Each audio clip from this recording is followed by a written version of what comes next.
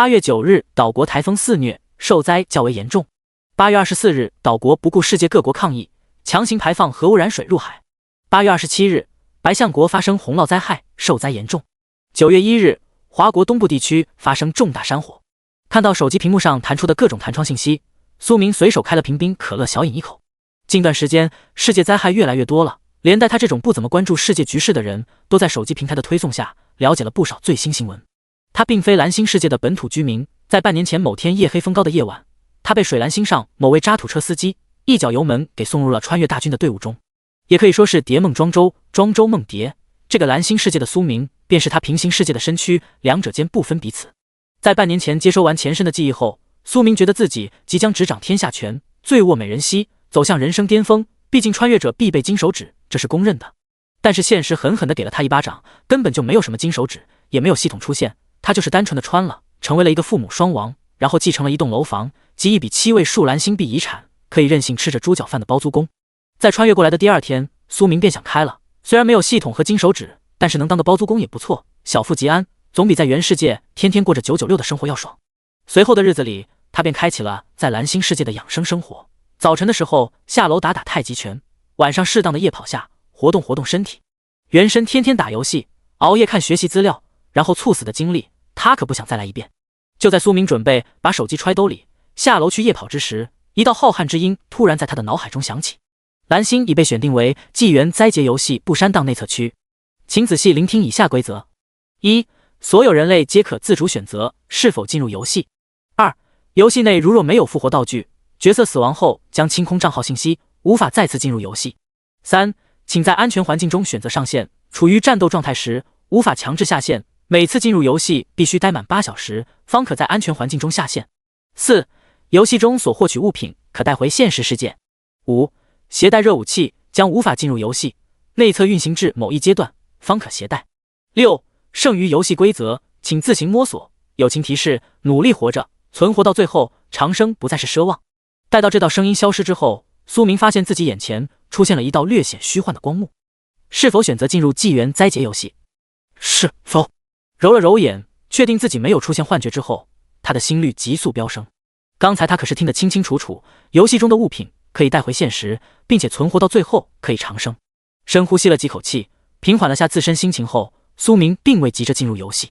他快速在厨房内找出一把菜刀以及一个平底锅，然后将屋内的摩托帽给戴在了头上，顺带揣了些小零食放入口袋。规则说了不允许带热武器，并未说不能带冷兵器，眼下没有更好选择的情况下，他只能退而求其次，从现有的条件中拿上对自己最有利的物品。至于花费时间再去外面买，这点并不在苏明的考虑范围内，如果时间充沛的话，他自然想慢慢筹备。但是玩过游戏的都知道，开心区必须早点进去，晚了的话汤都没得喝。他都不用想，今晚之后世界的格局将会发生悄无声息的改变，想过安稳日子的话，游戏必须进。伴随着一道白光闪过，苏明的身影便随之消失在了屋内。与此同时，世界各国中同样有不少人化作一道白光进入了游戏世界。聪明人很多，懂得抓住机遇的不少，所以在反应过来后，不少人立马选择了进入纪元灾劫游戏世界。而各国政府也在第一时间做出了相对应的部署，政客的嗅觉往往比普通人更为灵敏。不过他们之中绝大多数并未选择贸然进入游戏，而是在等第一手资料。当意识逐渐清醒时，苏明快速扫视了一圈自身所处的环境，还好比较安全，是一处布满灰尘的小单间，看样子应该是单身公寓的布局。透过窗帘处照射进来略显昏暗的光亮，此时外界应该是阴天。捏了捏手臂，发现自己应该是真身进入游戏世界的苏明，刚准备起身走至窗户旁观察下外面的世界，便听到一道清脆的提示音缓缓自他耳旁响起：叮，你已进入纪元灾劫游戏，个人数据面板正在生成。吱吱吱，数据异常，面板生成成功。游戏面板，姓名苏明，等级1级020，生命值100%，当生命值归0时，肉体死亡。气血值8%，气血值过低将产生身体乏力、四肢无力等诸多症状。精神值13%，精神值过低将产生萎靡不振、头疼等诸多症状。技能5，综合战力10，装备栏可展开。插件无限熔炉。功能1，无限空间，可自动拾取击杀怪物躯体及掉落物品，包括但不限于。功能2，可熔炼各类生物躯体，包括但不限于。功能3，未解封，是拥有者实力提升而解封。看着面前悬浮的虚幻面板，苏明脸上满是怪异之色。要是他们看错的话，面板上炉子的模样，好像是他穿越之前戴在脖子上的传家宝，一个大拇指般大小的青铜炉。当初没钱用的时候，他还把炉子拿去过典当行，结果对方说是现代工艺品不值钱。谁曾想到，老爷子临死的时候说的是真的，这青铜炉真是个宝贝，只不过在原世界宝物蒙尘，到了异世界才被激活，成了他在游戏世界的金手指。简单了解了下无限熔炉的功效后，苏明心念微动，点开了装备栏。人物装备：武器，左手平底锅，右手菜刀；头盔摩托帽；护甲普通休闲服；护手无；护腿无；鞋子普通休闲鞋；辅助装备戒指、项链、腰带暂未开启；平底锅穿戴等级1级；品阶凡；品质普通。装备评语：普普通通的锅子朝着低级生物头部挥舞，具有较大杀伤力，无附加属性。菜刀穿戴等级1级；品阶凡；品质普通。装备评语：普通钢材锻制而成，锋利程度一般，可劈开低级生物皮肤肌肉组织，无附加属性。第二章魔化老鼠小哥布林。快速浏览了一遍自身携带的装备信息后，苏明心念微动，直接将关闭了数据面板。没啥好看的，菜刀和平底锅这些并未因为他进入游戏世界而变得有些不一样，依旧是那般普通。手握菜刀，快步走至窗户旁后，苏明透过未曾拉拢的窗帘缝隙往外看去。这一眼扫去，他瞳孔不由得紧缩了下，显然是看见了一些较为震撼的画面。只见残垣断壁、满目疮痍的街道上，凭空出现了一些怪物的身影。小哥布林，等级1级，评语：贪婪、胆小且卑贱至极的生物。魔化老鼠，等级1级，评语：被魔化的小老鼠，夜晚将是他们的天堂，攻击性较强。目光扫过那些凭空出现的怪物，苏明眼前随之浮现出了与之相关的信息。虽然不够详细，仅仅只有怪物名称及等级和评语，但是对他来讲已经够了，至少有了个片面的了解。这并不是无限熔炉自带的能力，而是游戏赋予每位玩家的基础能力，可以看到不超过自身5级生物的基本资料，至于更详细的，可能需要探查术之类的技能。看着窗外怪物遍地的街道，苏明小心地往后退去，避免被外头四散开来的怪物注意到他。虽说这个可能性比较小，但是不怕一万就怕万一，要是有哪头怪物有强烈的第六感，能够察觉到目光的窥视，岂不是操蛋？离开窗户后，苏明开始试验无限熔炉的第一个能力。这项能力除了击杀怪物可自动拾取怪物掉落和其躯体以外，还支持苏明主动收取其余物品。快步走出布满灰尘的小茶几处后，他随手搭在了上面，然后心中默念了声收取。下一秒便见到1米长的玻璃小茶几凭空消失在了原地。与此同时，苏明的面前出现了一排格子，其中第一格中所存放的物品正是玻璃小茶几，而在格子最下方则是一列数据：1无限。前面代表物品所占据的格子，后面代表容量。念动间将物品格子关闭后，苏明开启了搜刮模式。在收取第一件物品的时候，他冥冥中获取到了一条信息，那便是他只能收取他自身可以抱得动的物品，无法收取超出他能力范围之外的物品。这一点在他看来倒也正常，如果真要是没有任何限制的话，岂不是他手摸什么便能强行收取什么？以极快的速度将屋内杂物一扫而空后，苏明这才缓步朝防盗门靠了过去。就在这时，那道略显机械般的声音突然在他耳旁响起：叮，新区首次开服，现开启4小时双倍经验福利，在此期间怪物爆率大幅度提升，请把握先机。听到爆率提升和双倍经验，苏明目光微闪，第一批进来果然有福利。虽然看起来这福利不咋地，可是不要忘记了，这个游戏并非虚假，而是真人版游戏，任何一点小领先可能都会让一个普通人从原世界的底层人士摇身一变成为人上人。当然了，能否把握住这种机会得看命。压下心中的诸多念头后，他悄无声息地凑到了防盗门前，顺着猫眼往外看去。一眼望去，苏明只能看到对面的防盗门和一点点的走廊。这是猫眼的局限性，可观测范围太小。他在门上侧耳聆听了下外面的动静后，他这才小心翼翼地转动了下门把手。随着细微的咔嚓一声响，防盗门缓缓被他拉开了一丝缝隙。这回苏明心率飙升，精神极度集中，好不容易开启了祖传宝物的作用，他可不想死在怪物手上，然后被清空账号，无法再登录这个神秘莫测的游戏。待到他将防盗门拉开大约15度角的时候，他用眼角余光扫了眼斜对面的方向，只见一只大黑耗子正在距离他7、8米的位置吭哧吭哧地吃着什么东西。这玩意不是别的，正是魔化老鼠，体型堪比一般的中型犬。见魔化老鼠还未注意到自己这边，苏明随手掏出手机调成摄像模式，然后从门缝中伸出，快速拍摄了双边走廊的情况。他出现的房间属于那种单身公寓类型，和大学宿舍极其相似，所以他得先确定自己是在中间位置还是靠角落的位置。将手机拿回来，静音浏览了下视频后，苏明稍稍松了口气，还好不是地狱开局。目前来看，只有一只魔化老鼠在他所在的楼层。他不知道这是运气好，还是游戏对新人玩家的简单考验。总之，他得抓紧时间弄死外面那只大老鼠。当听到街道外传来嘈杂的声响后，苏明知道机会来了。从物品栏中取出一张刚收取的被罩，将其一头挂在门把手上，另一头兜住房门一角，形成一个较为简单的陷阱后，苏明轻敲了几下防盗门，连响几下的清脆声瞬间引起了魔化老鼠的注意。一转头，他那双小眼睛便盯上了苏明。说时迟，那时快，随即只见到魔化老鼠直接迈动小短腿，化作一道黑色闪电，挤在了防盗门门缝中。在苏明稍微放水的情况下，魔化老鼠直接顺着被罩的口子钻了进去。见猎物进陷阱后，苏明以极快的速度关上了房门，然后一手扯着被罩，并从物品栏中取出一床被子盖在了被罩之上。不等魔化老鼠找机会钻出来，他直接一个虎扑压在了被子之上，然后取出平底锅，双手紧握，开始大力捶打。这种情况下，显然平底锅的杀伤力比之菜刀要大得多。要知道这口锅当初苏明可是挑的质量好的买，嘎嘎耐造。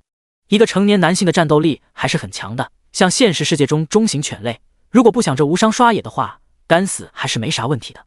而现在堪比中型犬的魔化老鼠，爪牙攻击全都被被子挡了下来，然后还被苏明压在身下，只能被动挨锤，死亡只是时间早晚的问题罢了。大约1分钟后，被困在被子之中的魔化老鼠彻底失去了挣扎的迹象。对此，苏明并未停手，因为他还没听到击杀提示音。此外，大老鼠也并未被无限熔炉收取。待到其继续重击了半分钟左右，他突然感觉到身下猛地一空，同时2道略显机械的提示音随之响起。叮，你已击杀1级魔化老鼠，获得2点经验值，怪物掉落普通技能书重击1本，普通货币10枚，1级斩马刀1柄，已自动拾取。是否熔炼魔化老鼠躯体？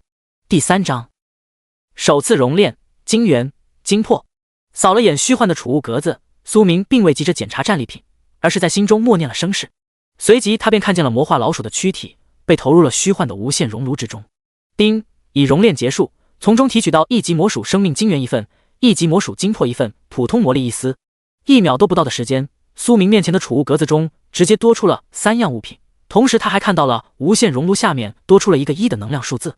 将念头移动到该数字上时，他获取到了一丝信息，这个能量乃是熔炼魔化老鼠后获取到的，与无限熔炉暂未开启的能力有所关联。念动间将熔炉关闭后，苏明这才开始查看战利品。首先是熔炼魔化老鼠获得的产物，1级魔属生命晶元。物品介绍：可提升气血未超过15点生命体1点气血上限。注：亦可用于气血回复，可顺回5点气血。1级魔属精魄。物品介绍：可提升精神未超过10点生命体1点精神上限。注：亦可用于精神回复，可顺回3点精神。普通魔力。物品介绍：魔界最为普通的能量，可致使普通生物进入魔化。注：此物尚有更多用途，请自行探索。快速看了眼魔化老鼠躯体贡献的3件物品信息后，苏明眼神越来越亮。无限熔炉果然不是盖的，一只最普通的魔化老鼠都能提供这么大的收益，他后面要是将更多的怪物躯体丢进去，岂不是要原地起飞？压下心中略显兴奋的心情后，他目光微微倾斜，看向了掉落的几件物品。普通技能书重击。物品介绍：使用该技能书可学会重击技能，无学习要求。普通货币。物品介绍：用于交易的游戏货币。斩马刀。穿戴等级1级。品阶凡。品质精良。属性锋利+1。装备评语：特殊钢材锻制而成，较为锋利，可轻易劈开低级生物皮肤肌肉组织，新手利器。一本技能书，一件精良品质的新手武器，对苏明来讲可以说得上是及时雨。他觉得其中可能还有手杀爆率加成的原因在其中，至于到底是不是，等他后面斩杀第2个怪物的时候便能搞清楚。看着储物空间中占据1格位置的重击技能书，他毫不犹豫地选择了学习。下一秒便见到一道白光没入他的脑中，一时间苏明只感觉自己对于重击这个技能好似已经练习了千百遍一样。重击技能介绍：消耗1点气血，爆发出潜力一击，无具体使用要求，拳脚兵器皆可。注：具体可造成伤害，视使用者而定。有关重击的使用也极为简单，类似于那种小说中临时性爆发强力战力的手段，损耗自身气血打出强力攻击。没有固定的伤害数值，能让重击产生多大的伤害，看使用者自身的发挥。这点在苏明看来极其正常，他现在玩的可不是虚拟网游，你砍我一刀，我砍你一刀的那种。真实对战本就应该如此。学会技能使用后，苏明念动间使用了存储在储物空间内的生命晶元，一时间他感觉身躯之中涌现出一股惊人的热量，开始冲刷他的全身。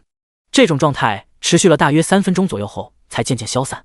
不用看面板数据，苏明都能够感受到自身身体素质得到了一定的增强。据他的推算，经常健身锻炼的成年男性气血值应该在10点范围。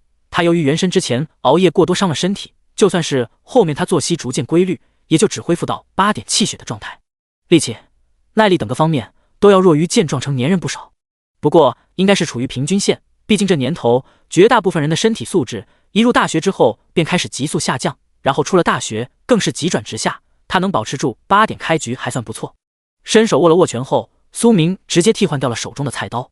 随着寒芒闪过，一柄全长大约110厘米、柄长40厘米、刃长70厘米的斩马刀出现在他的右手之中。双手持刀挥砍了下后，苏明感觉刀很帅。不过这玩意单手不好使，因为不算轻，他无法评估具体的重量，但是4、5斤他感觉应该有。听起来可能是没多重，但是真拿在手里挥砍，就知道不是那么容易用的。将斩马刀重新收入储物空间后，苏明这才快步走至窗户旁，观测外面街道的动静。刚才提升气血时，他听见了不少人凄惨的喊叫声，想必是人被怪物发现了。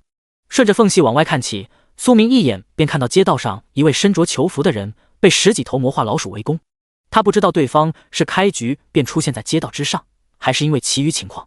眼下他只知道对方距离绝色清空已然不远。一只魔化老鼠不可怕，可怕的是这玩意成群结队，一旦被老鼠在咽喉、会阴等要害部位咬上一口，不说当场毙命，也差不到什么地方去。在苏明注视的目光中，身着囚服的中年男人在奋力甩开几只挂到身上的魔化老鼠后，最终还是被一只背后偷袭的大老鼠给咬到了脖子。到这个时候，肾上腺素飙升都无解。坚持了10来秒后，中年男人便被10几只魔化老鼠扑击在地，然后化作星星点点的光芒消失在了原地。见此，苏明感觉这游戏真的很难玩，他要不是有个挂一样的无限熔炉，估计也玩不了多久便会被清空账号。眼见那些魔化老鼠沿着街道离去，并未往他所在的楼方向奔来时，他心中稍稍松了口气。说实话，苏明情愿面对10几头小哥布林，都不愿意面对10几只魔化老鼠。前者他感觉自己手持斩马刀，加上重击技能，爆发之下说不定还能杀出一条血路，而后者不用想，必死无疑。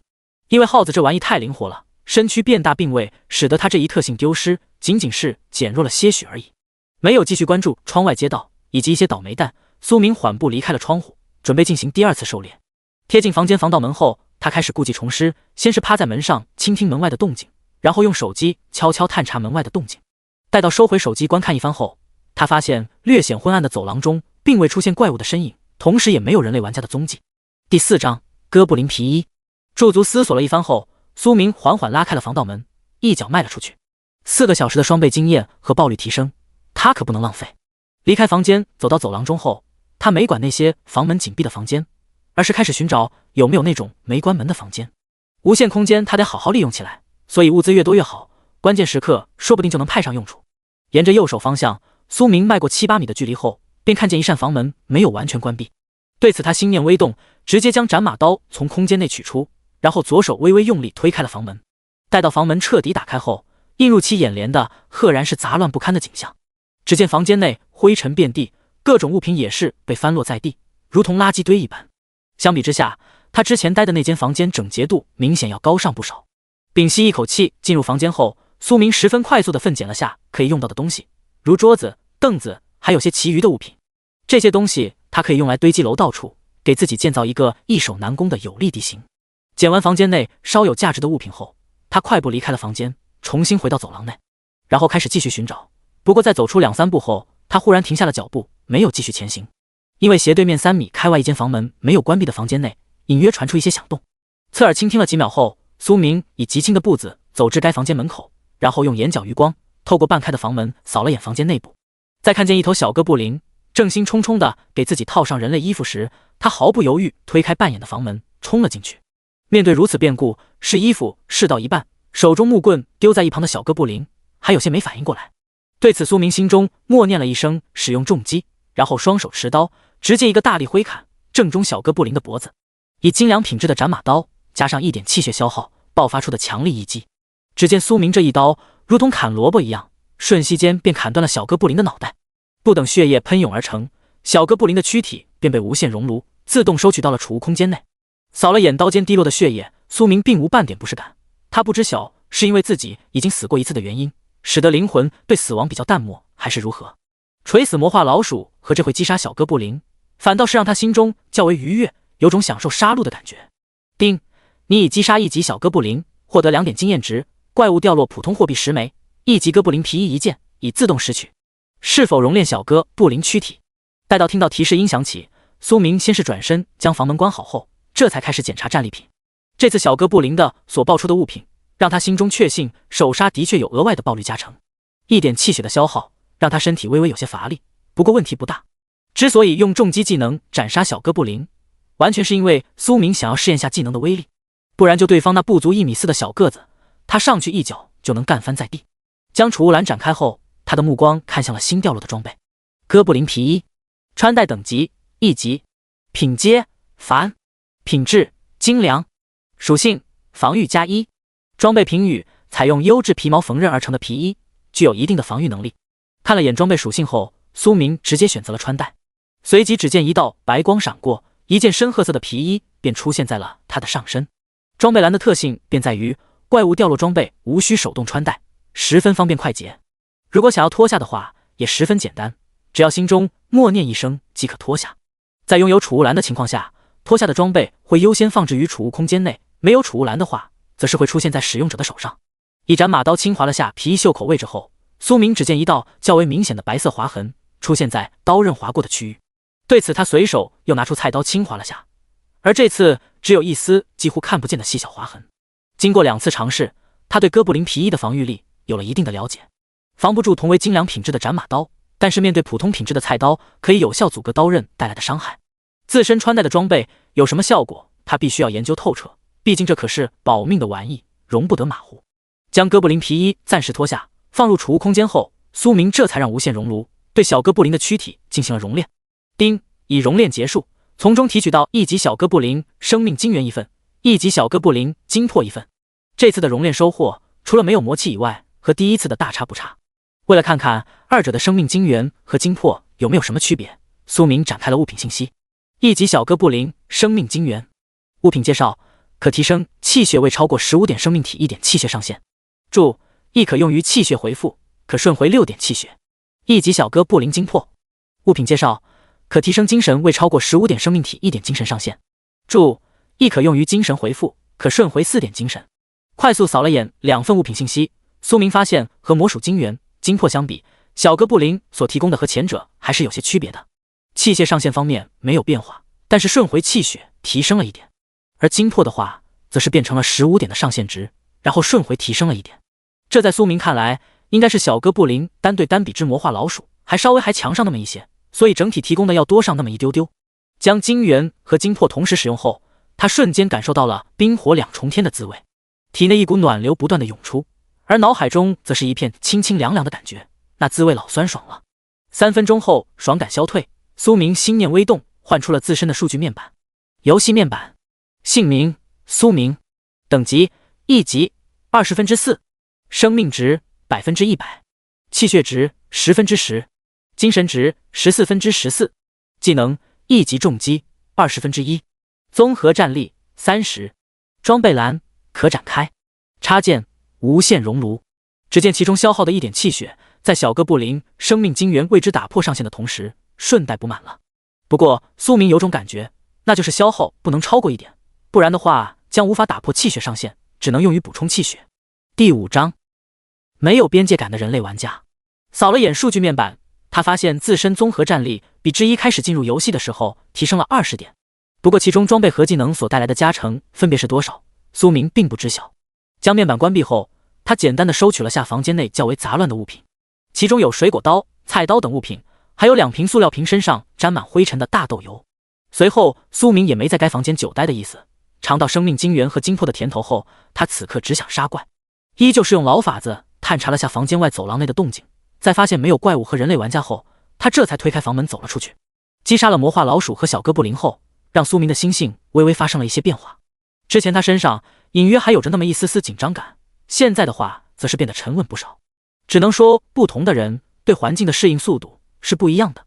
此刻右手拎着斩马刀，身上穿着哥布林皮甲的苏明正迈动着步伐，开始继续探索他所在的楼层。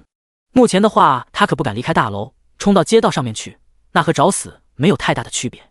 外面可不止小哥布林和魔化老鼠两种低级怪物。之前隔着窗户惊鸿一瞥之下，苏明隐约看到了对面某个角落方位闪过一个较大的黑影。不过由于隔得较远，没有窥见全貌，所以那个怪物到底是什么，他并不知晓。当他迈步走过一开始降临时所在的房间门时，只听见一道房门打开的声音自一旁响起。冷不丁的听到这道声音，苏明握着斩马刀的右手不由得紧了紧。大哥，别紧张，我是人，不是怪物。当防盗门被拉至半开的时候，一个顶着鸡窝头戴着个黑框眼镜的肥宅身影急忙出声喊道。见不是怪物，苏明眼神之中失望之色一闪即逝。好在遇到人类玩家，处于他的预料之中，所以他也没出现什么惊讶的表情。大哥，你手上这刀是不是杀怪物爆的啊？真他娘的帅，能给我上手看看吗？此时肥宅青年望着苏明手中的斩马刀，眼神有些微微发亮。闻言，苏明眉头微皱，他最讨厌没有任何边界感的人。是怪物身上爆的，想要上手看自己去杀怪。脚步微微后移，保持住一个随时可以挥刀的距离后，苏明沉声回了对方一句：防人之心不可无。这种游戏前期时候，一把锋利的冷兵器可是会让很多人眼馋的。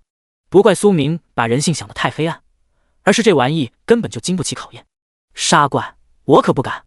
听到要自己去杀怪，肥宅青年立马怂了。要知道他在现实世界可是连条鱼都没杀过，现在让他去杀那些魔化老鼠和小哥布林，这和杀了他有什么区别？那就老老实实在房间里待着。出言告诫了一番后，苏明并未多说什么，直接拎着斩马刀侧身往前走去。要不是怕这货等会大喊大叫，引来了街道之上的怪物，苏明都懒得搭理对方。这时只露出一个头，身体全部藏在防盗门后面的肥宅青年脸上悻悻之色闪过。他本来是想多问一句能不能带他组队，不过看对方不好打交道的样子，其心中直接绝了这个念头。轻声将防盗门关上后，肥宅青年直接回到房间内的小沙发上窝了起来。出去杀怪他心中有这个想法，但是又无法克制心中对怪物的恐惧，所以只能先苟着。一直侧身用眼角余光观察的苏明，在听到房门关闭的声音后，心中微微松了口气。相比于人类玩家，他还是更喜欢和怪物打交道，因为怪物只会对他掏心掏肺，没那么多花花肠子。一连跨过十几间紧闭的房门后，苏明来到了楼梯口的位置，驻足原地思索了片刻后，他直接迈开步子，顺着楼梯往更高的楼层走去。在看到手机拍摄的走廊视频上出现两只魔化老鼠的身影后，他的嘴角不由得掠起了一丝变态的笑容。随手拉开楼梯间的门，苏明直接用斩马刀轻敲了下门把手。刹那间，清脆的声音瞬间引起了正缠绵在一起的两只魔化老鼠注意。发现两脚兽的身影后，魔化老鼠血红色的双眼中立马升起了极强的攻击欲望，并付出了行动。对于朝自己冲击过来的魔化老鼠，苏明并未退却。在两只大黑耗子逼近到身前时，他直接就是一脚踢出，然后右手猛地拎刀挥砍。正所谓杀鸡也得尽全力，这一脚一刀他都使用了重击技能。这个技能没有所谓的冷却时间，只要气血够可以一直放，对苏明而言算得上前期的小极品技能。毕竟他拥有得天独厚的先天条件，可以熔炼怪物躯体，获得生命精元。要是没这玩意支撑，他也只能把重击当作保命技能用，而不是常规技能。此时遭受苏明是大力沉一脚的魔化老鼠直接倒飞出去，落在了地面之上，发出砰的一声响，然后便当场咽了气。至于被斩马刀斩中的另一只就更不用提了，死状更加凄惨。随着两只魔化老鼠躯体的消失，美妙的提示音也随之在其耳旁响起。叮，你已击杀一级魔化老鼠 X2， 获得4点经验值，怪物掉落普通货币20枚，一级头盔1件，一级战靴1件，已自动拾取。是否熔炼魔化老鼠 X2 躯体？没有丝毫犹豫，苏明直接选择了先熔炼。连续施展2次重击，让他的身体很疲惫，虽然没有一下子被抽空那种感觉，却也十分难受。在获得2份魔属生命精元后，他立马把2份一同用在了自己身上。损耗1点气血的话，1份魔属精元是能够帮他提升气血上限的时候顺带补血。眼下苏明刚好消耗了2点气血，那么同时使用2份魔属晶元，刚好能卡个阈值，不至于造成浪费。随着酥酥麻麻的感觉在体内沸腾，加倍的爽感差点没让他喊出声来。待到几分钟后，这种感觉消散，苏明才逐渐放松了下来。连破2点气血上限，让他目前的气血总值达到了12点，不说能够比肩现实世界之中那些部队里面万里挑一的精英兵王，却已经远超人均数值。第6章魔化赤蛇。单手挥砍了下斩马刀，发现更为轻松后，苏明这才开始查看魔化老鼠的掉落。战靴，穿戴等级1级，品阶凡，品质精良，属性韧性+1，装备评语采用较为坚韧皮料打造而成的靴子，具有一定的足部防御力。头盔，穿戴等级1级，品阶凡，品质精良，属性防御+1，装备评语采用特殊材质打造而成，具有一定的头部防御力。快速扫了眼2件装备的介绍信息，苏明直接脱掉鞋子和戴在头上的摩托帽，并换上了新装备。至此，他已经凑齐了4件1级精良装备。而这个时候，苏明也大致确定了1级怪物的掉落规律，那就是保底会出10枚普通货币，然后1件随机1级精良装备，想要爆出其余物品全凭人品。一想到这还是有着开服4小时的爆率加成在里头，他瞬间感觉等这4个小时一过，怪物爆率可能会低到狗看了都摇头的地步。甩开脑海中较为杂乱的想法后，苏明开始继续探索这一层区域。距离他降临到游戏世界到现在，时间已经过去了将近20分钟，数据面板上还剩3点41分26秒的福利时间，必须得抓点紧。与此同时，现实世界则是已经闹翻了天。在短短20分钟的时间里，已经有不少倒霉蛋被游戏世界怪物击杀，从而丧失了游戏资格。这不，许多人正在各大社交平台大吐苦水。我要疯了，我就不该第一批传送过去。草，落地成盒谁能懂？游戏世界内降临地点直接落在了哥布林部落里头，这不玩老子吗？我刚好降临在一家金店里头，结果因为笑得太大声，然后引来了街道上一头和老虎一样大的大黑猫，家人们谁懂啊？完了，实现阶层跨越的机会就被我这么葬送了，都别拦着我，我想去天台静静。在许多人类玩家与网络上疯狂吐槽之际，各国则是借此收集到了不少的游戏世界信息。如游戏世界内的环境多种多样，有的玩家降临在废弃都市，惨一点的则是降临在了荒野之中。此外，该世界有大量怪物，其中最为普遍的便是1级魔化老鼠和1级小哥布林，像更为强大的魔化猫以及魔化犬等怪物，暂时来看还比较少。对此，各国高层心中稍稍松了口气。说实话，他们真怕游戏世界里头有丧尸这种生物，因为真要是有那种玩意的话，现实世界估计立马便会陷入恐慌状态。毕竟那条神秘之音说得十分清楚，游戏内的物品可以带到现实世界，如果有丧尸的话，不用想，绝对会有人想方设法携带丧尸病毒回来。好在目前并未有玩家发现游戏世界内有丧尸这种生物，不管后面会不会出现，最起码前期他们还有时间去布置。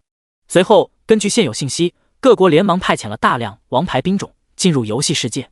无法使用热武器，却没说不能用毒和麻醉药，以及一些特殊的物品。相比于普通人在现实世界能够获取到的物品，国家机器运转起来所能够提供的东西简直不要太多。当各国针对游戏世界展开深入探索之际，身处公寓楼走廊内的苏明已经排查到了走廊尽头。在听到尽头处房间内窸窸窣窣的声音时，他目光微闪，听动静很像魔化老鼠发出来的响动，不过在没有看到怪物之前，他也不敢100%确认。当他侧身透过半开的房门看清房间里头是什么怪物的时候，其瞳孔不由得紧缩了下，因为房间里面所盘踞的怪物并不是他所猜测的魔化老鼠，而是一条体型极大的蛇。魔化赤蛇，等级2级，评语：被魔化的宠物蛇，微弱毒性得到增强，攻击性较强。眼前闪过该蛇的信息后，苏明心率不由得加快了不少。绝大部分人对蛇这种生物都有种莫名的恐惧感，不管有毒没毒都是如此，更别说他这回看到的魔化赤蛇，体型更是堪比一些小一点的蟒蛇。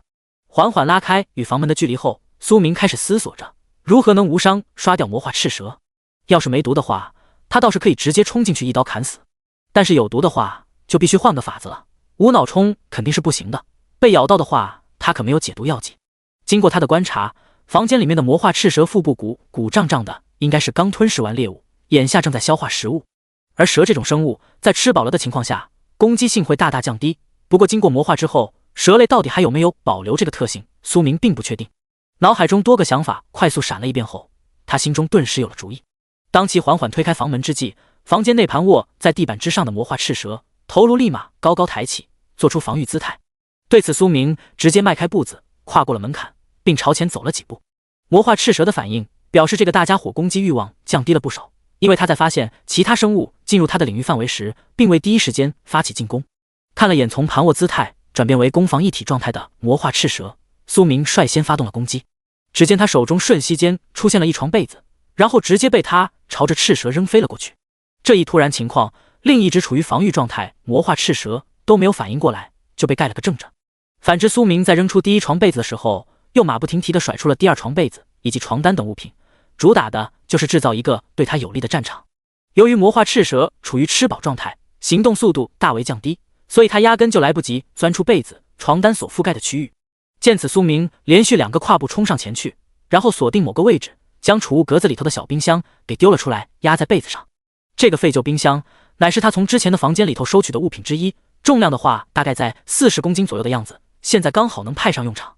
此刻被子压在下面的魔化赤蛇突然感觉到头部被重物挤压住了，强烈的疼痛感使得他开始剧烈的挣扎，想要挣脱那种束缚感。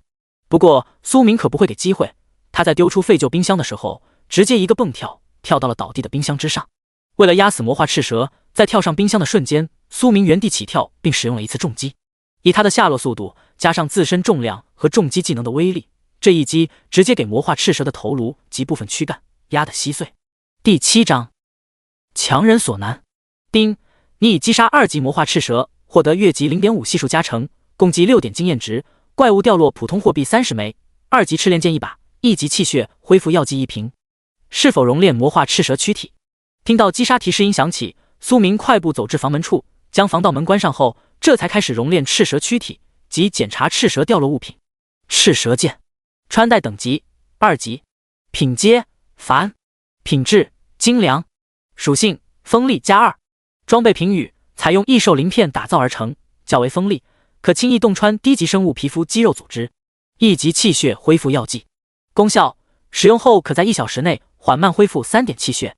扫了眼2件物品的介绍后，苏明微微摇了摇头，对他用处不大。赤蛇剑虽然锋利程度比之斩马刀更胜一筹，但是见这玩意他用不来，突刺的话需要一定的技巧，而直接平砍的话还没刀顺手。并且纪元灾劫游戏内怪物掉落的装备必须要符合对应等级才能够发挥出装备特性，也就是说苏明1级的时候手持2级赤蛇剑，锋利属性将不会产生效果，拿手里头和烧火棍没啥子太大区别，等同于有把装备锁。并未在赤蛇剑上过多关注的苏明，心念微动，自储物格子内取出了一小瓶血红色的药剂。这瓶气血恢复药剂，如果它没有生命晶元化，倒是能算得上是个不错的物品，最少可以保证3次重击技能的释放。虽说恢复时间有些长，却也比没有来得好。气血之力仅凭休息的话是很难得到恢复的，像其余人类玩家在损耗气血之后，如果没有药剂，就只能等到回到现实世界后，通过进食大量补充气血的食物来填补气血消耗。轻轻摇晃了几下玻璃瓶身后，苏明念动间将气血恢复药剂收回了储物格子里面，转而看向了另一条信息提示。丁，已熔炼结束，从中提取到2级赤蛇生命精元1份，2级赤蛇精魄1份，普通魔力2丝，普通技能书死亡缠绕。在看清赤蛇躯体熔炼出的物品后，苏明双眼差点没冒光，竟然还能从怪物躯体中熔炼出技能书。一时间他心中想到了某种可能性，那就是他斩杀的魔化赤蛇拥有这个技能，而之前的魔化老鼠和小哥布林都过于普通，所以除了精元和精魄魔力之外，不会有其余收益。深吸一口气，平复了下激荡的心情后，苏明连忙点开了几件物品的相关信息。普通技能书死亡缠绕，物品介绍，使用该技能书可学会死亡缠绕技能，学习要求身躯柔韧度较高。2级赤蛇生命精元，物品介绍，可提升气血未超过15点生命体2点气血上限，亦或者16至21点气血上限。注：亦可用于气血回复，可顺回10点气血。2级赤蛇精魄，物品介绍，可提升精神未超过15点生命体1点精神上限。注：亦可用于精神回复，可顺回5点精神。与1级的魔化老鼠相比，2级魔化赤蛇身躯熔炼之后的生命精元可以打破15点气血上限值，并且用于顺回气血的话，能秒回10点。此外，2级赤蛇精魄的话，倒是与1级小哥布林精魄相差不大，也就顺回方面多了2点精神，同样无法打破15点界限。针对这点，苏明倒是没觉得意外，精神属性在他看来，前期的确是要比之气血难提升不少。要知道，他身为穿越者，经过记忆融合，初始开局也就只有13点精神，可想而知，绝大部分人类玩家说不定精神初始属性还没到10点。没有过多思考，在看完物品信息后，苏明立马把赤蛇精元和精魄用在了自己身上。而这一次，他体内所爆发的暖流和脑海中的清凉感，所持续的时间比之前面都要长久些，足足5-6分钟后才停歇下来。能明显感觉到身体素质提升的苏明，脸上不由得露出了一丝喜色，这种变强的感觉实在是太爽了。随即他将储物栏中的死亡缠绕技能书也一并选择了学习。死亡缠绕技能介绍：近身搏斗时，可用4肢锁住敌对方身躯，并消耗1点气血，爆发出强大的绞杀力量。注：具体可造成伤害视使用者而定。当学习完死亡缠绕的技能，获取到技能详细信息后，说实话，苏明略微有些牙疼。这玩意就是现实版强人所难啊！不到万不得已的情况下，打死他都不想用这个技能。脑海中闪过某些古怪的念头后，他心念微动，调出了个人信息。游戏面板：姓名苏明，等级1级20%14，生命值100%，气血值14%14，精神值15%15，技能1级重击20%4， 1级死亡缠绕0-20，综合战力50，装备栏1级斩马刀，1级哥布林皮甲，1级战靴，1级头盔已穿戴，插件无限熔炉。看了眼个人等级经验栏，苏明目光微闪，只差6点经验值，他便能将自身等级提升到2级。对此，他心中有些期待，升级会有什么奖励？将数据面板关闭后，看了眼房间地面上的被单和废旧冰箱，他随手将这些东西重新收进了储物格子。实践证明，合理的运用无限空间能让他刷怪更为轻松。3两步走至窗户旁边，通过窗帘缝隙，苏明开始扫视下方的街道及距离他较近的建筑物。气血提升到14点之后，连带他的眼睛都得到了恢复，能够看得比之前更远。快速扫视了眼后，苏明眉头微皱，此刻他所能够观测到的地方，竟然一头怪物的踪影都没见着。这表明那些突然降临的怪物，这会有可能已经钻进了各种建筑物之中，亦或者沿着街道去往了其他地方。仔细观察了一番后，突然苏明呼吸微微一沉，他看到了一头大家伙正躲在某个偏僻的角落，要不是他眼尖，说不定都发现不了。魔化巨猫，等级5级，评语：被魔化的宠物猫产生细微变异，普通新人玩家请不要作死。目测了下大家伙的体型后，苏明瞬间打消了狩猎对方的想法。有成年华南虎那么大的巨猫，他上去就是送，除非他将气血提升到一个极高的地步，反应快过魔化巨猫，不然的话近身搏斗想都不用想。第8章灵肉合一的感觉。驻足继续观望了一会后，苏明这才缓缓收回了目光。魔化巨猫出现，让他心头敲响了一道警钟。思索了片刻后，苏明决定在搜索完自身所在的建筑物后，就找个房间待着，静等强制游戏时间结束，然后返回现实世界。楼下有那头魔化巨猫守着，他肯定是不能出去的。那么在无法获取收益的时候，找个安全的地方苟着最为合适。除非发生某种变故，让那头大家伙离开了这片区域，不然的话，他是不打算冒巨大的风险的。心中想了几个方案之后，苏明缓步走至防盗门前，按照老办法探查了下走廊动静。原本他就算得上是极为小心谨慎，现在在发现魔化巨猫后，其心中的警惕性那是更上一个台阶。发现走廊处于安全状态后，苏明这才轻轻地拉开房门，迈步走了出去。他目前所在的楼层乃是5层，继续往上的话，根据窗外对立面建筑情况来看，应该还有4层，相当于现实世界中一些老旧房改造而来的公寓。在苏明朝着上一层进发之时，他所在区域的另一栋建筑物中，一位身着高级作战防护服，头戴最新科技头盔，手持远射型复合弓，身上还背着一个豪华作战背包的青年，正死死地盯着下方偏僻角落方位的魔化巨猫。李轩华国现役军人，服役于王牌特种部队，单兵作战经验丰富。10分钟前接到上级指令，进入游戏世界探索。降临过来的第一时间，他便凭借着手中的匕首，轻松解决了一只魔化老鼠，并获取了一本重击技能。学习完技能后，李轩并未贸然展开探索。他进入游戏前，手上可是有着国家下发的最新资料的，里头重点强调了游戏世界极其危险。所以在灭杀掉第一只怪物后，他便开始观察地形。在扫视到建筑物下方魔化巨猫的身影时，李轩身躯不由得紧绷了起来。这是一种下意识的反应，表明他所看到的生物能给他带来致命的威胁。足足盯了魔化巨猫1分钟后，李轩这才缓缓收回了目光。下方的大家伙，他暂时还是不要招惹为妙。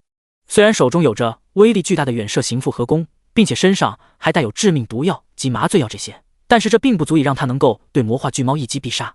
因为复合弓不是狙击枪，这东西他无法保证能100%射中。毕竟术业有专攻，王牌军也不是万能的。如果能带大口径狙击枪进来，那就没问题了。他有100%的把握，一颗子弹送魔化巨猫上西天。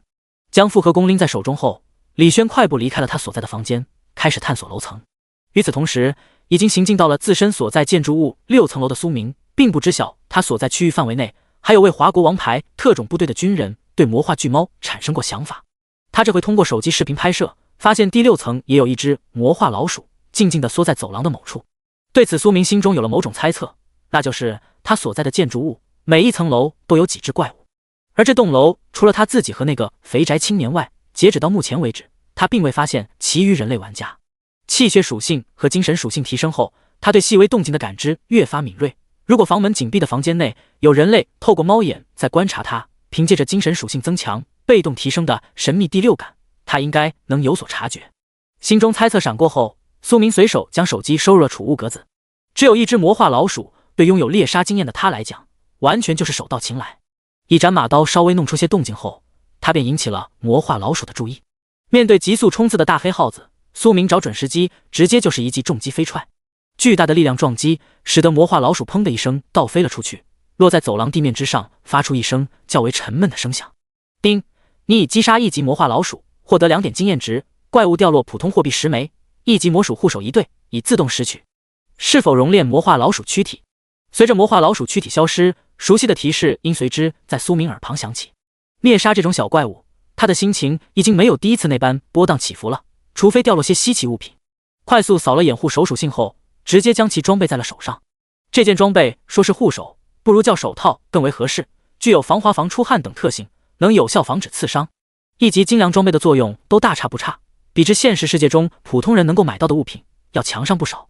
用通俗点的话来讲，就是前者是供应给普通大众的，后者则是军工产物，优先提供给部队精英层级军人的那种。念动间将魔化老鼠躯体熔炼后，苏明直接将生命精元用在了自己身上。3分钟舒适感一过，他的气血值上限达到了15点，也就是魔属生命精元所能够提升的最大值。再往后，这玩意只能沦为他的不屑物品。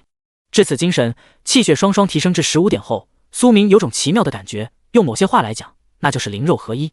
有关其中奥妙，只有他自己本人知道。用右手拎着斩马刀，快速挥砍了下后，一道沉闷的破空声随之在苏明耳旁响起。前面他还得双手持刀才能够挥砍比较自然，现在单手便能随意玩转。看了眼虚幻面板之上3点25分34秒的福利倒计时，苏明拎刀前行。就他目前的实力，只要不碰上魔化巨猫那种暂时惹不起的怪物，像落单的小哥布林、魔化老鼠亦或者赤蛇那种2级怪物，都可以碾压过去。以极快的速度从走廊这头跨越到另一头的苏明，在靠近尽头的房间内发现了另一头2级怪物。哥布林，等级2级，评语：贪婪、胆小且卑贱至极的生物。相比于小哥布林，他这次发现的家伙去掉了前面的小字，并且身高差不多有 1.6 米左右。此外，房间内的哥布林身上还穿着一件破破烂烂的皮甲，手中的武器也变成了带有铁钉的木棍。第9章，意外之喜，凡级天赋。在苏明看见哥布林的同时，房间内的哥布林也发现了他的身影。作为智商比小哥布林略胜一筹的哥布林，他在见到敌人的时候，第一时间便在心中评估了下敌我双方的实力。当发现来者比自身强壮时，被堵在房间内的哥布林瞬间变得有些慌乱，开始挥舞着手中带有铁钉的木质长棍，并用嘴巴发出咕噜咕噜的声音，试图下退敌敌人。见此情况，苏明手中猛地出现一把菜刀，被他朝正前方的方位甩飞了出去。这近距离的空中飞刀瞬息间便砍在了哥布林的胸膛之上。突如其来的剧烈疼痛使得做出恐吓动作的哥布林一时间没能抓住手中的铁钉木棍。正所谓趁他病要他命，已经成长为一个合格打野玩家的苏明自然不会放过这个好机会。抓住时机，他直接一个跨步，然后拎起手中斩马刀便劈砍了下去。面对这势大力沉的一击，此刻哥布林已经反应不过来了，他的脖子在斩马刀的锋利之下瞬间被斩断。15点的体质让苏明的力量比之古代的刽子手可是要强上不少，加上重击技能和斩马刀，一刀斩断2级哥布林的脖颈，问题不大。叮，你已击杀2级哥布林，获得越级 0.5 系数加成，共计6点经验值，怪物掉落普通货币30枚，2级哥布林护腿1对， 1级气血恢复药剂1瓶。是否熔炼哥布林躯体？丁，你的当前等级经验已满，个人等级提升为2级，你获得了3点自由属性点，无加点限制。在哥布林死亡之际，苏明身上一道看不见的金光一闪即逝，同一时间，他的耳旁也随之响起了升级提示音。升到2级的奖励只有3点自由属性，没有别的。看起来比较寒酸，但是要知道这3点属性，如果让一个普通人加在气血上，足以让他打破自身的身体极限。而用在苏明身上，那就更变态了。要知道，自由属性点可是没有上限限制的，等同于他可以卡属性数值，把升级奖励的点数先攒着，啥时候要用啥时候再加点。毕竟他除了升级能变强这个途径以外，还能够用生命晶元提升气血上限。按照每升1级能够提供3点自由属性来看，普通玩家在升到10级的时候，共计可以获得27点自由属性点。这些如果全堆气血上，普通玩家不说化身内裤外穿的超人，那也是有一个算一个，体质差不多能够比肩大型猛兽的角色。而以苏明的开挂的情况来看，他说不定能够在10级的时候，凭借自由属性点将自身气血打破100的界限。将属性点存着后，苏明开始期待哥布林熔炼后能不能给他带来些小惊喜。丁，已熔炼结束，从中提取到2级哥布林生命晶元1份，2级哥布林精魄1份。事实证明，不管是小哥布林还是哥布林都比较捞比，除了保底以外分逼不给。2级哥布林生命晶元。物品介绍：可提升气血未超过15点，生命体2点气血上限，亦或者16至21点气血上限。注：亦可用于气血回复，可顺回10点气血。2级哥布林精魄。物品介绍：可提升精神未超过15点，生命体2点精神上限，亦或者16至21点精神上限。注：亦可用于精神回复，可顺回10点精神。从物品信息上来看，哥布林精魄比之赤蛇精魄稍微给力一些，能够打破15点的上限值，所以算是给了苏明一个安慰奖。将精元、精魄一同使用后，他的气血、精神属性各自提升了1点。而这一次的提升给苏明的感觉比之前几次有些不一样，他能明显感觉到身体机能的提升。待到体内的灼热感和脑海中的清凉感消散之后，他感觉眼前的世界好似变得更加的清晰，就如同下雨之后，雨水洗刷掉了空气中的尘埃，使得世界更为明亮。快步走至窗户旁，扫了眼下方区域，发现魔化巨猫依旧趴在那处角落没动弹后，苏明直接离开了房间。第6层楼他已经探索完毕，还剩3层楼，想必还能够给他提供些低级怪物。虽然魔化老鼠的生命晶元对他来讲已经起不到提升气血上限的作用，但是却可以用来刷技能熟练度。像重击技能，每用气血使用1次都能获得1点熟练度，距离升到下一级也就只差10来点。怀揣着这个念头，苏明以极快的速度自6楼楼梯口小心地摸索上了7层。以每层楼都有怪物的保底规律来讲，不出意外，他再次于走廊之中遭遇了2个新的怪物。魔化壁虎，等级1级。评语：被魔化的小壁虎，新人福利，攻击性较弱。扫了眼不远处趴在走廊墙壁上2只大约70厘米长的魔化壁虎，苏明拎刀就是一个冲刺。怪物评语都说了是新人福利，这就表明魔化壁虎这种怪物基本上可以说是没有任何的威胁性，也就是样子稍微吓人些而已。面对突然袭击的两脚兽，趴在墙壁之上的2只魔化壁虎，在察觉到危机感的时候，立马扒拉着4肢想要逃跑。奈何魔化之后，体型变大，使得它们的灵敏性下降了不少，所以还没来得及爬到走廊天花板，便被苏明一刀斩掉了壁虎头，从墙壁上掉落了下来。不过魔化壁虎的生命力比之小哥布林要强上不少，在头和身体分离的情况下，硬是没死透。最终还是苏明补上2脚，这才死了2只魔化壁虎。丁，你已击杀1级魔化壁虎 X2， 获得4点经验值，怪物掉落普通货币20枚，1级消防斧1把，1级消防靴1双。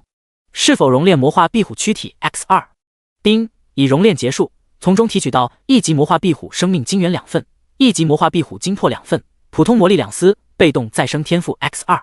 当看到魔化壁虎躯体熔炼出来的物品时，说实话苏明都有些不相信，这种人畜无害的小怪物竟然给他带来了一个大惊喜。随即他急忙点开了有关再生天赋的介绍。再生天赋，天赋品质凡，天赋说明4肢断裂可被动消耗气血进行躯体再生。注：气血消耗过多会降低气血上限，此外该天赋品质较低，肢体再生时间较长。看完天赋介绍后，苏明双眼微微发亮，好东西啊，对他来讲又是一个神级天赋。消耗气血对他来讲那都不是事，毕竟生命晶元可以随时提升他的气血上限。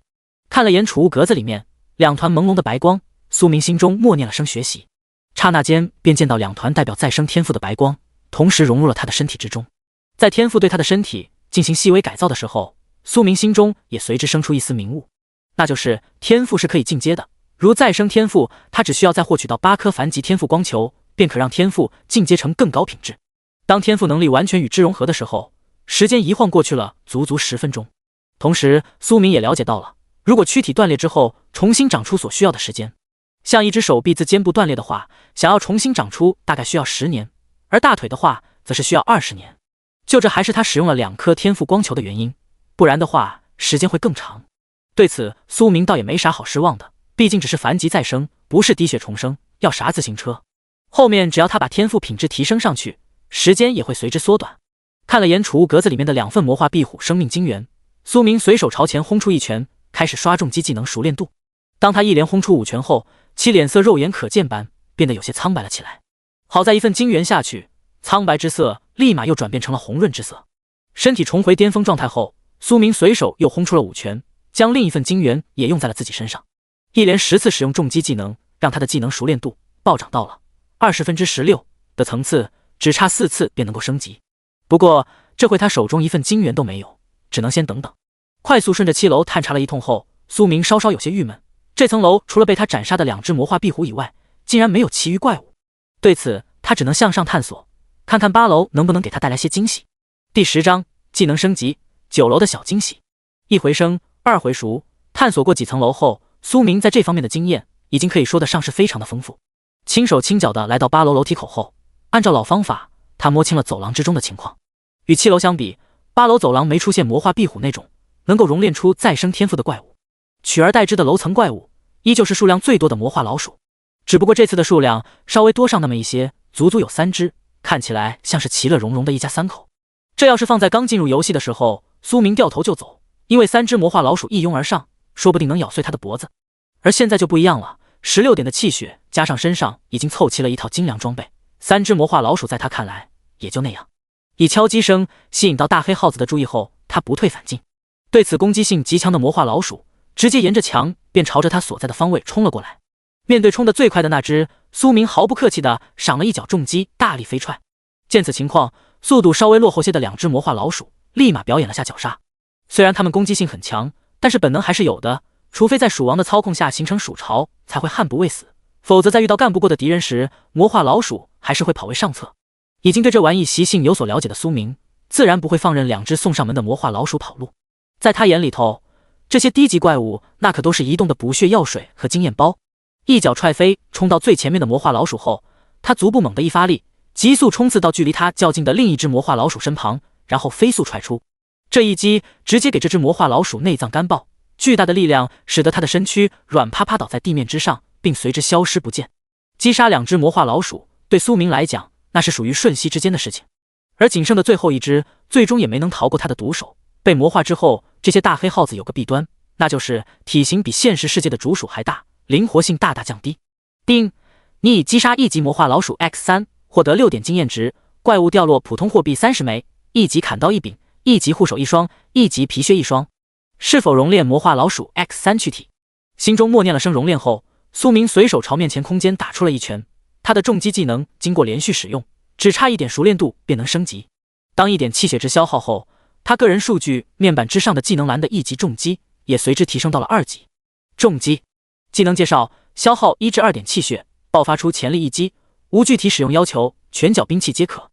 注：具体可造成伤害是使用者而定。提升到2级的重击技能所能够消耗的气血提升到了2点，这对苏明的实力算是一个不小的增强。毕竟1点气血爆发的威力比之2点气血，那肯定是相差不少的。不过就目前来讲，斩杀1、2级的低级怪物，他还用不着爆发2点气血。要不是为了刷技能熟练度，以他高达16点的气血和精神，杀魔化老鼠也无需使用重击技能。看了眼12/12的气血值，他默默打出了1击重击，然后使用了1份魔属精元。补充完气血消耗后，苏明又连续使用了10次消耗1点气血的重击，将储物空间内的另外2份生命精元也消耗一空。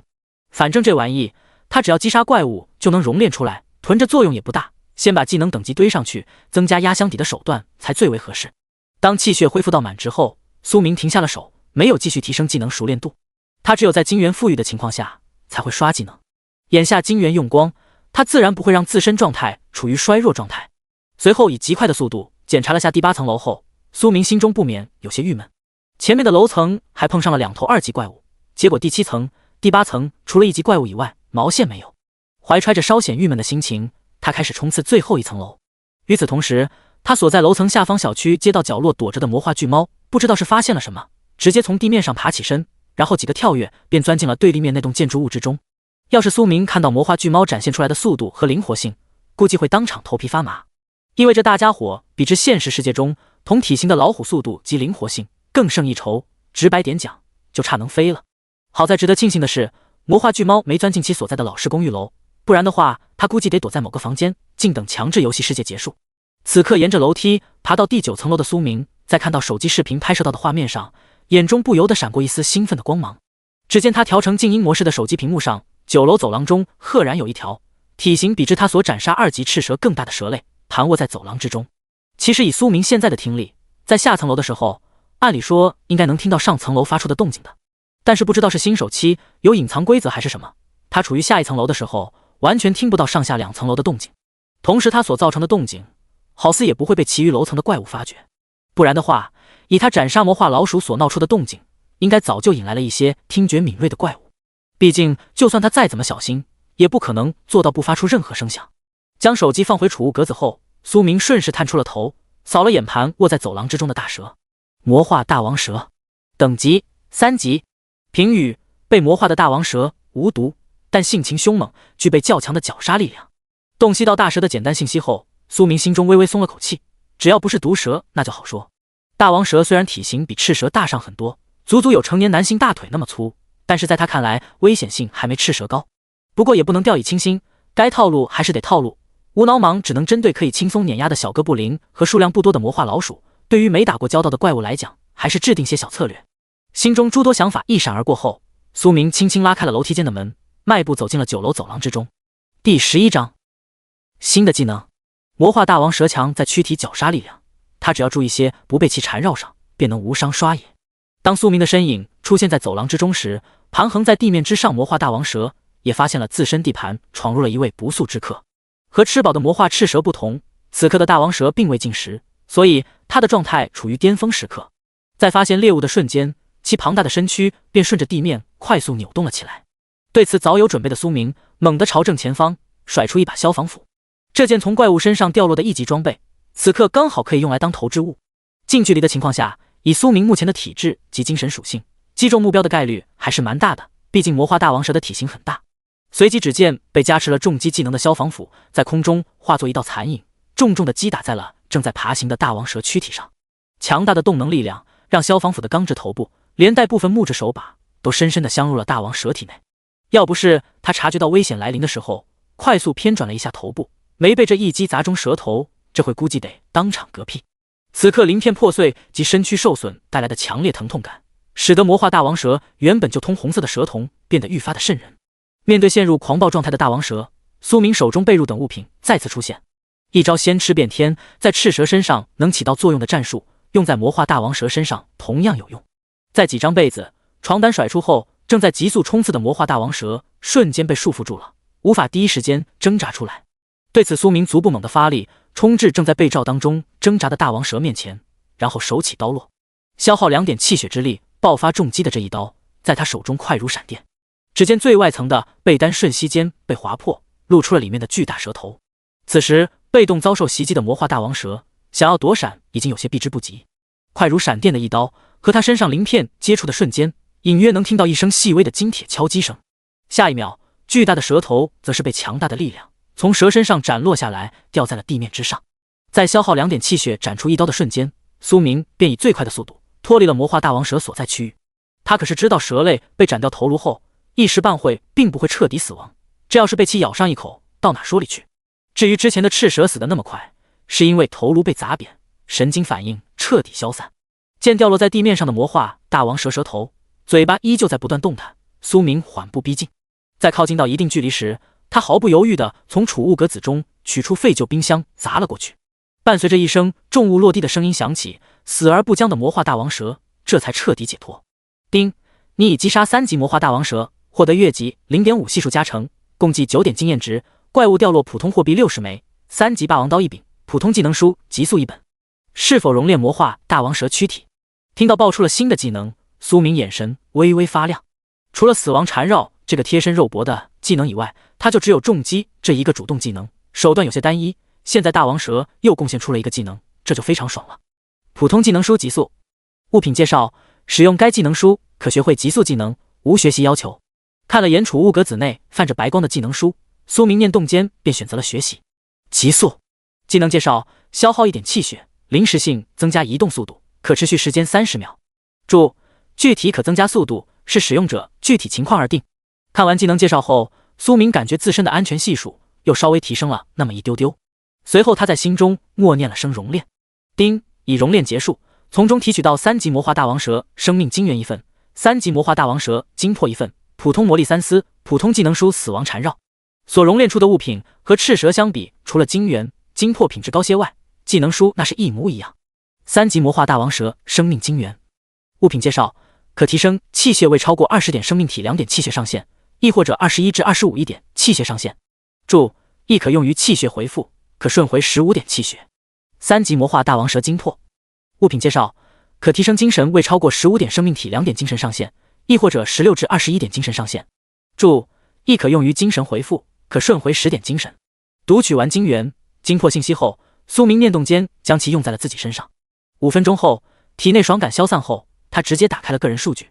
游戏面板：姓名苏明，等级2级，30%/21，生命值100%，气血值18%/18，精神值17%/17，技能2级重击30%/12，一级死亡缠绕0/20，一级极速0/20，天赋凡级再生2%，综合战力88，装备栏一级斩马刀，一级哥布林皮甲，一级战靴，一级头盔，一级魔属护手，2级哥布林护腿已穿戴。插件无限熔炉。自由属性点3点，十分豪华的面板数据。普通玩家如果8点气血开局的话，光将气血属性提升到苏明现在的层次，就得将个人等级升到4级，从而获得9个自由属性点，更别提他的精神属性也远超普通玩家。此外还有3个技能和1个天赋，妥妥的氪金玩家开局。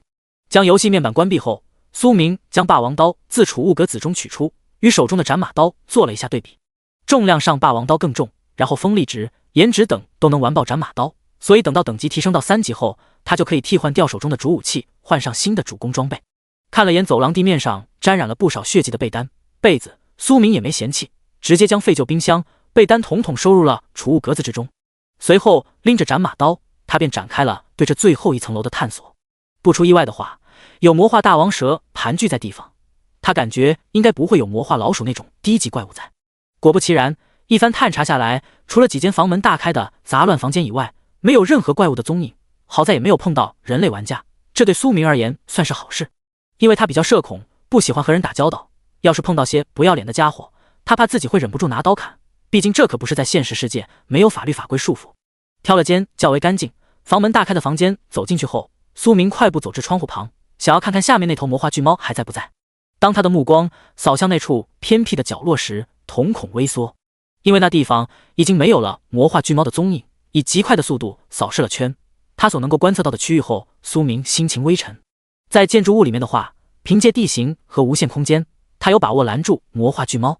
可是如果在视野空旷的街道上，他感觉自己凭借手中装备以及技能，最多也就和巨猫拼个2败俱伤，说不定还有可能会命丧猫口。这是他暗自评估了下自身和现实世界中老虎对战的结果。要知道，成年老虎一掌有差不多800至1000公斤的力道，能把成年男性的脑袋当豆腐花拍。如果不是有利器在手，他连19开都不敢想，更别提55开。至于用对付哥布林和赤蛇、大王蛇的办法来对付猫科动物，那和找死没有什么太大的区别。气血高达18点，让他的身体素质得到了很大的提升不假，但是和大型猛兽相比，还是差上不少。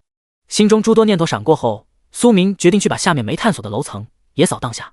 他还差9点经验升级，运气再差的话，扫荡3个楼层也差不多了。怀揣着这个念头，苏明开始顺着9楼楼梯不断往下。与此同时，被他念想的魔化巨猫，这会正在他对立面的建筑物内进食。楼层之中的魔化老鼠，这会已经有一只进了其肚子。而此时，作为华国王牌特种兵的李轩，则是屏气凝神，躲在一间房间内，不敢发出任何响动。要是惊扰了在外面的进食的大家伙，他可没把握凭借这老旧的防盗门挡住对方。第12章点背，出门遇魔化巨猫。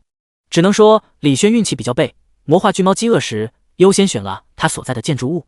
好在他在发现不对劲的时候，第一时间便躲进了所在楼层中一间未曾关闭房门房间内，不然的话怕是得和魔化巨猫碰个正着。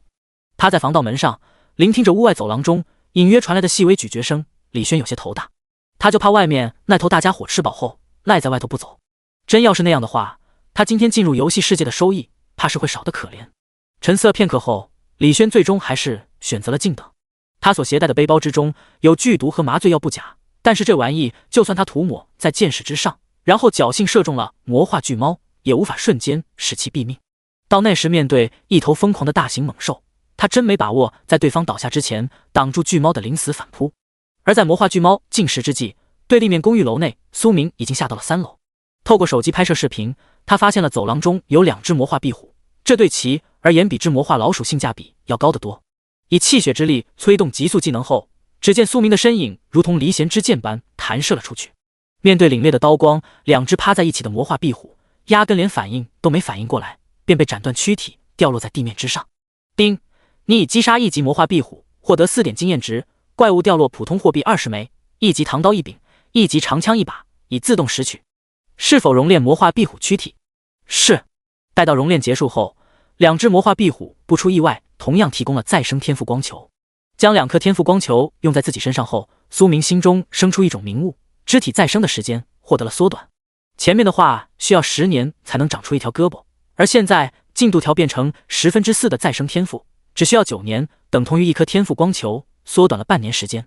一时间，苏明心中有了某些想法，等到下线后，他得尝试下现实世界的生物。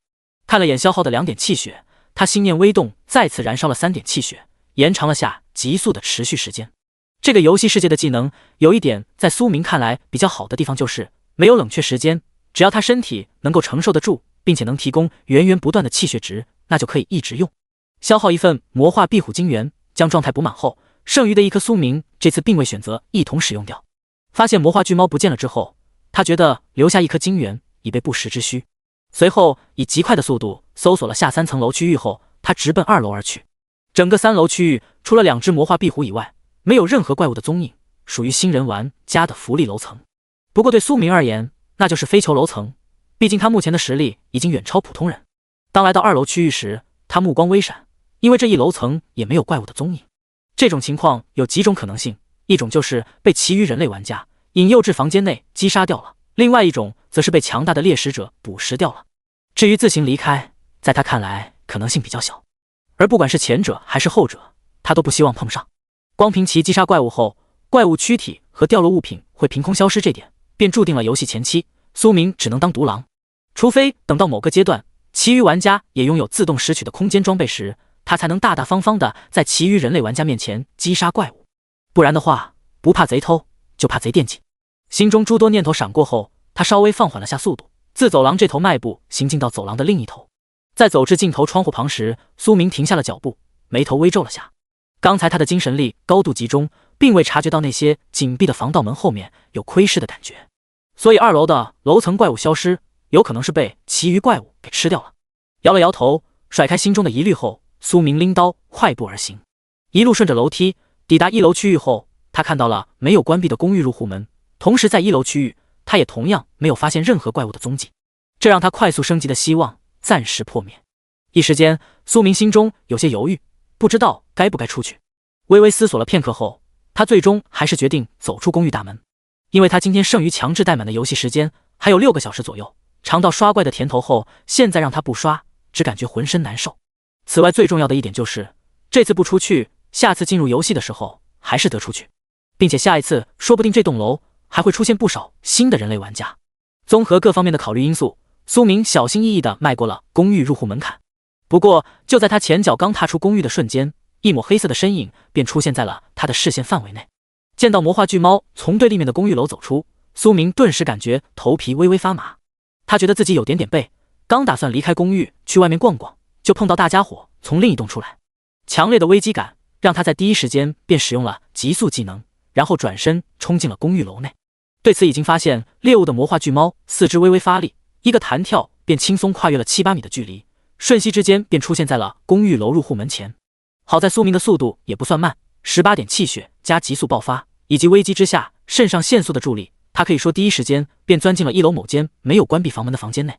当他把房门关上，并以最快速度从储物格子里面丢出好几个废旧冰箱及桌子、茶几这些东西，将门牢牢堵住时，屋外突然传来了重重的拍门声，连带门框都开始剧烈震动。要不是有大量杂物挡在门后头，说不定这回老旧的防盗门直接被拍开了也说不定。没管这回被拍得震天响的房门，苏明转身快步走至窗户旁，丢出了几张大床垫，将窗户也给堵得严严实实。做完这一切后，他这才将目光看向不断震动的房门。果然只有直面这种大家伙时，才能感受到那种强烈的危机感。第13章石虎斗。此刻1楼走廊之中，体型堪比猛虎的魔化巨猫正后脚着地，前脚趴在防盗门上用力拍打着。在防盗门都被其拍碎一个口子时，魔化巨猫这才停止了拍击，在走廊中随便找了个地方趴了下来。这货耐心很强，一时半会闯不进去的情况下，他决定蹲守。反正刚吃饱了，暂时还不饿，里面的猎物他就不信不出来。在魔化巨猫趴在地上休息之际，处于房间内的苏明听见屋外的拍击声停歇后，紧绷的心这才放松了下来。他知道大家伙这回肯定还没离去，所以出去是不可能出去的，大不了就耗着。目前他拿那货没啥办法，以死相搏的话不划算，毕竟死了会丧失游戏资格，所以就算是在房间内待到下线时间，他也不会冒那个风险的。而等到下次上线时，他有的是办法搞死魔化巨猫，因为回去之后他有足够的时间准备狩猎用的东西。掏出口袋内的小零食，填了填肚子后，苏明开始思索破局之法。在他被魔化巨猫堵门之际，处于其对立面公寓楼某个房间内的李轩心中不由得长舒了口气。那若隐若现的咀嚼声总算是消失不见了，看样子那头魔化巨猫应该是进食结束了。不过他也不敢现在就开门查看，这要是没走可就完犊子。于是乎，一位氪金玩家，一位特种兵王，硬生生被一只魔化巨猫给逼得在房间里头不敢出去。只能说相比于怪物而言，人类玩家潜意识里面还是想着无伤刷野，不愿意面对怪物的拼死反击。就这样，伴随着时间1分1秒的流逝，游戏世界里面的人类玩家数量也逐渐稳定住了，没有出现大幅度下降的趋势。这游戏开局的话，只要不是倒霉透顶，然后不作死，基本上可以苟上一段时间。像苏明碰到的那位肥宅青年，此刻依旧躲在楼上的房间内，十分安全。在游戏世界内，人类玩家东躲西藏，想方设法狩猎怪物之际，现实世界里面各国正在颁发一些紧急条例。通过超级计算机汇总收集到的信息，各国高层已经意识到了这款未知的游戏会让世界陷入巨大的混乱之中，所以他们在经过缜密探讨后，第一时间便下达了一些绝密命令。首先，监狱之中一些反人类的犯人，如若没有进入游戏世界，即可进行枪决。此外，还未处理的死刑犯，按同样的方案实施。而已经进入游戏世界还未出来的重罪人员，等到出来后立即枪毙。他们要在事情尚处于可控状态的时候，把不稳定的因素先抹杀掉。相比于普通民众，关押在监狱之中的罪犯，才是让各国高层头疼至极的对象。全部抹杀显然不现实，那么在综合考虑的因素下，只能抹杀掉那种穷凶极恶的家伙先。不然等到这些人在游戏中获取到一些武器，亦或者对现实世界有危害的物品时，怕是为时已晚。而此刻各国监狱中犯了重罪的人，早在第一时间便选择了进入游戏世界，这可能是他们唯一有机会逃脱法律制裁的机会，所以没有人会放弃。话分两头，这时游戏世界公寓楼房间内，苏明看着虚幻面板之上的双倍经验时间只剩下1个小时的时候，活刮了外头魔化巨猫的心都有。那逼玩意竟然一直带着不走，每当他发出一些响动试探时，对方便开始砰砰砰的拍门，也不知道哪来的那么大精力。就在他头疼不已之际，小区内突然传出了一声响亮的犬吠声，声音之洪亮，堪比虎啸山林。这一变故让苏明精神不由得为之一振，事情好像出现转机了。正所谓一山不容二虎，魔化巨猫这头大家伙会容忍他的狩猎区域出现其余强大生物吗？念想到这，苏明急忙将窗户旁的床垫全部收入了储物格子中。由于魔化巨猫并未攻击房间后方区域，所以这回窗户和防盗窗还处于完好状态。其实以苏明的实力，他是可以用刀强行劈开防盗窗出去的，但是风险系数太高，因为会产生不小的动静，万一被堵住了，那真是跑都没地方跑。所以破窗而出这个方案，他也就是想了想，并未实施。此时透过玻璃，苏明眼尖地发现了他斜对面方向小区街道上出现了一条毛发黝黑发亮、双瞳血红色的巨犬。魔化狮子狗，等级5级。评语：被魔化的宠物狗，性情极为暴躁易怒。眼前虚幻信息闪过后，苏明也随之获取到了街道上那条巨犬的相关信息。同样是5级怪物，如果把魔化巨猫比作猛虎的话，此刻的魔化狮子狗则是酷似雄狮。在狮子狗趾高气扬地行走在小区街道上之际，原本侧卧在公寓楼1楼走廊内的魔化巨猫，则是化作一道黑色闪电冲出了入户大门。此时以苏明的视角，他能清晰地看到2头大型猛兽正在小区街道上对峙着，并不断朝对方发出试探性的低吼警告声。而这种超大的动静也引起了肥宅青年以及特种兵李轩的注意。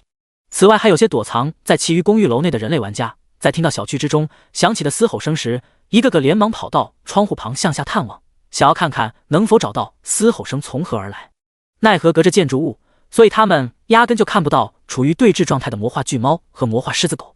见2头怪物在外面干嚎，苏明并没有继续看下去的意思，他得趁着这个机会出门。以极快的速度将挡在门前的杂物收进储物格子后，他顺势拉开了防盗门冲了出去，然后沿着楼梯几个跨步便上了2楼，然后马不停蹄地爬上了3楼，寻了个未关门的空房间钻了进去。与此同时，小区街道上来回试探的魔化巨猫和魔化狮子狗再也按耐不住心中攻击的欲望，纷纷发起了进攻。只见这2头大型猛兽瞬息间便扑击到了一起，而在交手的瞬间，魔化狮子狗便落入了下风，被魔化巨猫一巴掌拍在了头部。好在它比较坚挺，也就挂了点彩，并非当场失去战斗力。受到疼痛刺激，魔化狮子狗身上黑色的毛发都变得有些微微泛红，看这样子是进入了狂暴状态。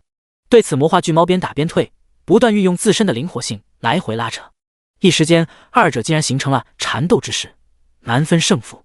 第14章放冷箭，逃离的魔化巨猫。此刻重新将房门堵住，并走至窗户旁的往下望去的苏明，见2只魔化怪物厮杀的难舍难分，心中不免有些想法。全盛时期的魔化巨猫他只能避让，但是如果受伤了的话，他是不是有机会弄死对方？于是乎，他心中暗自祈祷魔化狮子狗给点力，就算是被弄死，也尽量反咬一口，让巨猫进入重伤状态。只不过苏明不知道的是，这回并不只有他一个人对2只5级魔化怪物感兴趣。他对立面的公寓楼内站在窗户旁的李轩，双眼中同样锋芒毕露。以他的站位，如果用复合弓的话，是有机会射中下方的2头怪物的。这单独一头他不敢招惹，但是2头怪物进入死斗状态的话，那就不一定了。只要在关键时刻来上一箭，他说不定能捡个漏。心中生出这种想法后，李轩急忙取出背包内的罐装毒液，对身上的箭矢进行了淬毒处理。在他完成淬毒并将箭矢拉弓上弦时，魔化巨猫和魔化狮子狗的战斗也逐渐进入了尾声。双方短短1-2分钟的激战，这回身上都挂了彩，见了红。其中魔化狮子狗已经心生退意，准备跑路。而就在这时，一根箭矢以极快的速度自空中飞来，不偏不倚地射中了魔化巨猫的臀部。突如其来的一击令魔化巨猫当场炸毛，脚下一个踉跄，差点跪倒在地。他本来都准备一鼓作气拿下眼前这头敢于挑衅他的家伙，谁曾想竟然被放了冷箭。察觉到情况不对劲的魔化巨猫用掌拍开狮子犬的头部后，直接转身就跑。复合弓虽然威力比较大，但是并未击中其要害部位，所以魔化巨猫此刻并未完全丧失行动能力。不过箭头上所涂抹的毒素已然顺着其血液开始朝他的全身蔓延开来。此时被拍得有些懵逼的魔化狮子犬在反应过来后，并未追击，而是夹着尾巴灰溜溜地顺着来时的路冲了出去。这等十分突然的情况令3楼房间内的苏明拎刀的手紧了又紧。刚才他清楚地看见了一支箭射中了魔化巨猫，从方位来看的话，正好是他对立面的公寓楼，并且射出那一箭的楼层应该不高，这令他心中对于持弓者有了丝忌惮。快速扫视了眼对面公寓楼后，苏明并未发现目标，显然是懂得战术的老鹰比一枚。对此他也没有去寻找对方的打算。魔化巨猫跑了，虽然有点可惜，但是至少没怪物堵门了，他可以尝试着出去狩猎其余怪物。心中这个念头闪过后，苏明重新踏出了房门，准备离开公寓楼。与此同时，另一栋公寓楼内射出毒箭的李轩，在射出那支箭并命中魔化巨猫的第一时间，便躲到了窗帘后面。他涂抹到那支箭矢上所涂抹的毒，乃是银环蛇的毒液，不过想毒死大家伙得看运气，并且所需要的时间可能不会短，所以李轩在射出箭矢后会立马躲闪，就是怕被魔化巨猫看见。以极为隐蔽的目光透过窗帘扫视了下方后，他心中微微松了口气，魔化狮子狗和魔化巨猫都不见了，想必应该是逃离他所在的这片区域。调整了下状态后，李轩轻手轻脚地离开了他所在房间，开始继续探索楼层。前面由于魔化巨猫进来的太过突然，他压根就没来及探索。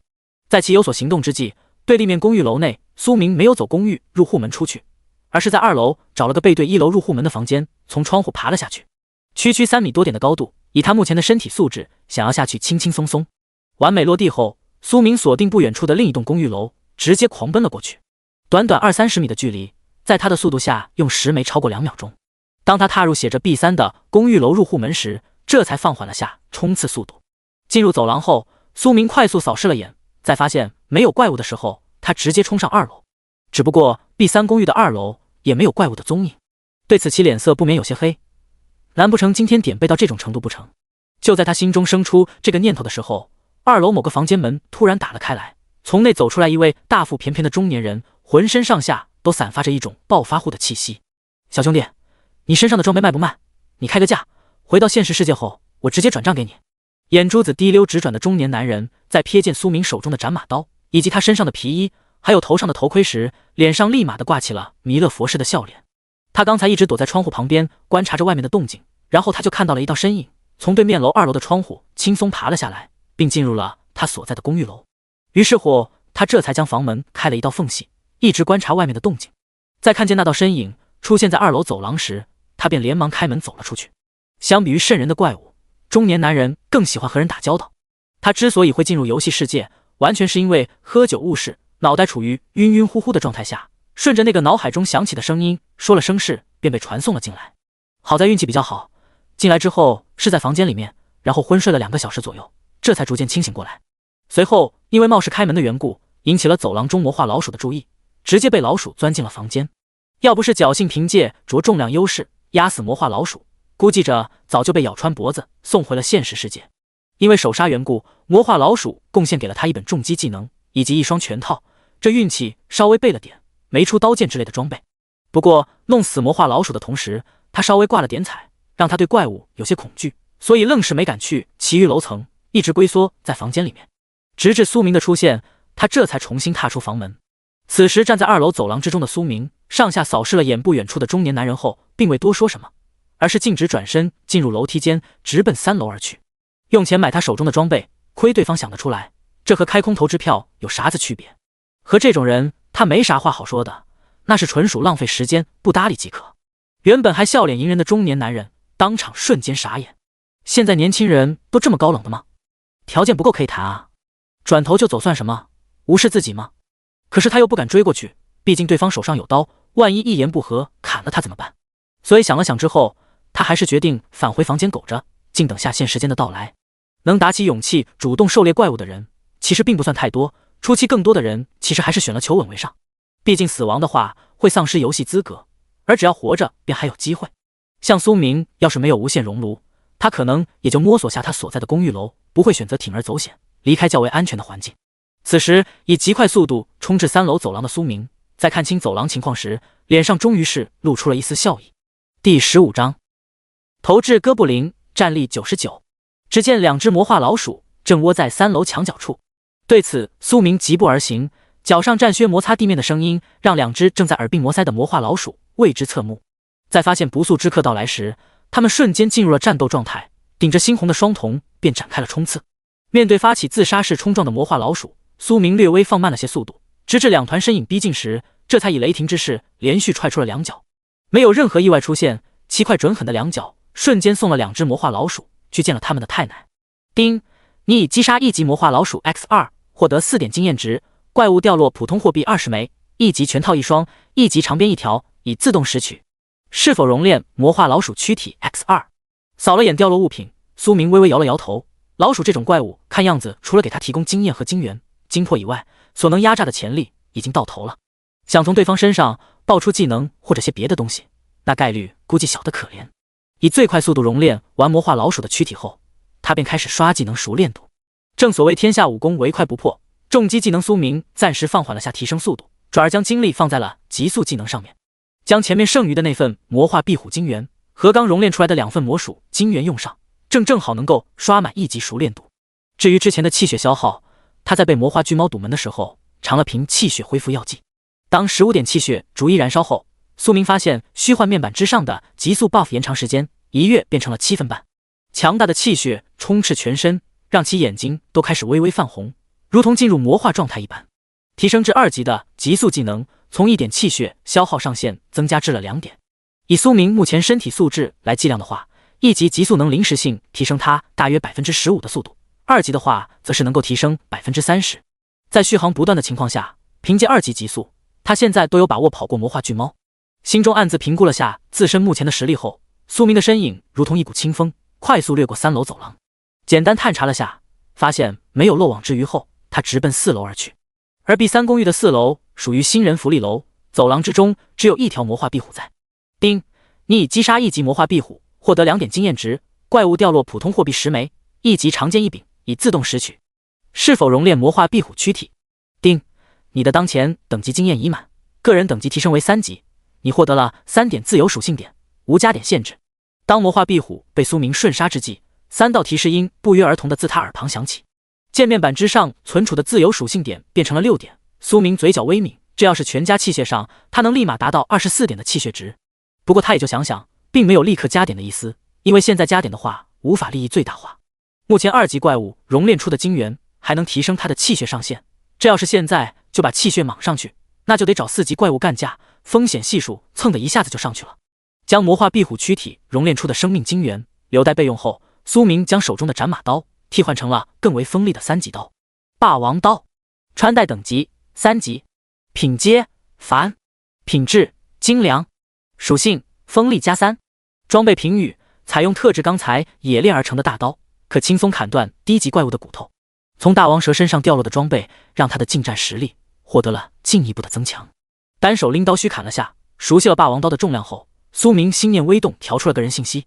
游戏面板，姓名苏明，等级3级1/40，生命值100%，气血值18%，精神值17%，技能2级重击30%14，1级死亡缠绕020， 2级极速030，天赋凡级再生5%，综合战力99。装备栏3级霸王刀，1级哥布林皮甲，1级战靴，1级头盔，1级魔属护手，2级哥布林护腿已穿戴。插件无限熔炉，自由属性点6点。面板之上，它的综合战力只差1步便能达到3位数，提升速度快的吓人。见面板数值越来越高，苏明心中略微有些亢奋。玩过游戏的都喜欢那种战力不断上升的感觉，更别提他这回玩的还不是电脑上的端游亦或者页游，而是实实在在的真人版异界游戏。压下心中较为躁动的心情后，他直奔 B3 公寓楼5楼而去。与此同时，小区内 B2 公寓入户门前的道路上，本来跑到不见踪影的魔化狮子狗，此刻又重新出现在道路之上，并顺着魔化巨猫消失的方位追了上去。此时臀部中箭并被蛇毒侵入体内的魔化巨猫正躲藏在另一栋 A3 公寓中，痛苦地发出低吼声。瘆人的声音使得该公寓楼内躲在房间内的2位人类玩家心中有种毛骨悚然的感觉。要不是疼痛实在难以忍受，以魔化巨猫的警觉性，它是不会发出这种声音的，因为容易吸引敌人。在魔化狮子狗快速逼近 A3 公寓楼，试图找回场子的时候， B3 公寓楼内，苏明在5楼某间房间中遇到了一头新的怪物——头质哥布林，等级2级，评语贪婪、胆小且卑贱至极的生物。在发现哥布林的瞬间，苏明直接拎刀冲了进去，而他的突然闯入令头质哥布林一时间都来不及去使用投掷物，随即便见到凛冽的刀光夹杂着破空之声，重重的挥砍到了身材较为健硕的头质哥布林脖颈处。锋利的霸王刀加上巨大的力量，让苏明轻易便斩下了其头颅。要不是无限熔炉拾取的快，他估计得被溅一身血。丁，你已击杀2级头质哥布林，获得4点经验值，怪物掉落普通货币20枚，2级哥布林战靴1双已自动拾取。是否熔炼头质哥布林躯体？第16章死刑犯玩家原地超度。丁，已熔炼结束，从中提取到2级头质哥布林生命精元1份，2级头质哥布林精魄1份，被动技能头质精通。当哥布林躯体被熔炼完后，苏明发现又给爆了个技能，想都没想，他立马选择了使用技能书。头质精通，技能介绍：被动加持一定的头质精准度。注：具体命中率是使用者而定。这个被动技能对苏明而言十分的实用，毕竟他有无限空间，只要体力跟得上，可以一直投掷。当那种特殊感觉自脑海中消散后，苏明看着房间内的墙壁，心中有种直觉，那就是他下一次的投掷一定可以命中他想要命中的点。不过当他将脚步往后挪了2-3米后，这种直觉便逐渐减弱了不少。将地面上投掷哥布林留下的一小筐子石头收入储物格子后，苏明随手取出一颗拳头大小的石头，放在手上掂量了2下，然后猛地朝前方扔出。下一秒便见到被他甩出的石头精准命中了他目光锁定的点。不得不说，被动技能投掷精通给他带来的命中率加持还是很强的。这要是放在没获得这个技能的时候，就算是3-4米的距离，他也不敢说只拿打啊。连续使用了几块石头，熟悉这种感觉后，苏明念动间将2级精元精魄用在了自己身上。5分钟后，爽感消散，他的气血和精神上限分别提升到了19和18，体质及神秘的第6感皆得到了一定的增强。眼见剩下半个来小时的福利时间，苏明转身离开了5楼房间，继续往上探索。这种狩猎怪物然后不断变强的感觉让他身心愉悦，简直不要太爽。几十秒后，他的身影随之出现在了6楼走廊之中。这层楼没有2级怪物，只有2只1级魔化老鼠，2脚踹死后，苏明收获了4点经验值以及2件精良的1级装备。说实话，要不是有无限空间，这些怪物身上掉落的诸多装备他都没地方放。用2份生命精元刷了10点极速技能熟练度后，苏明这才离开6楼走廊向7楼进发。不过当他走到7楼进入走廊探查到中间区域的时候，敏锐的6感让他察觉到右手边紧闭的防盗门背后有人正在观察他。此时写着710门牌号的房门后面，一位体型健硕，手上戴着手铐，脚上戴着脚镣，身着囚服的中年男人正用眼睛紧贴着猫眼。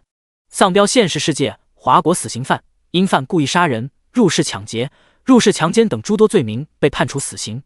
不过在他被枪决之前，纪元灾劫游戏突然降临，于是乎抓住最后一根活命稻草的他立马选择进入了游戏。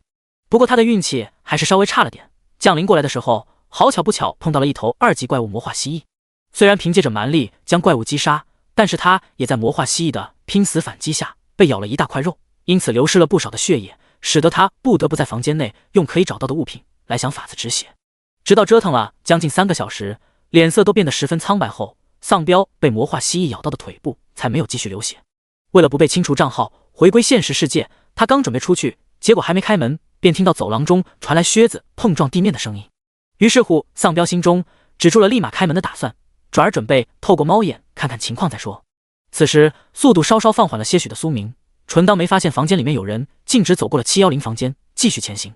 他本来就不打算和人类玩家打交道，对方不出来更好，省得妨碍到他。不过房间里面的丧彪可不是这么想的，这好不容易碰到个人，他说啥都得开门看看能不能诓骗到对方。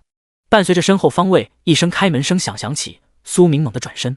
经过多次狩猎怪物，他已经有了丰富的战斗经验，那就是永远不要把背后留给敌人。当回头看见从710房间内走出的身影时，苏明双眼瞳孔微缩了下。手铐脚镣，身着囚服和黄马甲，这货死刑犯。这位兄弟，能不能看在同为人类的份上帮个忙？我被怪物咬伤了腿部，流了很多血，你身上有没有吃的送我一点？丧彪在离开房间的时候立马打起了感情牌，他没有别的选择，只有赌一赌，再不想点法子的话，他感觉自己最终还是得死在游戏里头，然后被踢出去。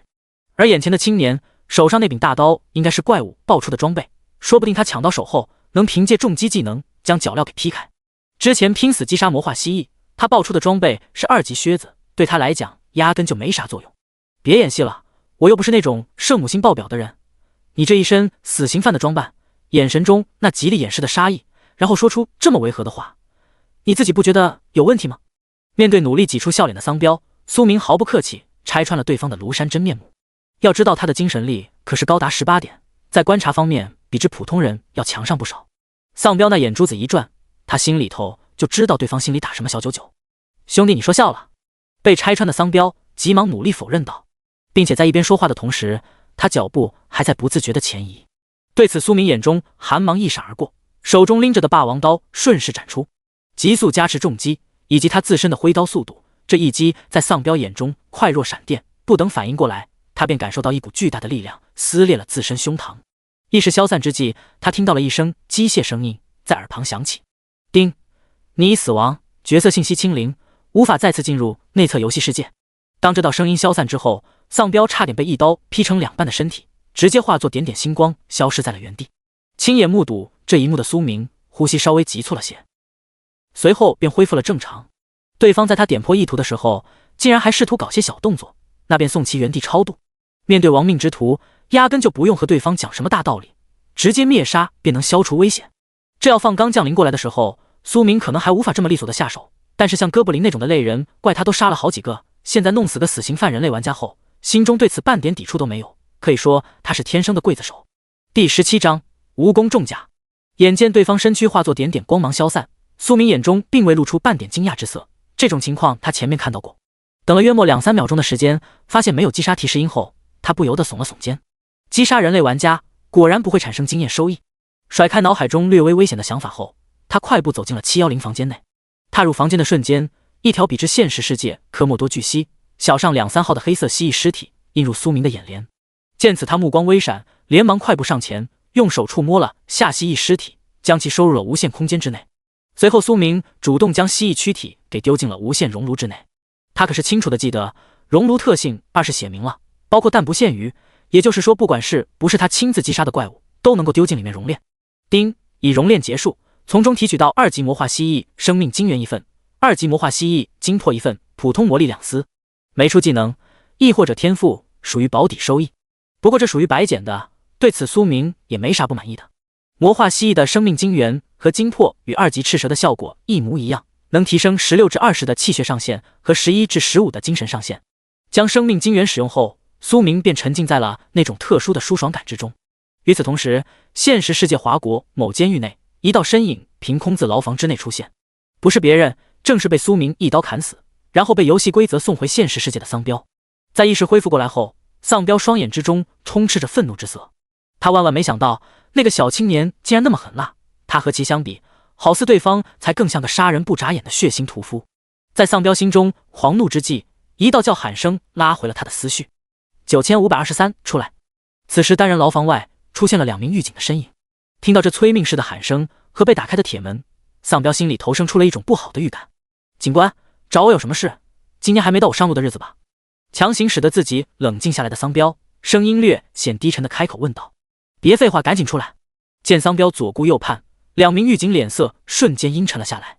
他们可是收到上头的公告，这些从游戏世界回来的死刑犯极其危险，所以在押解对方去枪决的时候，必须得小心谨慎，不能大意。发现外头2名狱警脸色不对，丧彪只能老老实实的从牢房内走了出来。就在骑出来的瞬间，2名狱警立马抽出腰间的电棍，以极快的速度给丧彪脖子上来了一击。被2根电棍夹击的丧彪晕眩过去，最后1秒钟的念头就是完犊子了，彻底凉凉。几分钟后，一声枪响在监狱某个方位响起。本来的话，丧彪是要被押送到刑场执行死刑的，不过因为游戏世界的原因，使得警力短缺，所以华国高层下达的命令是各个下属监狱机构就地枪决从游戏世界回来的重刑犯、死刑犯。在纪元灾劫这款游戏降临不到4小时的时间内，现实世界中已经有不少罪犯提前踏上了黄泉路。这时游戏世界710房间内的苏明在体内暖流消散后，气血上限也随之提升到了20点。将房间地面上那位死刑犯玩家留下的2级战靴装备收入无限空间后，他这才快步走出了房间。简单搜刮了下7楼的物品后，他几个跨步便跨过了台阶，上到了8楼楼梯口。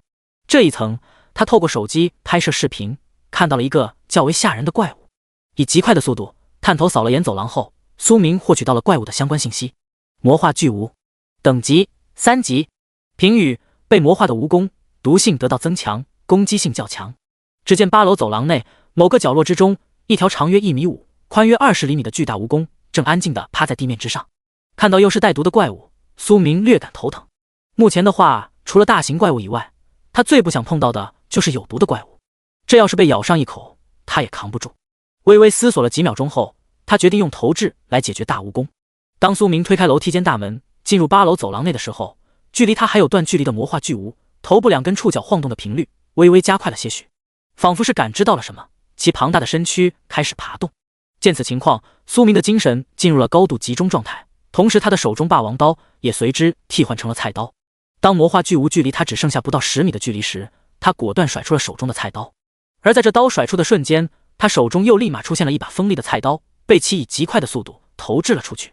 此时依靠触角感知气味，探查到猎物方位，并并进入高速爬行状态的魔化巨无猛地发出较为尖锐的嘶嘶声，他的身体被斩断了一小截，疼痛感让其生出了一些本能的恐惧。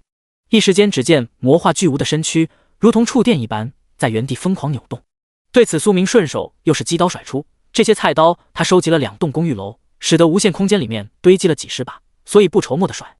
快准狠的几记飞刀在苏明的近距离投掷下，全都精准命中魔化巨无的庞大身躯。一连遭受到7、8次这种躯体撕裂性的攻击，就算是魔化巨无的生命力无比顽强，也终究是扛不住这样霍霍。在跳了将近1分钟的老年迪斯科后，差点被菜刀劈成好几截的大蜈蚣这才没了动静。丁，你已击杀3级魔化巨无，获得6点经验值，怪物掉落普通货币30枚，3级蜈蚣重甲1件，已自动拾取。是否熔炼魔化巨无躯体？听到2道提示音响起，苏明默念了声熔炼后，便将目光看向了储物格子里面的3级重甲。蜈蚣重甲，穿戴等级3级，品阶凡，品质精良，属性防御+3，装备评语采用魔化巨无甲靠，混杂特殊钢材冶炼而成的重甲，具有较强的防御力。第18章与特种兵王的碰面。将空间内重甲取出后，苏明猛地感觉手上一沉，这玩意最起码有20公斤。好在以他目前的体质，负重20公斤倒是不至于行动不便。念动间将哥布林皮甲替换成蜈蚣重甲后，苏明在8楼走廊内来了个短距离冲刺。这一跑动，他便发现自身速度相比于穿着皮甲的时候稍稍降低了些，不过并不怎么明显。在他停下脚步的时候，另一道提示音缓缓自其耳旁响起。丁，已熔炼结束，从中提取到3级魔化巨无生命精元1份，3级魔化巨无精魄1份，普通魔力3丝。听到提示音，苏明稍微瞄了眼物品信息。3级魔化巨无生命精元。物品介绍，可提升气血未超过20点生命体2点气血上限，亦或者21至25一点气血上限。注：亦可用于气血回复，可顺回15点气血。3级魔化巨无精魄。物品介绍，可提升精神未超过15点生命体2点精神上限，亦或者16至21点精神上限。注：亦可用于精神回复，可顺回10点精神。与大王蛇精元、精魄可带来的提升效果一般无二。将2份物品使用后，苏明身上隐约可见一丝淡红的气息在他头顶环绕。气血从20点突破至21点，属于打破一个小壁垒的上限，所以这次带来的体质加成会比前面要强上一些。大约7、8分钟后，暖流消散，苏明这才伸手握了握拳，转身朝9楼区域行去。双倍经验的福利时间，在他边狩猎边停下提升实力之中，已然只剩下20分钟左右。他必须赶在活动结束前薅到最后一波羊毛。当他的身影进入到9楼区域时，却扑了个空，这层楼没有任何怪物的踪影。对此，苏明急忙转身下楼，没有半分犹豫。不到1分钟的时间，他的身影便出现在了 B3 公寓1楼入户门前。就在这时，一声响亮的犬吠声及痛苦嘶吼的猫叫声突然从他斜对面的方向传了过来。听到这2道熟悉的声音，苏明目光微闪，那条魔化狮子狗和魔化巨猫又对上了，并且这次巨猫还处于下风。心中思绪飞速闪过后，苏明直接顺着声音传来的方位疾驰而去。与此同时，正在 B1 公寓楼内狩猎的李轩同样听到了魔化狮子狗和巨猫的吼叫声，抱着鹬蚌相争渔翁得利的想法，他连忙冲出公寓楼。经过猎杀公寓内各楼层内的低级怪物，李轩的个人等级此刻被他提升到了2级，并获得了3点自由属性点。不成群的魔化老鼠和哥布林这类的生物，对一位全副武装只剩下没有热武器装备的特种兵王来讲，那就是碗里的菜，想怎么吃就怎么吃。所以他的升级速度也不慢，要不是进来的时间稍微比苏明要慢上不少，这会其个人等级可能也达到了3级也不一定。这时小区道路上速度全开的苏明只差没飞起来，就算是现实世界的短跑冠军跟他后面都只有吃灰的份。21点的气血，他就算是没有使用极速技能，那速度也最少达到了100米8秒以内。只见10秒不到的时间，他的身影便停在了嘶吼声所在的公寓楼前。六感锁定声音楼层后，苏明抬脚便冲进了公寓楼内。此刻 A19 楼魔化巨猫正被魔化狮子狗压在身下咬住脖子，身躯不断的抖动挣扎着。因为银环蛇毒液的原因，他的身体处于极度虚弱状态，所以面对循着气味追来的魔化狮子狗，压根就不是对手。其实狮子狗早就找到了魔化巨猫，只不过他并未第一时间发动进攻，而是观察了较长的一段时间，直到发现对手的确是没有与自身一战的能力后，这才有胆量冲上前去与之对战。此时被犬牙死死咬住脖颈的魔化巨猫，身躯挣扎的幅度越来越微弱，大量的血液流失，使得它已经处于濒死状态。当魔化巨猫身体彻底失去动静时，魔化狮子狗这才松开了嘴，并发出一声兴奋的犬吠声。这回攀爬到7楼的苏明听到楼上只有狮子狗的吼叫声时，心神不由得微微一沉。那头魔化巨猫为何会败得这么快？之前那一剑他看得十分清楚，远没有到致命的地步，就算是魔化狮子狗找上门来寻仇，其应当也有拼死一战之力。可眼下距他听到声音赶过来，至多不超过20秒钟，这么短的时间内，魔化巨猫就没了动静，只有一种可能，那就是之前的剑矢上涂了毒，亦或者是麻醉药之类的玩意。想到这种可能性，苏明略微有些犹豫，不知道该不该继续往上走。他原本是打算过来当渔翁的，现在看来狮子狗属于单方面的胜利，并未达到2败俱伤的层次。那么在这种情况下，他到底该不该搏一搏？这是个值得思考的问题。以他目前的实力，加上无限空间的能力，单挑狮子狗的话还是有把握的，毕竟狗的反应速度比之魔化巨猫要慢上不少。就在他犹豫之际，楼梯下方突然传来了靴子碰撞地面的声音。听到这细微的响动声，苏明驻足停在了原地，并未继续往上冲。原本他是对楼上狮子狗和魔化巨猫有想法的，现在的话得看看情况再说。大约7、8秒钟后，身着特种作战服的李轩在6楼到7楼的楼梯平台处与居高临下的苏明打了个照面。在见到下方青年手中拎着的现代化复合弓时，苏明眼中隐晦的闪过一丝忌惮之色。同时作为特种兵王的李轩在看到上方的身影时，身躯同样紧绷了起来。作为有着丰厚丛林历险经验的兵王，他对危险的感知远超常人，这是一种经过后天磨练从而被强化出的直觉。眼下他竟然发现上方楼梯平台上身着重甲的青年竟然给他一种极其危险的感觉，好似直面大型猛兽一般。你是军人？上下打量了眼身着特种作战服的青年，苏明率先出声打破了双方之间僵持的局面。没错。见对方对自己并未流露出恶意，李轩沉声接过话道。他知道就凭他这身打扮就没有对对方隐瞒身份的必要，所以还不如大大方方的承认。第19章各取所需，返回去薅羊毛。做个交易如何？你身上应该有能够让大型猛兽陷入虚弱状态的药物吧？给我一部分，楼上的怪物让给你。苏明心中权衡利弊之后，这才缓缓开口道。站在下方楼梯平台上的李轩听到这话，心中立马闪过诸多想法。对方华语说得十分流畅，虽然看不清口罩和头盔之下的具体面容，但是应该是华国民众。这个念头在脑海中闪过后，李轩立马点了点头道：可以。说完，他单手微动，便将背上的特战背包给取了下来，并从中取出几瓶特制试管，放置于楼梯平台地面之上，然后伸手做出了一个请的动作。见此情况，苏明微微侧了侧身，让开了通道。双方都是聪明人，各取所需，一切尽在不言中。几息后，李轩的身影出现在了7楼楼梯间入口，而苏明的身影则是下到了6楼到7楼之间的楼梯平台。祝你好运。伸手将地面上的特制试管装入口袋后，苏明朝上方微微耸了耸肩道，随后他便几个跨步，以极快的速度往下方楼层冲了过去。见到给自己带来极大压力的身影消失，李轩心中不由得长舒了一口气。驻足在原地沉思了片刻后，他这才以极其轻快的步子往上面的楼层走去。与此同时，已经下到 A1 公寓楼的苏明则是迈开步子朝 B1 公寓楼所在方位冲了过去。刚在他碰到的那位军人装扮玩家应当已经清扫了 B1 公寓楼层，所以他现在过去完全可以检一检视。对他而言，怪物提供的经验装备比起怪物躯体而言反倒是次要目标，所以将有可能遭遇的风险转移出去，并白嫖一些能致使怪物变得虚弱的药物，纯属稳赚不赔。等到他检完 B1 公寓楼再返回去即可。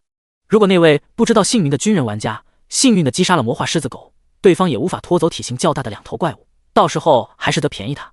反之对方被魔化狮子狗击杀，那就更没得说了，就凭对方身上的装备，嗝屁之前最少也能让狮子狗进入极度虚弱状态。这么一想，不管对方胜负结果如何，怪物躯体最终还是会落到他手中，除非对方也如同他这般拥有储物空间，那样的话苏明无话可说。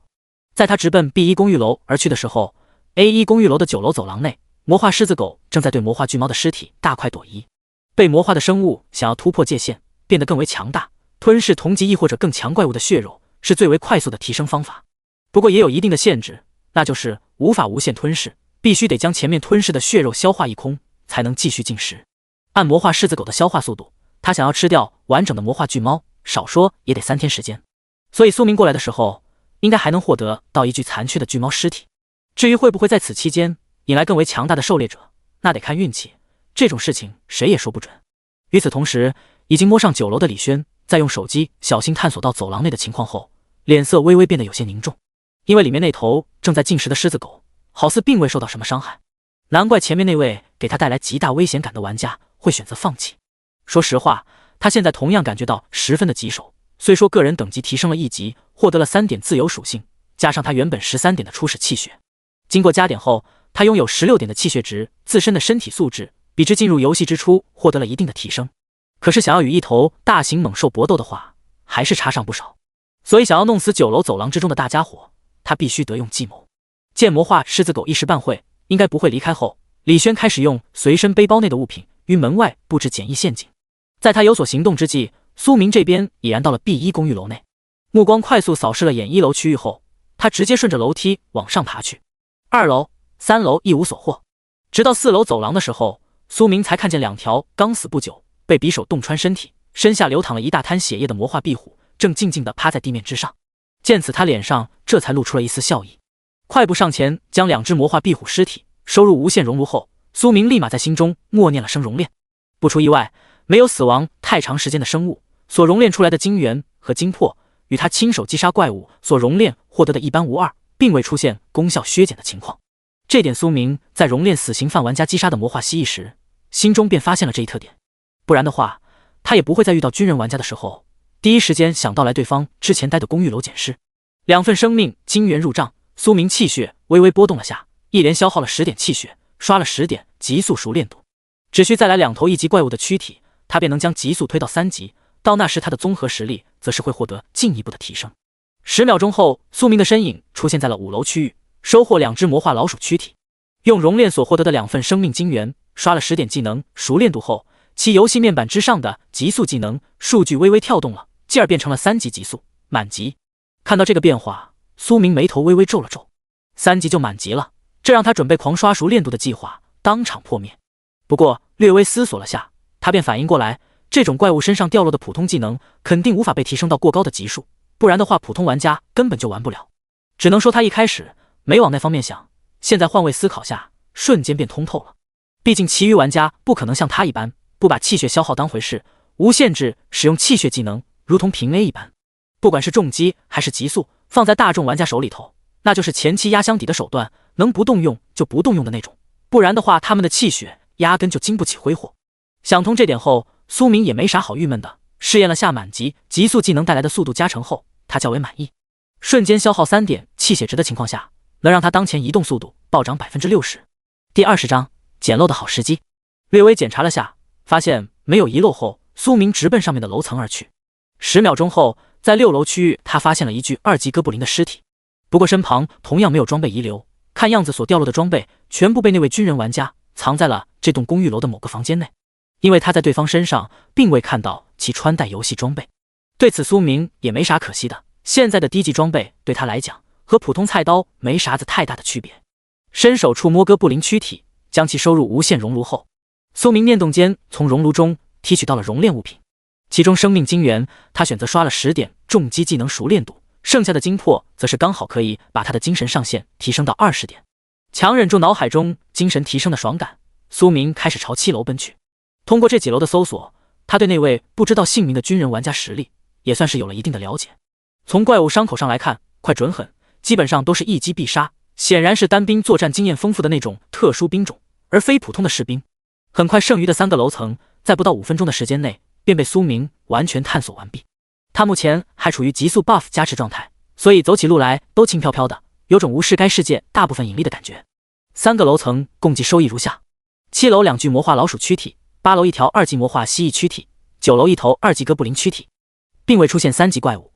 消耗1份魔属生命精元，给重击技能刷了4点熟练度后，这个手杀掉落的技能也随着被苏明提升到了满级。至此他的个人数据为：游戏面板，姓名苏明，等级3级40%，生命值100%，气血值21%，精神值20%，技能3级重击满级，1级死亡缠绕020，3级极速满级投掷精通，天赋凡级再生7%，综合战力138，装备栏3级霸王刀，3级蜈蚣重甲，2级哥布林战靴，1级头盔，1级魔属护手，2级哥布林护腿，已穿戴。插件无限熔炉，自由属性点6点，战力嘎嘎飙升，已然破百，达到了138点。如果他现在返回现实世界，凭借身上的蜈蚣重甲及手上的霸王刀，加上飞人的速度，那就是妥妥的极度危险分子。扫了眼面板信息后，苏明略微花费了些时间，整理了下无限空间。其中各个房间内捡到的物资若干，包含各种家用电器以及菜刀、菜板和诸多杂物。紧随其后的则是怪物身上掉落的装备，除了他身上已经装备的以外，还有不少一级武器存储在格子之中。剩下的便是许多怪物精魄，由于每次提升精神上限都会让苏明恢复到精神满满的状态，所以他的无限空间之中精魄数量已经有20多份，其中绝大部分是魔属精魄，剩余最多的便是魔化壁虎精魄。这些估计得等到他后面获取到能够消耗精神使用的技能时才能派上用场。发现距离双倍经验的活动时间只剩下不到10分钟时，苏明这才动身朝 A1 公寓赶了过去。与此同时 ，A1 公寓9楼花费了些时间布置出一个简易陷阱的李轩，眼神中坚毅之色一闪而过。看了眼半开公寓门上面的麻醉注射器，他直接用手中匕首重重地敲击下了楼梯扶手。下一秒，清脆的声响便传入了正在进食的魔化狮子狗耳朵之中。听到这突然响起的声响，狮子狗立马进入了戒备状态。而敲击出第一声的李轩，此时正以极快的速度冲到了8楼区域，并制造出大量噪音。做完这一切后，他马不停蹄地钻进了8楼一间没有关闭房门的房间内，并用随身携带的尼龙绳绑住了房间内的一处牢固位置。此时9楼走廊内，一连受到声音挑衅的魔化狮子狗再也按耐不住了心中的烦躁感，猛地自魔化巨猫尸体旁跳开，直奔声音传来的方位而去。当他用脑袋挤开楼梯间的大门之际，被李轩巧妙设计的麻醉针唰的一下子从上方弹射到了其背部。突如其来的细微痛感令魔化狮子狗有些摸不着头脑，不过在发现身体并无异样的时候，他鼻翼微嗅，从空气中捕捉到了2道陌生的气味。沿着其中一道气味传播的方位，魔化狮子狗不到10秒钟的时间便找到了李轩所在的房间。发现猎物躲在里头，他猩红的瞳孔中闪过一丝兴奋之色。下一秒便见到魔化狮子狗双脚直立，前脚不断的刨门，巨大的力道使得老旧防盗门开始发出剧烈的颤动，要不是李轩用房间内的柜子和冰箱挡住，形成一个简易的支撑结构，就凭老旧防盗门压根就扛不住多长时间。眼见不断发出震动的门框，躲藏在房间内的李轩双眼之中满是紧张的神色。他目前无法断定他布置的那个简易陷阱是否使得麻醉针命中了外头的狮子狗，并顺利将麻醉药注射到怪物体内，只有通过时间的判断来确定是否生效。趁着魔化狮子狗攻击防盗门，他开始继续搬运房间内的杂物，将其堆积在房门后面。此时走廊之中满是兴奋之色的狮子狗压根就不知道疲惫为何物。在他双爪的高速拍打下，老旧防盗门外面的木质层已经破碎，露出了中间的钢板，并且强大的震动使得门框镶嵌位置也开始出现松动的迹象。好在门后堆积物够多，凭魔化狮子狗的力量想破门而入的话应该是做不到。在李轩焦急等待结果之际，已经赶到 A1 公寓楼入户门外的苏明凭借敏锐的听觉聆听到了楼上传来的拍击声。这种声音他再熟悉不过了，因为前不久他被魔化巨猫堵在房间里头的时候，其拍打防盗门的声音便是如此。一时间他脑海中瞬间脑补出了此刻楼上的场景。不出意外的话，那位军人玩家这回应该是被魔化狮子狗给堵在房间里面。念想到这，苏明3两步便冲到楼梯口，直奔声音传来的楼层而去。这种情况何该他简陋，双技能圆满，魔化狮子狗对他的威胁骤降，小心点的话完全能够无伤刷野。第21章一枪秒杀，玩战术的心都脏。不到1分钟的时间，苏明便到达了拍击声传来的8楼，但是他并未冲入8楼走廊，而是直奔9楼区域而去。几个跨步冲刺抵达9楼后，他一眼便看到了魔化巨猫残缺了一小部分的尸体倒在血泊之中。对此，苏明快步上前，念动间将巨猫躯体给收进了无限熔炉之内。也就他这回力量增强了不少，能搬动400-500斤的物品，不然的话将无法主动收取魔化巨猫尸体。丁，已熔炼结束，从中提取到5级魔化巨猫生命精元1份，5级魔化巨猫精魄1份，普通魔力5丝。待到熔炼结束后，苏明稍稍有些失望，因为并未出技能类的物品，只出了保底收益。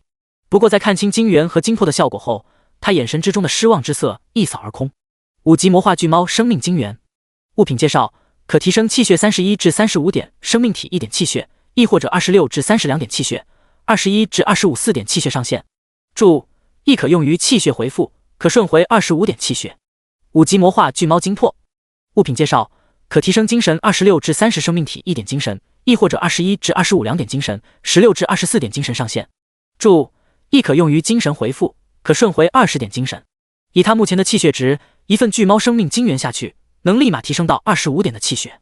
折算下来，4点气血加2点精神，这都相当于连升2级，所提供的自由属性点了。稳了稳略微激荡的心神，苏明念动间将精元、精魄用在了自己身上。下一秒，比之前面更加庞大的暖流和清凉感不断冲刷他的肉体和脑海。在这种纯粹生命能量和精神能量的作用下，苏明的肌肉、骨骼强度以及五脏六腑全都在以肉眼可见的速度发生变化。来不及静下心体验这种爽感，看了眼仅剩下不到5分钟左右的双倍经验福利时间，他抬脚便冲下了9楼。此时8楼走廊之中，魔化狮子狗依旧是努力地拍击着815房间的防盗门，有种誓不罢休的感觉。不过他自身并未注意到，爪子拍击房门的频率速度正在慢慢下降，其体内麻醉药的药力正在逐渐产生效果。这时，房间内紧盯着房门的李轩见屋外魔化狮子狗造成的动静没有一开始那般凶猛，心中不由得长舒了口气。看样子麻醉针应该是打进了怪物体内，现在他只需要静等药力发挥效果，然后再出去即可。与此同时，苏明这边几个跨步便下了楼梯台阶，进入了8楼区域。看了眼半开的楼梯间门户，他直接推门进入了8楼走廊。而这边引发的动静自然是引起了正在疯狂攻击防盗门的魔化狮子狗注意。在看见有另外的猎物送上门后，其猩红的双瞳中不由得闪过一丝暴虐之色。见此情况，苏明嘴角微微抿起，转身便退出了走廊区域，借此脱离了魔化狮子狗视线范围。随即一杆1级长枪瞬间出现在了他的手中。正所谓1寸长1寸强，相比于霸王刀，在突然搞袭击的情况下，他这卡式也回手一枪，杀伤力更大。此时发现猎物想跑的魔化狮子狗毫不犹豫地放弃了正在拍击的防盗门，爪朝楼梯口的位置加速冲刺了过去。不到2秒钟的时间，便见到一颗偌大的狗头顺着半开的门户钻出。早已严阵以待，精神高度集中的苏明瞬息间燃烧了3点气血，使用重击技能手持长枪朝魔化狮子狗的眼睛部位捅了过去。以他的速度，加上有心算无心的情况下，刚从门户中挤出脑袋的狮子狗压根就来不及躲闪，直愣愣地被长枪刺入了眼睛之中。巨大的贯穿力量使得钢制长枪的枪头连带枪杆都没入了一小半到魔化狮子狗的大脑中。做完这一切后，苏明抽身而退，压根不给对方临死反扑的机会。此刻被强烈疼痛感刺激到的魔化狮子狗痛苦嘶吼了声后，本能的朝前扑腾了一下，随后便重重的倒在楼梯间平台之上。大脑被贯穿，脑组织被摧毁，他的生命已经走到了尽头，能扑腾下都属于回光返照。丁，你已击杀5级魔化狮子狗，获得越级1点系数加成，共计20点经验值。怪物掉落普通货币100枚，5级斩首大刀1柄，普通技能书嗜血1本，已自动拾取。是否熔炼魔化狮子狗躯体？见地面上的尸体消失，苏明并未在原地停留，而是以极快的速度离开了 A1 公寓楼，返回到了 B2 公寓楼内的某处房间。当他将房门关闭之时，一道略显机械的提示音也随之在其耳旁响起。丁，新区开服双倍经验活动已结束，敬请期待新活动开启。不得不说，苏明卡时间还是卡得比较准的，在最后5分钟的福利时间里面瞬杀了魔化狮子狗，使得利益最大化。心中默念了声学习技能后，他立马点开了相关介绍信息。嗜血技能介绍：消耗1点气血，进入嗜血状态，获得战力增幅。注：具体可增幅效果视使用者而定。和重击、急速技能作用差不多，都是临时性爆发的手段。这对苏明而言又多了一个底牌，等到将嗜血刷到满级，届时他3个技能同时使用，就算是不使用偷袭手段，他也有把握正面弄死魔化巨猫那种的5级怪物。丁，已熔炼结束，从中提取到5级魔化狮子狗生命精元1份，5级魔化狮子狗精魄1份，普通魔力5丝。在他查看技能介绍的时候，无限熔炉内也产出了熔炼物品。物品的功效与魔化巨猫所提供的一般无二，将精元、精魄用在自己身上后，苏明身上还未消散的爽感再一次上升了一个层次。一时间，他的身躯都开始出现微微颤动。在其提升气血、精神上限之际， A1 公寓楼内8楼815房间内的李轩看着失去动静的房门，眼神中不由得闪过了一丝疑惑之色。第22章猜测哥布林勇士。刚才他发现拍门声突然停歇了下来，并且隐约间好似还有一声较为凄惨的嘶吼声传来。不过那个声音就那么一下子，随后便没有再响起。对此，李轩都有些怀疑是他听错了。站在房间内思索了片刻后，他决定出去看看，不过不能走正门，而是得走窗户去下面的楼层。顺着绑好的尼龙绳，李轩很快便下到了715房间，并顺着没有防盗窗的窗户钻了进去。小心翼翼地打开房门，进入7楼走廊后，他屏起呼吸朝8楼摸索了上去。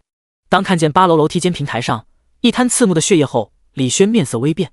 他100%确定，在进入815房间之前，这地方是没有血迹的。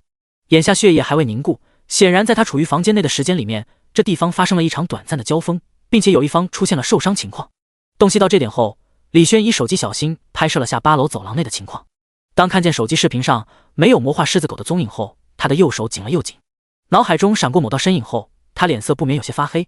虽然没有证据表明，但是李轩心中有种强烈的直觉，应该是那位从他手中换取到了麻醉药物和银环蛇毒液的玩家偷摸折返了回来，并且想法子把魔化狮子狗给引到了别处击杀。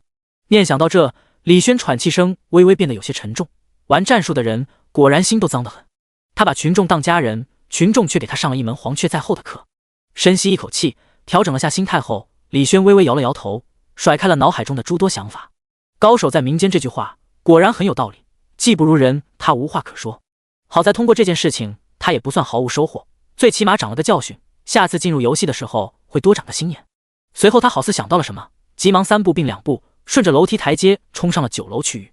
当看见9楼走廊内魔化巨猫的尸体也随之消失不见的时候，李轩瞳孔瞬间紧缩了下，一头最少400斤的大型猛兽就这么没了。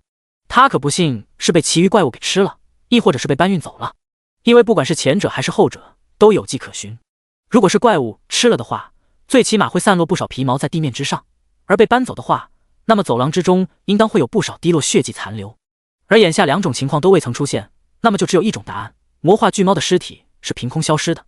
作为对现实世界网络小说文学同样有所了解的李轩，第一时间便联想到了空间装备。以前他的确是把这种当作人类幻想文学看，可是在游戏世界降临之后，科学的尽头是神学这句话立马便得到了证实。驻足原地思索了片刻之后，李轩这才缓缓转身离开了9楼走廊。与其在这凭空想象，他还不如去刷几个怪物来得划算。不过某道身影却在其心中如同一根刺一般扎了下来。当李轩离开 A1 公寓楼去往旁边的 A2 公寓寻找怪物之际，位于 B2 公寓楼510房间内的苏明略微抖动的身躯这才停了下来。当他睁眼的瞬间，能看见的是其双眼比之以往好似更加明亮。气血精神相辅相成，属性较低的时候可能看不出什么所以然来，但是到了一定数值的时候会开始产生微妙的反应。念动间从无限空间丢出一台废旧冰箱，试验了下力气后，苏明双手后仰伸了个懒腰，稍稍活动了下筋骨后，他开始进行战斗总结和复盘。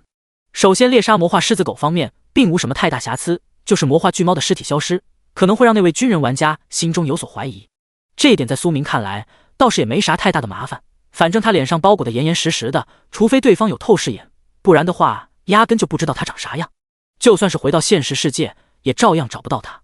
此外，对方最多就是猜测到游戏世界内有储物装备，却不会联想到他有无限熔炉这种东西，所以有点小问题，但是不大。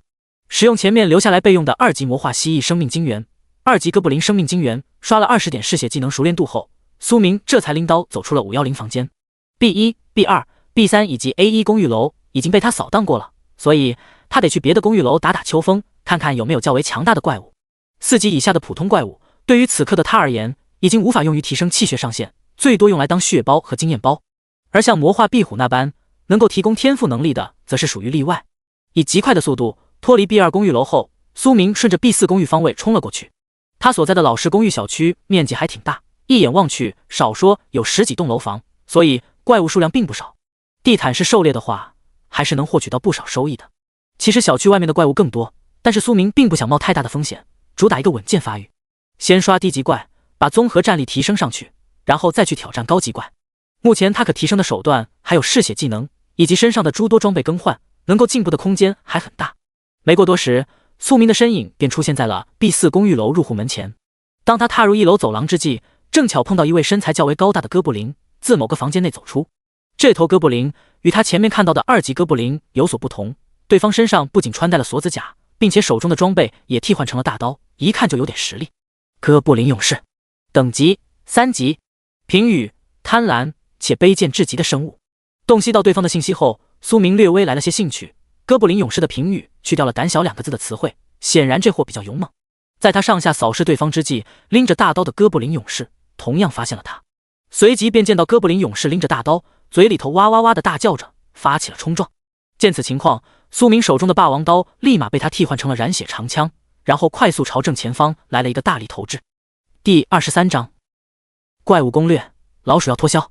随后只见银光一闪，钢制长枪便跨过10来米的走廊，刺到了哥布林勇士的胸膛部位。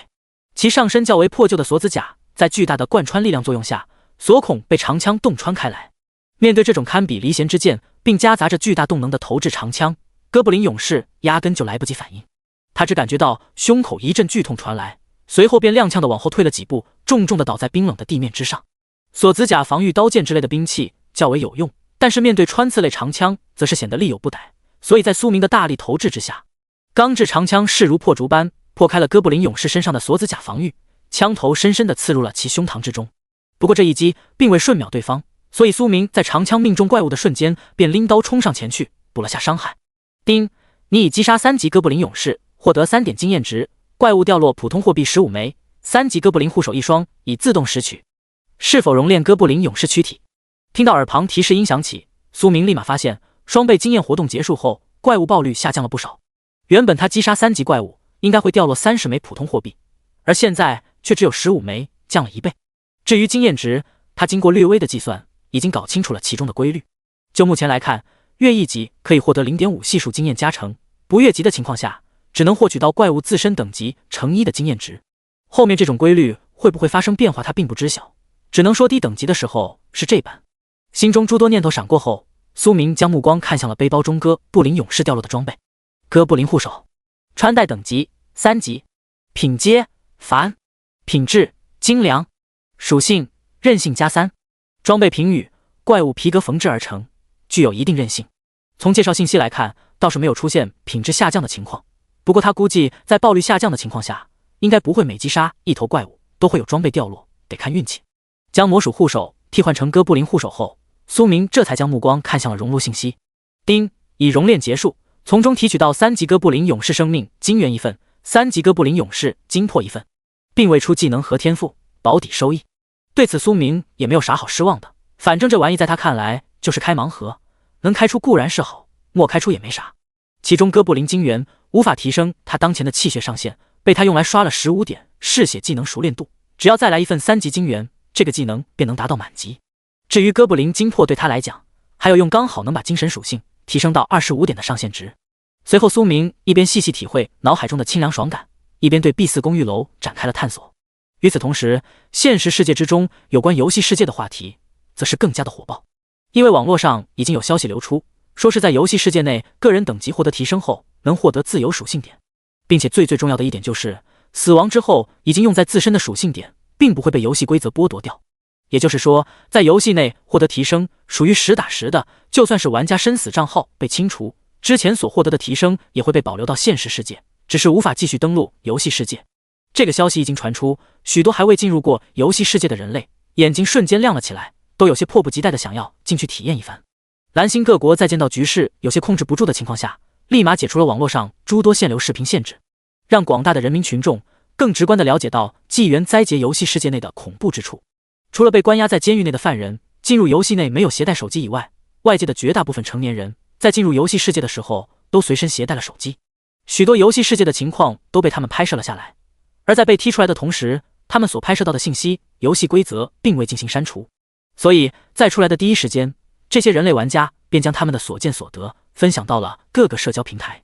只不过因为各国的限制，使得许多视频处于限流状态，更有些则是被直接404处理。可是就算是个大国联手，也无法做到全面封锁，除非他们关闭掉所有的卫星网络，让整个蓝星彻底回归到消息闭塞的时代。眼下瞒不住的情况下，他们干脆选择全部公之于众，因为继续瞒下去可能会出现弊大于利的情况。在各国政府出面的情况下，各国民众激荡的心情这才微微平复了些，没有了无脑冲的想法。一时间，网络上出现了许多新手杀怪攻略的帖子，论如何高效击杀1级怪物魔化老鼠。匿名网友：嘿嘿，我准备进去的时候带几个超大捕猎家。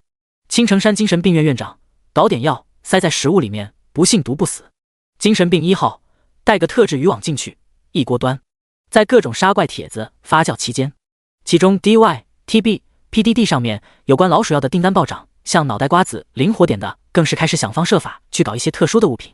相比于游戏世界内的普通怪物，人类玩家最大的优势便是智慧。肉搏搞不过的情况下，他们自然会想其他办法去弄死游戏怪物。现在通过部分先驱人类玩家的信息提供，他们对游戏世界算是有了一个较为全面的初步了解，心中已然没有了对未知的恐惧。当还未进入游戏世界的人类摩拳擦掌之时，此刻身处游戏内某小区 B4 公寓楼的苏明已经探索了到了5楼，期间在2楼、3楼、4楼，他都没有看见怪物的踪影。不过在他走过那些走廊之时，敏锐察觉到211、316、414号3个房间背后有人正在透过猫眼观察。对此苏明全当没发现，简单搜了下没有怪物后，便朝着上一层走去。在他离开走廊之时，3个房间的房门都打开了一丝缝，并从中探出了一个手机。第24章4级被动技能提升。当看见手机拍摄视频中没有任何身影后，3人才重新将防盗门轻轻关上，不敢发出太大的响动。只能说苏明现在的探索速度实在是太快了，他在一个楼层停留的时间可能还不到20秒钟，期间经过各个防盗门的速度，从门内透过猫眼看的话，可能也就是一个影子闪过。这种情况下，躲藏在屋内的人类玩家自然不敢随意开门。能在游戏世界活着度过4个小时的玩家，要不是就是胆小，要不就是胆大心细，亦或者是有着超人一等的实力。像脑子缺根筋的，应该早就被送了回去。毕竟在这地方可没有怪物会听他们巴拉巴拉。此时探索到5楼区域的苏明一眼便瞅到了趴在墙壁之上的2条魔化壁虎。见到这玩意，他眼神微亮。猎杀完这2条，他的再生天赋距离进阶下1层级便只差1步之遥了。迈着略显轻快的步伐，苏明刷刷2刀弄死了2只福利怪。丁，你已击杀1级魔化壁虎 X2， 获得2点经验值，怪物掉落普通货币10枚，已自动拾取。丁，你的当前等级经验已满，个人等级提升为4级，你获得了3点自由属性点，无加点限制。当2只魔化壁虎死亡的瞬间，2道美妙的提示音随之响起。看了眼这次只掉落了10枚普通货币，苏明已经懒得吐槽这暴率了。念动间将壁虎躯体熔炼后，他用2份晶元刷了10点嗜血技能熟练度，然后把2份再生天赋用在了自己身上。做完这一切后，苏明换出了虚幻面板。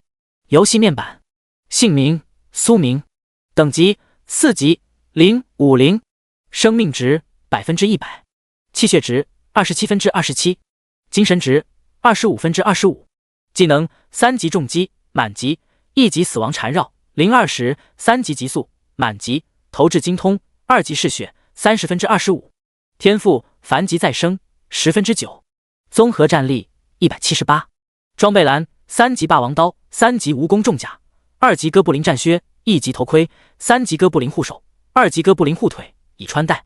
插件无限熔炉。自由属性点9点，综合战力相比之前又增加了不少，其中3个技能占比应该比较大。论常规战力的话，苏明肯定是没有到178点，这展现出来的应该是计算了他一同使用3种技能的巅峰战力。看了眼面板之上存着的9点自由属性，他选择继续保留，等到10级的时候再视情况加点。虽然没有直接证据表明10级会是一个大的转折点，但是直觉告诉苏明，新人玩家达到10级的时候应该会出现某些变化。将心中这个想法压下后，他开始朝6楼进发。以他目前的实力，已经用不着如同降临之初那般需要设计狩猎，凭借强大的六感和体质，他只需要稍微注意些，不被怪物和玩家在背后偷袭，基本上不会出什么大问题。当苏明踏足6楼走廊内时，并未看见怪物踪影，不过在某间房间里面，他看到了一道熟悉的身影。只见背部背着个小篓子的投掷哥布林正在房间内翻箱倒柜，不知道在找什么。面对这种小矮子，他抬手就是一把菜刀飞出，正中目标脖颈部位。虽然这一击他并未使用重击技能，但是凭他目前的体质，这一刀却也不是投掷哥布林依靠皮肤肌肉能够硬扛下来的。此刻脖子差点被劈断，低哥布林正瘫倒在地，双手紧紧地捂住脖子，试图不让血液从中流出。由于喉管被割破，使得他只能发出滋滋吱的声音，连呻吟都无法做到。见此情况，苏明快步上前，随手一刀结束了对方的痛苦。丁，你已击杀2级投掷哥布林，获得2点经验值，怪物掉落普通货币10枚，2级哥布林头盔1件，已自动拾取。是否熔炼投掷哥布林躯体？心中默念了声誓后，苏明将2级哥布林头盔替换掉自己头上的1级头盔，随后他才将目光看向了无限空间内已经被无限熔炉熔炼出来的投掷精通被动技能。这玩意他发现自身竟然依旧能够使用，并未出现像5级斩首大刀那般的灰色颜色。念动间将该技能使用后，其心中有种直觉，那就是他的投掷命中率获得了一定的增强。如果说之前的话，凭借体质及精神还有投掷精通的加成，他可以做到20米以内百发百中，现在的话这个距离则是要增加5米。对此苏明心中也是一喜，他已经发现了投掷精通这个技能和他自身属于相辅相成，体质及精神越强，这个命中距离则是会随之增加，反之只能保持住技能被动增益的初始效果。用一句话概括就是，同样的投掷精通技能放在不同的人手里会出现不一样的效果。取出无限空间内的石块，熟悉了下手感后，苏明开始消耗气血刷技能熟练度。5点气血消耗下去，他的嗜血技能直接达到满级。为了不让投掷哥布林的生命金元浪费，他顺带刷了下一直没想过提升的死亡缠绕技能。简简单单提升了下综合实力后，他便转身离开房间，直奔更上层而去。这种轻松狩猎怪物的感觉让苏明有些沉迷其中。要不咋说神豪玩游戏的爽感比之普通玩家要爽得多呢？原因就在这里。上到7楼区域后，2只魔化老鼠被他2脚送上西天，然后火花一条龙服务。丁，你已击杀1级魔化老鼠 X2， 获得2点经验值，怪物掉落普通货币10枚，已自动拾取。是否熔炼魔化老鼠躯体 X2？ 穷逼抠搜的玩意同样只爆出了10枚货币，除此之外啥都没有。而这一次的怪物躯体熔炼出的生命晶元，苏明并未使用，而是放在无限空间存储了起来。暂时他没有需要提升的技能，像死亡缠绕，除非后面晶元泛滥，亦或者会产生气血浪费的情况下，他才会考虑去提升。简单搜索了下7楼，发现没有遗漏后，苏明拎刀直上8楼。当看见8楼走廊内的怪物时，他眼神之中肉眼可见的出现了一抹兴奋之色。第25章行尸赶尸术技能。行尸等级3级。评语：死去的尸体具备微弱的本能。看着走廊内一具走路摇摇晃晃的尸体，苏明眼前快速闪现过怪物相关信息。与此同时，8楼走廊内如同现实世界电影剧情中丧尸一般的行尸，好似是察觉到了什么，其背对着苏明的身体猛地调转头来，露出一张早已出现溃烂的脸和泛白的眼珠。这幅画面搭配着略显昏沉的走廊，惊悚程度拉满。此时鼻翼清秀，闻到刺鼻尸臭味道的苏明心中不由得泛起了一阵恶心感。要不是及时屏住呼吸，他估计都有些扛不住这股比之化粪池发酵还要酸爽的味道。眼见行尸不断朝自身所在位置逼近，他随手便是一枪投掷而出，奇快准狠的一枪瞬间便让行尸倒飞了出去。不过他这一枪并未灭杀掉行尸，因为对方本就是死去的尸体，他这扎心窝子用处不大。见此情况，苏明不得不忍住心中的恶心感，快步上前。好在气血提升之后，他一口气能避上不少时间，不然的话这怪他也不是非杀不可。拎着霸王刀，趁着行尸还未完全爬起之际，苏明手起刀落，锋利的刀刃顺势斩过，身躯已然做起行尸头颅。势大力沉的一击，另一颗溃烂的头颅当场从行尸脖颈之上掉落下来。而尸首分离的行尸一时半会间竟然还未被彻底灭杀，好似有股神秘的力量在其中维系着他的躯体活动。看见这一幕，苏明眉头微微皱了皱，这玩意比之丧尸还要离谱点啊！影视剧中丧尸被爆头那都是当场嗝屁，而行尸竟然在没有头颅的情况下还能蹦跶会。看着地面上不断挣扎的行尸，他并未继续出手，而是稍微离远了些，想要看看尸首分离的状态下这头怪物能折腾多长时间。大约5分钟后，不断扑腾的行尸这才完全失去了动静。丁，你已击杀3级行尸，获得3点经验值，怪物掉落普通技能书赶尸术1本，普通货币15枚，已自动拾取。丁，是否熔炼行尸躯体？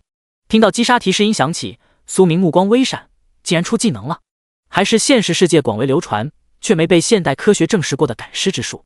其实在看到行尸2字的时候，他第一时间便联想到了僵尸，但是二者间是否有所关联，他无法证实，毕竟是头一次见这玩意。脑海中诸多念头闪过后，苏明心念微动，选择了熔炼行尸躯体，并学习了下新技能赶尸术。技能介绍：消耗1点精神，注入尸体之内，可短暂操控尸体行动。注：具体可维持操控时间及控制距离，视尸体新鲜程度及躯体强弱程度而定。看到技能信息后，苏明感觉这玩意实乃新手神技。对普通新手玩家而言，如果有这个技能，狩猎怪物的风险将会大大降低。不管是下毒，亦或者是当诱饵，都比之本人操作要方便得多。压下心中衍生出的各种杀怪攻略后，苏明转而将目光看向了无限熔炉自行尸躯体中熔炼出的物品。丁，已熔炼结束，从中提取到3级尸毒1份，3级尸气精华1份。与其余怪物相比，行尸被熔炼之后所提供的物品都是那么的与众不同。3级尸毒物品介绍：具有一定的污染性毒素，可使得生物躯体出现僵化、尸斑等诸多症状，从而进入半生半死状态。注：对气血过于强大生物无效。3级尸气精华物品介绍：可用于低级尸族提升实力。见2件物品对自身没啥用处，苏明也懒得将其从无限空间内取出。踏过地面上的污血区域，他转身朝9楼区域行了过去，想要找头怪物试一试新技能的效果。几十秒后，9楼走廊内一只魔化老鼠被踹死在墙壁之上。丁，你已击杀1级魔化老鼠，获得1点经验值，怪物掉落普通货币5枚，已自动拾取。丁，是否熔炼魔化老鼠躯体？否。这一次苏明并未选择熔炼，而是将无限空间内的老鼠躯体给丢了出来。随后他手指轻轻触碰了下地面上的魔化老鼠尸体，并运用了刚学会的赶尸术技能。伴随着1点精神力量的消耗，苏明冥冥中和失去生命反应的尸体建立了一丝微妙的感应。随着他大脑指令下达，便见到魔化老鼠慢腾腾地从地面上爬起，然后开始往前移动。与生前灵活性相比，受到赶尸术操控的老鼠尸体显然比较笨拙，好在简单的行走、跳动这些都能执行出来。当魔化老鼠的尸体和自身距离超过10米的时候，苏明明显感觉到那种微妙的感应在快速消散。在二者距离达到15米远的时候，那丝精神感应瞬间断裂。至此，他也测算出了目前的1级赶尸术所能够操控的最大距离有多远。15米的距离，说远不远，说近不近，遇到什么特殊情况的时候，完全可以用来充当下炮灰。而操控时间的话，苏明在建立起那丝特殊感应的时候，心中便升起了一丝明悟，1点精神力足以他操控5分钟魔化老鼠的躯体。此外，在处于精神链接状态的时候，他可以借助尸体将其所看到的画面传输到自身脑海中。虽然远没有他自己用眼睛看的那般清晰，却也算是拥有了第2视角。简单尝试了下赶尸术后，苏明便开始刷技能熟练度。他可是积攒了一大批的精魄没用，这回总算是能派上用武之地了。花费了些时间将囤积的魔属精魄消耗一空后，赶尸术技能便被他刷到了满级状态。同时，他和那具没被熔炼的魔属尸体链接时间也随之达到了4个多小时。做完这一切后，苏明转身走至9楼窗户旁，扫视了眼外面的情况。他发现原本还算亮堂的天空，这会隐约有些阴暗了下来。看样子，过不了多时，游戏世界便会进入夜晚时间段。第26章，夜幕降临，下线回归。对此，苏明准备在夜幕降临之前找个安全的地方待着，静等8小时强制游戏时间结束。他可是记得有关魔化老鼠的评语是：夜晚将是对方的天堂。不用想，等到夜幕来临的时候，许多白天见不到的狩猎者估计会出来活动活动筋骨，到时候危险系数绝对会暴涨。因为黑暗的环境对人类玩家而言实在是过于危险。收回扫视的目光后，苏明转身离开了 B4 公寓9楼，并以极快的速度下到了1楼区域。接下来的时间段里面，他的运气稍微背了点，并未碰到什么强大怪物，亦或者比较特殊的怪物，连带魔化壁虎那种福利怪都没遇到，反倒是清一色的魔化老鼠盘踞在各个公寓的楼层之中。这种迹象表明，可能是因为福利活动结束，使得某些隐藏游戏限制被解除。花费了大约2个小时，扫荡了6栋公寓楼的苏明，此刻正藏匿在一间被他用杂物塞得满满当当的房间之中。此时距离强制游戏结束时间还有1点30分23秒，但是外界的天色已经黑了下来，各种怪物的嘶吼声时不时的自小区之外传来。为了保险起见，苏明选择放弃狩猎，找了个略为干净的房间，一边盘点游戏收益，一边静等下线时间。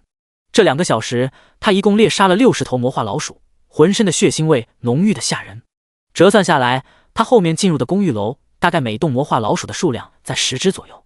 仰躺在沙发上，苏明先是唤出了自身数据：游戏面板，姓名苏明，等级5级1760，生命值100%，气血值27%，精神值25%，技能3级重击满级，3级死亡缠绕满级，3级极速满级，投掷精通3级嗜血满级，3级赶尸术满级，天赋凡级再生9%，综合战力208，装备栏5级斩首大刀，3级蜈蚣重甲，2级哥布林战靴，2级哥布林头盔，3级哥布林护手，2级哥布林护腿已穿戴。插件无限熔炉，自由属性点12点，一连击杀60头魔化老鼠，让他的等级提升到了5级。此外，在生命晶元过多的情况下，苏明一并把死亡缠绕这个技能给刷到了满级，不然的话，面板之上只剩下那一个技能没点满，他看着有点不顺眼。除了个人等级提升以外，他还收获了15件不同的1级装备，以统计学计算的话，怪物爆装概率在 25% 左右。清算了下无限空间后，除开普通杂物和身上穿戴的装备以外，苏明的财富如下：25件1级精良装备，1把3级霸王刀，1级魔化老鼠生命晶元 X51，1级魔化老鼠精魄 X60，1级魔化壁虎精魄 X9，2级魔化蜥蜴精魄 X2，2级哥布林精魄 X2，普通魔力102丝，普通游戏货币755枚，3级尸毒1份，3级湿气精华1份，3瓶10毫升试管银环蛇毒，3瓶20毫升麻醉药。从这能看出，这游戏世界普通货币价值应该还算可以。苏明在不断猎杀的情况下，竟然也就攒了不到1000枚，可想而知，绝大部分普通玩家这会手里头应该估计还没破百。将储物格子关闭后，苏明开始静心操控在屋外守着的魔化老鼠尸体。与此同时，游戏世界中最后一道光亮也被无尽黑暗所笼罩住了，一时间整个天地好似陷入了寂静状态。在这种寂静结束后，废弃的都市之中，肮脏破烂的下水道内，一只只壮硕的魔化老鼠不断自管道之中爬出。此外，像魔化巨猫那种较强的怪物也加入了狩猎的狂欢之中。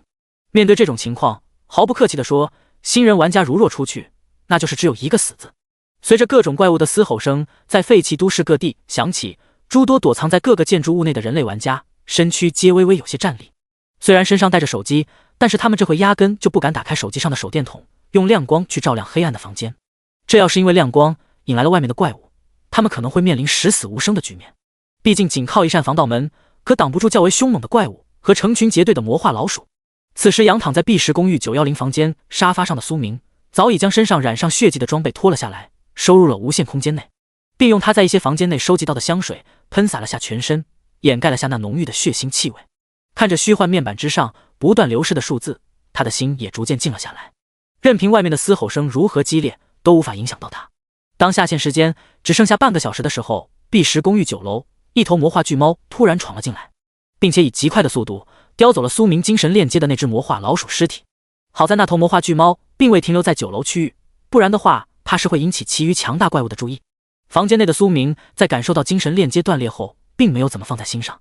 他在魔化巨猫出现的瞬间便通过魔化老鼠感应到了，面对这种大家伙，就算是活的老鼠也只是一盘菜，更不用说受他操控的尸体。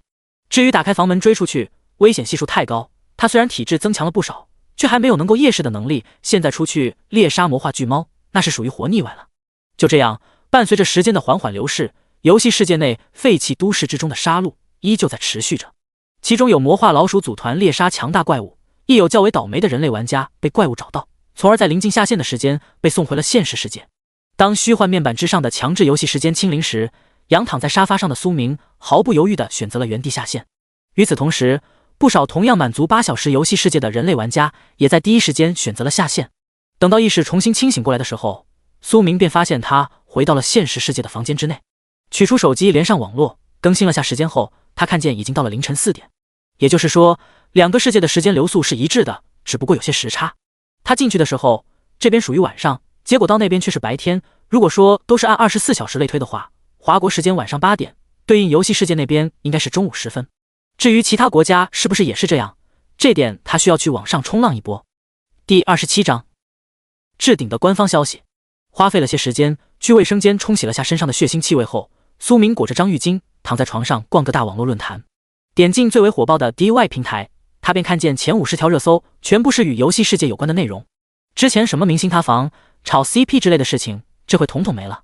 手指划过屏幕，点入热搜第一的帖子后，苏明开始根据广大网友的发言收集游戏信息。地狱开局谁能懂？游戏世界降临地点竟然在深山老林，还没活过1分钟便被一头比大象还大的老虎给拍得稀烂。我更惨，活生生被现实世界老鹰一般大小的蚊子给吸成了干尸。通过网友的比惨评论，他对游戏世界有了些大致的了解。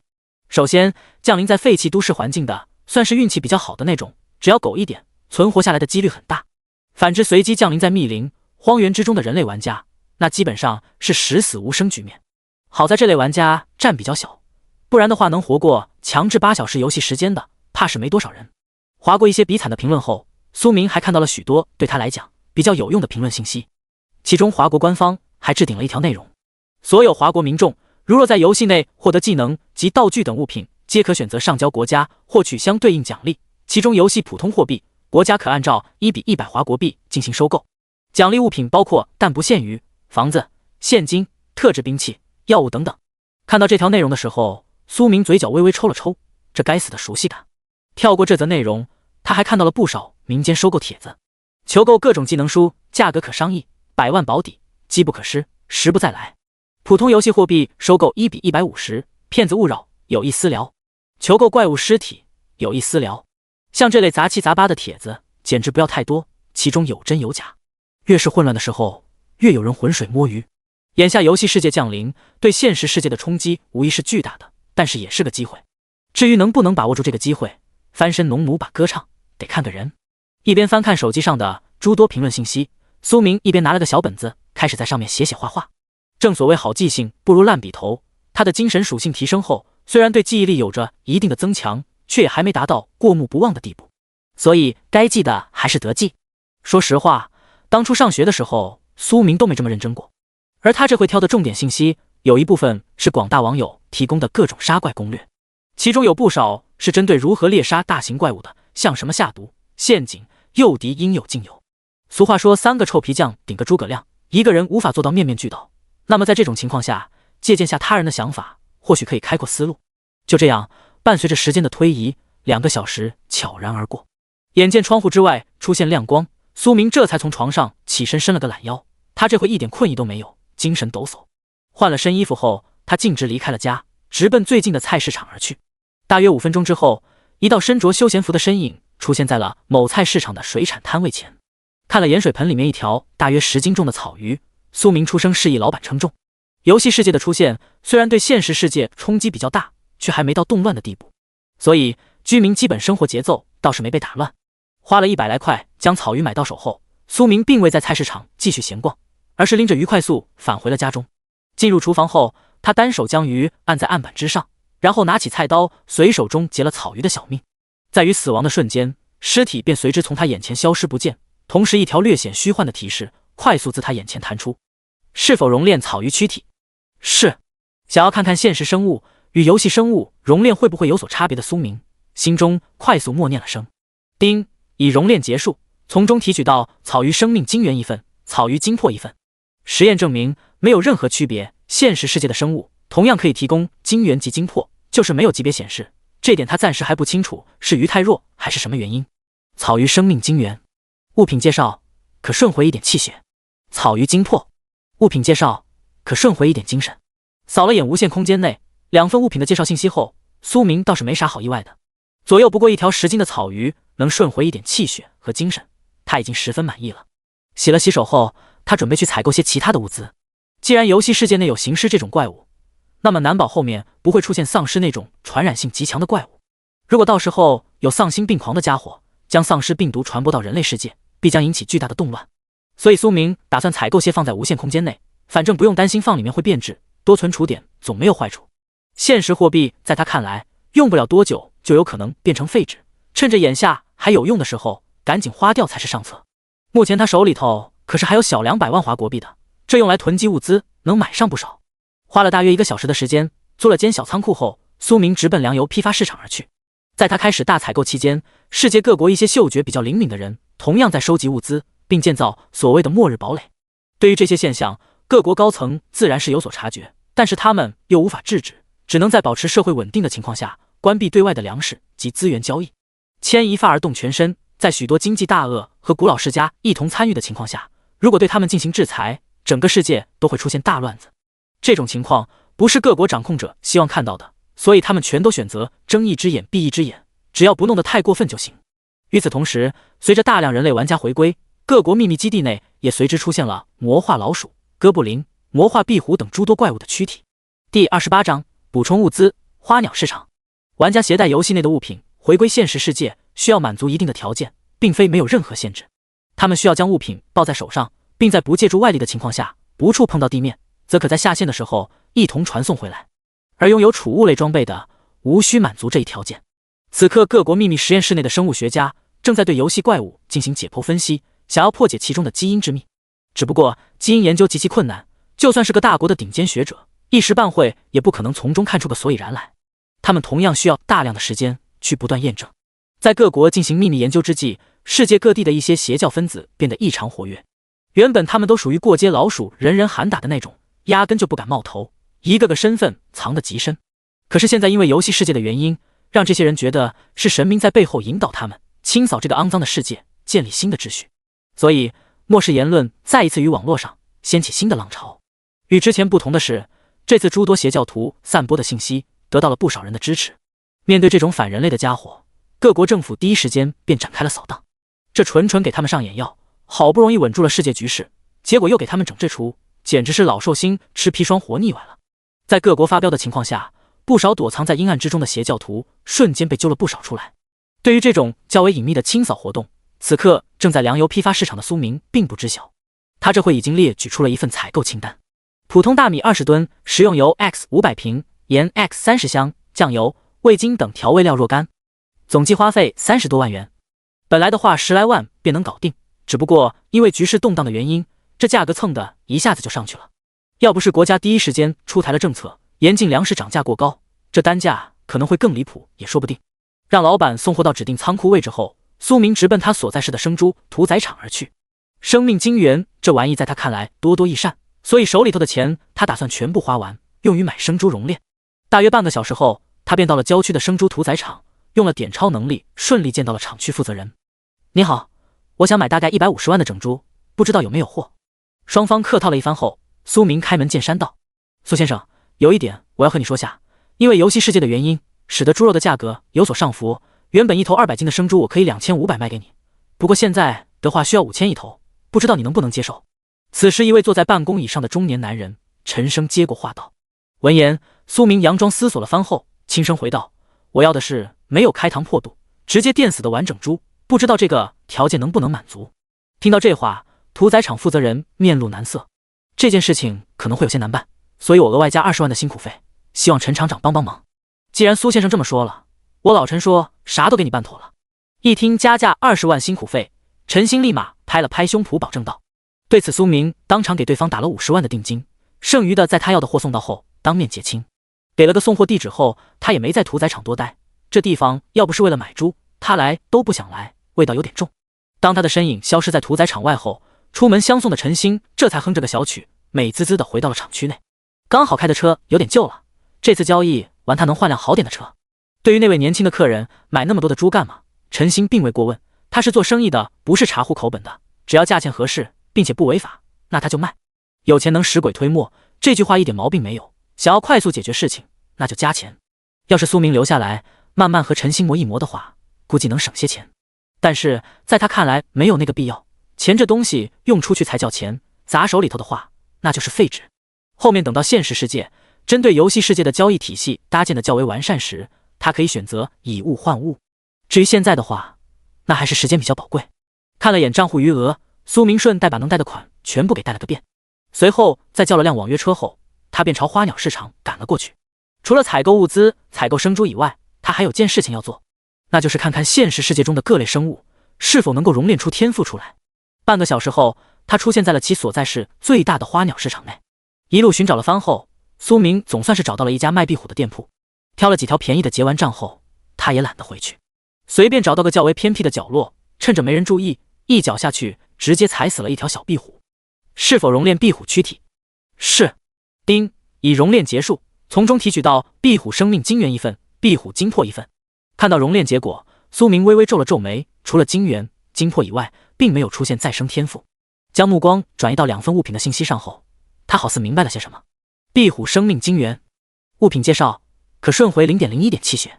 壁虎精魄，物品介绍：可顺回 0.01 点精神。与游戏世界内的魔化壁虎相比，现实世界中的壁虎实在是弱成了渣渣。熔炼出来的气血和精魄所能够产生的效果简直没眼看。这一点其实也正常，毕竟小壁虎就那么丁点大。随手将手中的其余几条壁虎也给碾死后，苏明转身离开了偏僻角落。试验证明，可能是现实世界的壁虎生命过于弱小，所以无法熔炼出再生天赋出来。不过苏明还准备尝试一番，要知道他手中可是还有魔力这玩意的，他想要看看能不能在现实世界中依靠魔力对生物进行魔化。如果可行的话，他刷天赋的计划将可以在现实世界实现。在市场重新买了些壁虎、宠物蛇、蜘蛛、蝎子之类的玩意后，苏明便离开了花鸟市场，叫了辆网约车朝家赶了回去。第29章，魔化小怪物。由于粮油批发市场和屠宰场那边出货没那么快，所以他暂时不用去小仓库那边等，什么时候对方给他打电话再过去也不迟。花费了小半个小时，重新回到家中后，苏明随手从塑料盒中取出了一条小壁虎。随着他心中念头闪过，便见到一缕如同发丝般粗细的魔力自空中飘落到小壁虎的身上。而当魔力进入其体内之时，意外突发，只见原本还较为安静的小壁虎身体开始出现裂纹，随后竟直接破碎开来，化作一滩碎肉。看见这一幕，苏明陷入了思索状态。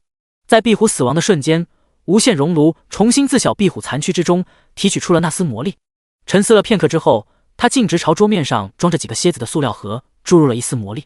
在苏明关切的目光中，细如发丝的魔力轻而易举地融入了其中一只蝎子体内。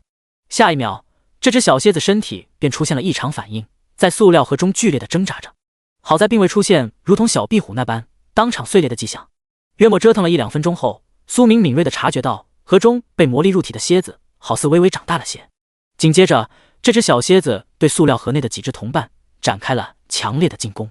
面对扛过初期魔化的蝎子，盒内的几只宠物蝎压根就不是对手，3下5除2便被灭杀了个干净。10分钟后，鞋盒子大小的塑料盒中只剩下被魔化的小蝎子存在，其余的宠物蝎尸体统统进了他的腹中。经过疯狂进食，此刻魔化小蝎子的体型也随之变大了几圈。不过想要正式蜕变为魔化怪物，估计还需要一定的时间。此时静静观察了10来分钟的苏明，心中若有所思。首先，魔力这东西在现实世界对生物同样能起到魔化的作用，但是不能承受得住魔力入体，这个得看运气。此外，初步承受住魔力入体后，想要成长到堪比游戏世界内的那种魔化怪物，在需要时间的同时，还需要不少的血石来给其提供营养，满足魔化躯体蜕变。扫了眼在塑料盒中无脑乱撞的魔化小蝎子，苏明随手朝壁虎盒、蜘蛛盒、宠物蛇盒子内注入了与其内生物数量相当的魔力。他拥有无限熔炉，可以放心大胆的尝试，反正失败的话，魔力并不会溃散，而是会被熔炉重新回收回去。一连折腾了10几20分钟后，其心中得出了一个初步数据。他一共买了50只小生物，眼下只有前面那只小蝎子和一条宠物蛇扛过了魔力入体。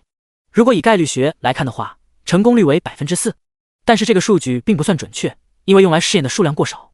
看着2个塑料盒中极其暴躁的魔化宠物蛇和魔化小蝎子，苏明直接将盒子打开，把手伸了进去，当场按死了2个小可爱。他手上穿戴着3级哥布林护手，不是宠物蛇和小蝎子能够咬得穿的，所以安全方面不用担心。目前他只是简单试验下魔力的作用，暂时还不打算在家里头养魔化生物，毕竟魔化现实生物需要时间来催化，加上还有失控的风险。万一在他进入游戏世界，亦或者外出的时候被魔化生物给逃了出去，那真是找都没地方找。等到后面在现实世界拥有私人实验室，可以有效阻止低级魔化生物逃脱的时候，他会考虑用魔力魔化生物来刷一刷天赋能力。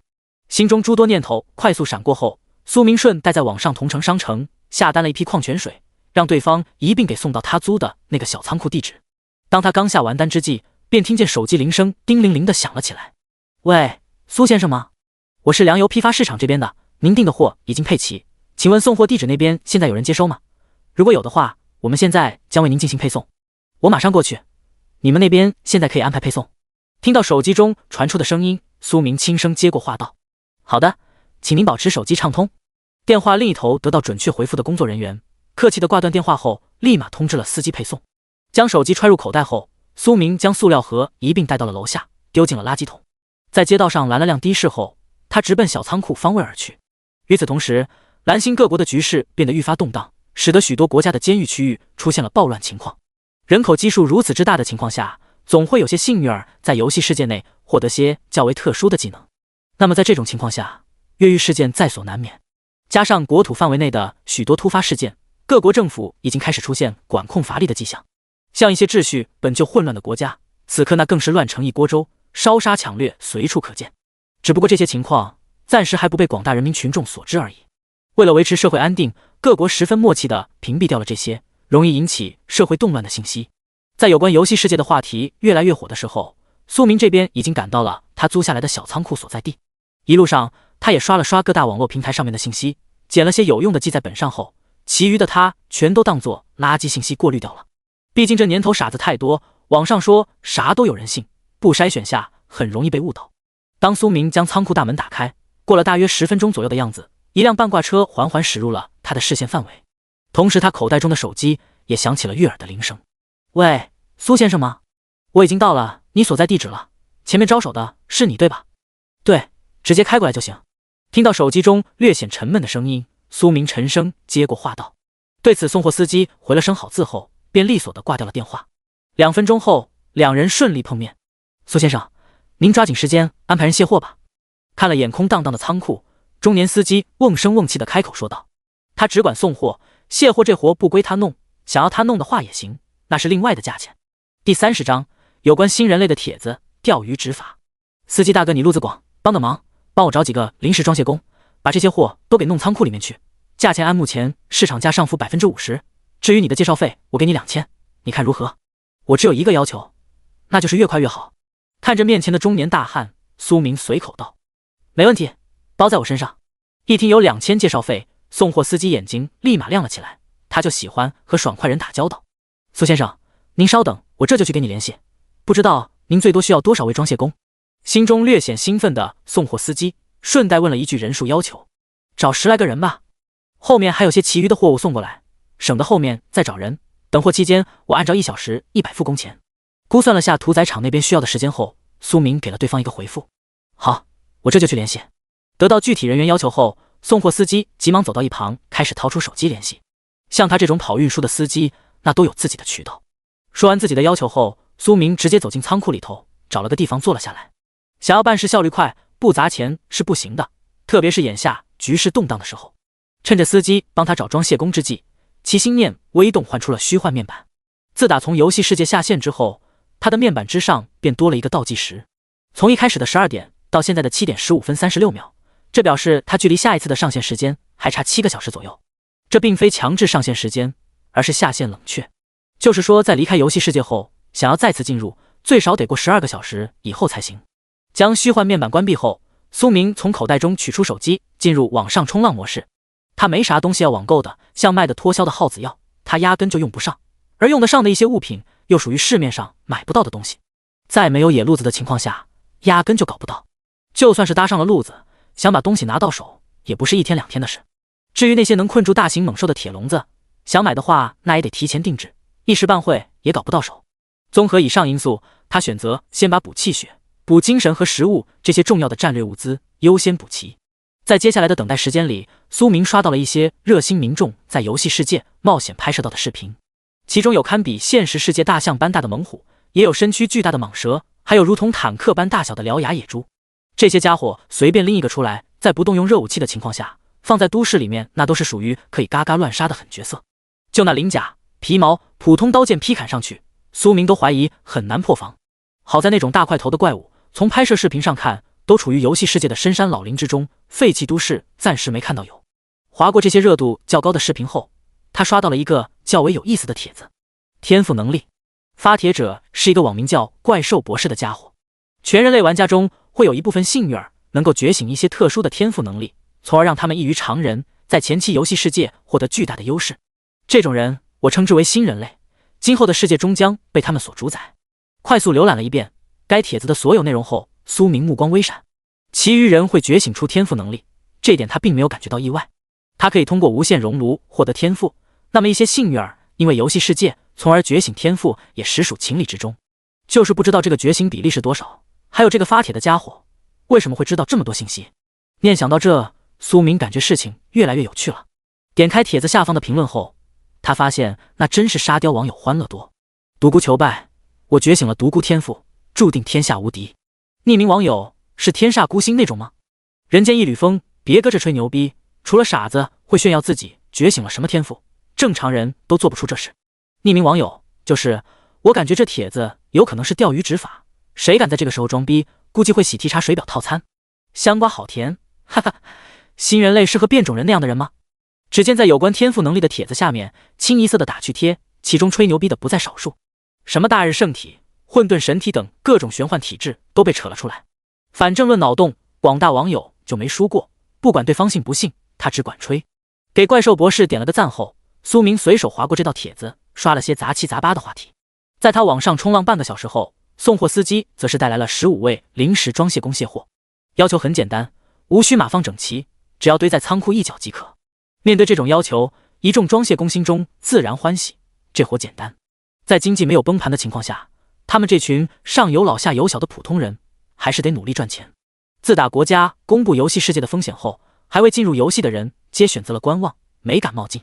这是他们唯一一次有机会改命的机遇。如果冒冒失失的进去了，然后被里面的怪物杀死，从而被清空账号，那真是哭都没地方哭去。所以在没有做足万全准备的情况下，许多人不打算立马进去。像这回正在帮苏明卸货的10几名装卸工，其中就一位进去过，并且还没活到强制8小时游戏时间结束，便被强大怪物击杀。这不回来后，经过他的宣传，其余人那就更不敢进了。扫了眼正在努力搬运大米的装卸工人，苏明在思索第2次进入游戏世界的时候，是不是去小区外面转悠转悠，看看能不能搞点值钱货回来换些钱。他身上的钱只够他这次挥霍，下次还想大手大脚花钱，那就必须想法子搞钱。技能、装备这些售卖风险系数过高，容易被盯上，反之黄金首饰类的物品在经济没有崩盘的情况下，应该能换取到不少的流动资金。至于来源的话也好解释，运气好游戏世界里捡的。第31章，收取物资，大批熔炼。在苏明思索之际，送货司机往他这边靠了过来。苏老板，都安排妥当了。听见声音，苏明的目光从手机上移了开来。好，收款码给我。闻言，中年大汉立马出示了下收款码，用 WX 扫了下后，苏明给对方赚了2000块钱介绍费过去。苏老板大气，后面有活可以随时联系我。见2000元到账，送货司机脸上不由得露出了一丝喜色，这钱来的可比他送货轻松多了。好说。听到对方的话，苏明微微点了点头。好的，那我就先过去了。得到回复后，中年送货司机也没在他旁边继续待着，而是迈着略显轻快的步伐走到仓库门口，干起了监工的活计。在装卸期间，苏明出去了一趟，找了家饭馆填了填肚子。待到酒足饭饱后，他这才晃悠着回到了小仓库。此刻装满粮油的半挂车已然卸了大半，看样子用不了多时便能卸完。就在他准备刷刷视频打发时间之际，一个被他标注为屠宰场陈的电话打了进来。喂，苏老板，你要的猪已经准备好了，你看现在给你送过去还是怎样？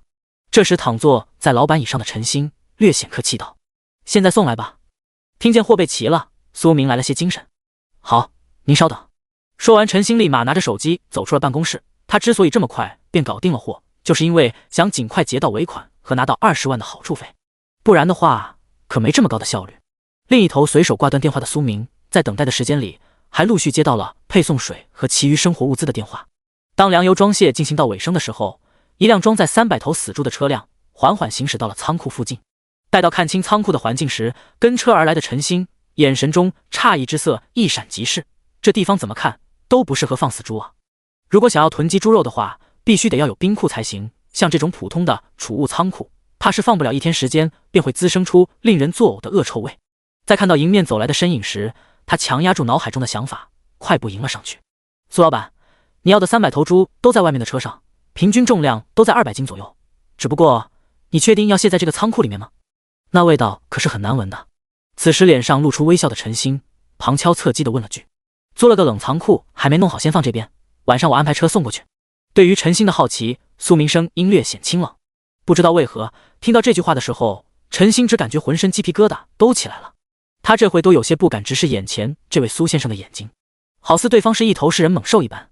商人的直觉告诉他，不该问的事情不要问，老老实实把猪卸完，然后拿钱走人最好。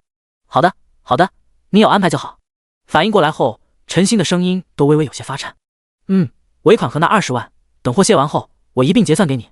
劳烦陈厂长在这多待些时间，我去那边和装卸工人说一声。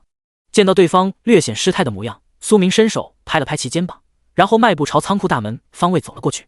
大约过了几十秒之后，浑身紧绷的陈星这才松懈了下来。鬼知道刚才他的心理压力有多大，以往见那些市里面的大老板时，他都没在对方身上感受到如此之强的气场。我就是个生意人，其余事情与我无关，我啥也不知道。心中自我催眠了后，陈星这才逐渐恢复到了一开始的状态。他知道自己刚才问的话犯了生意场上的忌讳。在陈星暗自反省之际，苏明这边则是给15名装卸工人加了些工钱，嘱咐了些事情后，他才懒洋洋地走到老地方坐了下来。历经游戏世界的疯狂杀戮后，苏明的身上多了些说不清道不明的玩意，用现代术语来表示的话，那就是杀气，亦或者是煞气。此外，他还拥有远超常人的气血和精神属性，这三者结合在一起的情况下，便会衍生出一种奇妙的气势。正常情况下，普通人察觉不到，可是，一旦苏明心情波动较大的时候，普通人直面他，心中便会生出一种强烈的心悸感。像陈星就是因为问了不该问的，才会感觉到那种不寒而栗的感觉。当时间过去4个小时后，偌大的仓库内只剩下苏明一人，其余人在结清工资和尾款后，便各回个家了。看了眼虚幻面板之上剩余的1个半小时的上线时间，他并未急着收取物资，而是缓步走到仓库大门外，仔细检查了下附近后，这才返回仓库，从里面将大门反锁了起来。深吸一口气，屏住呼吸后，苏明开始收取被电死的大肥猪。5分钟后，地面上堆积的尸体全都被他收取进了无限储物空间内，同时储物格子上也多出了一个死猪尸体 X300的标识。随后他又花费了大约10分钟左右的时间，将所有的粮油及其他的生活物资统统给收入了无限空间之中。所有物资拾取完后，苏明开始对死猪尸体进行熔炼。是否熔炼猪躯体 X300？ 是。丁，已熔炼结束，从中提取到猪生命精元300份，猪精魄300份。爽！看到储物格子内堆积的精元、精魄后，苏明嘴角忍不住的上扬，因为这些生命精元、精魄的功效堪比游戏世界的3级怪。猪生命精元物品介绍：可提升气血未超过25点生命体1点气血上限，亦或者注亦可用于气血回复，可顺回15点气血。猪精魄物品介绍：可提升精神未超过20点生命体1点精神上限，亦或者注亦可用于精神回复，可顺回10点精神。虽说在现实世界猎杀生物无法获取到经验值，但是光生命精元和精魄便足以让苏明在游戏世界遥遥领先。第32章游戏上线，主动出击，无限制消耗气血开技能，前期普通玩家谁能这么搞？氪金的威力开始初露锋芒。检查了下没有任何遗漏后，苏明迈着略显轻快的步伐离开了仓库，并用几把锁将大门锁了起来。今天购买这么多的物资，可能稍微引人注目了点。不过苏明并没有怎么放在心上，因为随着时间的发酵，网络上有关末世论的言论愈发的激烈，使得不少有钱人都开始囤积粮食。他今天采购的物资和资本大鳄们比起来，连小打小闹都算不上。此外，普通民众里面也兴起了抢购潮，一天时间各大商城里头都出现了物资短缺的迹象。要不是国家出面维持秩序，可能这会已经乱了也说不定。而在这种情况下，浑水摸鱼容易得很。就算是后面有人注意到苏明采购过不少的物资，对他有点想法，那也是几天之后的事情了。只不过那时的他可不是普通玩家能够招惹的对象。这时打了辆网约车的苏明坐在车辆后座往上冲浪。他经过7、8个小时的了解，发现第一批进入游戏世界的玩家，除了躲房间里面苟了8个小时的以外，其余人普遍等级应该在2级左右。像精英点的则是处于3级亦或者更高等级，其中有没有等级超过他的，他怀疑有。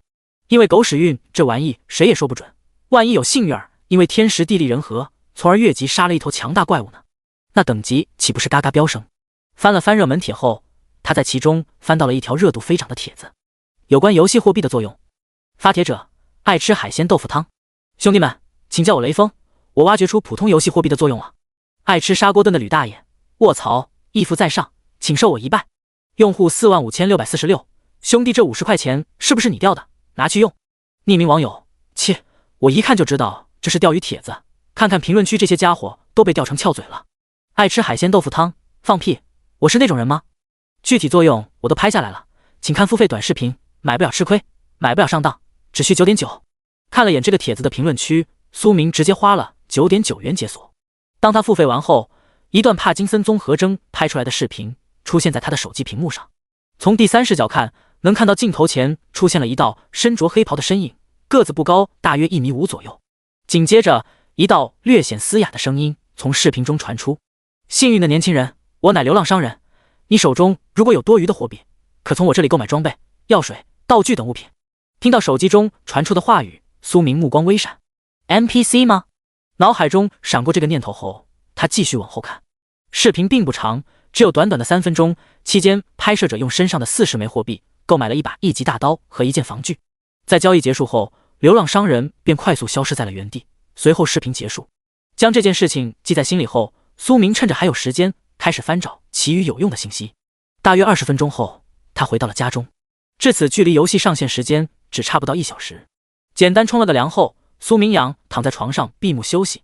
自打从游戏世界回来后，他还没合过眼。虽说精神一直处于满值状态，但是心灵疲惫总归还是有一些的。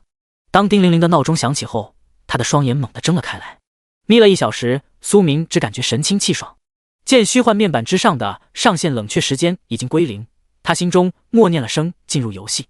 伴随着一道白光闪过，其身影随之消失在了席梦思大床之上。待到意识清醒过来后，苏明发现自己的上线地点并未出现变化，依旧是在他下线的房间内。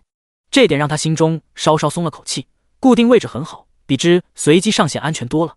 要是上线随机降临，万一被丢到深山老林，就算是他也不敢说能100%存活到强制游戏8小时结束，毕竟深山之中的强大怪物属实是有点多。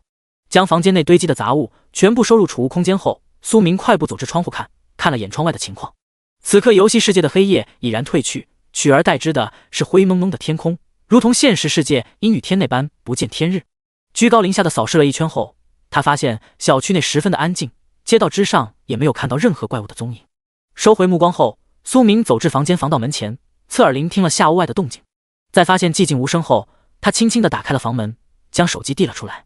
第二次上线，再小心谨慎也不为过。360度翻转了下手机后，苏明将手机收了回去。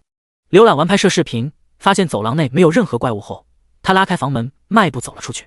消耗一点气血，给自身开了个急速 buff 后，苏明便以极快的速度自走廊内掠过。这次他准备主动出击，去寻找4级以上的怪物。低级怪物的生命精元他现在不缺，继续狩猎低级怪的话收益不大，自身实力也无法得到什么提升。不到30秒的时间，苏明的身影便出现在了小区道路之上。辨识了下大门所在位置后，他快速跑动了起来。大约2分钟后，一道身影顺着小区道路离开了小区，进入了更为杂乱的街道。一眼望去，苏明发现外头更加的破败，相比之下小区里头更像是新手村。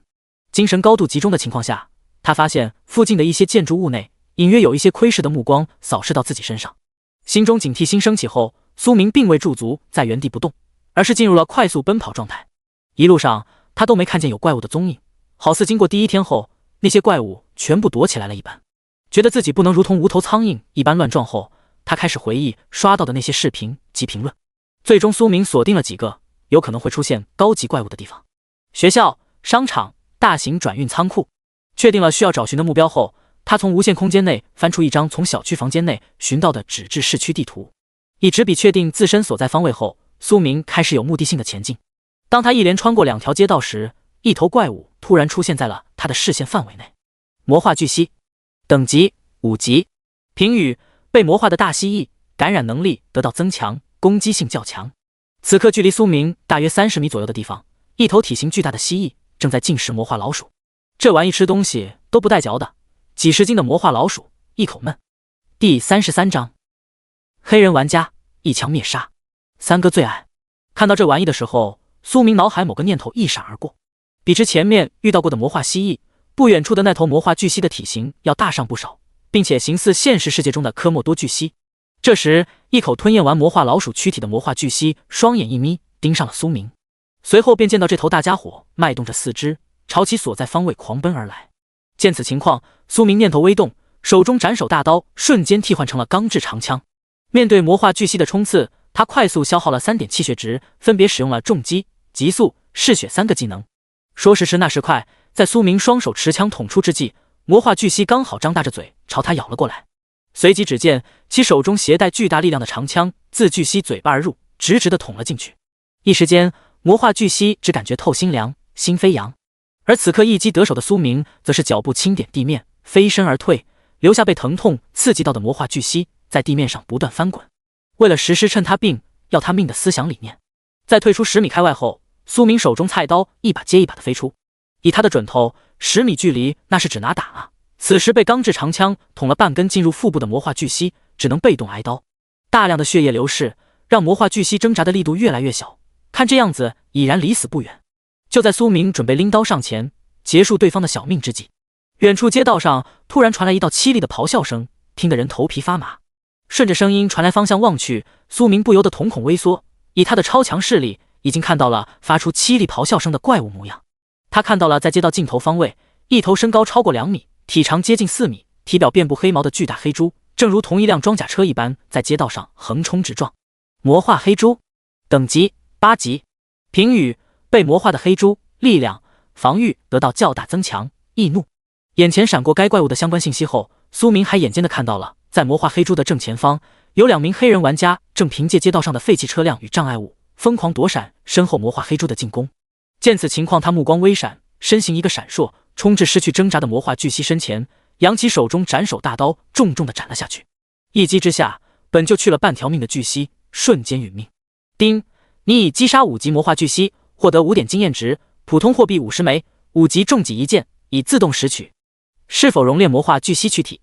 是。在听到提示音响起之时，苏明心中快速默念了声。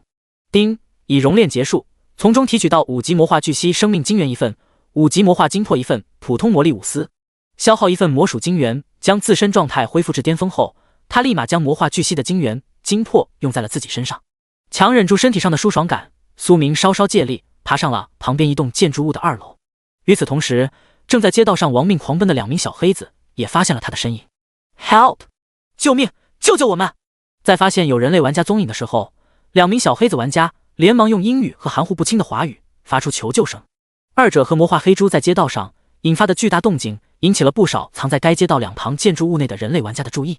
面对2人的求救，所有注意到这一情况的人类玩家全都选择了作弊上官。法克此时被魔化黑猪逼迫到一个角落位置的2名黑人玩家，嘴里头不由得怒骂了声。他们原本打算让不远处的那个家伙垫背，吸引下后面这头怪物的火力，谁曾想速度慢了一拍，还没到达对方所在位置，便被怪物给堵住了。帕斯科，分头跑！这时2名黑人玩家中体型稍微健硕些的黑人大声喊了句，而就在他准备分散而逃的时候，突然感觉到一阵剧痛从脖子处传来。迪扎德，我在华国学到了一句话，那就是在遇到危险的时候，我只需要比同伴跑得快就行。你个大傻逼，留下来垫后吧。用手中匕首给同伴来了一刀后，身材比之迪扎德稍微瘦弱点的帕斯科一边撒丫子狂奔，一边大声嘲讽道。他之所以在一开始没有选择和迪扎德分散而逃，就是为了等这个时候，因为分散跑的话，他不确定魔化黑猪会追他还是追迪扎德。此时用嘴中獠牙拱开障碍物的魔化黑猪，在嗅到新鲜血液的气味后，则是变得更加的疯狂。这会颈部大出血的黑人迪扎德只感觉身体有些乏力，双眼发晕。他想继续跑，结果身体却不听使唤，只能眼睁睁地看着巨大的黑猪冲到自己面前，然后一口咬碎了他的脑袋。够狠！这时驻足建筑物2楼的苏明用无限空间内携带的望远镜亲眼目睹到黑人玩家背后捅刀的一幕。想了想后，他念头微动，手中再次出现略有磨损的钢制长枪。与此同时，捅了同伴一刀，为自己争取到宝贵逃命时间的帕斯科，短短10来钟后便冲到了苏明所在的区域。在路过其所在建筑物的同时，这家伙顺带朝上方伸了个中指，好似在比试些什么。对此，苏明嘴角掠过一丝略显狰狞的笑容，握住钢制长枪的右手猛地膨胀了一小圈。紧接着，撕裂的呼啸声随之响起，沾染血迹的长枪被他以巨大的力量投掷了出去。下一秒，便见到在街道上一边跑一边回头的黑人玩家帕斯科，被一杆快若闪电的长枪从后心窝扎了个通透。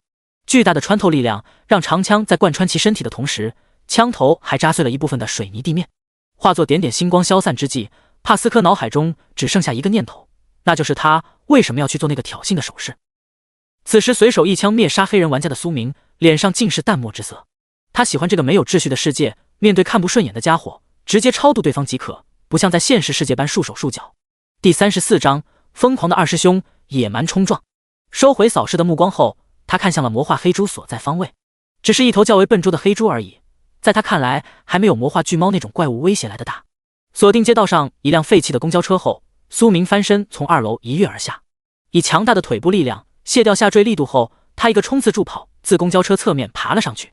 此时吃了个寂寞的魔化黑猪，猩红的双瞳中满是暴虐之色，这道嘴的食物就那么莫名其妙的没了，这让他几近发狂。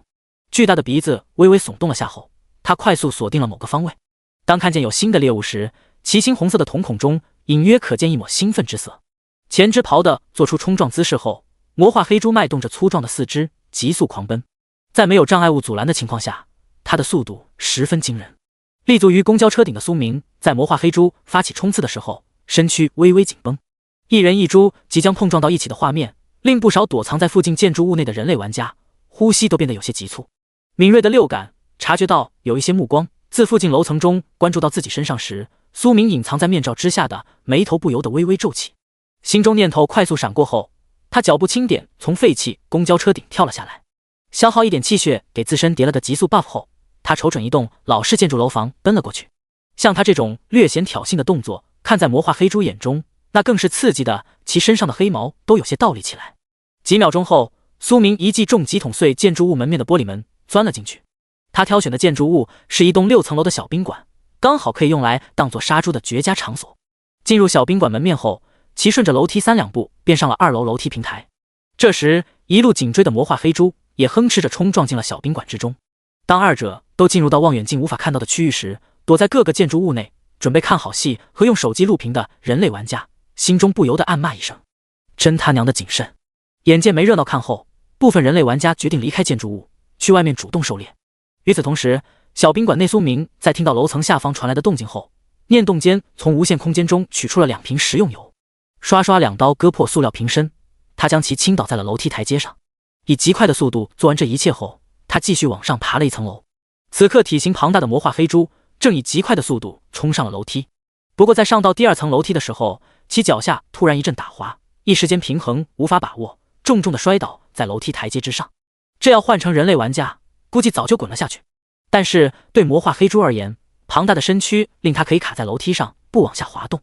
处于更高楼层的苏明见到这一幕后，单手伸出朝前做了一个挑衅的动作。这一幕令魔化黑猪更加的愤怒，从楼梯上爬起身后，他开始试探性的往上爬。猪这种动物放在动物界智商本来就比较高，这被魔化之后更上一个台阶，所以他这会并未继续无脑直冲。一直在关注着的苏明见此，嘴角微微抿起，他要的就是这个结果。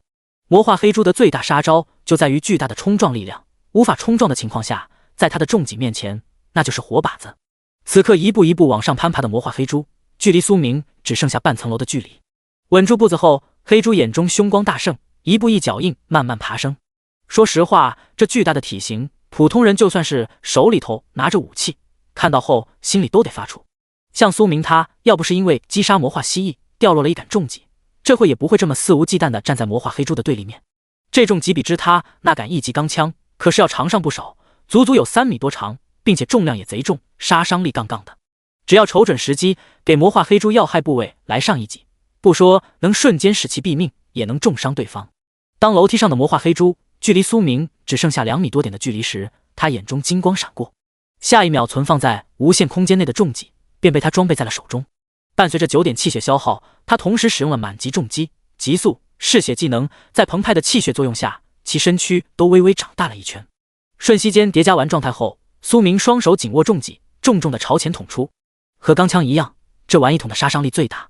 面对突然出现的重戟，正在往上爬的魔化黑猪压根就反应不过来，势如破竹的一击直接自其颈部刺入，深入腹部。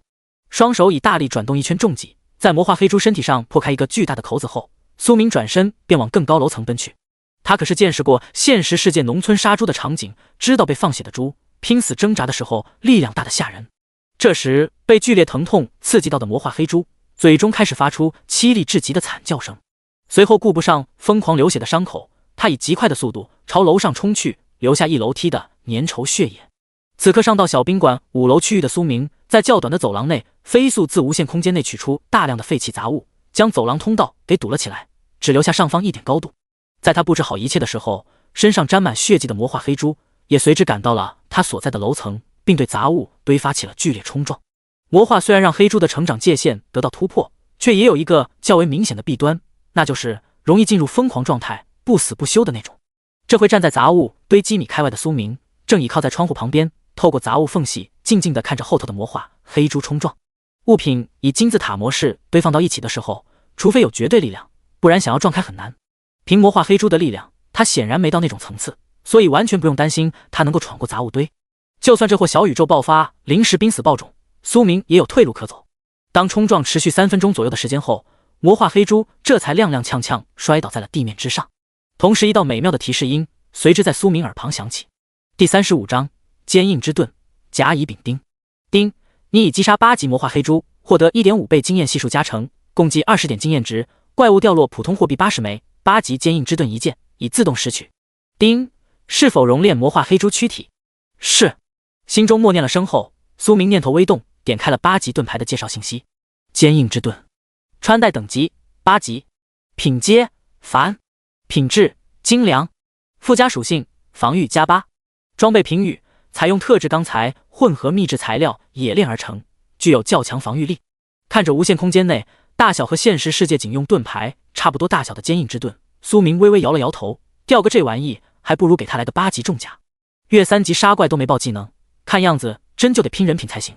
在他脑海中闪过这个念头之际，无限熔炉也完成了对魔化黑猪的熔炼。丁，已熔炼结束，从中提取到8级魔化黑猪生命精元1份，8级魔化黑猪精魄1份，普通魔力巴斯，普通技能书野蛮冲撞1份。当看到无限熔炉自魔化黑猪躯体内提取出一本技能书时，苏明眼神微亮。在不怕消耗的情况下，每多一本较为实用的技能书，对他的综合战力都能起到一定的增幅。将技能书学习完后，他也随之获取到了该技能的相关信息。野蛮冲撞技能介绍：消耗1点气血，朝前方发起急速冲撞，可装备盾牌类武器。注：具体可造成伤害视使用者而定。快速扫了眼技能介绍后，苏明觉得还能接受，比之死亡缠绕要好得多。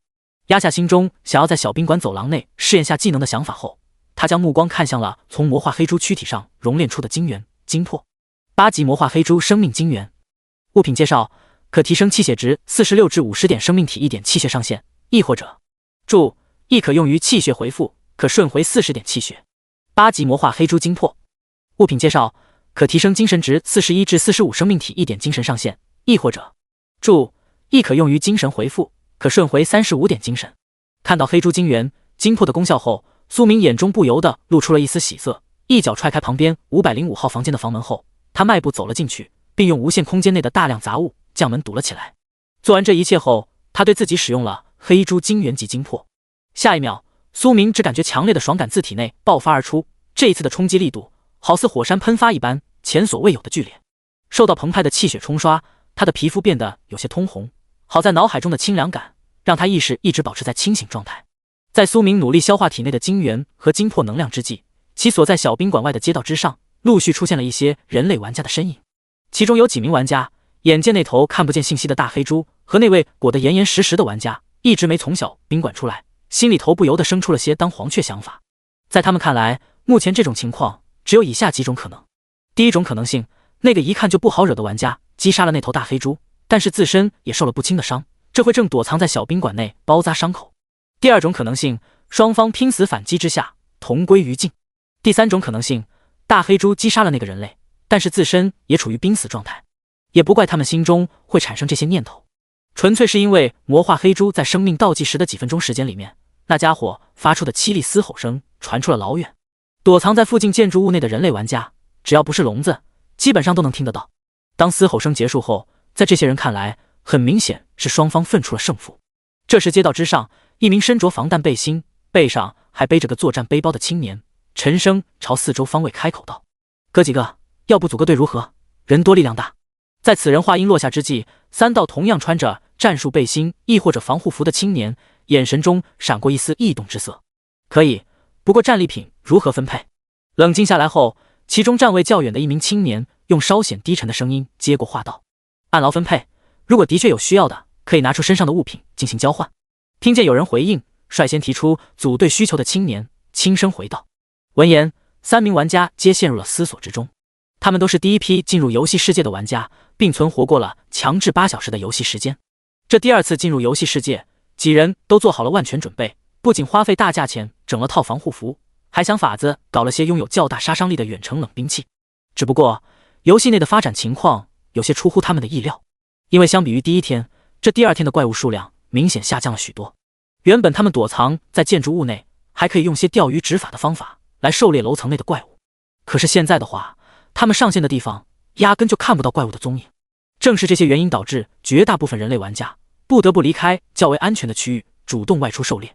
这时驻足在街道隐蔽处的3名玩家经过快速思索后，最终决定了组建个简易的狩猎小队。只不过每个人都留了个心眼子，没有给队友完全交底。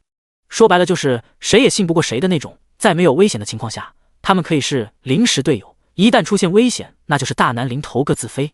4人都没有因为组队而爆出自身在现实世界的真实姓名，直接用了甲乙丙丁作为各自的代号，警惕性高得很。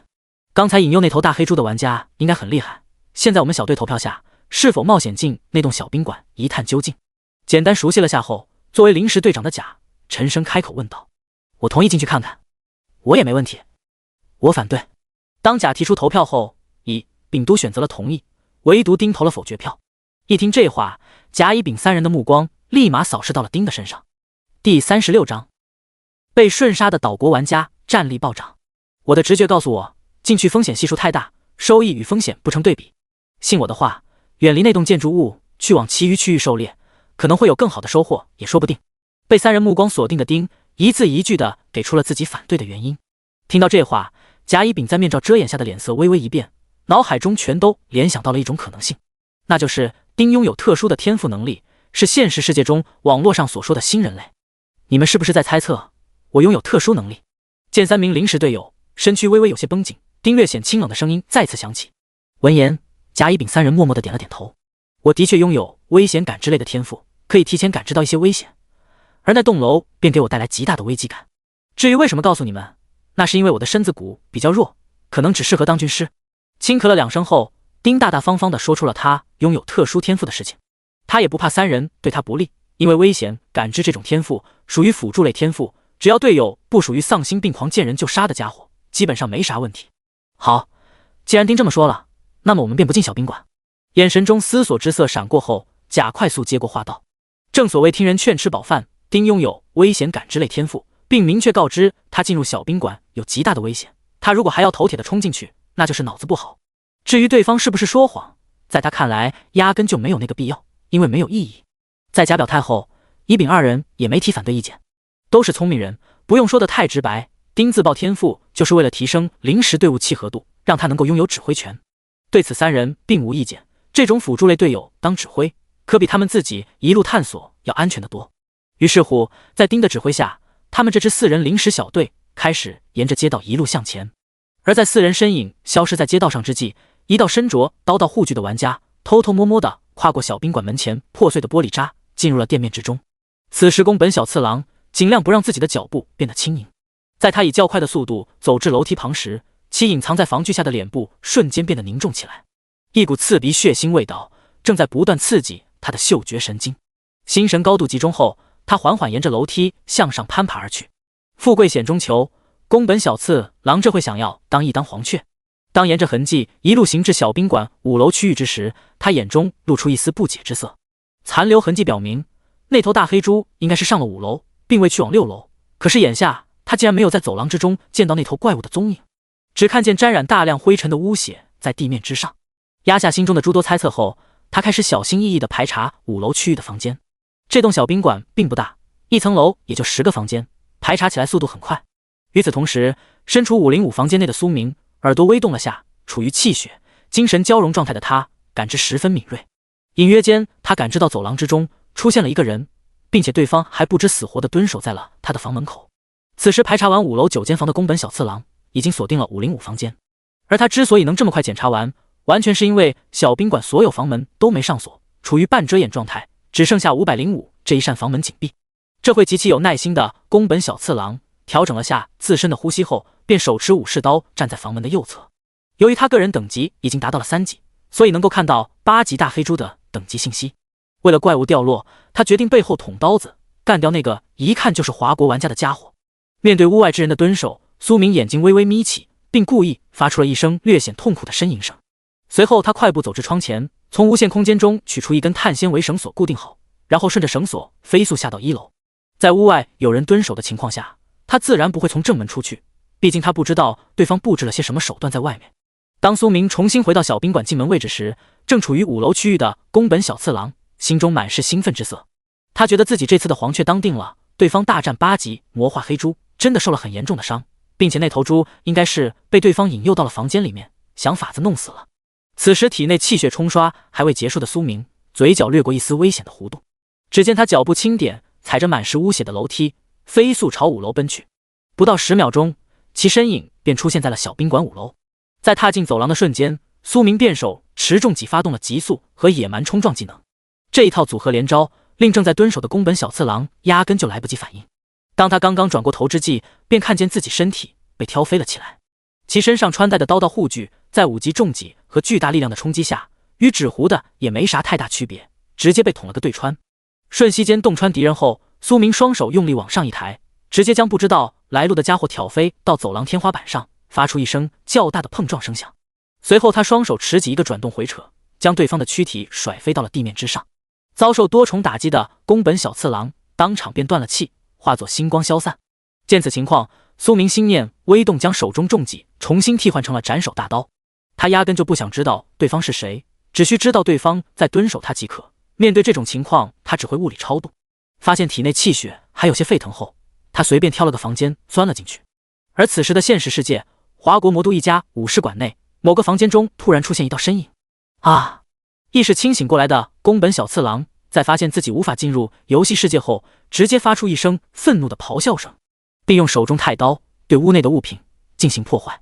他此刻恨不得把那个弄死他的家伙千刀万剐，奈何他压根就不知道对方长得啥模样，连名字都不知晓，就算是在现实世界想报复都找不到人。怒火攻心之下，其越想越郁闷，最后他竟然直接给自己来了一刀发泄。待到冷静下来后，宫本小次郎捂住流血的伤口，离开了房间，准备去找他的师傅，看看能否想办法在游戏世界找到那个弄死他的家伙。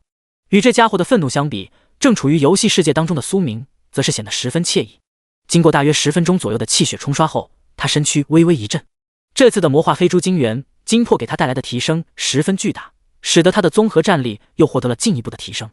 游戏面板，姓名苏明，等级5级4260，生命值100%，气血值36%，精神值32%，技能3级重击满级，3级死亡缠绕满级，3级极速满级，投掷精通3级嗜血满级，3级赶尸术满级，1级野蛮冲撞1/20，天赋凡级再生9%，综合战力366，装备栏5级斩首大刀，3级蜈蚣重甲，2级哥布林战靴，2级哥布林头盔，3级哥布林护手，2级哥布林护腿已穿戴。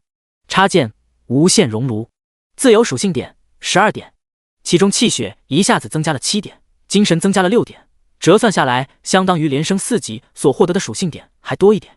单以气血而论，苏明目前的气血属性已经相当于普通玩家10级单加气血的数据，至此他与普通玩家的差距再一次被拉开了一大截。不过他并没有飘的想法，因为目前可以弄死他的玩意还有很多，像穿透力超强的弩箭，亦或者复合弓，被这些东西击中要害他也得嗝屁。熟悉了下暴涨一节的力量后，苏明开始在小宾馆走廊中刷野蛮冲撞的熟练度。他别的不多，就补充消耗的生命晶元多得很，将一个普通技能从1级刷到满级，对他而言只需要10份魔属晶元，亦或者不到4份的生珠晶元，十分便宜。就在其努力刷技能熟练度之际，一道略显机械的提示音突然自其耳旁响起：丁，城市安全区开放，所有玩家可前往最近安全区探索。在这道声音响起的同时，广袤无垠的游戏世界内所有的废弃都市中心区域都升起了一道璀璨的白光。当光华散去之时，所有玩家立马发现各自眼前出现了一道略显虚幻的指引箭头。见此情况，苏明没有选择继续刷熟练度，而是快速顺着楼梯冲出了小宾馆，直奔箭头指引的方位而去。第37章，自助商城，摊位挂机售卖。为了尽快抵达所谓的安全区，他直接消耗气血之力给自身叠了极速 buff。 全速奔跑起来后，苏明精神状态更加的活跃，沿着虚幻指引箭头前进的同时，他还能够分心去观察街道两旁的信息。而此时他的速度最少也达到了1秒20米的程度，可以说早已经打破了现实世界的人体极限。在苏明朝他所在城市的安全区飞速前进之时，游戏世界绝大部分人类玩家也在朝距离自身最近的安全区赶去。大约10分钟过后，一处与废弃都市格格不入的区域出现在了苏明眼前。停下脚步，平缓了下体内较为激荡的气血后，他的目光扫向100米开外的安全区。在他的视线中，此时已经有零零散散的人类玩家身影在泛着白色光辉的安全区外徘徊。见此情况，苏明拎刀缓步前行。当他的身影出现在安全区范围50米左右的时候，7、8名正在安全区外的人类玩家也相继发现了他的踪影。不过几人也就微微关注了下，并没有人上前套近乎的意思，一个个都显得十分谨慎。顶着几名玩家扫视的目光，苏明十分随意地走到了安全区外围。当靠近那扇泛着白光的门户时，他的耳旁响起一道提示音：叮，进入安全区，需消耗普通货币，每缴纳100枚普通货币，可获得24小时安全庇护。友情提示：离开安全区时，庇护时间不会停止。听到这道提示音的时候，苏明目光微闪，难怪这些玩家没有进入安全区域，合着这地方不是免费的，而是收费场所。心中念头闪过后，他伸手触碰了下白色门户，默念了声进入。当他选择进入之时，其存储在无限空间储物格子内的普通货币凭空消失了100枚。缴完入场费后，苏明发现自己指尖所触碰到的那层无形屏障也随之消失不见。没了阻碍，他一个跨步便进入了白色门户之中。当他的身影消失之际，徘徊在安全区外围的几名玩家眼神中不由得闪过一丝艳羡之色。他们手中虽然也有普通货币，可是压根就不到100枚。双倍经验活动的时候，1级怪能出10个币，等到后头活动结束就惨了，1级怪只出5个币，想要凑齐100枚普通货币可不是一件容易的事，没点运气和实力50个币都难。在几名玩家羡慕之际，先一步进入安全区内的苏明只感觉眼前白光一闪，等到能失误的时候，便见到自身身处一个较大的广场之上。以他的目测来看，这地方大约有一个标准足球场那么大。在他四处观察的时候，那道略显机械的提示音再一次响起：叮，你已进入安全区，请牢记以下规则：一、不得发生打斗，违者将视情况遭受惩罚。友情提示：缴纳大量货币可避免惩罚。二、可租赁摊位进行摆摊售卖。三、可在自助商店出售购买装备、道具等物品。四、酒馆内可提供住宿服务。见眼前虚幻字体不断闪过，苏明对安全区算是有了一个初步的了解。这地方有点像现实世界那些网络游戏之中的新手村。扫了眼坐落在广场上的自助商店后，他迈步朝正前方走了过去。当他进入商店大门的瞬间，便收到了新的提示：叮，欢迎光临，如需出售装备、道具等物品，可将其放置于物品评估台上进行价格评估，亦可选择寄售模式。注：寄售需收取50%手续费。真黑！看到最后一条信息提示时，苏明心中不由得暗骂一声。压下心中的吐槽的想法后，他快步走至标注着物品评估台的圆形台子旁边，并自无限空间内取出一把1级长剑放了放去。1级精良长剑，收购价10枚普通货币。将长剑取下来后，苏明又将其余装备放上去试了一番。最后他发现自己身上的1级装备，自助商店给出的最高收购价也就15枚普通货币，然后2级装备价格稍微高上一些，在20至50枚普通货币之间。他身上最值钱的装备当属8级坚硬之盾，这件盾牌的收购价为2700枚普通货币。而他储物空间内存放的那些废弃杂物以及现实世界中带进来的物品，评估台不进行收购。当苏明还准备试下别的物品的时候，他眼前的评估台直接弹出了一道光幕：装备收购价格清单，普通货币，1级10至15， 2级20至50， 3级80至160， 4级200至400， 5级500至800， 6级1000至1300， 7级1500至2000， 8级2500至3000， 9级4000至6000， 10级7000至10000。超过10级装备暂未解锁收购价格。看到光幕上的信息，苏明眼神中古怪之色一闪而过，眼前这玩意拥有自主灵智不成？驻足原地思索了番后，他忍住了拿金元、金魄评估下价格的想法，转身朝一旁的售卖机走了过去。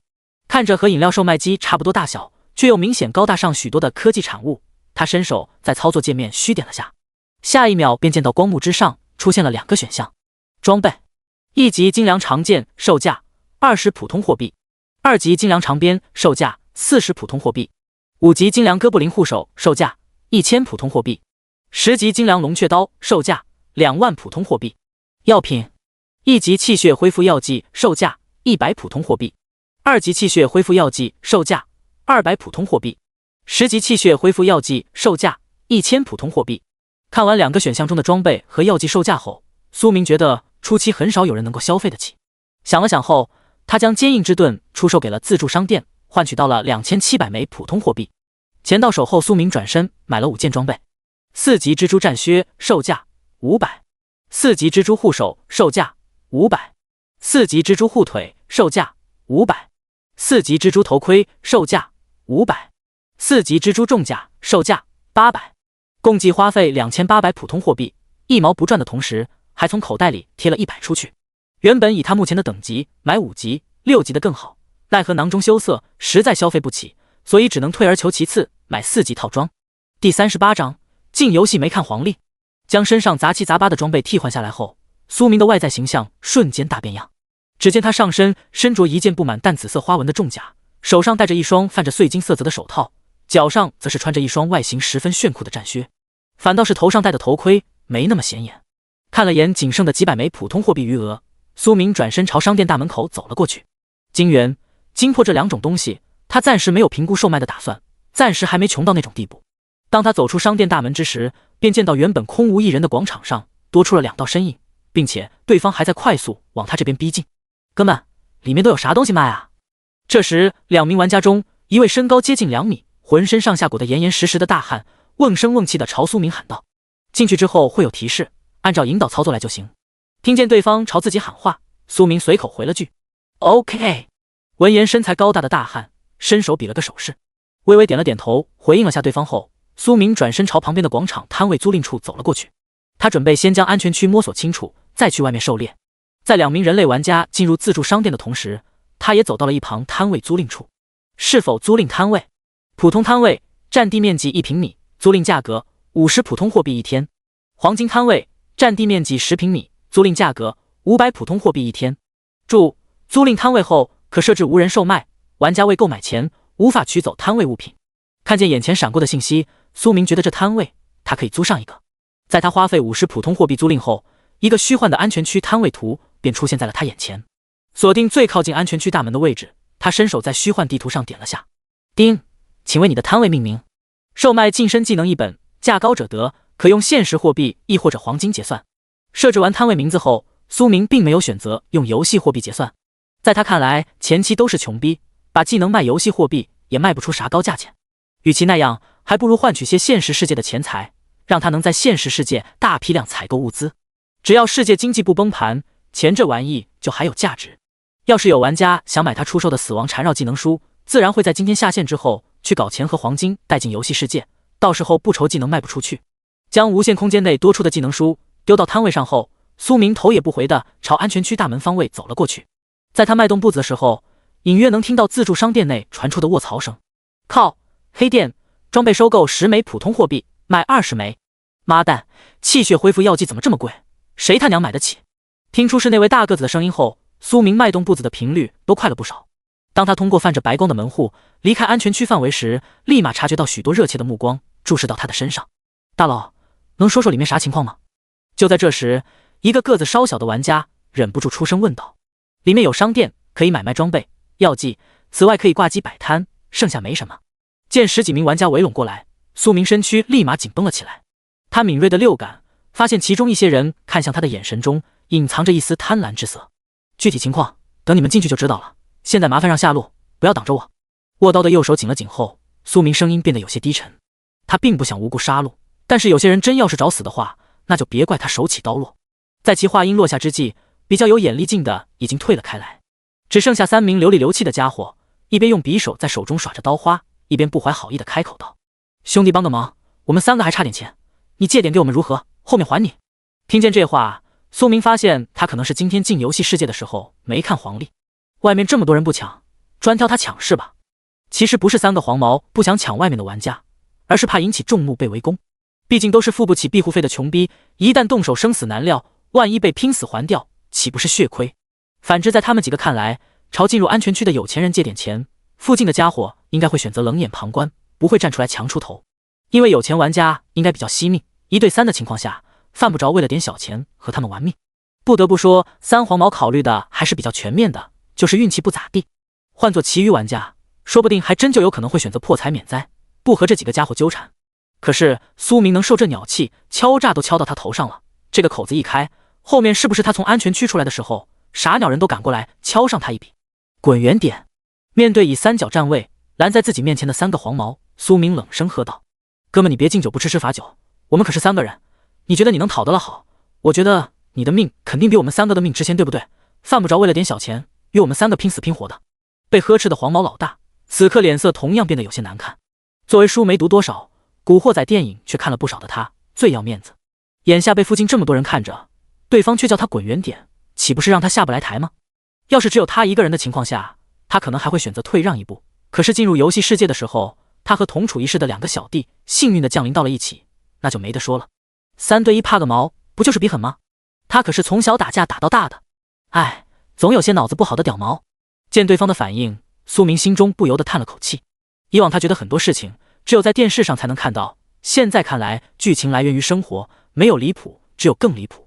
脑袋缺根筋的家伙有很多，只不过他以前没碰上而已。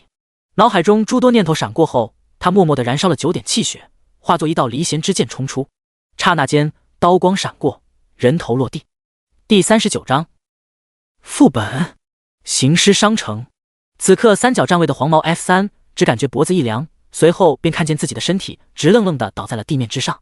由于不确定三黄毛是否拥有特殊天赋，所以苏明选择最为稳妥的燃烧气血，使用技能瞬杀，不让对方有任何反应的机会。以迅雷不及掩耳之势斩落3人头颅后，他随手甩了下斩首大刀上沾染的血液。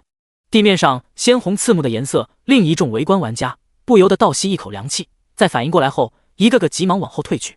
本想着看个热闹，却没想到不花钱就能看到如此限制级的画面。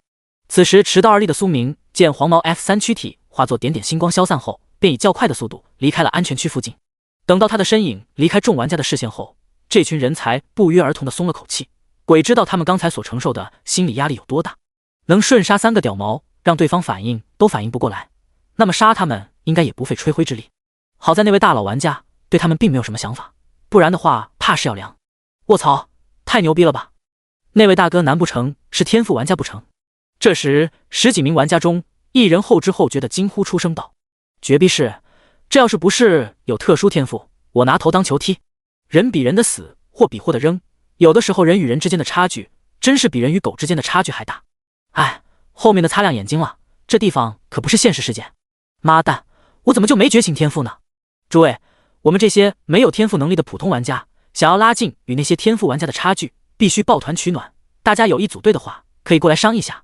在这群人就黄毛 F3 被瞬杀的事情感慨吐槽之际，突然有人出声提议互相组队。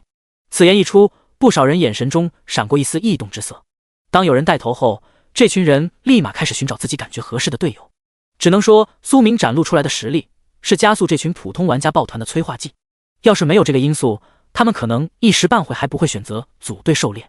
与安全区外3、5成群组队的普通玩家相比，这回苏明已经重新踏入了废弃都市街道区域。一路走来，他心里头有点怀疑，昨晚那些怪物其中绝大部分可能离开了都市区域，进入了野外，不然的话有点说不过去。掏出市区地图，根据4周建筑物锁定了下自己当前位置后，苏明开始沿着学校位置奔去。当他在街道上前行了大约5分钟后，一商场门口若隐若现的蓝色光辉吸引了他的目光。觉得这地方可能有些特殊的他，改变了下行进方向，径直朝商场大门冲了过去。当到达大门附近时，一道提示音随之响起：叮，你发现了5级团队副本行尸商场，进入要求5级，最多组队人数10人，可选模式普通。注：副本通关后将会有24小时冷却时间。看着眼前踏出的光幕提示，苏明脸上不由得泛起一丝喜色，这真是瞌睡来了送枕头。伸手点了下普通模式后，他再次收到了提示：叮，请为你的队伍命名。无名小队。懒得动脑筋想名字，苏明随手填了个队伍名称。叮，你满足等级要求，是否进入行尸商城团队副本？友情提示：一人进入该副本风险系数较高，请谨慎选择。是。没有过多犹豫，苏明快速在心中默念了声。这好不容易撞大运碰上一个副本，他说啥都得进去，万一被其余玩家抢先进去并通关，他岂不是要多等1天副本冷却？至于风险系数较高这条提示，则是被他无视掉了。要是氪金还无法通关普通5级团队副本，那还玩个锤子。伴随着一道白光闪过，苏明的身影随着消失在了商场大门口。叮，你已进入行尸商城副本，该副本内拥有99头5级行尸及1头8级行尸 BOSS， 击杀所有行尸视为通关，用时越短，通关评价越高。当苏明的身影出现在行尸商城副本一间售卖男装店面内时，他也获取到了通关副本的要求。行尸正在来袭，请尽快迎敌。见虚幻光幕之上开始闪烁红色感叹号，苏明一个弹射便冲出了男装店面，出现在了商城走廊之中。下一秒，在他的扫视中便看见走廊前后方位皆有5头行尸朝他冲来。见此情况，苏明微微舔了舔嘴唇，眼中嗜血之色闪过，念动间从无限空间内丢出一大堆杂物，拦住走廊后方区域后，他拎起斩首大刀便朝正前方冲了过去。急速重击，嗜血3个满级技能加持，苏明如同虎入羊群。最先和他碰撞到一起的5级行尸，直接被其一脚给踹飞了出去，重重的砸倒在后面的5级行尸身上。一时间，正前方的5头5级行尸全都摔倒在地。而苏明在踹出一脚后，便快速收腿，冲刺到刚爬起半个身子的一头5级行尸身前，大力挥砍而下。斩首大刀在巨大的力量加持下，蛮横地将行尸头颅自脖颈斩落，一脚将断头行尸还能活动的头颅踢飞出去后，苏明快速抽刀朝其余行尸砍去。面对他这种身体及精神反应都远超同级玩家和怪物，还不要脸把技能当平 A 的狠角色，剩余4头5级行尸压根就不是他一合之敌。刷刷刷5刀过后，正面与他碰撞的5头5级行尸便尸首分离的躺在冰冷的地面之上。一力降十会，苏明没学过刀法，但是他懂得乱刀砍死老师傅，只要反应速度够快，拎刀砍就是，反正行尸没装备武器，他只需要防范下不被方指甲抓伤和咬到即可。收拾完5头行尸后，他并未补最后一刀，而是任凭几个没死透的家伙头颅在地面上挣扎。甩了下刀身上的污血后，苏明转身朝走廊后方冲了过去。此时被障碍物阻拦的行尸正在努力推开走廊上的杂物，试图突破阻碍。第40章领悟精神技能。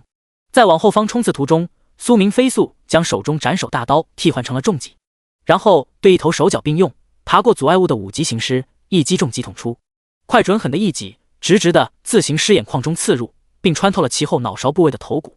瞬秒一头5级行尸后，苏明快速收戟出戟，那种捅脑浆如同捅豆花的场面，适应力不强点的人看到，这回估计得当场吐出来。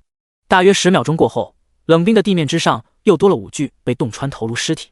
在其气血沸腾之际，3道提示音响起：丁，你已击杀5级行尸 X 时，获得50点经验值，怪物掉落普通货币250枚，5级航行者重甲1件，5级行刑者护手1双，普通技能书赶尸术1本，已自动拾取。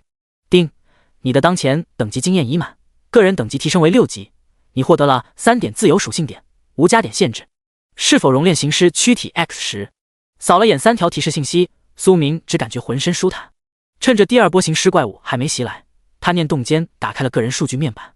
游戏面板，姓名苏明，等级6级3270，生命值100%，气血值36%，精神值32%，技能3级重击满级，3级死亡缠绕满级，3级极速满级，投掷精通3级嗜血满级，3级赶尸术满级，3级野蛮冲撞满级，天赋凡级再生9%，综合战力396，装备栏5级重戟，4级蜘蛛战靴，4级蜘蛛护手，4级蜘蛛护腿，4级蜘蛛头盔，4级蜘蛛重甲已穿戴。插件无限熔炉，自由属性点15点，一波猎杀将他的等级经验进度条从5级推到了6级过半，并且掉落率也还算可以，这可比在外面爽多了。将身上的还没穿热乎的蜘蛛重甲和蜘蛛护手替换成行刑者重甲和行刑者护手后，苏明听到了楼下传来咚咚咚的响动声。看了眼储物格子内的10具尸体，他并没有急着熔炼，因为行尸这玩意不出生命、精元和精魄，所以他准备等通关后一起熔炼。大约1分钟后，20头5级行尸出现在了苏明视线范围内。对此，他心中对行尸伤成副本攻击波数有了个推测：第1波10头，第2波20，那么接下来很可能是30。及最后一波包括8级行尸 BOSS 在内的40。心中念头一闪而过后，苏明快速将手中重戟替换成了斩首大刀，然后迎着正面而来的行尸小队便冲了上去。气血沸腾的状态下，他随意踹出的一脚都能让一头5级行尸胸膛骨碎裂并倒飞出去。在其自创的乱披风刀法之下，压根没有一头行尸能够近得了身。30秒后，10具惨不忍睹的行尸躯体倒在商场走廊地面上，其中有的是被一刀断头，有的是整个头被大力锤击破碎，还有的则是身躯骨骼碎裂，无法支撑身躯站立。贴身近战的情况下，使得苏明身上的重甲都沾染到了腥臭的行尸污血，搭配着他手中不断滴落血液的斩首大刀，这幅画面像极了终极杀人案现场。用魔属生命精元补充了下气血消耗后，苏明转身看向身后已经越过障碍物的其余行尸。这些5级行尸除了灵敏方面比之正常成年人要稍差点以外，在力量和抗击打方面都远超普通人。1对1的情况下贴身近战，普通1级玩家遇到了绝对是9死1生的局面，因为随便被行尸锤上一下的话，不死也得重伤。至于想要效仿苏明一样斩首瞬杀，除非具备比他稍弱的力量和反应速度，不然的话行不通。就在这时，衣衫褴褛、看不清面容的5级行尸已经张牙舞爪地发起了死亡冲击。只不过在碾压的实力面前，注定这10头行尸翻不起什么太大的风浪，因为他们的手段都过于单一。和同级的魔化巨猫相比，这些5级行尸在苏明看来属于福利怪。甩了甩略有磨损的斩首大刀，他踩着满是污血的地面便朝后方冲去。狭路相逢勇者胜，冲在最前头的一头行尸，在与之碰撞的瞬间，便化作一道抛物线倒飞了出去，和后面的几头行尸一同化作滚的葫芦，摔倒在地面之上。在接下来的屠戮时间里，苏明发现自身精神处于异常活跃状态。他发现这回行尸的速度在他眼中都变慢了一拍。这并非怪物速度真的变慢了下来，而是他的精神属性过高，这才导致出现类似现实影视剧中那种和子弹时间差不多的现象。用简单点的话来解释，就是料敌先机，可以先一步预判到敌人的攻击轨迹。进入这种超频杀戮状态后，苏明挥刀显得更加的随意自如，同时他的精神属性也在以比之平时日常消耗更快的速度消耗着。用直观数据呈现的话，保持这种特殊的精神活跃状态，大约30秒便会消耗一点精神属性。对于这点他并未察觉，快刀斩乱麻解决掉10头5级行尸后，苏明站在原地静静地体会着那种奇妙的感觉。丁，你自行领悟了一种技能，请为该技能命名。直至听到耳旁响起的提示音，他这才恍若初醒，从特殊状态中退了出来。子弹时间。丁，命名成功。收到提示音后，苏明念动间点开了技能介绍信息。子弹时间。技能介绍：消耗1点精神，可进入精神超频状态。注：具体可发挥超频效果，视使用者气血、精神属性而定。爽！看完技能信息后，苏明只感觉如同大夏天喝了瓶碳酸冰饮料一般。这个他于杀戮中领悟的技能，在近身对战中简直不要太爽，妥妥的又是一个杀手锏。消耗1点精神使用子弹时间后，他再次进入了超频状态。就在这时，击杀升级提示音这才不紧不慢地在苏明耳旁响起。第41章大力行尸 BOSS。 丁，你已击杀5级行尸 X20， 获得100点经验值，怪物掉落普通货币500枚，5级行刑者头盔1件，5级行刑者大刀1把，5级行刑者战靴1双，5级行刑者护腿1双，已自动拾取。是否熔炼行尸躯体 X20？ 丁，你的当前等级经验已满，个人等级提升为7级，你获得了3点自由属性点，无加点限制。见20头行尸掉落的4件装备，苏明念动间将身上相同部位的装备给替换了下来。斩首大刀经过他的不断杀戮，已经略有磨损，现在多一把行刑者大刀备用再好不过。更新完身上的装备后，苏明站在原地点了根香烟，冲淡了些许环绕在鼻翼间的血腥气味。待到他手上的一根香烟燃尽，第3波行尸小队猛地从楼下冲了上来，与他料想的一样，前后个15头。屈指将手中烟头弹出后，苏明拎刀直冲。消耗精神力进入超频模式后，他的每一刀都恰到好处，有种举重若轻的感觉。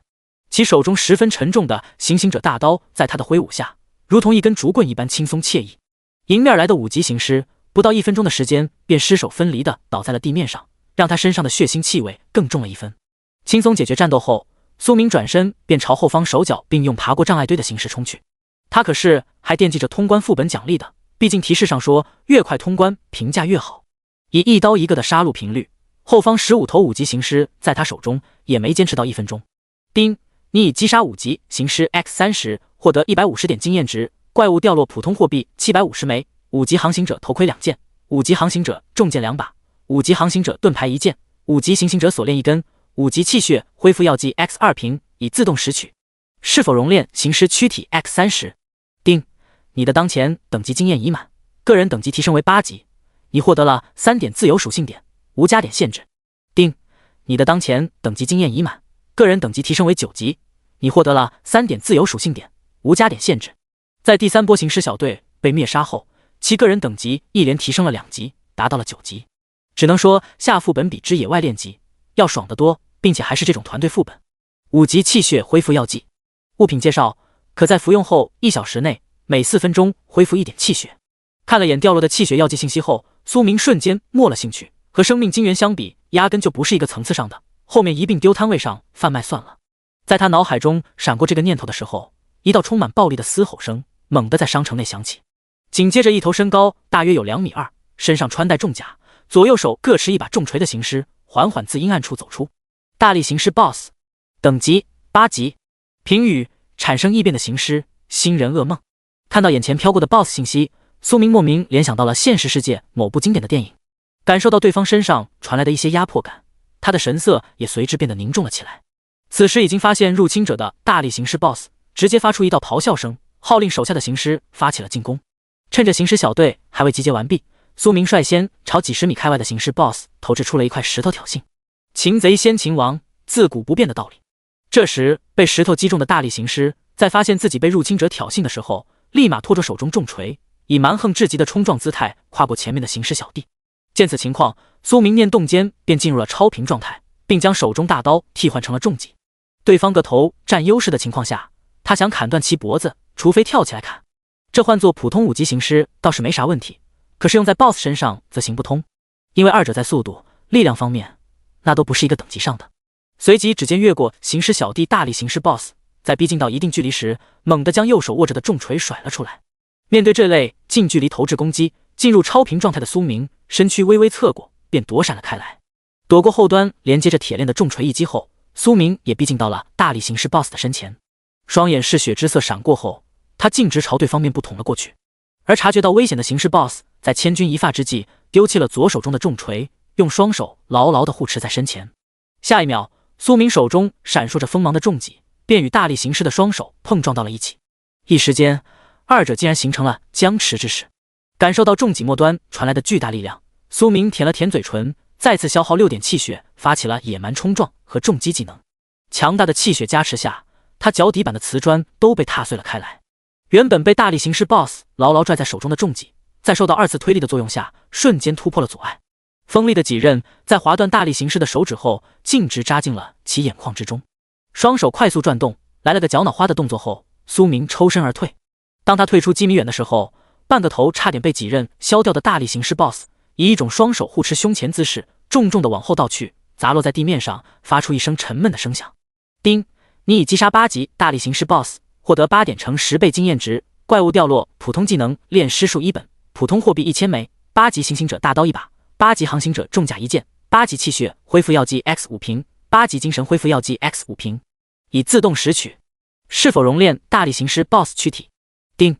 你的当前等级经验已满，个人等级提升为10级，你获得了3点自由属性点，无加点限制。叮！请注意你的个人等级已满10级，在该等级经验值满后，需要进行转职方可获取经验，期间物品掉落不受影响。当行尸 BOSS 倒地之后，一连串的信息提示在苏明耳旁响起，不过他这回没空去一一查看，因为还有39头5级行尸没有解决掉。将重戟替换成8级行刑者大刀后，他便朝无组织无纪律的行尸小队冲了过去。第42章丰厚的首杀，公告奖励。没有行尸 BOSS 在，这些5级行尸也就在苏明手中坚持了不到5分钟。叮！你已击杀5级行尸 X39， 获得190点经验值。怪物掉落，普通货币975枚，5级航行者大刀2把，5级行刑者重剑1把，5级航行者盾牌2件，5级航行者锁链2根，5级行刑者重甲1件，5级气血恢复药剂 X2 瓶，已自动拾取。叮！你当前经验值已满，无法继续获取经验，请尽快完成转职。叮！你成功通关5级团队行尸商城副本，用时15分30秒，评价甲加。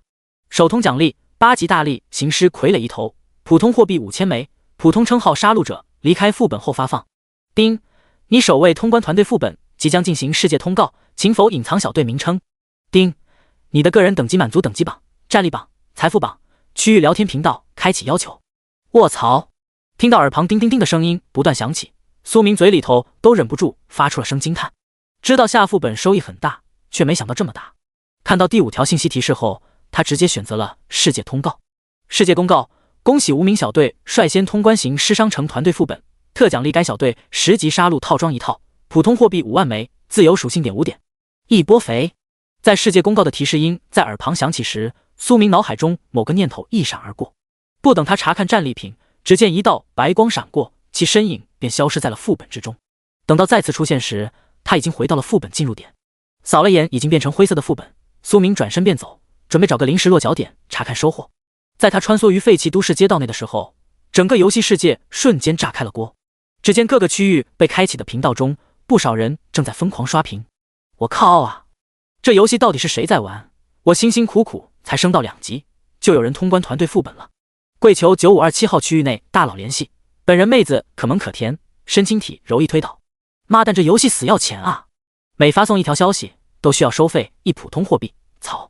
羡慕嫉妒恨10级套装，还有5万普通货币和5点自由属性点，以及副本奖励，这要给我不得当场起飞。一时间，世界各国的玩家都在对所谓的无名小队通关副本事件展开了激烈的探讨。而暂时没进自己所在区域频道潜水的苏明，这会正藏在一栋建筑物的房间内盘点收益。首先是副本掉落物品，20件5级装备，2件8级装备，4瓶5级气血恢复药剂，5瓶8级气血恢复药剂，5瓶8级精神恢复药剂，1本赶尸术技能，1本炼尸术技能，普通货币3475枚。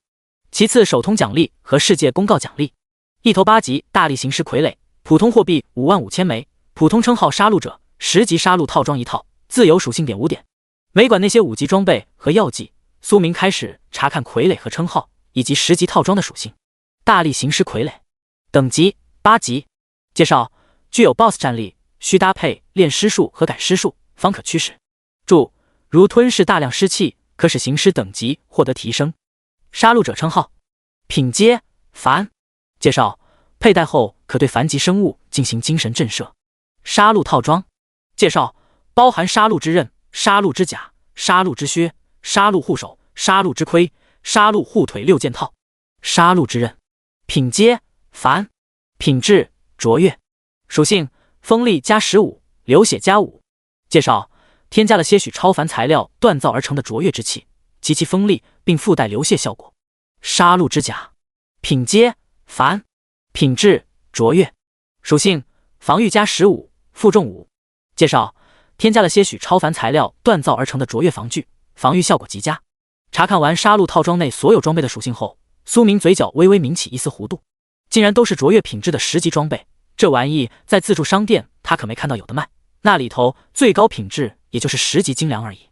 将身上装备全部替换掉后，他瞬间感觉舒适感上升了一个层次不止。用手中杀戮之刃耍了2个刀花后，苏明开始学习炼尸术技能。花费了些时间，学完技能后，他也获取到了该技能的相关信息。炼尸术技能介绍：可消耗精神之力，搭配自身血液对尸体进行祭炼。注：具体祭炼时间快慢视使用者而定。与赶尸术相比，炼尸术稍微特殊点，这个技能无需提升技能熟练度，不过也有祭炼极限，那就是只能祭炼凡级生物的躯体，并且数量不能超过3头。说实话，苏明感觉自己这会有点像修仙小说之中的魔道修士，赶尸、炼尸之法都齐全了，这下一步他是不是还得想法子整个万魂幡？甩开脑海中这个有些危险的想法后，他直接将储物空间内的8级大力行尸傀儡给弄了出来。与他弄死的行尸 BOSS 相比，这头行尸傀儡个头还要略微壮硕些，给人满满的压迫力。以杀戮之刃在指尖划了个口子后，苏明开始对傀儡进行祭炼。反正他现在个人等级一时半会也无法提升，不如多搞个小底牌，必要的时候还可以用来当挡箭牌。在鲜血和精神力量进入到行尸傀儡体内时，他连忙运转赶尸之术，开始操控傀儡。由于有着炼尸术在，所以苏明这次所建立的联系并非临时性的，而是永久掌控的那种。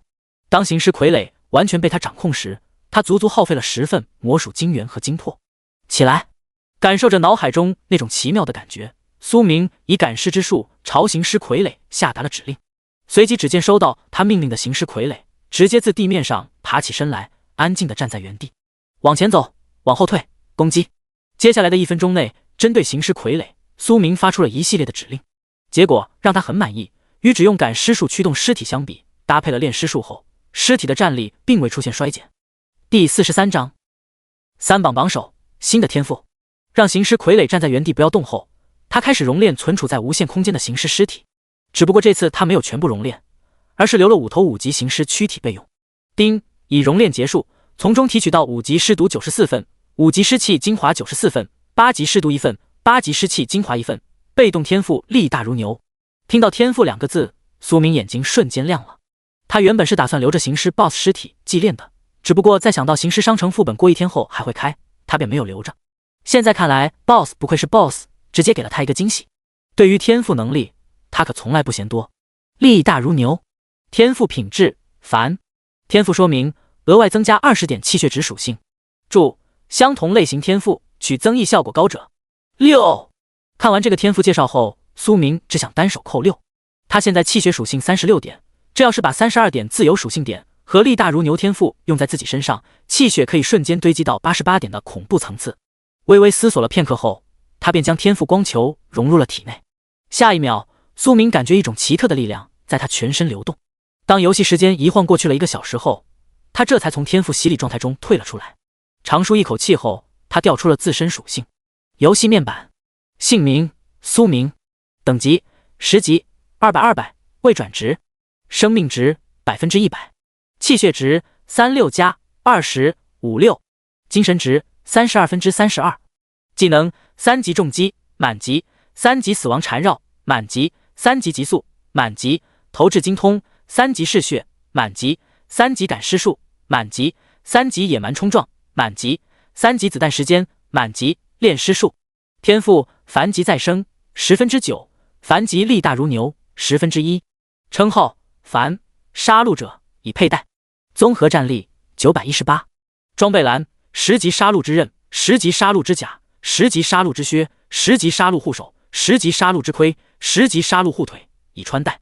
插件无限熔炉。自由属性点32点。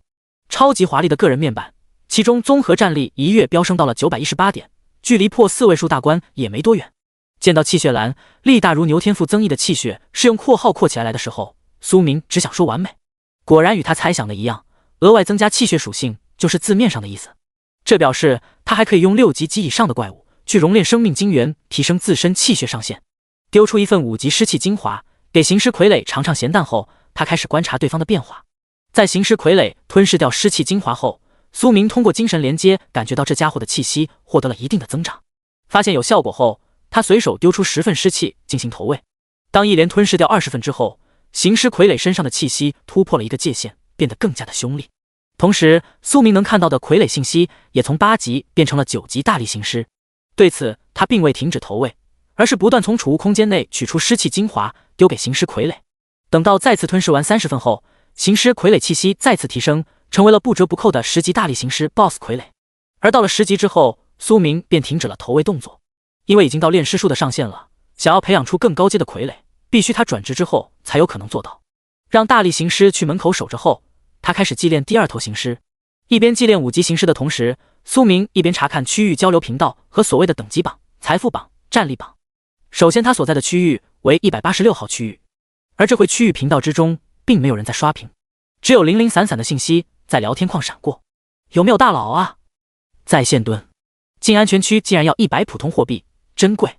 兄弟们，我发现一个地方有大量哥布林怪物，想知道的私聊我。微微扫了眼聊天频道上面滚动的信息，苏明对其中几条稍微留意了下。想了想之后，他随手点开了等级榜。丁，你可命名游戏代号登临榜单，在榜1周时间以上可获得在榜奖励。在点开等级榜后，苏明再次收到了游戏提示。微微思索了番后，他随手在虚幻光幕上输了个代号魔。丁，命名成功，你当前位列等级榜第1，战力榜第1，财富榜第1，请继续保持。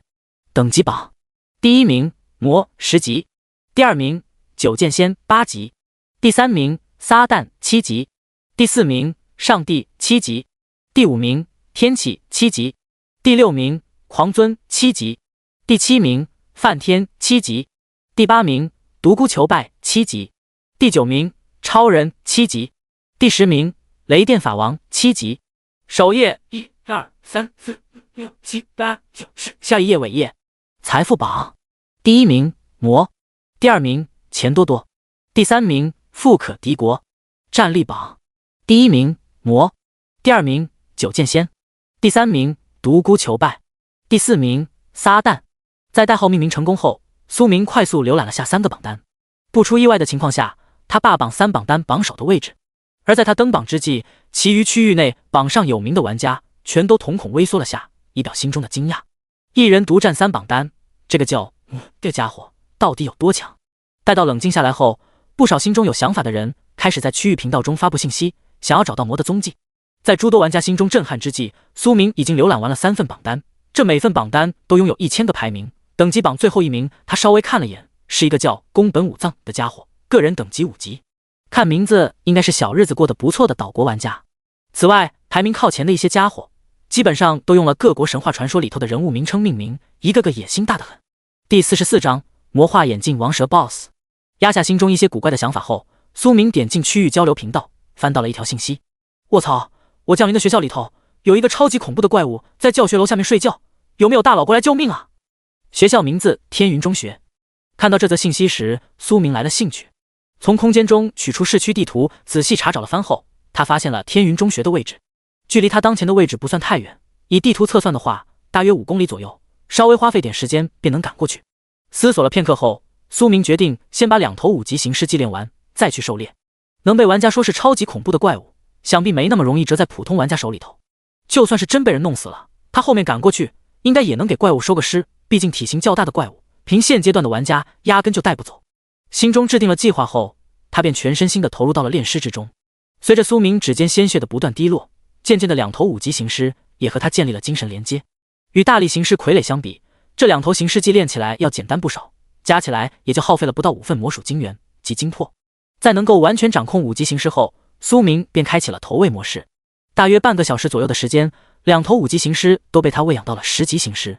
这种普通行尸升级消耗的资源比之行尸 BOSS 要少得多，5级升6级1份尸气精华就够，然后依次是2份、3份、4份、5份。2头5级行尸提升到10级，共计消耗30份5级尸气精华。正所谓便宜没好货，这消耗的资源少，那么自然而然在战力方面和同级 BOSS 也没得比。大力行尸估计2锤子就能干爆这2头普通10级行尸。从空间中取出2套行刑者套装，命令2头10级行尸穿上后，他上下打量了一番，然后较为满意的点了点头。穿戴护具并且只有脑袋一个弱点的行尸，在他的操控下那就是最好的肉盾。将3头行尸一并收入储物格子后，苏明起身伸了个懒腰。他手中被刀刃划破的伤口早就在再生天赋的能力下恢复如初，只要不是断胳膊断腿那种需要重新生长的残缺状态，普通的皮外伤他只需损耗些许气血便能快速愈合。离开建筑物出现在废弃街道上后，他根据纸质地图辨识了下天云中学所在方位，随后便见到苏明的身影化作一道暗红色的残影在街道上疾驰而过。区5公里的路程，在他的速度下可以说连5分钟都用不到。当看见天云中学4个大字的时候，他稍微放缓了下速度。环视了眼附近的环境后，他找了栋视野较为开阔的建筑物，花费了点时间爬到该建筑物最高层的顶楼后，苏明取出储物空间内的超轻望远镜，对学校进行勘察。四处张望了几眼后，他快速锁定了目标。只见在一栋教学楼前的广场上，一条体型巨大的蛇正盘绕在地面上休息。魔化眼镜王蛇 BOSS 等级10级。评语：魔化出现异变的眼镜王蛇，突破生长极限，拥有剧毒，行动迅捷，力量极大。眼前闪过该怪物的信息后，苏明眼角都不由得微微抽了抽。以目测推算的话，他怀疑那大家伙可能比普通塑料水桶直径还粗。如果是蟒蛇的话，在他看来没啥，因为比较笨重。可是这头盘踞在学校里头的魔化眼镜王蛇 BOSS， 评语上都说了行动迅捷，力量极大。这他要是近身与其对战的话，被缠上并来上一口的几率极大。将手中望远镜放下后，苏明心中有了对策。他准备用行尸 BOSS 和2头行尸小弟缠住王蛇 BOSS， 然后他来补刀。这好不容易遇到野生 BOSS， 要是不刷的话，他估摸着今天一天心情都不美丽。自建筑物顶楼下到1楼后，他悄无声息地溜进了天云中学。由于学校里头还有其余普通玩家在，所以他准备让行尸傀儡 BOSS 将王蛇 BOSS 引到建筑物内击杀，那样可以规避掉许多不必要的麻烦。他虽然不怕人找麻烦，但是比较烦苍蝇，因为那属实影响心情。就近找了栋实验楼后，苏明将行尸 BOSS 给放了出来，并对其下达嘶吼的指令。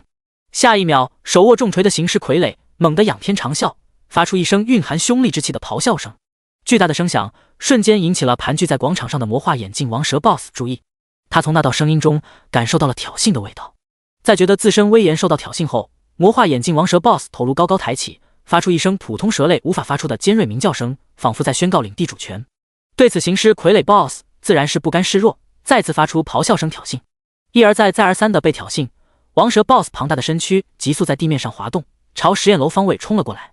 正用望远镜观察的苏明见此，随手将一直没派上用场的银环蛇毒及麻醉药还有尸毒这些东西丢到了2头行尸小弟身上。没过几息时间，便见到魔化眼镜王蛇 BOSS 庞大的身躯顺着楼梯而上。对此，苏明果断进入精神超频状态，对3头行尸下达进攻指令。很快，双方便碰撞到了一起。其中1头10级行尸小弟在与王蛇 BOSS 接触的瞬间，便被其咬中，恐怖的毒素顺着蛇牙飞速进入其体内。只不过行尸本就是尸体，除了那种腐蚀性的毒对他有作用，其余毒用处不大。此时受苏明操控的行尸小弟，在半个身体被咬中的瞬间，立马把手里头的银环蛇毒麻醉药瓶捏碎，丢入了王蛇 BOSS 嘴中。在以极快的速度下达这些指令后，苏明连忙用精神念头控制行尸小弟用指甲插入王蛇口腔内部的嫩肉，朝里头注入尸毒。而这些都是短短一瞬间发生的事情。当王蛇 BOSS 察觉到不对劲的时候，他的身上已经被行尸傀儡 BOSS 用手中铁链缠绕住了，并吃了一击重锤，导致其身上的鳞片当场碎裂了不少，鲜红的血液当场便止不住的往外流。感受到剧烈疼痛传来的时候，他努力想把嘴中含着的敌人给甩出去，奈何行尸小弟扒拉得很紧，一时半会他竟然无法将其吐出来。第45章击杀，百毒不侵。一尾巴甩飞另一头行尸小弟后，王蛇 BOSS 身躯快速缠绕到了行尸傀儡 BOSS 身上，想要用死亡缠绕绞杀对方。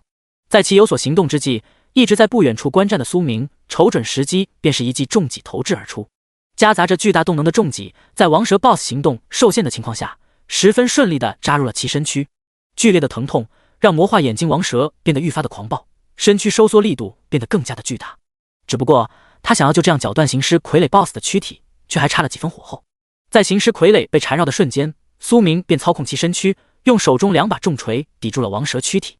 凭大力行尸的力量加身上穿戴的重甲，在强大的绞杀力量下坚持一段时间，压根不是问题。这时疯狂甩动脑袋，想要将嘴中猎物吐出来的魔化眼镜王蛇 BOSS 恨不得自己多长2只脚。早知道这猎物这么难缠，说啥他都不会张嘴的，搞得现在吞又吞不下去，吐又吐不出来。不等王蛇 BOSS 有喘息之机，在投掷出重戟后，苏明拎着杀戮之刃便冲了上去。对方身上令他比较忌惮的缠绕和注毒能力都被限制住了，那么现在不补刀更待何时？在他冲上前去之时，魔化王蛇 BOSS 直接甩动头部，将要将其击飞出去。早已进入超频状态的苏明身躯微微晃动，快速闪过了这一击。随后他手起刀落，一刀劈砍在王蛇 BOSS 的身躯上，锋利的刀刃瞬间便削掉了一大块蛇肉，顷刻间只见大量的鲜血不断自王蛇体内喷涌而出。杀戮之刃装备特性流血效果生效，不等魔化王蛇 BOSS 反应过来，苏明主动技能全开，爆发出了极致的手速，沿着王蛇缠绕成一团的身体连续砍出了9刀，直至对方用头颅回防，他才退了开来。此时因大量鲜血流逝，进入虚弱状态的魔化王蛇 BOSS 快速松开了缠绕成一团的身躯，他想要逃走。对此早有准备的苏明自然不会看着送上门的 BOSS 在自己眼前跑路。在他的操控下，行尸傀儡 BOSS 正用重锤上的锁链牢牢拉住了王蛇，并用锋利的指甲刺入其体内，与其决力。趁二者进入僵持状态之时，苏明再次拎刀上前挥砍。凭王蛇 BOSS 越来越虚弱的状态，只能被动挨刀，根本就做不出有效反击。5分钟后，身上被砍得到处都是伤口的魔化眼镜王蛇 BOSS 这才不甘地瘫倒在冰冷的地面之上。丁，你已击杀10级魔化眼镜王蛇 BOSS， 因你经验值已满，故无法获取经验奖励，请尽快完成转职。怪物掉落普通货币2000枚，10级丈八蛇矛1件，10级蛇鳞甲1件，10级气血恢复药剂5瓶，10级精神恢复药剂5瓶，眼镜王蛇宠物蛋1颗，已自动拾取。是否熔炼魔化眼镜王蛇 BOSS 躯体？是。见怪物躯体被拾取，苏明这才长呼了口气。这头大家伙可比行尸 BOSS 难缠得多，挨了他那么多刀，竟然还硬抗了5分钟。丁，已熔炼结束，从中提取到10级魔化眼镜王蛇 BOSS 生命精元1份，10级魔化眼镜王蛇 BOSS 精魄1份，普通魔力50丝，被动天赋百毒不侵，普通技能书死亡缠绕。看到又出了个被动天赋，苏明嘴都快咧到耳后根。百毒不侵，天赋品质凡，天赋说明对凡级毒素具有超强免疫力。注：请不要把毒液当药水喝。查看了下百毒不侵天赋的能力后，苏明只感觉浑身舒坦，这下子他的短板又少了一个。念动间将天赋用在自己身上后，他开始查看 BOSS 生命精元。10级魔化眼镜王蛇 BOSS 生命精元。物品介绍：可提升气血76至80生命体1点气血上限，亦或者71至75 2点。注：亦可用于气血回复，可顺回80点气血。10级魔化眼镜王蛇 BOSS 精魄。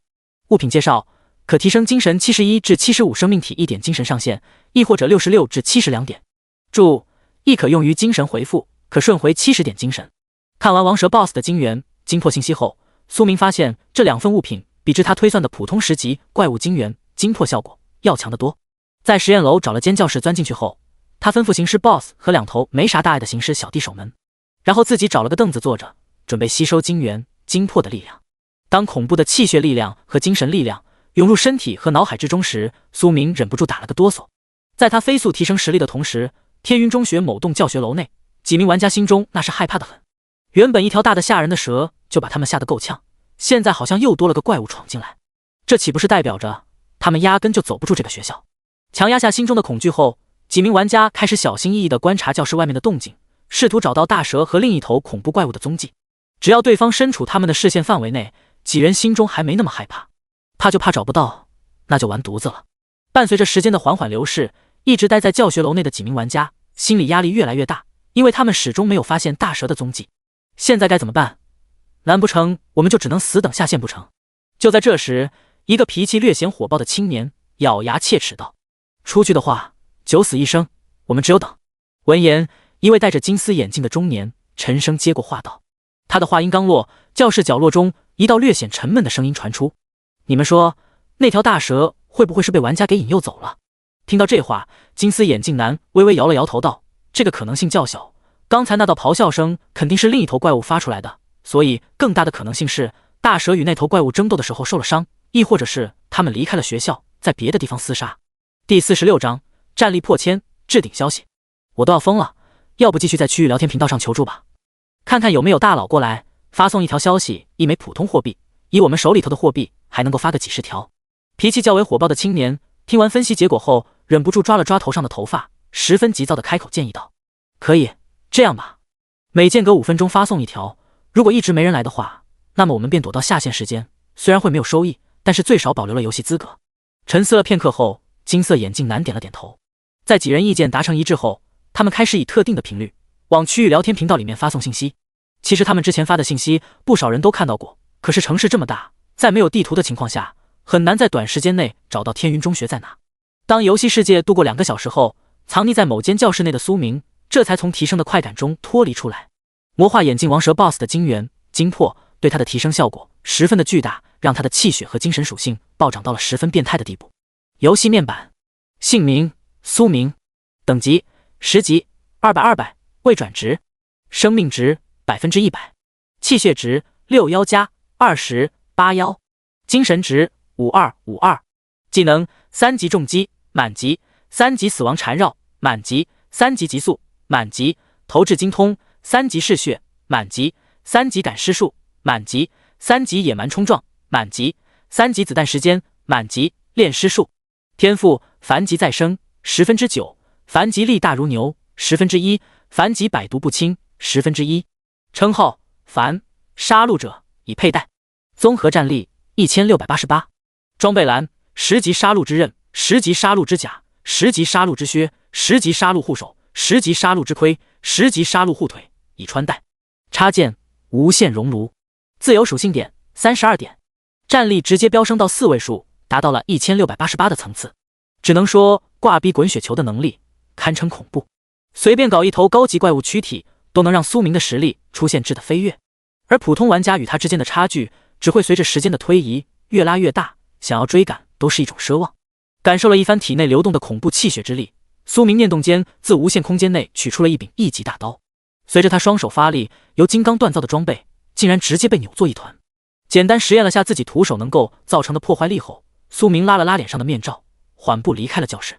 他感觉自身如果进入超频状态的话，应该能够近距离规避掉现实世界普通手枪射击的子弹，就算是被火力封锁，凭借身上的重甲和坚韧的皮肤、肌肉、骨骼，他也能从枪林弹雨中杀出。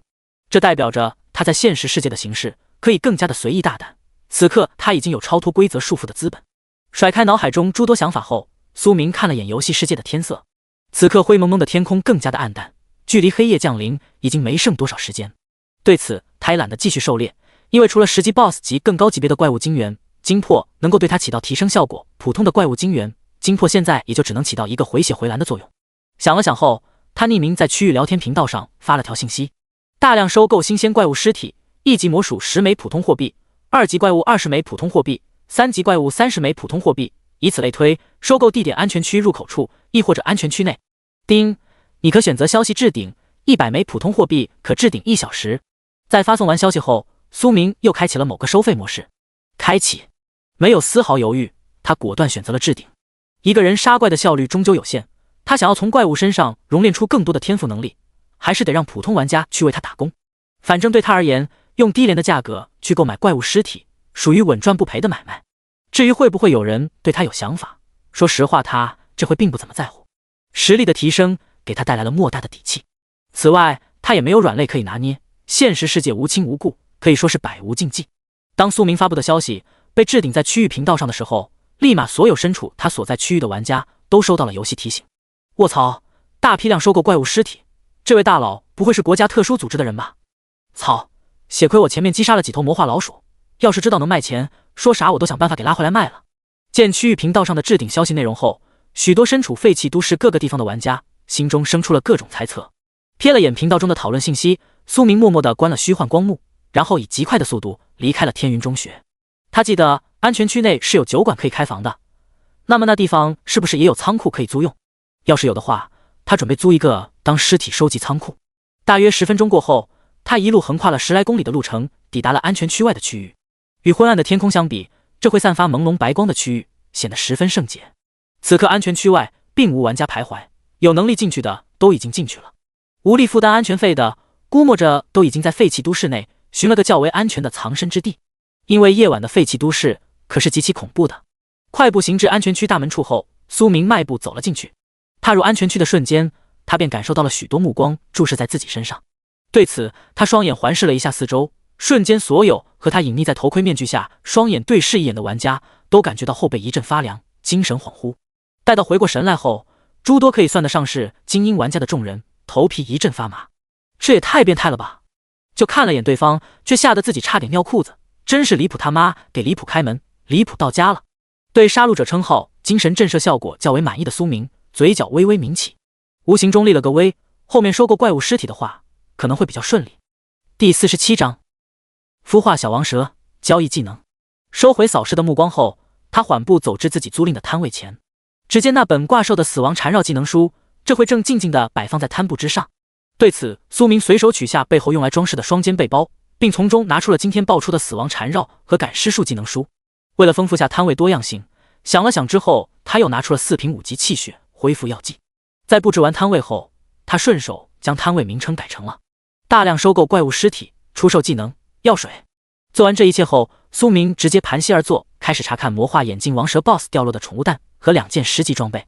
丈八蛇矛，穿戴等级10级，品阶凡，品质卓越，属性穿透加15，破甲加5。介绍：添加了些许超凡材料锻造而成的卓越之矛，穿透力极佳。蛇鳞甲，穿戴等级10级，品阶凡，品质卓越，属性防御加15，卸力加5。介绍：添加了些许超凡材料锻造而成的卓越防具，防御效果极佳。眼镜王蛇宠物蛋，品阶凡，状态未孵化。介绍：拥有突破凡级潜力的宠物蛋，认主后可通过进食亦或者猎杀生物进行等级提升，达到10级后需要吞噬10级以上生物方可蜕皮破阶。认主方式：滴血与之建立精神联系。扫了眼2件装备和宠物蛋的相关信息后，苏明目光微闪，东西还不错，他都可以用得上。其中丈八蛇矛可以替代5级重戟，蛇鳞甲能够给行尸傀儡 BOSS 换上。至于眼镜王蛇宠物蛋，它可以孵化出来，当作收取怪物尸体的幌子，一举两得。心中念头闪过后，苏明伸手从背包中取出了足球大小的蛇蛋，而他的一举一动都被安全区内的玩家看在眼里，只不过还没人敢于迈出第一步往他这边靠而已。将手中宠物蛋放置于地面之上后，苏明将右手手套脱下，用杀戮之刃在手指上开了个小口子。待到血液流出后，他随手点在了宠物蛋之上，下一秒便见到光白如玉的蛇蛋开始有意识地吸收他指尖的血液，渐渐的整颗宠物蛋都布满了红色的血丝，显得极其妖异。冥冥中，苏明感觉自己和蛋壳内的小生命建立了一种类似他与形势的密切感应，同时他也发现了自身的精神力被占用了一小部分。也就是说，想要同时驱使更多的宠物，就必须拥有强大的精神力量，反之精神属性过低，可能让一头宠物认主都有些困难。当眼镜王蛇宝宝获取到足够的生命力后，便见到血红色的蛋壳开始发出咔咔咔的响声。没过多时，一条通体雪白双瞳通红的白化眼镜王蛇破壳而出。这条刚孵化出来的小家伙大约成年男性手腕粗细，与黑色眼镜王蛇相比少了些许霸气，多了些可爱在其中。伸手触碰了下小家伙的脑袋后，苏明以精神感应驱使了下其懵懂的灵智，吞噬蛋壳碎片。收到命令的小王蛇没有丝毫犹豫，直接对地面上散落的碎片大快朵颐。站在不远处亲眼目睹这一幕的玩家，心中全都掀起了惊天骇浪。他们都不是活在深山老林，没和网络接触过的原始人，这滴血破壳认主的画面简直不要太熟悉。这和网络小说中的某些情节及影视中的桥段，不说是一模一样，那也差不了多少。待到反应过来后，几名靠得较近的玩家稳了稳心神后，径直迈开了步子。刚才他们的确有些怕，可是在想到自身身处安全区后，心中害怕的情绪一下子便少了不少。您好，请问技能书怎么交易？10来秒后，一名胆子较大的玩家略显紧张地开口问道。闻言，苏明缓缓抬起了头，扫视了眼出声问价之人。可以用怪物尸体，亦或者现实世界的金钱、黄金及较为珍贵的道具来换取。这些恢复药剂的交易方式也是如此。另外，我这里也收购怪物躯体，量大的话可以加价。见不少玩家围拢过来，苏明沉声开口回道：“您这接受预拍吗？就是先报价格，等到下次上线的时候再交易。”听懂交易规则后，围拢过来的玩家中立马有人出声道：“可以，价高者得。”闻言，苏明微微点了点头，表示没问题。您摊位上的3本技能书以及4瓶药剂，我出500万华币。这时，一位身材壮硕的身影走至摊前，用极其沉稳语气报了个价格。听到这个价格，苏明隐匿在面盔之下的脸上并未出现什么表情波动，他知道这并非最终价格。我出20公斤黄金，直接结账。在该玩家话音落下的瞬间，另一道声音随之响起。此言一出，围拢过来的几十名玩家面罩之下的脸色纷纷有了些变化。2个瘪犊子开口价格就喊得这么高，这让他们怎么喊？能在前期便凑够100枚普通货币进入安全区的，并非人人都是在现实世界的有钱人。他们之中有的可能是身手矫健的特种兵，有的可能是天赋异禀的新人类玩家，亦或者是运气较好的大众玩家，质量参差不齐，属于落得落死，旱得旱死那种。在20公斤黄金的高价喊出后，现场一时间并未出现新的喊价声。对此喊出价格的玩家心中不免有些兴奋，这些黄金都是他在废弃都市一家金店中搜刮到的，本想着带回现实世界换取财富，谁能想到还可以用来买技能书和药剂。20公斤黄金只能够换取1本技能书加1瓶药剂，换不换？心中思量了一番后，苏明给出了他的答复。想一下子全部换走，对方怕不是在做梦。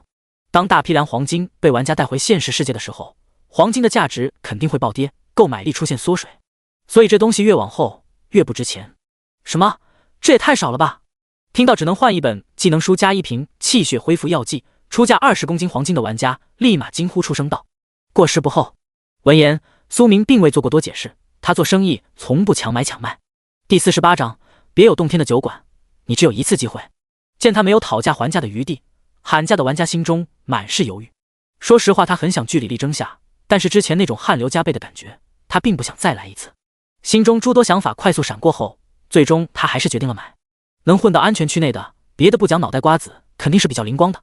此刻他也想到了，黄金这玩意后面价值会大幅度缩水，现在用来换取技能和1瓶5级气血恢复药剂，可以让他在游戏世界的安全系数得到不小的提升。另外，就算是不自己使用，这2件物品带回现实世界，他感觉也能卖个高价。这是黄金，大致重量应该在20公斤左右。您过目。下定决心后，脸上戴着2师兄面具的玩家从背上取下一个双肩背包，递到摊位之上，随手从背包中取出一个实心镯子，稍稍用力将其捏成一团后，苏明微微点了点头道：“东西自己拿。”他也不怕对方拿假黄金给他，因为那和找死没太大的区别。只要跑不出这个区，下次上线的时候，他随时能按死对方。这会交出黄金的玩家，直接从摊位上拿起赶尸术技能和1瓶5级气血恢复药剂。在拿到想要的物品后，他直接挤出了人群，不在这里继续凑热闹。东西都在这里，你们要是拿不出现钱和黄金，又没有稀有道具的，可以下次上线再过来，我现在没时间在这摊位上看着。见小王蛇哼哧哼哧的吃完了蛋壳，苏明随手将小东西拎了起来，让其缠绕在自己的手臂之上。他之所以在摊位上停留下，就是为了露个面，让安全区的玩家都记住他这号人。真让他守在这里，他可没那个闲情雅致。反正大嘴巴的人啥地方都有，不出意外等会区域聊天频道应该会有一些讨论他的话题。当苏明起身之际，围拢过来的玩家连忙让开了一条路，因为那该死的窒息感又席卷到了他们的身上，要不是有超强的毅力支撑着，这会估摸着都有人瘫倒在地面之上。杀戮者称号的力量对等级较低、精神属性又不高的新人玩家，效果简直不要太强。等到苏明的身影渐行渐远，进入安全区酒馆之时，聚拢在他摊位前的众多玩家这才长舒了一口气。刚才那位也太恐怖了吧！在他面前，我感觉随时都有种窒息的感觉，浑身上下的血腥气味浓郁到可怕，不知道斩杀了多少怪物，并且能随手拿出5级气血恢复药剂出来售卖，其个人等级最少也是5级以上。给大家伙一句忠告，那个人很危险，别想些有的没的，不然的话在安全区都有可能被杀。收回远眺目光的壮硕玩家扫了眼附近的众人后，沉声说出了一句肺腑之言。说完他也不等所有人反应，便迈开步子朝酒馆方位行去。这会心思各异的10几名玩家倒也没人出言反驳这句话。什么样的人不能够招惹？前面对视的那一眼，他们心里头就有了答案。不然的话，刚才在摊位前他们也不至于老实成那个样子，连某个想要问的问题都没人敢于开口。其实不少人心中都对宠物蛋十分好奇，但是他们又不敢出声询问，生怕因此得罪大佬，都想着有人当出头鸟。谁曾想一个个都惊得跟猴似的，愣是没250问出这个问题。在诸多玩家四散开来之际，已经进入酒馆内的苏明只感觉眼前一亮。这地方还真是别有洞天，从外面看不显山不显眼的3栋小木楼，里头却格外的宽敞，明显是运用了那须弥于芥子的手段，和他的无限空间有着异曲同工之妙，就是范围面积没他的大。扫了研酒馆的布局后，苏明顺着指示牌一路走到了吧台处。住宿房间每晚标准单间20枚普通货币，豪华单间50枚普通货币，标准双人间30枚普通货币，豪华双人间60枚普通货币。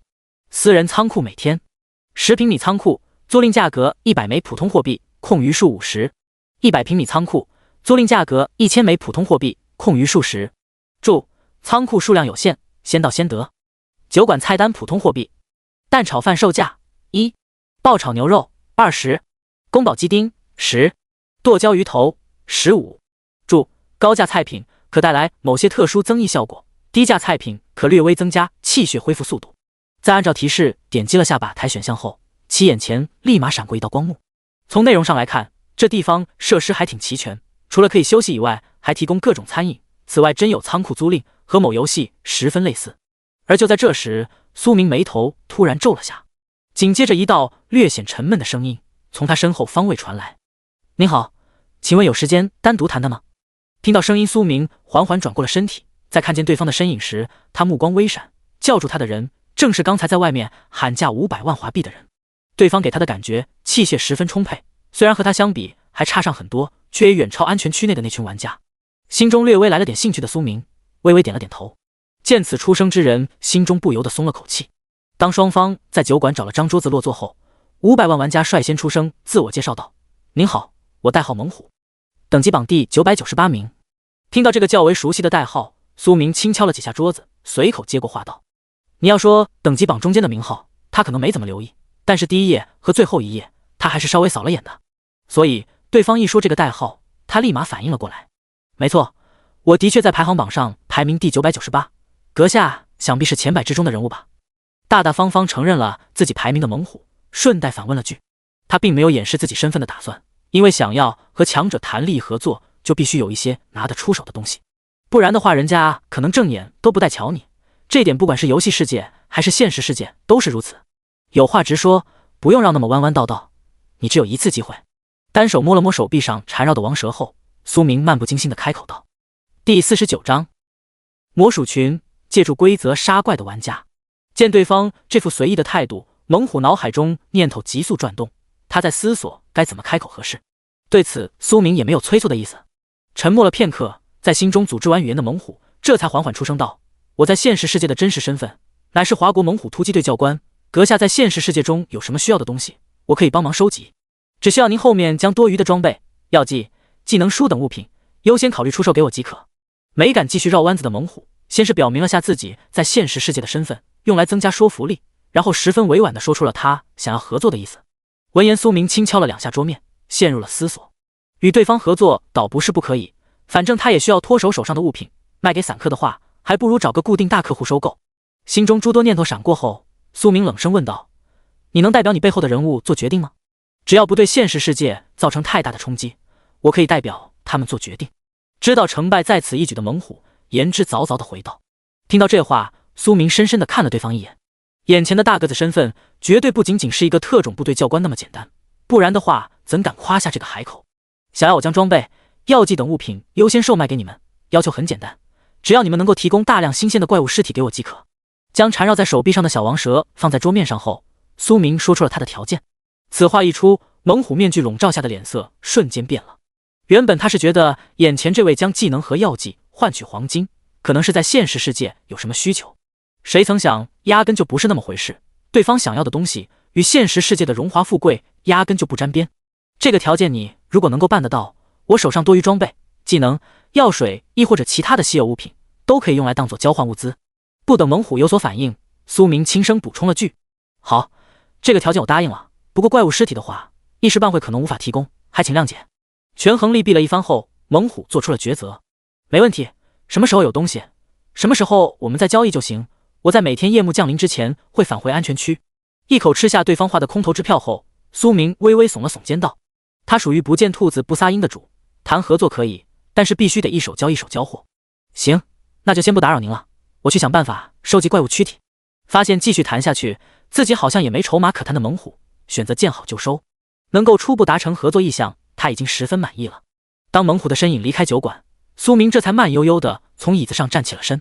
他其实十分想让对方帮他在现实世界收集生物躯体的，但是一想到其中的风险系数后，就暂时掐断了这个想法。拎着小王蛇走到吧台处，他随手订了个豪华单间。丁，你的房间号为336，请携带专属房间钥匙自行上楼。友情提示，房间内可使用自助点餐服务。拿起吧台上出现的钥匙，苏明顺着木质台阶几个跨步便上了3楼。目前他所在的这个安全区内，舍得花钱住酒馆房间的暂时就他一个。对于普通玩家而言，钱得花在钢刃上，住酒馆过于奢侈。想睡觉的话，他们完全可以下线回现实世界休息，亦或者在安全区广场上打个地铺。此时快步登上3楼的苏明，顺着指示牌找到了336房间，用专属钥匙开启房门进入房间内。他觉得钱还算花得值，这个豪华单间虽然没现实世界5星级酒店单间那么豪华，却也能算得上3星级。将小王蛇丢到床上后，他直接推开洗手间的门走了进去。杀了一天的怪，身上的味道属实是重了点，再不冲洗下简直没法闻。花费了10来分钟冲洗了下身体和装备后，他裹着浴巾离开了洗手间。站在窗户旁俯视了眼安全区广场后，苏明随手在房间内的自助贩卖机上花费了100普通货币，点了点小烧烤、烤牛肉串、烤乳猪、煎羊排、冰镇啤酒。在其付完费的瞬间，香气扑鼻的食物便出现在了自助贩卖机的出货口，主打一个快捷方便。拿起牛肉串浅尝一口，苏明感觉以往吃的牛肉串和这玩意没得比。随着一串牛肉串下肚，他敏锐地发现自身的气血流动速度略微获得了一丁点的提升，这表明酒馆内的食物的确有着增益效果。微微摇了摇头，苏明也懒得想那么多，拿起1拉罐装的冰镇啤酒就往嘴里头猛灌了一口。在他吃香喝辣之际，其所在安全区内的玩家这会全都挤到了安全区大门位置。因为游戏世界的黑夜正式降临，恐怖的嘶吼声不断从黑暗中响起。此时废弃都市内，一双双猩红的眼睛正用贪婪的目光盯着泛着白色光辉的安全区。躲藏在安全内的诸多玩家在看到外面那一双双血红色的眼睛时，只感觉一股透心凉的凉意从脊椎骨直冲脑门。借助着朦胧的白光，他们已经看清楚了，那些玩意不是别的，正是密密麻麻的魔化老鼠。就在这时，站在门户最前方的猛虎突然用手中复合弓朝鼠群射出了一箭，势如破竹的一箭直接贯穿了其中一只倒霉鼠的头颅。丁，你已击杀1级魔化老鼠，获得1点经验值，怪物掉落普通货币5枚。丁，因你借助安全区规则杀怪，庇护时间减少1小时。在一剑击杀魔化老鼠时，猛虎耳旁立马响起了2道提示音，其中一道是击杀提示音，另一道则是庇护时间减少的提示。心中暗自计算了下自己拥有的普通货币和剩余庇护时间后，猛虎毫不犹豫地朝鼠群拉弓射箭。这种可以无伤刷怪的机会，他要是不懂得把握，就不配当华国特种部队的教官了。第50章，排好队一个一个来。正在观望的其余玩家见到这一幕，也立马反应了过来。其中有弓箭在手的玩家赶忙有样学样，开始借助安全区的庇护，朝外面的鼠群发起进攻。剩下没有弓箭的，那是急得直跳脚。好在有人在反应过来后，连忙朝自助商店冲了过去。当安全区外的魔化老鼠在猛虎等人的攻击下死伤大约100来头的时候，他们便十分有组织性地撤入了黑暗街道之中，游离在箭矢的攻击范围之外。而等到兴冲冲的玩家从自助商店购买完1级弓箭装备回来后，一个个瞬间傻眼。这搞个锤子啊！就耽搁了那么一小会的功夫，怎么魔化老鼠都不见了？此时许多玩家望向距离安全区大门不到10米的区域，眼神微微发亮，因为地面之上有很多普通货币以及零零散散的装备，此外还有大量的魔化老鼠尸体，这些在他们眼中那可都是资源。在观望了1-2分钟左右的时间后，有胆大的玩家按耐不住，试探性地走出了安全区大门，小心翼翼地往掉落区域靠近。对此身处于安全区范围内的众多玩家不由得屏住了呼吸，想要看看外面是否真的安全。此时第一个想要吃螃蟹的玩家已经走到了掉落区域，看着地面上掉落的货币及装备，他一边低下身子拾取，一边谨慎地看着安全区无法照射到的黑暗区域，生怕里头突然蹦出个可怕的怪物。在捡了就近的一些货币和装备后，这名玩家也不贪心，直接拖着2只魔化老鼠尸体往回跑。他心里清楚，知道拿的太多容易招人记恨，适可而止才是王道。待到该玩家拖拽着2只魔化老鼠尸体进入安全区范围后，围拢在附近的诸多玩家心中开始蠢蠢欲动。最终在利益的驱使下，7-8名玩家一窝蜂地冲出了安全区，准备抢夺掉落物品。而就在这时，黑暗之中密密麻麻的猩红色眼睛再次出现，如同深渊般的注视，让冲出安全区范围的玩家直接来了个原地刹车，然后掉头就跑。在他们往回冲的同时，一只只身材肥硕的魔化老鼠快速自黑暗中冲出，朝安全区发起了死亡冲击。见此情况，许多守在门户旁的玩家心中大喜，赶忙拿起手中弓箭，对准鼠群就是一波乱射。这个时候他们都不用考虑准透，只要大致对准方位就行，除非运气摔到爆表，不然的话基本上都能命中。等到第2波攻击结束后，安全区外再次多了100来头的魔化老鼠尸体。在众多玩家还想诱敌的时候，魔化鼠群再次撤离到了黑暗环境中。他们之中隐藏的鼠王经过2波试探后，已经发现这个地方暂时无法被鼠群攻占。当一众玩家保持着警惕的心，等待了大约10分钟后，之前第1位吃螃蟹的玩家又壮着胆子离开了安全区范围。他的运气一如既往的好，捡了一些货币和装备后，又顺带拖回了2只魔化老鼠尸体。对此十分眼红的玩家也忍不住这种近在咫尺的诱惑，纷纷选择铤而走险。好在这次十分顺利，魔化鼠群真的撤离了，并未搞突然袭击。大约10几分钟后，怪物掉落区域被安全区内的诸多玩家清扫得一干二净，连一枚货币都没遗漏。身处酒馆3楼房间观望着安全区广场的苏明见到下方的情况后，嘴角微抿。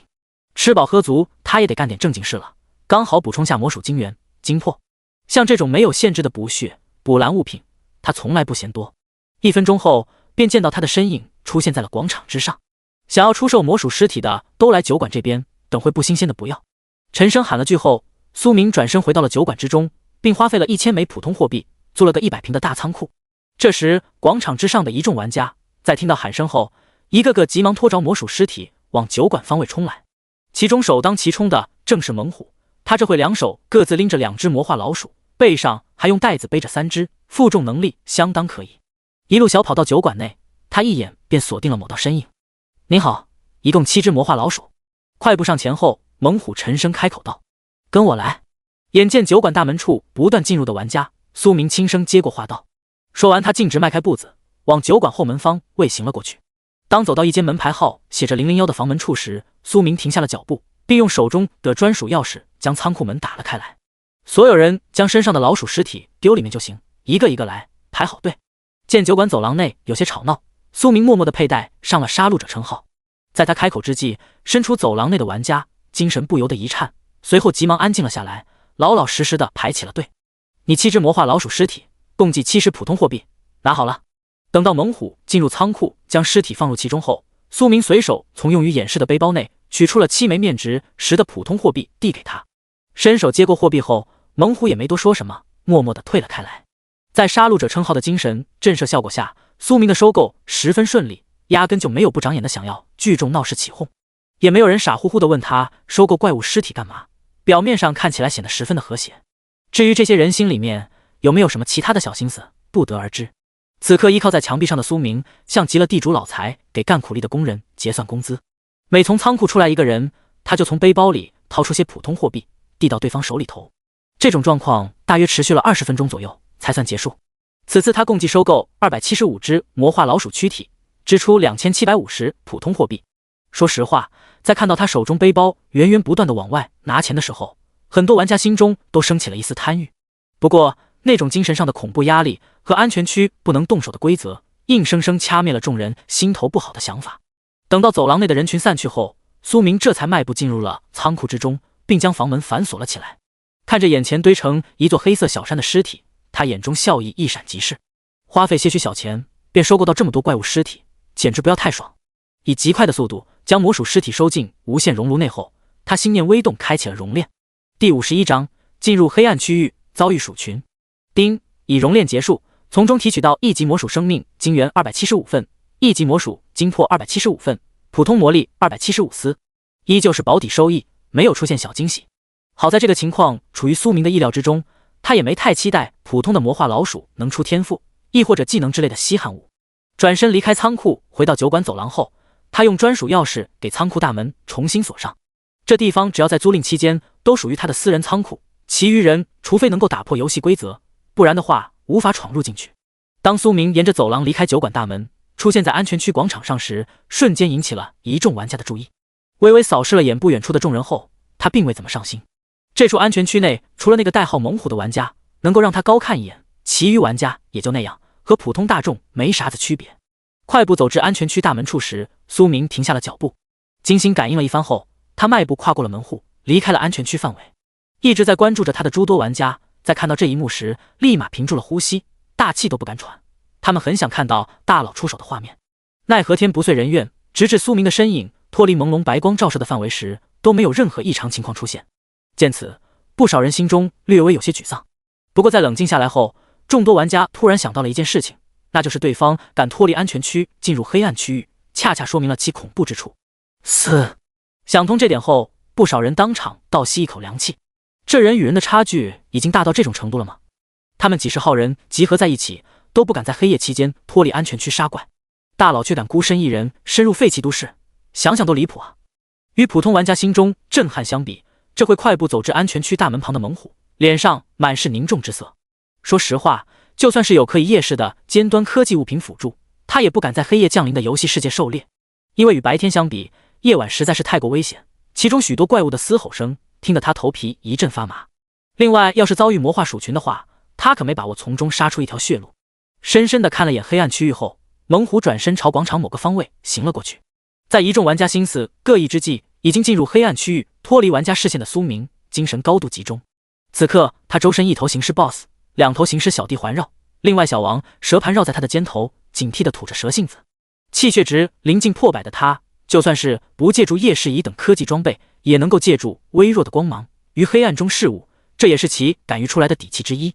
就在苏明脱离安全区有一定的距离时，嘈杂的滋滋声突然在他耳旁响起。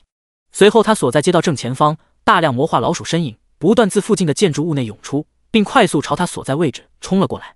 见到这令人头皮发麻的一幕，苏明念动间给自己叠了层急速 buff， 并快速自无限空间内丢出几大桶液体酒精，然后手中几把菜刀甩出，强大的力道使得塑料瓶身瞬间撕裂开来，大量的酒精不断朝地面洒落。以极快的速度做完这一切后，苏明抽身而退，并朝着鼠群方位投掷了几个冒着蓝火的打火机。下一秒，炽热的火焰冲天而起，将黑暗的街道照亮得通红。一些冲撞速度过快的魔化老鼠面对这突如其来的烈焰，压根就来不及刹车，直愣愣的便撞到了火焰之中。而距离不远的苏明第一时间就闻到了一股皮毛烧焦并夹杂着些许肉香的味道从前方传来。就在这时，鼠群中一道比之普通魔化老鼠叫声要高出不少的声音猛地响起。刹那间，只见因为火焰而乱作一团的魔化鼠群立马有序地绕过那些被火焰点燃疼得四处乱窜的同伴和火焰墙，从街道两旁穿过。魔化鼠王 BOSS 等级5级。评语：被魔化的鼠王对魔化老鼠具有极强的统帅力。通过声音辨识和精神感应，苏明一眼就锁定了隐藏在鼠群后方一头有魔化巨猫体型那么大的老鼠。看到眼前闪过的信息，他眼神微微发亮。这种带大量小弟的 BOSS 往往有特殊天赋，不知道是不是感受到了某些觊觎的目光，魔化鼠王嘴中发出的声音频率更加的刺耳。对此直面鼠群的苏明微微晃了晃脖子，将杀戮者称号重新佩戴上，并往前踏出一步，随即无形的精神震慑以他的中心朝正前方席卷开来。面对这股突如其来的精神震慑，冲在正前方的魔化老鼠立马感受到某种血脉的战力感，然后急忙来了个绞杀。他们本能的感觉前面的敌人比那些魔化巨猫还要恐怖。一时间，被火光照亮的街道上出现了一幅十分诡异的场景。只见恐怖的魔鼠军团竟然硬生生停在了距离苏明10米开外的地方，不敢越过雷池一步。吱吱吱，仿佛是感应到了鼠群心中滋生的恐惧，大后方负责指挥的魔化鼠王立马发出更激烈的叫声。在受到鼓舞的情况下，魔化鼠群眼中的红光更盛。能成为魔化鼠王，果然不是省油的灯。发现杀戮者称号的精神震慑效果出现衰退后，苏明目光微闪，扫了眼第一只越过震慑距离对他发起试探性进攻的魔化老鼠，他随手一刀斩下，并以精神感应操控小王蛇补了最后一下。叮，你的宠物小王蛇击杀魔化老鼠，已获得1点经验值，怪物掉落普通货币5，已自动拾取。是否熔炼魔化老鼠躯体？当小王蛇补完刀后，苏明耳旁立马响起了2道提示音。宠物击杀和他自己击杀一样，都可以被无限空间自动拾取，这点他很满意。当第一只魔鼠老鼠嗝屁后，处于鼠群后方的魔化鼠王发起了进攻的号角。吱吱吱。第52章黑色浪潮大数据建模筛选。面对黑色浪潮一般的魔化鼠群，苏明没有丝毫犹豫，转身就走。在没有掌握范围性的技能前，他暂时还无法杀穿魔化鼠群，从而弄死躲在后头的那头魔化鼠王。这些玩意能被称为黑暗中的王者，可想而知成群结队后的恐怖。正所谓以多咬死象，老鼠多了也能咬死苏明。在他避战的情况下，魔化鼠群也追不上他，没过多时便跟丢了。约莫半个小时后，其身影重新回到了安全区范围内。那群死老鼠鼻子灵敏得很，每当他靠近一定的距离时，便会被察觉到。当发现很难寻找到强大生物的踪迹后，苏明也懒得在外头晃悠，准备等到明天白天离开城市区域，去往城外区域看看能否找到转职的线索。至于那头魔化鼠王，他记住了，下次的话绝对弄死那货。返回安全区后，苏明无视一众玩家热切的目光，径直回到了酒馆3楼房间下线。伴随着一道白光闪过，现实世界席梦思大床上，其身影随之出现。看了眼身旁一并带过来的小王蛇，他随手摸了摸小家伙的头，然后起身走至窗户旁，看向窗外。这回只见窗外街道上各色灯光闪烁，尽显繁华都市的绚丽。苏明进入游戏世界时间乃是现实世界下午4点多钟，而他一共在游戏世界待了10个小时左右，所以现在现实世界处于凌晨2点，夜生活正热闹的阶段。微微扫了眼窗外景色后，他转身回到床上，懒洋洋地倚靠在床头，拿出手机开始浏览信息。点进华国最为火热的 DY 短视频平台后，苏明发现热搜再次出现了变化，其中榜单第一的帖子已经更换成了有关等级榜、战力榜、财富榜的相关介绍。发帖人是一个网名叫白小生的博主，爱吃3鲜意面，兄弟们谁懂啊？这游戏到底谁在玩？我是一点都玩不下去了。快乐小王子开挂，绝对是开挂，3榜第一，这里头要是没有黑幕，我围着小区裸奔3圈。爱吃脆皮烧鸡，我觉得那个教模的大佬肯定有系统，同意的加1。穷困潦倒的大学生加1，甜豆腐脑加1。扫了眼该帖子的相关评论，苏明嘴角微微抽了抽。论脑洞，华国网友就没输过，什么签到系统、神豪系统、游戏会员各种猜测，那是应有尽有。他都不用想就知道，魔这个代号已经进入了各国高层视线。脑海中诸多念头闪过后，苏明摇了摇头，不再多想，将手机往床头一丢，他便快速进入了深度睡眠状态。同一时间，华国某特殊区域地下空间内，一道身材壮硕的身影随之显现而出。此人不是别人，正是猛虎。在返回现实世界的后，他急忙朝中央控制台赶了过去。当走到大量数据闪烁的超级计算机跟前时，猛虎快速往其中输入了一系列的信息。华国人拥有大量普通货币，战力极高，最少战力榜、等级榜、财富榜前100人物，身上装备疑似套装，拥有宠物。请稍后，正在进行大数据建模匹配筛选，已排除撒旦、天启、梵天、超人、雷电法王。九剑仙几率10%，独孤求败几率10%，狂尊几率10%，魔几率15%。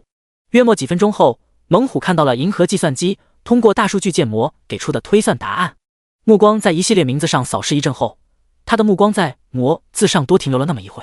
银河计算机作为集华国最顶尖科研技术研发出来的超级计算机，具备超强的运算能力。网络上所有有关游戏世界的话题及评论都会被他收集汇总整合，从而建立出较为完善的游戏档案，也就是所谓的大数据模型。驻足原地沉思了会后，猛虎拿起桌面上的加密电话，快速拨通了一个号码。在他与华国高层汇报之际，其余各大国也对等级榜、战力榜、财富榜上的人员进行了一系列的排查筛选，想要查找出他们在现实世界的身份。只不过这个难度系数比较大，除非有人在公众场合当众表露身份，并留下可以被追查到的线索，否则那就是大海捞针。像苏明在游戏世界里面，除了划破手指滴血和洗澡的时候取下过手套，其余时间都没有脱掉手套，所以猛虎想搞到他的指纹都无法做到。至于其余那些上榜的玩家有没有他这么谨慎，这个不得而知。当时间缓缓流逝之际，蓝星世界各国的局势也逐渐变得有些混乱，许多人心中积压的情绪因为游戏世界的出现从而得到了释放。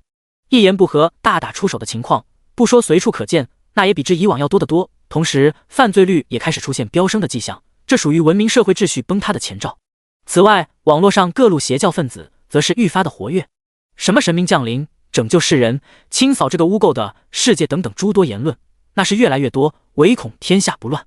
面对这种乱象，各国政府已经有点自顾不暇，因为他们没有那么多的人可用。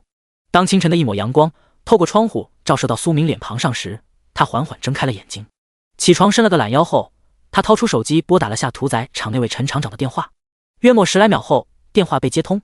喂，陈厂长，我还需要一批生猪，你那边有货没有？没有说什么客套话，苏明直入主题。苏老板真是不好意思，上头下了文件，禁止大批量买卖生猪，所以就算有货我也不敢卖给你啊。另一头刚从床上爬起来的陈星，在听到电话中传出的声音后，苦着张脸回了句：上有政策，下有对策，我相信陈厂长你有办法的。这次我用黄金结账，20公斤黄金溢价4倍收购。如果黄金不够的话，我还可以加一本游戏世界的技能书，给你半个小时考虑时间，没问题的话可以与我联系。对于陈星的回复，苏明随口将价格加了上去。他觉得只要利益够高，对方应该会冒一冒风险。引用《资本论》中的一句话叫，在300%利润的面前，他就敢犯任何罪行，甚至是绞手的危险。第53章，明知山有虎，偏向虎山行。闻言已经从床上爬起来的陈星满脸纠结之色，拿这个考验干部，他有些扛不住。要是只有黄金的话，他咬咬牙不做这笔生意也不是不可以，但是对方多加一本游戏技能，一下子就击溃了他心底的防线。虽说还没进入过游戏世界，但是技能书这玩意，陈星通过网络了解过，知道除了开服前4个小时时间，第一次进入游戏的玩家手杀怪物会爆出一本重击技能以外，普通玩家想要从怪物身上爆出其他的技能概率很低，这就导致了在现实世界中技能书万金难求。在陈星纠结之际，苏明随手挂断了电话，眼神中满是深邃之色。实力的提升让他可以进一步挣脱现实规则的束缚。此次他继续购买生猪，不过是试探性的一步棋罢了，万一被关注到了也没什么，因为有退路可走。就算是国家方面针对他有些想法，也得要时间去准备，有这时间他早就回到游戏世界了。在苏明思索之际，他口袋内的手机叮铃铃的响了起来。喂，苏老板，我刚才查了下黄金的价格贬值了不少，所以你用20公斤黄金和一本技能书购买生猪的话，我只能给你提供400头，您看可以接受吗？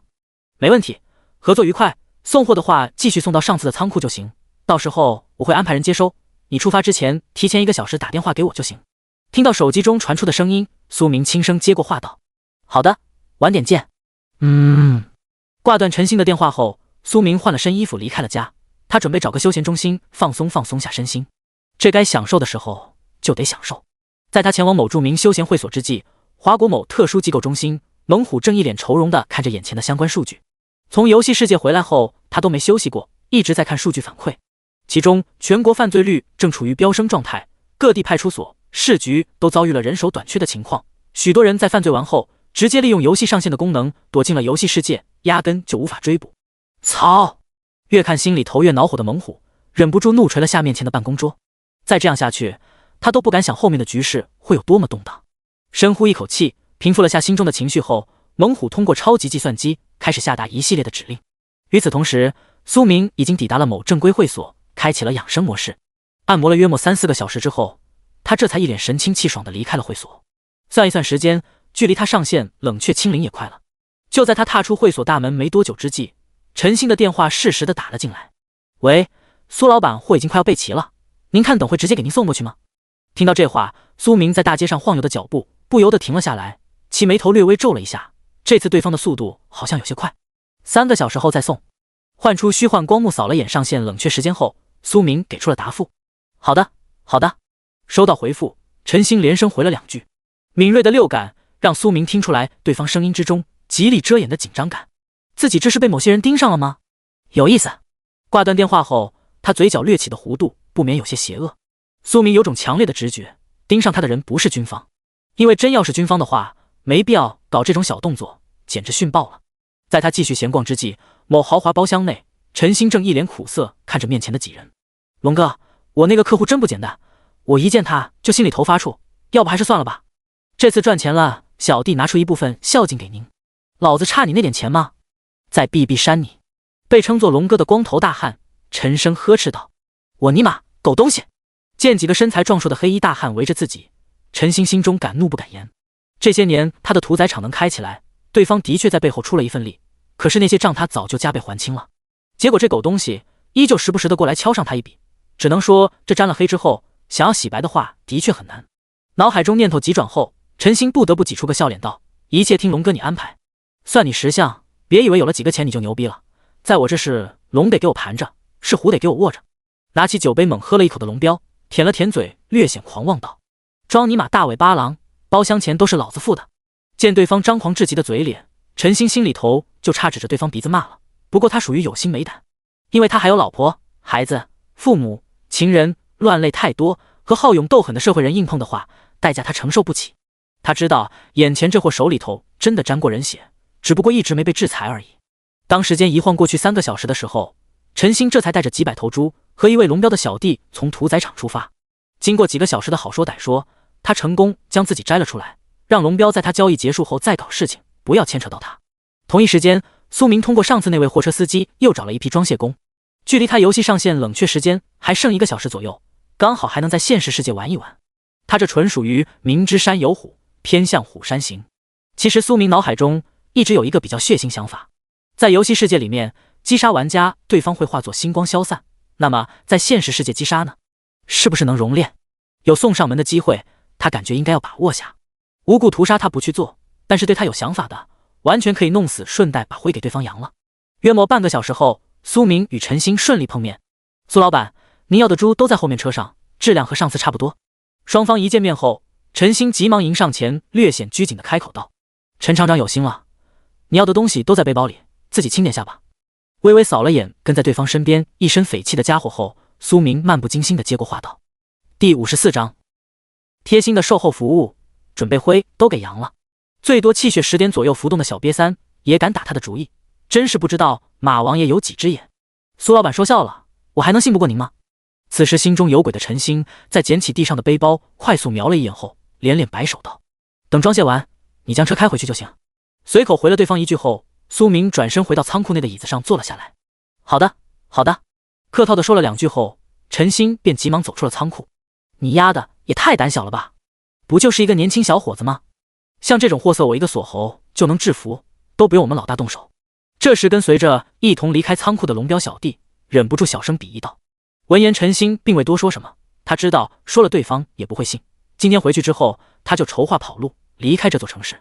以他多年经商的敏锐直觉，他觉得龙标这伙人可能会栽，到时候绝对会牵连到他，所以还是先跑为敬。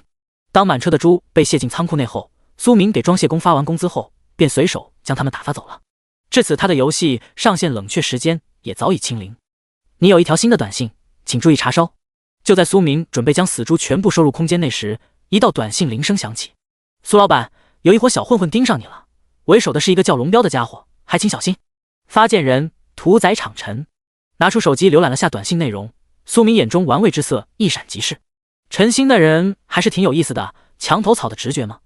随手将手机放入衣服口袋中后，他以极快的速度将仓库内的死猪收入了无限空间内。丁，已熔炼结束，从中提取到猪生命精元400份，猪精魄400份。念动间将尸体熔炼完后，他储物格子中精元、精魄数量再次飙升。对此苏明心中生出了一种淡淡的喜悦感，就如同打游戏囤游戏道具一样，不管用不用得上，先囤了再说。他自己觉得这可能是当初玩某地下城留下的后遗症。最后看了眼这个他可能再也用不上的仓库后，苏明双手插兜，缓步离开了仓库。在锁上门沿着道路走到大路上的时候，他敏锐地察觉到了多道目光扫视到他的身上。此时距离他大约20米左右的位置，一辆面包车上一行人正死死地盯着正前方位。坐在副驾驶的龙标眼见目标出现，立马沉声示意小弟将车往前开。当面包车贴着苏明停下时，车上一拥而下4名小混混，手握匕首围住了他。兄弟，不介意上车谈谈吧？有点事想问问你。这时慢慢将车窗摇下的龙标猛抽一口手中香烟后，十分装逼道。扫了眼附近没有摄像头后，苏明低声回道：“我倒是不介意，就是不知道你等下会不会介意。”以低沉的声音说完这句话后，他念动间进入了子弹时间状态，下一秒便见到4名小混混压根就来不及反应，就径直倒飞了出去，清脆的骨骼碎裂声听得人毛骨悚然。眼睛捕捉到这一幕的龙彪脸上的表情瞬间僵住了，随后他只感觉一股巨大的力道拍在了他的脸上。在他晕眩过去前的最后一个念头就是陈星那家伙真没骗他，这次他认定的目标真的很恐怖，不是想象中的肥羊，而是一头披着羊皮的噬人猛虎。此时坐在驾驶位的小弟还没反应过来发生了什么事，当看到车窗外目标人物的眼睛盯着他时，那股恐怖至极的压力让他瞬间感觉到裤子上传来一阵温润感。连猛虎那种特种部队教官都不敢直视佩戴杀戮者称号的苏明，更别提一个普通的市井混混了。下车，让他们都拖上车，不然你就去死。略显嫌弃地取出一张纸巾擦了擦手后，苏明冷声朝车内吩咐道。他这话一出，车内负责开车的小混混牙齿都开始上下打哆嗦，心中的直觉告诉他千万不要忤逆眼前之人的话，不然真的会死。在精神受到强烈震慑的状态中，他浑浑噩噩地打开车门，将4名受到剧烈疼痛昏迷过去的同伴硬生生地拖拽上了车，塞在后座位置。开车去这个地址。一人独坐车辆中间位置的苏明以催命的声音朝唯一一个还拥有意识的开车小弟吩咐了句。强忍住心中的恐惧，开车小弟哆嗦着发动了车辆，朝目的地行驶而去。大约20多分钟后，一辆黑色面包车停在了某栋建筑物楼下。没过多时，一条通体洁白的小家伙呲溜顺着楼道爬了下来，以精神感应把小王蛇驱使下来后，苏明让开车小弟把车往城外郊区某废弃工厂开。一听地方开车的小青年不由得感到遍体生寒，他很想拉开车门就跑，可是那条刚上车的蛇不知道啥时候爬到了他的肩膀上，并一边吐着蛇信子看着他。大佬，我上有80岁老母，下有嗷嗷待哺的儿子，您就大人有大量放我一马吧。都是龙彪这个畜生逼我来的。心中强烈的恐惧令开车青年精神开始出现混乱。唉，察觉到对方可能已经不适合开车的苏明，手臂微微前身一个转动，瞬间车内便安静了下来。如法炮制的弄死车内还能喘气的后，他一手拎起开车青年的尸体，并念动间从无限空间内放出了行尸小弟。以精神感应连接上行尸小弟的躯体后，苏明操控着行尸，驾驶着面包车往城外郊区废弃工厂驶去。正所谓狡兔3窟，家里他已经准备放弃了，先找个偏僻的地方过渡下。等到在游戏世界完成转职后，他应该可以撼动现实世界的规则，正面与官方合作，去大批量收集怪物尸体，亦或者让对方给他弄个实验室，让他去搞魔化实验。约莫大半个小时后，城外某废弃工厂内多了一道身影。看着无限空间内的6具尸体，苏明贴心地开启了焚尸炉服务。第55章天赋进阶。丁，已熔炼结束，从中提取到1级人员6份，1级人魂6份，重击技能书1本。看到6具尸体熔炼出的物品后，苏明目光微闪。6个小混混中应该有一个人在游戏世界获得过重击技能，所以现在被无限熔炉重新提取了出来。压下心中的念头后，他转而将目光看向了其余熔炼物品。1级人员物品介绍：可提升气血16至20点，生命体1点，气血上限，亦或者注该物另有其他妙用，请自行摸索。1级人魂物品介绍：可提升精神36至40点，生命体1点，精神上限，亦或者注该物另有其他妙用，请自行摸索。与怪物和现实世界生物所提供的精元、精魄相比，6个小混混提供的物品稍微有点特殊，除了可提升气血、精神的功效以外，还有未知作用。看着储物格子内袖珍版的虚幻人魂，苏明若有所思，这玩意难不成真的可以用于制作万魂幡之类的物品不成？从游戏世界的多样化来看，不是没有这种可能性。毕竟赶尸术、炼尸术这种技能都有，再出现一些稀奇古怪的玩意，十分正常。将这件事情记在心里头后，苏明一把火烧了面包车。毁尸灭迹后，他在废弃工厂内随便找了个隐蔽点的区域，选择上线。伴随着白光闪烁，其身影快速消失在了原地。等到再次出现时，他已经是身处安全区内酒馆豪华单间之中。从豪华大床上起身，苏明快步走到窗户处往外望去。一眼扫过，他发现这回安全区内的玩家数量比之昨天要多上不少。收回目光后，苏明念动间调出了等级榜、战力榜、财富榜。等级榜：第1名魔10级，第2名九剑仙9级，第3名撒旦8级，第4名上帝8级，第5名天启8级，第6名狂尊8级，第7名梵天8级，第8名独孤求败8级，第9名超人8级，第10名雷电法王8级。首页1、2、3、4、7、8，这页尾页。财富榜，第1名魔，第2名钱多多，第3名富可敌国。战力榜，第1名魔，第2名九剑仙，第3名独孤求败，第4名撒旦。相比于昨天，今天等级榜上的玩家基本上都提升了1级，其他的变化不大。对于这些玩家的升级速度，苏明一点都不感觉到意外。世界之大，能人异士不在少数，能挤进1000名的，单以10亿人进入游戏世界算，上榜的这些人那都属于100万里挑一。在如此大的基数之下，天赋、思维、运气等各种因素掺和到一起，什么事情都有可能发生。将3个榜单关闭后，苏明直接离开酒馆房间，下到1楼，并把钥匙交到了吧台。当他的身影出现在安全区广场上时，瞬间引起了部分玩家的注意。无视玩家的注视，他给摊位设定了一些收购、售卖条件后，便走出了安全区的大门。而这一次，安全区之外倒是没有不开眼的拦路抢劫，因为昨天有热心玩家在区域频道里面宣传了一波，使得所有186区域内的玩家都变得愈发小心谨慎。对于某些小道消息，苏明之前下楼的时候顺带逛了下区域频道，有匿名玩家针对他的身份提出了诸多猜测，说啥的都有，话里话外除了羡慕以外，更多的还是嫉妒，以及站在道德的制高点指指点点。其中有些玩家指出，某些实力较强的玩家不能有好处藏着掖着，同为人类必须得开诚布公。面对频道内各种讨论的内容，苏明全当看些小丑在起哄，只要他没有道德，就不可能被道德绑架，谁敢当他面逼逼赖赖，直接弄死就行。至于背后匿名疯狂讨论，随对方去吧。离开安全区进入某条街道后，苏明取出市区地图锁定了下自身方位，用笔在郊区方位打了个圈圈后，他沿着街道快速朝郊外冲去。如果在废弃都市内仔细找的话，肯定是能够发现不少弱小怪物的，可是除了拥有特殊天赋的怪物以外，其余低级怪对目前的苏明来讲意义不大。眼下他只想第一个完成转职，以游戏世界的套路来看，第1位刷过团队副本的会有公告奖励，那么第一个转职的玩家 99% 也会有相对应的奖励。愈发敏锐的六感直觉令苏明把转职线索目标锁定在了比之废弃都市更为危险的郊区。一连狂奔10来分钟后，他突然停下了脚步，目光灼灼地看着某处建筑物外墙之上，只见被其目光锁定的地方，一条魔化壁虎正安静地趴在墙壁上一动不动。这对苏明来讲属于意外之喜，他没想到赶路途中还能碰到个新手福利怪。一记菜刀甩出，终结掉魔化壁虎的小命后，他立马对怪物尸体进行了熔炼。丁，已熔炼结束，从中提取到1级魔化壁虎生命精元1份，1级魔化壁虎生命精魄1份，普通魔力1丝，被动再生天赋。念动间将天赋光球使用后，苏明感觉自己的身体出现了一些细微的变化。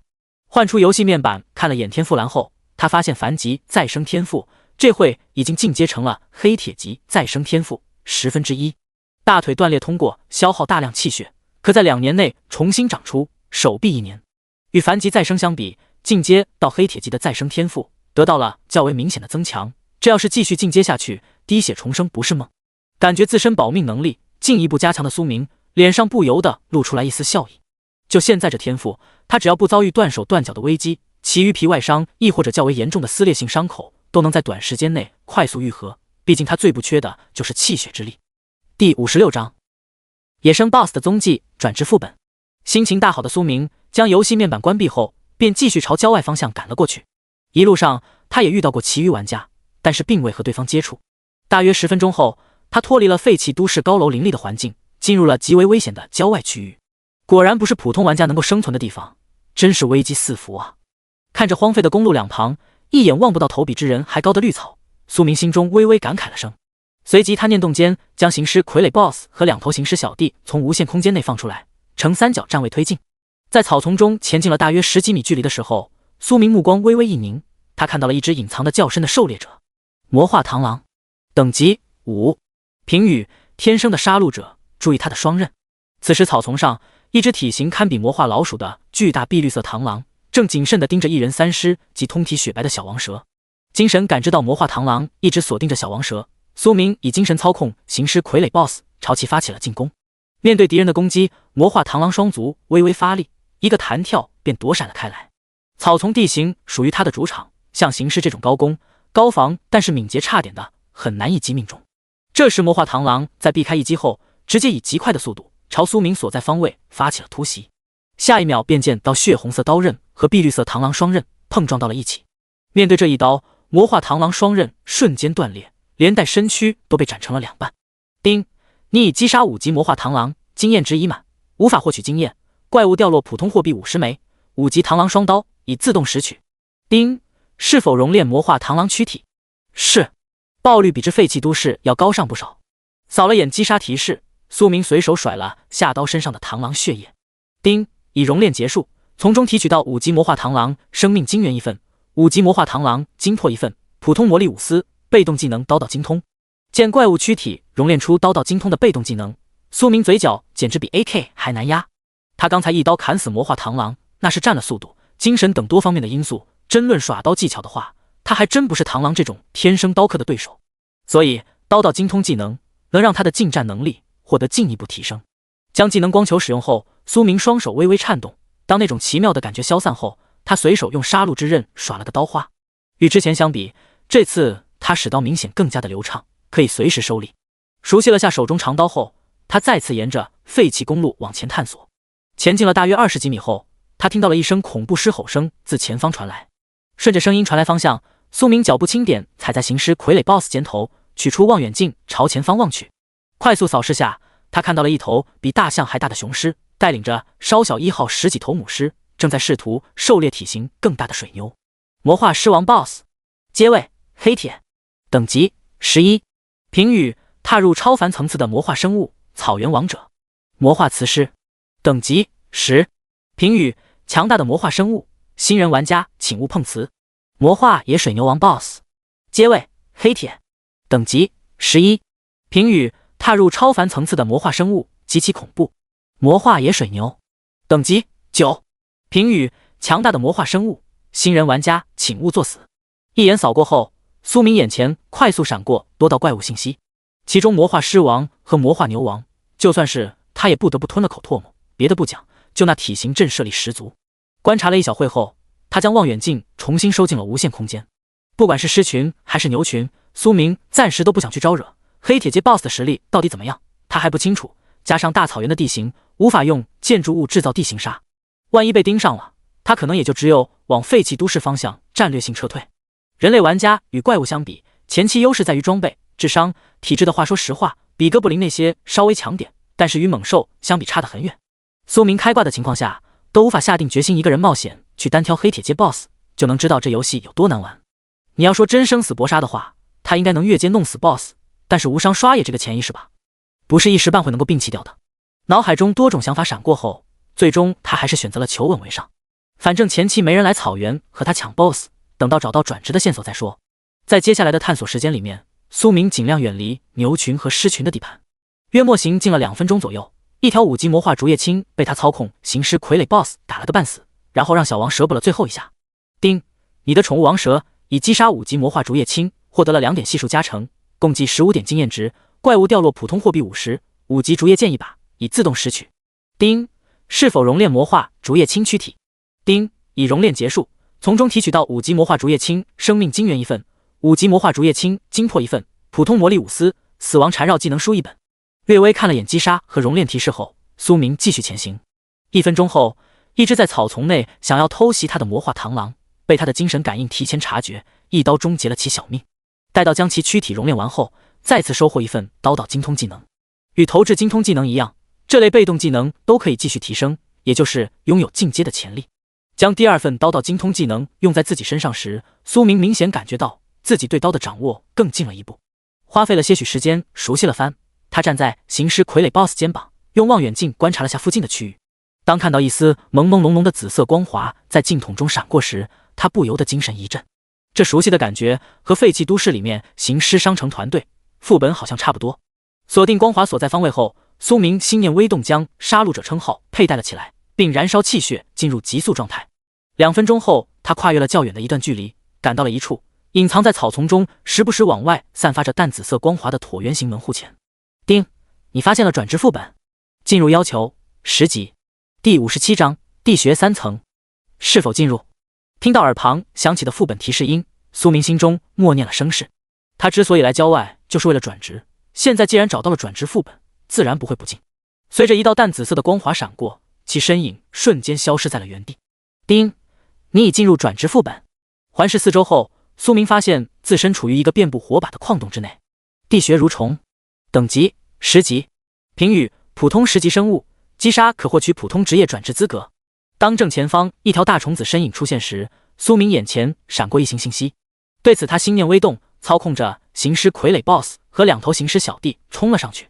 面对副本入侵者，体长接近3米的地穴蠕虫，那如同菊花似的嘴气直接朝冲在最前方的行尸傀儡 BOSS 咬去。下一秒，二者便碰撞到了一起。只见受苏明操控的行尸 BOSS 在地穴蠕虫逼近的瞬间，猛地一刀斩出，其刚猛的力量瞬间削掉了地穴蠕虫的小半个头颅。紧接着，速度稍慢一拍的2头行尸小弟也拎着刀对地穴蠕虫进行了一顿乱砍。大约1分钟后，被砍得东一块西一块的地穴蠕虫这才失去了挣扎。不怪他不给力，实在是敌人过于凶残。丁，你已击杀10级地穴蠕虫，经验值已满，无法获取经验。怪物掉落普通货币100枚，10级地穴之甲一件，已自动拾取。是否熔炼地穴蠕虫躯体？丁，你可选择以下普通职业转职，亦或者进入地穴第2层挑战：战士、法师、盗贼、牧师、骑士、武僧。在地穴蠕虫死亡之际，苏明眼前立马弹出了一大堆的职业选项，数量之多令他都有些暗自咂舌。微微扫了眼后，他便没了兴趣，心中默念了声熔炼地穴蠕虫躯体后，他一并选择了进入地穴第2层。丁，已熔炼结束，从中提取到10级地穴蠕虫生命精元1份，10级地穴蠕虫精魄1份，被动天赋感知增强。见熔炼出一个天赋出来，苏明脸上笑意更浓。感知增强，天赋品质凡，天赋说明被动增强感知反应。查看了下天赋说明后，苏明立马将天赋光球用在了自己身上。与此同时，他的身影也随着一道紫色光华进入了地穴第2层空间。大刀骷髅精英，等级10级，评语10级精英怪物，击杀可获取稀有职业转职资格。在看到第2层首关怪物时，苏明心中若有所思。见身上穿戴盔甲、手持大刀的骷髅怪朝自己攻来时，他依旧没有自己动手，而是让行尸傀儡 BOSS 顶了上去。这具大刀骷髅的战力超过2头行尸小弟不少，但是和行尸 BOSS 相比，却又差了不止一个层次。双方碰撞的瞬间，骷髅精英便被干飞了出去，胸膛骨当场被干碎了几根。没有过多浪费时间，在骷髅精英倒地瞬间，苏明立马操控行尸 BOSS 上前，左脚踩住其胸膛，然后右脚大力抽射其头部。伴随着咔嚓的骨骼声响起，正在地面上剧烈挣扎的大刀骷髅精英当场毙命。丁，你已击杀10级大刀骷髅精英，经验值已满，无法获取经验。怪物掉落普通货币200枚，10级骷髅弓一件，已自动拾取。是否熔炼大刀骷髅精英躯体？丁，你可选择以下稀有职业转职，亦或者进入地穴第3层挑战：武者、术士、傀儡师、符篆师、剑修。仔细看了眼面前光幕后，苏明觉得稀有职业还算可以，不过对他来讲还不够。对大刀骷髅精英躯体进行熔炼后，他选择了继续闯关。丁，已熔炼结束，从中提取到10级灵魂之火1份，被动天赋铁骨。铁骨，天赋品质凡，天赋说明金强骨壮。灵魂之火，物品介绍可提升隐藏属性灵魂抗性。快速扫了眼2份新的熔炼物品相关信息，苏明呼吸略微沉重了些。这转职副本对他来讲妥妥的宝地，就是怪物数量少了点，有些可惜。念动间将铁骨天赋和灵魂之火融入体内后，他感知到2股奇妙的力量在体内流动，其中一股令他骨骼有些灼热感，另一股则是如同清风拂面般涌入脑海之中，与气血和精神属性提升时的感觉差不多，却又有着细微的差别。不等苏明细细去感受，他便出现在了地穴第3层。和上面2层的穴矿坑环境相比，这一层是一个大平台。此刻地穴3层平台正中央的位置，正趴着一头体型巨大的蜘蛛。魔化蜘蛛王 BOSS， 等级10级，评语转职副本最大 BOSS， 拥有剧毒能力。剑不算8只脚在内，光身体就差不多有现实世界小汽车般大小。魔化蜘蛛王，苏明感觉这副本略微是有点坑。第2层和第3层的难度系数简直是天壤之别。在他观察之际，3秒保护时间也随之结束。第一时间发现入侵者的魔化蜘蛛王 BOSS 直接站起了身，在他挪开身体的同时，立马便见到密密麻麻的小蜘蛛自平台地下爬出。眼见这些小可爱朝自己涌来，苏明不退反进。只见技能全开的他，如同一道血色闪电，冲向了魔化蜘蛛王 BOSS。以野蛮冲撞急速突进到蛛王附近后，他顺势一刀斩出。而感应极快的魔化蜘蛛王 BOSS 在发现危险的时候，前肢快速晃动，想要闪过这一刀。可惜的是苏明速度更快，技能全开的情况下，他简直比 BOSS 更像 BOSS。以羚羊挂角的巧妙一刀斩断魔化蜘蛛王 BOSS 的一条腿后，他猛地一刀捅出，然后双手握刀大力划拉而下。此时被剧烈疼痛刺激到的 BOSS 嘴中不由得发出一道高频叫声，然后张嘴就朝右前方位咬去。对此苏明脚步轻点，借着插入魔化蜘蛛王体内杀戮之刃刀把手一跃到了 BOSS 身上。占据制高点后，他念动间装备上丈八蛇矛，一矛捅入还没反应过来的 BOSS 头颅之内。第58章完成转职，熔炉开启新功能。奇快准狠的一击当场贯穿了魔化蜘蛛王 BOSS 的脑袋，完成瞬杀。丁，你已击杀10级魔化蜘蛛王 BOSS， 经验值已满，无法获取经验。怪物掉落普通货币2000枚，10级蜘蛛匕首一件，10级蜘蛛战靴一双，10级气血恢复药剂5瓶，10级精神恢复药剂5瓶，已自动拾取。是否熔炼魔化蜘蛛王 BOSS？ 丁，你可选择以下隐藏职业转职：魔修、佛修、仙修、儒修、体修、鬼修。击杀完 BOSS 后，苏明都来不及去看提示信息，因为普通洗脸盘大小的小蜘蛛已经围了上来。面对这些小怪，他操控行尸傀儡 BOSS 和2头行尸小弟，开启无双割草模式。这些魔化小蜘蛛唯一有效的攻击招式就是毒，但是这对3具死尸和苏明这种身具百毒不侵天赋，并且皮肤坚韧到不像话的人来讲，压根就起不到半点作用。所以在3分钟的割草模式下，所有小蜘蛛统统步了魔化蜘蛛王 BOSS 后尘。丁，你已击杀3级魔化蜘蛛 X100， 经验值已满，无法获取经验。怪物掉落普通货币3000枚，3级蜘蛛套装 X5， 3级气血恢复药剂 X5， 3级精神恢复药剂 X5， 已自动拾取。是否熔炼魔化蜘蛛躯体 X100？ 站在平台中央，看着身上沾染到的血液，苏明长呼了口气，环视了下四周，发现没有遗漏后，他将目光看向了提示信息。当看到6个隐藏职业时，其脸色微微有些怪异。思索了番后，苏明选择先熔炼 BOSS 和小怪躯体。丁，已熔炼结束，从中提取到10级魔化蜘蛛王 BOSS 生命精元1份，10级魔化蜘蛛王精魄1份，普通魔力50丝，被动天赋危险感知。丁，已熔炉结束，从中提取到3级魔化蜘蛛生命精元100份，3级魔化蜘蛛精魄100份，普通魔力100丝，10级魔化蜘蛛王 BOSS 生命精元。物品介绍：可提升气血76至80生命体1点气血上限，亦或者71至752点。快速查看了下 BOSS 精元、精魄效果，他念动间将2份物品用在了自己身上。在气血、精神双重提升期间，苏明随手点在了魔修职业上。他可是记得魔力相关介绍，清楚地写着魔界最为普通的能量，这话里话外都与魔有关。他不选魔修似乎有点说不过去。丁，你已选择魔修职业，是否确定？是。听到提示音响起，苏明心中默念了声。丁，你首位通关转职副本，魔修传承开启，正在进行转职洗礼。你获得了一阶低级魔器魂幡、黑铁级嗜血刀、秘法黑铁魔躯，一阶低级魔器储物袋、秘法天魔大法。丁，你获得了转职副本首通奖励，黑铁级称号先驱者，普通货币5万，青铜秘境钥匙1把。在听到耳旁叮叮叮的声音不断响起时，苏明只感觉一股庞大的力量从虚空之中没入他的体内，对他的身躯进行快速改造。丁，转职结束，你已成为魔修。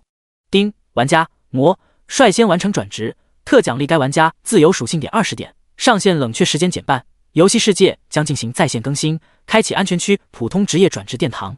丁，无限熔炉第3功能满足解封条件，已解封。就在他准备查看下自身数据的时候，另一道突然提示音让苏明脸上的笑容愈发的张狂。感受到体内澎湃的力量，他念动间唤出了自身数据栏。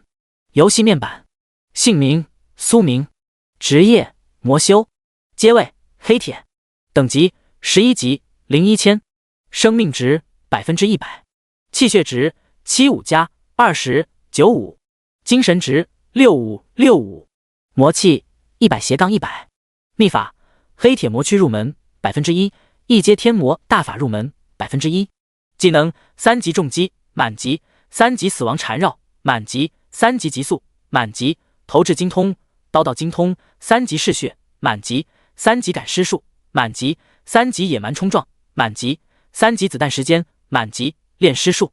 天赋黑铁级再生1/10，凡吉力大如牛， 1/10，反击百毒不侵1/10，反击铁骨1/10，反击感知增强1/10，危险感知1/10。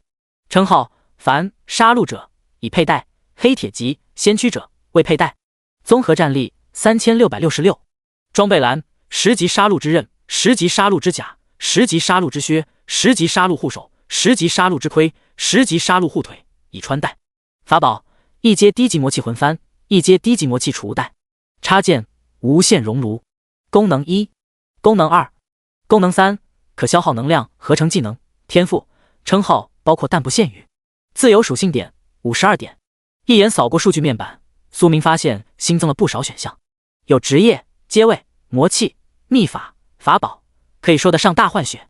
不过其中最关键是无限熔炉第3个功能。随着所学技能和天赋越来越多，苏明已经感觉自身所学有点杂了，这合成功能简直就是及时雨。当他的念头落到虚幻熔炉之上时，其眼前立马出现了多个格子。熔炉合成并非没有任何限制，契合度较高的技能、天赋相互合成效果会十分的不错，所需要的能量也会相对较少。如果风马牛不相及的话，强行合成也不是不可以，但是效果可能会差强人意，并且能量损耗极高。想了想后，苏明随手点了下感尸术和炼尸术2个技能。感尸术加炼尸术契合度极高，合成所需20点熔炉能量。是否合成？是。正在合成。你获得了黑铁级技能黑将之术。当新的技能合成出来后，苏明脑海中瞬间多出了大量信息，其中有如何培养行尸进阶的方法和更为高级的操控秘术。第59章天赋合成，称号合成。随后他一边分心去接收这些信息，一边开始对自身所学技能进行组合尝试。投掷精通加刀道精通契合度较低，死亡缠绕加急速契合度较低，急速加野蛮冲撞加嗜血加重击契合度较高，合成所需100点熔炉能量。是否合成？是。正在合成。你获得了黑铁级技能暴走之术。在4个满级技能的融合下，苏明获取到了一门使用后可全方面增益自身的暴走技能。看了眼面板上剩余的技能，他将目光扫向了天赋。力大如牛加百毒不侵加铁骨加感知增强加危险感知加再生契合度极高，合成所需300点熔炉能量。是否合成？将6个天赋图标全部添加进合成格子后，苏明发现天赋类的契合度很完美，没有过多犹豫，他心中默念了声势。正在合成。你获得了黑铁级天赋霸王之体。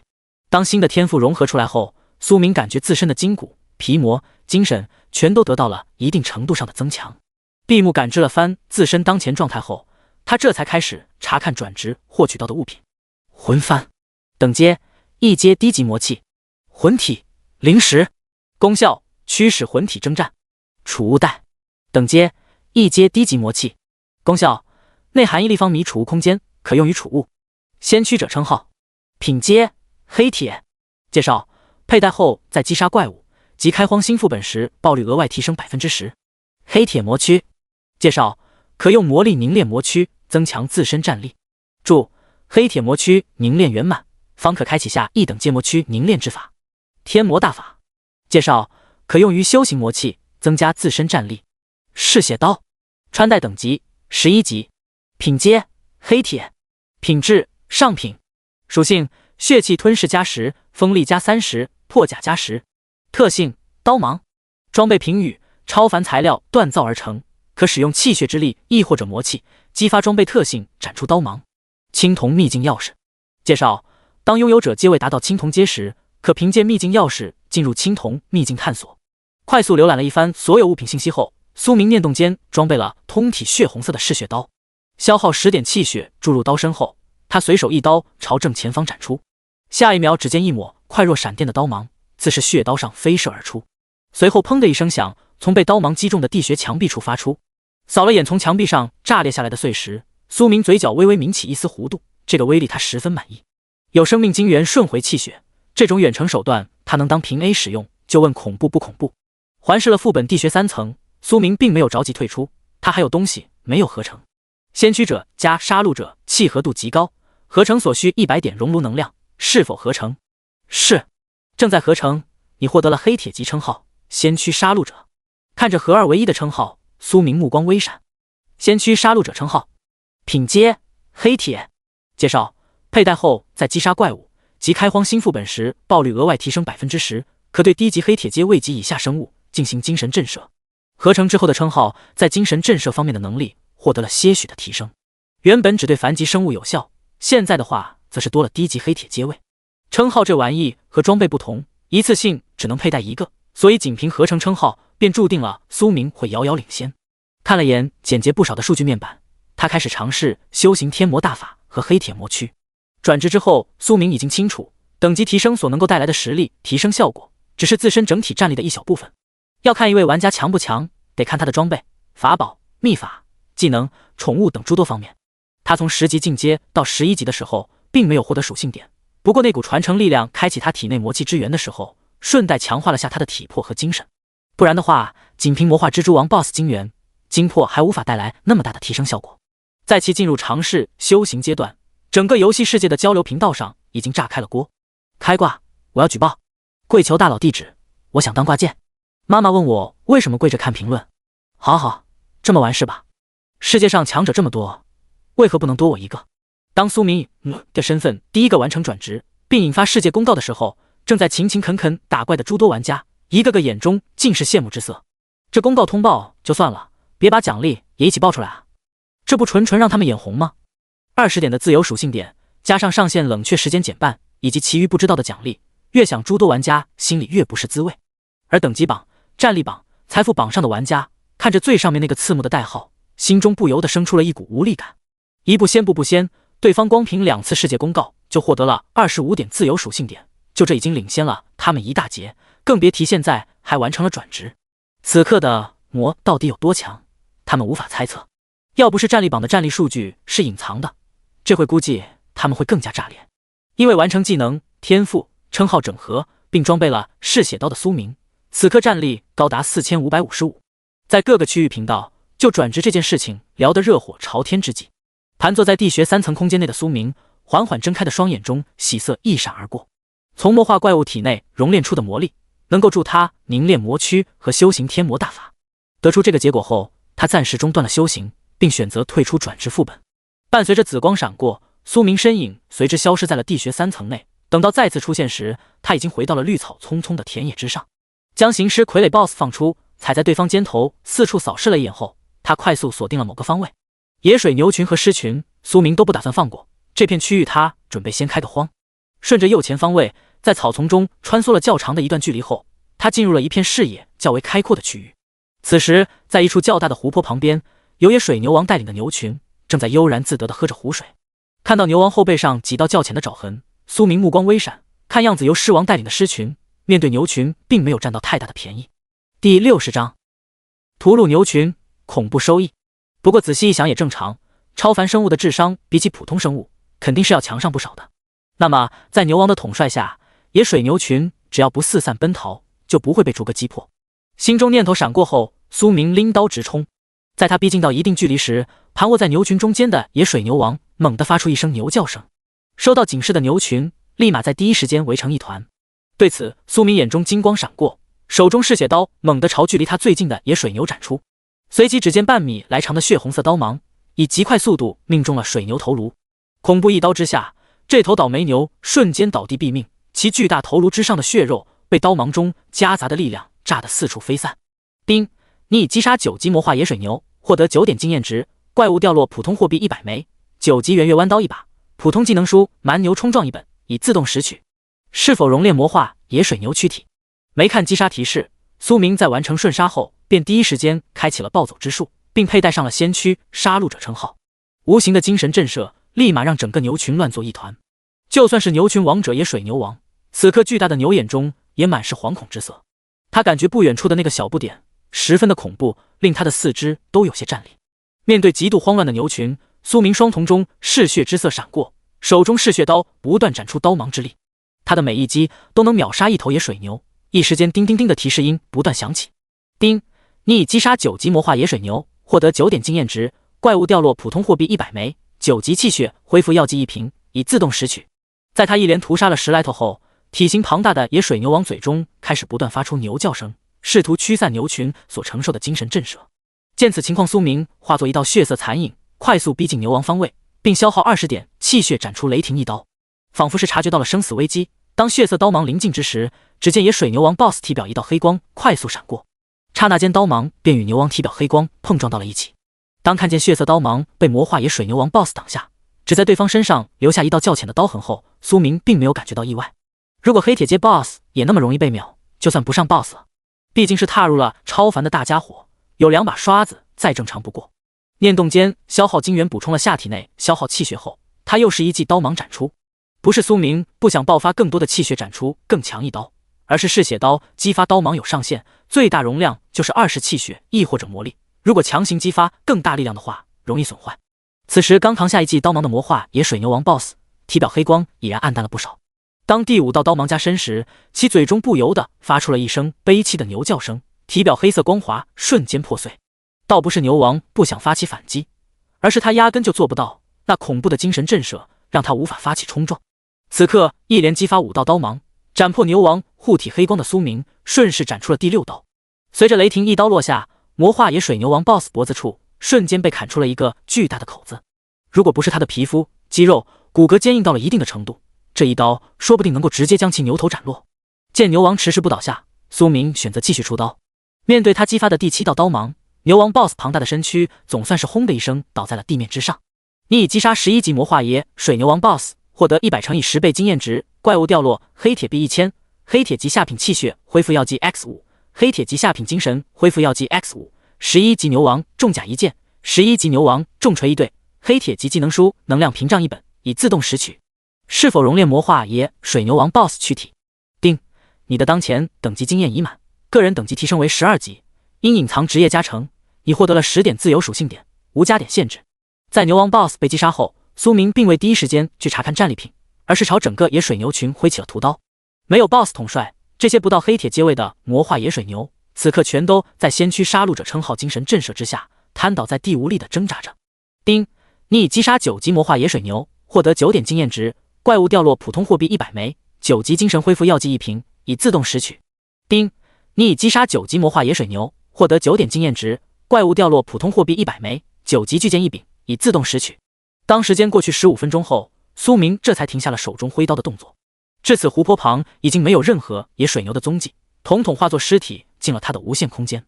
只能说合成之后的称号效果十分给力，不然的话他做不到全歼牛群，毕竟遇到危险的情况下，牛群会四散奔跑。驻足原地长呼一口气后，看着储物格子内满满当当的尸体，苏明念动间便进行了大批量熔炼。丁，已熔炼结束，从中提取到11级魔化野水牛王 BOSS 生命精元1份，11级魔化野水牛王 BOSS 精魄1份，普通魔力300丝，黑铁级天赋牛王之力，黑铁级技能书战争践踏。丁，已熔炼结束，从中提取到9级魔化野水牛生命精元150份，9级魔化野水牛精魄150份，普通魔力1350丝，凡级天赋力大如牛 X150， 普通级技能书野蛮冲撞 X150。卧槽！当看到熔炼物品时，就算是以苏明此刻的定力，嘴里都不由得蹦出了声国粹。他真没想到魔化野水牛竟然也全部是天赋怪。心中暗自计算了下天赋进阶数量后，他双眼微微有些发亮。如果将力大如牛天赋全部用在自己身上，他将获得一个超越黑铁级的天赋力量，这对苏明的战力加成无疑是巨大的。第61章强大的进阶天赋祭炼魂幡。心中这个念头产生后，苏明快速扫视了眼四周，在寻到一棵较大的树木后，他几个闪烁便冲到了树下，然后呲溜一下便上到了较高的树杈之上。看着无限空间内闪烁着朦胧白光的天赋光球，他念动间便选择了使用。下一秒，强大的天赋之力不断自其体内涌出。这时隐约间能见到一头由气血构成的牛影出现在苏明身后，伴随着时间1分1秒的流逝，其身后的气血之牛也逐渐变得凝实。半个小时，1个小时，4个小时。当100份力大如牛天赋完全融入体内时，苏明身后的野水牛虚影继而转化成了一头比之野水牛王 BOSS 还要恐怖的牛影。蛮牛之力，天赋品质青铜，天赋说明额外增加200点气血值属性，无敌。感受到体内澎湃至极的气血，苏明双目明亮的有些吓人。一份力大如牛天赋能提供20点气血加成，现在100份合一可以提供200点，他十分满意。毕竟天赋进阶并不是数值相加，而是以量产生质变增加上限。轻吐一口气，看了眼略显昏暗的天空，他念动间调出了自身面板。游戏面板，姓名苏明，职业魔修，阶位黑铁，等级12级1352000，生命值100%，气血值80+200，280，精神值7070，魔气100-100，秘法黑铁魔躯入门1%，一阶天魔大法入门1%，技能3级死亡缠绕满级，投掷精通，刀道精通，3级子弹时间满级，黑将之术暴走之术，天赋黑铁级霸王之体，青铜级蛮牛之力，称号黑铁级先驱杀戮者，已佩戴，综合战力8888，装备栏11级嗜血刀，10级杀戮之甲，10级杀戮之靴，10级杀戮护手，10级杀戮之盔，10级杀戮护腿，已穿戴。法宝一阶低级魔气魂幡，一阶低级魔气储物袋，插件无限熔炉，自由属性点62点。将面板关闭后，苏明这才开始清点收益。怪物掉落，普通货币15000，黑铁币1000，9级装备50件，11级装备2件，9级气血恢复药剂 X20，9级精神恢复药剂 X20，黑铁级下品气血恢复药剂 X5，黑铁级下品精神恢复药剂 X5，普通技能书10本，黑铁级技能1本，看起来还算不错，可是与熔炼收益相比，那就是一个的一个甜。整理了下无限空间后，苏明点了下2本黑铁技能书。能量屏障，级别黑铁，类型通用。介绍：使用该技能书可学会能量屏障技能。学习要求：1，11级2，体内具有超凡力量，战争践踏。级别黑铁，类型通用。介绍：使用该技能书可学会战争践踏技能。学习要求：1，11级2，体内具有超凡力量3，体质强横。与凡级技能相比，黑铁级技能多了不少的要求，不过这对苏明来讲都不是事，他属于6边形魔修，主打的就是一个全面发展。快速将2本技能书点击学习完后，他体表立马闪过一道黑红相间的光芒，感知了下维持屏障所需的能量后，苏明嘴角微抿，距离不吃牛肉更进一步。散去能量屏障，他转而将目光看向了牛王掉落的2件装备。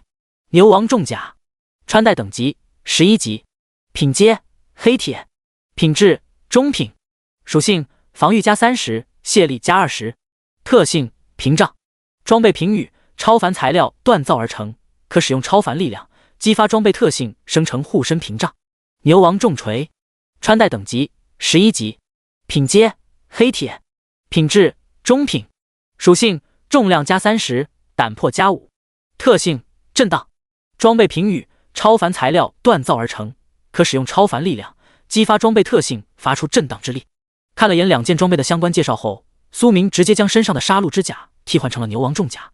就他现在的防御力，可以说得上是铜墙铁壁，同级体修也远不能与之相媲美。瞅了眼愈发昏暗的天空，他并没有现在返回安全区的打算，因为还有收益没有消化完。11级魔化爷水牛王 BOSS 生命晶元。物品介绍：可对气血属性未超过150点生命体进行提升，具体可提升多少视使用者而定。注：亦可用于气血回复，可顺回150点气血。11级魔化爷水牛王 BOSS 精魄。物品介绍：可对精神属性未超过100点生命体进行提升，具体可提升多少视使用者而定。注：1，亦可用于精神回复，可顺回100点精神。2，该精魄可用于祭炼魂体。达到了超凡阶位的精元精魄，与凡级生物相比，功效方面又有了很大的提升，同时精魄也多出了新的作用。看着2样物品想了想后，苏明并未把精魄用在祭炼魂体上，而是选择了自己使用。精神属性提升所带来的好处可比魂体要强得多，一个是伪力归于己身，一个是外力，二者谁轻谁重他拎得十分清楚。感受到纯粹的生命之力和精神之力开始对自己身躯和精神进行冲刷时，苏明不紧不慢地取出了魂幡。按照天魔大法中的祭炼方法，他随手将无限空间内的6份人魂丢了进去。下一秒，以精神念头链接魂幡的苏明便看见魂幡小空间内6道虚幻人魂显现而出。此时6道人魂并无自主意识，傻愣愣地漂浮在魂幡空间之中。见此情况，苏明手中印诀快速打出，并朝魂幡内部注入了6丝魔力。当魔力入体后，原本还傻愣愣的6道人魂虚幻双瞳中开始生出一丝红芒。炼制魂体第一步便是激发魂灵的恶，然后再让其互相吞噬。也就是说，心中恶念越深，越是成为魂体的好苗子，普通生魂最多也就是当当养料。看着魂幡小空间内不断厮杀的6道人魂，苏明目光微闪，他觉得后面倒是可以去一趟岛国，说不定能将魂幡祭炼成人皇旗。第62章，不装了，摊牌了。心中这个念头闪过，其嘴角不自觉露出了略显纯真的笑容。将这个想法压在心底后，苏明一边祭炼魂幡，一边将行尸傀儡 BOSS 从空间内丢了出来。他准备一心二用，祭炼魂体的同时，顺带把行尸 BOSS 培养到黑姜级别。要是换做其他玩家，获得了黑姜之术，就算是想要培养黑姜，也没那么容易。毕竟极其精纯的尸气可不是那么好搞到手的。用黑将之术加强了下自身与行尸 BOSS 的联系后，苏明取出剩余尸气精华和10份野水牛精魄。想要培养黑姜，除了需要精纯尸气以外，还需要魂魄之力。随着精魄及尸气入体，行尸傀儡 BOSS 身躯开始出现变化。盔甲之下，原本惨白的肌肤正在生出漆黑的毛发。据黑姜之术描述，战力强大的黑将可达到刀枪不入、水火不侵的层次，算得上是大凶之物。以行尸傀儡 BOSS 的底子，如果进阶到黑姜层级，应该可以算得上是强大黑姜。见到行尸 BOSS 身体上的变化，苏明微微点了点，随后他便倚靠在树杈之上，点开了区域交流频道，略微翻了翻频道信息。他再次花费了些普通货币将收购信息置顶，只不过这一次苏明并没有选择匿名推送，而是正大光明的用了魔这个代号。之前的时候，他之所以选择隐藏，那是因为羽翼不够丰满。现如今翅膀硬了，不为别的，就想装个逼，要不然挂3榜第一，岂不是一点意义都没有？当苏明以魔这个代号在186区域发布信息时，时刻关注区域频道信息的186玩家们瞬间懵了。谁曾想他们天天喊着求抱大佬大腿，却没想到大佬就在自己身边。在反应过来后，不少玩家当场就被冷汗浸湿了衣服。他们可都是进入过安全区，并且和魔进行过交易的，一想到自己当时心里头还有点别样的想法，一众玩家不由得感觉到一阵后怕。就说这2天怎么又眼皮子老跳，合着是生死簿上的名字在一闪一闪。此时186区域频道在苏明发布置顶消息几10秒后，立马陷入了沸腾之中。人美心善，跪求大佬带我84、62、86。富贵，真是瞎了我的狗眼，没想到大佬就在我们区。阿波菲斯，我感觉我很适合当大佬手中一把长剑，跪求大佬拉我。许多潜水玩家此刻全部被炸了出来，不怪他们不矜持，而是魔这个代号的含金量高得吓人。要是能够和大佬扯上一丁点的关系，都能够让他们在游戏世界遥遥领先其他玩家。这会仰躺在大树之上浏览着区域频道信息的苏明，心情十分愉悦。之前他可能感受不到现实世界 DY 平台之上许多榜一大哥被人吹捧的感觉，这回倒是感受到了。魔大量收购新鲜怪物尸体，量大可提供装备、药水、技能挑选，先到先得。想了想后，苏明顺带又补了条置顶信息。无限空间里头那么多的破烂装备及大量普通技能书，他得借机抛售出去。丁，玩家猛虎请求与你私聊，是否同意？就在这时，一道提示音突然响起。看见这个熟悉的名字，苏明随手点了同意。此刻正处于废弃都市某栋建筑物内的猛虎，在看到对方同意后，连忙编辑了一条他心中打好的副稿内容。由于游戏世界条件有限，不知道可否与阁下进行线下交易。发出这句话，猛虎是经过深思熟虑的，可以说他属于为数不多没有对魔出现在186区域而感到十分惊讶的玩家。因为通过银河计算机的建模推算，对方在这个区域的概率占比最大。可以，我需要大量新鲜的生物躯体，亦或者怪物躯体，以及穷凶极恶的犯人，数量越多越好。至于价格的话，你们出个方案，如果合适的话，我想我们可以达成合作。扫了严猛虎发过来的信息，苏明随手编撰了一条信息回了过去。他不好开价，索性让对方自己开价，如果合适的话他就买，不合适就晾对方2天，反正主动权把握在他手里。好，晚些时候我会给阁下一个满意的答复。收到回复信息，猛虎快速回了句希望如此。不紧不慢地发出这条信息后，苏明便断开了双方的私聊。为了不被打扰，他随手设置了一个硬性条件，那就是不是3榜之上的玩家一律自动拒绝私聊。看着已经无需祭炼的魂幡和行尸傀儡 BOSS， 苏明唤出另外2头行尸小弟，扛着行尸 BOSS 上路。要不是无限空间处于静止状态，他其实是想将魂幡和行尸 BOSS 一起丢进去，让他们慢慢进化的。离开大树重回地面，苏明鼻翼清秀，想要从空气中捕捉到一些信息。他此刻的体质已经达到了非人的级别，所以在气味辨别方面可以说比狗鼻子还要灵敏。从微风中捕获到一些气味后，他转身朝西北方向行进。而此时的游戏世界距离黑夜降临已经没剩多长时间。谁也不知晓黑夜之后郊外区域是否会变得更加的恐怖。针对于这点，苏明心中是考虑过的。他觉得游戏前期应该不至于出现强的离谱的怪物，就算是有，那也不会在陆地上，而是在深海之中。以他目前的实力，黑铁级别显然不用担心，只要不出现更高阶位的 BOSS， 基本上没有什么风险。随着他的身影在郊外区域渐行渐远，夜幕也随之降临。一路追寻狮群踪迹的同时，苏明顺手斩杀了不少弱小魔化怪物，其中有魔化螳螂、魔化眼镜王蛇、魔化蜈蚣等许多藏匿在草丛中的小怪物。10来只魔化螳螂所贡献的刀道精通技能，使得他的被动技能得到了进阶，蜕变成了刀道大师。当黑夜彻底笼罩天空之际，行走在郊外区域的苏明停下了脚步，因为他已经发现了狮群的踪迹。第63章饰品装备蛮王之体。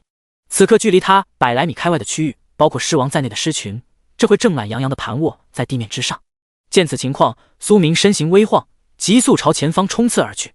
打破超凡界限，开启体内魔气源泉之后，就算是在漆黑无比的环境中，他同样能够视物。随着一道凌冽刀芒闪过，狮群最外围区域的一头雌狮瞬间喋血而亡。丁，你已击杀10级魔化雌狮，获得10点经验值，怪物掉落普通货币150枚，10级绣绒刀1把，已自动拾取。是否熔炼魔化雌狮躯体？快速扫了眼击杀提示，苏明心念微动，佩戴上了先驱杀戮者称号。与此同时，突如其来的变故令魔化狮王双瞳中闪过一丝惧怕之色。他感觉不远处那个小不点十分的恐怖，身上的气息令他有些战栗。面对已经处于混乱状态的狮群，苏明手起刀落，一道道闪烁着杀戮之色的刀芒不断自他手中嗜血刀飞射而出。和魔化野水牛群相比，狮群之中雌狮的数量不多，也就15头，所以狮群的灭绝速度会比牛群更快。期间魔化狮王不是没想着反抗，可是那些刀芒的力量过于巨大，逼迫的他只能被动防御。奈何其实力与牛王处于半斤八两之间，所以他同样只抗住了7道刀芒，便不甘地倒在了地面之上。你已击杀11级魔化狮王 BOSS， 获得100乘以10倍经验值，怪物掉落黑铁币1000，黑铁级下品气血恢复药剂 X5， 黑铁级下品精神恢复药剂 X5， 11级狮王项链1件，11级狮王戒指1件，黑铁级技能书师吼功1本，已自动拾取。丁，你已击杀10级魔化雌狮，获得10点经验值，怪物掉落普通货币150枚，10级气血恢复药剂1瓶，已自动拾取。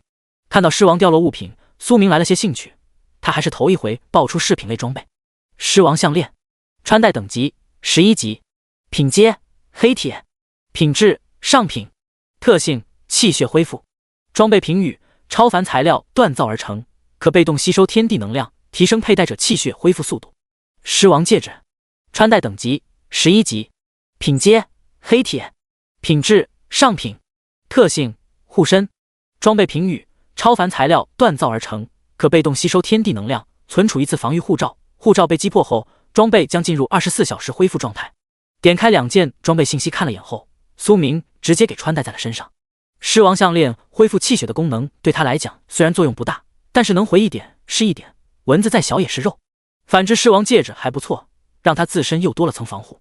更新完装备，苏明这才对狮群躯体进行熔炼。丁，已熔炼结束，从中提取到11级魔化狮王 BOSS 生命精元1份，11级魔化狮王 BOSS 精魄1份，普通魔力310丝，黑铁级天赋狮王之力，黑铁级技能书王者威压。丁，已熔炼结束，从中提取到10级魔化雌狮生命精元15份，10级魔化雌狮精魄15份，普通魔力150丝，凡级天赋巨狮之力 X15， 普通级技能书师吼 X15。扫了眼熔炼出来的物品，苏明心中若有所思。看这个情况，高级怪基本上都拥有天赋之力，像魔化野水牛必出力大如牛天赋，而魔化雌狮必出巨狮之力。检查了下无限空间内剩余的一份牛王之力天赋和50份力大如牛天赋，苏明内心蠢蠢欲动。按照正常情况来看，就算是把这些加上狮王之力及巨狮之力全部用掉，也无法让他的实力获得多少提升，毕竟同类型天赋取增益效果最大者。但是进行合成的话就不一定了。念想到这，其心念微动，将剩余所有天赋光球全部用在了自己身上。由于身上存在更高阶的青铜级天赋，所以这次使用天赋，他只能感受到细微能量对身体的冲刷。调出熔炉合成格子后，苏明一连拖拽了几个天赋图标：霸王之体1/10加牛王之力6%加狮王之力2%加蛮牛之力1/10，契合度极高。合成所需1000点熔炉能量，是否合成？是，正在合成。你获得了青铜级天赋蛮王之体。当新的天赋被合成出来后，第一时间苏明便感知到自身体内杂乱的天赋之力重新凝成一股绳，并对他的身体进行了更深入的改造。蛮王之体，天赋品质青铜。天赋说明：一、额外增加260点气血值属性2，可消耗气血快速愈合伤势3，金刚之躯千毒不侵4，六感增强危险感知。不吃牛肉里程碑+1。洞悉完蛮王之体天赋信息后，苏明感觉简直不要太爽。随后花了点时间整理了下无限空间内的掉落物品，他便准备返回安全区。无限熔炉的合成能力虽强，却也需要熔炉能量来支撑，所以大批量采购生物躯体的事情他得上点心，回去和猛虎对接下。熔炼一只1级怪物可提供1点熔炉能量，2级怪物2点，以此类推，同级 BOSS 的话能量 X10。像魔化狮王和魔化野水牛王在熔炼完后分别提供了500点熔炉能量，也就是说普通11级黑铁生物最多也就提供50点熔炉能量值。从进入游戏世界到现在，包括熔炼现实世界生物，苏明一共获取到了7250点能量值。经过他的一番合成后，现在还剩下5730，看起来还挺多，但是随着他后面获取到的天赋数量和技能越来越多，就这么点能量是远远不够的。以直觉锁定废弃都市方位后，苏明随手将2头行尸小弟丢进了无限空间，然后单手提拎着正在蜕变的行尸 BOSS 急速前行。一路上也没啥不长眼的怪物出来碰瓷，像一些嗅觉比较灵敏的怪物，在嗅到空气中那股浓郁的血腥味时，便知晓这片区域中来了更加强大的狩猎者。第64章，顺路捡一波，秒杀鼠王。大约10分钟过后，苏明总算是找到了来时的废弃公路。由于怕跑过头，所以他没敢全速冲刺，不然就他现在的速度，压根就用不了10分钟的时间。沿着废弃公路踏进废弃都市后，他便顺着街道往安全区的方位赶去。不过在途经行尸商场的时候，苏明突然停下了脚步，因为他看到副本冷却时间已然清零，并且还没被人通关。仔细一想也正常，186区域内现阶段达到5级的都少得可怜，所以今天没人通关副本也实属情理之中。毕竟行尸副本难度系数还比较高的，想要单刷的话，不是实力碾压那种级别的，很难做到。这时环视了下四周的苏明，单手拎着已经蜕变到半部黑浆的行尸 BOSS， 走至商城大门口处。丁，你发现了5级团队副本行尸商场。进入要求5级，最多组队人数10人，可选模式普通。注：副本通关后将会有24小时冷却时间。无视弹出来的信息提示，苏明快速以无名小队队伍名进入了副本之中。随着一道白光闪过，他的身影出现在了上次进入的男装店面之中。紧接着便是行尸来袭的感叹号信息。一回生二回熟，拎着刀苏明便走出了店面，站在原地等到前后方位的行尸逼近到一定距离时，他刷刷几刀斩出。对于这种普通的小怪，他只需要2-3点气血之力激发刀芒便能灭杀。不得不说，嗜血刀特性还是比较极品的，放苏明手中那就是杀怪利器。在淡红色的刀芒闪过之后，10道行尸立马尸首分离的倒在了地面之上。丁，你已击杀5级行尸 X10， 获得50点经验值，怪物掉落普通货币250， 5级行刑者大刀1把，5级航行者重甲1件，5级气血恢复药剂1瓶，已自动拾取。是否熔炼行尸躯体 X10？ 几息之间瞬秒完第一波行尸后，苏明转身进入店面之中，拉了张椅子出来坐着，顺带给自己点了根香烟。这种碾压式下副本的感觉，1个字爽，2个字很爽，3个字超级爽。待到他手中的香烟燃尽，第二波的行尸小队才急冲冲的从楼下冲了上来。10几秒后，行尸小队全员倒地。丁，你已击杀5级行尸 X20， 获得100点经验值，怪物掉落普通货币500， 5级航行者套装1套，5级气血恢复药剂2瓶，已自动拾取。与第一次进行尸商场副本相比，此刻的苏明要多随意有多随意。有些人逛自家后花园，可能都没他这种自由惬意的感觉。1分钟后，第3波行尸小队被灭。丁，你已击杀5级行尸 X30， 获得150点经验值，怪物掉落普通货币750， 5级航行者套装1套，5级行刑者大剑1把，5级行刑者头盔1件，5级气血恢复药剂4瓶，已自动拾取。2分钟后，大力行尸 BOSS 闪亮登场，不过他也没坚持1秒钟，便被刀芒斩断脖颈。丁，你已击杀8级大力行尸 BOSS， 获得8乘以10倍经验值，怪物掉落普通技能书赶尸术1本，普通货币1000， 8级行刑者大剑1把，8级行刑者靴子1双，8级气血恢复药剂 X4 瓶，8级精神恢复药剂 X4 瓶，已自动拾取。丁，你已击杀5级行尸 X39， 获得195点经验值，怪物掉落普通货币975，五级航行者套装一套，五级行刑者锁链一根，五级航行者盾牌2件，五级气血恢复药剂2瓶。丁，你已成功通关5级团队行尸商场副本，用16分30秒，评价甲加。副本通关奖励：普通货币2000，五级气血恢复药剂 X5。瞬秒最后一波行尸之后，苏明便收到了一连串的信息提示。和第一次首通奖励相比，这第二次的副本通关奖励普普通通，只有一些普通货币和气血恢复药剂。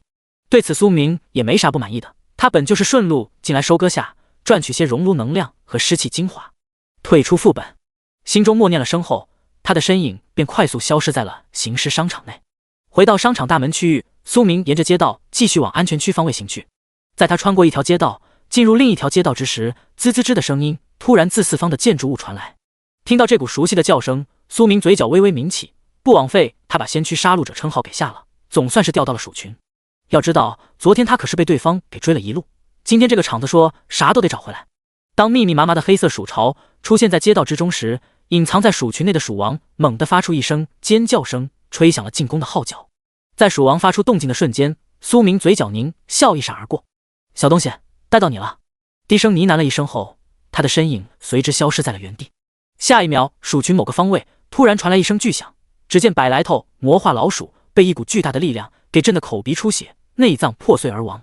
此时周身黑红光芒闪烁，双瞳呈现暗红色的苏明如同黑暗中的嗜血魔神一般。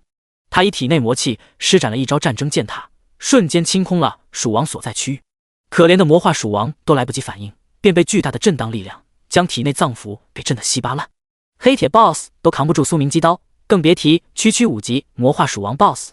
鼠群只对凡级生物有巨大的杀伤力，针对掌控超凡力量的存在而言，那就是一盆菜。以苏明的恐怖防御力，他就算站在鼠巢之中，也不可能会有魔化老鼠能够咬破他的皮肤。金刚之躯可不是闹着玩的，仅凭皮肤肌肉组织，硬抗现实世界的冲锋枪都不在话下。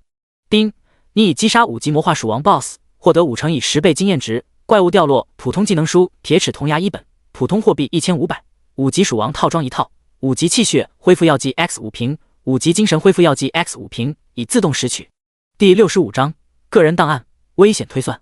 丁，你的当前等级经验已满，个人等级提升为13级，因隐藏职业加成，你获得了10点自由属性点，无加点限制。一招战争践踏之下，苏明原本只差一丢丢便能升级的经验条瞬间满了。此时失去鼠王统帅的魔化鼠群已然陷入了混乱状态。一些靠得较远，没受到先驱杀戮者称号影响的魔化老鼠，在察觉到不对劲的时候，立马钻入了黑暗角落之中。至于距离苏明较近的魔化老鼠，在恐怖的精神震慑作用下，这会全都四肢发软，根本就站不起身。只能说，拥有震慑效果称号这类稀有物品，对于精神抗性较低的低级生物来讲，那就是属于核武器级别。面对街道之上黑压压的鼠群，苏明脚底气血涌动，一跃砸入鼠巢中央。下一秒，恐怖的震荡之力便以他为中心，快速朝附近区域蔓延开来。许多瘫倒在地无力挣扎的魔化老鼠，在战争践踏 AOE 震荡伤害的冲击下，瞬间失去了动静。一连迈出10步后，苏明身影随之消失在了街道尽头。同时，街道之上的黑色鼠巢此刻也一并消失得一干二净。只能说186区域的魔化鼠群，那是倒了8辈子霉，出场就碰到了啃不动的硬茬子。要放其他区域的话，他们还能作威作福一段时间。这时，已经拐进另一条街道的苏明，快速清点了下除鼠王以外的击杀收益。本次小规模屠杀，他一共击杀了1级魔化老鼠996头，怪物掉落1级装备330件，普通货币6480，1级气血恢复药剂30瓶，1级精神恢复药剂20瓶，重击技能书10本，还算不错。小金库又充实了点。约莫5分钟后，苏明的身影出现在了186区域安全区外。付了100货币，续费了下庇护时间后，他便迈步进入了安全区。咕咕，当苏明的身影出现在广场上时，不少看到他的玩家忍不住吞咽了口唾沫。那股扑面而来的血腥气味，简直让他们头皮发麻，汗毛倒立。加上对方身旁还有条成年人大腿粗细的白色眼镜蛇，这就更令人腿哆嗦了。这时，一直在广场等待的猛虎快步迎了上去。虽说对方身上的装备和昨天有所不同，但是那股特殊的气场和身旁那条与昨天相比长大了不少的白色眼镜蛇，还是让他一眼便锁定了其身份。阁下，关于生物躯体价格这方面，我已经做出了一份。凑到苏明跟前的猛虎没有过多废话，直接开门见山道：去酒馆。闻言，苏明随口回了句：“好。”简短交流2句后，两人便并肩朝酒馆方位行去。这一幕，不少玩家都看在眼中，不过暂时还没人敢凑上去打扰两人。毕竟这游戏可不像现实世界的网络游戏，死亡了还能在游戏世界复活。所以，许多人在玩游戏的时候，顺带把脑子带了进来，知道就算是想要抱大佬大腿，也得要有一定资本才行。他们之中，昨天和苏明交易过的玩家，已经通过他身上暂未更换的靴子、护手、头盔，还有那条特殊的蛇，认出了其身份。像这点，只要稍微上点心就能记住。在一众玩家思索之际，苏明这边已经在酒馆开了个豪华单间。当二人进入房间相对坐后，猛虎直接从口袋中取出一张手写的纸质清单。出售价格表：生猪5普通币，牛10普通币，死刑犯100普通币，1级怪物10普通币，2级怪物20普通币。伸手接过清单，扫了眼对方给出的价格，苏明微微点了点头。就按这个价格来吧，给我个你在现实世界的联系方式，出去后我会联系你。发现事情过于顺利的猛虎不由得有些愣神，他心里头都做好了小只以情动之以理打算。谁曾想到对方如此爽快，压根就没有和他讨价还价的意思。在反应过来后，他急忙报出了一串数字：185。行了，你可以走了。记下号码，苏明便开口赶人。对此，猛虎张了张嘴，欲言又止。他很想问些什么，却又不知道从何开口。经过一番天人交战，最终他还是没有多说什么，径直起身离开了房间。扫了眼被带上的房门，苏明的目光稍显深邃。与对方合作做生意可以，其他事情免谈。他一个人要多自在有多自在，岂会给自己上枷锁？脑海中诸多念头闪过后，他念动间从无限空间中把快要完成蜕变的行尸 BOSS 给拎了出来。自空间静止状态脱离，行尸傀儡 BOSS 身上的黑色毛发立马开始生长。微微关注了下后，苏明便开始祭炼第2头大力行尸 BOSS。这次他并未熔炼 BOSS 躯体，因为收益不高，力大如牛天赋对已经拥有蛮王之体的他来讲，除非有个几百分，不然的话起不到任何作用。所以还是用来炼尸比较划算，反正也不用太长时间。将大力行尸 BOSS 头颅和躯体以黑浆之术接上后，苏明取出大量尸气精华及怪物精魄，重新激活行尸 BOSS 躯体，并与之建立精神连接。在他炼尸之际，已经离开酒馆的猛虎选择了在广场下线。回到现实世界的第一时间，他便把游戏世界内发生的事情以文字信息和音频方式输入进了银河计算机。魔现身186区域，对方等级快速提升原因疑似与生物尸体有关，天赋能力未知，转职职业未知，具体战力未知，当前个人等级13级，性格沉稳，无事杀迹象。零零散散的输入一大堆信息后，猛虎双目紧紧地盯着屏幕，正在进行大数据推算，请稍后。个人档案，游戏代号魔，现实身份信息不足，年龄22至26之间，游戏等级13，游戏战力不详，天赋能力疑似与生物尸体有关，所拥有技能重击，信息不足，危险评估单兵作战能力极强，行走的杀戮者。综合推算，对方应当具备可抗衡手枪、狙击枪等常规热武器手段。危险系数 A 级。第66章寻宝黑浆 BOSS。 看着银河计算机屏幕上新鲜出炉的数据，猛虎瞳孔微缩。大数据出错的可能性十分小，能给出这样的建模档案，必定是经过大量分析的。想了想后，他随手点在了综合推算那栏上，想要看看深度分析原因。1.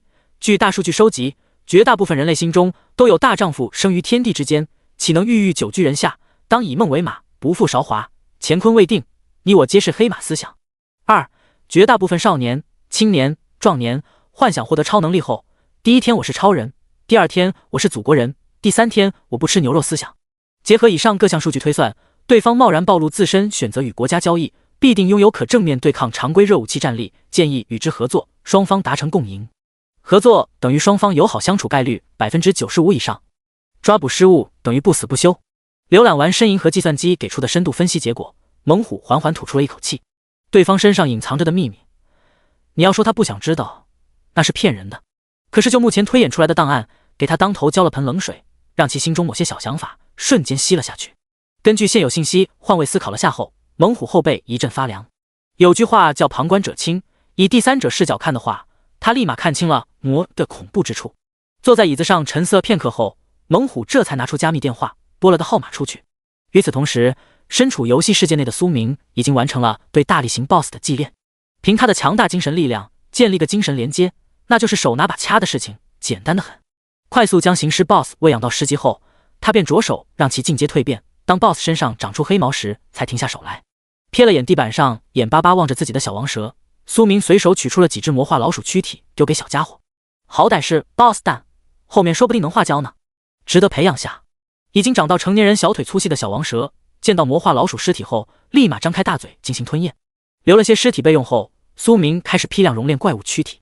丁，已熔炼结束，从中提取到1级魔鼠生命精元950份，1级魔鼠精魄950份，普通魔力950丝。丁，已熔炼结束，从中提取到5级鼠王 BOSS 生命精元1份，5级鼠王 BOSS 精魄1份，普通魔力30丝，凡级天赋寻宝。看到魔化鼠王尸体熔炼出的天赋，苏明略微有些意外，竟然是个特殊的寻宝天赋，这岂不是说明魔化鼠王拥有类似小说之中所说的那种寻宝鼠血脉？寻宝天赋品质凡级，天赋说明可发现一定范围内不超过10级的野生副本，亦或者其余无主类道具物品。翻看了下该天赋，苏明发现作用还行，毕竟野生副本代表的可都是资源，放在开荒游戏里面，那都是属于垄断资源那种。经过几天的杀戮，他发现废弃都市内的怪物数量已经出现了较为明显的下降。如果游戏世界不刷新，亦或者是怪物刷新时间过长的话，就表明一片区域的资源十分有限，想要获取更多的游戏资源，就必须去往无人区域开荒探索。将寻宝天赋光球使用之后，苏明冥冥中有种特殊的感觉，静心感受了番，他便脱离了出来。安全区内不可能会有副本和无主道具捡。就在他准备修行天魔大法和黑铁魔躯之际，站在大床旁的行尸傀儡 BOSS 猛地发出一声咆哮。11级黑浆傀儡 BOSS， 等阶黑铁阶。介绍：力大无穷，刀枪不入，水火不侵，可用尸毒制造行尸。看着一身黑毛、周身弥漫嗜血气息的大块头，苏明眼前快速闪过其相关信息。和行尸层次相比，黑浆的战力十分恐怖。丢现实世界的话，必须得能击穿较厚钢板的狙击枪，一枪命中其头部才有可能将其击杀。像常规的手枪、步枪对黑浆根本就起不到什么作用。上下打量了番黑浆 BOSS， 苏明念动间便将其收入了无限空间。随后他便盘膝坐在床上，进入了秘法修行状态。当一丝丝的魔力融入其身躯时，苏明身上的皮肤开始出现一些黑色的纹路，显得极其妖异。伴随着时间的缓缓流逝，其皮肤之上隐约出了黑色的金属色泽。在他沉浸在修行中时，现实世界已然闹翻了天。其中华国 DY 热搜榜中最热的讨论话题就是魔到底转职了什么职业。小丑鱼大佬绝逼是隐藏职业，不是我吃屎。小鱼不爱玩，废话，肯定不是普通职业，就是不知道是啥隐藏职业。骸骨君王安全区内新出现的转职殿堂里面，普通职业有战士、法师、盗贼、牧师、骑士、武僧，不知道哪种好一点。狂魔选个得普通职业，就算转职也不了隐藏职业，也得想法子转个不是那么大众的职业啊，不然和进场打螺丝有啥子区别？只是换了个地方帮有钱人打工罢了。绿袍老祖结，游戏不努力，万魂番中做兄弟，不吃酸菜。你别说，我感觉后面真有可能会有万魂番这种东西。韭菜小队长，真有的话，我希望大佬们可以给我留个小队长的名额，做人太累了。与普通玩家在网络上的疯狂吐槽不同，许多精英玩家这会正在想方设法增强自身战斗力，他们想要追赶的脚步，不至于落后太多。其中996区域之中，一名手持长剑、腰间挂着个酒葫芦的青年，看着虚幻面板之上高挂榜首的代号，微微摇了摇头。他都拼了老命在追了，却还是被对方越拉越远。挂逼！取下酒葫芦灌了口酒后，持剑青年嘴里头忍不住小声嘀咕了句。而与他有着相同想法的，还有世界各国一群以神明为名的玩家。原本大家都处于同一起跑线，还不感觉到有啥尴尬的，现在突然有一个人遥遥领先，那就难受了。一回到现实世界，他们就能看到网络上对于他们的各种匿名吐槽。第67章破万战力够狂。与现实世界的热闹相比，此刻猫在安全区酒馆房间内的苏明周身魔气沸腾，在大量精纯魔力的作用下，他体内魔气源泉上限不断拔高，从一开始的100点一跃达到了200点数值，并且这个上限还在快速提升。约莫2-3个小时之后，苏明这才缓缓睁开了双眸，而在他睁眼之时，其身后略显虚幻的黑色魔影这才慢慢散去。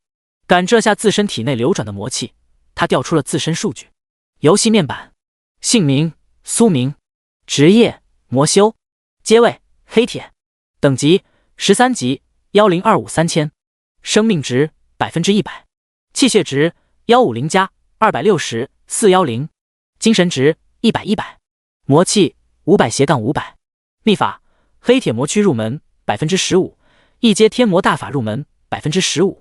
技能3级死亡缠绕，满级投掷精通，刀道大师3级子弹时间，满级黑将之术，暴走之术，能量屏障，战争践踏，狮吼功，王者威压。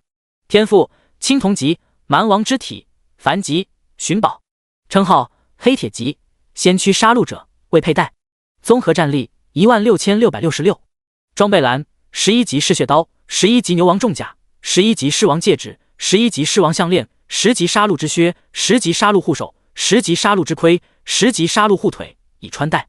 法宝一阶低级魔器魂幡，一阶低级魔器储物袋。插件无限熔炉。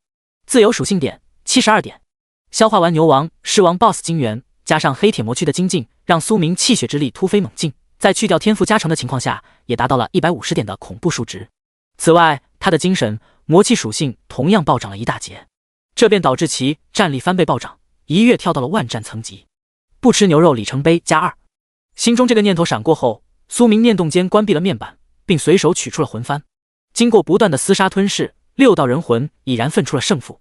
此刻魂幡小空间内只剩下一道略显虚幻的魂体。游魂等级5。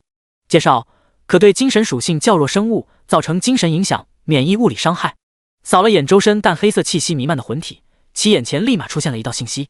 快速扫了眼魂体相关信息，苏明微微点了点头，还算满意。后面他迟早能够将魂幡提升到万魂幡，亦或者更高的层级。压在心中某些想法后，他选择了原地下线。伴随着一道白光闪过，酒馆房间内只剩下床角处陷入沉睡的小王蛇。重新回到废弃厂房上线地点，看到虚幻面板上减半的上线时间，苏明嘴角微抿。6个小时的冷却时间，使得他对现实世界已经没有什么太大的顾忌。就算是用导弹洗地，他也能从容进入游戏世界。自无限空间内取出手机，按了一连串的数字后，他随手拨通了一个号码。与此同时，另一头身处秘密基地内的猛虎，在收到银河计算机的通话提示时，立马选择了秒接。我需要的东西全部运输到中云市最大冷库即可。当手机接通的瞬间，苏明不等对方开口，直接提出了交易地点。好。看着银河计算机锁定的信号坐标及电话号码的注册者，猛虎沉声回道：希望你速度快点，每隔6个小时可以给我发一条进度信息。听到手机中传出的沉稳声音，苏明随口补充了句，说完他也不等对方回话，便径直挂断了电话，将手机丢进了无限空间内。他压根就没想去搞个假身份这些，因为没那个必要。对方如果真对他有想法，亦不过是让魂幡中多些魂体罢了，这是源自实力的自信。以极快的速度脱离废弃厂房后，苏明身形微晃，便消失在了公路之上。此时，秘密基地内的猛虎看着银河计算机上新出现的信息档案和消失的信号红点，脸上满是凝重之色。个人档案：姓名苏明，年龄24，个人信息：父母双亡，无亲朋好友，毕业院校魔都大学，乐无牵挂，百无禁忌。看完银河计算机调出的号码注册人信息，猛虎心中闪过8个字。他现在算是知道对方为何敢大摇大摆的与他交易了，合着没有任何软肋可言，主打一个光脚的不怕穿鞋的。就在这时，猛虎面前银河计算机上出现了一段十分清晰的视频。只见视频中一位身着休闲服的帅气青年，十分随意的朝路边摄像头挥了挥手，好似在和什么人打招呼一般。够狂！看着屏幕中略显张狂的笑脸，猛虎不由得低声呢喃了句。沉吟了片刻后，他这才取出加密电话，调动大量资源。在其忙碌阶段，苏明这边已经回到了闹市之中。他也没四处乱跑，而是随便找了个人流量较大的地方，继续修行天魔大法。游戏世界的出现，虽然使得各行各业都变得有些萧条，但是还没到社会秩序完全崩塌的地步。像进入游戏死亡，从而失去游戏资格的，返回现实世界后，该干的活还是得干。这时，分心修行天魔大法的苏明发现了一个问题，那就是他通过修行，在现实世界感受到了一丝丝只存在于游戏世界的细微魔力。虽然极其的微弱，浓度可能连1/1000都不到，但是确确实实的存在。就好比一张雪白的纸张之上多了一个细小的黑点。游戏融合现实，公测。察觉到魔力存在时，苏明脑海中立马闪过几个念头。有内测自然会有公测，所以这点很好猜。摇了摇头，甩开这些想法后，他也懒得多想。船到桥头自然直，游戏公测这种事情不是他这种小虾米能够操心的，安安稳稳的提升实力就行。就这样，时间一晃便过去了6个小时。已准备好第一批生物躯体，生猪数量5000，黄牛2000，一级怪物躯体400，死刑犯20。取出手机看了眼刚收到的短信内容，苏明嘴角抿起一丝弧度。第68章，适当的暴露，可持续发展。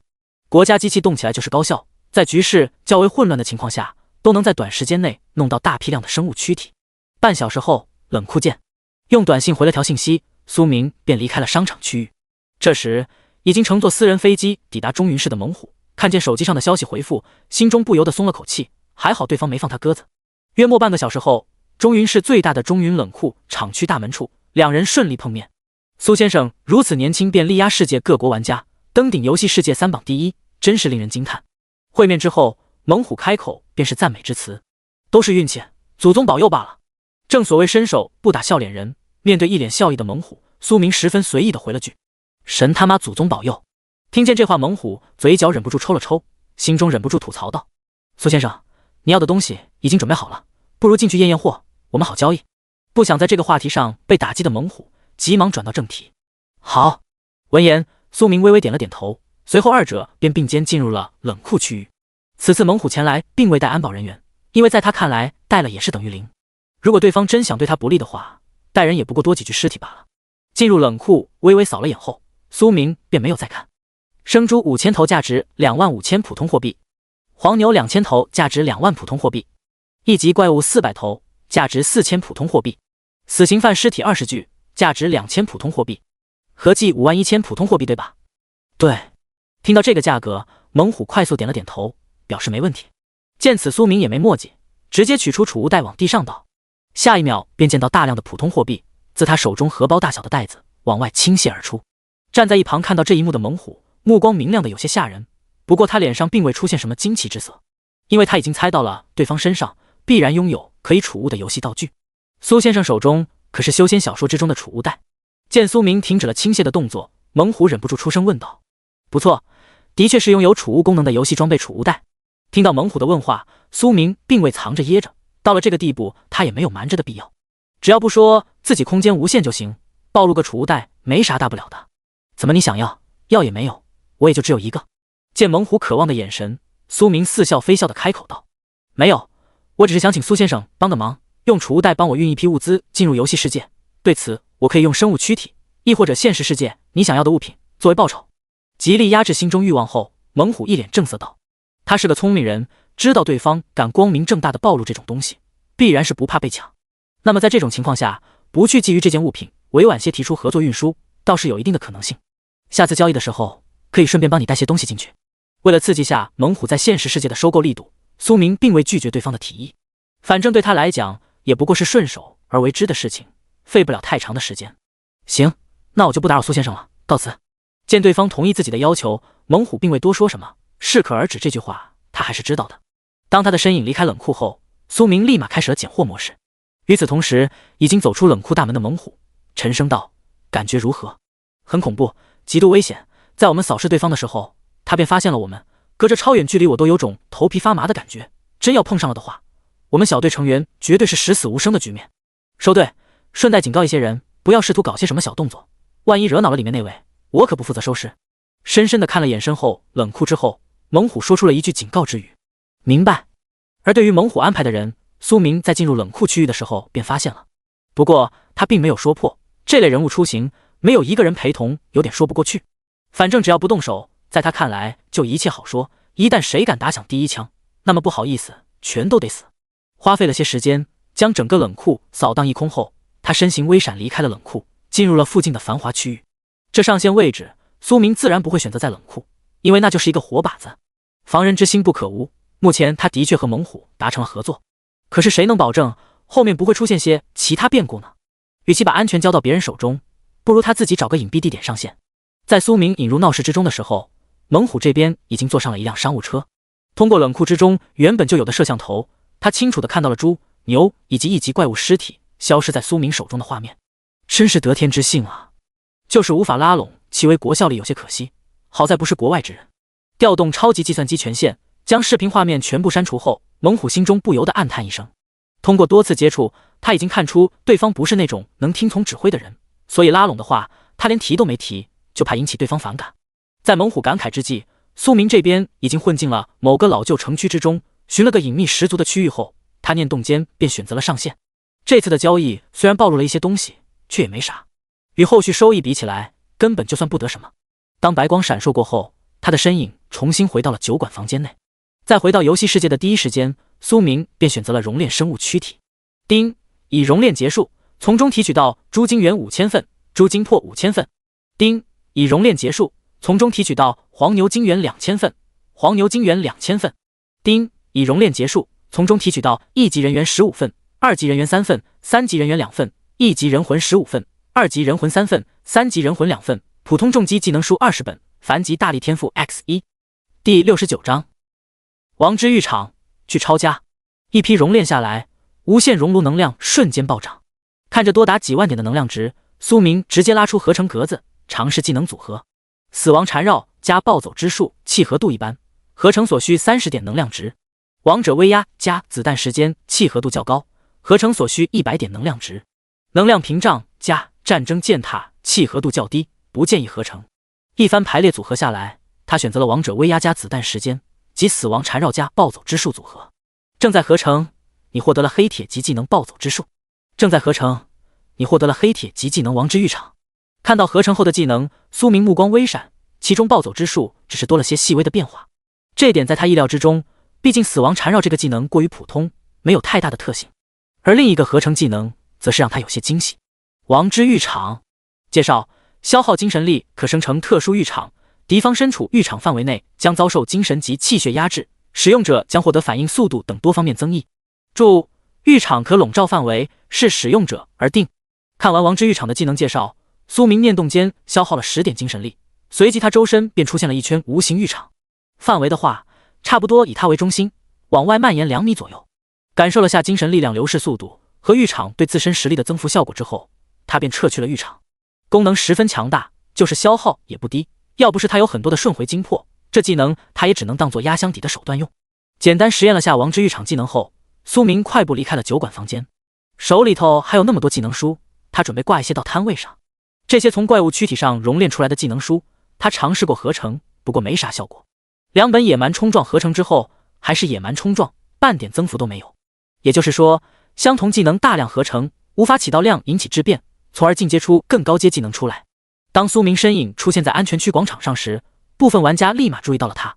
无视这些扫视的目光，他径直走到摊位租赁处，租了个黄金摊位，并续费了3天。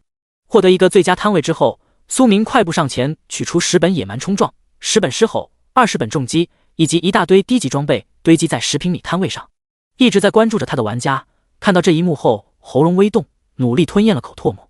他们看到了什么？大佬空手拿出装备、技能书，这绝逼是有储物道具啊！感知到附近那些灼热的目光，苏明视若无睹，自顾自地设置了一系列的购买条件。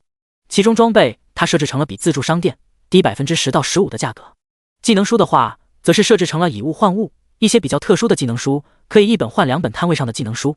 您好，请问还收购怪物尸体吗？就在这时，有人壮着胆子上前沉声问道。收。眼见有玩家靠近，苏明抬头回了句，这是10头魔化老鼠。一听还收，出声问话的玩家急忙拖过身后的大编织袋，并打开袋口，微微扫了眼编织袋内的魔化老鼠尸体。苏明随手丢出100普通货币，尸体还算新鲜，符合他的收购条件，要卖的速度快点。完成第一笔交易后，苏明用较为低沉的声音朝附近一众玩家开口道。他这话一出，许多手里头有怪物尸体的玩家赶忙凑上前来。我有5头魔化老鼠尸体，我有5头小哥布林尸体，排好队，一个一个来。听见诸多玩家七嘴八舌的嘈杂声，苏明以气血之力发出狮吼震荡之音，随着一道无形音波以他为中心往外蔓延开来。原本还有些嘈杂的广场瞬间安静了下来，距离他摊位较近的玩家只感觉脑袋一晕，差点没摔倒在地。也就苏明控制了下狮子吼技能威力，不然他这一道震荡之音下去，怕是得秒杀一片。等到回过神来后，诸多玩家眼中满是惊惧之色。这就是3榜第1大佬的恐怖之处吗？说句话差点就让他们团灭。恐怖如斯，不是人，披着人皮的魔。震慑了一番一众玩家之后，接下来苏明的收购过程十分的顺利，一个个都和鹌鹑一样老实，没一个刺头敢炸毛。花费了些时间，一波收购下来，他收获了1级魔化老鼠215头，1级小哥布林40，2级赤蛇10条，1级魔化壁虎15条，3级魔化蜈蚣10条，共计花费3200普通货币。对苏明而言，9牛1毛的支出。将所有怪物尸体收入无限空间内后，他起身离开摊位，朝着安全区大门方位走去。直至他的身影消失在安全区广场上时，各怀心思的诸多玩家这才长长的松了口气。鬼知道在刚才那种沉闷的氛围中，他们心中的压力有多大。那位大佬身上应该有储物道具吧？约莫10来秒后，终于有人憋不住，轻声开口道：“废话，肯定有啊！没有储物道具，那些东西怎么消失的？羡慕使我质壁分离。人比人得死，货比货得扔。操！”没有了苏明的震慑，逐渐缓过神来的诸多玩家，一个个差点把牙齿咬碎。他们连一套装备都没凑齐，结果大佬已经用上储物道具了，这游戏还怎么玩？在186安全区内玩家热议之时，苏明已经进入了废弃都市街道。与前面2天小心翼翼相比，他这会显得十分轻松。之前还需要在安全区内租个仓库稍微遮掩下，现在的话完全没那个必要，谁敢拦路抢，直接弄死即可。掏出市区地图看了眼上面某个区域，苏明身形微晃，消失在了原地。今天他准备去抄家，区域频道之上有玩家发信息说，某个大型工业园内有大批哥布林在其中，疑似哥布林部落。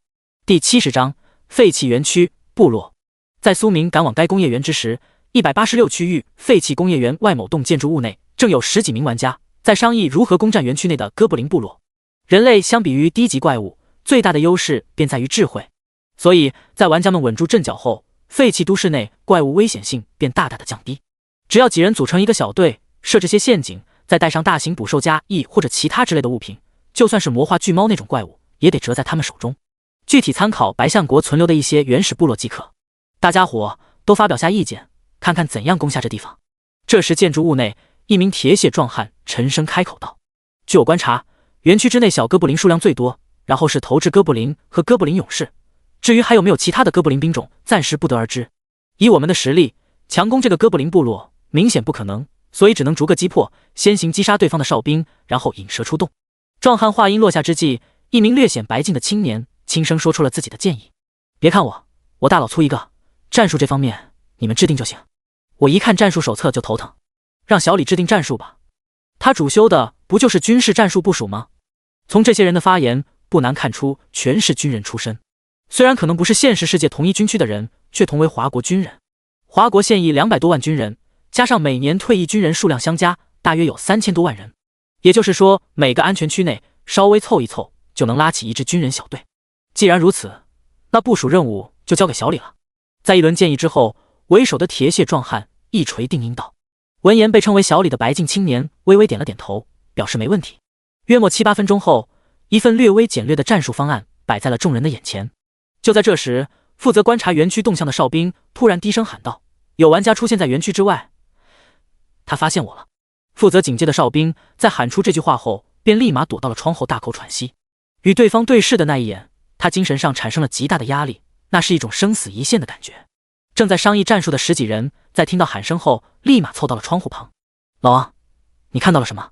拿起对方手中望远镜往外望去，却没发现什么的铁血壮汉急声问道。从装备打扮来看，应该是魔。平复了下心中恐惧后，被称为老王的玩家神色显得极其凝重。他没有见过魔，但是区域频道里面早有热心肠的玩家将对方的大致装扮给详细描述了番，所以在看到对方的第一眼，他便确定了其身份。当老王说出这个字眼的时候，房间内的气氛瞬间变得沉闷了下来。去顶楼，我倒要看看这个家伙是不是真的强到了一种离谱的地步。冷静下来的铁血壮汉目光微微闪烁，说完他便带头离开房间，朝建筑物顶楼冲去。见此情况，其余人对视了一眼后，也是立马跟了上去。魔这种人物到底有多强，他们心中也十分的好奇。此时已经踏入废弃园区的苏明随手一杆长矛甩出，洞穿了一头小哥布林身躯。丁，你已击杀1级小哥布林，获得1点经验值，怪物掉落普通货币5，已自动拾取。杀这种垃圾怪，他用不着浪费气血之力激发刀芒。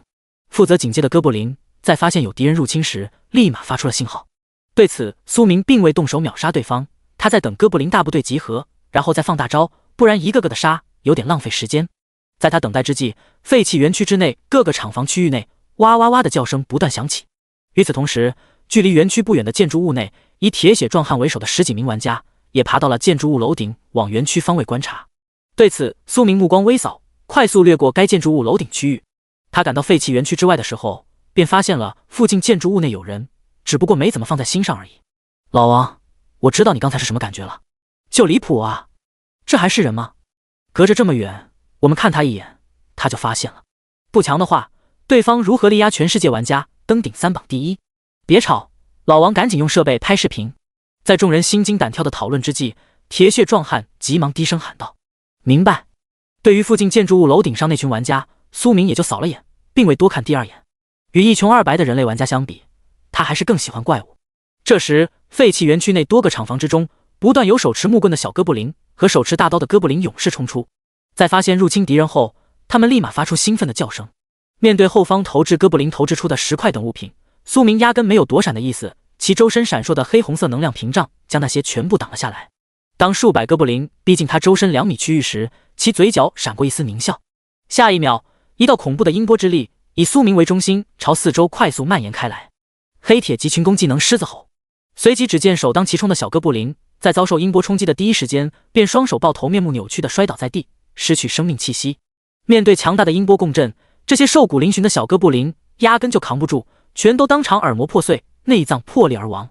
而较为壮硕的哥布林勇士在遭受音波攻击时，则是口鼻不断往外渗血，然后抱头在地面上不断翻滚挣扎。与小哥布林相比，他们的抵抗力要强上不少，不过也十分有限，只不过是死亡早晚的问题而已。其中有些挣扎了7、8秒后便面目狰狞的死去。丁，你已击杀1级小哥布林 X150，获得150点经验值，怪物掉落普通货币75，1级哥布林短刀1把，1级哥布林长剑1把，已自动拾取。丁，你已击杀3级哥布林勇士 X30，获得了90点经验值，怪物掉落普通货币450，3级哥布林重甲1件，3级哥布林大刀1把，已自动拾取。第71章，哥布林巫师。一记狮吼功之下，朝苏明围拢过来的小哥布林及哥布林勇士瞬间团灭，化作冰冷的尸体被无限空间收取到小格子之中，等待后续火化。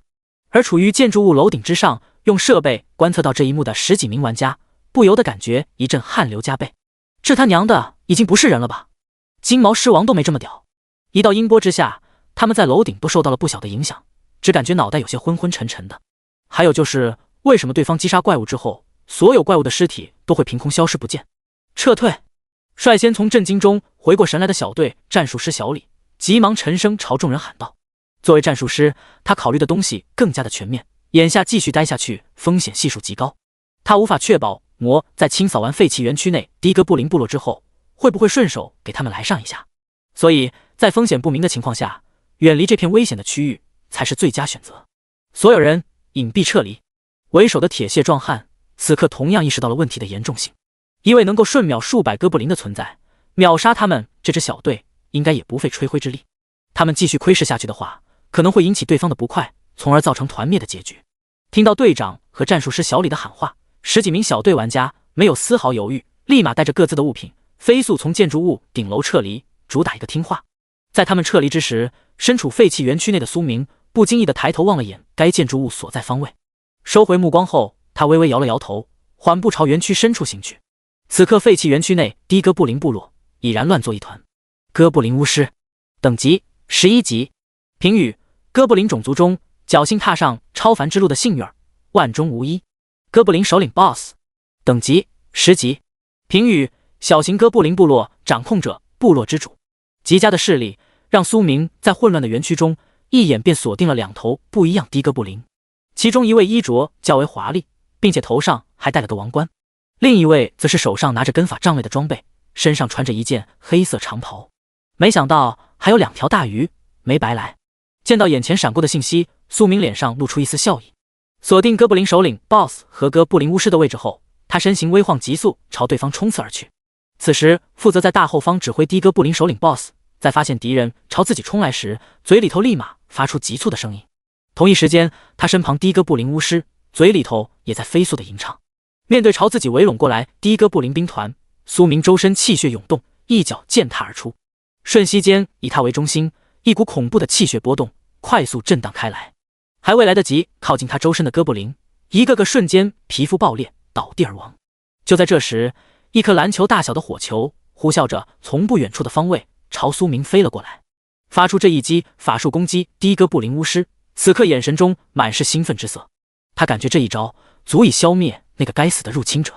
而时刻关注着哥布林巫师动向的苏明，在感知到朝自身飞掠而来的大火球后，随手一刀斩出，下一秒凌冽的刀芒便与火球碰撞在了一起，伴随着一道沉闷声响响起，大火球直接化作星星点点的火苗从空中落下。看到这一幕的哥布林巫师瞳孔快速收缩了下，待到反应过来后，他嘴中不由得发出惊恐至极的叫喊声。听到这声音的哥布林首领 BOSS 急忙转头就跑，丝毫不顾及小弟们的死活。见两条大鱼想跑路，苏明脚下微微发力，身形一个闪烁间便来到了哥布林巫师的身前，然后手中嗜血刀顺势斩下。面对一位气血、精神、能量三修的恐怖魔修脆皮哥布林巫师，只感觉眼前血色刀光一闪，便失去了意识。丁，你已击杀11级哥布林巫师，你获得100点经验值。怪物掉落黑铁币50，11级巫师法杖一件，黑铁级下品精神恢复药剂 X1，已自动拾取。瞬杀完哥布林巫师，苏明又立马撵上了正在亡命狂奔的哥布林首领 BOSS。 察觉到身后敌人杀来，哥布林首领 BOSS 慌忙转身一刀劈出，只不过他的速度太慢，手中大刀还未落下，便被一股恐怖的力道击飞了出去。不等其反应过来，便看到眼前一道血色光芒闪过，紧接着便失去了生命气息。丁，你已击杀10级哥布林首领 BOSS， 你获得了10乘以10倍经验值。怪物掉落普通货币5000，普通技能书狂暴 X1， 哥布林宝库钥匙 X1， 10级哥布林重甲一件，10级哥布林战靴一双，10级气血恢复药剂 X5， 10级精神恢复药剂 X5。 一刀斩杀哥布林首领后，苏明念动间唤出了2具黑浆 BOSS 和2头行尸小弟，对厂房内剩余的哥布林进行追杀围剿。至于他自身，则是守在厂房门口，等到老弱病残的哥布林被追杀到一起时，再使用战争践踏，亦或者狮子吼清场。10分钟后，除了一些侥幸逃出园区的哥布林杂兵以外，整个哥布林部落可以说是被他一锅给端了个干净。看着空荡荡的厂房区域，苏明开始清点。击杀信息：1级小哥布林 X350， 2级投掷哥布林 X100， 3级哥布林勇士 X80， 5级哥布林大将 X10， 8级哥布林护法 X4， 10级哥布林首领 BOSS X1， 11级哥布林巫师 X1。 看着无限空间内储存的大量躯体，他念动间进行了熔炼。丁，已熔炼结束，从中提取到10级哥布林首领 BOSS 生命金元一份，10级哥布林首领 BOSS 精魄一份，凡级天赋统帅 X1， 普通技能书振奋 X1。丁，已熔炼结束，从中提取到11级哥布林巫师生命金元一份，11级哥布林巫师精魄一份，黑铁级天赋火系亲和 X1， 黑铁级技能书大火球术 X1。第72章宝库破旧的青铜祭坛，收益10分。奈斯 BOSS 和巫师都出了天赋，其中哥布林巫师出的天赋效果和修仙小说中的灵根作用十分相似，融入身体后，针对天地间火属性的能量能够获得一定的亲和加成。反之，哥布林首领 BOSS 出的统帅天赋，使用者言语不经意间就能号召低级同族卖命，可以说效果十分炸裂。黄袍加身，看到统帅天赋信息，苏明脑海中不由得蹦出了一个念头。甩开这个想法后，他开始提升自身的投掷能力。100头投掷哥布林给他贡献了100份投掷精通光球，现在刚好用来提升投掷精通、投掷大师、投掷宗师。当100份投掷精通光球消耗殆尽之时，苏明个人面板之上的技能一跃从精通变成了宗师。取出一杆1级长枪握在手中，他瞬间有种自身与枪人合一的奇妙感觉。随即他随手便将手中长枪投掷了出去，在恐怖的力道加持下，这杆长枪呼啸着划过天空，冲出了园区范围，没入了废弃街道之中。见长枪消失在视线范围之外，苏明目光微闪，收回远眺的目光后，他调出了几件物品的信息。哥布林宝库钥匙介绍，可根据钥匙指引信息找到哥布林部落的收藏物品。巫师法杖，穿戴等级11级，品阶黑铁，品质下品，属性火属性加10，特性火法加成，装备评语超凡材料锻造而成，可增强火系法术威力，火系职业者使用效果最佳。看到宝库钥匙之上升起的虚幻箭头，苏明略微来了些兴趣。寻宝什么的最有趣了，就和走大马路上捡钱一样。沿着箭头指引，他快速离开了1号厂房区域，进入了2号厂房。在进入这个厂房的时候，苏明神色微动，目光快速锁定了某个方位，冥冥中的直觉告诉他那处地方藏了些东西。这并非错觉，而是蜀王 BOSS 贡献的寻宝天赋所带来的效果。看了眼钥匙上的虚幻箭头指引方位，与自身感应到的区域一致时，苏明略微加快了些速度。当看见一扇挂着把破锁的烂铁门时，他嘴角不由得抽了抽。不愧是哥布林部落宝库，穷得别具一格。用手中钥匙打开锁后，苏明随手推开铁门走了进去。在踏进哥布林宝库的第一时间，他便被眼前花花绿绿的颜色晃花了眼。看着堆积如山的女士内衣和花花绿绿的裙子，苏明单手微微用力，直接将手中的钥匙给捏成了一团。信了他娘的邪，他怎么会感觉哥布林这些穷逼有啥好东西呢？将目光从花花绿绿的小山上挪开后，他往前走了几步，越过这些垃圾障碍物。在看到后方一些破破烂烂的装备和堆放在地上的金银珠宝时，苏明脸色稍微好看了些。还好不算是完全没有任何收获，这些破烂加起来也能值点钱。将破旧装备全部收进无限空间内后，苏明发现了一样比较有意思的物品。只见被他清扫过的区域，一座直径1米左右、篆刻着复杂纹路的青铜祭坛正摆放在地面之上。破旧的青铜祭坛，品阶、品质、功效，除了显示一个破旧的青铜祭坛信息以外，全是。上前用手轻推了下此物，苏明发现还挺沉，少说有万斤，觉得自己一时半会可能研究不出这玩意有什么作用，于是乎他准备打包带走。换出2具黑浆 BOSS， 在祭坛旁边挖了2个小坑，将青铜祭坛抬起后，苏明双手气血爆发，直接以一己之力举起了整座祭坛。下一秒，略显古朴的祭坛便消失在他的手中，被收进了无限空间内。拍了拍手，检查了下没有其他物品遗漏之后，苏明转身离开了哥布林宝库。在他离去之时，另一处便不哥布林的世界之中，某道义实体瞬间懵逼。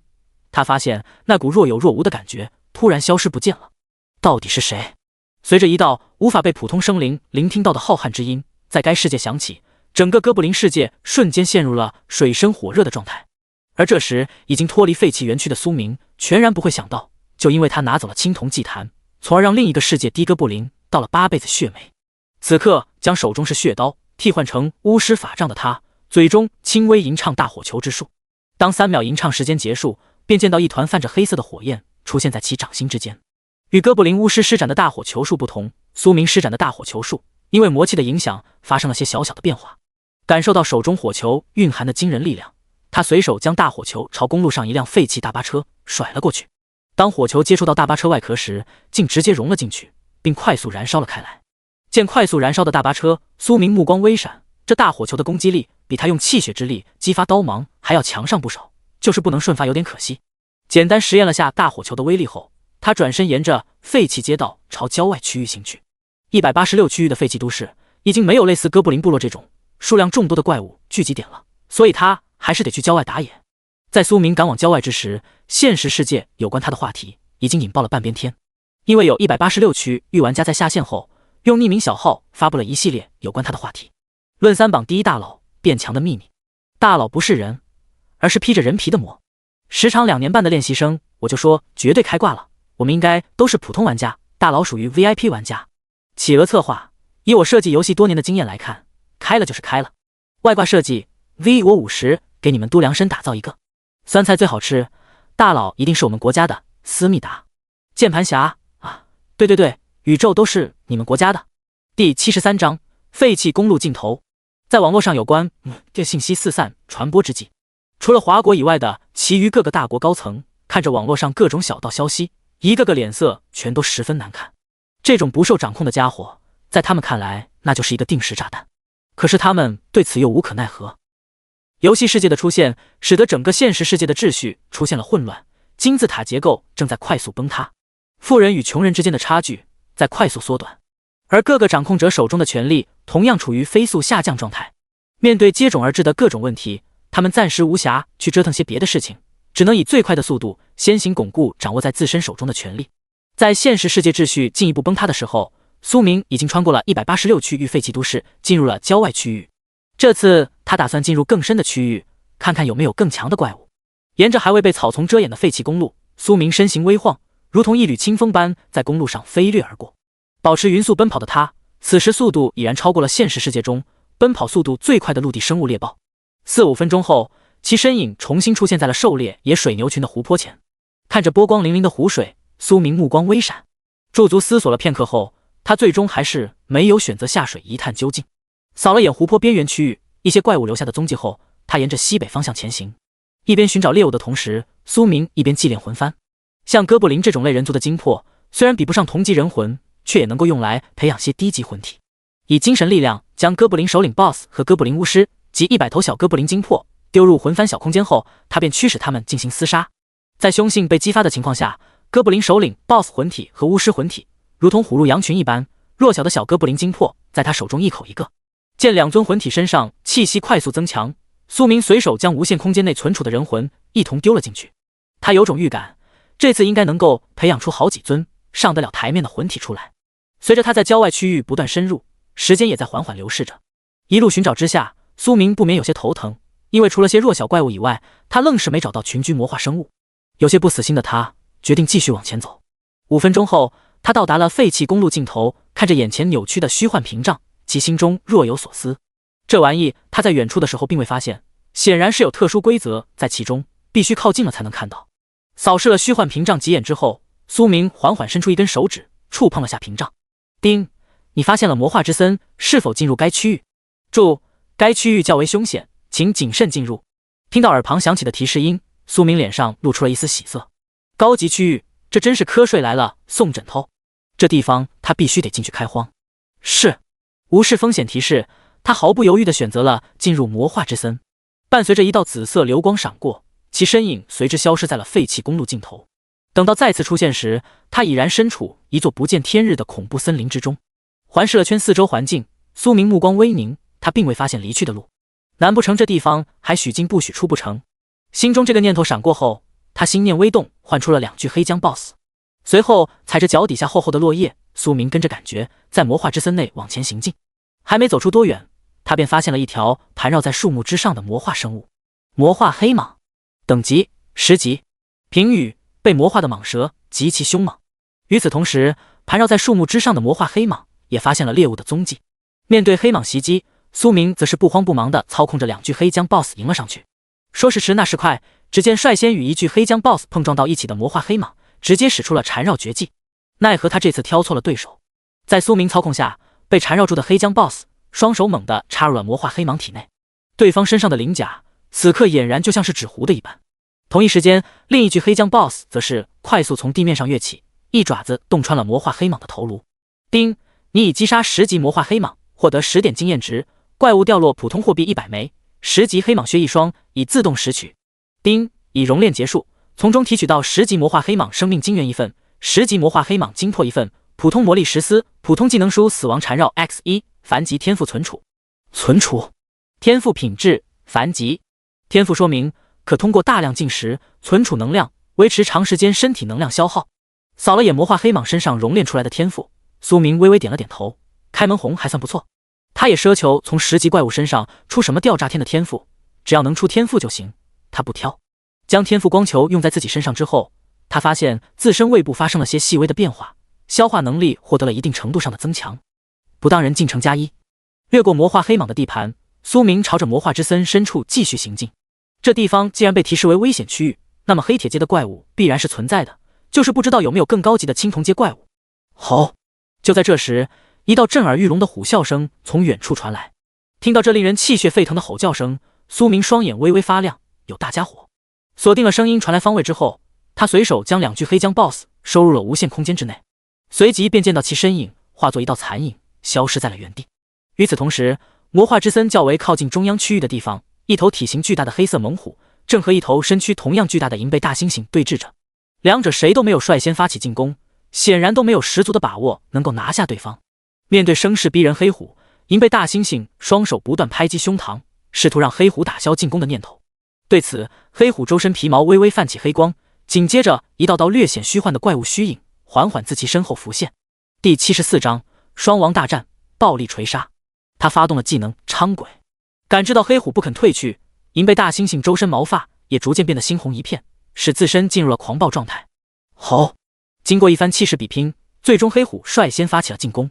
在发出一声恐怖咆哮声之后，他便驱使着周身环绕的怪物虚影朝银背大猩猩攻了过去。而不甘示弱的银背大猩猩则是单手拎起一旁的树干，朝着黑虎发起了冲刺。一时间，两个大家伙直接战作一团。以肢体灵活性来讲，银背大猩猩更胜一筹，不过在灵敏性方面，他不及黑虎。此外，他的精神受到了怪物虚影压制，使得战力被削弱了不少，就算是爆发狂暴技能，也只能勉强保持不落败。在二者大战之时，一道身影悄无声息地靠近了战斗区域。魔化黑虎王 BOSS， 阶位黑铁，等级15级，评语：踏入超凡层次的魔化虎王，战力恐怖。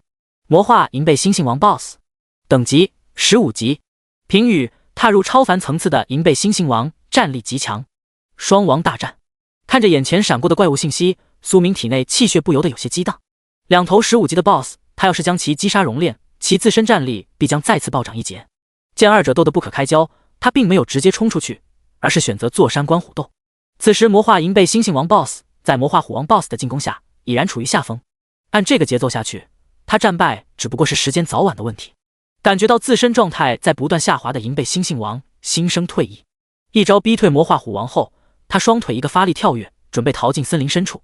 只不过不等他遁入密林之中，一道猩红色的刀芒冲天而降，堵住了其逃跑路线。猝不及防之下，挨了一刀的银背猩猩王 BOSS 体表荧光瞬间暗淡了不少。苏明本打算等到两头怪物两败俱伤的时候再出来捡漏，可惜的是银背猩猩王 BOSS 竟然想临阵脱逃，这便使得他不得不出手阻拦。否则在偌大的魔化之森中，就算是他想要追击到对方，估计也得耗费一番功夫。面对突然杀出的第三者，魔化虎王 BOSS 十分警惕的没有继续动手，而是用一双虎目死死地盯着密林某个方位。在两头怪物的注视下，一道身影缓缓自密林中走出。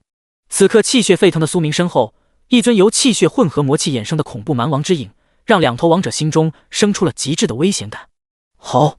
感受到自身血脉有些战力的魔化虎王不由得仰天咆哮一声，试图驱散心中的恐惧。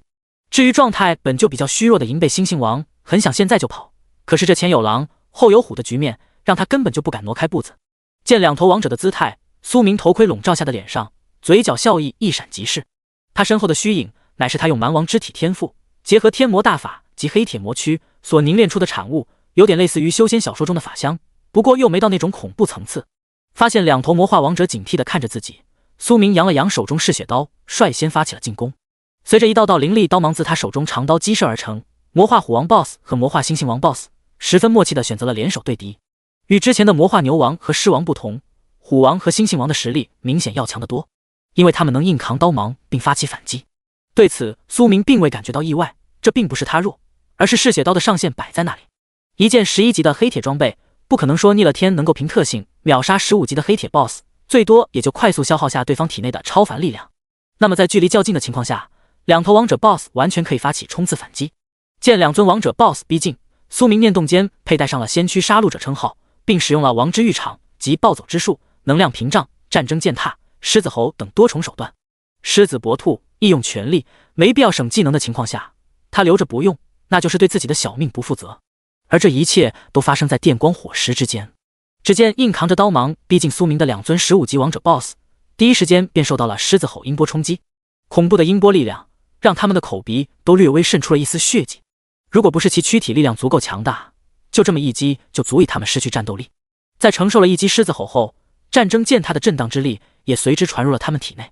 双重打击加上多重精神震慑，让两尊王者 BOSS 脑袋有些发晕。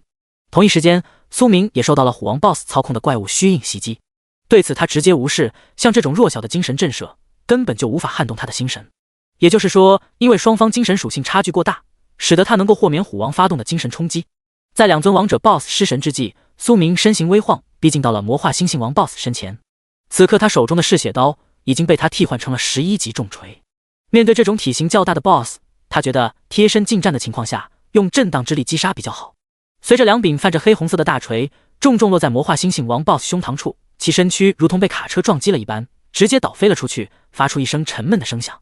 暴力一击锤飞魔化猩猩王 BOSS 后，苏明身体再次高高跃起，以陨石落地的姿势砸在了虎王头顶。刚从震慑状态中回过神来的魔化虎王 BOSS， 只感觉一道巨大的力量从头部传来，下一秒他整个身躯猛地瘫倒在地，头颅被砸进了地面之中。苏明这暴力两锤所蕴含的力道难以想象，就算是真正的铜头也得被砸烂。此时周身超凡力量破碎的魔化虎王 BOSS 生命气息正在快速消散，他的头颅在大锤的重力打击下已然破碎，其中的脑花都被大锤所附带的震荡之力给震成了豆腐花，场面极度的血腥残暴。第75章复职开启，4大复职。丁，你以击杀15级魔化黑虎王 BOSS 获得一系数越级加成，左圆括号250加250，右圆括号乘以10倍经验值。怪物掉落黑铁及秘法虎王淬体法1本，黑铁币2500，黑铁及中品气血恢复药剂 X5，黑铁及中品精神恢复药剂 X5，15级虎王刀1把，15级虎王护甲1件，已自动拾取。是否熔炼魔化黑虎王 BOSS 躯体？丁，你的当前等级经验值已满，个人等级提升为14级，因隐藏职业加成，你获得了10点自由属性点，无加点限制。丁，你的当前等级经验值已满，个人等级提升为15级，因隐藏职业加成，你获得了10点自由属性点，无加点限制。丁，因为个人等级达到15级，可开启副职业。当虎王 BOSS 生命气息消失之际，苏明耳旁一连响起了5道提示音。对此，他并未停下来查看收益，而是拎着大锤朝不远处躺在地面上胸膛凹陷、陷入昏迷状态的魔化银背猩猩王 BOSS 冲了过去。就在其逼近之时，异变突生。身受重伤的银背猩猩王紧闭着的双眼突然猛地睁开，然后双手以恐怖速度朝正前方拍击而出。面对银背猩猩王这濒死一击，苏明脸上没有出现任何惊慌之色，因为他早就发现了大家伙并未晕过去。在其双拳轰击出来的瞬间，他便挥舞着重锤挡在了身前。伴随着重锤与铁拳的碰撞声响起，只见银背猩猩王一对胳膊硬生生被巨大的力量锤打得筋骨破碎。不等大家伙惨叫出声，苏明单臂快速挥动，手中重锤狂暴砸落在银背猩猩王头颅处。下一秒，血腥一幕再现，血色豆腐花流淌一地。丁，你已击杀15级魔化银背猩猩王 BOSS，250乘以10倍经验值。怪物掉落黑铁及秘法铜皮铁骨法1本，黑铁币2500，黑铁及中品气血恢复药剂 X5，黑铁及中品精神恢复药剂 X5，一阶终极宠物袋，15级银色战靴一双，已自动拾取。是否熔炼魔化银背猩猩王 BOSS 躯体？将手中牛王重锤重新替换成嗜血刀后，苏明驻足原地，开始查看此次狩猎收益。首先，自身个人等级一跃升了2级，获得了20点自由属性点。剩下的秘法及宠物袋，他比较感兴趣。虎王淬体法，级别黑铁，类型通用。介绍：可用气血淬炼身躯，增强身躯强度，提升气血上限值。学习要求：1、11级2，气血属性超过35点。铜皮铁骨法，级别黑铁，类型通用。介绍：可用气血淬炼身躯，增强躯体防御力，圆满可成就铜皮铁骨。学习要求：1、11级2，气血属性超过33点。宠物袋，等阶一阶终极法器，功效内含5立方米宠物小空间，宠兽进入其中将陷入沉睡状态。虎王刀，穿戴等级15级，品阶黑铁，品质上品，属性锋利加50，破甲加20，威慑加10，特性摄魂，装备评语超凡材料锻造而成，可使用超凡之力激发装备特性，震慑敌方。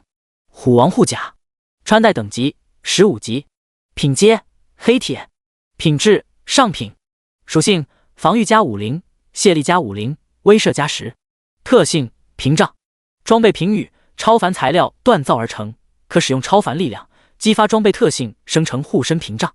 银色战靴，穿戴等级15级，品阶黑铁，品质上品，属性防御加30，舒适加20，特性急速，装备评语超凡材料锻造而成，可使用超凡力量激发装备特性急速，增加移动速度。快速浏览了一遍2尊王者掉落物品信息后，苏明念动间将身上的旧装备替换了下来。做完这些，他这才将2具 BOSS 躯体丢进无限熔炉内熔炼。趁着熔炼时间，他随手点开了个人面板之上闪着感叹号的副职业一栏。丁，因你是隐藏职业魔修，故自动匹配以下副职：炼气师、炼丹师、阵法师、灵职师。友情提示：副职无唯一要求，可兼容。看着眼前闪过的最新提示，苏明目光微闪，这还真是把玩家往长生方向培养。思索了片刻后，他选择4个副职全部学习。丁，你已解锁炼气师、炼丹师、阵法师、灵职师副职，附赠炼气入门、炼丹入门、阵法入门、灵职入门。丁，玩家魔率先解锁副职业，特奖励该玩家自由属性点20点，上线时间缩短3小时，游戏世界将进行在线更新，开启普通副职殿堂区域传送功能。操，畜生啊！好好，这么玩是吧？不是人啊！跪求大佬带我升级，想体验一把起飞的感觉。当新的世界公告再一次响起在所有玩家耳旁时，他们全都懵了。而处于3榜之上的玩家看着排行榜上高达15级的魔，头皮一阵发麻。1-2分钟前他们看对方等级才13级，现在突然连升2级变成了15级。不用想，绝对是越级击杀了强大 BOSS， 不然的话等级提升不会这么快。与此同时，某位刚完成隐藏职业先修转职的靓仔听到耳旁响起的世界公告，脸上兴奋的神色瞬间僵住了。他是挂逼，他是挂逼，他是挂逼，心中一连默念了3声。九剑仙这才拿起腰间酒葫芦，吨吨吨往嘴中灌了一大口，甩开脑海中与对方一较高下的作死念头后，他这才快速消失在转职副本内。作为第2个完成转职的玩家，他获得了10点自由属性点奖励，不过没有世界公告。此刻等级榜上的一众玩家在看到排名第2的九剑仙等级从10级变成11级时，一个个后槽牙都快咬碎了。呸，挂逼！在诸多玩家热议之际，苏明正在静心接收复职信息。复职学习虽说没有限制，但是却有一个隐藏门槛，那就是普通玩家根本就没那么大的精力投在这上面，因为他们可以获得的属性点极其的有限。第76章天赋进阶，白银级天赋。纪元灾劫这款游戏在很多方面都需要玩家自己去学习，像秘法、修行法这些都得自主修行，不会一步到位。也就是苏明精神属性十分强大，不然一下子接收4份复职信息，就算是他估计也吃不消。丁，已熔炼结束，从中提取到15级魔化黑虎王 BOSS 生命金元1份，15级魔化黑虎王 BOSS 精魄1份，普通魔力1000丝，黑铁级天赋虎王之力，黑铁级技能昌鬼，黑铁级技能虎威，黑铁级技能虎啸。丁，已熔炼结束，从中提取到15级魔化银背猩猩王 BOSS 生命金元1份，15级魔化银背猩猩王 BOSS 精魄1份，普通魔力950丝，黑铁级天赋巨力，黑铁级技能狂暴，黑铁级技能坚韧，黑铁级技能铁拳重击。2尊王者 BOSS分别贡献了一个天赋及3个技能，简直不要太爽。15级魔化黑虎王 BOSS 生命晶元。物品介绍：可对气血值未超过200点生命体进行提升，具体可提升多少视使用者而定。注：亦可用于气血回复，可顺回200点气血。15级魔化黑虎王 BOSS 精魄。物品介绍：可对精神属性未超过150点生命体进行提升，具体可提升多少视使用者而定。注：一，亦可用于精神回复，可顺回150点精神。2，该精魄可用于祭炼魂体。点开熔炼物品信息，一一查看了一番之后，苏明深吸一口气，开始提升自身。随着秘法光球、天赋光球、技能光球、精元、精魄融入其身躯，他周身一股无形的威势升腾而起，并快速往外蔓延开来。唤出2具黑将 BOSS 在附近警戒，苏明念动间拉出合成格子，蛮王之体加寻宝加统帅加火系亲和加存储加虎王之力加巨力，契合度极高，合成所需能量2000点，是否合成？是，正在合成。你获得了白银级天赋蛮王霸体。随着多重天赋被融入蛮王之体，苏明的天赋获得了进阶，一跃从青铜级蜕变成了更高阶的白银级。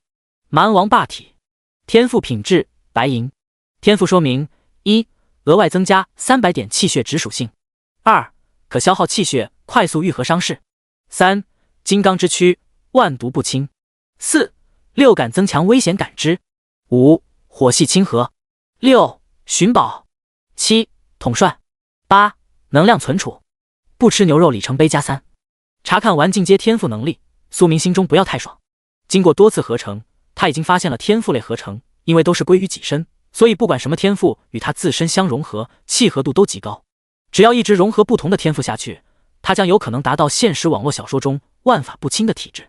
虽然没见过其余白银级天赋，但是苏明心里有种直觉，那就是同级天赋绝对没有他熔炼出来的天赋这么强。发现天赋力量正在不断对自身进行改造，他念动间开始对所学技能和秘法进行合成。技能这东西再精不在多，太多的话容易混乱。王之浴场加虎威契合度极高，合成所需能量150点，是否合成？虎啸加狮吼功契合度极高，合成所需能量100点，是否合成？狂暴加坚韧加暴走之术契合度极高，合成所需能量240点，是否合成？铁拳重击加战争践踏契合度较高，合成所需能量180点，是否合成？昌鬼加黑将之术契合度较高，合成所需能量260点，是否合成？虎王淬体法加铜皮铁骨法加黑铁魔躯契合度极高，合成所需能量500点，是否合成？是，正在合成。你获得了技能王之浴场音波震荡，狂暴之术，战争冲击，御鬼驱将术，秘法黑铁魔躯。一番合成下来，他所拥有的技能威力上限皆得到了提升。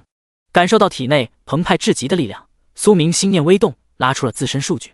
游戏面板：姓名苏明，职业魔修，副业凡级炼器师、炼丹师、阵法师、灵职师，阶位黑铁，等级15级，28005000，生命值100%，气血值160+300，460提升中，精神值110110提升中，魔器550550，秘法黑铁魔躯入门25%，一阶天魔大法入门20%，技能投掷宗师、刀道大师、能量屏障、王之浴场、音波震荡、狂暴之术、战争冲击、御鬼驱将术。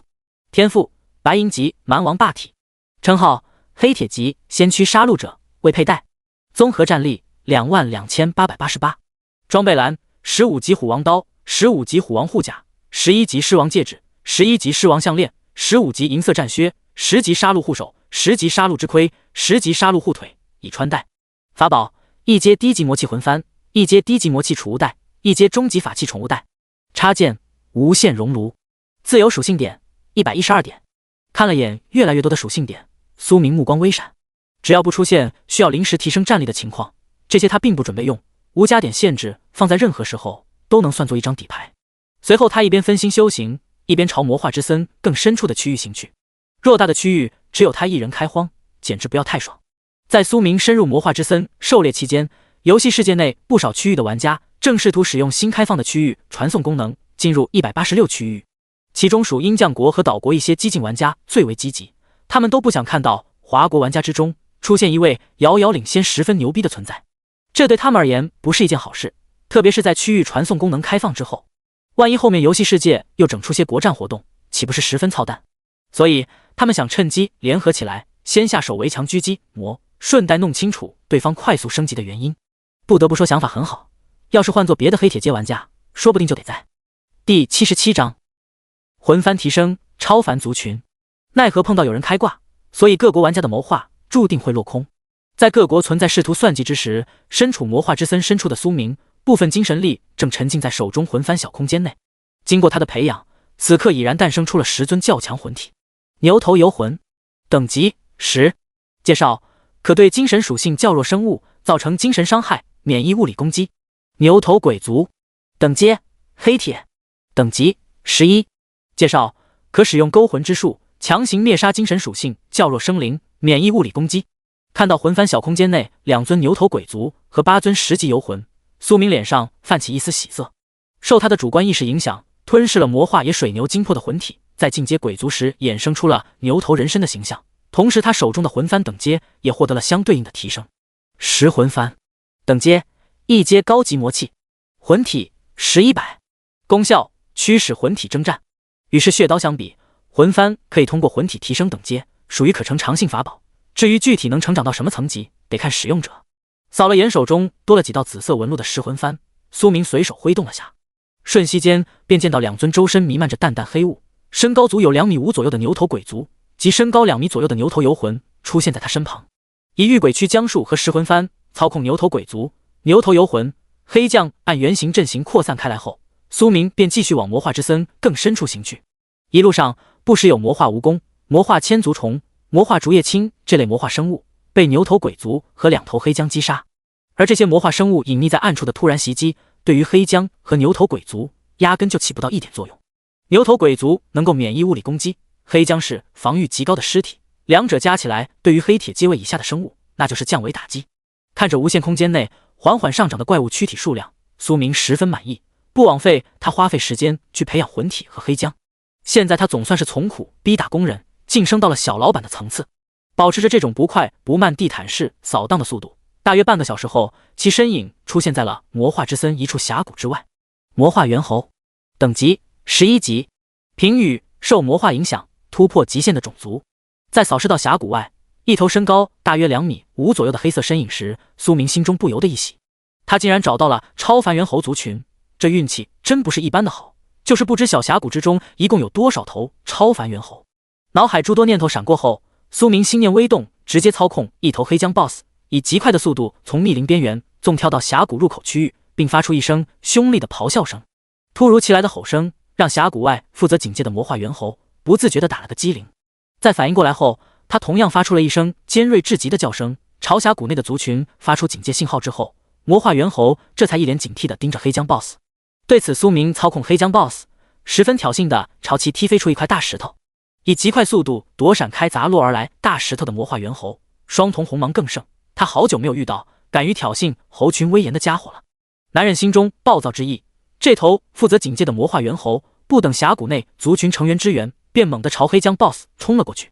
面对急速冲击而来的魔化猿猴，受苏明操控的黑姜 BOSS 不退反进，刹那间两个大块头便碰撞到了一起。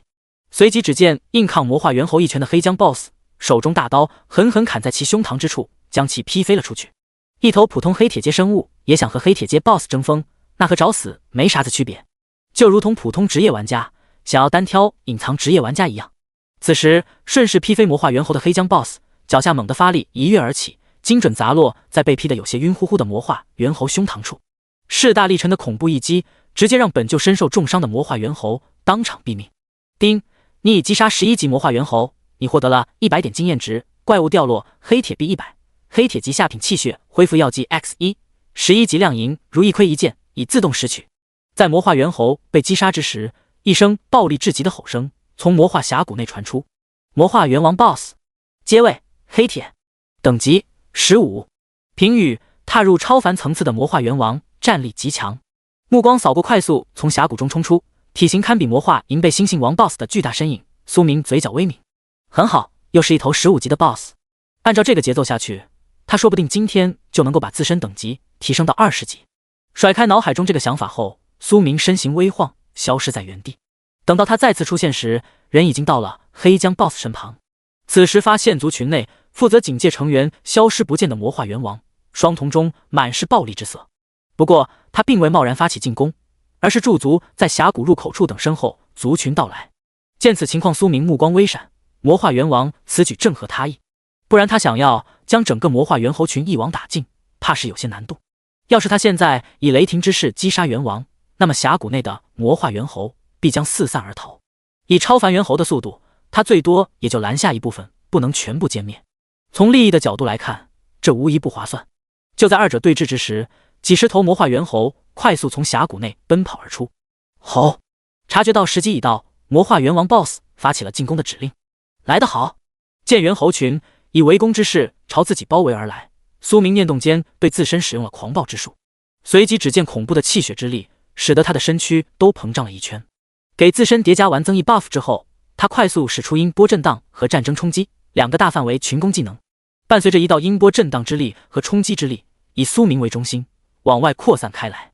首当其冲的魔化猿猴周身笼罩的微弱超凡力量瞬间被撕裂开来，没有了超凡力量护体，魔化猿猴群立马乱作一团。在强大的震荡冲击力量下，他们不得不疯狂撞击地面，来试图减轻脑袋中传来的疼痛感。第78章酿酒09，只能说这种由内而外的攻击，如果抗性没叠加到一定层次，十分无解。而这时处于观望状态的魔化猿王，周身黑色的超凡之力在震荡冲击下有些摇摇欲坠的感觉。这一刻他简直不敢相信自己的眼睛，刚才还声势浩大的族群队伍，眼下竟然就只剩下他一个。在反应过来后，魔化猿王心里头只有一个念头，那就是跑。这个突然出现的小不点不是他能够抗衡的。心中生出撤退的想法后，魔化猿王转身便朝峡谷中冲去。不过就在他迈开脚步之际，却突然感受到了精神一阵恍惚，迷茫间他好似看到了那个小不点出现在了他的身前。一锤两锤，搞定收工。随着魔化猿王 BOSS 身躯倒地消失不见，苏明随手甩了甩手中牛王重锤上沾染到血迹。他刚才操控着2尊牛头鬼族给对方来了发精神攻击，然后秒开王之浴场，并佩戴上了先驱杀戮者称号。这一连串的精神负面 buff 叠加，使得魔化猿王直接进入失神状态，直到死都没有反应过来。丁，你已击杀15级魔化猿王 BOSS， 获得250乘以10倍经验值，怪物掉落黑铁级秘法大力元魔拳，黑铁币2600，黑铁级中品气血恢复药剂 X6， 黑铁级中品精神恢复药剂 X6， 15级猿王之盔一件，15级猿王护腿一对，已自动拾取。丁，你的当前经验值已满，个人等级提升为16级，因隐藏职业加成，你获得了10点自由属性点，无加点限制。瞬秒魔化猿王 BOSS 之后，苏明身形微晃，开始对峡谷入口地面上奄奄一息的猿猴群补刀。当他再次施展出一招战争冲击时，一连串的击杀提示不断在他耳旁响起。丁，你已击杀11级魔化猿猴 X49， 你获得了4900点经验值。怪物掉落黑铁币4900，黑铁级下品气血恢复药剂 X25， 11级青铜狼牙棒一件，11级双尖枪一件，已自动拾取。爽！看了眼只差500点经验就能再次升级的经验栏，苏明心情十分舒畅。这个魔化猿猴群的数量还算可以，包括猿王在内，他一共击杀了51头，就是不知道峡谷之中还有没有漏网之鱼。怀揣着这个念头，苏明并没立马查看战利品，而是直接朝峡谷内冲了进去。在寻找幸存魔化猿猴的同时，他心念微动，对空间内的怪物躯体进行了批量熔炼。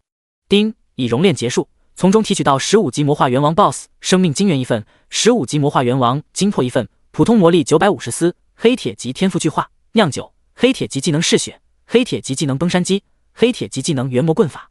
丁，已熔炼结束，从中提取到11级魔化猿猴生命精元50份，11级魔化猿猴精魄50份，普通魔力3000丝，黑铁级天赋酿酒 X50， 黑铁级技能嗜血 X50。 看到熔炼出的天赋，苏明眼神中满是怪异之色。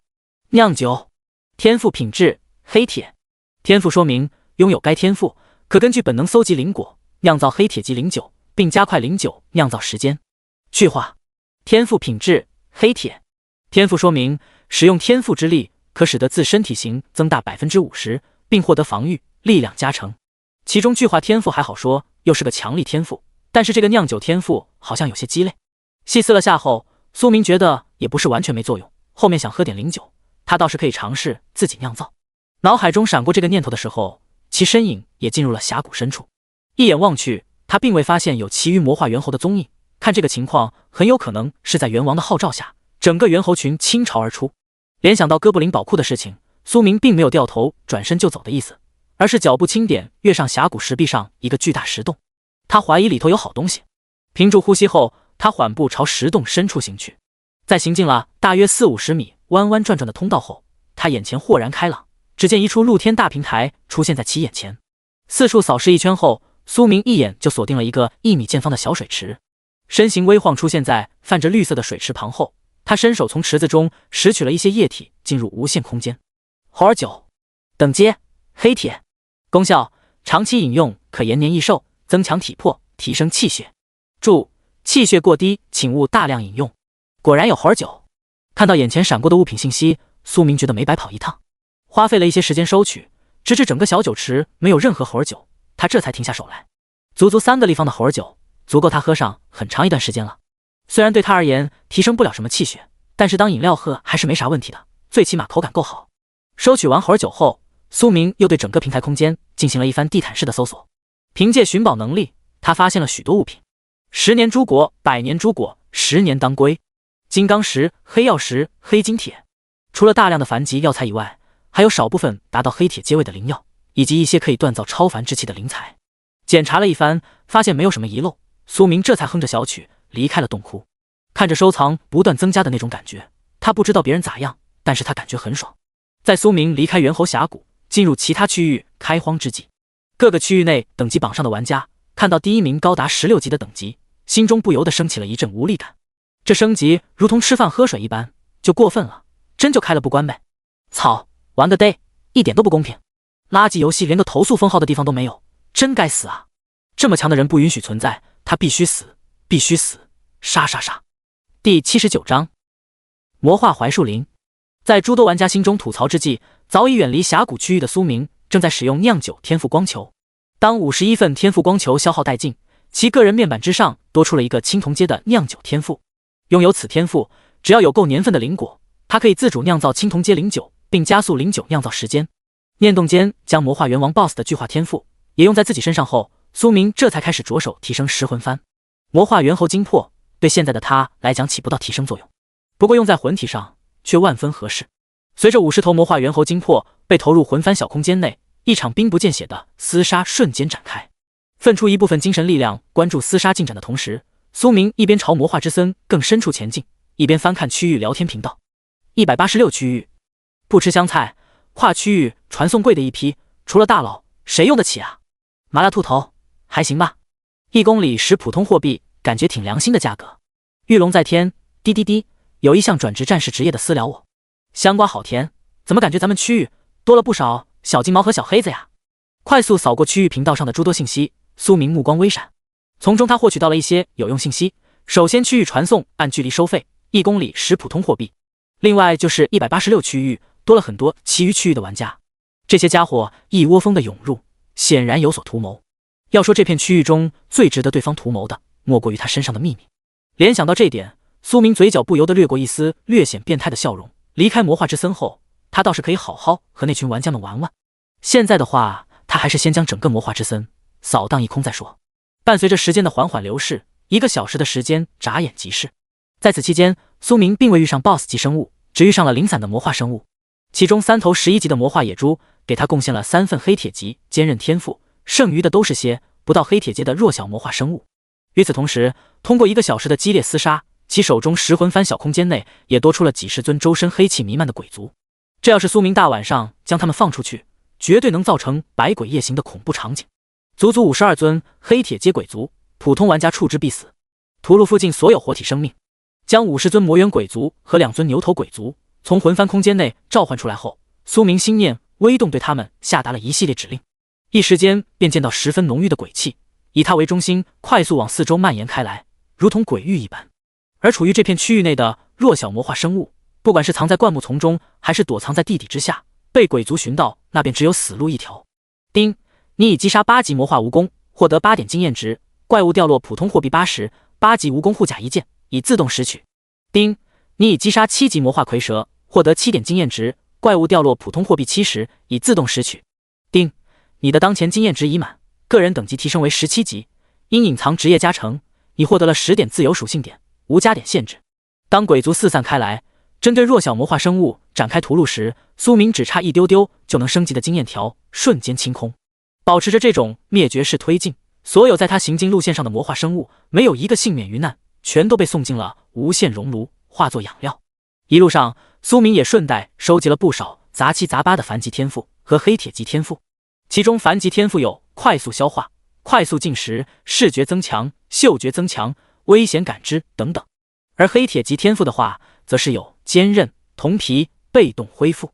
等到他将这些天赋融入己身，其战力也会随之上涨一截。1个小时后，驱使鬼族扫荡到一处略显诡异的区域时，苏明停下了脚步。魔化槐树，等级7级，评语：被魔化的植物生命，生命力顽强。魔化槐树，等级10级，评语：被魔化的植物生命，生命力顽强。看着不远处一排排漆黑如墨的槐树，其眼前快速闪过一连串信息。洞悉到魔化植物信息时，苏明嘴角微微抿起，看样子他又要起飞一波。驻足原地思索一番后，他将手中装备替换成了巫师法杖，然后施展了一枚大火球。当大火球飞掠到距离最近魔化槐树一定距离时，只见原本一动不动的魔化槐树猛地伸出一根枝条，想要将火球拍散。伴随着轰的一声响，苏明施展的大火球瞬间被拍得四散开来。不过火焰并未熄灭，而是沾染在了附近魔化槐树的躯干之上。一时间，整个槐树林内枝条如同群魔乱舞一般，在众多枝条的拍击下，黑色火焰逐渐熄灭。见此情况，苏明目光微闪，难怪被评价为生命力顽强，连他施展的大火球都能扑灭，这些槐树已经可以算作普通精怪了。杀！眼见槐树林内一股白色瘴气快速往外蔓延开来，苏明念动间对身旁一众鬼族下达了指令。魔化槐树能够挥舞枝条，显然是具备了微弱的意识本能。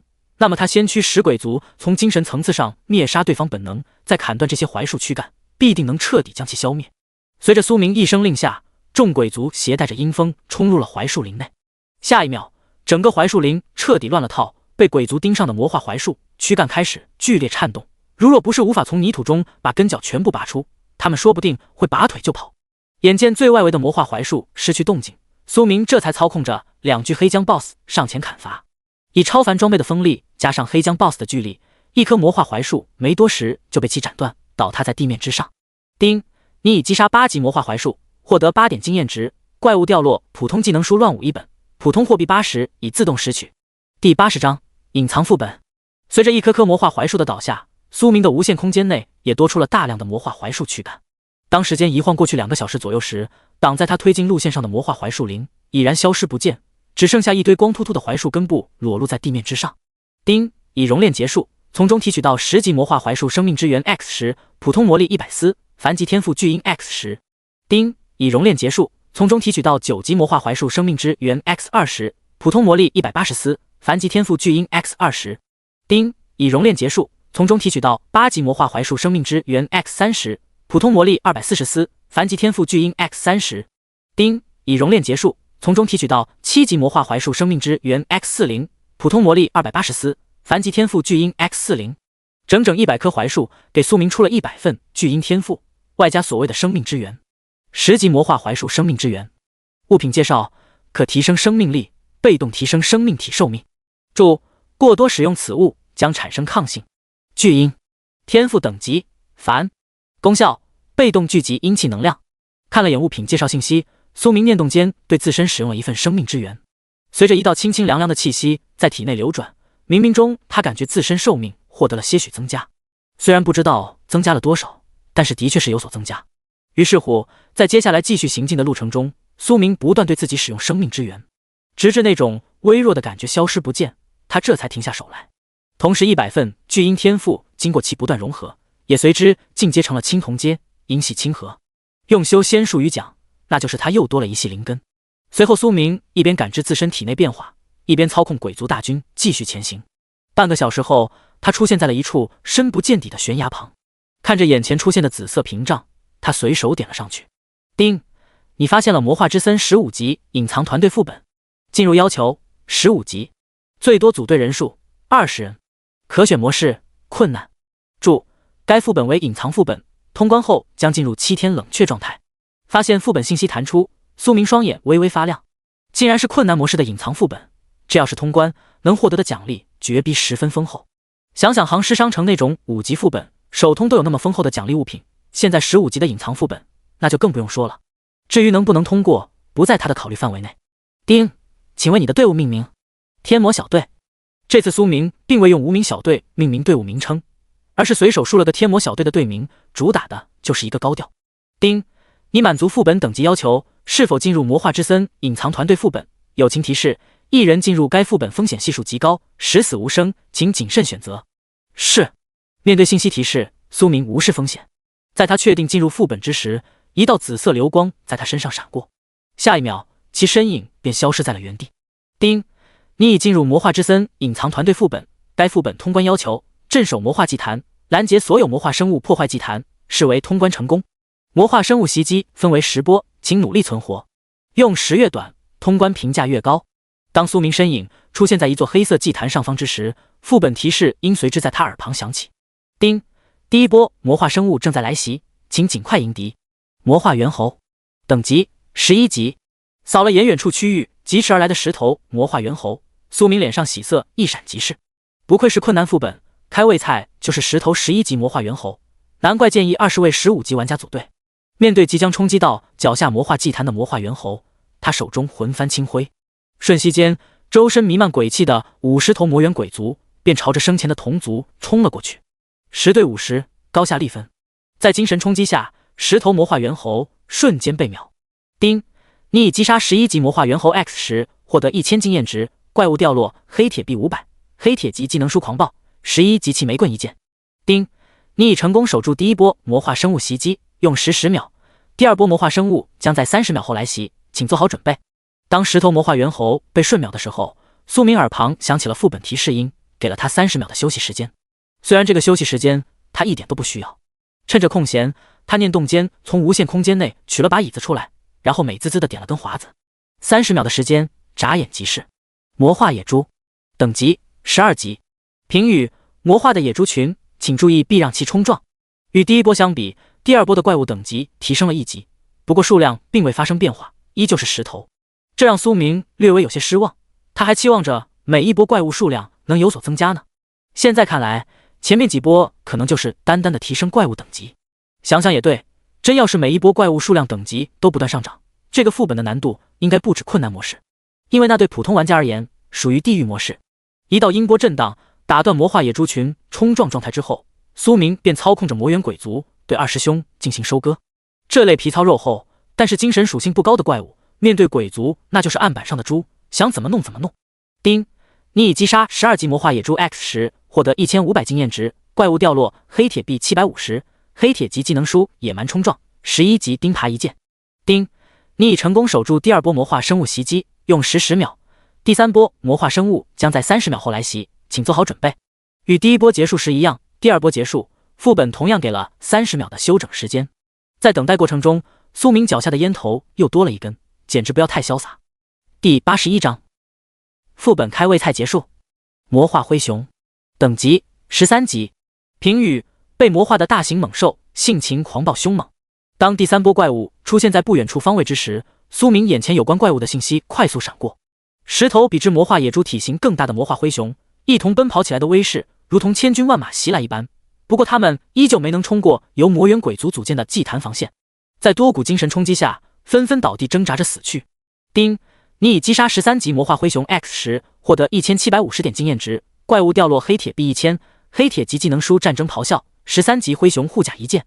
丁，你已成功守住第3波魔化生物袭击，用时15秒，第4波魔化生物将在30秒后来袭，请做好准备。看着抵御3波怪物后魂体略显虚幻的魔猿鬼族，苏明念动间丢出了100份魔属精魄。鬼族并非能量无限，他们在快速消耗能量的情况下，同样会陷入虚弱状态。如若没有纯粹的精魄补充，那么便只能依靠自身缓缓吸收天地间的阴气能量进行恢复。随着100份魔属精魄被50头魔猿鬼族分食殆尽，他们略显虚幻的身躯也随之恢复到了一开始的状态。与此同时，第4波魔化生物也快速出现在了魔化祭坛右侧方位。魔化雄狮，等级14级。评语：被魔化的雄狮，性情凶厉。当苏明目光扫过第4波魔化生物方位时，10头体表遍布黑色纹路的魔化雄狮仰天发出了一声恐怖咆哮声。下一秒，无形的音波力量便冲击到了苏明身躯之上，让他身上的虎王护甲被动释放了一层能量护罩，拦下了这波噪音。这时，率先发起音波攻击的魔化雄狮眼见袭击没有奏效，立马以极快的速度朝魔化祭坛方位扑击而来。见此情况，苏明手中魂幡轻轻挥动，随即严阵以待的魔猿鬼族瞬息间便与10头魔化雄狮碰撞到了一起。只不过这一次并未出现如同前面3次那样的秒杀场面，因为魔化雄狮发出的咆哮声无形中能抵消一部分魔猿鬼族对他们发起的精神冲击伤害。要是数量相同的情况下，鬼族不见得能够拿下对方。奈何魔化雄狮数量太少，以1敌5的情况下，他们的抵抗力度也是越来越弱，直至完全失去生命气息。丁，你已击杀14级魔化雄狮 X10，获得2000经验值，怪物掉落黑铁币1250，黑铁级技能书雄狮咆哮14级黄金剑一柄。丁，你已成功守住第4波魔化生物袭击，用时30秒，第5波魔化生物将在2分钟后来袭，请做好准备。丁，你的当前经验值已满，个人等级提升为18级，因隐藏职业加成，你获得了10点自由属性点，无加点限制。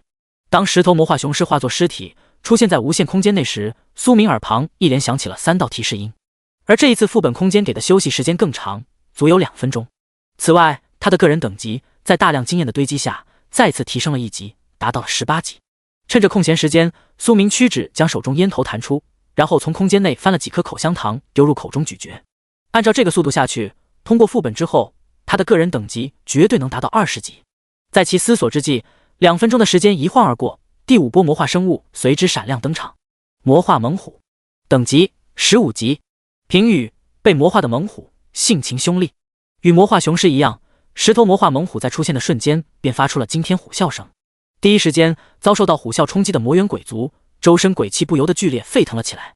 精神与鬼族连接在一起的苏明感受到了鬼族本能上的惧怕。不愧是被冠以山君之称的虎族，同级鬼族怕是难以对其造成有效伤害。在感知到魔猿鬼族的本能惧怕时，苏明心中不由得感慨了句。随即他手中魂幡轻挥，快速将鬼族收入小空间内。与此同时，10头魔化猛虎也携带着恐怖威势朝魔化祭坛扑击而来。对此，苏明不退反进，身形微晃拦截在虎群前方。随后便见到音波震荡之力及恐怖的冲击之力以他为中心，快速往四周方位席卷开来。刹那间，虎啸之音便和这2股力量碰撞到了一起，肉眼可见一丝丝涟漪在空中闪过。下一秒，10道极其痛苦的咆哮声不断自副本空间内响起。大约10来秒后声音这才停歇下来。丁，你已击杀15级魔化猛虎 X10，获得2500经验值，怪物掉落黑铁币1500，黑铁级技能属虎威，15级猛虎棍一根。丁，你已成功守住第5波魔化生物袭击，用时35秒，第6波魔化生物将在3分钟后来袭，请做好准备。友情提示：下一波将有 BOSS 生物出现。伴随着石头魔化猛虎的死亡，副本提示音缓缓在苏明耳旁响起。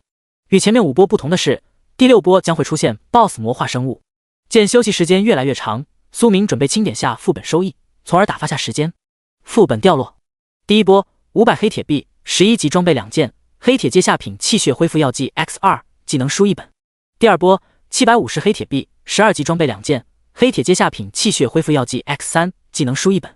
第3波1000黑铁币，13级装备1件，黑铁阶中品气血恢复药剂 X2，技能书1本。合计5000黑铁币，不同等级共计装备9件，不同品质药剂10瓶，技能书5本。在称号的加成下，苏明比普通玩家多10%的爆率，所以看起来收益还行。清点了一番收益之后，趁着休息时间还未结束，他索性将无限空间内存储的怪物躯体一并投入了无限熔炉内进行批量熔炼。第82章黄金级天赋里程碑+3。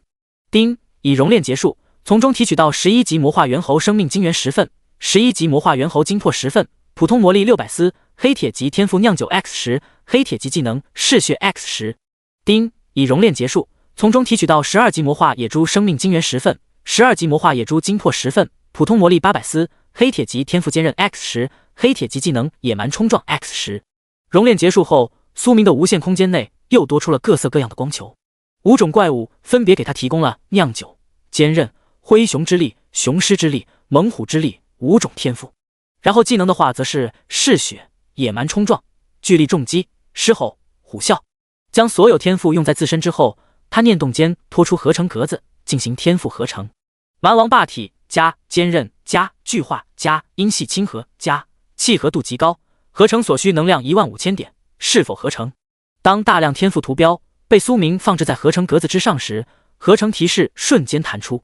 与之前相比，这一次的合成能量暴涨到了5位数。显然在质量和数量同步提升的情况下，合成所需能量也会随之提升。是。看了眼还十分充裕的熔炉能量，苏明念动间的选择了是。正在合成，你获得了黄金级天赋融合之躯。随着无形的力量融入体内，其身躯之上大大小小的天赋力量飞速被凝成一股，真是令人沉迷的力量。感知到体内恐怖至极的气血之力以及自身强大的精神力量，苏明脸上喜悦之色一闪而过。多重天赋合成使得他的白银级天赋再次获得了提升。融合之躯，天赋品质黄金。天赋说明：1. 额外增加450点气血值属性。2. 可消耗气血，快速愈合伤势。3. 注：该天赋可提升融入使用者身躯内低级天赋能力上限。不吃牛肉里程碑+4、+5、+6。看完天赋介绍，苏明心中某座里程碑一连跨越了好几步。他的天赋属于无需开发的天赋，合成便是巅峰，不像小说之中那些什么圣体、神体一般，还需要修行才能发挥出体质的极致力量。相当于另类的金手指，可以用于等级不符的力量玩低级副本。在其心中闪过这个念头之际，副本给予的3分钟休息时间也进入了最后3秒倒计时。3、2、1。当休息时间清零之际，一声暴力至极的嘶吼声自魔化祭坛东南方向100米处传来。魔化野猪王 BOSS， 等级16级。评语：被魔化的野猪王，防御力极强。见体型堪比大象还要大上一圈的巨大身影出现，苏明身形急速掠出。他需要发泄下体内庞大的力量。魔化野猪王 BOSS 的出现正是时候。当二者以极快速度碰撞到一起时，便见到体型巨大的魔化野猪王 BOSS 被一股巨大的力量砸得头颅撞击在地面之上。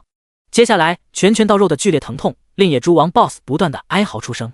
他不知道为何眼前的小不点如此恐怖，自身坚韧至极的皮肤根本就扛不住对方的攻击。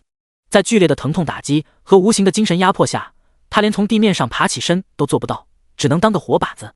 硬抗了10几拳后，生命力顽强的魔化野猪王 BOSS 这才不甘地闭上了双眼。鬼知道他死得有多么痛苦，体内脏腑都被恐怖力量打得糜烂。丁，你已击杀16级魔化野猪王 BOSS， 获得300乘以10倍经验值，怪物掉落黑铁级秘法铜皮铁骨法，黑铁币3100，黑铁级中品气血恢复药剂 X6， 黑铁级中品精神恢复药剂 X6， 16级野蛮重甲一件，16级9齿钉耙一件，已自动拾取。丁，你已成功守住第6波魔化生物袭击，用时30秒。第7波魔化生物将在3分钟后来袭，请做好准备。友情提示：下一波将有 BOSS 生物出现。随着魔化野猪王 BOSS 的死亡，苏明这才长舒了一口气。发泄了一番充沛的精力，他感觉简直不要太爽。这种拳拳到肉的感觉，可比对着空气挥拳爽多了。返回魔化祭坛之上的椅子上坐下后，苏明念动间拉出了区域频道。他体内能量依旧在对他的身躯进行改造，所以暂时没啥事干的情况下，只能潜水打发时间。至于 BOSS 躯体，他准备等到通关之后一同熔炼，那样会感觉更爽。186区域，宫本武藏，还望阁下现身一见，我想与阁下进行交易。小次郎，亏我以为排名第1的玩家是个怎样的人物，没想到是个藏头露尾之辈，连面都不敢露。华国人果然都是懦夫，不吃香菜，楼上的狗东西嘴巴吃屎了。你娘生你的时候是不是把胎盘养大了？不吃芹菜，岛国的小垃圾也就敢在区域频道上打嘴炮，有本事当着大佬的面喊啊！翻了翻区域频道之中的各种信息，苏明脸色稍显怪异，里面骂他的小黑子一下子多了很多，并且一看名字就知道是岛国和鹰将国还有其余国家的玩家。这些家伙在找不到他的情况下，竟然用起了激将法，真是有些难为他们了。面对频道内各种狗叫，想了想之后，苏明随手打了一行信息上去。他可不是打不还手骂不还口的人，睚眦必报。知道岛国鹰将国玩家最多区域的，发个区域信息，等我回到安全区后可以找我领些小奖励。来而不往非礼也，对方能跨区域来找他，没道理他不能跨区域去对方聚集点，堵着门杀。出了魔化之森后，苏明准备先设个套，弄死其余国家聚集在186区域内对他有想法的玩家，然后再去其他区域掠夺资源。经过摸索，他发现一个区域内的魔化生物数量是有限的，除了副本以外，野外怪物死亡后刷新频率并不算高。想要收集大量怪物躯体的话，后面他必须跨区域抢怪。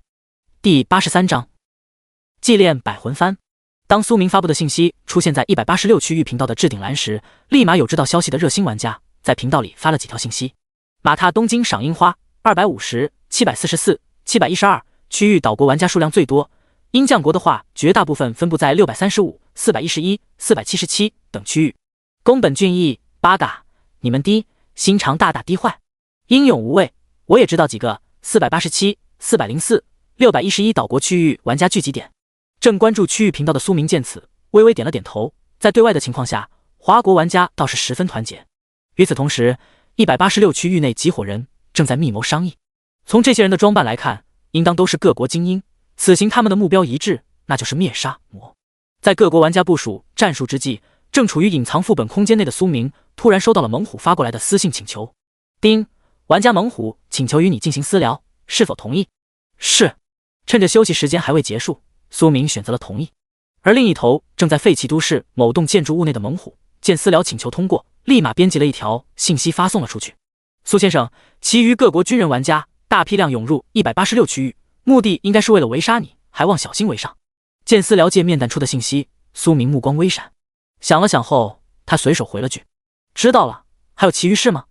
正等待信息回复的猛虎看见这条内容后，心中多个念头快速闪过。如此随意的态度，显然是没把一群国外玩家放在眼里。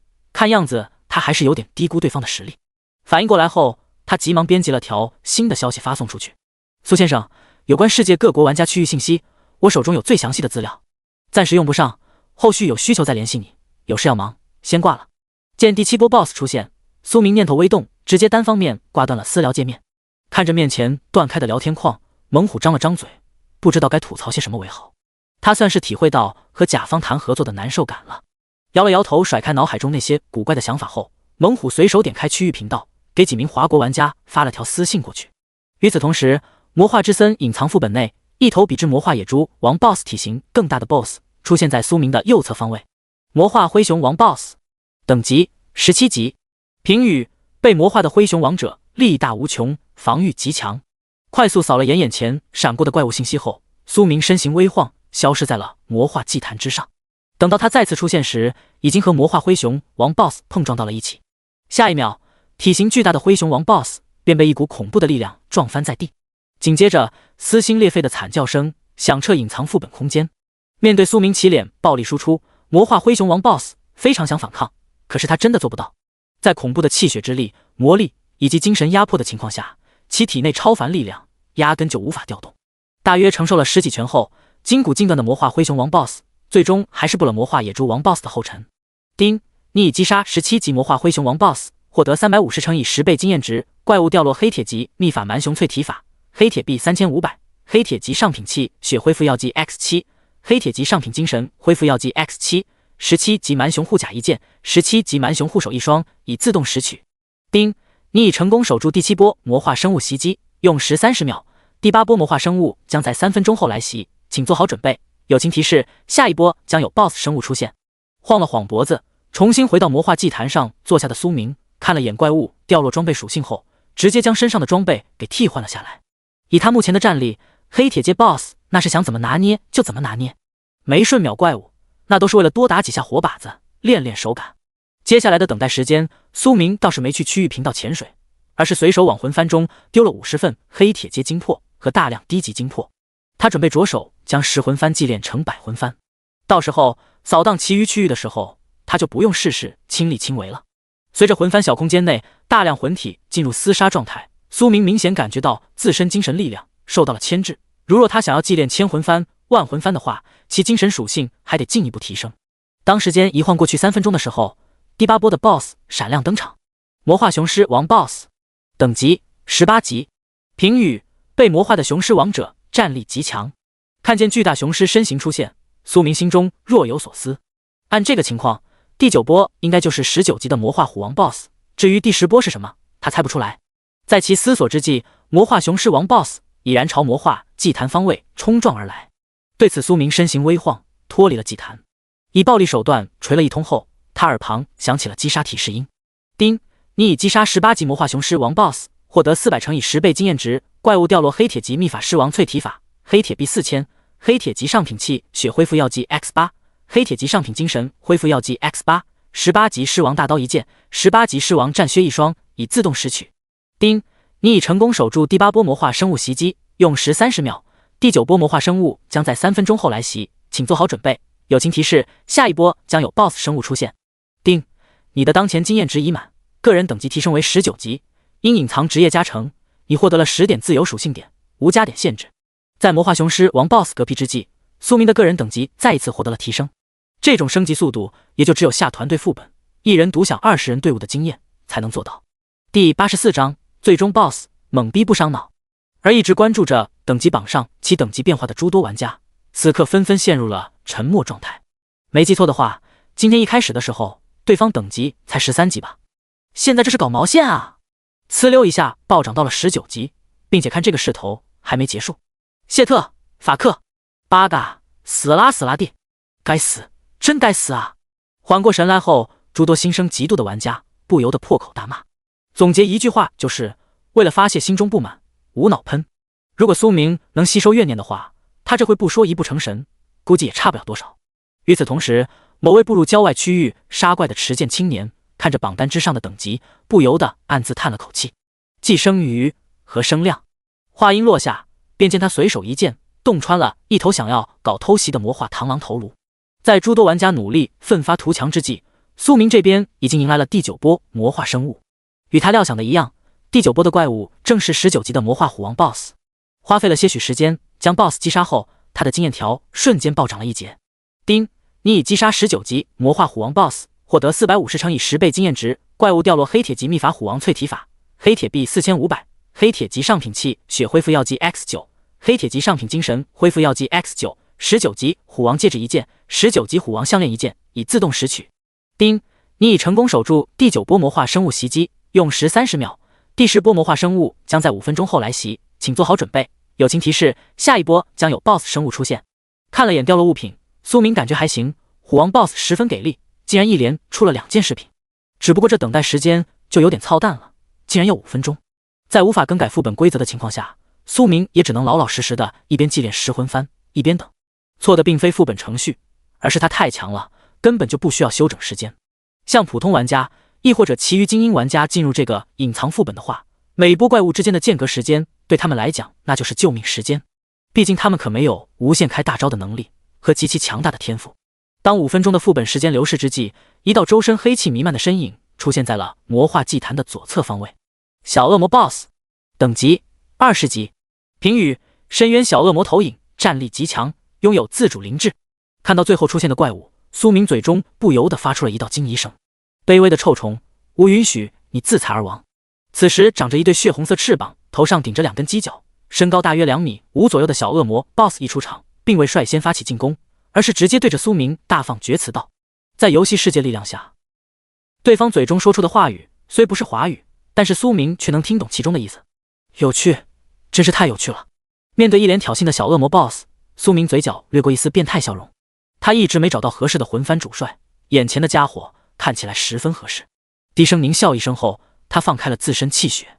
下一秒，恐怖魔躯虚影缓缓自其身后浮现而出。正准备说些什么的小恶魔 BOSS， 在感知到一股恐怖绝伦的气息时，脸色当场变了。不等其反应过来，一道急如闪电的身影出现在了他的眼前。对此，小恶魔 BOSS 只来及释放一层血色能量屏障，随后他便感受到一股强大无比的力道，强行撕裂了他释放能量屏障，击打在自身胸膛部位。强烈至极的疼痛感令小恶魔 BOSS 双眼有些发晕，而此刻气血全开的苏明，在小恶魔倒飞出去的瞬间，便以更快的速度追上了对方，然后一记重锤砸落而下。虽然小恶魔 BOSS 乃是深渊小恶魔投影，骁勇善战，可是在二者三维属性相差过大的情况下，他连苏明出手的动作都只能勉强捕捉到一丝，所以注定了他只能被动挨打，连体内超凡力量都无法调动，从而顺利释放技能。此时以双手抓住小恶魔 BOSS 脚踝的苏明开启了打地鼠模式，一时间隐藏副本空间内砰砰砰的声音响彻整个空间。狗东西上来就骂他臭虫，绝逼不能让对方死得太爽了。以自创的乱披风锤法给小恶魔 BOSS 来了9981锤之后，苏明这才松手放开了手中不成形的躯体。丁，你已击杀20级小恶魔 BOSS， 获得500乘以10倍经验值，怪物掉落黑铁级秘法恶魔呼吸法，黑铁币5000，黑铁级极品气血恢复药剂 X10， 黑铁级极品精神恢复药剂 X10， 20级深渊魔刀一柄，20级深渊护甲一件，20级深渊头盔一件，已自动拾取。丁，你的当前经验值已满，个人等级提升为20级，因隐藏职业加成，你获得了10点自由属性点，无加点限制。丁，你成功通关15级隐藏团队副本祭坛守护，用时25分钟，评价甲加。首通奖励：小恶魔宠物蛋1颗，黑铁币2万，黑铁级称号守护者，离开副本后发放。世界公告：恭喜天魔小队率先通关守护祭坛团队副本，特奖励该小队15级守护者套装3套，黑铁币5万，自由属性点20。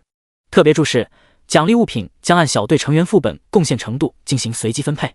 随着小恶魔 BOSS 的死亡，一连串提示音不断自苏明耳旁响起。开荒新副本的收益丰厚无比，刨除掉落物品以外，副本首通和世界公告给的奖励也香的一批。退出副本，扫了眼发现没有任何遗漏后，苏明念动间选择了退出。伴随着一道白光闪过，其身影随之消失在了守护祭坛副本空间内。与此同时，一而再再而三被打击的世界各国玩家此刻已经稍显麻木，他们已经渐渐习惯这种懵逼不伤脑的感觉。都不用看等级榜，仅从天魔小队这个名字，诸多玩家心里头便清楚到底是谁通关了副本。等到回过神来之后，部分玩家在各自所在区域频道针对某人通关副本发起了强烈谴责，用于宣泄心中的不满。谢特、法克，华国人死啦死啦地，异端必将死无葬身之地。第85章战力爆表，飞行。在各国玩家一而再再而三被打击之时，苏明这边已经脱离了隐藏副本空间，重新回到了魔化之森内悬崖区域，开始清点收益。小恶魔宠物蛋，物品介绍：可孵化出深渊小恶魔战宠，守护者称号，等阶黑铁，功效：佩戴后可增加使用者 5% 整体防御，现黑铁阶位。注：破阶后称号百分比增益属性降低。除了装备以外，只有2件物品价值较高，其中小恶魔宠物蛋的潜力应该是比小王蛇高上不少，毕竟是20级副本手通送的。然后守护者称号的话，效果还可以，能够提升黑铁阶位佩戴者整体 5% 防御。快速扫了眼2件物品的相关信息后，苏明这才着手熔炼 BOSS 躯体。随着无限熔炉小火一烧，他的无限空间内瞬间多出了许多物品。熔炼收益：生命晶元、野猪王、灰熊王、雄狮王、虎王、小恶魔 BOSS X1。精魄：野猪王、灰熊王、雄狮王、虎王、小恶魔 BOSS X1。普通魔力9200丝。黑铁级天赋：巨力、坚韧、熊王之力、钢筋铁骨、狮王之力、精神震慑、虎王之力、王者之威、黑暗亲和、火系亲和。黑铁级技能：野蛮冲撞、蛮熊践踏、铜墙铁壁、蓄力重击、蛮熊咆哮、大地震荡、狂狮怒吼、精神冲击、虎王咆哮、虎王嗜血、极度狂暴、恶魔低语、恶魔之翼、恶魔之躯。血脉：小恶魔血脉 X1。一波隐藏副本下来，苏明从 BOSS 身上获取到的物品简直不要太多，并且每一份都属于前期稀有物品。其中5份 BOSS 精元精魄能让他的气血、精神属性再次打破上限提升，然后魔力的话可以用来修行体内魔气之源。剩余的天赋、技能等会合成一波，底蕴又得暴涨一大截。此外，这次的熔炼还出了一份让他有些意外的物品——小恶魔血脉。物品介绍：可供普通职业者进行2次转职，成为恶魔战士，亦或者恶魔法师。微微扫了眼该物品的介绍信息，其目光微动，这东西有点意思。压下心中某些想法后，苏明开始提升自身。融合之体加巨力加坚韧加雄王之力加钢筋铁骨，契合度极高，合成所需熔炉能量10000点，是否合成？音波震荡加蛮熊咆哮加狂狮怒吼加虎王咆哮加恶魔低语，契合度极高，合成所需能量1000点，是否合成？战争冲击加蛮熊践踏加大地震荡加蓄力重击，契合度极高，合成所需能量800点。以极快的速度将天赋、技能、秘法、称号进行完组合之后，苏明念动间选择了合成。丁，你获得了黄金级天赋融合之体。丁，你获得了青铜级技能恶魔之音、战争震荡、精神领域、恶魔之躯。丁，你获得了青铜阶先驱守护杀戮者称号。当苏明体内天赋以及他所学的技能快速融合之时，其体内的魔力源泉和他所修行的黑铁魔躯全都在以恐怖的速度提升着。他这会就相当于站在一棵擎天巨树顶端，别人修行需要按部就班往上爬，而他只需随着巨树成长即可。待到游戏世界黑夜降临，苏明体表剧烈震荡的魔气这才平复了下来。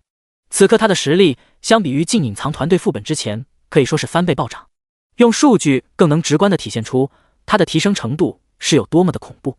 游戏面板：姓名苏明，职业魔修，副业凡级炼器师、炼丹师、阵法师、灵职师，阶位黑铁，等级20级3250-10000，生命值100%，器械值300+600-900，精神值200+200-400，魔气99999999，秘法青铜魔躯5%，一阶天魔大法99%，技能投掷宗师、刀道大师、能量屏障、恶魔之音、战争震荡、精神领域、恶魔之躯、御鬼躯僵术。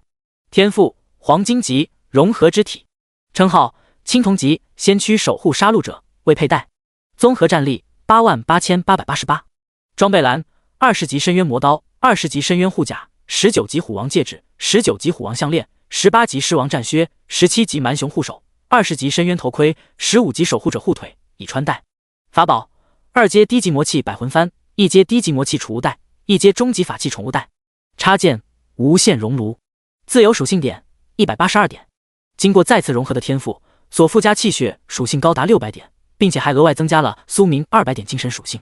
此外受天赋加持，他的黑铁魔躯获得了提升，进阶到了青铜魔躯，连带天魔大法也只差一步之遥，便能迈入下一个阶段。抛开这些提升不算，此次最重要的一件事情是他掌握了飞行之法。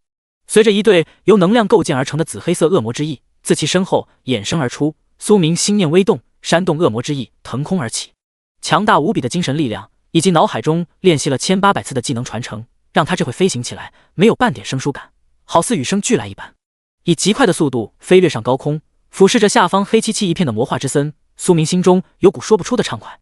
试问哪个青年没曾幻想过凭自身能力扶摇而上，直入云端，俯视人间大地？肆意翱翔了一番后，他这才降低了飞行高度。他在游戏世界内唯一的短板已经补上了，后面天高任他飞，海阔任他跃。望着下方的魔化之森，苏明双瞳红芒闪过，下一秒在他的世界范围内，星星点点的红色光点不断在漆黑一片的魔化之森内闪过。融合多种天赋后，他的双眼可以看到生物外泄的生命精气，除非是能够完全封锁住自身气血的强大生物，否则的话都逃不过他的眼睛。第86章，就这一个能打的都没有，相当于他多了个雷达探测功能，后面的话找怪物将会轻松不少。掠过那些如同风中烛火一般的微弱红芒，苏明锁定了一颗大约篮球大小的红点，随后沿着光点所在方位，他身形微晃，便消失在了半空之中。维持恶魔之翼飞行的消耗，对苏明来讲算不得什么，依靠小恶魔贡献的黑暗亲和，加上他的青铜魔躯及体内魔气源泉，他仅靠被动吸收游戏世界空气中蕴含的魔力，就能做到收支平衡。几息之后，一处怪石林立的区域上空多出了一道身影。此刻区域下方，一尊魔化生物正在呼呼大睡，全然不知晓危险已经来临。魔化黑熊王 BOSS 等级15级。评语：被魔化的黑熊王战力较强。见眼前信息闪过，苏明身后恶魔之翼轻轻挥动，出现在魔化黑熊王 BOSS 头顶10米区域。不等下方大块头反应过来，他手中拎着的深渊魔刀顺势斩下，随即只见一道蕴含恐怖力量波动的刀芒从上而下劈落下来。正处于睡眠之中的魔化黑熊王 BOSS 猛地从睡眠中惊醒，奈何刀芒速度太快，他失去意识之前，只看到眼前紫黑色光芒一闪而过。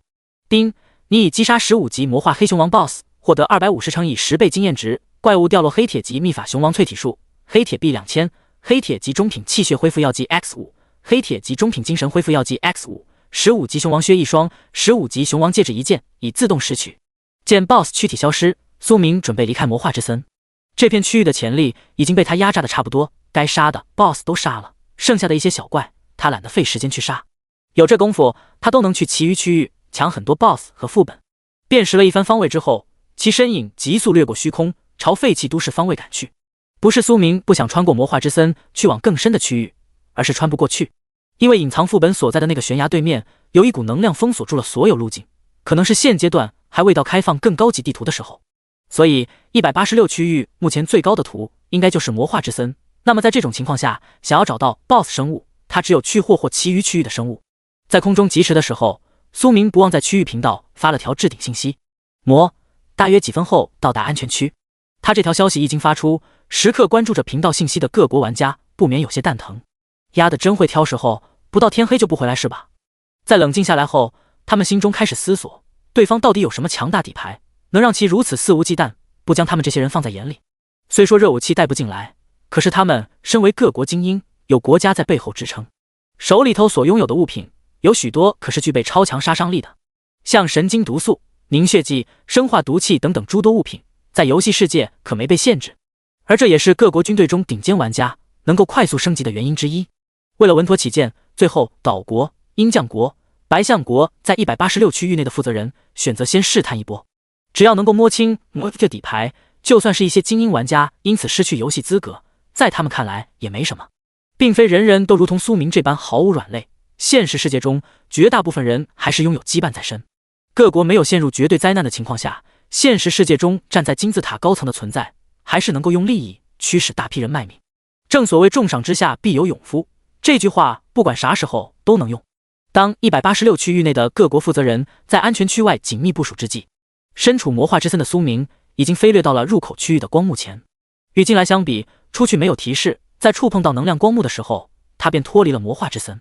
2-3分钟后，他便跨过了荒野区域，进入了废弃都市之中。在高空，苏明一眼便看到了中心区域如同一个大灯泡一样的安全区。花费了些时间，飞掠到安全区上空，扫视了眼下方建筑物，其嘴角掠过一丝嘲笑之色。在他的双眼中，安全区附近的建筑物内，许多比之烛火还要微弱的生命之光，正一闪一闪绽放着微弱的光芒。念动间取出百魂幡后，苏明轻轻挥动了下手中泛着紫金色光泽的魂幡，随即便见到黑压压的鬼族自虚空中浮现而出。小恶魔鬼族 BOSS 等级20级，吞噬掉下方生命的魂体。瞥了眼刚祭炼出来百魂幡主帅，苏明精神念头微动，下达了命令。遵命。接收到命令的小恶魔鬼族 BOSS 连忙躬声应允。与普通的黑铁阶生物亦或者 BOSS 相比，小恶魔 BOSS 躯体被熔炼之后所提取出的精魄，在祭炼成百魂幡主帅时拥有了一定的灵智。对于这点，苏明在祭炼时便已知晓，因为天魔大法中有相关信息，不然他也不会在见到小恶魔 BOSS 的时候便敲定了让对方当魂幡主帅。想成为魂幡主帅还是有一定前提条件的，那就是精神属性必须够强，然后拥有自主灵智，因为总不能用弱智去统帅一众鬼族吧。这时随着苏明的一声令下，黑压压的鬼族快速融入了黑暗之中。没过多时，响彻天际的惨叫声快速从建筑物内传出，那凄厉的声音让待在安全区内的玩家听之色变，心中不由得咯噔一下。此时同样听到下方各国玩家哀嚎之声的苏明，适时的在区域频道内发了条置顶信息：魔，就这？瞧不起谁？一个能打的都没有，一群废物也敢学别人搞埋伏，回去洗洗睡吧。正惊讶于安全区外发生什么事情的华国玩家，看着频道内飘过的闪金弹幕，一个个心中立马和打了鸡血似的。英勇无畏666，不吃香菜，不知道说啥，给大佬磕一个以表崇拜之情。宫本武藏，阁下过分了。小次郎，八嘎，你这是要与各国为敌，你低死啦死啦低。第87章红明状态。见区域频道内不少信息刷过，苏明嘴角掠过一丝狞笑。他以精神念头操控百魂幡，可以感知到下方建筑物内那些外国玩家心中的无尽惶恐。虽说游戏世界死亡会在现实世界重生，可要是精神出了问题呢？返回之后会不会变成神经病？这点他觉得可以用这些人试验下。此时186安全区，各国玩家负责人脸色阴沉似水。他们不清楚魔到底使用了什么手段，竟然能够同一时间攻击那么多人。这回被派遣出去的玩家已经和他们失去了联系，私聊界面之上没有任何信息传回。脑海中快速思索了番后，这群人选择继续了观望。与此同时，悬浮于安全区上空的苏明，周身鬼气环绕的鬼族不断显现而出，灭杀一群连10级都没有的玩家，对已经黑铁阶位的鬼族来讲，那就是用大炮打蚊子。除非有玩家把初期升级属性点全部加在精神上，那样的话或许能扛住一位鬼族的一波精神冲击，否则的话必死无疑。眼见下方杂鱼全部清扫完毕，苏明随手挥动了下手中百魂幡，将所有鬼族收入了小空间内。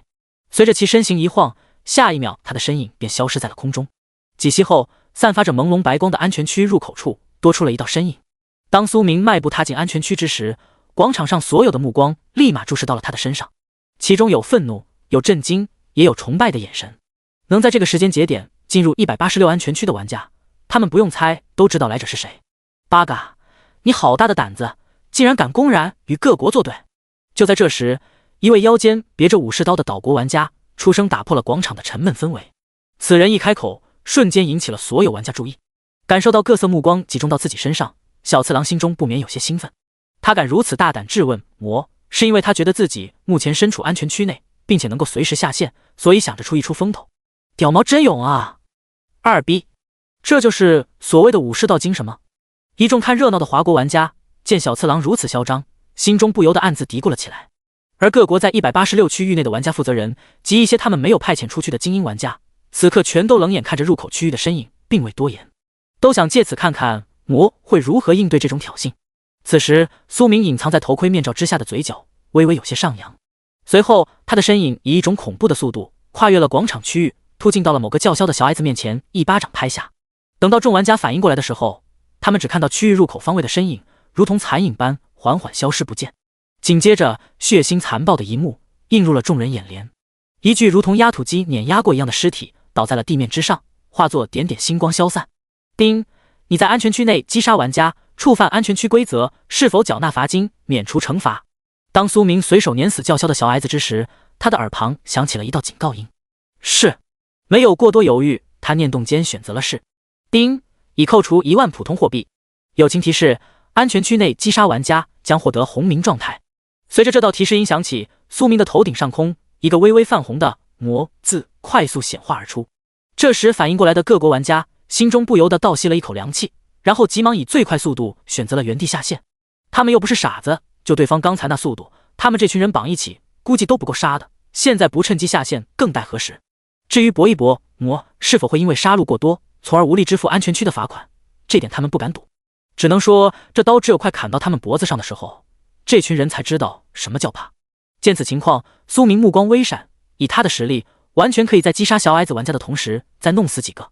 不过他并没有那样做，因为意义不大，反正也无法杀干净。把游戏币浪费在一群小渣渣身上，属实是有些暴殄天物。后面去现实世界用对方祭炼百魂幡就行。要交易的都过来。一边思索，一边缓步走至自己黄金摊位前后，苏明沉声开口道。随着他的话音落下，广场上剩余的一众玩家这才猛地缓过神来，不是没见识，而是刚才的那一幕对他们的心理冲击过大，那种匪夷所思的速度令众人头皮一阵发麻。在冷静下来后，有些前面与苏明打过交道的玩家连忙拖拽着怪物尸体上前交易。与此同时，从186区域下线返回现实世界的各国玩家心中不由得长舒了一口气。那种命悬一线的感觉实在是令人恐惧。等到心情平复下来之后，各国186区域玩家负责人急忙以最快速度编撰有关魔的详细资料。没过多时，一份较为详细的信息夹杂着某些视频片段便出现在了各国高层的面前。个人档案，游戏代号魔，个人等级20级，转职职业未知，速度极快，具体请参考视频。技能未知，能力未知，天赋未知，危险系数极高。注：被对方在游戏世界内灭杀玩家，精神皆出现了疯癫状态。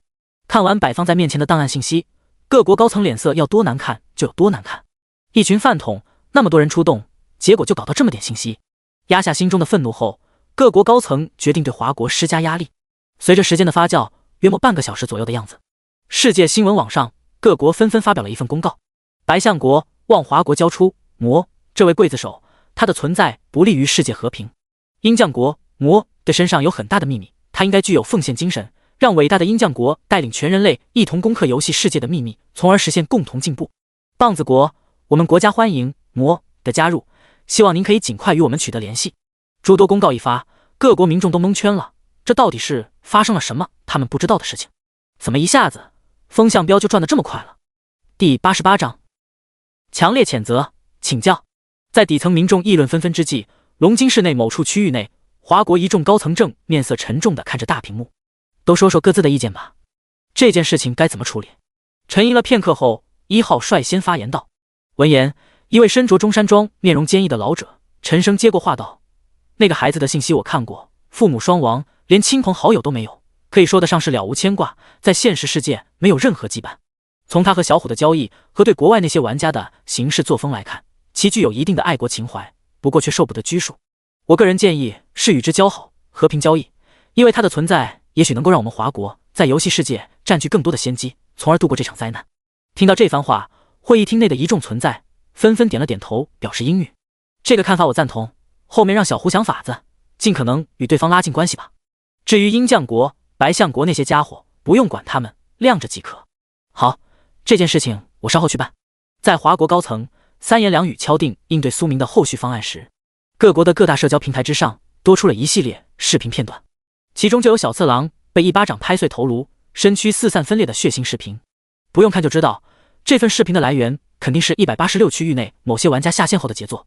他们为了在安全区内看热闹，那可是时时刻刻开着摄像头的，就是怕错过吃瓜。随着视频的不断扩散，一些心理承受能力较弱的民众在看到那副血腥场面的时候，当场就给吐了出来。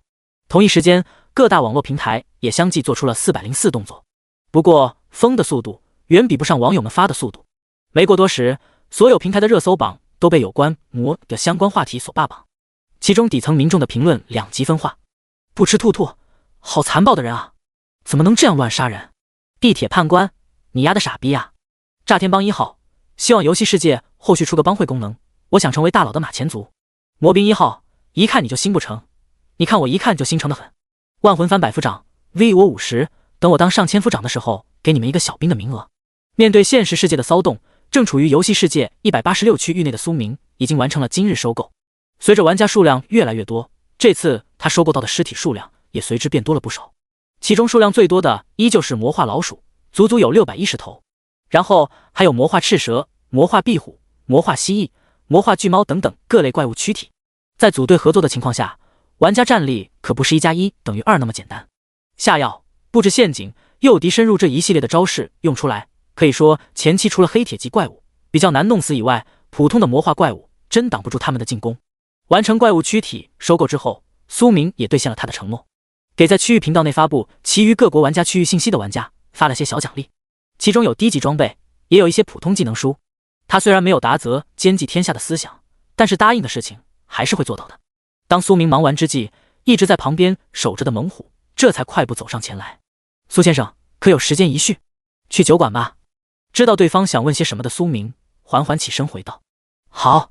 约莫2分钟之后，酒馆豪华单间内2道身影相对而坐。苏先生，你要的生物躯体我已经安排了专车大批量往中云市运送，等你下线便可进行交易。有什么话直接问吧，不用藏着掖着。闻言，苏明微微点了点头，示意对方继续说下去。的确是有几个问题想请教下。这是我们想问的问题，您请过目，从中挑些您想回答的回答，作为回报下一次在现实世界的交易，您无需支付我们任何报酬。没有过多铺垫，猛虎急忙从自身口袋中掏出了一张纸。这玩意其实他上次就准备好了，只不过这次又多加了几条问题上去而已。游戏世界信息解答：一、是否拥有稀有职业及隐藏职业？2、超过10级的怪物到底有多强？3、储物道具如何获取？一眼扫过纸质目录，苏明眼神微闪，陷入了思索。见此情况，猛虎的心立马悬了起来。相比于普通货币以及普通技能书那些玩意，他更想知道的是某些不为人知的信息，因为这些对于国家而言更加重要。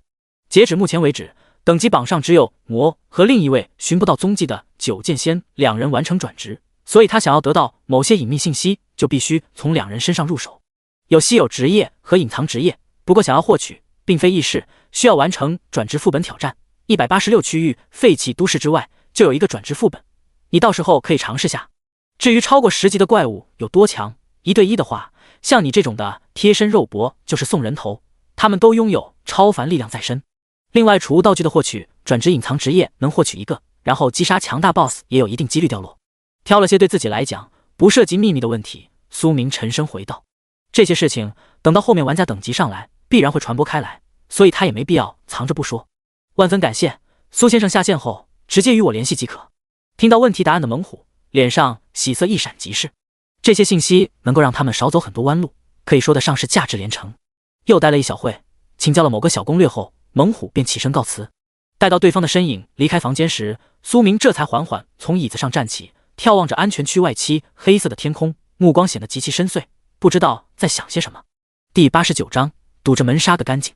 扫视了一番被黑暗笼罩的夜空后，苏明收回了远眺的目光，看了眼房间内体型愈发粗大的小王蛇，他心念微动，将其收入了宠物袋内。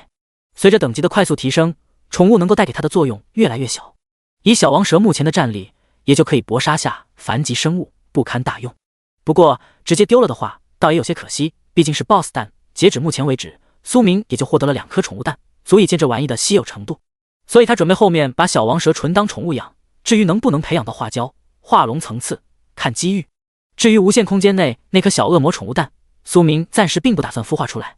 随后花费了些许时间，将从玩家手中交易到的怪物躯体批量熔炼后，他立马将获取到的一些凡级天赋统统融入了体内，主打一个海纳百川，有容乃大。为了庆祝今日实力暴涨，苏明随即在房间内自助贩卖机上点了一套豪华套餐。就在这时，一道提示音突然在他耳旁响起：世界公告，恭喜玩家九剑仙率先通关10级地底矿洞单人副本，特奖励该玩家10级的枯套装一套，普通货币3万，自由属性点5点。听到这则公告内容，苏明端着酒杯的手略微停顿了下。如果不是他的横空出世，可能排名第2的那个家伙才是这个世界的主角。微微摇了摇头，甩开心中的想法后，他仰头将杯中猴儿酒一饮而尽。游戏世界广袤无垠，玩家在其中能够获取到多少机遇，这点谁也说不清。光大大小小的副本首通奖励就能快速拉开玩家之间的差距。在苏明自饮自酌之际，某个区域内的九剑仙正骂骂咧咧地从副本中退了出来。这坑爹副本穷的叮当响，要不是有首通奖励，简直没眼看。与此同时，世界各国的精英玩家已经被刺激得有些双目泛红。前有魔遥遥领先，后有九剑仙扶摇直上，这让一群原本就心高气傲的家伙如何受得了？他们也想通关副本，触发世界公告啊！和诸多急躁不已的玩家相比，苏明这回简直不要太淡定。吃饱喝足之后，他离开了酒馆，出现在了安全区广场之上，找到了跨区传送台。叮，你可选择任意区域进行传送。当他伸手触碰到传送台之时，一道只有他可见的虚幻光幕快速弹出，微微扫了眼光幕之上密密麻麻的区域光点，苏明随手输了个444的区域号。该区域距离你所在区域1000公里，是否消耗1万普通货币传送？是。没有丝毫犹豫，苏明念动间选择了是。在他确认的瞬间，一道白光席卷着其身影消失在了原地。一直关注着这一幕的诸多华国玩家见此，心中立马长舒了一口气。哈哈，我猜大佬应该去了岛国玩家区域赌1毛钱，这还用猜？前面岛国小矮子那么嚣张的挑衅，妥妥的拉仇恨。也就我没实力，不然我都想去国外玩家区域搞事情。当苏明离去之后，186安全区内稍显沉默的气氛瞬间被打破，一众玩家立马开启了八卦模式。吃瓜之魂，那是铭刻在华国民众基因内的隐藏属性。只要有热闹看，他们班都可以不上。在诸多玩家热议之际，苏明已经跨越了1000公里的距离，出现在了444安全区内的传送台之上。当他的身影出现之时，部分眼角余光瞥到他的岛国玩家，身躯不由得为之一僵。因为苏明此刻还处于红名状态，头顶之上的魔字还未隐退，所以他的身份很好辨识。魔来了！伴随着一道公鸭嗓子般的叫声，在444安全区内响起，所有岛国玩家立马反应了过来。八嘎，你爹好大的胆子，竟敢一个人闯入我们岛国区域，真是不知天高地厚。大家不要怕，他只有一个人，不可能同时战胜我们这么多人。我等一拥而上，他必将死无葬身之地。此人身上必定有大秘密，为了岛国的荣耀，杀了他。正当苏明环视四周之际，有岛国玩家高声朝四周喊道。此人此言一出，不少岛国玩家心中立马有些蠢蠢欲动。他们都非常觊觎魔身上的秘密，眼下对方竟然送上门来，这对他们来讲简直是一个千载难逢的好机会。而就在这时，弩箭破空声突然响起，有岛国玩家按耐不住，率先发起了偷袭。对此，苏明嘴角冷笑一闪即逝，下一秒便见到他周身漆黑如墨的鬼气快速弥漫开来。当一尊尊鬼族现身之际，距离鬼气较近的岛国玩家立马中了招，陷入了幻觉状态。在安全区内斩杀玩家需要扣钱，那么对方自己走出去呢？他是不是只需要承担一小部分违规动手的费用？以精神念头下达命令给小恶魔鬼族，让他带领一半的鬼族去444安全区外守着后，苏明便开启了驱赶模式。叮，你正在扰乱安全区秩序，请立即停止，否则将进行违规惩罚。当数以百计的岛国玩家疯魔一般朝安全区外逃离而去时，苏明耳旁响起了一道警告提示音。对此他目光微闪，并未停下手来。叮，你扰乱安全区秩序，因无人员伤亡，故扣除5000普通货币，给予警告处罚。听到第二道提示音的内容，苏明嘴角掠过一丝稍显变态的笑容。如他所想，只要不在安全区内大杀特杀，惩罚不会给他太重。这可能也是游戏的隐藏规则之一，避免某些小弱鸡仗着安全区庇护肆意挑衅强者。弱肉强食才是这个世界永恒不变的定律。此时被鬼气沾染到的岛国玩家，有一部分虽然意识还较为清醒，可是他们已经无法下线，因为游戏规则处于战斗状态的时候不允许下线回归。随着鬼族力量的加大，渐渐的整个444安全区内的岛国玩家全部被驱赶到了安全区外。第90章意外解锁的称号灵间副本，一手简简单单的精神置换便能让这群人分不清东南西北，只顾得上亡命狂奔。殊不知安全区入口的大门才是真正的地狱之门。此刻安全区外有小恶魔鬼族统帅的魔猿鬼族正堵着门杀，每出来一个岛国玩家就会被他们撕扯着魂体蹂躏而亡。在恐怖的精神折磨之下，化作点点星光消散的岛国玩家返回现实世界后，可能会患上永久性的精神创伤。大约5-6分钟之后，原本还人声鼎沸的444安全区劲儿变得一片鸦雀无声。随着苏明迈开步子，其鞋底碰撞地面的声音才让这份寂静被打破。一波灭区下来，他收获了一大批破烂被灭杀的岛国玩家身上穿戴的低级装备，在死亡之后全部进了他的腰包。叮，由于你击杀玩家数量已破500，获得隐藏称号玩家屠戮者。在苏明将鬼族收入百魂幡之际，一道突如其来的提示音让他稍稍有些愣神。快速反应过来后，他念动间点开了称号信息，玩家屠戮者称号，品阶凡，功效佩戴后可对10级及以下玩家进行 5% 属性削弱。注：该称号可通过杀戮玩家进阶。6。看完称号信息，苏明只想单手扣6。天地良心，他只是单纯的看岛国玩家不爽，谁曾想还有意外收获。这要是内测阶段弄死个1800万玩家，岂不是能仅凭称号力量就把普通玩家属性给削成零蛋？心中这个丧心病狂的想法闪过后，苏明身后恶魔之翼舒展开来，化作一道黑影消失在了原地。与此同时，现实世界岛国某隐秘基地内直接炸开了锅，因为基地负责人发现一部分士兵出现了严重的精神问题，根本无法进行有效沟通。不是人，有怪物在吃我的腿，不，我不想死。怪物，去死，去死！都是魔鬼，魔鬼，快跑！见部分士兵满嘴胡言乱语，眼神涣散，444区域现实世界负责人立马意识到了问题的严重性。这种熟悉的状态让他联想到了某个被列入必杀榜的角色。深吸一口气，努力平复心情后，其立马拿起加密电话，将此事汇报了上去。针对游戏世界，这些天各国都秘密做出了相对应的部署。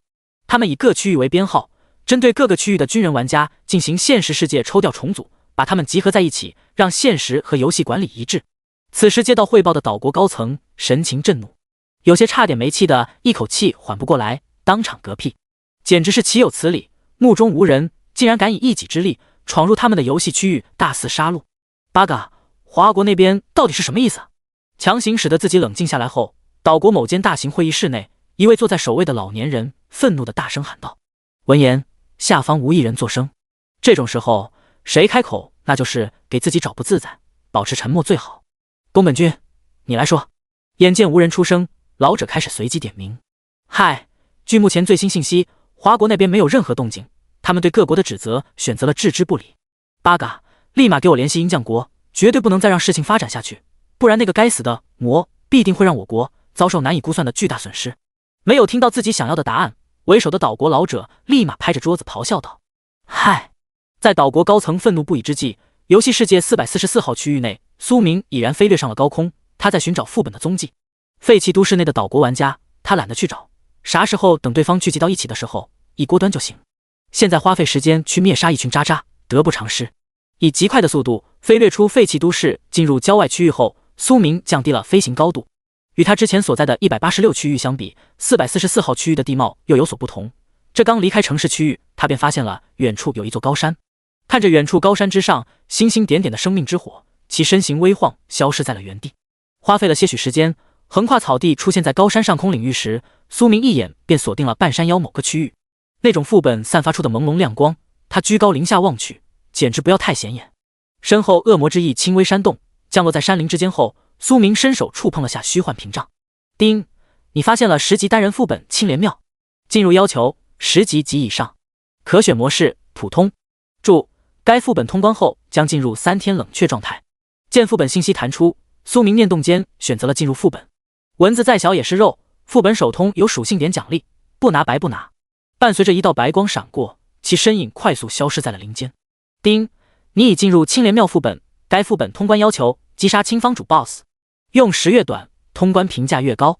见四周环境变换，自身出现在一座废弃寺庙内的苏明，听到青方主这3个字时，脸上若有所思。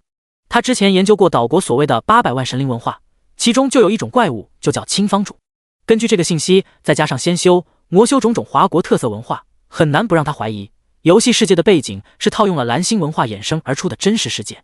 在其思索之际，急促的脚步声十分突兀的在废弃寺庙内响起。定睛望去，苏明看见了一位身材高大、全身青色的独眼和尚，带领着一些长相极其怪异的生物，自寺庙大殿内冲出。合同等级10级，评语：长相丑陋，战力较弱。青方主 BOSS 等级10级，评语：具有自主灵智，战力较强。有点意思。一眼扫过怪物信息，发现独眼和尚竟然有自主灵智，苏明略微来了些兴趣。在他看来是个当鬼族的好苗子，不说当统帅，前期当个10府长还是没啥问题的。杀！而这时冲出寺庙大殿的青方主 BOSS， 在发现入侵者身影的时候，直接朝身旁的合同下达了命令。第91章青莲湖入水。说时迟，那时快，只见5头合同立马四肢着地，奔袭而出。面对从独眼和尚身旁腾空扑击而来的丑陋合同，苏明随手轻挥了下手中深渊魔刀，下一秒凌冽至极的黑色刀芒如同切割豆腐一般精准划过5道身影。伴随着扑通声响起，5具被刀芒斩成2截的合同尸体从半空中跌落至地面之上，一并消失不见。叮，你已击杀10级合同 X5， 获得50点经验值，怪物掉落普通货币500枚，10级合同护甲1件，10级大刀1把，已自动拾取。亲眼目睹下属被击杀的青方主 BOSS， 神色猛地大变。这次的敌人竟然如此之强，他好像不是对方的对手。在其心中念头闪过期间，苏明随手补了一刀。当恐怖刀芒临近身前之际，青方主 BOSS 已经来不及去阻挡，他只能眼睁睁地看着刀芒斩在自身身躯之上。叮，你已击杀10级青方主 BOSS， 获得10乘以10倍点经验值，怪物掉落普通货币2000枚，10级禅杖1件，10级戒刀1把，10级气血恢复药剂 X5， 10级精神恢复药剂 X5。叮，你成功通关10级单人青莲庙副本，用时30秒，评价甲加。首通奖励10级合同仆从1头，普通货币6000，普通称号合同杀手。世界公告：恭喜玩家魔率先通关10级青莲庙单人副本，特奖励10级青方套装1套，普通货币5万，自由属性点5点。青方主 BOSS 被一击瞬秒之时，苏明耳旁立马响起了一连串的提示音。以他远超20级的属性来打这种低级副本，那就是鱼塘炸鱼局。好在收益还不错，除了奖励5点自由属性点以外，还有个普通称号——合同杀手称号。等阶凡，功效佩戴后可对10级及以下合同产生精神震慑。合同仆从介绍：使用后可拥有一头10级合同仆从。简单扫了眼2件物品信息后，苏明念动间选择了退出副本。与此同时，游戏世界还未下线的诸多玩家心态瞬间炸裂。没完没了了这事，听别人一直拿副本奖励，那种感觉别提有多难受了。此刻已经回到林间区域的苏明，身后恶魔之翼轻扇，快速升空而起，朝更深的区域奔去。每个区域的废弃都市之中，都只有一个行尸商城副本，想要找到野生副本，就必须在郊外开荒。这也是为何其余玩家迟迟无法触发世界公告的原因之一。不是他们不想，而是他们的实力还没到能够深入探索郊外区域的时候。此时低空飞掠的苏明，念动间熔炼了一番青方主 BOSS 和合同的躯体，除了生命精元、精魄这2份保底收益以外，他额外获得了凡级水下呼吸天赋 X5、凡级佛心天赋 X1、普通技能书爪击 X5、金刚拳 X1、金刚腿 X1。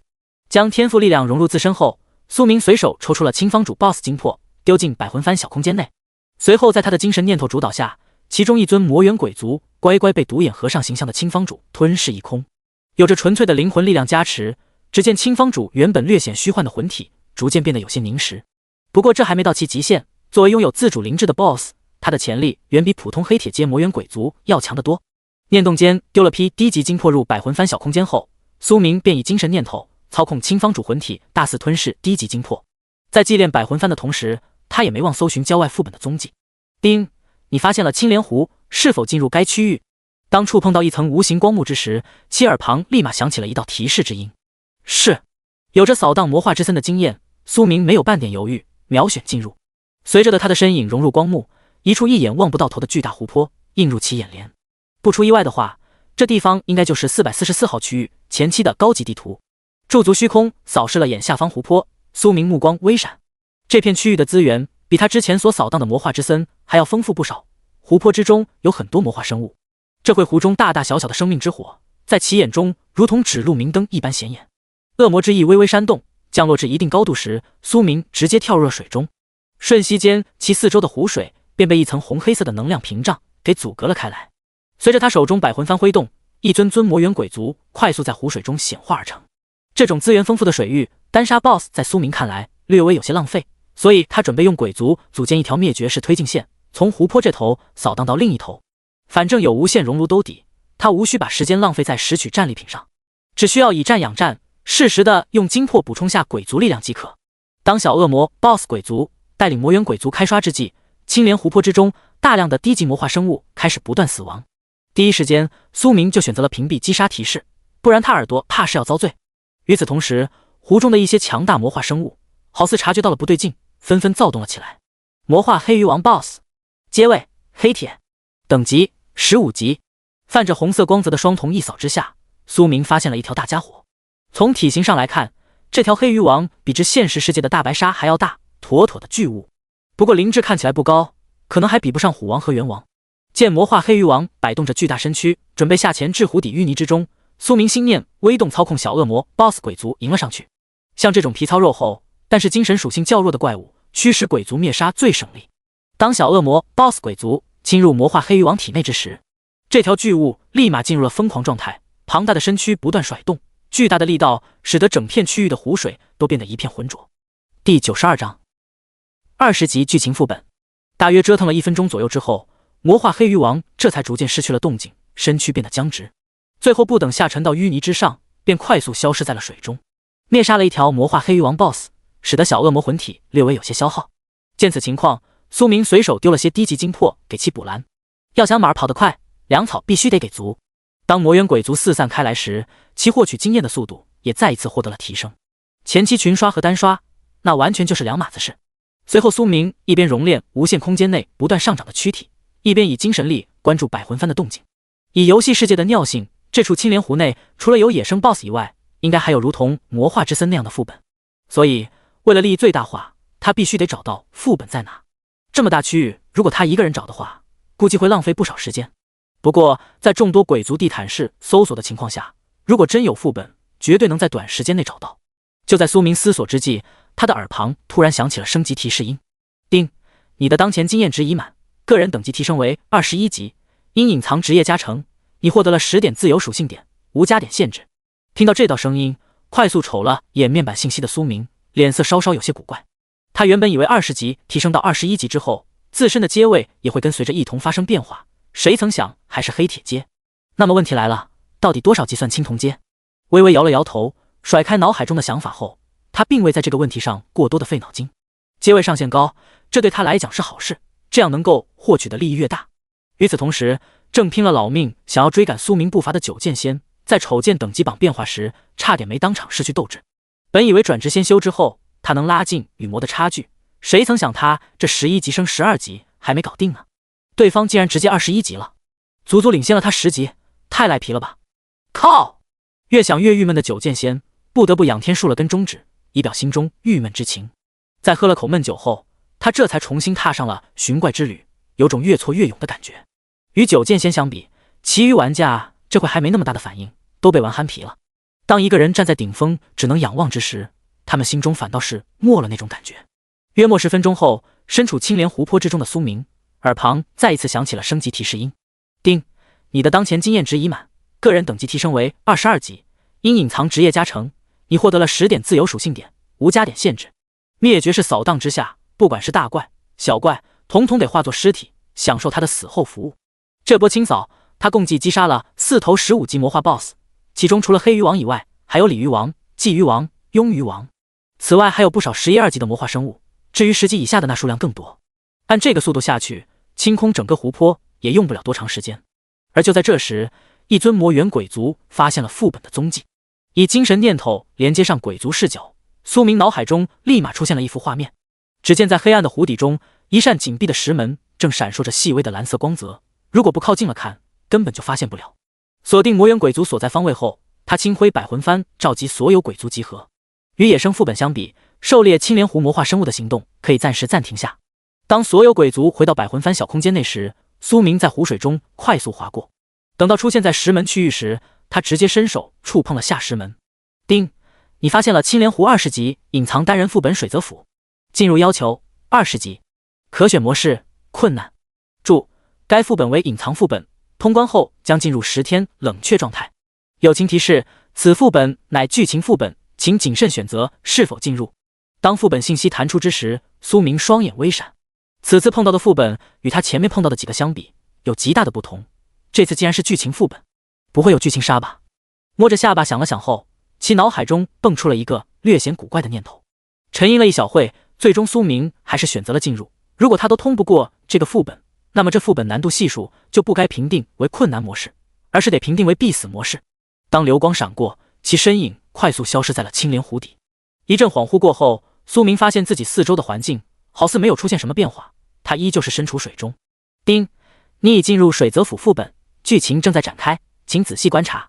在他思索之际，副本提示音缓缓响起，随后苏明便发现眼前景色出现了剧烈变化。原本漆黑一片的水域瞬间变得清澈起来，同时大大小小的鲫鱼、莲庸以及其余水下生物不断在他周身游过。生物没有被魔化的时候，看着这些水下生物原本的模样，苏明心中若有所思。就在这时，一座水下府邸凭空在他眼中出现在湖泊之中，而府邸牌匾之上正是水泽府3个大字。紧接着，在苏明的视角，他看到了一条泛着银白色光泽的独角巨蟒从水泽府内游出。独角蟒王 BOSS， 阶位黑铁阶，等级20级。这玩意出现之时，苏明就准备给他来上一刀，不过一股无形的力量束缚住了他的行动。显然此刻还处于剧情之中，不能动手。这时，从水泽府内游出的独角蟒王 BOSS 正不断的在水中摆动身躯，做着伸展运动。看到这一幕，苏明眉头微皱，这什么垃圾剧情？他从进来看到现在都没看出个所以然来。而就在他心中吐槽之际，异变突生，只听见一声惊天巨响从湖面之上传来，紧接着一股强大的震荡波快速在湖中蔓延开来。许多弱小的水下生物在这股震荡冲击之下，直接化作一滩血水。正摆动着身姿的独角蟒王 BOSS 在这股冲击波之下，体表银光快速闪过。随后苏明便看到水泽府中一道蓝色光波涌出，快速平复了水域之中的震荡冲击之力。第93章副本内的选择方向。可是事情到此并未结束，在震荡冲击平复下来的同时，一道道黑色气息突然在湖水中出现。一些侥幸存活下来的水下生物在被黑色气息沾染到时，身躯立马出现了剧烈变化，体型不断膨胀。以旁观者视角看到这一幕的苏明目光微闪。生物魔化初始，难不成水泽府剧情副本是还原青莲湖被魔化时候的场景不成？在其脑海中闪过这个念头之际，一条独角蛟龙猛地从水泽府内游出。独角蛟 BOSS 阶位等级评语。看着眼前闪过的一连串问号，苏明握刀的手不由得紧了紧。他是真没想到在20级的副本里头能看到蛟这种传说生物。此时游出水泽府的独角蛟 BOSS 看到水域中被魔化的水下生物，忍不住发出了一声愤怒至极的咆哮声。在这一道咆哮声下，附近已经被魔化的鱼类瞬间身躯炸裂而亡。而就在这时，一道由魔气构建的黑色大手猛地出现在水中，一掌抓住独角蛟 BOSS 修长身躯，将其当场捏爆。这恐怖的一幕令苏明瞳孔快速紧缩了下。好在这回他依旧处于剧情模式的特殊状态，那股能量冲击波倒是无法影响到他。收敛了下心神后，他继续观望后续剧情。随着独角蛟 BOSS 被未知存在秒杀，原本还散发着朦胧蓝色光芒的水泽府瞬间暗淡了下去。整个青莲湖中的魔气则是以极其恐怖的速度四散蔓延开来。其中被吓得瑟瑟发抖的独角蟒王 BOSS 更是在大量魔气的照顾下化作一颗魔气巨蛋，沉在青莲湖水底。当这幅场景结束时，苏明发现四周环境如同镜子一般飞速破碎开来，他再一次回到了漆黑一片的湖底之中。丁，请做出以下选择： 1. 斩杀魔化独角蟒王 BOSS。 2. 协助对方挣脱魔化，蜕变为独角蛟 BOSS。 注：做出选择后将无法更改，请谨慎选择。听到耳旁响起的副本提示音，苏明眉头微皱，这烂剧情副本居然还要做选择题，并且不提前告知2个选项奖励。见面前虚幻光幕上2个选项一闪一闪，沉思了一小会后，苏明随手选择了第一个斩杀魔化独角蟒王 BOSS 选项。速战速决对他来讲才能利益最大化。如果选择第2个选项的话，鬼知道需要花费多少时间才能让魔化独角蟒王 BOSS 挣脱魔化，蜕变为独角蛟 BOSS。 有这个时间，他都能去多扫荡几个新的副本。丁，你已做出选择，魔化独角蟒王 BOSS 已从沉睡中苏醒，是与你不死不休。在苏明确认副本选项之时，一条新的提示立马在他眼前浮现，随后便见到一条双瞳猩红、通体黑色鳞、甲头生长角的修长身影从废弃水泽府内快速游出。魔化独角蟒王 BOSS， 阶位黑铁阶，等级25级。快速扫了眼怪物信息，苏明眼中兴奋之色一闪而过。与此同时，刚从废弃水泽府内游出的魔化独角蟒王 BOSS 则是在第一时间锁定了入侵者，并发出一道震荡之音。面对突袭而来的庞然大物，苏明嘴中低声呢喃，瞬息间便见到他的满头黑发转变成了血红色，同时体表一道道黑色纹路不断显化而成。组合技恶魔之躯加恶魔之音，随着无形的精神波动以他为中心席卷开来。首当其冲的魔化独角蟒王 BOSS 立马中了招，其原本在水中快速扭动的身躯直接进入了僵直状态。这种精神类技能，除非抗性堆得极高，不然那就是防不胜防。别说黑铁阶，就算是更高的青铜阶 BOSS， 面对这一招十有八九也得歇菜。见魔化独角蟒王 BOSS 从僵直状态进入疯癫状态，苏明嘴中低吟的频率微微加快了些许。他这边一加大力度，魔化独角蟒王那是疼得直用脑袋咣咣撞湖底，肉体的疼痛对比精神上折磨简直不值一提。当水底混乱持续了大约1分钟左右的时间后，魔化独角蟒王 BOSS 这才失去了挣扎。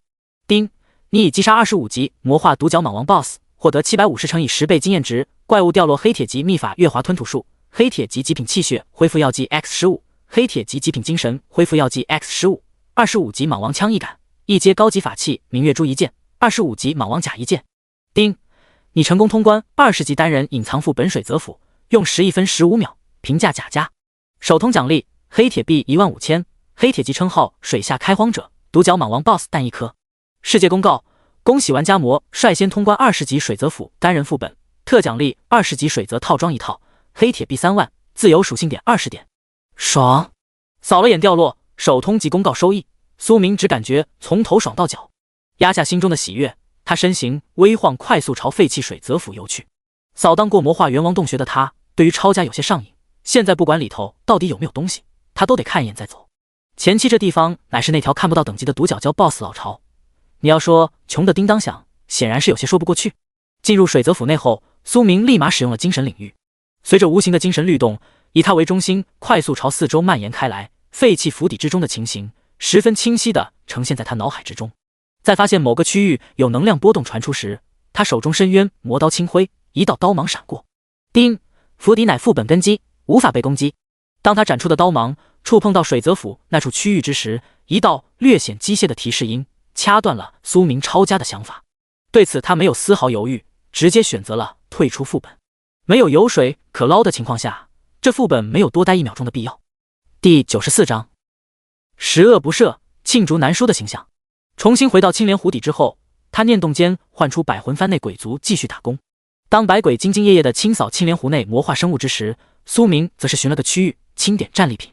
月华吞吐术，类型通用，物品介绍：可吞吐月华之力，淬炼体质，增强精神。学习要求11级，气血40点以上。明月珠，等阶1阶高级。物品介绍：祭出可汇聚小范围区域月华之力，凝练月华。水下开荒者称号，阶位黑铁。物品介绍：佩戴后在水下环境战力增幅 5%。注：越阶使用增幅效果下降。东西都很不错，其中月华吞吐术这玩意和恶魔呼吸法属于一个层次的秘法，比之虎王淬体法那些要强上不少。此外还有明月珠一件1阶高级法器，可用于汇聚月华之力，这让苏明略微有些高兴。法器这种东西他可不会嫌多。看完物品信息后，他心念微动，将魔化独角蟒王 BOSS 丢进了无限熔炉熔炼。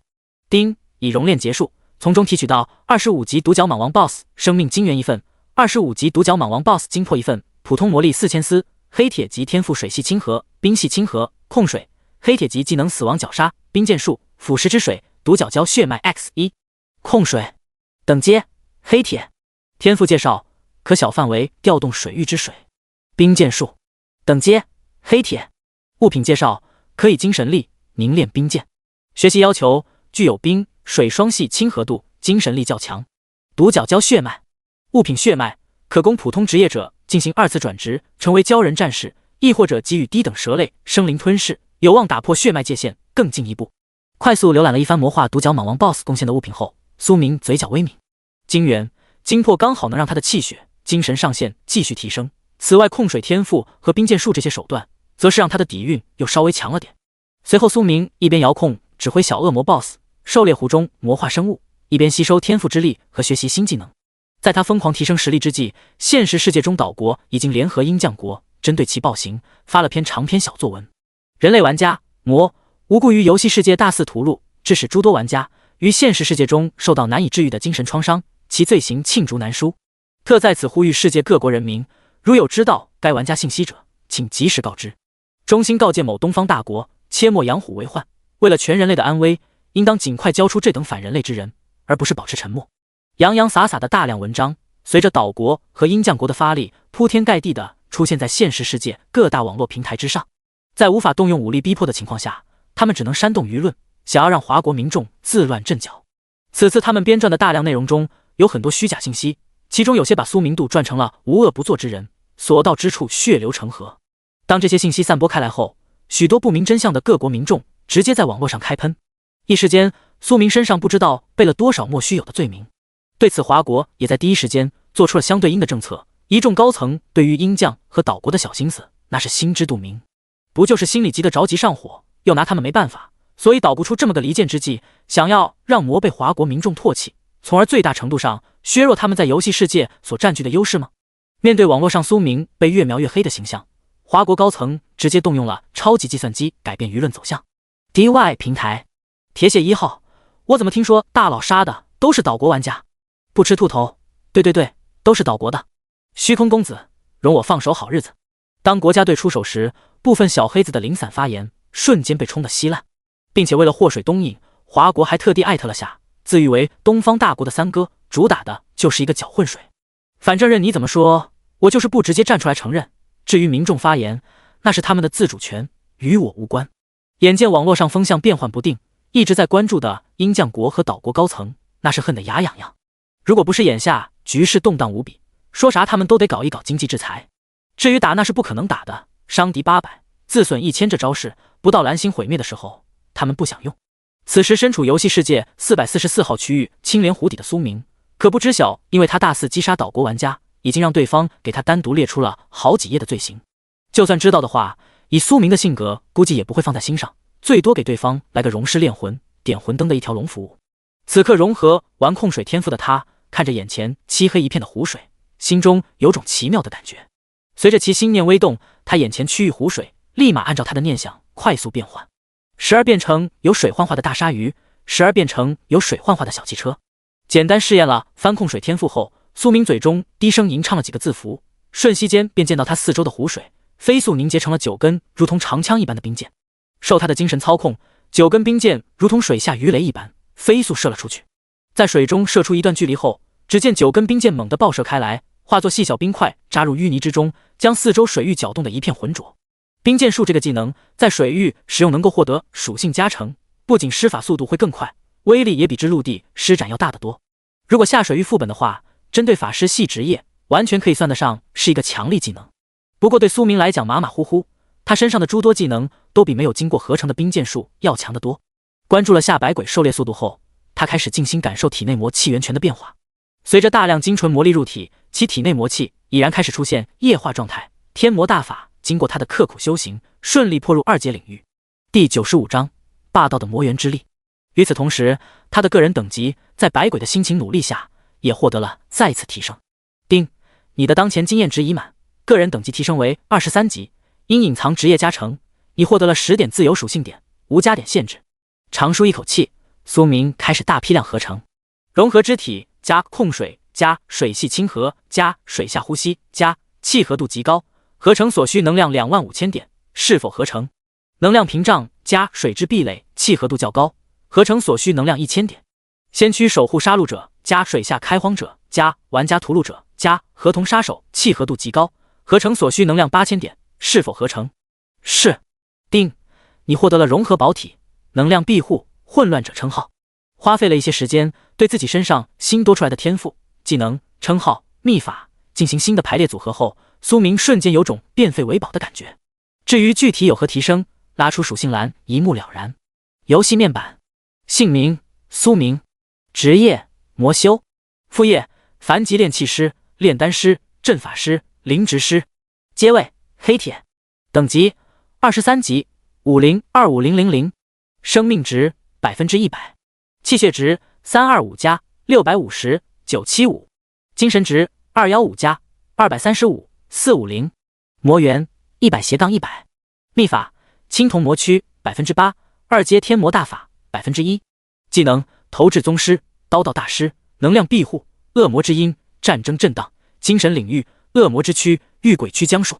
天赋黄金级融合宝体，称号青铜级混乱者称号，未佩戴。综合战力100086，装备栏20级水泽长刃，20级水泽护甲，19级虎王戒指，19级虎王项链，20级水泽战靴，20级水泽护手，20级水泽之盔，20级水泽护腿，已穿戴。法宝2阶低级魔器百魂幡，1阶低级魔器储物袋，1阶中级法器宠物袋，1阶高级法器明月珠。插件无限熔炉。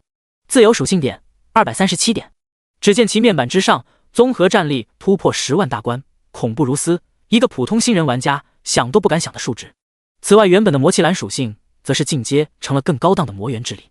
感受到体内沸腾的力量，苏明身形快速冲出青莲湖，飞掠到湖面上空。随着他手中长刀展出，一道蓝黑相间的刀芒猛地自其手中长刀爆射而出。当刀芒之力触碰到湖水之时，只见那片区域的湖水快速分散开来，并迅速结冰。其体内霸道的力量加上水泽之刃附带的冰封特性，使得他随手一击都能爆发出极其恐怖的威力。见自己一道魔源之力所造成的破坏力，苏明嘴角微微掠起一丝危险的弧度。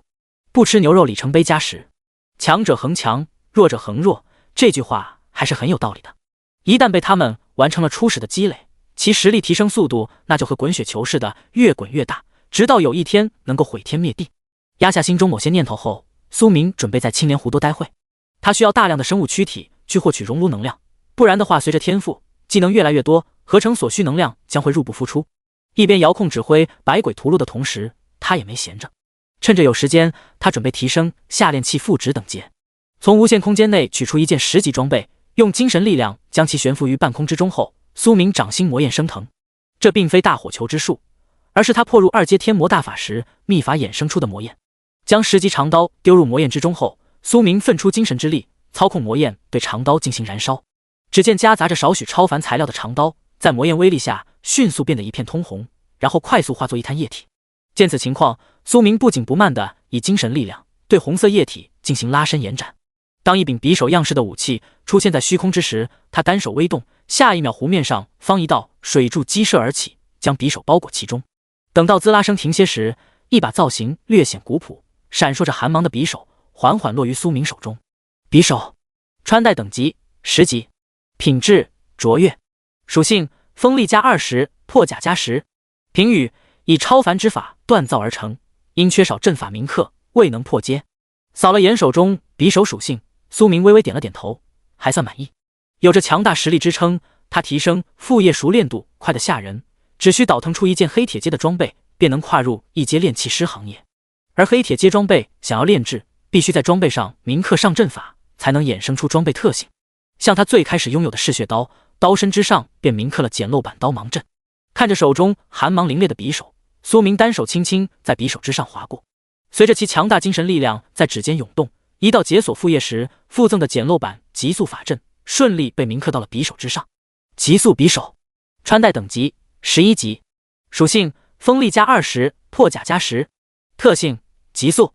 评语：可使用超凡之力激发装备特性，爆发极速攻击。看着装备属性变化以及面板之上副业栏进阶成1阶炼器师和1阶阵法师的字眼，苏明嘴角微抿。对于他这种海纳百川的学神来讲，副业没有一丁点难度。随手将手中匕首丢入无限空间内后，苏明念头微动，朝百魂幡空间内扔了大量精魄。以他目前的精神力量，祭炼全员黑铁阶位的千魂幡有些勉强，不过先祭炼出一大批游魂出来倒是没啥问题。针对青莲狐特性，他优先祭炼那几头对他起不到提升作用的鱼王 BOSS 精魄。在魔元之力和大量低级精魄的加成下，几条浑身鬼气弥漫的巨物飞速从半空中钻入湖中。此时悬浮于虚空之中，观察着青莲湖内魔化生物生命之火密及程度的苏明，则是驱使几尊强大鬼族将弱小魔化生物往一片区域驱赶。第96章右图一区。等到将整个青莲湖扫荡完，他觉得自己应该还能提升个几级。随着时间的缓缓流逝，苏明是赚得盆满钵满。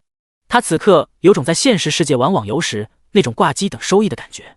就是扫荡一大型副本需要多少时间，他只需要等时间结束后把收益提取到自己的游戏背包中即可。这种感觉枯燥是枯燥了点，不过在看到大量收益时，爽也是真的爽。毕竟这可不是虚拟网游，而是货真价实的第二世界。丁，你的当前经验值已满，个人等级提升为24级，因隐藏职业加成，你获得了10点自由属性点，无加点限制。大约小半个小时左右的时间，他耳旁便响起了升级提示音。这个速度在没有高级 BOSS 和高级怪击杀的情况下，可谓是快得离谱。此刻游戏世界内还未休息的其余玩家，眼见等级榜上隔一段时间就往上蹦一级的数值变化，一个个眼里头除了羡慕还是羡慕。按照这个情况来看，等级榜、战力榜第1名苏明的地位无人可以撼动，只剩下唯一的财富榜，各大国想要争取的话，可能会有那么一丢丢的机会，不过也极其的渺小，除非他们找到超大的储物法宝，否则就算是集全国之力把货币交给一个人，对方也无法一次性带入游戏世界之中。只能说财富榜万年老二这个位置，各大国可以抢上一抢，至于第一，除非出现天大的变数，才有一丝转机。当时间一晃，又过去大半个小时之际，身处青莲湖区域的苏明这才煽动身后恶魔之翼，急速飞掠至天空之中。经过扫荡，他的个人等级再次提升了1级，达到了25级。偌大的湖泊内只剩下零零散散的漏网之鱼没被他扫除掉。对此苏明也懒得继续折腾，这片区域的潜力已经被他压榨得十分干净，赶紧去下一个游戏区域收割才是王道。保持着比来时更快的飞行速度，没过多时其身影便进入了废弃都市。此时444号区域安全区内依旧是一副空空荡荡的模样，并未有岛国玩家身影出现。随着苏明的凶威在现实世界传开，444号区域岛国玩家根本就不敢上线，都怕进去之后被弄死，从而丧失游戏资格不说，还被弄成现实世界的精神病。丁，你可选择任意区域进行传送。快速进入安全区内后，苏明直奔传送台。见眼前弹出选择光幕，他随手输入了253个数字。该区域距离你所在区域2000公里，是否消耗2万普通货币传送？是。没有犹豫，苏明快速选择了传送。当传送之光闪现时，其身影随之消失在了原地。与此同时，250号区域内的传送台上，一道身影快速显化而出。此时安全区内还未休息的岛国玩家见到传送台上有人出现，神色立马变得警惕了起来。只不过苏明这回红名状态已经取消，加上他换了一套装备，所以250安全区内的岛国玩家并未在第一时间认出其身份。根据某些玩家从现实世界带回250号区域的信息内容，魔身着一身黑色甲胄，手握黑色长刀，邪气凛然。而现在苏明的形象是一身湛蓝色的盔甲，手握蓝色长刀，二者之间的形象相差甚远，也不怪岛国玩家第一时间没认出其身份。见四周小日子过得不错的岛国玩家正用谨慎的目光扫视着自己，苏明隐藏在头盔之下的脸上狞笑一闪即逝。一回生，二回熟，有着屠区经验，他直接以最快速度祭出百魂幡，发动百鬼侵袭。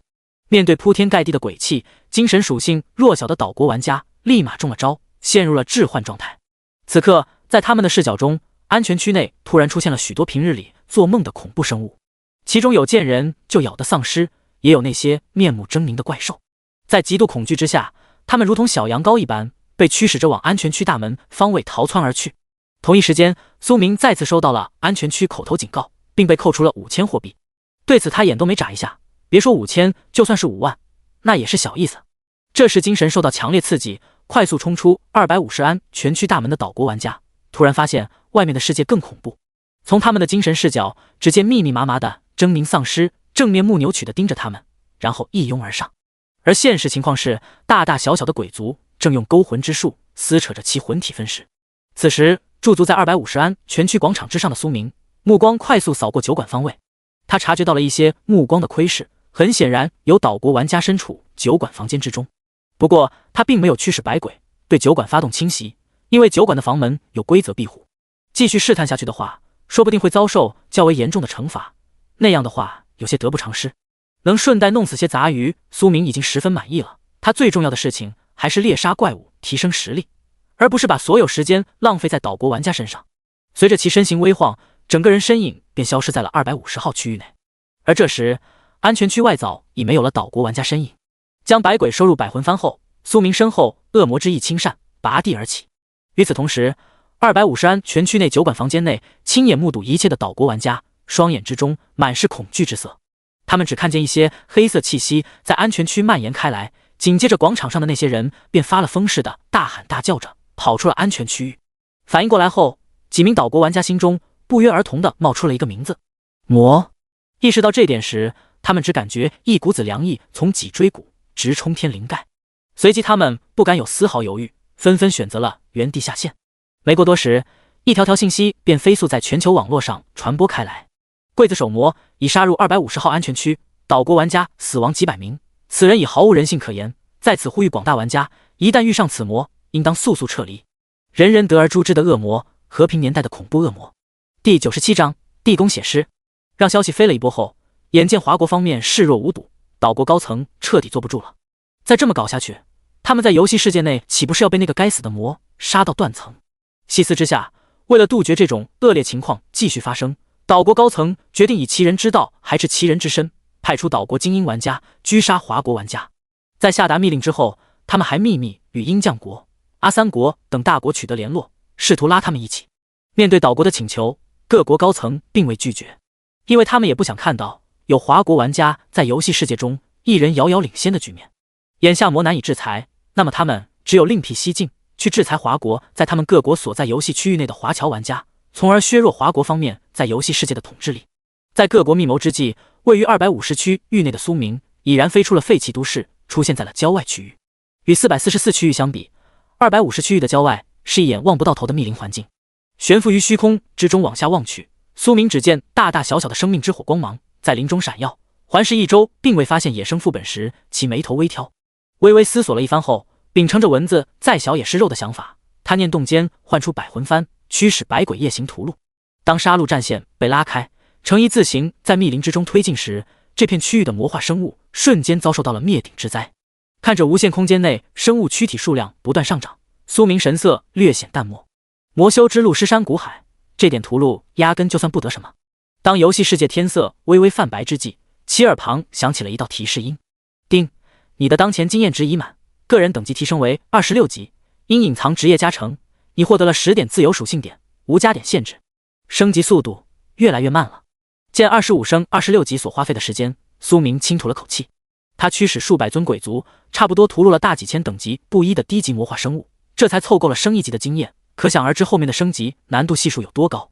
如果高级怪物区域一直不开放的情况下，他的等级提升进度也会变得越来越慢。摇了摇头，甩开脑海中这些念头后，苏明精神连接上了一头鬼族视野。地毯式搜索之下，终于有鬼族发现了野生副本。顺着鬼族视线望去，他发现一处小土包正闪烁着朦胧白光。见到这幅场景，苏明嘴角微抽，这副本不仅有些接地气，还十分接地府。沿着精神连接寻到副本所在区域后，他操控百魂幡将百鬼收入了小空间内。丁，你发现了15级地宫团队副本，进入要求15级，最多组队人数20人，可选模式困难。注：该副本通关后将进入7天冷却状态。当苏明伸手触碰小土包上朦胧白光时，一道副本信息立马在他眼前弹出。见又是团队副本，其嘴角笑意略微浓郁了那么一分。相比于同等级的单人副本，团队副本的收益明显要高得多。丁，请为你的队伍命名。天魔小队。丁，你满足副本等级要求，是否进入地宫团队副本？是。发现这一次没有风险提示时，他怀疑是因为自己等级过高。脑海中这个想法一闪即逝后，苏明念动间选择了进入。当白光闪过，其身影随之消失在了原地。丁，你已进入地宫团队副本，该副本通关要求：击杀地宫中央铁甲士 BOSS， 即视为通关成功。用时越短，通关评价越高。当苏明身影出现在某座地宫大门处时，副本提示音随之在他耳旁响起。听到铁甲士 BOSS 几个字眼，他的双眼微微发亮。刚好手里头的黑浆 BOSS 有些跟不上节奏，这次看样子能换几具好点的尸体，此外遇鬼区僵数说不定也能获得提升。见洞开的地宫大门，苏明直接迈步跨了进去。区区黑暗环境对他来讲与白昼差不多，没有任何影响。在其踏入地宫瞬间，几声充满暴力的嘶吼声便自地宫通道中传来。下一秒，只见5头浑身上下长满黑毛的玩意快速出现在苏明的视线范围内。黑浆，等级15级，评语：力气巨大，防御极高，极度嗜血。扫了眼怪物信息后，苏明晃了晃脖子，不紧不慢地将手中长刀替换成了重锤。这种皮糙肉厚的家伙，只有用锤子砸才有爽感。说时迟，那时快，在其替换完装备之际，5头黑浆直接扑击了上来。不过在他们接近苏明周身2米区域时，行动速度一下子缓了下来，连带身躯都微微颤抖。面对称号、领域、威压等多种压制，具有嗜血本能的黑浆也无法压下血脉中的战力感。此时与行动变缓的黑浆相比，苏明的出手速度迅捷如风。2柄鎏金大锤在他手中如同打地鼠的锤子一般，身躯坚硬如铁的黑浆硬生生被他将头颅锤得爆散开来。丁，你已击杀15级黑浆 X5， 获得1250点经验值。怪物掉落黑铁级技能书练浆术1本，黑铁币750。15级撕裂者全套1件，已自动拾取。哐哐5锤子砸死5头黑浆后，苏明随手甩了甩手中大锤。这副本在他看来比之守护祭坛那个副本要好一些，因为没有操蛋的等待时间，只要击杀掉拦路的怪物就能继续前行。跨过地面散发腥臭味的黑血，他沿着长长的地宫通道继续行进。与此同时，在地宫某间墓室内，10具血色棺木盖猛地被掀飞开来，随后10具身材高大、通体呈现血红色的怪物快速从棺木中爬起身。咚咚咚，当剧烈的响动声从地宫通道内传出时，苏明停下了前进的脚步。极佳的视力让他一眼便锁定了通道正前方怪物的身影。血尸，等级18级，评语：力大无穷，拥有剧毒。见肌肉外翻，如同野兽一般四肢着地袭来的血色尸体，苏明眼中闪过一丝嫌弃之色。这玩意比黑浆长得还丑，实在是有些膈应人。第98章，僵尸一种，潜力较大。念动间替换上深渊魔刀后，他随手一记刀芒斩出，刹那间冲得最快的血尸便与黑色刀芒碰撞到了一起。随即只见可抗得住普通步枪子弹扫射的血尸身躯，在黑色刀芒斩击下如同豆腐一般断裂开来，连带后面蜂拥而至的4头血尸都没能幸免于难，全都被黑色刀芒斩成2截。此时速度稍慢一拍的五头血尸也顺利冲到了同伴死亡的区域，对此苏明顺手又补了一刀。面对他这种降维打击，区血尸根本就扛不住造，直接被瞬秒。丁，你已击杀18级血尸 X 时获得4000点经验值，怪物掉落黑铁级技能书血尸术1本，黑铁币2000，15级血尸常见一件，已自动拾取。见经验进度调暴涨1/10，苏明微微点了点头，十分满意。想要升级的更快，还是得下副本。放开精神感知，发现前方没有岔路后，其身形微晃，快速掠过地宫通道。在苏明踏入一间血色墓室时，只见墓室中央摆放着一具巨大的血色棺木，并且棺木之上还布满着密密麻麻的血色纹路，看起来就极其妖异。就在这时，一声惊天咆哮声直接从血色棺木中传出，随后血色棺材板被一股巨大力量从内部打得倒飞到了墓室顶部，深深地镶嵌进了墙体之中。血尸 BOSS， 阶位黑铁，等级18，评语力大无穷，纵跳如飞，刀枪不入，极度嗜血。见一身血色甲胄，身材高大，能看出基本轮廓的血尸 BOSS， 苏明目光微闪，比之前面的10头血尸，这玩意形象上倒是要霸气不少，符合他的炼尸标准。所以下手的轻点，不能打得稀烂，不然的话修复起来也麻烦。这时从棺椁中冲出的血尸 BOSS， 第一时间便发起了袭击。只见其高高跃起，夹杂着凶戾之气扑击而出。面对这一情况，苏明后发先至，单手快速伸出，以魔元夹杂气血之力凝练出一只黑红色魔手，捏住血尸 BOSS 的脖颈，然后直接来了个360度无死角旋转。这突如其来的攻击让血尸 BOSS 根本就来不及反应，他只看见眼前的猎物一下子没了，然后自己好像感应不到躯体在何处。发现头颅被摘下，依旧没有嗝屁的血尸 BOSS， 苏明随手补了道魔元之力，这才将其微弱的意识本能灭杀。丁，你已击杀18级血尸 BOSS， 获得400乘以10倍经验值，怪物掉落黑铁级秘法血尸之躯，黑铁币3500，黑铁级中品气血恢复药剂 X8， 黑铁级中品精神恢复药剂 X8， 18级嗜血长刀1把，18级嗜血战甲1件，已自动拾取。扫了眼掉落收益，苏明感觉还行。其中血尸之躯这本秘法一看就比较邪性，讲的是将血肉之躯转化成血尸之躯，并保留自身意识。邪门归邪门，不过不失为一门强大秘法，普通玩家要是获得的话，说不定能实现阶层的跨越。在苏明跨过血色棺木之际，地宫最深处的区域，一道比之血尸 BOSS 更加凶厉的咆哮声突然响起。最后一波了吗？怪物数量有点少啊。听到那声暴力的嘶吼声，他略微有些失望。守护祭坛还贡献了5头 BOSS 呢，结果地宫就2头，这差距有点大啊。不过论难度的话，这地方对15级玩家来讲，的确算得上困难模式。首先地理环境封闭，地宫通道也不算宽敞，15级普通玩家20人小队进来的话，与血尸进行巷战，不出现任何伤势怕是很难。毕竟血尸有毒，一个不慎便会中毒。甩开脑海中对于2个副本的相互比较后，苏明身形快速闪出，直奔地宫中央区域而去。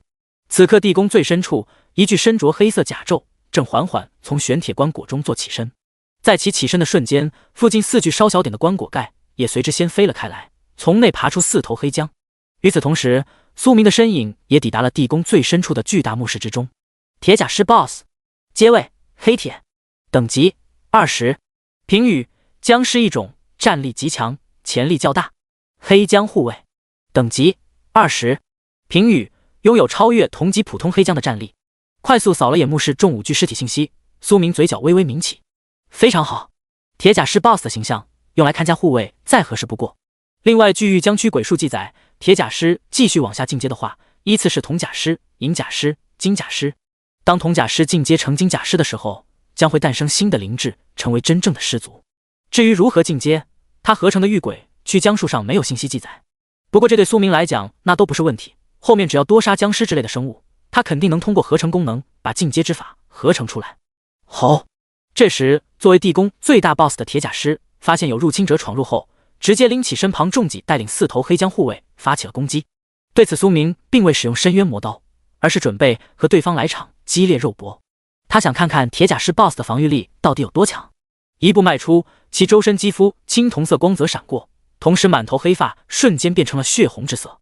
秘法青铜魔躯加技能恶魔之躯，当二者碰撞到一起时，无形的能量波动直接将4头黑浆护卫给掀飞了出去。只见这回苏明单手拖住了铁甲尸 BOSS 砸来的重戟，并用蛮力扯过重戟，对铁甲尸来了一记铁山靠。而受到恐怖力道撞击的铁甲尸 BOSS 体表湿气剧烈震荡，紧接着快速破碎开来。没了湿气护体，那股强大的力量直接作用在了他身上的甲胄之上，将其打得倒飞出去。发现承受自己一击冲撞后，只是甲胄和胸膛有些凹陷的铁甲师 BOSS， 苏明十分满意。他虽然只用了不到1-2分的力道，但是一头20级 BOSS 能有这么强的防御力，已经属于同级 BOSS 中的佼佼者了。像他在青莲湖斩杀的那条25级魔化独角蟒王，鳞甲防御力都比不上这头铁甲师 BOSS。第99章搜刮一空，批量炼尸。这时被打得倒飞出去的铁甲师 BOSS， 双足抵住地面，卸掉那股庞大的力道后，猛地抓住身旁玄铁棺椁甩出。面对这种投掷攻击，苏明单拳紧握，随手一拳轰击而出。下一秒，清脆的金铁碰撞声响彻整个地宫墓室，偌大的玄铁棺椁在巨大力量轰击下直接飞了出去，砸在墓室墙壁之上，深深陷入其中。简单测试了下铁甲师 BOSS 防御力后，苏明身形微晃，急速贴近到还未反应过来铁甲师身前，并替换上了25级的蟒王枪。当雷霆一枪从他手中捅出之时，身材威武的铁甲师 BOSS 竟被直接挑飞到半空之中，只见一杆长枪自下而上贯穿了其眼眶，深入其中。面对苏明加持了气血之力及魔元力量的一枪，铁甲师根本无法做出有效反击，被瞬间秒杀。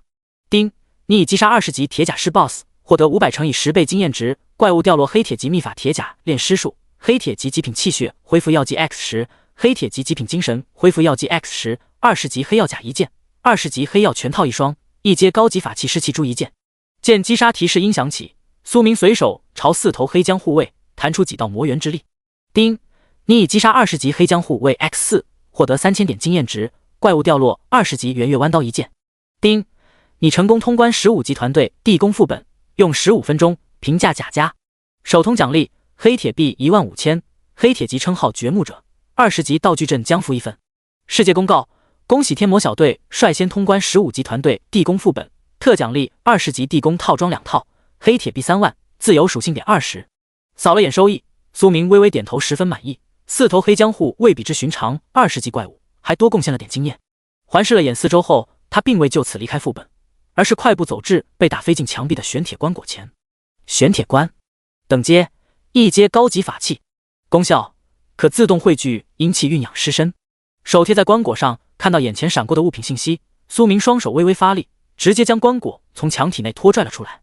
之前他觉得这棺椁属于副本产物，应该无法带走，结果好像不是那么回事。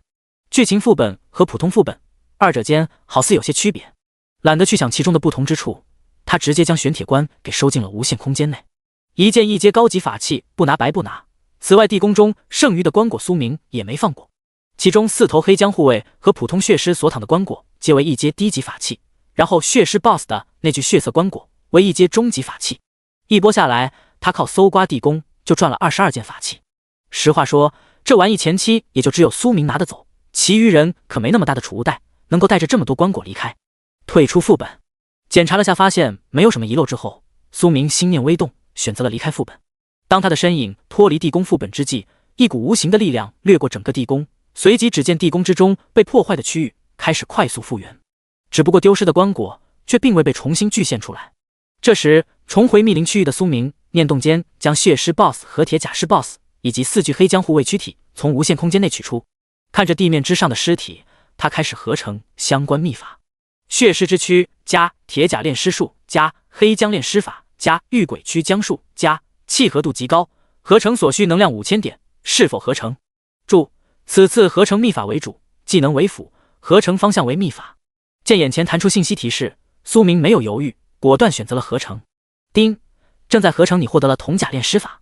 随着无限熔炉的发力，一份新鲜出炉的秘法快速呈现在苏明脑海之中，其中详细记载了如何培育铜甲尸的法门，以及更为精妙的驱尸之术。闭目接收了一番信息流后，其双眼缓缓睁开，从无限空间内取出大量精元，精魄放置于6具尸体之上。苏明从体内逼出几滴普通鲜血，随着他的精神力量涌动，悬浮于他面前的6滴血液快速化作6道血符，融入铁甲尸 BOSS、血尸 BOSS 及4头黑江护卫体内。做完这些，苏明随手取出湿气珠、明月珠及6件棺椁法器，在原地布置了个简单的聚阴阵法，将几具尸体丢入棺椁后，他便操控着百魂幡继续扫荡密林。铁甲尸进阶铜甲尸并不难，只需要供应足够多的生命力、魂力及精纯的阴气，就能让其发生蜕变。这点对苏明来讲小问题，量大管够。趁着几具尸体原地升级的空档时间，其身影缓缓消失在了密林之中。这片区域格外的安全，但凡强一点的魔化生物都已经嗝屁了，所以不用担心会有不长眼的东西过来打扰几具尸体的进化。当苏明渐行渐远之际，仰躺在6具棺椁中的尸体周身开始发生变化。其中实力最弱的4具黑姜护卫，身躯之上黑毛不断褪去，裸露在黑毛之下的肌肤俨然开始出现黑铁色泽。在资源管够的情况下，他们竟然同时发生异化，朝着铁甲士蜕变。与此同时，铁甲士 BOSS 和血尸 BOSS 的变化更加惊人。二者一个身上的血色气息越来越浓，一个周身黑铁色光泽越来越明亮。这会在密林上空保持低空飞行的苏明，感知到脑海中精神链接的几道气息不断增强，心情大好。他有的时候都怀疑自己是天生的魔修圣体，就喜欢和鬼怪、僵尸这类的玩意打交道，连个稍微可爱点的宠物都懒得养。唯一一条被孵化出来的小王蛇都属于那种阴寒类生物。想到小王蛇，苏明分了丝心神投入宠物袋内，发现小东西气息平稳，没有嗝屁，他便收回了精神力。之前获取到了的独角蛟血脉，他准备等到后面拥有内部空间足够大的宠物袋时再给小王蛇使用，不然的话小东西血脉进阶体型暴涨，不方便携带。第100章战火燃烧，清除异己。压下心中相关想法后，苏明单手轻摇百魂幡，将下方狩猎的小恶魔换了过来。经由百魂幡淬炼，享受包吃包住套餐的小恶魔鬼族 BOSS， 周身鬼气翻涌，显得极其恐怖。对此，苏明手指轻弹，多份精纯至极的精魄不断在空中出现。看到虚空之中精魄，小恶魔鬼族 BOSS 眼神中闪过渴望之色。吞了这些，感知到小恶魔鬼族心中的渴望，苏明以精神念头吩咐了句。得到许可后，小恶魔鬼族直接大口一吸，虚空之中的大量精魄立马被其吞入腹中。霎时间，其周身弥漫的鬼气变得更加浓郁。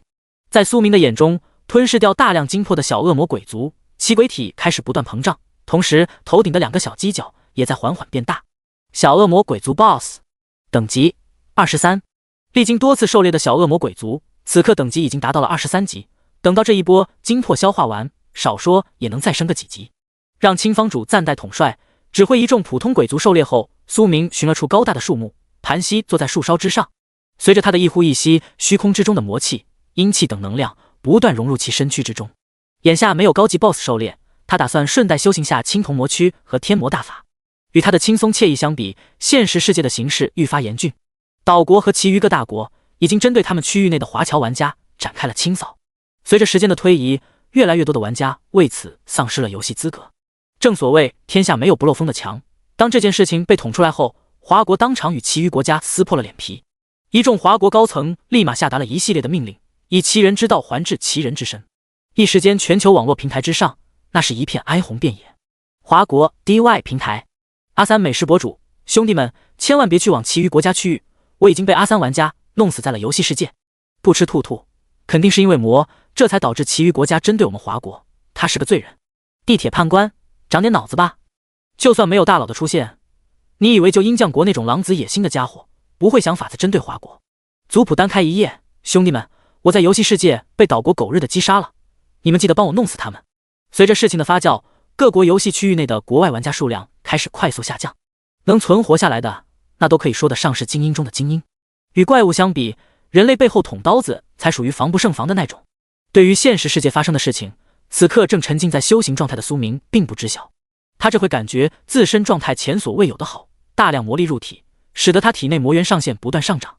那种实力提升的快感令其有些着迷，直至天空彻底亮堂，他这才退出了修行。发现一众鬼族魂力消耗速度加剧，苏明单手摇了摇手中百魂幡，令百鬼进入小空间内。白日环境对鬼族还是有不小影响的，天地间的阴气衰减，让他们需要更多的魂力去维持魂体的消耗。当百鬼全部回到百魂幡小空间内时，几道暴力至极的嘶吼声在密林之中远远地传了开来。听到这几道声音，苏明身后恶魔之翼微微煽动，急速朝铁甲士 BOSS 所在区域奔去。约莫10几秒后，横跨一大段密林区域的他缓缓降落在下方空地之中。此时仰躺在6具棺椁中的尸体皆发生了极大变化，其中4具黑将护卫全都蜕变成了20级铁甲士 BOSS， 而原本的铁甲士 BOSS 则是晋升到了25级。此外，血尸 BOSS 晋升到了24级。就这支僵尸小队拉出去，现阶段一个区的玩家加一起，那都不够他们杀的。以精神之力命令6具僵尸进入沉睡状态后，苏明快速将6具棺椁收起，然后煽动恶魔之翼飞至密林上空。这片区域他已经驱使百鬼搜了个遍，除了发现一个地宫副本以外，并未发现其余野生副本。也就是说，一个区域的郊外副本有可能多，也有可能只有一个。当然也不排除隐藏在某些隐秘地方，只不过没被其发现。此时感觉自己已经压榨完这片区域油水的苏明，直奔废弃都市而去。他要赶往下一个区域狩猎。开荒游戏就是这般枯燥，没有那么多的恩恩怨怨、爱恨情仇，只有跑图、开荒、收割、盆满钵满等于遥遥领先。至于睡觉不存在的，都已经踏入了修行之路，还睡个什么觉？死后自会长眠。一路保持急速飞行的苏明，没用多长时间便回到了250安全区内。这回安全区内除了他以外，依旧是一个人影都没有。当其踏上传送台，输入289区号后，传送提示音适时响起。该区域距离你所在区域1500公里，是否消耗15000普通货币传送？是。在苏明确认传送的瞬间，他便消失在了传送台上。与此同时，289号安全区内有岛国玩家正在高喊口号：诸君，华国魔头不断击杀我国之人，对此我们必须报复回去。那些藏匿在289号区域内的华国玩家，一定要将他们找出来，杀个干净。当挺着小肚腩的岛国玩家举起手中武士刀大声呼喊时，下方立马有人高声回道：渡边君说的对，我们一定要狠狠地报复回去。好巧不巧，这回苏明的身影突然自289号传送台上显现，一出现他便听到了广场上嘈杂的声音。虽然岛国与苏明没深入学习过，但是其强大的精神力量却令他能解析出对方话语的含义。就在这时，某位眼尖的岛国玩家瞥到了广场传送台上的身影，下一秒，一道如同死爹妈的凄厉喊声从他嘴中惊恐地喊出：魔来了！正在高声洗脑岛国玩家的渡边听到这道声音时，直接就是一个机灵，紧接着他便感受到裤子上传来一阵湿润感，而异口同声喊着诸魔的岛国玩家则是瞬间炸了锅。第101章流浪商人，一刀砍到大动脉。其中反应较快并且能够随时下线的岛国玩家没有丝毫犹豫，立马选择了原地下线。至于一些上线不到8小时的岛国玩家，那是一阵头皮发麻。别看刚才他们口号喊得震天响，可真到了直面魔的时候，一个个心中怕得要死。见安全区广场上四散逃跑的岛国玩家，苏明缓步迈出，随着他的迈步，一道道阴森鬼气快速从他腰间挂着的百魂幡溢散开来。开弓没有回头箭，要不就不杀，要杀就杀个底朝天，千秋不朽业尽在杀人中。没过多时，289号安全区内便没了岛国玩家身影，有一个算一个，全被杀回了现实世界。定，你的混乱者称号针对玩家削弱特性得到提升。当这波屠戮过后，苏明耳旁响起一道较为特殊的提示音。调出称号信息看了眼，他发现原本对10级及以下玩家属性削弱 5% 属性能力，进阶成了对黑铁阶位玩家属性削弱 5%。总体来说还不错，也不能要求太高。飞掠到废弃都市上空，辨识了下方位，苏明便急速朝郊外区域飞去。不过在行进到某条街道上空时，他突然停住了身形，悬浮于虚空之中。流浪商人看着下方街道偏僻角落处一位浑身笼罩在黑袍之下的存在，其脑海中不由自主蹦出了一个念头。这种游戏 NPC 有玩家在游戏世界遇到过，并在现实世界网络平台上详细描述了流浪商人形象，有点意思，不过实力好像不咋地。双瞳闪过一丝红芒，窥见下方流浪商人头顶上空的生命之火后，苏明心中若有所思。想了想之后，他身形微晃，消失在虚空之中，出现在流浪商人不远处的位置。与此同时，浑身笼罩在黑袍之下的流浪商人则是快速抬起了头。流浪商人，种族地精，等级25级。介绍：游戏前期游走各区域的流浪商人拥有规则庇护，无法被攻击。看见黑袍之下笼罩的面容时，苏明眼前快速闪过一道信息：尊贵的勇士，你是否有物品需要与我交易？此刻流浪商人戈尔达声音微微有些颤动，他嗅到了金钱的味道。比之他前面碰到了那些玩家，眼前这位人族玩家十分富有。听到流浪商人开口，苏明沉声接过话道：你身上好似并没有什么值得我购买的物品。不，尊贵的勇士，虽然你非常富有，但是你要相信一位流浪商人的珍藏。见对方竟然瞧不起自己的收藏品，戈尔达立马激动地反驳道：有没有内部空间较大的宠物袋，亦或者等级较高的恶魂？听到小矮子吹嘘自己收藏丰富，苏明直接开口反问道：尊贵的勇士，这2样物品我略有收藏，请稍等。戈尔达在听到2件商品时，急忙取下身后背着的小箱子，一阵翻找。最后一个金色小布袋和一颗黑色水晶球被他放在从箱子内取出的小木桌上。此物乃是2阶低级宠物袋，拥有50立方体积，至于这颗黑暗结晶之中封禁着一头30级的恶灵之魂，请过目。闻言，苏明随手拿起桌上2件物品看了几眼。宠物袋，等阶2阶低级法器，功效内含50立方宠物空间，宠物进入其内将陷入沉睡状态。黑暗结晶，介绍其内封禁着一尊30级恶灵之魂。什么价格？发现2件物品信息的确与对方描述相符，苏明随口问了句价格。宠物袋2000青铜币，亦或者20万黑铁币，黑暗结晶5万黑铁币。心中对价格滚瓜烂熟的戈尔达想都没想，直接脱口而出。听到这个价格，苏明没啥太大的反应。2阶法器对应的是青铜接贵点正常，而一头30级恶灵之魂5万黑铁币倒也处于合理价格。不过和流浪商人打交道，能压价一定要压价，不然小矮子有可能会做得起价。太贵不买。随手将2件物品放回桌面后，苏明微微摇了摇头，表示不怎么满意。见此情况，戈尔达立马急了，这好不容易带到一个大客户，不榨干对方身上的钱，他晚上睡着了都得跳起来打自己几巴掌。尊贵的勇士，这可是2阶法器和30级的恶灵之魂，这个价格我已经是在大甩卖了。如果你身上货币不够的话，可以用装备等物品抵扣。2件加一起12万黑铁币。精神感知到小矮子心中的急躁感，苏明单手伸出比划了2个数字。没吃过猪肉，他还没见过猪跑吗？电视剧里买东西都是说先按照原价的1半砍，成不成另外再说。一听12万这个价格，戈尔达好悬眉气晕，这价格他还赚个球啊！尊贵的勇士，这个价格万万不可能，2件加一起24万黑铁币，不能再少了。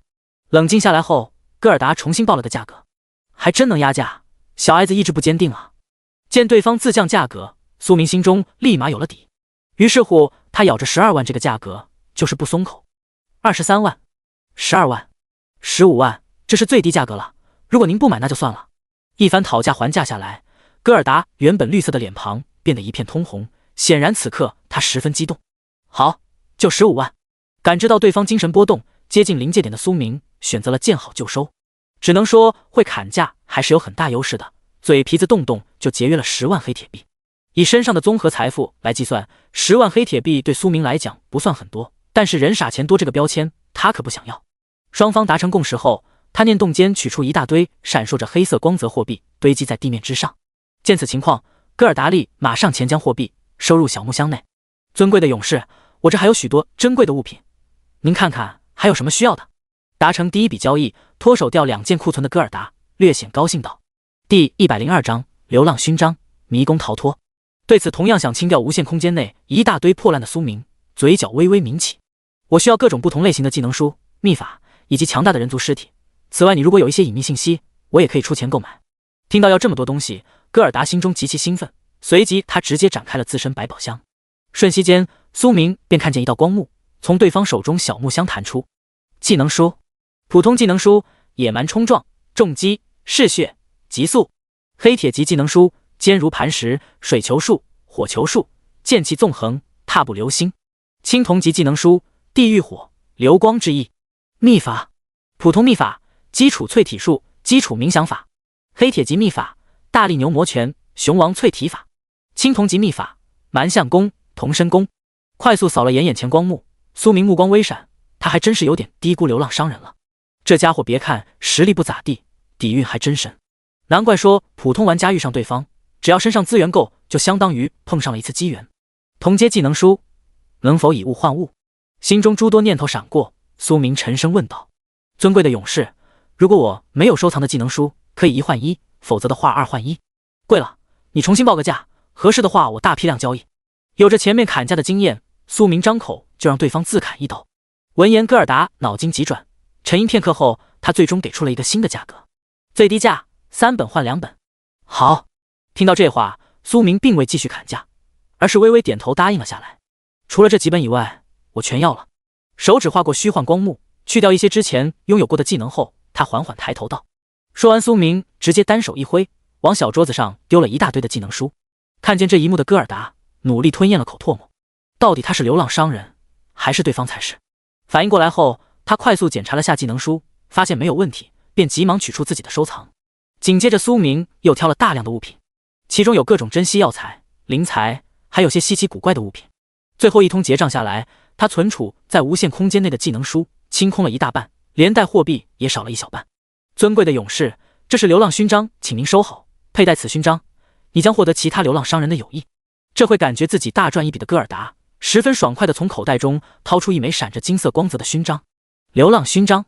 物品介绍：流浪商人联盟专属物品，佩戴此勋章可获得低级流浪商人友谊。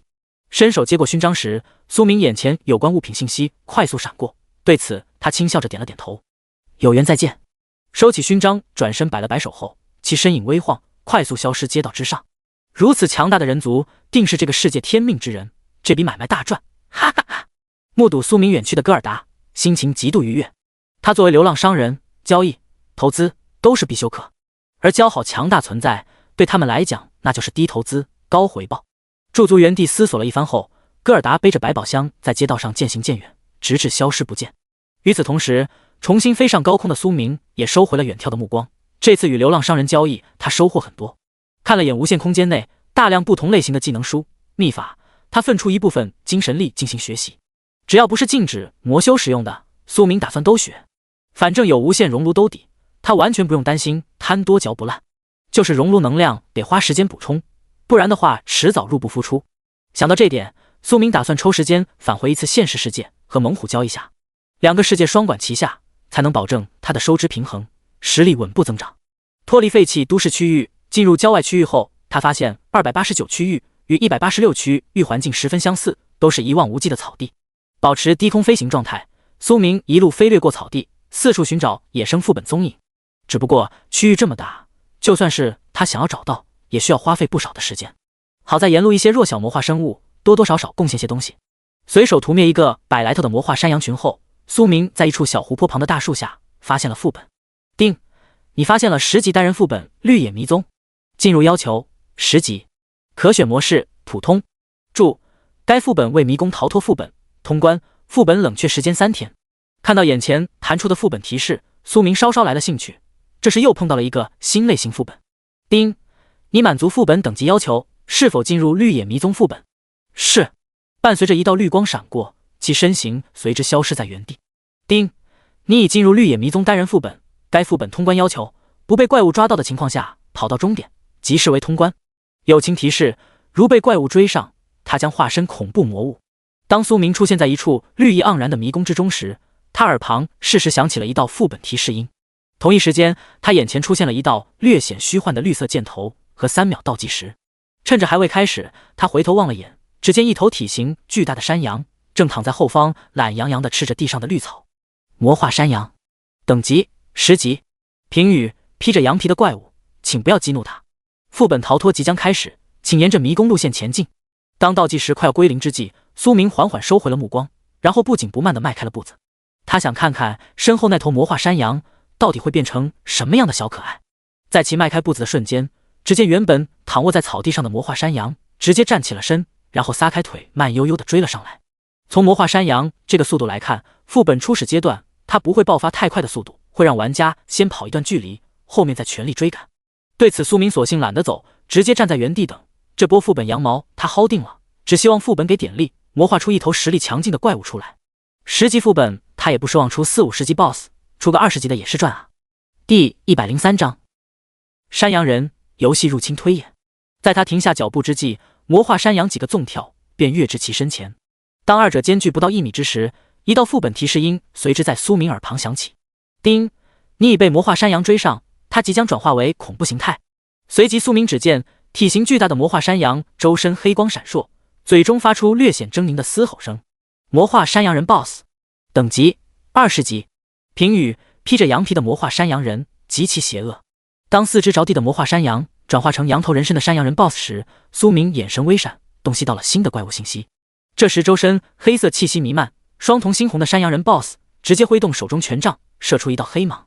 见黑芒袭来，苏明屈指微弹，刹那间便见到2道超凡力量于空中碰撞到一起，产生一股震荡冲击波。杀了他！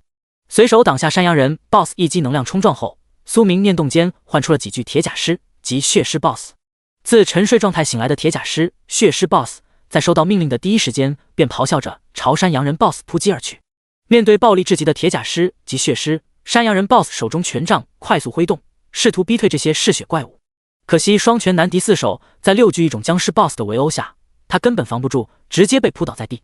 随着铁甲师、血狮 BOSS 不断发力，山羊人粗壮的四肢竟然被直接撕扯了下来，一时间场面极其的血腥残暴。丁，你已击杀20魔化山羊人 BOSS， 获得500乘以10倍经验值，怪物掉落黑铁级秘法幻化，黑铁臂2000，20级羊角刀1把，20级羊皮靴1双，已自动拾取。丁，因追逃怪物死亡，副本提前结束，你此次副本评价甲加。手通奖励：普通货币5万，普通称号逃脱者，普通迷宫阵法1套，迷宫宝箱1个。世界公告：恭喜玩家魔率先通关10级单人绿野迷踪副本，特奖励该玩家10级绿野套装1套，普通货币3万，自由属性.5。当山羊人 BOSS 死亡之际，苏明收到了他通关的副本提示音。与之前的副本相比，这次副本手通奖励物品稍稍有所不同。普通迷宫阵法介绍：可用材料布置简易迷宫阵法，精神属性过低生灵将无法窥破阵法。迷宫宝箱介绍：蕴含未知奖励，打开方可知晓。略过迷宫阵法，苏明心念微动，取出了一件泛着白色光泽的铁质宝箱。丁，你已开启迷宫宝箱，你获得了一阶低级法器迷魂珠。迷魂珠等阶一阶低级，功效：以超凡力量激活，可释放致幻之力。扫了眼手中白色珠子属性后，苏明瞬间没了兴趣。果然想从低级副本中开出神器，那是没睡醒。退出副本，将铁甲师、血狮 BOSS 收回，苏明便选择了退出。等到重回外界时，他直接将山羊人 BOSS 丢入了熔炉内熔炼。几息后，除了保底晶元、精魄、魔力等收益以外，山羊人额外贡献了黑铁级血瞳、极速天赋以及混乱、践踏、隐匿3个黑铁级技能。整体来说还不错，其中瞳术类天赋，苏明还是第一次熔炼出来。血瞳等阶黑铁，天赋能力：直视生灵时将对其产生精神震慑。注：具体可产生威力视敌我双方精神属性而定。世界公告：恭喜玩家独孤求败，率先通关10级单人1号矿坑副本，特奖励该玩家10级矿坑套装1套，普通货币3万，自由属性.5。听到这突然响起的提示音，苏明念动间调出了榜单，想看看其余玩家的进步速度如何。等级榜：第1名魔26级，第2名九剑仙14级，第3名独孤求败13级，第4名上帝12级，第5名狂尊12级。一眼扫过，除了他遥遥领先以外，排名第2的九剑仙一直占据万年老2的位置，然后独孤求败后来居上，一跃跳到了第3名，都还可以，是游戏的正常进度。当人类熟悉游戏套路之后，他们往往能爆发出惊人潜力，去钻研各种杀怪策略。按这个速度下去，如若没有变故发生，每个区域的怪都将无法满足玩家日常练级所需。丁，玩家猛虎请求与你私聊，是否同意？就在苏明思索之际，一道私聊提示突然弹出。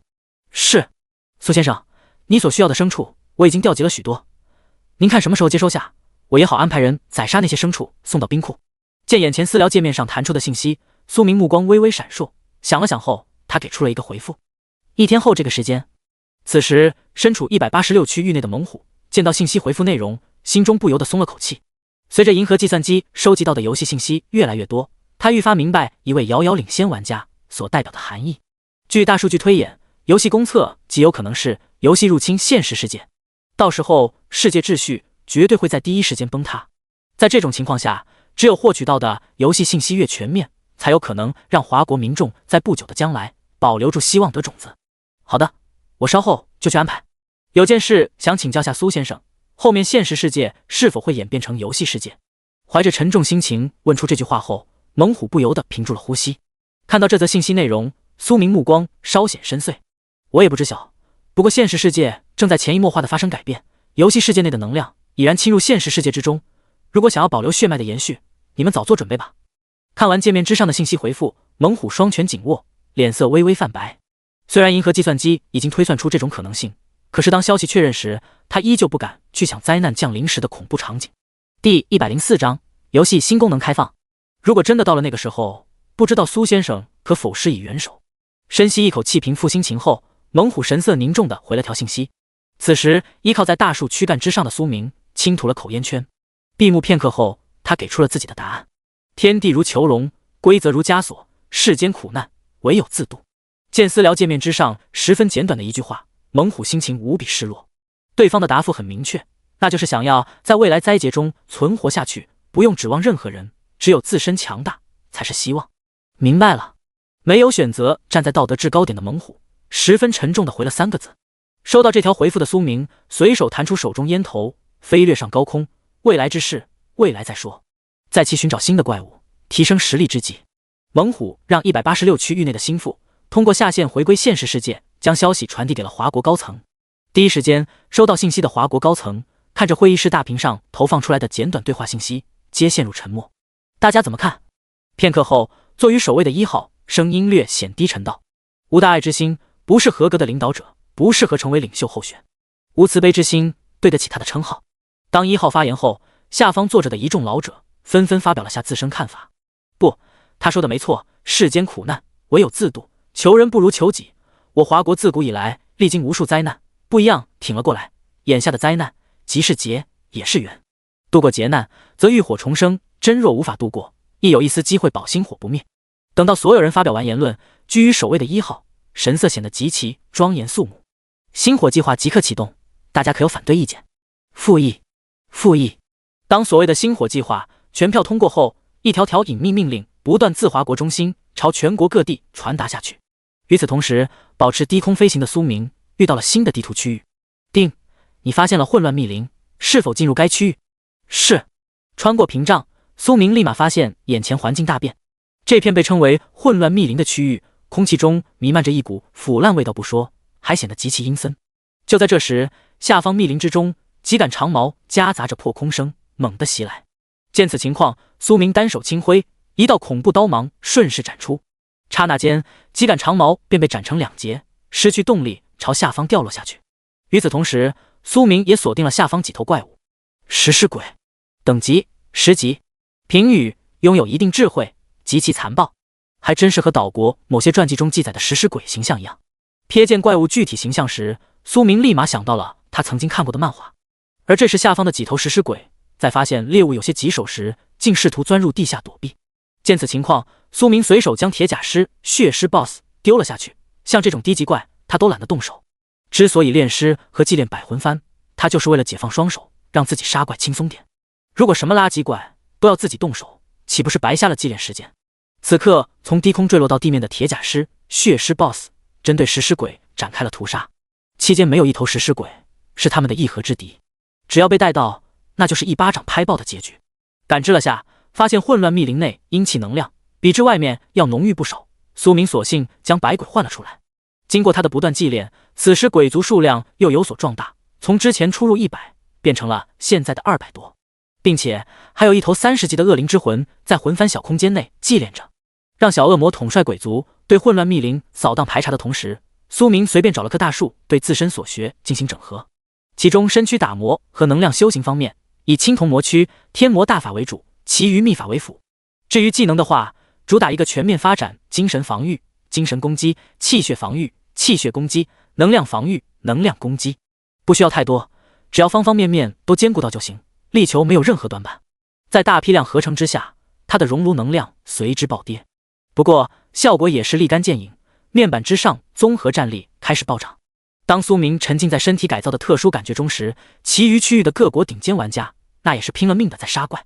像排行榜靠前的，基本上都走出了废弃都市区域，进入了郊外区域。其中较为幸运的，更是没花费多长时间便寻到了副本踪迹。世界公告：恭喜玩家上帝率先通关10级单人鸟巢副本，特奖励该玩家10级羽人套装1套，普通货币3万，自由属性.5。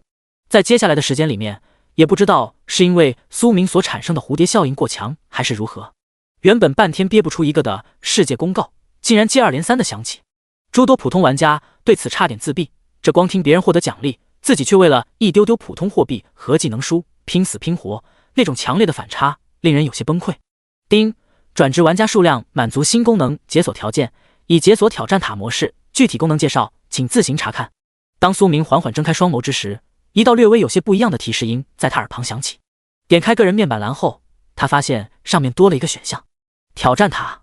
介绍：玩家可选择缴费入内挑战，挑战成功可获得挑战积分，积分可用于换取挑战商城内珍稀道具。注：每名玩家每日只有1次挑战机会，如塔内死亡则视为挑战失败。友情提示：塔内死亡享受规则保护，不清除账号信息。看完挑战塔介绍，苏明双眼微微发亮，这挑战塔好像有点意思。将百鬼和铁甲师、血尸 BOSS 一一收回后，他念头微动。丁，你处于黑铁阶位，进入挑战塔需缴纳100黑铁币，是否进入？是。迫不及待想看看挑战塔能不能薅羊毛的苏明，直接选择了进入。第105章，复活宝石道具。随着他的默认，其身影随之消失在了树梢之上。等到能够视物之际，苏明发现自身身处一处大约足球场大小的空间之中。丁，你已进入挑战塔1层，守塔怪物即将刷新，请注意。当这道提示音响起时，只见一只魔化老鼠凭空显现而出。扫了眼怪物信息，发现与废弃都市中一般无二后，苏明屈指轻弹，用一丝魔元之力洞穿了想要朝他扑击而来的魔化老鼠。丁，你已完成第1层挑战，获得1点挑战积分，积分商城开启。如需进入第2层，请在1分钟内进入传送法阵。这时苏明眉头微皱，他的薅羊毛计划失败，因为守塔怪物死亡，如同游戏世界内人类玩家死亡一样，会直接化作星光消散，无法被收取，并且也没有经验值奖励，只有挑战积分。趁着1分钟倒计时还未结束，他念动间打开了所谓的积分商城。积分商场，复活宝石100亿积分，限购1次；挑战之王称号1亿积分，限购1次；普通气血丹100积分1颗，普通凝神丹100积分1颗。一眼扫过眼前出现的商城面板，苏明目光微闪。除了排在最前面的复活宝石以外，其余价值高昂的物品也十分不错。只不过所需要的兑换积分相对而言也是个天文数字。将积分商城关闭后，苏明快步踏入了不远处闪烁着白光的传送法阵中。在他进入挑战塔挑战的同时，游戏世界内诸多玩家也纷纷做出了相同的选择。塔内死亡不会清空账号信息，给了他们莫大的底气。这种只需要花费些货币便能无伤磨练战斗意志的机会可不能错过，早用早冷却。此时步入挑战塔2层的苏明直接换出了5具铁甲师和血尸 BOSS。 他想看看在自己不出手的情况下，仅凭这些能闯到多少层。丁，你已进入挑战塔2层，守塔怪物即将刷新，请注意。伴随着这道提示音响起，一头2级魔化蜥蜴随之出现在了2层空间内。早已虎视眈眈的几具铁甲师 BOSS 在发现猎物的第一时间便蹦跶了上去，还没来得及多看世界一眼的魔化蜥蜴直接被撕碎开来，化作点点星光消散。丁，你已完成第2层挑战，获得2点挑战积分，如需进入第3层，请在1分钟内进入传送法阵。有着第1层的经验，在传送法阵出现的瞬间，苏明便带着铁甲师、血尸进入其中。当他步入第3层空间时，一条3级魔化王蛇给他贡献了3点积分，紧接着是第4层的魔化蜈蚣，贡献了4点积分。不过在进入第5层的时候，苏明稍稍有些意外，他原以为会是5级普通怪，谁曾想还是 BOSS。 照这个规律来看，应该是5层一个坎。前期没有单挑 BOSS 的实力，估摸着会止步第5层，跨入不了更高塔层，想要花点小钱赚大量积分，没点实力真行不通。魔化犬 BOSS 等级5级，评语：守塔小 BOSS 极度嗜血，见块头比现实世界雄狮还要大上一圈的黑犬。苏明精神微动，几具铁甲师 BOSS 立马扑了上去。此刻刚刚被具现化出来的魔化犬 BOSS 面对更加嗜血的怪物，尾巴瞬间耷拉了下来。在短短的1秒钟内，他遭遇了几个铁一般的大逼兜，直接被拍成一捧血雾，化作星光消散。丁，你已完成第5层挑战，获得5点挑战积分，如需进入第6层，请在1分钟内进入传送法阵。恭喜，首次通过挑战塔5层，获得挑战宝箱1个。当魔化犬 BOSS 嗝屁之际，苏明眼前多了个闪烁着白色光泽的小木箱。丁，是否开启挑战宝箱？是。你已开启挑战宝箱，获得5级挑战者大刀1把，5级挑战者护甲1件。见无限空间内多出2件装备，苏明顿时没了兴趣，领着铁甲师、血尸 BOSS 便进入了下一层塔内空间。第6层守塔怪物6级魔化螳螂，第7层守塔怪物7级魔化野猪，第8层守塔怪物8级魔化野牛，第9层守塔怪物9级魔化雌狮。以极快速度通关6、7、8、9层后，苏明踏入了10层区域。这一关与他的猜想一致，同样是由 BOSS 守关，对新人极其不友好。魔化灰熊 BOSS 等级10级，评语：守塔小 BOSS 皮糙肉厚，不过对他来讲和普通小怪没啥区别，反正都是被秒的份。体型较大的魔化灰熊 BOSS 在3秒准备时间结束之际，便被铁甲师给撕扯成了几块。他的皮糙肉厚只针对普通新人玩家，面对这种20级及以上的一种僵尸 BOSS 和纸糊的差不多。丁，你已完成第10层挑战，获得10点挑战积分，如需进入第11层，请在1分钟内进入传送法阵。恭喜，首次通过挑战塔10层，获得挑战宝箱1个。叮，挑战榜单开启。当苏明通关10层挑战塔之际，除了获得宝箱收益外，又顺带开启了一项新的榜单。挑战榜：第1，魔通关层数10层；第2，九剑仙通关层数8层；第3，独孤求败通关层数8层。打开挑战榜看了一眼后，苏明随即进入了第11层挑战塔。前面10层只对普通玩家来讲比较有难度，对于等级榜、战力榜靠前并转职了隐藏职业、稀有职业、身具超凡力量的玩家而言，通关只是时间快慢的问题。不过这个情况在11层开始将会发生变化。此刻步入11层塔内空间的苏明，也遭遇了挑战塔内第一头超凡生物——魔化千叶狐，等级11级。评语：拥有置换之力，新人噩梦。洞悉到怪物属性后，苏明稍来了些兴趣。这黑色狐狸一看就是高攻低防，专攻精神，就是有点可惜不能熔炼，不然他完全可以将挑战塔当一个提货仓库。第106章速通塔层战争巨象 BOSS。 甩开心中这种不切实际的想法后，苏明微微摇了摇头，指挥着几头铁甲狮朝魔化千叶狐围了上去。面对围攻，魔化千叶狐在3秒屏障消失之际，便发出了一声尖锐之声，试图让敌人进入置换状态。可惜的是，他的置换之力在铁甲狮、血狮 BOSS 面前一点用都没有，3下5除2便被几个暴力的家伙分尸而亡。叮，你已完成第11层挑战，获得50点挑战积分。如需进入第12层，请在1分钟内进入传送法阵。见这一关积分暴涨5倍，苏明眼中闪过一丝喜色，怀揣着刷积分的念头，他径直踏入了传送法阵之中。第12层守塔怪物12级哥布林巫师，第13层守塔怪物13级黑姜，第14层守塔怪物14级黑铁骷髅，第15层守塔怪物15级 BOSS 魔化元王。一连通关15层，苏明所拥有的挑战积分达到了805分。自11层开始，每通过1层积分上涨50，也就是说前面10层他一共获得了55分，后面5层获得了750分。按照这个速度下去，用不了多长时间他便能积分破万。虽说距离兑换复活宝石还遥遥无期，不过只要后面每天坚持刷一遍，那玩意他迟早能换到手。与此同时，一众战力较强的玩家也纷纷开启了11层挑战。不过在这一层，他们远没有前面10层轻松。魔化千叶狐的置换之力对刚转职的新人玩家来讲尤为致命，在不具备碾压力量的情况下，这一关他们想通过十分困难，除非身上带有能抵御精神迷惑的法器，否则的话被清出塔的概率极大。和部分精英玩家的辛苦闯关不同，苏明这会显得极为轻松惬意，他只需一路操控铁甲狮、血狮横冲直撞就行。第16层守塔怪物16级火甲虫，第17层守塔怪物17级食人魔，第18层守塔怪物18级魔化巨狮，第19层守塔怪物19级魔化巨虎，第20层守塔怪物20级 BOSS 骷髅大将。等到几头铁甲狮将浑身闪烁着黑铁色泽的骷髅大将拆的只剩下一颗头颅时，苏明耳旁也随之响起了通关提示音。叮，你已完成第20层挑战，获得500点挑战积分。如需进入第21层，请在1分钟内进入传送法阵。积分2805。瞥了眼积分余额，苏明选择继续冲，不达到战力极限不出去。这时，另一处塔内空间内正费力斩下黑姜头颅的九剑仙，瞥了眼挑战榜上通关20层的字眼，眼角不由得抽搐了几下。他好歹也是第一个转职先修的玩家，并获得了2份强大秘法传承，怎么与那家伙的差距还是越拉越大？摇了摇头驱散心头某些想法后，他径直取下腰间酒葫芦，对着嘴灌了一口，随即便见到其周身气息变得愈发锋锐。与此同时，上帝、独孤求败、雷电法王、梵天等诸多玩家在看到挑战榜之上遥遥领先的名字时，一个个也陷入了沉默之中。通关挑战塔层数的速度快慢，更能直观地体现出一位玩家综合战力强弱。因为这里头的怪物每一层都不一样，如果玩家短板太明显的话，将会被拦在某个塔层跨不过去。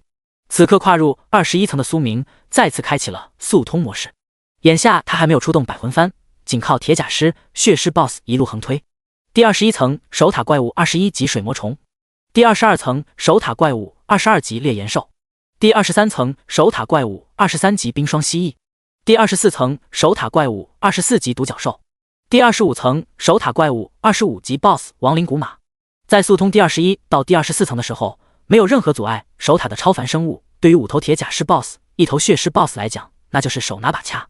不过在第25层的时候遇到了些许阻碍，因为守关的亡灵古马速度极快，连血尸都无法第一时间追上对方。为了节约时间，苏明不得不亲自出手，以雷霆一刀劈下了亡灵古马 BOSS 头颅。截止到这一关，他所拥有的挑战积分已经达到了6055分，只要再通过几个塔层，便能突破万分大关。此外，从第25关奖励了黑铁宝箱中，他还开出了一本血焰秘法。这本讲的是以自身气血来孕育血焰，当秘法圆满之时，可用血焰点燃生物体内气血，让其自焚而亡。在开出这玩意的时候，苏明怀疑不同的职业通关挑战塔 BOSS 塔层时，从宝箱内开出的物品应该都不一样。将秘法使用后，他直接以自身气血在体内孕育血焰，有着充沛的生命精元补充。这种秘法对苏明来讲没有任何难度，可能在退出挑战塔之前，他便能将血焰孕育出来也说不定。随后，接下来几层塔层分别是：第26层守塔怪物26级风霜巨狼，第27层守塔怪物27级野蛮巨熊，第28层守塔怪物28级雷霆巨蜥，第29层守塔怪物29级独角巨蟒，第30层守塔怪物30级 BOSS 战争巨象。在见到第30层的守关 BOSS 时，苏明直接将铁甲狮、血狮 BOSS 给收了起来。他怀疑那对象牙能刺穿铁甲狮的防御，所以为了避免不必要的损伤，还是收起来为好。此刻，在足球场大小的空间内，一头比之现实世界2层楼还高的恐怖巨象正仰天发出象吼之声。这大块头在苏明看来被称作战争巨象，没有半点毛病。就这体型，放在没有热兵器的世界，妥妥的攻城利器。并且与普通的大象不同，这头战争巨象全身上下长满了坚硬的鳞甲，等级稍微低点的超凡武器劈上去，估计都无法破防，妥妥高防高血高输出。趁着3秒倒计时还未结束，苏明身后能量羽翼轻轻扇动，直接飞掠到了半空之中。塔层空间的高度上限大约在30米左右的样子，所以他这回飞起来没有半点问题。第107章，其他游戏区玩家。这时限制解除的战争巨象，一对巨大象牙之上，强大能量波动闪过，随后便见到一道能量光柱从象牙顶部直射虚空。对此，苏明单手握刀，随手一刀斩出，随即一道恐怖魔影快速在其身后升腾而出，并做出相同的斩击动作。顷刻间，巨大的魔元之刀便与战争巨象所激发的能量光柱碰撞到了一起。只见2道不同属性的能量在空中不断湮灭。见自身攻击被挡下，体型巨大的战胜巨象愈发暴躁，一道恐怖象吼之声自其嘴中传出，形成震人心魄的音波之力朝四周扩散开来。此刻切换战斗形态，激活青铜魔躯的苏明以手中魔刀斩出了更加狂暴的一刀。这记魔刀一出，战争巨象所释放的能量冲击直接被恐怖刀芒撕碎开来。感知到生死危机的战争巨象，在刀芒临身之际，周身鳞甲之上一道道神秘纹路快速闪过，避无可避的情况下，他只能选择硬抗。伴随着刀芒与鳞甲的碰撞，令人头皮发麻的切割声响彻塔层空间。此时汇聚全身力量，激活鳞甲最终形态的战争巨象，在恐怖魔元之刀的攻伐下，鳞甲不断破碎。硬抗几息后，他还是没能挡住这绝世一刀，被刀芒斩入了眉心之中。丁，你已完成第30层挑战，获得1000点挑战积分，黑铁宝箱1个，可通过传送法阵进入更高层。友情提示：更高层为青铜阶位智慧生灵，积分10555。当战争巨象庞大的身躯倒地化作星光消散之际，苏明耳旁响起了2道提示音。与前面的关卡不同，30层往后他需要面对的都是青铜阶智慧生灵，并且没有特别标注种族，也就是什么类型的种族都有可能遇到。没有过多犹豫，扫了眼积分余额，苏明缓步踏入了传送法阵之中。丁，31层守塔生灵正在随机匹配，匹配成功，你的对手为先修玉玲珑，你可查看对手基本信息。踏足31层塔内空间之际，苏明立马收到了挑战塔提示。听到这次的对手是先修时，他目光微闪，心中想到了某种可能性。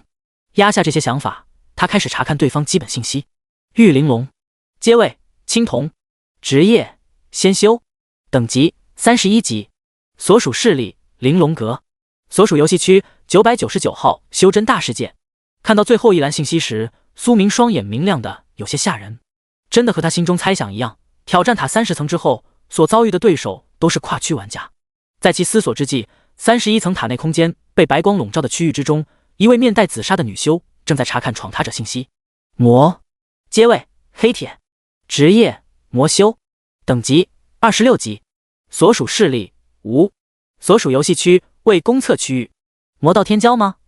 发现对方还处于黑铁阶位，却能击败30层的守关妖兽，闯入31层塔内空间。玉玲珑心中念头快速闪过，叮！挑战倒计时，3、2、1。当虚幻光幕消散之时，笼罩在二者身躯上的白光也随之消散。第一时间反应过来的玉玲珑，直接以最快速度用体内灵力激活身上装备法宝。在挑战塔内是不可能有放水一说的，如果守关者故意落败，将会被扣除自身气运，这对所有玩家来讲都无法承受。不过战胜对手也有好处，那就是可以获取一丝对方的气运。这时苏明并未率先发起攻击，他想看看先修的手段到底如何。狂妄！见对方站在原地上下打量自己，手握长剑的玉玲珑眼中寒芒闪过，随着他精神力量涌动，其手中法器长剑直接化作残影穿刺而去。面对御剑攻击，苏明双指随意往前一探，便夹住了急射而来的飞剑。就这有点弱。屈指轻弹，将飞剑弹飞后，他语气略显淡漠地开口道。闻言，正操控飞剑的玉玲珑满脸凝重之色。要知道，就算是修真大世界的同阶体修，想要以肉身之躯硬抗他手中飞剑，也必须得运转功法才行啊。可是眼下，一个26级的魔修竟然轻描淡写地伸出2根手指，便挡下了他的飞剑功法，变态至极。飞仙之术。不想就此落败的玉玲珑体内灵力沸腾，直接使用了大招。经过刚才的试探，他心里清楚，普通攻击怕是无法对对方造成任何伤害，所以直接用全力即可。有点意思，不过还不够。双瞳中血色光芒闪过，洞悉到一道隐秘能量以一种诡异的弹射轨迹朝自己袭来时，苏明嘴角微微抿起。多种天赋融合，令他的直觉强到令人发指。随着他一步迈出，其身形瞬间化作一道残影，消失在原地。下一秒，正在操控飞剑的玉玲珑不由得瞳孔剧烈收缩，因为他发现那个魔修已然逼近到了自身身前，这等恐怖速度令其头皮一阵发麻。此刻右手魔焰升腾的苏明直接一掌探出，对此被贴身的玉玲珑念动间便动用了护身法宝，试图挡下这一攻击。随着一声清脆悦耳的声音响起，便见到苏明燃烧着魔焰的右手势如破竹般击溃了一层能量屏障。在护身屏障被打破的瞬间，玉玲珑只感觉自身精神气血遭受到了前所未有的压迫，那种感觉好似他跟随师门长辈围剿魔门时所碰到的那些大魔头一般。在其心中闪过这个念头之际，苏明的无情铁掌已然捏住了其脖子，来了个辣手摧花。叮！你已完成第31层挑战，获得5000点挑战积分，可通过传送法阵进入更高层。随手灭杀玉玲珑后，苏明缓缓散去了手中魔焰。经过测试，普通仙修实力也就那样，不是他的一合之敌。就是不知道所谓的修真大世界最强者，这会处于什么级别？摇了摇头，甩开心中这些莫名想法，他快步走入了传送法阵之中。第108章佛消魔掌，怒目金刚。这塔是检验自身战力的好地方，只要不到极限，苏明并不打算退出。至于会不会引人猜忌，苏明一点都不担心。不遭人妒是庸才，他本就是蓝星区域第一玩家，高调那是日常操作。在没有外来因素介入的情况下，仅凭蓝星玩家还不足以让其收敛锋芒。啥时候可以浪，啥时候需要稳妥点，苏明心中一清二楚。叮！32层守塔生灵正在随机匹配，匹配成功，你的对手为佛修法罩，你可查看对手基本信息。法罩，阶位青铜，职业佛修，等级32级，所属势力金光寺，所属游戏区999号修真大世界。又是这个区的玩家，难不成2个区距离最近不成？扫了眼对手基本信息，苏明心中若有所思。与此同时，一位头顶锃光瓦亮、周身佛光弥漫的中年和尚正双手合十查看信息。叮！挑战倒计时3、2、1。当倒计时结束之际，一道蕴含蛊惑之音的佛音直接自法罩嘴中传出：施主天纵之姿，何必自堕魔道？不如随我修佛，同登极乐世界。此刻周身佛光闪烁的法罩显得极其神圣，他所施展的乃是金光四秘法渡人之术。精神属性较弱者，一个不慎便会中招，主打一个偷袭。什么？你要弃佛入魔？感受到精神微微泛起一丝涟漪的苏明，随手掏了掏耳朵，略显随意的接过话道。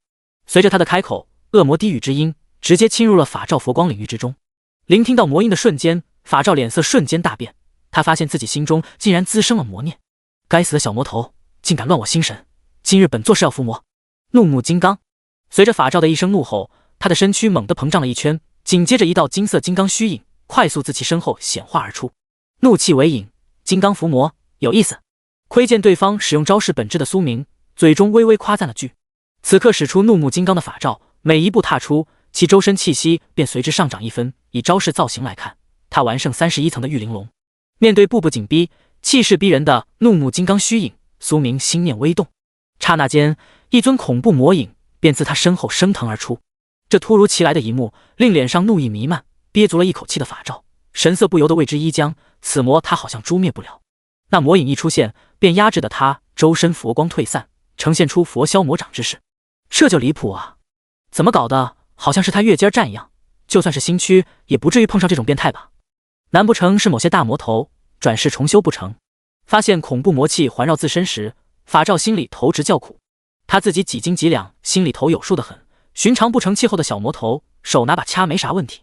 这要是碰到了魔道巨头，那就是个小虾米。此刻法照身后怒目金刚虚影上的金光正快速暗淡下去，无法维持怒意降魔，何谈怒目金刚伏魔？见此情况，苏明单手轻挥一刀斩下，不动明王印。面对金氏刀芒，怕被挑战塔判定认输的法照，直接使出了金光四防御秘法。当冥王法印与黑色刀芒发生碰撞之际，无形的能量余波快速往四周蔓延开来。这回汇聚全身佛力，凝聚冥王法印的法照，在硬抗了2息时间后，便被一刀送了回去。不是他弱，实在是对手太强，简直就是大佬开小号，全方面吊打他这种小佛修。丁，你已完成第32层挑战，获得5500点挑战积分，可通过传送法阵进入更高层。爽！此时一刀劈死大和尚的苏明，只感觉身心舒畅。这种战斗他喜欢，虽然还没到用全力的地步，却也比在外界秒小怪要舒服得多。一连越阶战胜一位仙修、佛修后，他身上的气息显得更加的霸道。与此同时，正在努力爬塔的九剑仙、上帝、梵天、独孤求败等人，只感觉一座无形的大山压在心头。他们连20层都闯不过去，对方就直接通过了32层，双方这差距大到海里去了。虽说他们这些顶尖玩家中有不少转职了隐藏职业、稀有职业，可是由于秘法修行时间过短，想要越级挑战20级 BOSS 同样困难至极。像苏明秘法修行快的离谱，纯粹是因为天赋带动进度，加上不缺资源，否则的话不说一步一个脚印慢慢来，却也无法一蹦3尺高。变态，非人类物种，挂逼就不应该存在。看了眼遥遥领先的 ID 代号，包括九剑仙在内的顶尖玩家，心中纷纷吐槽了开来。打他们是打不过了，追的话好像也没啥子希望，只能骂2句发泄下心中的郁闷之情。在众人暗自吐槽之际，苏明已然跨入了33层塔内空间。丁，33层守塔生灵正在随机匹配，匹配成功，你的对手为体修金刚，你可查看对手基本信息。金刚，阶位青铜，职业体修，等级33级，所属势力蛮荒，所属游戏区999号修真大世界。看到33层守关者信息时，苏明心中确定了一件事，那就是他捅了999号修真大世界的马蜂窝，后面极有可能匹配的都是这个游戏区玩家，并且他所在内测区的隐藏职业，估摸着在修真大世界已经泛滥到随手丢一块砖头到街上都能随机砸到一位的地步。在其暗自猜测之际，一尊周身黄铜光泽闪烁，皮肤表面遍布神秘纹路的彪形大汉正双手捏得咯吱响。当挑战倒计时结束之时，苏明也瞧见了33层的对手。从他的视角来看，这尊被名为金刚的体修气血如狼烟一般，虽说与他相比还差上许多，却也远超前面2层的仙修和佛修。吾感应到你的气血很强，可敢与我来一场肉身搏斗？此时双瞳金光开合的金刚瓮声瓮气的开口邀战道：如你所愿。同样想和体修较量番的苏明并未拒绝对方的请求，他主打的就是没有短板可言。很好，你这魔修有意思，不想那些娘们唧唧的先修。听到挑战者同意自身的邀战请求，金刚略显激动。来战！随着他的一声怒吼，其身形猛地化作3米之高的小巨人急速冲出。对此，苏明直接激活了青铜魔躯，切换成了近战形态。第109章锤爆同类型魔修。顷刻间，双方便撞到了一起。紧接着，一道金色身影径直从碰撞区域倒飞了出去，重重摔倒在地，发出一声沉闷声响。此时被一拳锤飞，胸膛处出现一处拳印的金刚，心中满是骇然之色。他堂堂蛮荒体修，竟然被一位魔修越阶一击打成重伤，并且对方只用了纯粹的肉体之力，这到底是什么妖孽？眼见对方并未乘胜追击，金刚忍不住双拳捶地，仰天怒吼。他作为蛮荒年轻一辈的精英，怎可如此轻易落败？心中的骄傲不允许。以秘法激活图腾之力后，其身躯之上铭刻的神秘纹路继而变得一片猩红。这时驻足原地观望的苏明，眼见对方身上气血凭空暴涨一截，兴趣稍微又大了一丢丢，再来！从地面上爬起身，体内气血于身后化作血色巨猿的金刚再次腰斩。面对这种请求，苏明身形微晃，化作一道残影，消失在了原地。下一秒，金属碰撞的声音响彻整个33层塔内空间。与之前相比，激活秘法图腾的金刚变得更耐揍了。同样的力道击打在身上，他最多也就闷哼一声，并未被击飞出去。不过金刚这会心中憋屈的都快要爆了，因为他发现自己远跟不上对手的速度，只能被动挨打。另外，该死的魔修好像并未出全力，只是在拿他当肉靶子。心中越想越气的他，忍不住大声喊道：“有本事就直接锤死我，没这么欺负人的！”处于高速移动状态的苏明听到这话，不由得更起劲了。随即他念动间从无限空间内取出了一件重锤装备。正苦苦支撑的金刚，眼见一柄金色大锤直逼面门，瞬感头皮发麻。伴随着砰的一声巨响，其身躯在一股恐怖力道的作用下高高飞起。不等其落地，苏明拎着重锤便飞跃上了半空之中，一记重锤落下，瞬间经典名场面泰山陨石坠再现。只见化身金色小巨人的金刚如同陨石一般撞击到塔内空间的地面之上，强大的震荡之力令他的肺腑直接破碎。紧接着，苏明一手乱披风锤法使出，脑袋还处于晕眩状态的金刚直接被砸成了点点星光。叮，你已完成第33层挑战，获得6000点挑战积分，可通过传送法阵进入更高层。爽！一通暴力输出下来，苏明只感觉全身舒爽。轻吐一口气后，他便踏入了面前的传送法阵之中。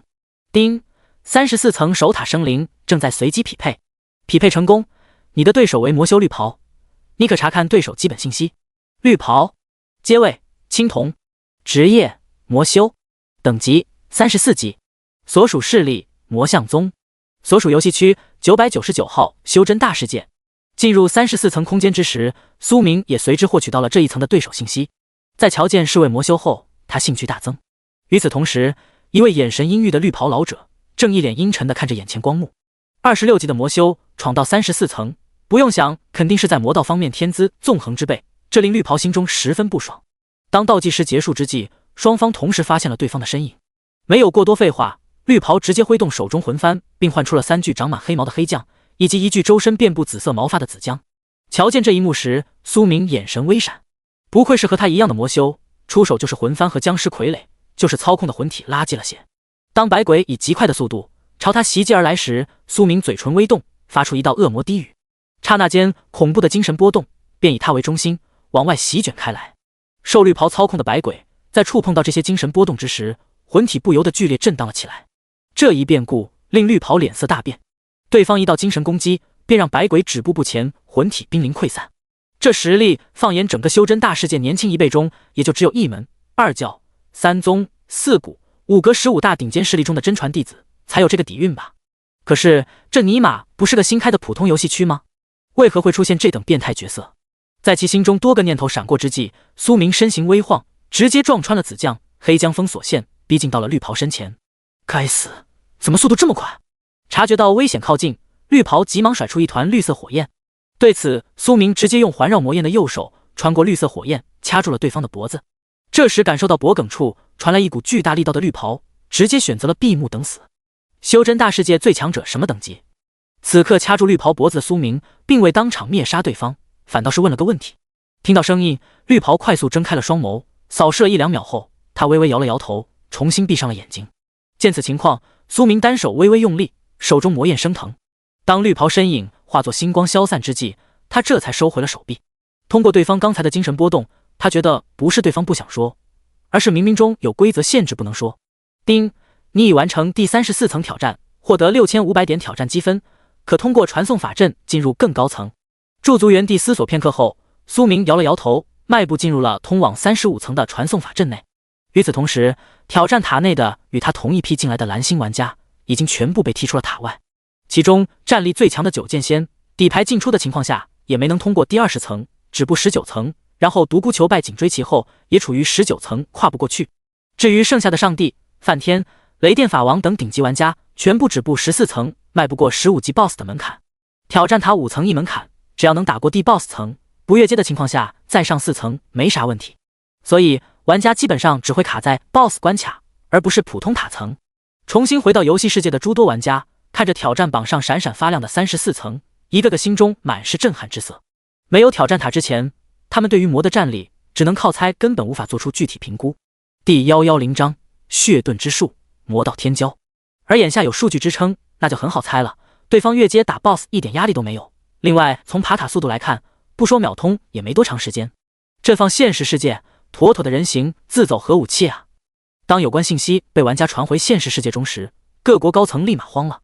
实锤了，魔真的是一个极其不稳定因素。就对方当前表现出来的战力来看，已经有践踏规则的资本了。其中岛国高层最慌，他们这回是真的怕了，生怕该死的魔偷偷在现实世界摸到岛国，那样的话，他们可真是寝食难安。一个掌握超凡力量的人类，隐藏在暗处，任谁都怕。世界新闻网，岛国希望世界和平，不发生灾难，我国愿意提供一些尖端科技供华国研究。华国官方，鹰将国不希望见到某些恶劣事情发生，否则不介意玉石俱焚。经过简短的高层会议之后，各国纷纷在世界新闻网上发布了一些新的公告。虽说的比较含糊，不过明里暗里都是在劝诫华国不要弄得太过分，不然的话他们临死也得拉上世界陪葬。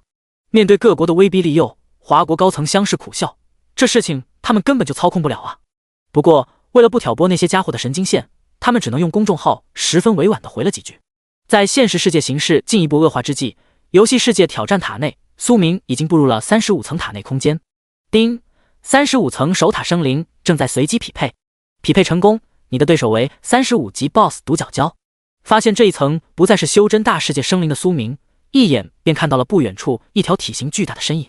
当3秒倒计时结束时，独角蛟直接嘶吼着发起了进攻。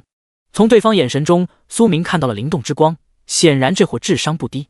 在独角蛟冲锋之际，如同雨滴般大小的细小冰锥快速在其身旁凝聚而成。面对呼啸而至的极寒冰锥，苏明双手握刀劈出，恐怖气血之力混合魔元之力一同输出，让他直接凝聚出了一道足有30米长的巨大刀芒。铺天盖地的细小冰锥在这一刀之下瞬间被清空。同一时间，直面刀芒的独角蛟 BOSS 头顶独角直射出一道白色能量光柱，他感受到了强烈的生死危机。说时迟那时快，黑红色刀芒如同切木头一般，直接劈开白色光柱，落在独角蛟 BOSS 巨大的头颅之上。紧接着，一道痛苦至极的嘶鸣声响彻35层塔内空间。当刀芒消散之际，独角蛟 BOSS 的头颅也从半空中掉落到了地面之上。丁，你已完成第35层挑战，获得7000点挑战积分，青铜宝箱一个，青铜级称号魔道天骄，可通过传送法阵进入更高层。看了眼手中遍布裂纹的深渊魔刀，苏明轻吐了口气。这件20级的装备终究是被他用报废了，刀身上篆刻的法阵根本就扛不住他的暴力输出。不过也算是物尽其用，得了个青铜宝箱不说，还白嫖个称号奖励。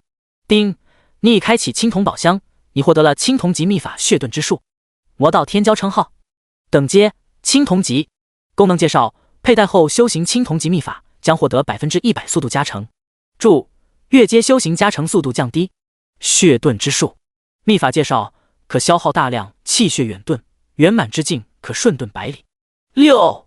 看完秘法和称号信息，苏明脑海中某个里程碑再次前进了一大步。不吃牛肉，里程碑加30。只要血遁之术修炼到圆满，现实世界对他而言将没有任何威胁。此外，魔道天骄这个称号也不错，修行青铜级秘法速度加成100%，妥妥的开了加速器，让他本就快得离谱的修行速度更上一个台阶。扫了眼高达40555的积分，苏明念动间拖出了合成格子。混乱者加魔道天骄契合度极高，合成所需能量5000点，是否合成？天魔大法加血遁之术契合度较高，合成所需能量6000点，是否合成？是，正在合成。你获得了混乱天骄称号，天魔大法。一番合成下来，苏明本就不富裕的能量再次缩水。这次挑战塔结束后，他必须得下线搜刮熔炉能量补充下。分出一部分精神力，学习融入天魔大法内的血遁之术的同时，他径直走入了通往36层的传送法阵。从青铜宝箱中开出来的物品来看，越阶挑战层数越高，获得的奖励越丰富，所以此次爬塔必须得爬到他当前战力上限，把首通奖励全拿了再说。丁，36层守塔生灵正在随机匹配，匹配成功，你的对手为妖修姬月，你可查看对手基本信息。姬月，阶位青铜，职业妖修，等级36级，所属势力妖王谷，所属游戏区999号修真大世界。发现又是修真大世界的守塔者，苏明脸色十分平淡。连闯5关后，对于青铜阶先修佛修、体修、魔修的实力，他心中也算是有了杆秤。总体来说也就那样，他想要秒的话，一刀即可。可能闯到更高阶的白银阶塔层时，其脚步才会稍稍放缓。当挑战塔倒计时结束之后，苏明并未浪费时间，直接以极快的速度逼近对手，然后一顿暴力输出。面对6维属性远超青铜阶位的变态，妖修姬月压根就招架不住。他勉强依靠法宝挡了一击，便被快若闪电的一拳锤爆了脑袋。只要被苏明近身，基本上想跑都跑不了，因为他的浴场对于气血、精神弱于他的生灵有超强压制。丁，你已完成第36层挑战，获得7500点挑战积分，可通过传送法阵进入更高层。当妖修姬月被锤成星光消散之际，修真大世界金光寺、蛮荒、魔象宗、玲珑阁所属势力内几名被秒的守塔者正着急忙慌地朝各自势力宗门大殿赶去。一个还未公测的游戏区必须上报，如果后面双区合并的话，他们将获得宗门大量奖励。像修真大世界这种融合过一个老区的游戏区，其内资源早已被各大势力瓜分殆尽，其中副本、秘境那都是被他们牢牢把控在手里。散人玩家想要进入其中，就必须为大势力卖命。第111章，古修少女如修克魔修。在修真大世界风起云涌时，苏明已然迈入了37层塔内空间。丁，37层守塔生灵正在随机匹配，匹配成功，你的对手为古修世月，你可查看对手基本信息。世月，阶位青铜，职业古修，等级37级，所属势力药神谷，所属游戏区999号修真大世界。看到这一层的对手信息，苏明眼神微闪。蛊这种东西他在现实世界听说过，不过却未曾见过真正的蛊，今日倒是能够开开眼，看看修真大世界的蛊修能够培育出什么样的蛊虫出来。此刻在白光笼罩区域内，一位身着黑袍、双臂之上遍布妖异图文的邪异女子，随手丢了几条小蜈蚣在自身脚下。当挑战倒计时结束瞬间，苏明直接放开了精神感知，并开启了护身屏障。面对蛊修这种对手，他可不想阴沟里翻船，被对方在身上下一些乱七八糟的蛊。与此同时，邪异少女挥手唤出了几只一看就剧毒无比的蛊虫，飞掠到虚空之中。冥冥中，苏明感知到了一些肉眼极其难发现的细小生物，闯入了他精神领域界限范围。对此，他嘴唇微动，释放了一道恶魔之音。刹那间，几道尖锐刺耳的嘶鸣声在半空中响起。同一时间，正在操控蛊虫的邪异少女世月脸色不由得微微泛白。这会其内心极度震惊，他没想到对方的精神力量如此之强，竟然能在第一时间发现他偷偷释放的噬元蛊，并发出恐怖的精神攻击，从而切断了他与蛊虫之间的联系。强行冷静下来后，世月急忙取出一支御笛吹奏，激发噬人蛊等蛊虫的凶戾之性。而这时已经大致摸清楚蛊修攻击方式的苏明，周身气血激荡，身后魔影显化而出。他只是想看看不同职业玩家的特性，并不是想和对方玩过家家。随着他爆发气血魔元之力，漂浮在半空之中的噬人蛊及潜伏在地下的阴蛇蛊、邪武蛊压根就不敢再次发动进攻。苏明身上那种糅合了多种王者气息，同时混杂了强大气血所衍生的极致威压，令这些蛊虫体内血脉战栗。怎么可能这么强？眼见一道血色身影霸道至极的踏过蛊虫封锁线，蛊修少女世月不由得有些失神。再见。当一道略显磁性的声音在其耳旁响起时，他只看见了一对暗红色瞳孔，紧接着便失去了意识。丁，你已完成第37层挑战，获得8000点挑战积分，可通过传送法阵进入更高层。甩了甩手中水泽之刃上沾染的零星血迹，苏明缓步踏入了传送法阵。丁，38层守塔生灵正在随机匹配，匹配成功，你的对手为仙修无命，你可查看对手基本信息。微扫了眼对手信息，苏明便收回了目光。仙修他已经见识过了，所以速战速决即可。等到挑战倒计时结束，对方身影出现的瞬间，他便以极快速度逼近到对方身前。面对这种远超青铜阶的速度，仙修无命只来得及祭出护身法宝。对此，苏明只出了2拳，一拳锤爆对方释放的能量屏障，一拳锤爆对方的头颅，彰显暴力美学。丁，你已完成第38层挑战，获得8500点挑战积分，可通过传送法阵进入更高层。丁，39层守塔生灵正在随机匹配，匹配成功，你的对手为如修欧阳克，你可查看对手基本信息。踏足39层塔内空间时，苏明稍稍来了些兴趣，又是新的职业体系。与此同时，白光笼罩区域内，一位儒雅青年正嘴角含笑地看着眼前信息光幕。有意思，26级魔修竟然一路连闯到39层，必定是大气运加深者。低声细语一句后，欧阳克双眼中闪过某些莫名神色。当庇护白光消散之际，他嘴唇微动，高声朗诵伏魔诗篇。随着其周身浩然之气流淌，大量虚幻字体飞速于虚空之中，组合成了一柄伏魔之剑。有点小帅。见到如修手段的苏明，感觉这职业逼格还行。啥时候有机会，他得宰几个如修，提取下儒道之法，糅合进天魔秘法中。在其心中念头闪过之际，半空之中由欧阳克凝聚而出的伏魔之剑顺势斩下。因如修所修浩然之气对魔道修士有一定的克制属性，所以在伏魔之剑斩落至头顶上空时，苏明心中生出了一种淡淡的厌恶感。见巨剑临身，他这才不紧不慢地斩出了一记气血之刀。如修克魔修，可不克体修。面对这种能压制他体内魔元之力的浩然之气，他只需收敛魔元之力，外放气血之力，以肉身迎战即可。不出意外，伏魔之剑被苏明纯阳气血所化气血之刀一刀斩成了2截。原本还胜券在握，自以为自己能挡下这尊魔修，获取到一丝气运垂青的欧阳克，脸色唰的一下子就变了。这剧本不对，怎么对方的体魄如此之强，竟然直接以气血之力强行破开他的浩然之气？这尼玛白银接体修吧！困！眼见对方朝自身袭来，欧阳克急忙调动体内浩然之气，施展困字印记。随即只见塔内空间中的浩然之气快速化作一座红钟，试图将苏明困在其中。螳臂挡车，不自量力。见四周浩然之气凝聚成红钟挡在自己身前，苏明双手探出，以极其霸道的力量强行撕开了浩然之气所化红钟。诛邪灭魔！此刻脸色已然泛白的欧阳克发现困字崛起不到作用，直接用出了玉石俱焚的拼命秘术。当他以手中2阶春秋笔书写完4个大字后，整个人立马虚的跌坐在地上。死！这时已经突破浩然之气阻碍的苏明单手挥出了恐怖一拳。随着他的挥拳，一道如同煌煌大日一般的气血之拳势如破竹般轰碎了迎面袭来的4字诛魔真言。无败的不愿。感知到那股摧枯拉朽的力量，瘫倒在地的欧阳克脸上不由得露出一丝苦笑。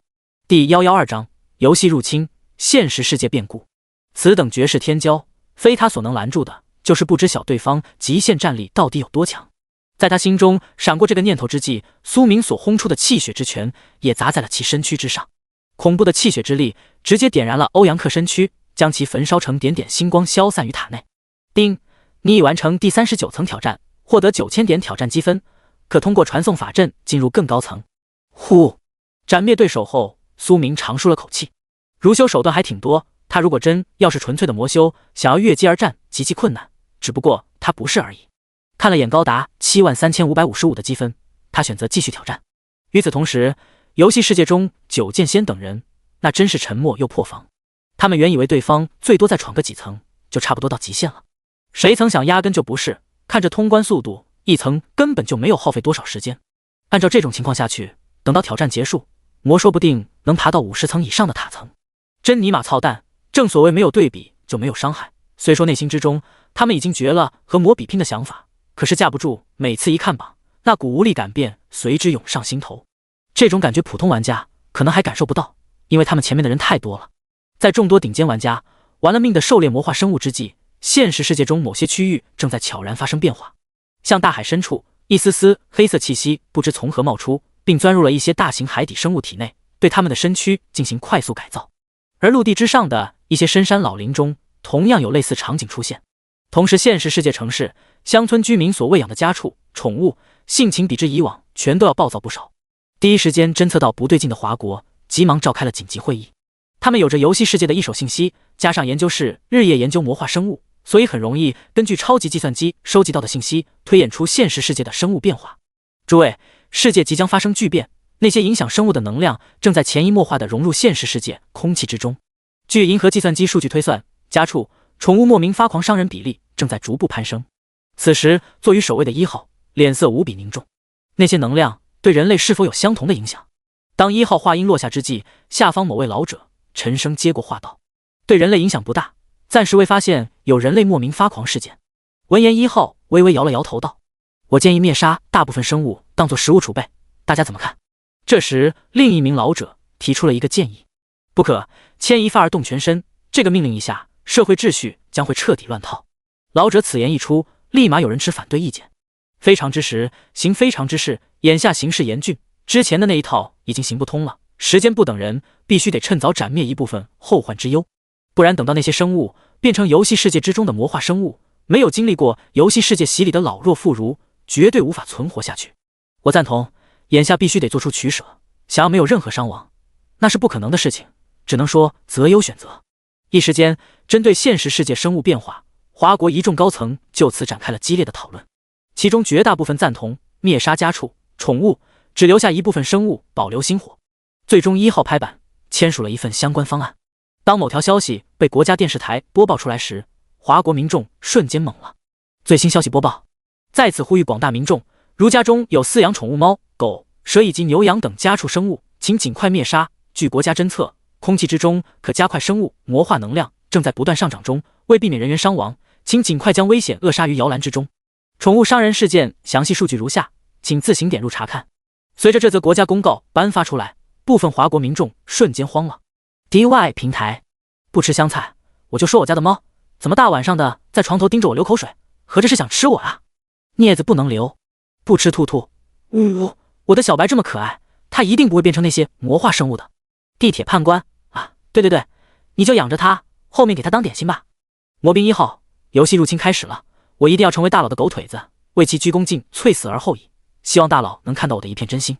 魔兵2号，如果能抱上大佬的大腿就爽了，绝逼能活得很潇洒。据最新消息报道，大佬已经闯过41层了，还在继续往上闯。宫本一郎，切，那家伙一看就是个极度利己者，不然的话，他应该向全人类公布他快速升级和拥有强大战力的秘密，好让整个人类族群共同携手度过这个难关。随着事情的发酵，其余各国也纷纷在华国社交平台上截获到了相关信息。对于这件事情，华国方面并未想要藏着掖着，因为没有意义。只要政策推行下去，瞒是绝对瞒不住的。此时华国方面除了部分不信邪的人以外，其余绝大部分民众皆选择了灭杀家中宠物、家畜，充当战备粮。游戏世界中魔化生物的危险性，他们可是知晓的。单个的话还好说，可要是成群结队的话，普通人遭遇到了必死无疑。这时身处挑战塔内的苏明可不知晓现实世界的变故，他这回已经闯到了第44层。前面的第40层，他遭遇了一尊龙人 BOSS， 对方体魄极强，并且还能免疫部分能量攻击，着实是让其费了翻手脚。反倒是后面的3层没那么麻烦，不说瞬秒也差不多。从龙人 BOSS 贡献的青铜宝箱中，苏明开出了一本青铜级魔种秘法，此法可以用精神力量凝聚魔种，操控低级生灵心神，比之前面法照所使用的金光4度人之术更胜一筹。第113章，挑战者称号，岛国变故。后面凝练出魔种时，他完全可以发展一批忠诚魔兵，让他们分散在各个安全区，帮自己收集物资。洞悉到44层守塔者基础信息后，苏明直接以蛮横的姿态将中年先修活生生锤成了星光。丁，你已完成第44层挑战，获得11500点挑战积分，可通过传送法阵进入更高层。丁，45层守塔生灵正在随机匹配，匹配成功，你的对手为三尾狐妖 BOSS， 你可查看对手基本信息。三尾狐妖 BOSS， 阶位青铜，等级45级。看到这一层对手时，苏明眉头微皱，感觉稍稍有些棘手，因为对方身上那股无形之力，隐约间能撼动他的心神。这时，一身雪白毛发，身后长有3根狐尾的三尾狐妖 BOSS， 周身弥漫出大量粉色能量。狐族天赋之力魅惑，精神属性较弱者，一旦中招毙，将沦为对方手中傀儡。面对避无可避的粉色能量，苏明双瞳血色光芒闪过，直接释放了自身天赋力量。一时间，混乱无比的气息快速自其身上蔓延开来。杀杀杀！死亡才是生灵最终的归宿。当各类生物虚影显化于塔内空间中时，诡异至极的低语声如同魔音一般，不断侵蚀着三尾狐妖 BOSS 所释放的天赋力量。感受到自身精神状态出现异常，三尾狐妖 BOSS 眼中闪过愤怒之色。人族，没想到你的精神力量竟如此强大。不过，想要轻易击败我，踏入更高层，那是在痴心妄想。以精神波动放了句狠话后，三尾狐妖 BOSS 身形急速晃动。来得好！眼见三尾狐妖 BOSS 竟然想和自己贴身近战，苏明眼中嗜血光芒一闪即逝，随即只见其身躯在冲出的瞬间便化作了一尊小巨人。顷刻间，二者便碰撞到了一起。这时，率先出招的三尾狐妖 BOSS 眼中满是惊骇之色，他感受到自身多了许多负面状态，并且眼前这个该死的人族魔修为何体魄强到变态？自己爪击到其身躯之上，竟然无法留下任何伤势，反倒是自身被对方锤上一拳，便受了不轻的内伤。此时硬抗三尾狐妖 BOSS 一爪，顺势抓住对方2条尾巴的苏明，眼中闪过暴力之色。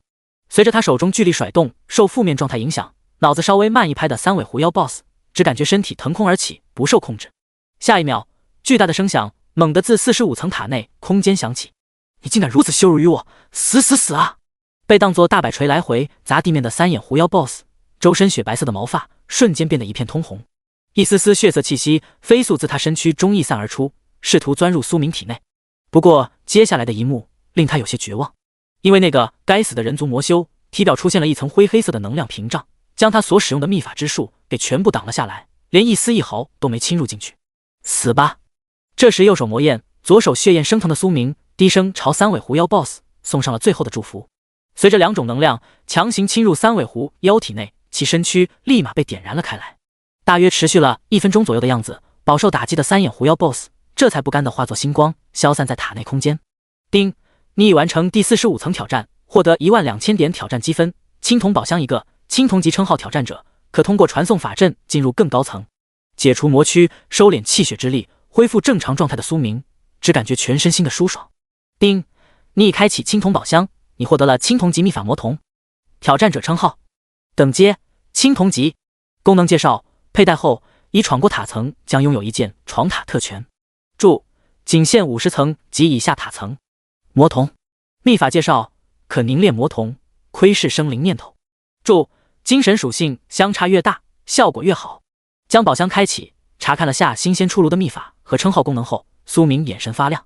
其中挑战者称号这玩意相当于挑战塔 VIP 特权，后面挑战他都不需要闯前面50层，直接一键扫塔就行了，简直不要太爽。另外魔瞳秘法有点类似于现实世界中广为流传的佛门神通他心通。分出一丝精神学习秘法后，苏明迈步踏入了前往46层的传送法阵内。这次的挑战塔奖励他要拿满。与此同时，现实世界岛国某区域发生了异常情况，有岛国民众拍到某河泄漏区域出现不少双眼泛白、体表生有黑色毛发的生物。当这件事情被捅到网络上时，立马引起了轩然大波。网络平台，这游戏入侵的前兆不会是丧尸围城吧？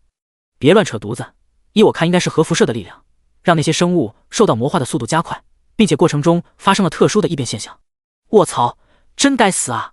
谁还记得那些王八蛋前不久往大海里头排放了很多核污染水？靠，黑刺尾鬣蜥那玩意不会在核辐射及魔化影响下进化成魔化哥斯拉吧？你别说，还真有这个可能性，就是不知道到时候岛国有没有光之巨人救场。据我推算，生物魔化应当是被那些力量强行打破了体内基因锁，从而拔高了他们的成长上限，也就是说潜力越大，被魔化后的上限越高。随着事情的发酵，各国网络平台之上有关岛国某区域生物异常现象展开了激烈的讨论。其中距离该区域较近的岛国玩家已经在紧锣密鼓的搬家中，继续待在这地方，他们心中简直没有一点安全感。万一大晚上睡觉的时候，突然有异化生物在屋外拍打门窗，试图敲醒他们沉睡的心灵，岂不是的吓死？bug，为什么会出现这种情况？这时岛国某地下区域秘密会议室内，岛国1号正略显暴躁地拍打着桌子。第114章隐藏属性奖励。据之前抓不到的一头异化麋鹿研究发现，这头麋鹿体内的基因已经遭受到污染，并变得极度暴躁嗜血，体型也在逐渐变大。当岛国1号质问完后，下方立马有人出声接过话道：如果人被这种生物咬伤，会不会有传染风险？强行使得自己冷静下来后，岛国1号问了个至关重要的问题。这个暂时还没有相关数据。bug，还不快尝试得出最新数据？你们都是猪脑袋吗？没得到想要的答案，岛国1号差点气得当场摔杯子。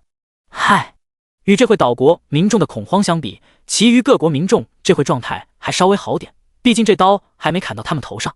其中华国民众正在大肆搜刮水泥、红砖、钢筋、沙子等一系列建筑材料，没能搞到这些的则是就地取材，全家上阵挖地洞，通过砍伐树木躯干加固地下防护所。相比于城市之中的高层建筑，他们觉得的底下更为安全。截止到这一时间，整个蓝星的经济链条已然崩溃，货币沦为废纸，回归到了最为原始的以物易物阶段。在失去人员维护的情况下，部分区域开始出现断电、断水、断气等各种情况。此外，烧杀抢掠这种现象也是屡见不鲜，就算是各大国面对这种乱象也无力制止，因为普通民众的数量远远超过维护秩序人员的数量。都说乱世出枭雄，在这种大灾难即将降临的时候，不少人心中同样生出了画地为王的想法。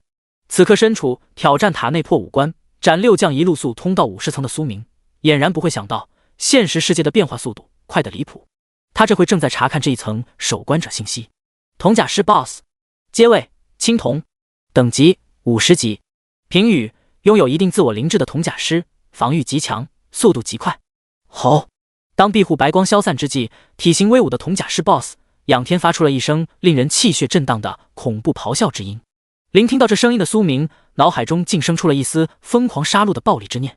可想而知，负责这层守塔的大家伙到底有多凶。普通低级玩家估摸着听这货吼一嗓子，就得沦陷进杀戮的疯狂状态。切换成魔躯状态，并换上了一双拳套后，苏明直接朝迎面袭来的铜甲师 BOSS 撞了上去，想弄死这种体魄强的变态，并且免疫大部分精神攻击的大块头，他只有选择近身战，不然的话，仅凭魔元之力和气血之力外放，根本拿不下铜甲师 BOSS。 当二者撞击到一起时，无形的力量波动飞速往四周蔓延开来。这一击，苏明退了一步，铜甲师 BOSS 退了3步。不过铜甲师并未受到任何伤害，这防御力堪称变态。要知道前面的青铜接体修印抗苏明一拳都得被锤得筋骨断裂。吼！拥有自我灵智的铜甲师 BOSS 在稳住身形后直接发起了进攻。一时间，当当当的金属碰撞声响彻第50层的塔内空间，二者打的那叫一个火热，所过之处的区域如同狂风过境一片狼藉。如果不是挑战塔空间，不是他们这个层次能够打破的，估摸着这会已经打到塔外去了。一番激烈交手下来，铜甲师兄膛处多了一个凹陷进去的拳印。反之，苏明魔躯之上的青铜色光泽比之一开始稍显暗淡。这回铜甲师 BOSS 眼中已然没了一开始的暴力之色，被按在地上捶了许久，他心中竟然生出了一股惧怕之意。其诞生不久的自我灵智和普通人类5、6岁小孩差不多，所以在遭受某些强烈打击时，同样会有恐惧心理产生。对此，苏明没有任何手下留情的意思，趁热打铁补充了下气血消耗后，他便开启了爆锤模式。大约10分钟后，铜甲师 BOSS 的头颅硬生生被他从脖子处打得跌落到地面之上。叮，你已完成第50层挑战，获得14500点挑战积分，青铜宝箱1个，50级挑战者套装1套，隐藏属性气运+1，可通过传送法阵进入更高层。友情提示：白银阶对黑铁阶位压制极强，并随机解锁各种地形区域，扩大塔内对战空间面积，对战者双方需自行寻找对手踪迹，请谨慎挑战。当铜甲师 BOSS 化作星光消散之际，挑战塔提示音随之在苏明耳旁响起。在看到最后一个奖励物品时，他的嘴角不自觉地抿起一丝弧度。气运这东西，他没见过，还没听过吗？主角标配啊！能不能出门捡宝贝、逢凶化吉，就看这个隐藏属性点到什么程度了。以普通人为例，稍微有点气运，便可一路扶摇直上，成为人生赢家，也就是所谓的祖坟冒青烟。而放在网络小说之中，拥有大量气运加身者，那便是天道宠儿、位面之子。从这点便能看出气运属性的重要性。念动间提取完奖励物品后，苏明冥冥中感应到自身猎杀怪物爆率获得了些许提升。叮，你已开启青铜宝箱，你获得了青铜级秘法魔念锻造术。趁着气运加成，苏明随手打开了青铜宝箱，从中获取到了一份精神秘术。至于赠送的50级套装，他这会只能丢空间内吃灰，等到后面等级上去了再使用。见传送法阵之上倒计时不断闪烁，苏明在考虑要不要进入更高层。微微思索了番后，他选择暂时停止挑战，先花点时间提升下战力。挑战塔提示上明确标注了，从51层开始，挑战塔将会随机解锁各种区域，那么想要猎杀对手，他可能需要耗费大量的时间。如果遇上一个狗王，估摸着离地3尺都不一定能找到。所以综合考虑下来，苏明觉得继续挑战下去有点得不偿失。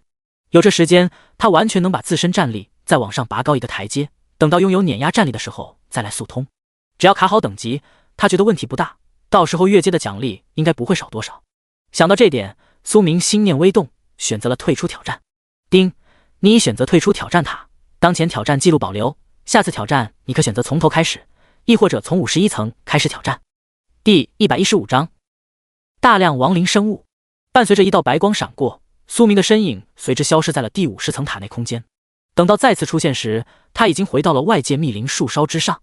叮，玩家猛虎发出多道私聊信息，已储存于私聊信息栏。还没来得及整理下床塔收益，苏明便听到耳旁传来一道提示音。回过神来后，他念动间点开了私聊界面。苏先生，现实世界已发生重大变故，生物魔化进度在不断加快，岛国核辐射区域内已出现异化生物。金华国高层决策，已下达捕杀宠物、家畜等指令。目前各国大片区域出现断水、断电、断气及烧杀抢掠等恶性事件。看着私聊界面上多达10几条的未读信息，苏明脸色稍显沉重。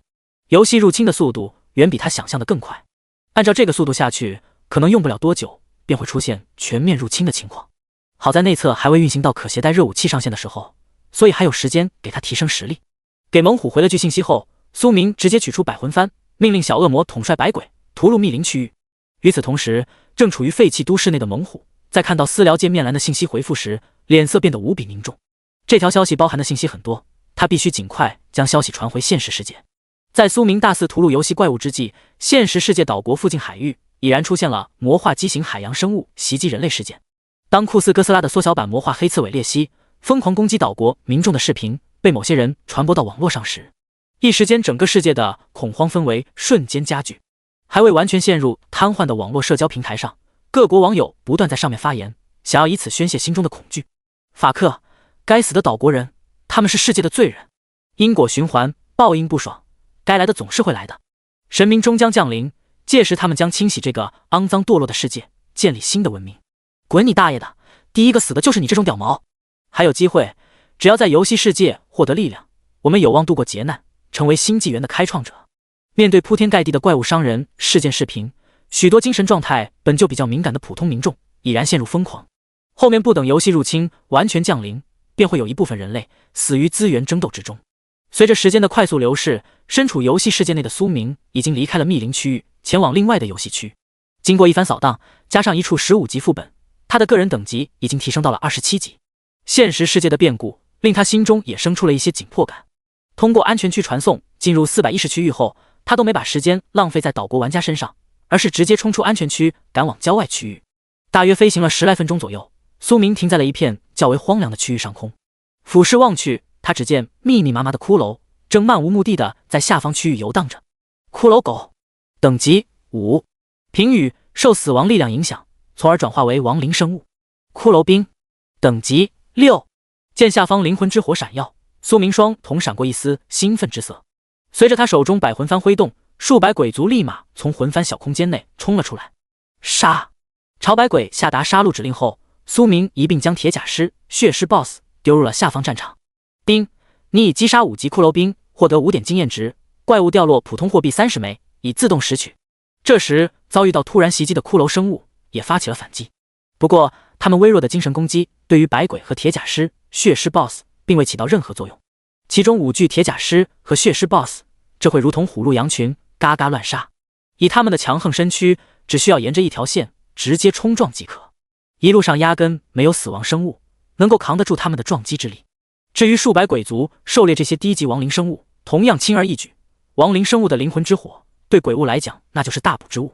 见下方割稻子似的场景，苏明精神力量微微涌动，随后一颗如同芝麻粒的细小黑点缓缓出现在他的掌心之中。他想试试魔种的效果。随着一头3级骷髅兵被魔种侵入灵魂之火，苏明只见一丝丝黑色纹路不断侵蚀小骷髅的微弱本能。面对这种情况，小骷髅本能的做出了反抗，奈何胳膊太细，根本拗不过大腿。在骷髅头中的灵魂之火闪烁了几次后，他便放弃了反抗。与此同时，苏明也通过精神连接，从小骷髅的微弱本能中感知到了臣服之意。通过精神操控，遥控小骷髅奔跑、跳跃，做了几个相对简单的动作后，他不由得点了点头，还算满意。虽然魔种秘法苏明还未修行到圆满，不过控制下低级亡灵生物倒是没有太大的问题。屈指微弹，终结掉小骷髅的小命后，他好似是感应到了什么，从上空往下望去，只见密密麻麻的亡灵生物仿佛是受到了某种号召，正从四面八方不断往百鬼及铁甲师 BOSS 所在区域汇聚而来，堪称弱化版亡灵天灾。看见这一幕时，苏明不禁反喜，正愁怪不够杀呢，这感情好，瞌睡来了送枕头。就小骷髅的攻击力度来，多少都不够铁甲师、血尸 BOSS 杀的，他们的身躯防御根本不是黑铁阶位以下的亡灵生物能够打破的。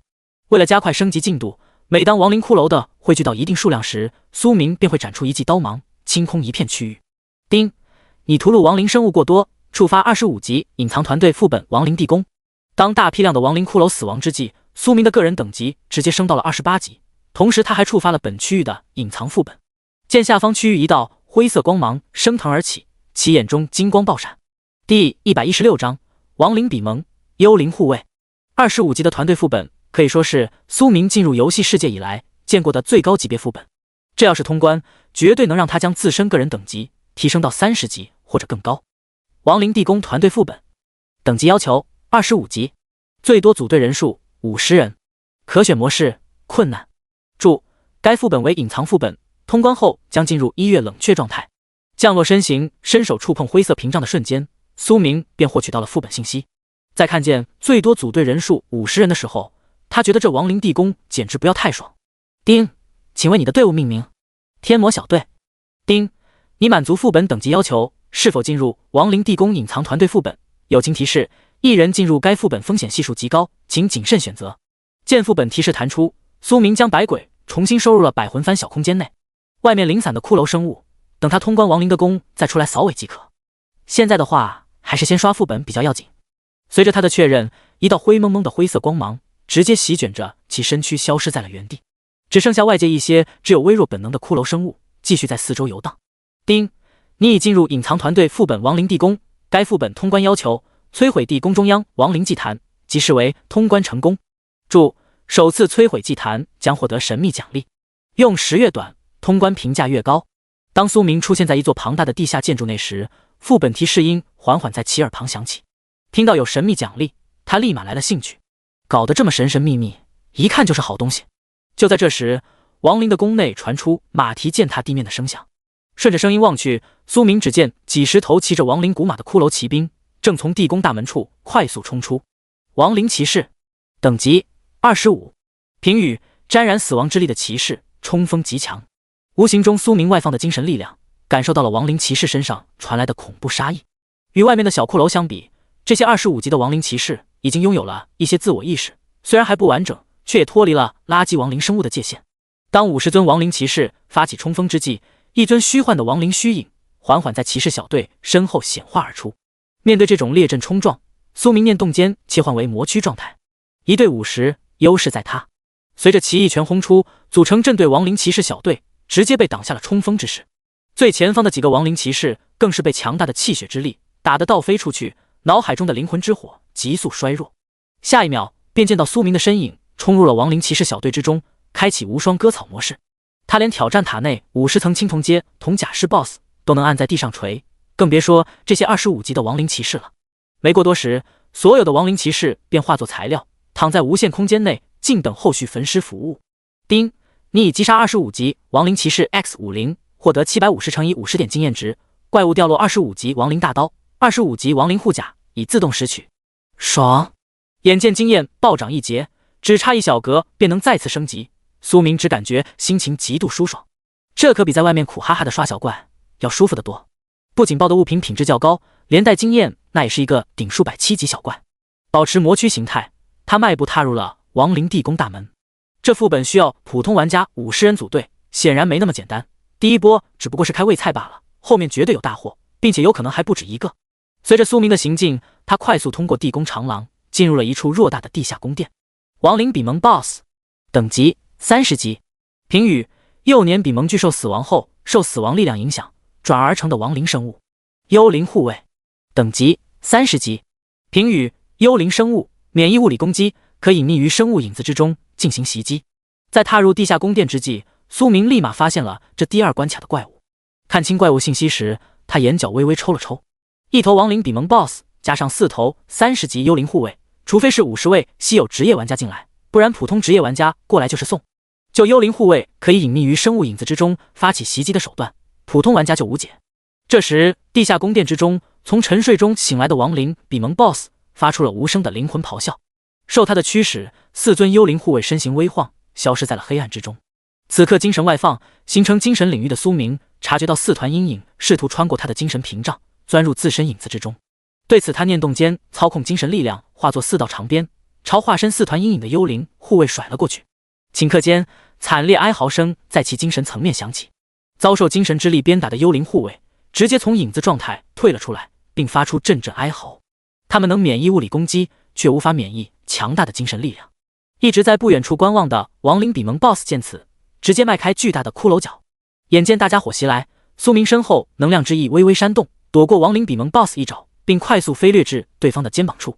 对付这种大块头，他准备从对方灵魂之火下手，不然拆骨头架子不知道要耗费多长时间。单手凝聚一团黑红色魔焰，并强行撕裂亡灵比蒙 BOSS 体表笼罩的亡灵之力后，苏明随手将魔焰顺着对方眼睛窟窿丢了进去。下一秒，恐怖的能量波动直接自亡灵比蒙 BOSS 头颅处爆发开来。灵魂之火遭受到外来力量袭击，使得亡灵比蒙 BOSS 直接陷入了疯狂状态。他不断凝聚周身亡灵之力，试图驱散脑海中不断燃烧的一种能量。见大家伙进入疯狂模式，苏明开始不紧不慢地在旁边补刀。一团团黑红相间的魔焰被他快速甩飞到亡灵比蒙 BOSS 身躯之上，加速对方亡灵之力的消耗。这时，饱受精神折磨的幽灵护卫稍稍缓了过来，并发起了第二次袭击。第117章，幽灵之躯由实化虚。与第一次相比，这次幽灵护卫的袭击变得更加隐蔽，不过依旧没啥作用。在他们引入黑暗贴近到一定距离之时，苏明便发觉了这些家伙所在位置。随着他嘴中恶魔之音响起，一股无形的精神波动瞬间撞击到了4头幽灵护卫身上，将他们打得倒飞出去，陷入濒死状态。与此同时，体型巨大的亡灵比蒙 BOSS 身躯之上也燃烧起了熊熊魔焰。此刻无法承受被魔焰灼烧灵魂之火痛苦的亡灵比蒙 BOSS 开始疯狂攻击地下宫殿内所能感知到的一切事物。折腾了大约2-3分钟左右时间后，他这才不甘地倒在地面之上，发出砰的一声巨响。叮，你已击杀30级亡灵比蒙 BOSS， 获得1000乘以10倍经验值。怪物掉落物品：黑铁级秘法灵魂锻造，黑铁级极品气血恢复药剂 X20， 黑铁级极品精神恢复药剂 X20， 一阶顶级法器亡灵权杖1件，一阶顶级法器亡灵披风1件，30级亡灵之枪1把，30级亡灵骨刃1把，黑铁币8000已自动拾取。叮，你的当前经验值已满，个人等级提升为29级，因隐藏职业加成，你获得了10点自由属性点，无加点限制。当亡灵比蒙 BOSS 倒地身亡之际，2道提示音随之响起。没急着去看收益，苏明转身将4头躲藏在暗处虚弱无比的幽灵护卫一一找出来击杀。叮，你已击杀30级幽灵护卫 X4， 获得4000点经验值，怪物掉落黑铁级技能幽灵袭击1份，已自动拾取。扫了眼掉落物品，苏明心念微动，开启了批量熔炼。熔炼收益：25级普通灵魂精华 X50， 30级普通灵魂精华 X4， 30级高级灵魂精华 X1， 黑铁级天赋死亡亲和 X55， 幽灵之躯 X4， 比蒙巨力 X1， 黑铁级技能亡灵冲撞 X50， 亡灵践踏 X50， 暗影袭击 X4， 暗影屏障 X4， 灵魂咆哮 X1， 灵魂威压 X1。当50头亡灵骑士及幽灵护卫和亡灵比蒙 BOSS 躯体被熔炼完后，苏明的无限空间内瞬间多出了一大批物品光团。其中他比较感兴趣的是幽灵护卫贡献的天赋能力。幽灵之躯，天赋等级黑铁阶，天赋能力使用后可使得身体短时间进入虚化状态。注：阶位越高，所持续时间越短。看完这天赋信息后，他感觉有点小变态，直接虚化肉体，这不当人啊！平复了下心中心情，苏明顺带看了眼其余物品的相关信息，其中灵魂精华也是个好东西，可以增强他的灵魂本质，不过具体可以增强多少，在面板上无法显示出来，属于和气运一样的隐藏属性。分出一部分精神力学习各种技能以及融合天赋能力后，苏明沿着地下宫殿内的通道继续往更深处区域走去。每走出一步，他身上的气息都会略微往上提升一点，同时亡灵地宫之中浓郁的死亡气息也在不断往他周身汇聚而来。55份死亡亲和天赋砸下去，使得苏明此刻的形象如同地狱行走在人间的代言人，像极了死亡行者。顺着冰冷、阴森、黑暗的地宫通道行进了几分钟后，他进入了一处占地庞大的地下平台区域。一眼望去，只见平台中央处一座黑色祭坛正不断往外散发黑色的死亡气息。亡灵祭坛介绍：可沟通亡灵之界，征召低级亡灵的临时祭坛，当前状态还未开启。摧毁方式：击杀镇守 BOSS 及守卫。丁，你已闯入亡灵地宫中央区域，亡灵古鸟 BOSS 即将苏醒，请做好准备。当身后通道被副本力量封锁之际，苏明耳旁随之响起了副本提示音。随后他便看见平台某处区域地面开裂，紧接着一只通体暗红色骨骼的巨大古鸟从地下爬了出来。亡灵古鸟 BOSS， 阶位黑铁，等级30级。评语：拥有一丝玄鸟血脉妖兽，受死亡力量影响，所化亡灵生物。骷髅鸟，等级30级。见体型巨大的亡灵古鸟 BOSS 带领4头稍小1号的骷髅鸟朝自己袭来，苏明不退反进。当突进到一定距离时，他的躯体突然由石化虚穿过了亡灵古鸟 BOSS 的古翼一击，并急速贴近到对方头颅上空。这时，守候在亡灵古鸟 BOSS 身旁的4头骷髅鸟眼见老大被敌人靠近，急忙发起了骨刺弹射攻击。对此，苏明周身流光一闪，便将这些骨刺全部挡了下来。用对付亡灵比蒙 BOSS 的老套路，他直接撕裂亡灵古鸟体表附着的死亡之力，并用魔焰点燃了对方脑海中的灵魂之火。生命核心遭受打击的亡灵古鸟 BOSS 当场疯狂，开始对四周事物进行无差别打击。4头本想着帮老大分担下压力的骷髅鸟，一个不慎便被打飞了出去，重重的摔倒在地面之上，骨骼破碎小半。对此，苏明手中黑红色魔焰升腾，逐渐演化出一根魔焰长鞭，将亡灵古鸟 BOSS 捆了个严实。平台区域的大量死亡能量皆被他充当魔焰燃烧的新柴，源源不断地注入手中魔焰长鞭之中。丁，你已击杀30级亡灵古鸟 BOSS， 获得1000乘以10倍经验值。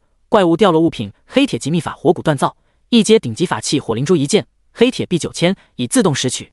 丁，你已击杀30级骷髅鸟 X4， 获得4000点经验值。怪物掉落黑铁级技能亡灵庇护一份，已自动拾取。没过多时，极尽疯狂的亡灵古鸟 BOSS 便带着4头骷髅鸟小弟消失在了平台之上。丁，请注意，亡灵古虎 BOSS 正在苏醒。当苏明斩杀亡灵古鸟之际，亡灵祭坛另一方位的地面也随之裂开了一个大口子。第118章神秘宝盒。听到亡灵古虎4个字，苏明好似想到了什么，扫了眼地面开裂方位，他嘴角微微掠起一丝弧度。前有亡灵古鸟，后有亡灵古虎，并且二者方位一个在亡灵祭坛上方，一个在右侧方位，这合起来就是上朱雀又白虎的布局啊！只不过这里头的怪物属于超级弱化版本而已。眼见骨骼如同纯钢打造，微微泛着银白色泽的亡灵古虎从地下爬出，苏明身形微晃，直接迎了上去。如果真的如他想的那样，这亡灵地宫最后一关就是超级低配版40守护。此时地下爬出的亡灵古虎 BOSS 仰天发出了一声灵魂咆哮之声，强大的灵魂波动使得空间都微微泛起一丝涟漪。对此苏明直接无视，这等灵魂冲击还远远无法撼动他的灵魂。煽动能量羽翼贴近亡灵古虎 BOSS 后，他直接一巴掌将对方拍飞在地面之上，然后暴力点燃魔焰。与比蒙 BOSS 和古鸟 BOSS 相比，亡灵古虎的体型要小上不少，所以苏明也懒得费时间，直接踩着对方头颅强势灭杀即可。此时不远处4头体型稍小，周身骨骼犹如黑铁铸造的骷髅虎见状，猛地发起了袭击。面对这种小怪，苏明随手斩出了几道刀芒，将4头骷髅虎击飞了出去。丁，你已击杀30级骷髅虎 X4， 获得4000点经验值。怪物掉落黑铁及技能灵魂咆哮一份，已自动拾取。落地之际，4头骷髅虎便消失在了平台之上。约莫几十秒后，亡灵古虎 BOSS 也不了小弟后尘，一同化作材料躺在了冰冷的空间之中。丁，你已击杀30级亡灵古虎 BOSS， 获得1000乘以10倍经验值。黑铁级秘法筋骨锻造，一阶顶级法器精灵珠一件，黑铁币9000，已自动拾取。丁，请注意亡灵古龟、亡灵古蟒 BOSS 正在苏醒。随着亡灵古虎的死亡，亡灵祭坛另外2个区域的地面也随之开裂。紧接着，体型巨大、骨骼微微泛着绿色光泽的亡灵古蟒及周身泛着莹莹蓝光的亡灵古龟快速从地下爬出。见2大 BOSS 出现，苏明单手握拳朝其中一尊轰出了一拳。猝不及防被轰了一拳的亡灵古龟体表不断发出滋滋滋声响，炽热无比的气血之力令他感觉到灵魂一阵剧痛。而先一步反应过来的亡灵古蟒立马喷吐出了一记死亡吐息。面对由死亡力量凝聚而成的吐息，苏明不闪不避硬扛了这一击。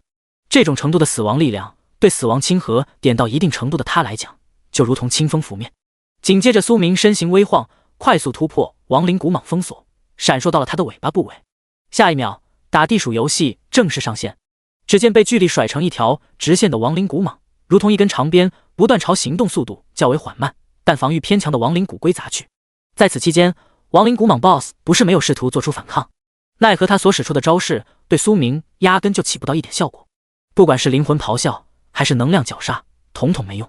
二者6维属性以及天赋能力、技能多方面都差了不是一点半点，所以反抗是不可能反抗得了的。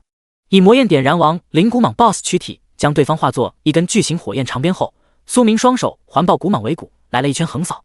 瞬息间，几头骷髅蟒和骷髅龟便被拍得骨骼断裂，灵魂之火消亡。丁，你已击杀30级骷髅龟 X4， 获得4000点经验值。怪物掉落黑铁级技能死亡防御一份，已自动拾取。丁，你已击杀30级骷髅蟒 X4，获得4000点经验值，怪物掉落黑铁级技能绞杀1份，以自动拾取。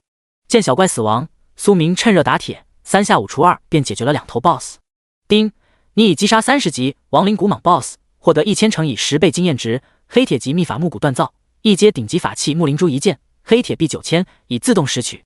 丁，你已击杀30级亡灵骨龟 BOSS， 获得1000乘以10倍经验值，黑铁级秘法水骨锻造，一阶顶级法器水灵珠一件，黑铁币9000，以自动拾取。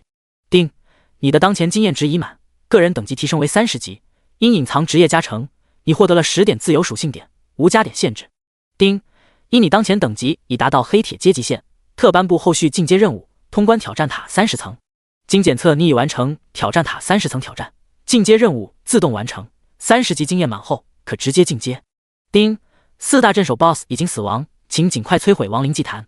当2大 BOSS 死亡之际，苏明耳旁响起了一连串的提示音，微微看了眼后，他便把目光转向平台中央区域亡灵祭坛之上。此时祭坛上空出现了一个5分钟倒计时。见此情况，他身形微晃，出现在祭坛上空，体内能量不断朝手中长刀灌输。几秒后，一柄能量巨刀从天而降，重重劈砍在亡灵祭坛表面。遭受攻击的第一时间，亡灵祭坛便被一层黑色死亡之力笼罩在了其中，只不过依旧无法挡住上方劈落的璀璨刀芒。伴随着咔咔咔的清脆破裂声响起，通体漆黑的亡灵祭坛竟直接被劈得4分5裂，飞散到平台各处。丁，你成功通关25级团队隐藏副本亡灵地宫，评价甲加，首通奖励黑铁币10万，黑铁级称号亡灵屠戮者，坐骑亡灵古虎1头，神秘宝盒1件。世界公告，恭喜玩家天魔小队率先通关25级团队隐藏副本亡灵地宫，特奖励该团队30级亡灵套装5套，黑铁币20万，自由属性点40点。听到奖励物品，苏明只感觉心情极度舒爽。将物品提取到无限空间内后，他从中取出了一个黑色宝盒。神秘宝盒，物品介绍，可从中开出稀有物品。第119章亡灵宝典白眼宝体。看着如同鞋盒大小的宝盒，苏明直接选择了开启。丁，你已打开神秘宝盒，你获得了亡灵宝典1本。亡灵宝典，物品介绍，可用物品献祭宝典召唤亡灵生命。注：当前宝典最多可召唤黑铁阶亡灵生命，如需提升宝典阶位，请收集更多亡灵宝典。当神秘宝盒被苏明开启之时，一本篆刻着骷髅头的黑色宝典径直出现在他手上。洞悉到亡灵宝典的信息后，他随手翻开了黑色封面。骷髅小兵，等级1，评语：最为垃圾的亡灵生命。大刀骷髅，等级3，评语：拥有一定战力的亡灵生命。一连翻开几页，映入其眼帘的是各种亡灵生物图鉴，其中最为弱小的骷髅小兵到较为强大的30级亡灵 BOSS， 这里面应有尽有。将整本亡灵宝典翻了个遍后，苏明眼中若有所思。这玩意有点邪乎，真要说的话，完全可以算得上是亡灵神器雏形，毕竟寻常法器可没有这种力量。从无限空间内取出一件5级装备，丢在亡灵宝典上，他便启动了宝典献祭能力。随即苏明只见亡灵宝典封面之上的骷髅头溢散出一股黑色能量，将5级长刀包裹在其中。等到长刀消散之际，一头小骷髅凭空自空间内钻出。大刀骷髅，等级3级，评语：拥有一定战力的亡灵生命。注：召唤生命无法击杀获取经验值及掉落奖励。扫了眼手握白骨大刀的骷髅，苏明眼前信息一闪即逝。当看到召唤物无法提供经验值和掉落奖励时，其眼中闪过一丝失望之色。为了尝试下熔炉能否将召唤生物收取，他屈指微弹，直接终结了大刀骷髅的小命。丁，你已击杀3级召唤物大刀骷髅，已自动拾取。当骷髅躯体消失之际，苏明双眼微微发亮，与现实生物一样可以收取。这代表他可以用无限空间内一堆用不上的破烂去召唤较为强大的亡灵生物，然后用无限熔炉提取对方的天赋能力和技能。退出副本，将亡灵宝典收入空间内存放后，苏明念动间退出了亡灵地宫副本。这次副本开荒，他可以说是赚得盆满钵满，不仅获得了大量天赋，还白嫖了一件具有强大力量的亡灵宝典。退出副本空间，重返外界白骨荒原，见四周依旧有不少的小骷髅在游荡，苏明直接唤出白鬼和铁甲尸，血尸清场子。下达完屠戮命令，他着手对自身天赋、技能、称号、秘法进行整合，融合宝体加死亡亲和加幽灵之躯加比蒙巨力加契合度极高，合成所需10万点能量值，是否合成？混乱天骄加亡灵屠戮者契合度极高，合成所需5000点能量值，是否合成？青铜魔躯加筋骨锻造加木骨锻造加水骨锻造加火骨锻造加土骨锻造，契合度极高，合成所需能量3万点，是否合成？天魔秘法加灵魂锻造加魔念锻造术，契合度极高，合成所需能量2万点，是否合成？见眼前密密麻麻的合成信息弹出，苏明没有犹豫，直接选择了合成。也就他涂了几个游戏区内大量魔化生物，合下了不少副本，不然这播下来估摸着能量都不够用。丁，正在合成，你获得了紫金级天赋白眼宝体，黄金级称号混乱之王，秘法5行魔躯，天魔观想法。当天赋进阶之时，苏明只感觉恐怖至极的力量在体内流淌着，浓郁至极的气血之力使得他头顶上空出现一条气血长龙虚影，悬浮于虚空之中，看着眼前虚空，其心中竟生出了一种打破虚空见神不坏的想法。好在强大的精神力量及时把他从那种状态拉了回来。回过神来后，苏明直接拉出了自身属性面板。游戏面板，姓名苏明，职业魔修，副业一阶炼器师，凡级炼丹师，一阶阵法师，凡级灵职师，阶位黑铁，等级30级，56000，生命值100%，气血值500加2000，2500，精神值400加1000，1400，魔元3000-3000，秘法5行魔躯45%，二阶天魔观想法30%，技能格斗之王，精神领域，恶魔低语，战争震荡，恶魔之翼，御鬼驱将术。天赋紫金级白眼宝体，称号黄金级混乱之王，未佩戴。综合战力366666，装备栏30级亡灵之刃，30级亡灵铠甲，30级亡灵戒指，30级亡灵项链，30级亡灵战靴，30级亡灵护手，30级亡灵之盔，30级亡灵护腿，已穿戴。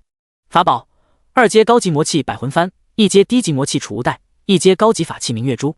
插件无限熔炉。自由属性点382点。看着自己的个人属性，苏明只想说一句还有谁。天赋进阶连带他的秘法修行进度也是蹭蹭蹭的往上涨，去掉天赋加成，他自身个人属性也达到了500点气血和400点精神的恐怖层次。只能说无限熔炉的能力越往后越变态，随着天赋不断合成，苏明完全可以越多接而战，有种小说中那种仅靠体质搏杀大地的意思。经过和多位青铜阶生灵交战，他已经大致摸清楚了阶位的作用。首先，高级阶位对低级阶位有一定的压制，此外越阶修行秘法的话会有很大的阻碍。他自身如果不是依靠之前合成的天赋带动秘法进度，可能这回秘法修行也无法打破阶位限制，达到青铜阶层级。扫了眼面板之上闪闪发光的挑战塔界面，苏明心中生出了再次进塔的想法。因为他今天的挑战并未失败，所以还可以继续挑战。微微思索了片刻后，他决定先扫青白谷荒原，把经验值卡在最后一丢丢，再进去拿几个宝箱。第120章冰河末世，血月当空。趁着白鬼及铁甲师、血尸 BOSS 屠戮白谷荒原上的低级亡灵生物，苏明开始清点副本收益。这次亡灵地宫的 BOSS 都比较慷慨，全都爆了法器，其中4颗法器灵珠拥有汇聚金、木、水、火4行能量功能，属于辅助类法器。然后亡灵比蒙 BOSS 爆的亡灵披风可以遮掩生灵气息，令低级亡灵生物无法察觉到生灵所在。此外，亡灵法杖可加强死亡力量，增幅死亡气息。除了这些法器以外，剩下的装备苏明没有过多关注，跳过一些较为普通的物品，他的目光扫向了空间内较为威武霸气的亡灵古虎。这头副本首通奖励的坐骑比古虎 BOSS 稍微小上1号，但是造型极为华丽，不仅配备了全套盔甲，还有皮革制成的坐垫。上下扫视一眼亡灵古虎后，苏明感觉这玩意啥都好，就是少了对翅膀，如果能飞就完美了。甩开脑海中这个想法，他随手将一直处于沉睡状态的小王蛇从宠物袋内拎了出来。还没来得及完全清醒的小王蛇，只感觉四周环境发生了变化，紧接着一股炽热的力量从他体内爆发而出，其血脉本能第一时间便促使他盘卧成一团，努力去吸收这股强大的同源之力。将独角蛟血脉打入小王蛇体内后，苏明这才开始着手祭炼百魂幡，以他目前的精神力量驱使更多的鬼族没有一点问题。当大量怪物精魄被他投入百魂幡内时，遍布紫金色纹路的百魂幡开始往外散发浓郁鬼气，引得白骨荒原上的死亡能量形成漏斗之势，从天倒灌进幡内。这片区域对于鬼修、魔修来讲，可以说得上是一处风水宝地，空气中死亡能量浓度远比其他地方要浓厚得多。随着一尊尊新鲜出炉的鬼族被苏明投入战场，整个白骨荒原也随之刮起了阵阵阴风，鬼哭狼嚎之声响彻荒原。与此同时，现实世界的太阳突然变得有些暗淡，月球更是变得血红一片。此等惊世异象令整个世界的民众皆陷入了慌乱之中。网络平台，愿上帝保佑，邪恶退散，血月当空，灾劫降临。救救我，我不想死啊！我想活着，那些人已经疯了，他们到处持枪烧杀抢掠。哈哈，都得死，都得死！天灾面前，人人平等。和底层民众的疯狂相比，各国金字塔顶尖人物此刻已经进入了地下堡垒安全屋内，外界的异象令他们也不敢继续待在地面之上，唯恐发生变故。在各国寻找破局之法时，第一时间收到现实世界变故的猛虎急忙点开了私聊界面。丁，玩家猛虎请求与你私聊，是否同意？正分心祭炼百魂幡的苏明听到私聊提示音响起，眉头不由得微微皱起。是，心中默念了声后，他便看到一条信息快速在私聊界面弹出。苏先生，事态紧急，现实世界发生重大变故，太阳暗淡无光，致使全球温度快速下降。此外，月球受未知力量影响，也变得一片血红。看到这则信息，苏明脸色微沉。尽人事，听天命。想了想后，他简短的回复了一句。随后看着白骨荒原上黑压压的鬼族大军，苏明单手挥动百魂幡，将鬼族全部收入了魂幡空间内。退出游戏。扫了眼只差一丢丢升级的经验栏，其心念微动，化作一道白光源地下线。与此同时，现实世界某偏僻角落，一道身影十分突兀的自空间内显化而出。返回现实世界的第一时间，苏明便感受到了环境的剧烈变化。首先温度下降了最少有10度，此外天空中高挂的太阳也没了以往的亮度。以精神力量扭曲周身磁场后，苏明轻善恶魔之意，急速飞掠至中云市上空。俯视望去，他发现原本还算繁华的街道此刻显得无比冷清。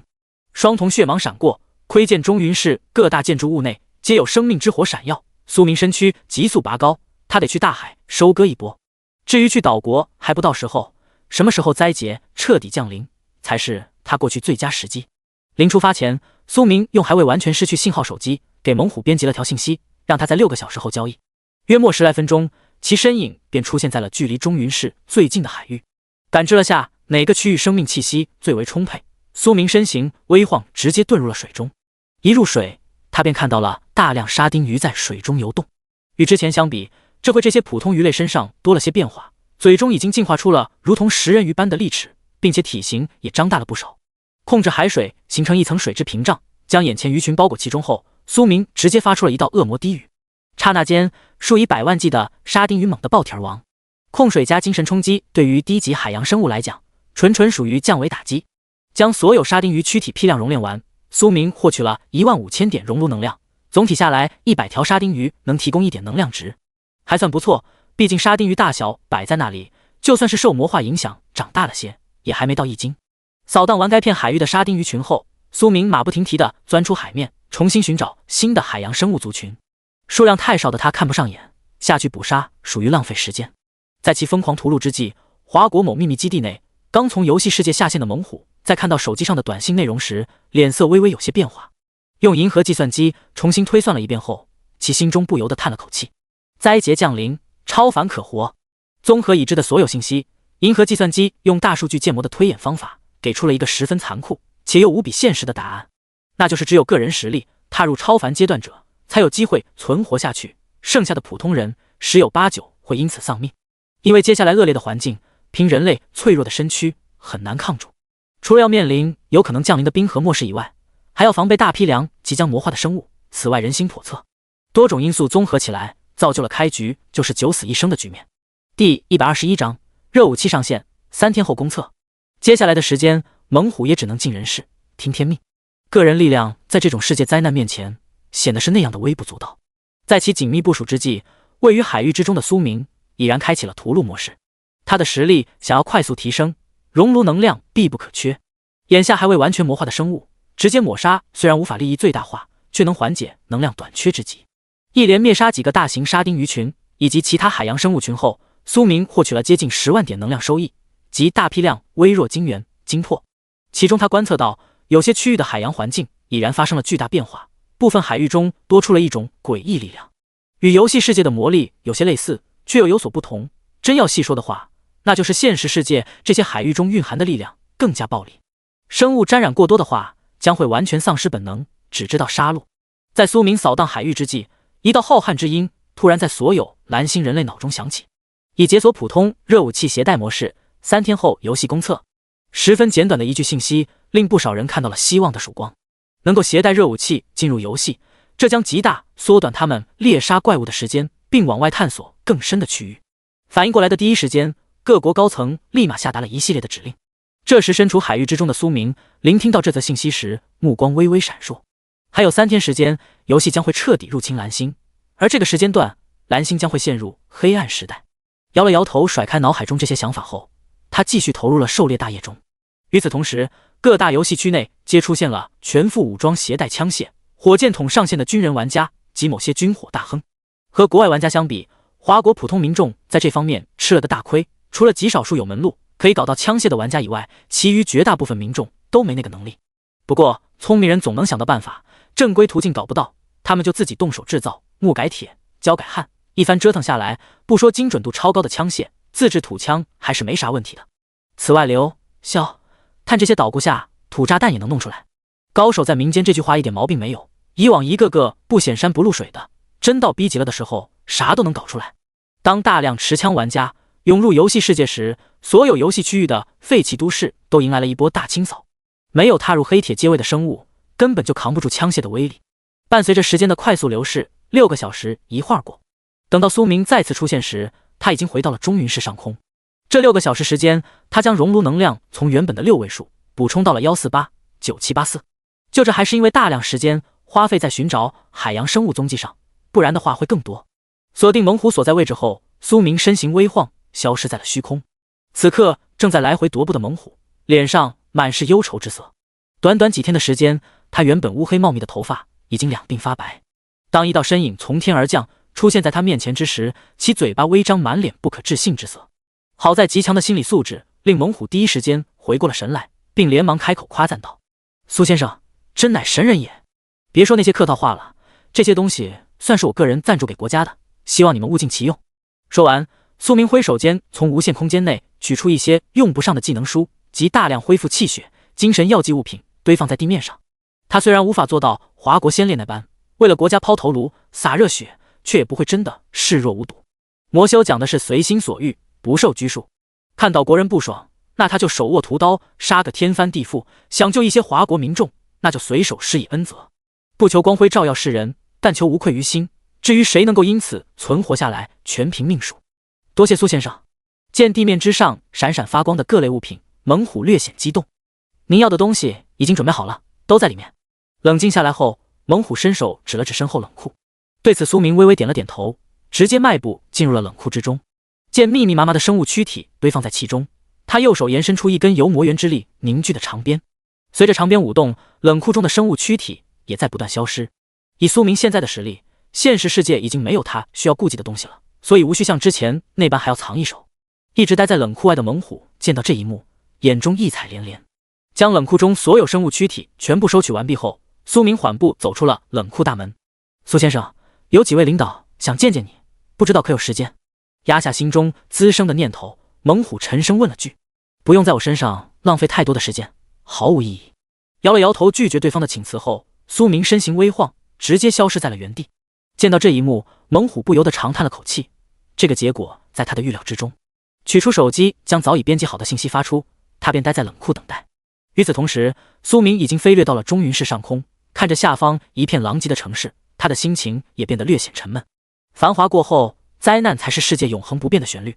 闭目感知了一番后，其手指轻弹，丢出一些物品，赠予中云市内与他有缘的普通玩家。随后，苏明身影直接化作一道白光，消失在虚空之中。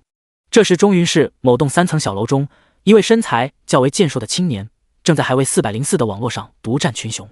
魔兵1号，一群傻鸟，别搁这里用道德绑架这个绑架那个，记住谁也不欠谁的，生死个安天命，大不了18年后又是一条好汉。当王权喷得起劲时，他突然发现眼前闪过几道亮光：恶魔血脉、气血恢复药剂、精神恢复药剂、狂暴技能书。看清掉落到床上的物品是什么东西时，王权不由得倒吸了口凉气，努力掐了下自己，发现没有做白日梦时他嘴都快咧到了后耳根。这泼天的富贵，终于轮到他了。第122章，五行妖兽，新的游戏区。努力压下心中喜悦后，王权开始思考这些东西到底是谁送给他的。游戏送的福利可能性不大，毕竟提示都没一个。另外，真要是的话，网络上不可能一点风声都没有，所以极有可能是某位大佬给的。而能够有这种神鬼莫测实力的，目前好像就一个。想到某种可能性，其身躯都微微有些颤抖。看着手机上魔兵1号的 ID， 王权努力吞咽了唾沫，他这算是隔着屏幕抱到大佬大腿了。深吸几口气，平复了下心情后，他急忙跪在床上，朝窗口方位磕了几个。大佬在上，我王权誓死追随。这种大机缘，他要是不懂得抓住，那就是憨逼。眼见半天没有回应，王权也没感觉到失望，利索的从床上爬起身，便开始研究各项物品的用途。同一时间，中云室内还有几个幸运儿获得了馈赠，其中一位网络 ID 账号名为万魂幡百夫长，剩下的几个也大同小异，不是小恶魔就是带有魔兵前缀的 ID。 只能说冥冥中自有因果定数，不然的话，这些物品为何不会掉落到其余普通玩家家中？对于自己随手丢出的物品，此刻已经回到游戏世界的苏明并没有放在心上，他只是根据感觉丢，至于谁会幸运的得到那些物品，他真没留意。呼吸了口白骨荒原弥漫的死亡能量后，苏明脸色恢复如常。急需找人发泄下的他，念动间点开了挑战塔界面。丁，你可直接进入51层，是否进入？是。正在随机区域已解锁沙漠地形，你的对手为妖族地行兽，你可查看对手基础信息。地行兽，阶位白银，种族妖族，等级51级，所属势力荒漠，所属游戏区998号妖族大世界。当苏明进入第51层塔内空间时，他发现四周环境和之前的塔层相比出现了翻天覆地的变化。首先，空间大小从之前的足球场大小变成了大概现实世界一个普通小镇的面积，并且一眼望去，全是金黄色的沙子在空中飞舞。看了眼这次的对手信息，他脸色微微有些古怪。守塔者换游戏区了，从前面的999号修真大世界换成了998号妖族大世界。压下心中这些想法，苏明悬浮于虚空之中，想要找出地形兽的踪迹。随着他双瞳红芒暴涨，下方沙层在其眼中逐渐虚化。同一时间，一尊体型庞大如同放大版蝎子的地行兽正静静地潜伏在黄沙之中。当察觉到窥视的目光时，地行兽率先发起了进攻。刹那间，只见9道金黄色沙柱从沙漠中升腾而出。面对这一击，苏明周身气血沸腾，强大的力量波动令9根沙柱直接溃散成金色黄沙自空中落下。找到你了，滚出来！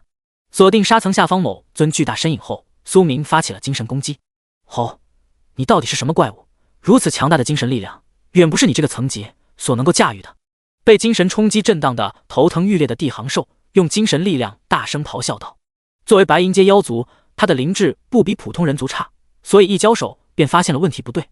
对此苏明可没有解释的意思，他只知道趁其病要其命。见地行兽从沙层底下爬出，他随手展出了一记气血长刀和一记精神之刃，恐怖至极的威势逼得地行兽不得不调动四周土系能量防守。原本他还以为是某个不知天高地厚的小魔修想要试图约两阶而战，现在看来错得离谱。这闯塔的家伙压根就是个变态玩意，给我挡住啊！一狂沙在周身凝聚出10多层坚硬防御壳的行兽，心中暗自祈祷：这被变态打败可以，但是别输得太难看，一招被秒数时太没面子。不过他还是有些低估了苏明精神之刃的伤害。气血长刀，地形兽依靠地形优势和多层防护挡了下来，可是那恐怖的精神之刃却直接突破了他的防御，斩入了其识海之中。这一刀直接让的行兽提前看到了族中太奶在向他招手。丁，你已完成第51层挑战，获得72500点挑战积分，可通过传送法阵进入更高层。见地形兽化作星光消散，苏明这才从空中降落身形。经过测试，白银阶的生灵对于他这种还处于黑铁阶的萌新来讲，的确有很强的阶位压制效果。不过他一旦使用紫金级天赋加黄金级称号，完全能够反过来压制对方。得出结果，苏明直接一步迈进了传送法阵之中。正在随机区域已解锁水域地形，你的对手为妖族水行兽，你可查看对手基础信息。五行妖兽。进入52层水域空间，听到这层的对手时，苏明心中闪过了一个念头：前有土行兽，后有水行兽，这让他很难不往五行方面想。好在水域环境对他的战力无半点削弱，五行魔躯在五行环境下都能获得加成。当苏明在水域空间内寻找水行兽踪迹的时候，游戏世界内大量玩家通过枪支弹药实现了等级快速提升。更有甚者，开始组团猎杀郊外区域的超凡生物。面对火力威猛的热武器、魔化狮王这类黑铁阶 BOSS 根本抗不住。普通的步枪、手枪，凭借体内超凡力量和韧性超强的皮肤、肌肉，它能够挡住。可是当一些不讲武德的家伙用出反坦克穿甲弹、燃烧弹这类东西时，它直接 GG。一时间，大量还未通关的低级副本被世界各国玩家通过，使得世界公告每隔一会便会响起。已经顺利斩杀如同蛟龙一般水行兽的苏明，听到这些世界公告，脸色没有半点波动。他并不担心后面3天没有副本可刷，因为人类玩家就算是有热武器在手，短时间也无法通关等级较高的困难副本。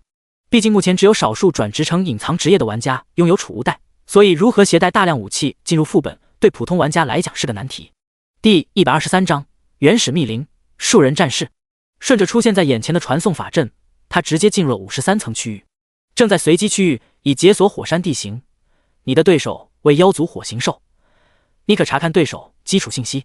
凭空自挑战塔53层出现的苏明，见眼前正处于井喷状态的火山，嘴角稍微抽了抽，这地形是解锁的越来越变态了。好在熔浆的温度对现在的他而言和海水没有什么区别。就在这时，火山内一道惊天兽吼声猛地传出，下一秒，一条长着2个头颅的怪物径直从火山口飞了出来。见形状如同现实世界西方传说巨龙般的火行兽，苏明身形微晃直冲天际，紧接着惨烈的嘶吼声响彻53层塔内空间。随即只见火行兽如同喝醉了酒一般，双翼完全不受控制，快速自天际砸落到火山之上，发出砰的一声巨响。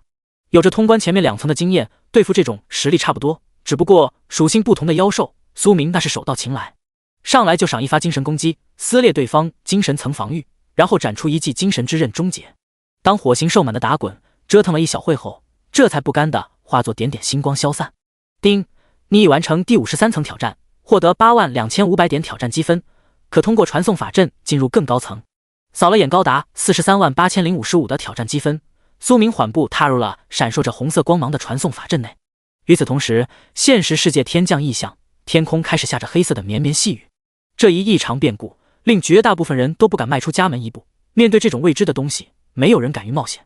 针对这突发情况，各国顶层人士纷纷下令，让还能够保持运转的科学实验室尽快研究出这些雨水是否对人体有所影响。在人人自危的时候，许多沐浴在黑雨之中的生物体内基因正在悄然发生变化。像城市下水道之中的老鼠、蟑螂、蚊虫等生物，有些开始突破生长上限。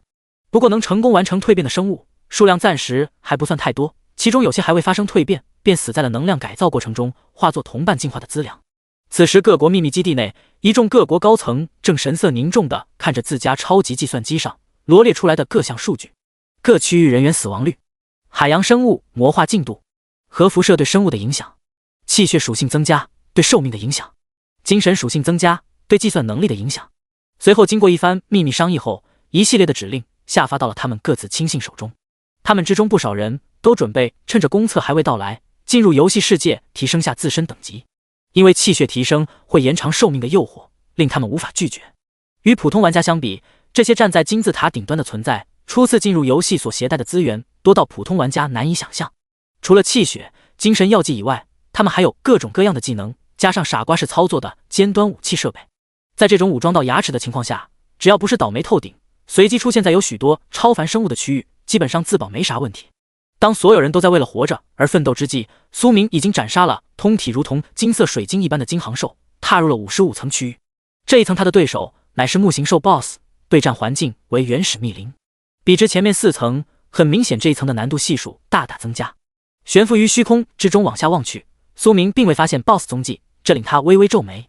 想了想后，他随手弹出一道魔焰，试图放火烧林。当炽热魔焰沾染到原始密林内树木之际，一些白茫茫的瘴气不知从何处蔓延而出。此时无人操控的魔焰在这些瘴气围剿下，如无根之萍一般，很快便被清扫一空。下一秒，便见到白色瘴气化作一头巨兽跃出密林区域，一口朝苏明所在方位咬来。见此情况，其嘴角微抿，对方终于是按耐不住，选择了出手。被白色瘴气所化巨兽吞入腹中时，苏明发现这些带有剧毒和致幻力量的瘴气试图侵入他的体内。对此，他打乱下自身气息，佯装出气息紊乱的状态，不下点钩子，他怀疑很难把木行兽 BOSS 调出来。这回原始密林地下，藏匿在树根下方，与四周环境融为一体的木行兽慢慢朝地面钻去。当靠近到一定距离时，木行兽发动了袭杀。刹那间，只见大量木刺从下方密林中朝上空击射而去。找到你了！正以自身钓鱼指法的苏明，在木行兽出手的瞬间，直接锁定了对方的位置。随着他周身气血爆发，白色瘴气所化巨兽直接被一尊气血巨人从中撕裂开来，而急射到其四周的木刺，则是被一股霸道的魔元之力给拦了下来。人族小子，你成功惹怒我了！发现自己好像被耍的木行兽 BOSS， 精神波动中充满怒意。藏头鹿尾之辈，就你这胆子，也配做55层守塔者？我看你还不如前面4个家伙。面对怒火中烧的木行兽，苏明用上了嘲讽技能，给无死！一点就爆的木行兽 BOSS 直接钻出地面，并操控四周树木发起了进攻。在木行兽力量影响下，5根巨木直接化身树人战士。树人战士，等级51。评语：经由生命力量培育而出的杰出战士，力量极大，速度较慢。眼见5根巨木拔地而起，化身树人，苏明眼中异彩连连。这手段他看得有些眼馋，只可惜挑战塔生物不能熔炼。念动间切换成5行魔躯后，他单手拎刀开始伐木。5尊树人战士联手射下的木属性囚笼，根本就拦不住处于狂暴状态的苏明。3下5除2，便被他展开一个缺口。见此情况，木行兽 BOSS 体表绿色光华流转，驱使无数藤蔓形成天罗地网。不过这些并没有拦住苏明的脚步，他的每一刀斩出都能摧毁大量藤蔓。第124章5行小盾恶魔法阵。如果木行兽 BOSS 想要靠这些东西耗干他的体力，那是在做梦。此刻发现自身手段尽出，都拿眼前魔修没办法的木行兽 BOSS 牙齿都快咬碎了。事已至此，他只能选择硬拼到底，躲是不可能躲的。不说挑战塔内一些隐藏规则，仅凭妖族的高傲就不允许他对一尊低级魔修心生胆怯。当二者火拼到一起时，木行兽 BOSS 这才切切实实地感受到了什么叫做压制。就离谱，他堂堂木行兽一族天骄，竟然被一位低阶魔修打得毫无还手之力，简直是如同做梦一般。力战了几分钟后，木行兽躯体被打得稀烂。人族，我记住你了。吊着最后一口气放了句狠话，他这才化作点点星光消散一空。丁，你已完成第55层挑战，获得92500点挑战积分，白银宝箱1个，白银级称号魔道妖孽，可通过传送法阵进入更高层。呼，悬浮于原始密林上空，看着下方一片狼藉的区域，苏明长呼了口气。木行兽 BOSS 比前面4个家伙要难缠得多，各种秘法层出不穷，被打伤了还能通过附近草木蕴含的生命气息快速恢复。如若不是天赋和称号给对方叠加的负面状态够多，他还不一定能在短短几分钟时间内拿下对方。只能说越往后的 BOSS 没一个省油的灯，一个比一个难对付。看了眼55层所奖励的物品，苏明心念微动。丁，你已开启白银宝箱，你获得了白银级秘法5行小盾，魔道妖孽称号，等阶白银，称号功效佩戴后修行白银阶秘法速度增幅100%。注：秘法等阶越低，增益效果越大。5行小盾秘法介绍：可使用5行力量在5行之物内进行飞遁。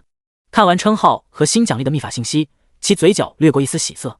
付出与收益果然是成对比的，挑战塔越往后给的物品越珍贵。将魔道妖孽称号佩戴上后，苏明感觉脑海中对秘法的参悟速度暴涨了一截。以这个速度下去，之前所获取到的那些秘法，用不了多时，他便能全部修行到圆满层次。当他继续闯塔之际，现实世界中有人在网络上公布了一系列的信息，所有人必看攻略。发帖者：白晓生。1、有关游戏职业详细描述。已知职业稀有度分为3种：普通职业、稀有职业、隐藏职业。普通职业上限较低，转职后勉强跨入超凡界限，无法在职业道路上走得太远。稀有职业普通玩家最佳选择，上限较高，游戏中流砥柱。隐藏职业已知魔修、仙修、佛修、体修、鬼修、儒修6种职业，潜力无上限。注：转职普通职业玩家无需灰心，据已知信息，还可使用某些特殊物品进行2次转职，成为特殊稀有职业者。诸多不被普通玩家所知晓的信息，这会全都被公布了出来。不少区域还有网络的普通民众见此，一个个眼中满是希冀之色。他们不求成佛做祖，只希望在接下来的灾难中有力量庇护自己想要保护的人。如果能转职成隐藏职业的话，说不定就能够拥有那种力量。在诸多民众心生希望之时，华国中云市秘密基地内，猛虎正一脸凝重地看着眼前大屏幕。散播信息的白晓生其实就是银河计算机，不然仅凭个人如何能归纳出如此详细的各项资料？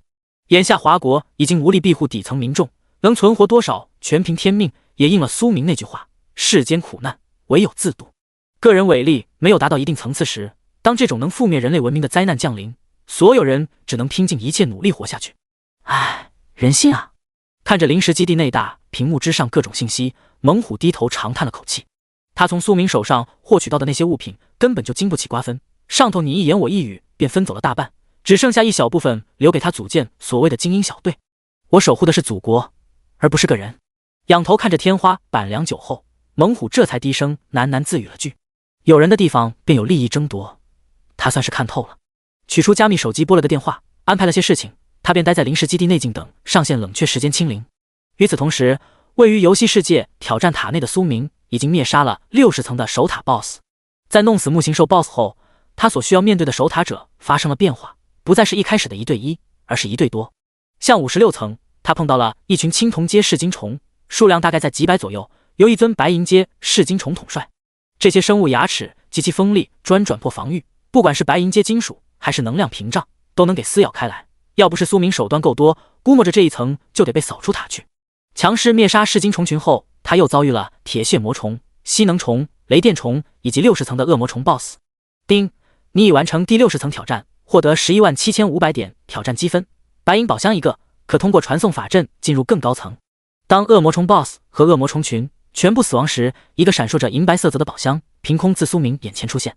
丁，你已开启白银宝箱，你获得了白银级阵法恶魔法阵。恶魔法阵阵法介绍：可通过搭建法阵、线上祭品召唤恶魔。注：该法阵最多可承受白银阶实力恶魔降临。见白银宝箱内出的物品，苏明脸色微微有些古怪。这玩意和亡灵宝典的功能十分相似，只不过一个是召唤亡灵生物，一个是召唤恶魔。不过他不确定通过法阵召唤出来的恶魔是不是也不会掉落任何物品。如果是的话，这法阵就有些垃圾；而能够掉落物品的话，那就是极品法阵。至于法阵祭品，这是很简单，等到公测降临之时，后面现实世界的贪婪灵魂会有很多。第125章活动狂欢盛宴，熔炉第4功能。将恶魔法阵收入无限空间内后，苏明刚准备迈步进入更高层，可就在这时，几道世界公告音突然响起。丁，转至玩家数量，满足解锁世界频道要求，特开放世界聊天频道。丁，最后的狂欢盛宴来袭，此次活动持续48小时。活动包含双倍经验奖励、怪物积分兑换、特殊称号、稀有道具、气运加成。听到这些公告信息，苏明直接选择退出挑战塔。鱼与熊掌不可兼得，从字面意思来看，明显是这个最后的狂欢盛宴活动奖励更加丰厚，不仅有各种实物奖励，还有虚无缥缈的气运加成。这说啥他都得参加。这回刚从挑战塔离开，返回到白骨荒原的苏明，只见灰蒙蒙的天空中出现了许多黑色的裂缝，就如同一面镜子被打碎了却又还粘连在一起的那种感觉。丁，狂欢盛宴第1阶段魔鼠浪潮即将来袭，请各区域玩家做好准备，3分钟后魔鼠将袭击各大安全区域。友情提示：活动期间，安全区无敌特性消失，生成磨损进度条，当进度条归零之际，便是安全区破碎之时。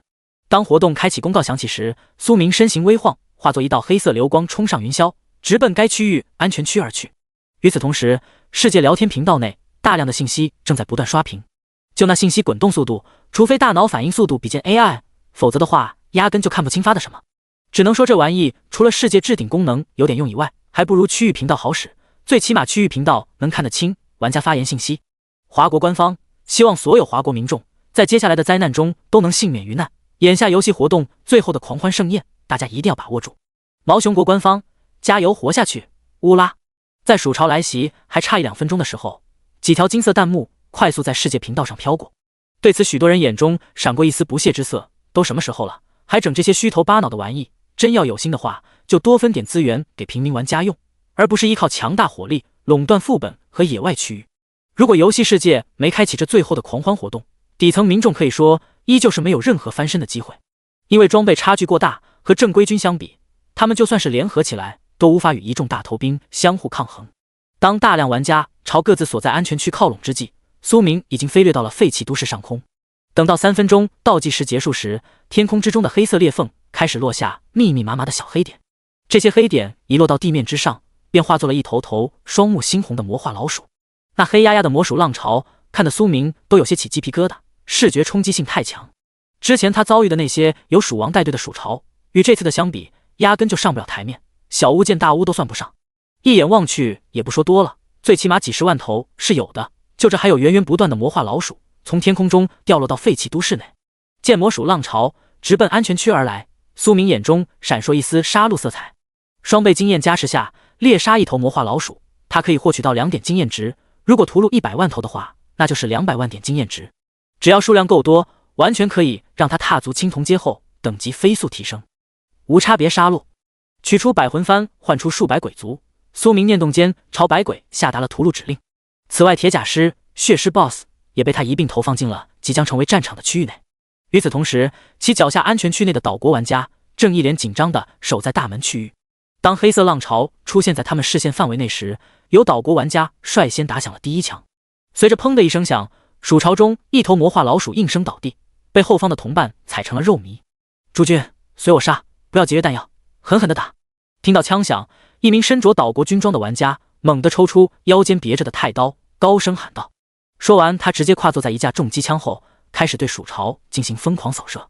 一时间，枪炮之声响彻废弃都市。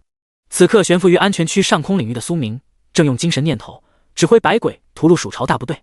与岛国玩家和鼠巢激烈交战不同，鬼族所过之处，所有魔化老鼠那是直接嗝屁。丁，你已灭杀1级魔化老鼠 X500，你获得了1000点经验值，1000点怪物积分，怪物掉落物品3000普通货币。丁，你已灭杀1级魔化老鼠 X300，你获得了600点经验值，600点怪物积分，怪物掉落物品1800普通货币。丁，你的当前经验值已满，你的个人等级提升为31级，进阶为青铜阶，因隐藏职业加成，你获得了20点自由属性点，无加点限制。丁，无限熔炉第4功能满足解封条件，已解封。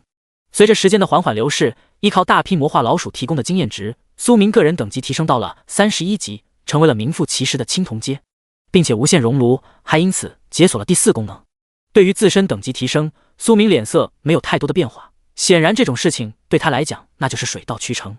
而熔炉新功能解封却让他脸上多了丝笑意，因为这才是他在这个世界的立身之本。无限熔炉功能4，无限炼器。1，可熔炼装备，法器获取炼器能量，打造专属装备、法器。2，可消耗炼器能量进行装备强化、进阶、附加属性。注：可附加属性来源于所熔炼装备、法器，所附加特性越多，所需能量越多。调出面板栏，查看了下熔炉第4功能后，苏明嘴角止不住的上扬。这个功能对他而言同样无比的实用，背包中堆积的那些垃圾装备总算是有了去处。将一大批1级装备挪移进熔炉内，其心念微动，开启了批量熔炼。第126章强化+2的百魂幡逆天特性。丁，你熔炼了1级装备1000件，你获得了1000点炼器能量。见新多出的能量条，苏明随手将百魂幡放入了眼前虚幻格子内。百魂幡进阶强化附加属性。丁，该法器进阶需10万点炼器能量，能量不足无法进阶。丁，该法器强化需1万点炼器能量，能量不足无法强化。丁，暂无属性可附加。一连点了3个按钮后，其眼前立马弹出3个提示框。知道百魂幡进阶强化所需能量，苏明开始清库存。低级装备对他来讲半点作用没有，现在刚好废物利用。丁，你熔炼了11级装备亡灵大刀、亡灵护甲，你获得了1万点炼器能量，震荡特性 X20， 吸血特性 X15。一波清库存下来，苏明所拥有的炼器能量瞬间暴涨。和低级装备相比，一件11级的装备可以提供50点能量，然后12级的100点，并且黑铁阶位及以上装备都能熔炼出特性出来，也就是附加属性。丁，你可对百魂幡附加以下属性：阴气汇聚、震荡、能量汲取。丁，附加黑铁阶阴气汇聚属性，需消耗1000点炼器能量，是否附加？是。看着眼前弹出来的提示框，苏明想都没想便选择了确认。丁，已附加完成，百魂幡阴气汇聚效果获得提升。通过精神感应，苏明发现百魂幡吸收空气中阴气速度的确比刚才要快上一些，并且他还从中获取到了一道信息，那就是一些天赋较高的鬼物，如果长时间待在百魂幡内，将有一定几率领悟契合他们自身的特性，将其转化为自身天赋能力。洞悉到这一信息时，苏明只感觉这属性附加有点逆天，这要是后面他砸上180个契合鬼物的属性在百魂幡上，岂不是能打造出一支极其恐怖的鬼物大军出来？到时候只需用优胜劣汰的养蛊模式筛选出天赋较高鬼物，重点培养，不怕他们觉醒不了天赋能力。压下心中这个想法，苏明念动间点在了强化栏上。叮，百魂幡强化加1需要1万点炼气能量，是否强化？是。叮，百魂幡获得强化，你获得了精神反馈特性。精神反馈，魂幡专属特性，掌控者可获得魂幡鬼物一丝精神力量反馈。当一道神秘纹路被印刻在百魂幡上时，苏明只感觉一股源源不断的精神力量自手中百魂幡涌入脑海之中。在这股精神力量加持下，他的精神属性开始飞速提升。虽说一尊鬼物提升的精神力量不算多，可是架不住鬼族数量多。不过与天赋力量一样，这些鬼族反馈的精神力量也属于额外附加力量。每当有一尊鬼物死去时，他便会失去该鬼物反馈的精神力量。对此苏明并未有啥不满意的，这完全相当于白嫖的精神力量，要啥自行车？叮，百魂幡强化加2需要10万点炼气能量，是否强化？是。叮，百魂幡获得强化，你获得了精神伤害转移特性。精神伤害转移，魂幡专属特性，掌控者受到精神攻击时，可通过魂幡鬼物转移伤害。见第二次强化所获得的特性，苏明微微点了点头，还算满意。接下来他也没有进行第3次强化，因为那需要100万能量值。咬咬牙的话，这能量他能掏出来，只不过目前不需要。现阶段2个强化特性够他用的，眼下还是给百魂幡附加一些增益属性和进阶百魂幡，增强百鬼实力，让他们狩猎魔化鼠潮的效率加快才是王道。至于强化的话，等到后面能量充裕再说，不急于一时。随着10万点炼气能量被苏明投入百魂幡，强大的阴气波动不断自魂幡之上涌出。与此同时，正在下方区域狩猎魔化鼠潮的百鬼皆感受到了自身力量获得了一定提升。这时死守安全区的岛国玩家一个个眼中满是惊骇之色。本来他们用枪械杀得正起劲，那些魔化老鼠根本就扛不住枪林弹雨，就算是有魔化老鼠突破火力封锁突进到安全区外围，短时间也磨损不了安全区进度条。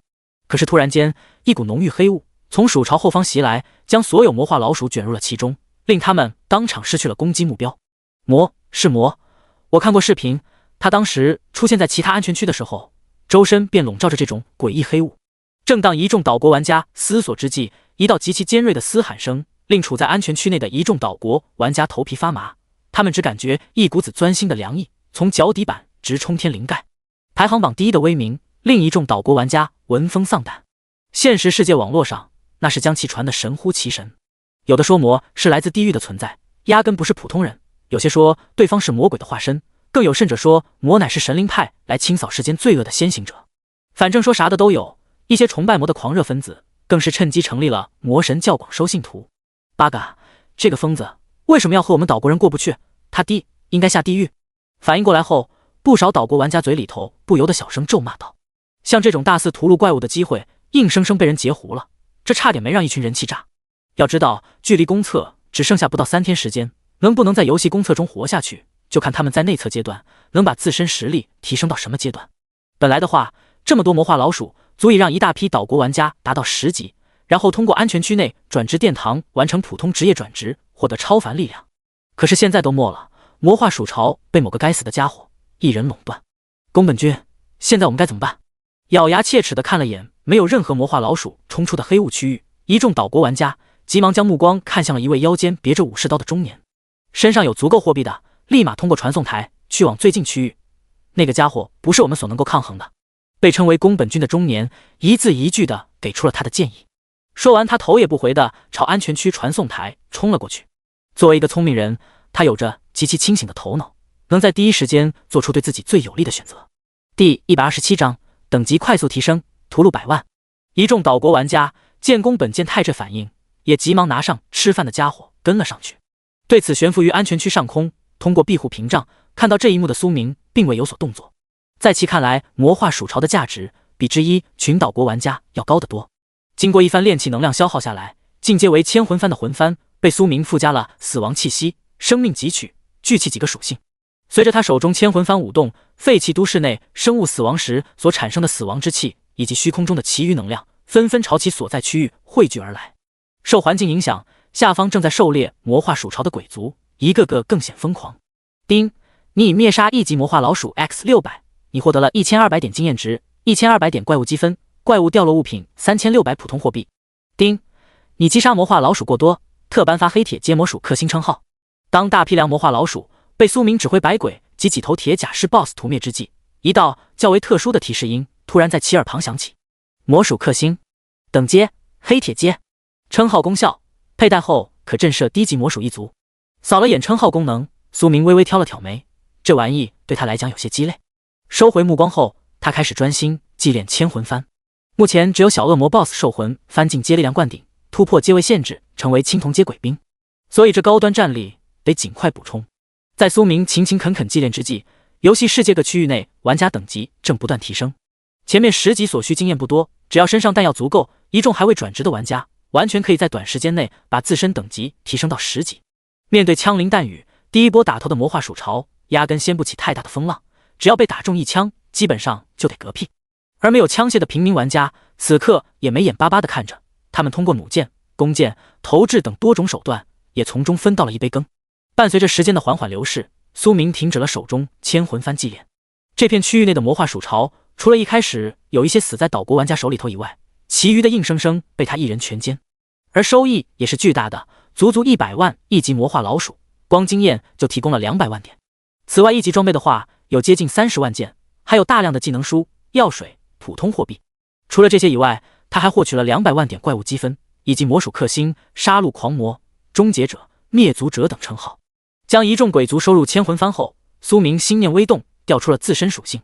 游戏面板：姓名苏明，职业魔修，副业一阶炼器师、凡级炼丹师、一阶阵法师、凡级灵职师，阶位青铜，等级36级10000055000，生命值100%，器械值520+22002720，精神值410+1000+10502460，魔元4000-4000，秘法五行魔躯55%，二阶天魔观想法40%，技能格斗之王，精神领域，恶魔低语，战争震荡，恶魔之翼，御鬼驱将术，天赋紫金级白岩宝体，称号黄金级混乱之王，未佩戴，综合战力488888，装备栏30级亡灵之刃，30级亡灵铠甲，30级亡灵戒指，30级亡灵项链，30级亡灵战靴，30级亡灵护手，30级亡灵之盔，30级亡灵护腿，已穿戴。法宝3阶低级魔器千魂幡+2，插件无限熔炉，自由属性点502点。这波屠杀下来，他的个人等级一连升了5级。另外，受千魂幡加持的精神属性一跃达到了与气血属性并肩层次，这使得苏明战力直接暴涨一大截，达到了488888点，距离100万战力只差一丢丢便可过半。见没有魔鼠出现，他身形微晃进入该区域安全区内。点开传送台后，苏明随手点了个鹰将国区域，伴随着一道白光闪过，其身影随之消失在了传送台上。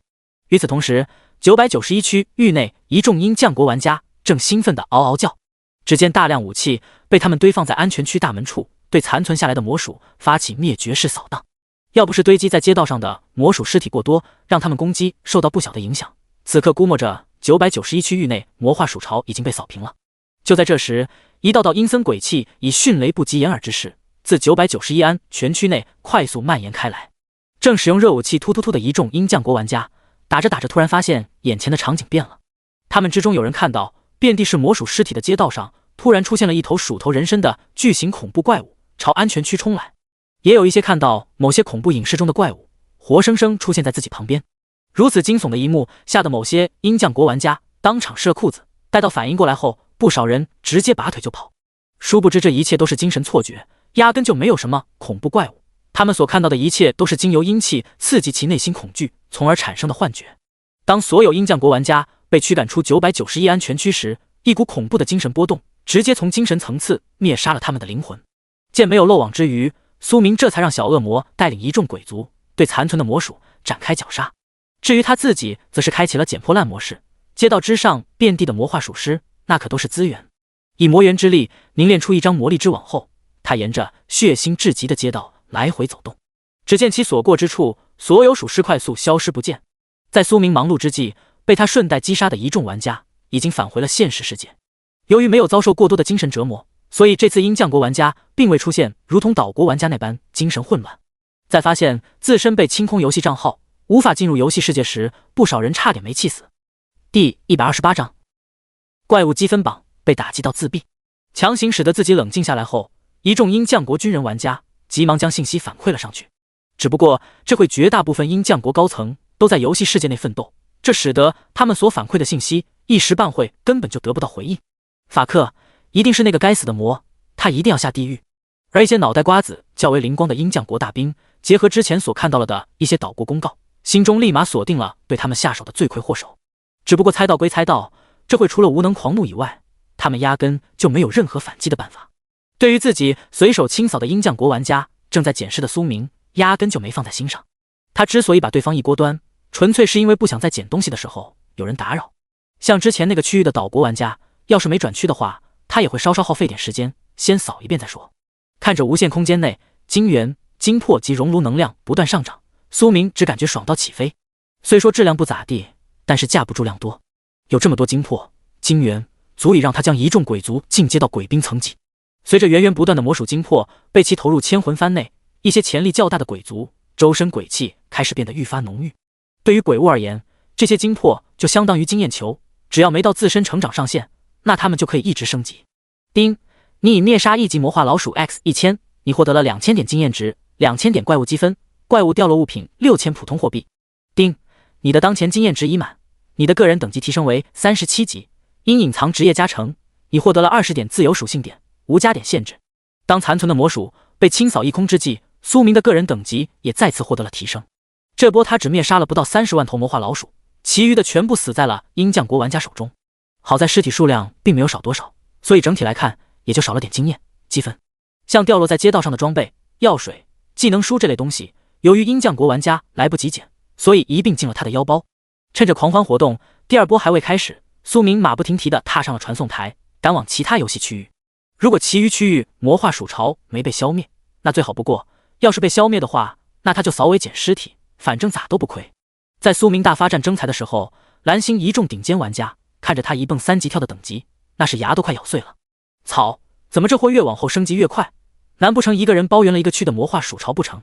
这时某个区域内正以剑气清扫鼠潮的九剑仙看着等级榜上高达37的数字，嘴角微微抽搐，摇了摇头，压下心中和某些变态比的想法后，九剑仙直接拿起腰间酒葫芦顿灌了口酒，随后便见到其手中长剑所展出的剑气威力瞬间激增了一截。与此同时，一位同样转职为魔修的青年双眼中满是羡慕之色。作为魔修，他从现实世界岛国所公布的一些信息中可以轻松猜出魔转职的职业和他一样。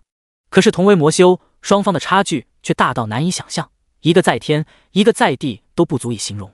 唉，希望有机会能见大佬一面。低声喃喃自语了一句后，魔修青年手中魂幡轻挥，几尊魂体立马出现在其身旁。而被众人所念想的苏明正在一路捡。以他的实力，不管到哪个区，那都是碾压式打击，区区鼠潮那就是锅里的菜，想怎么吃就怎么吃。就这样，6个小时的时间一晃而过。当苏明捡完第5个区的时候，一道新的世界公告在所有玩家耳旁响起：丁，第一波魔化鼠潮结束，第二波魔化蝗虫之灾将在3小时后开启，期间玩家拥有一次下线机会，上线无冷却。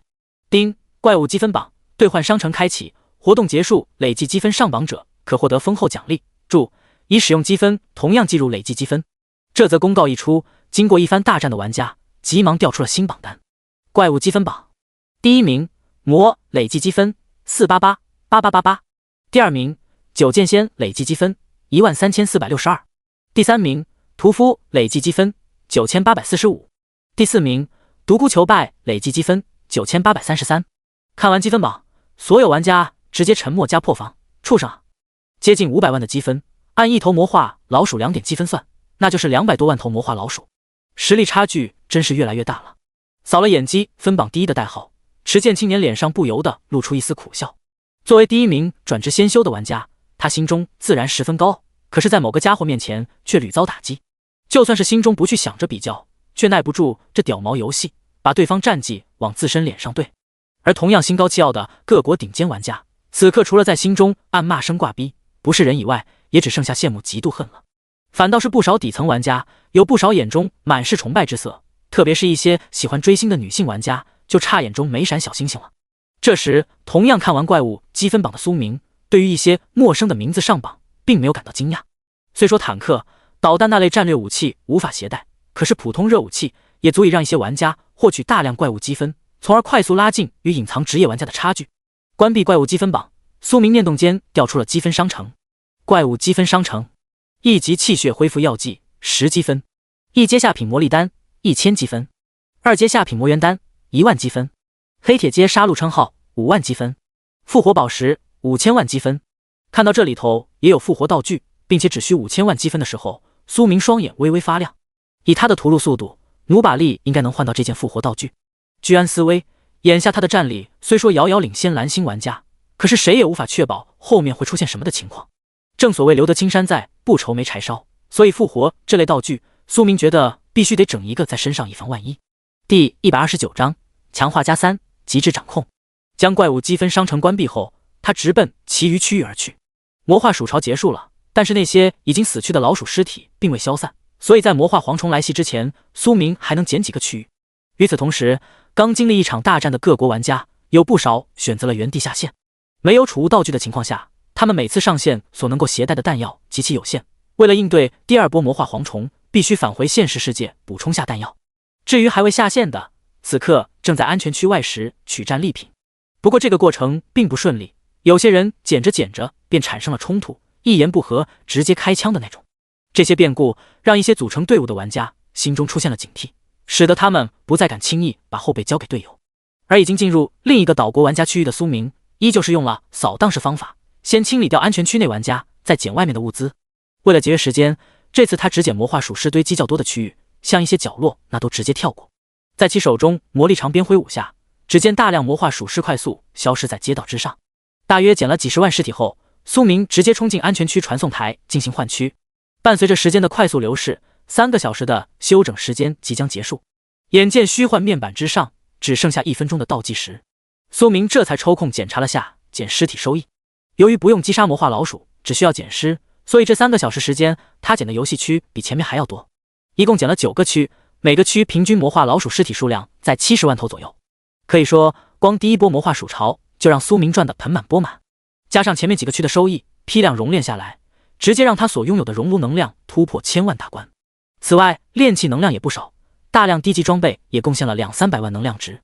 长舒了口气后，苏明直接悬浮在空无一人的安全区上空，静等魔化蝗虫来袭。经过第一波鼠潮侵袭，他发现天空之中那些黑色裂缝又扩大了不少。按照这个情况下去，等到裂缝遍布虚空，可能就是现实世界游戏公测降临之时。当1分钟倒计时归零之际，密密麻麻的黑点自天空中裂缝中涌出。魔化蝗虫等级2，评语：魔化天灾生物，成群蚁引发灾难。见虚空中大小比肩猛禽，黑压压一片的魔化蝗虫，苏明眼前快速闪过一道信息。与魔化老鼠相比，这些魔化蝗虫更加难缠，因为飞行生物的机动性太强。随着高频振翅声响彻天空，已然发现安全区的蝗虫大部队直接发起了总攻。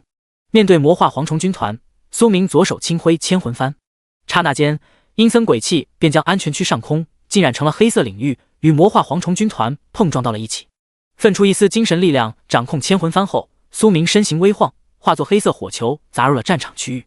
丁，你已灭杀2级魔化蝗虫 X1000，你获得了4000点经验值，4000点怪物积分，怪物掉落物品12000普通货币。在苏明和一众鬼族、鬼兵层级鬼物疯狂屠戮下，虚空中魔化蝗虫军团以肉眼可见速度消失着。不怪他们不给力，属实是因为对手过于变态。同一时间，其余各个区域的处境可就没有之前应对魔化老鼠那般轻松惬意了。此刻有不少魔化蝗虫依靠极快的速度突破枪林弹雨，附着在安全区壁垒屏障上啃食。对此待在安全区内的一众玩家，只能依靠手中枪械尽力清扫魔化蝗虫军团。此战不是他们死，就是魔化蝗虫亡。随着时间1分1秒的流逝，某个火力较弱的安全区率先被魔化蝗虫军团攻破。当安全区庇护屏障破碎之际，其内所有玩家皆遭受到了万虫撕咬。他们之中有些人虽然转职成了普通职业者，可是在这种虫灾面前依旧扛不住。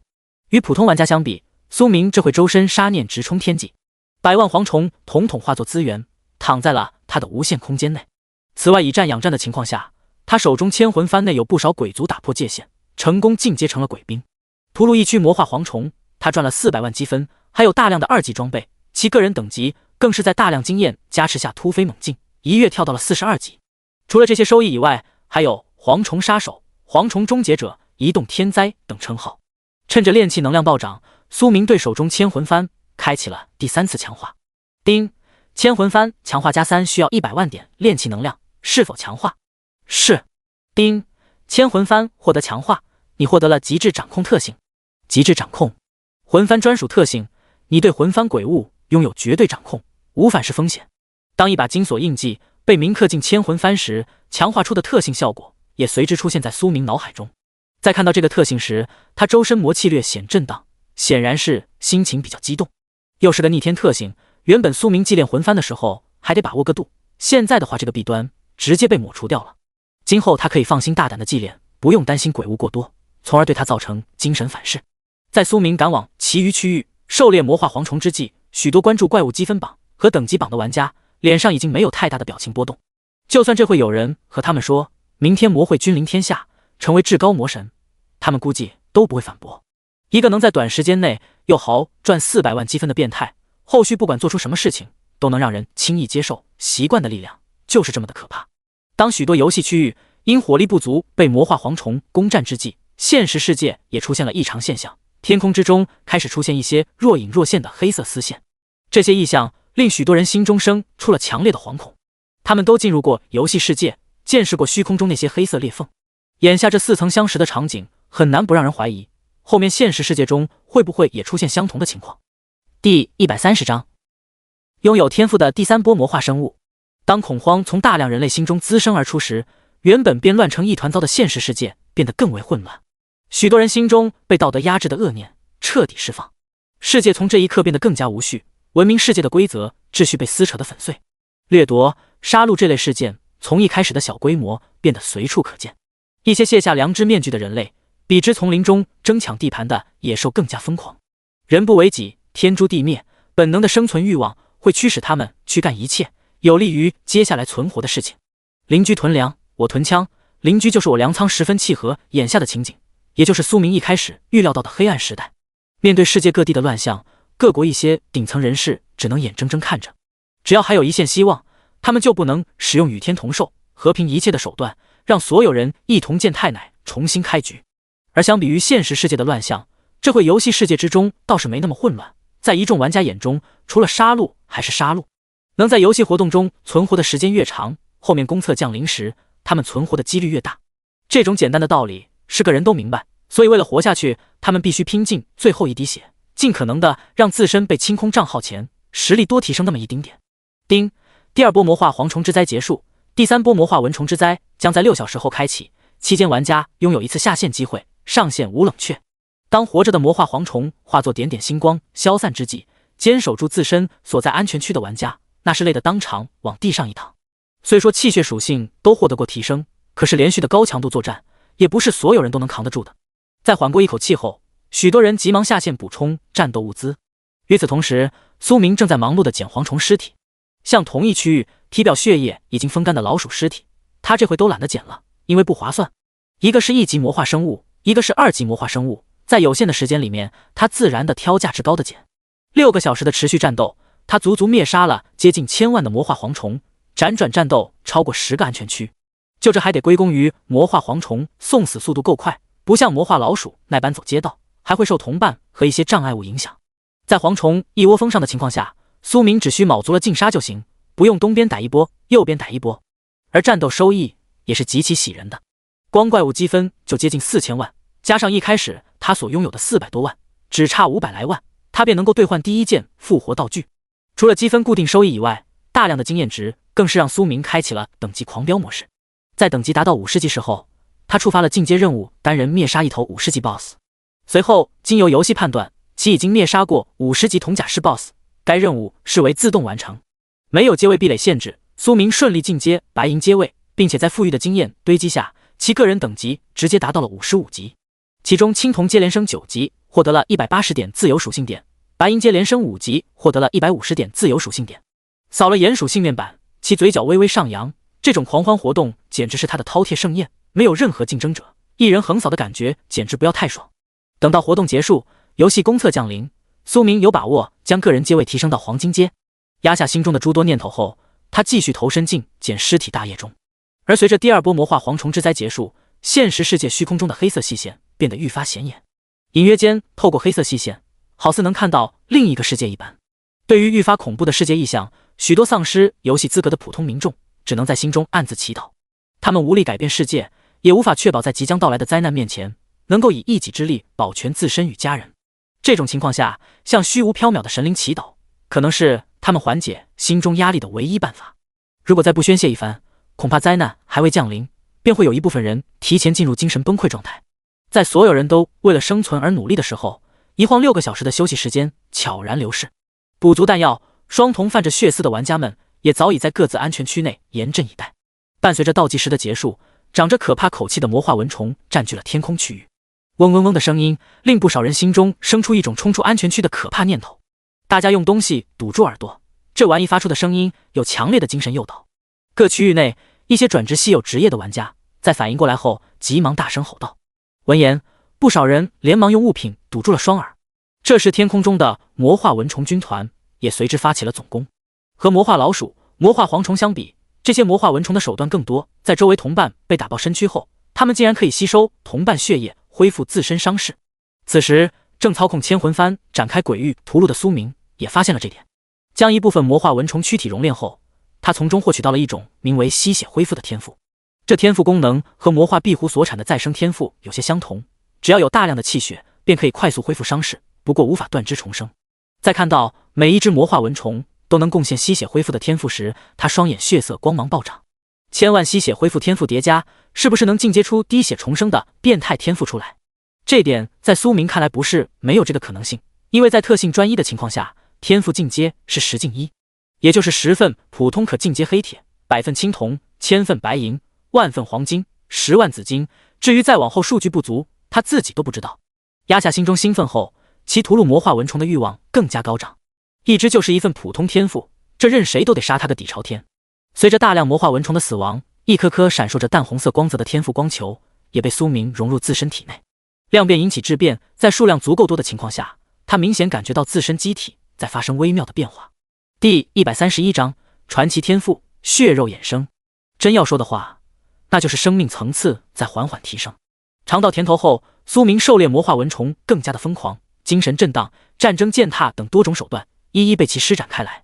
在一众鬼族、鬼兵及他自身努力下，该区域魔化蚊虫数量瞬间锐减。当怪物积分突破5000万界限时，苏明第一时间兑换了积分商城内的复活宝石道具。复活宝石物品介绍：特殊性类复活道具，可用精神力量绑定，当拥有者死亡时，会随机在公测游戏区复活。注：复活后玩家原先等级、职业将会清零。将泛着朦胧紫光的复活宝石兑换到手后，苏明念动间便洞悉了此物的功效。作用十分逆天，不是原地复活那种鸡肋属性，而是跨区复活，对得起复活宝石的名头，给了一次从头再来的机会。以极快的速度绑定完复活宝石，他再次看了眼积分商城。当看到复活宝石栏呈现出灰色不可兑换状态时，苏明略显失望。本来他以为没有显示限购一份，可以多次兑换，谁曾想压根就不是，依旧是只能兑换一颗。压下心中念头后，他随手一刀斩出，灭杀大量魔化蚊虫。与此同时，越来越多的安全区被魔化蚊虫攻破，失去防御壁垒的情况下，许多平民玩家只能用玉石俱焚的方法引爆身上剩余的土炸药，力求在账号清空前获取到足够的升级经验。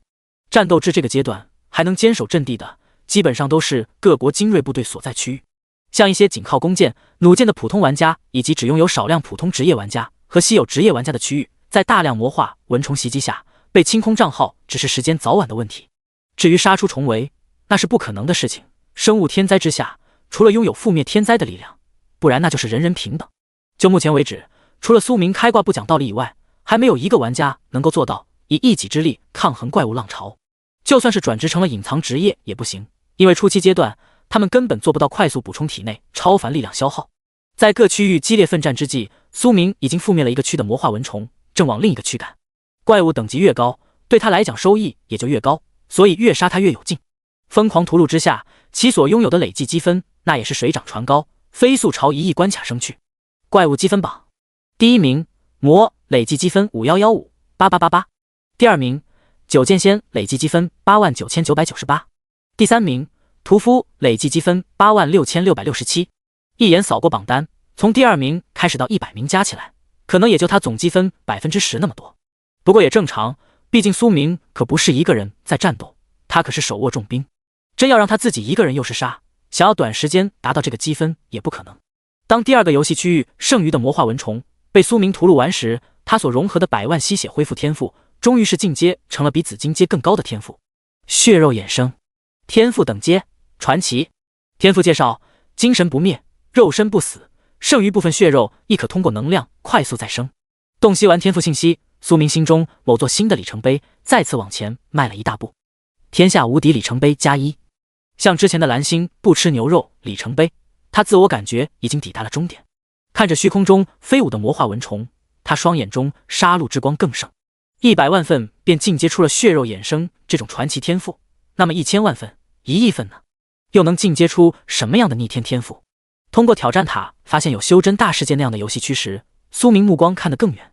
一山还有一山高的道理，他比谁都清楚。像那些开了不知道多长时间的老区，绝对有许多变态的家伙。所以眼下内测狂欢盛宴活动，他必须把好处拿满，疯狂增加自身底蕴。在其屠戮期间，各国友人不断在世界频道置顶喊话：上帝，我在此呼吁所有人类放下国仇家恨，共同面对难关，这是整个人类的灾劫，希望大家同舟共济。梵天，人类不应该死于内斗，而是要征服这次灾劫，踏上新的征程，希望魔主怜悯世人，为众生指条明路。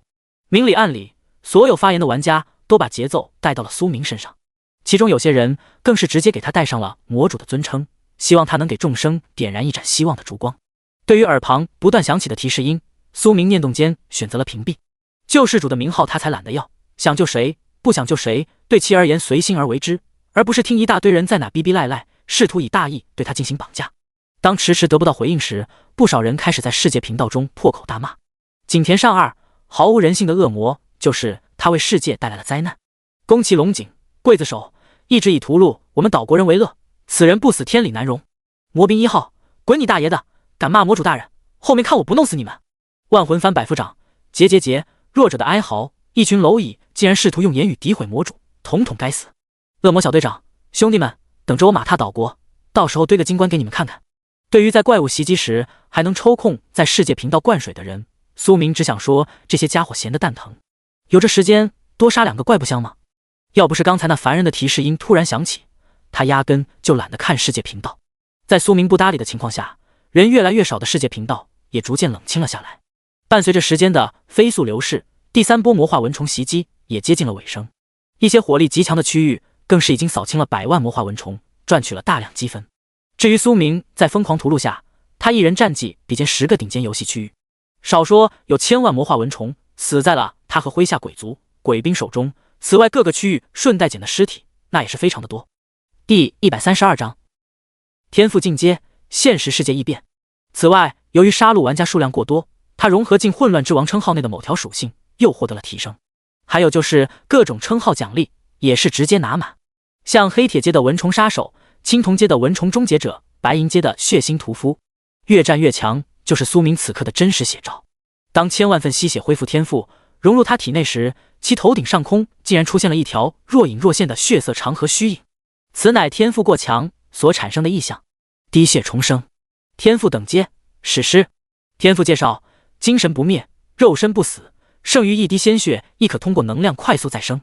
当血色长河虚影融入其体内之际，苏明双瞳中闪过一丝金色光辉。与血肉衍生相比，滴血重生在保命方面更上一层楼。不过这类天赋需要超强的精神力量与之相匹配，如果精神力量太弱的话，就算是有足够的能量供应，重新长出来的躯体也只是巨躯壳，毫无意识。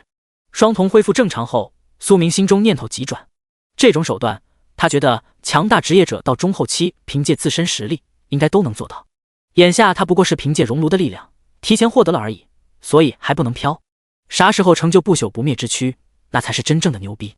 丁，第3波魔化蚊虫之灾结束，第4波魔化蟑螂将在12小时后开启，期间玩家拥有一次下线机会，上线无冷却。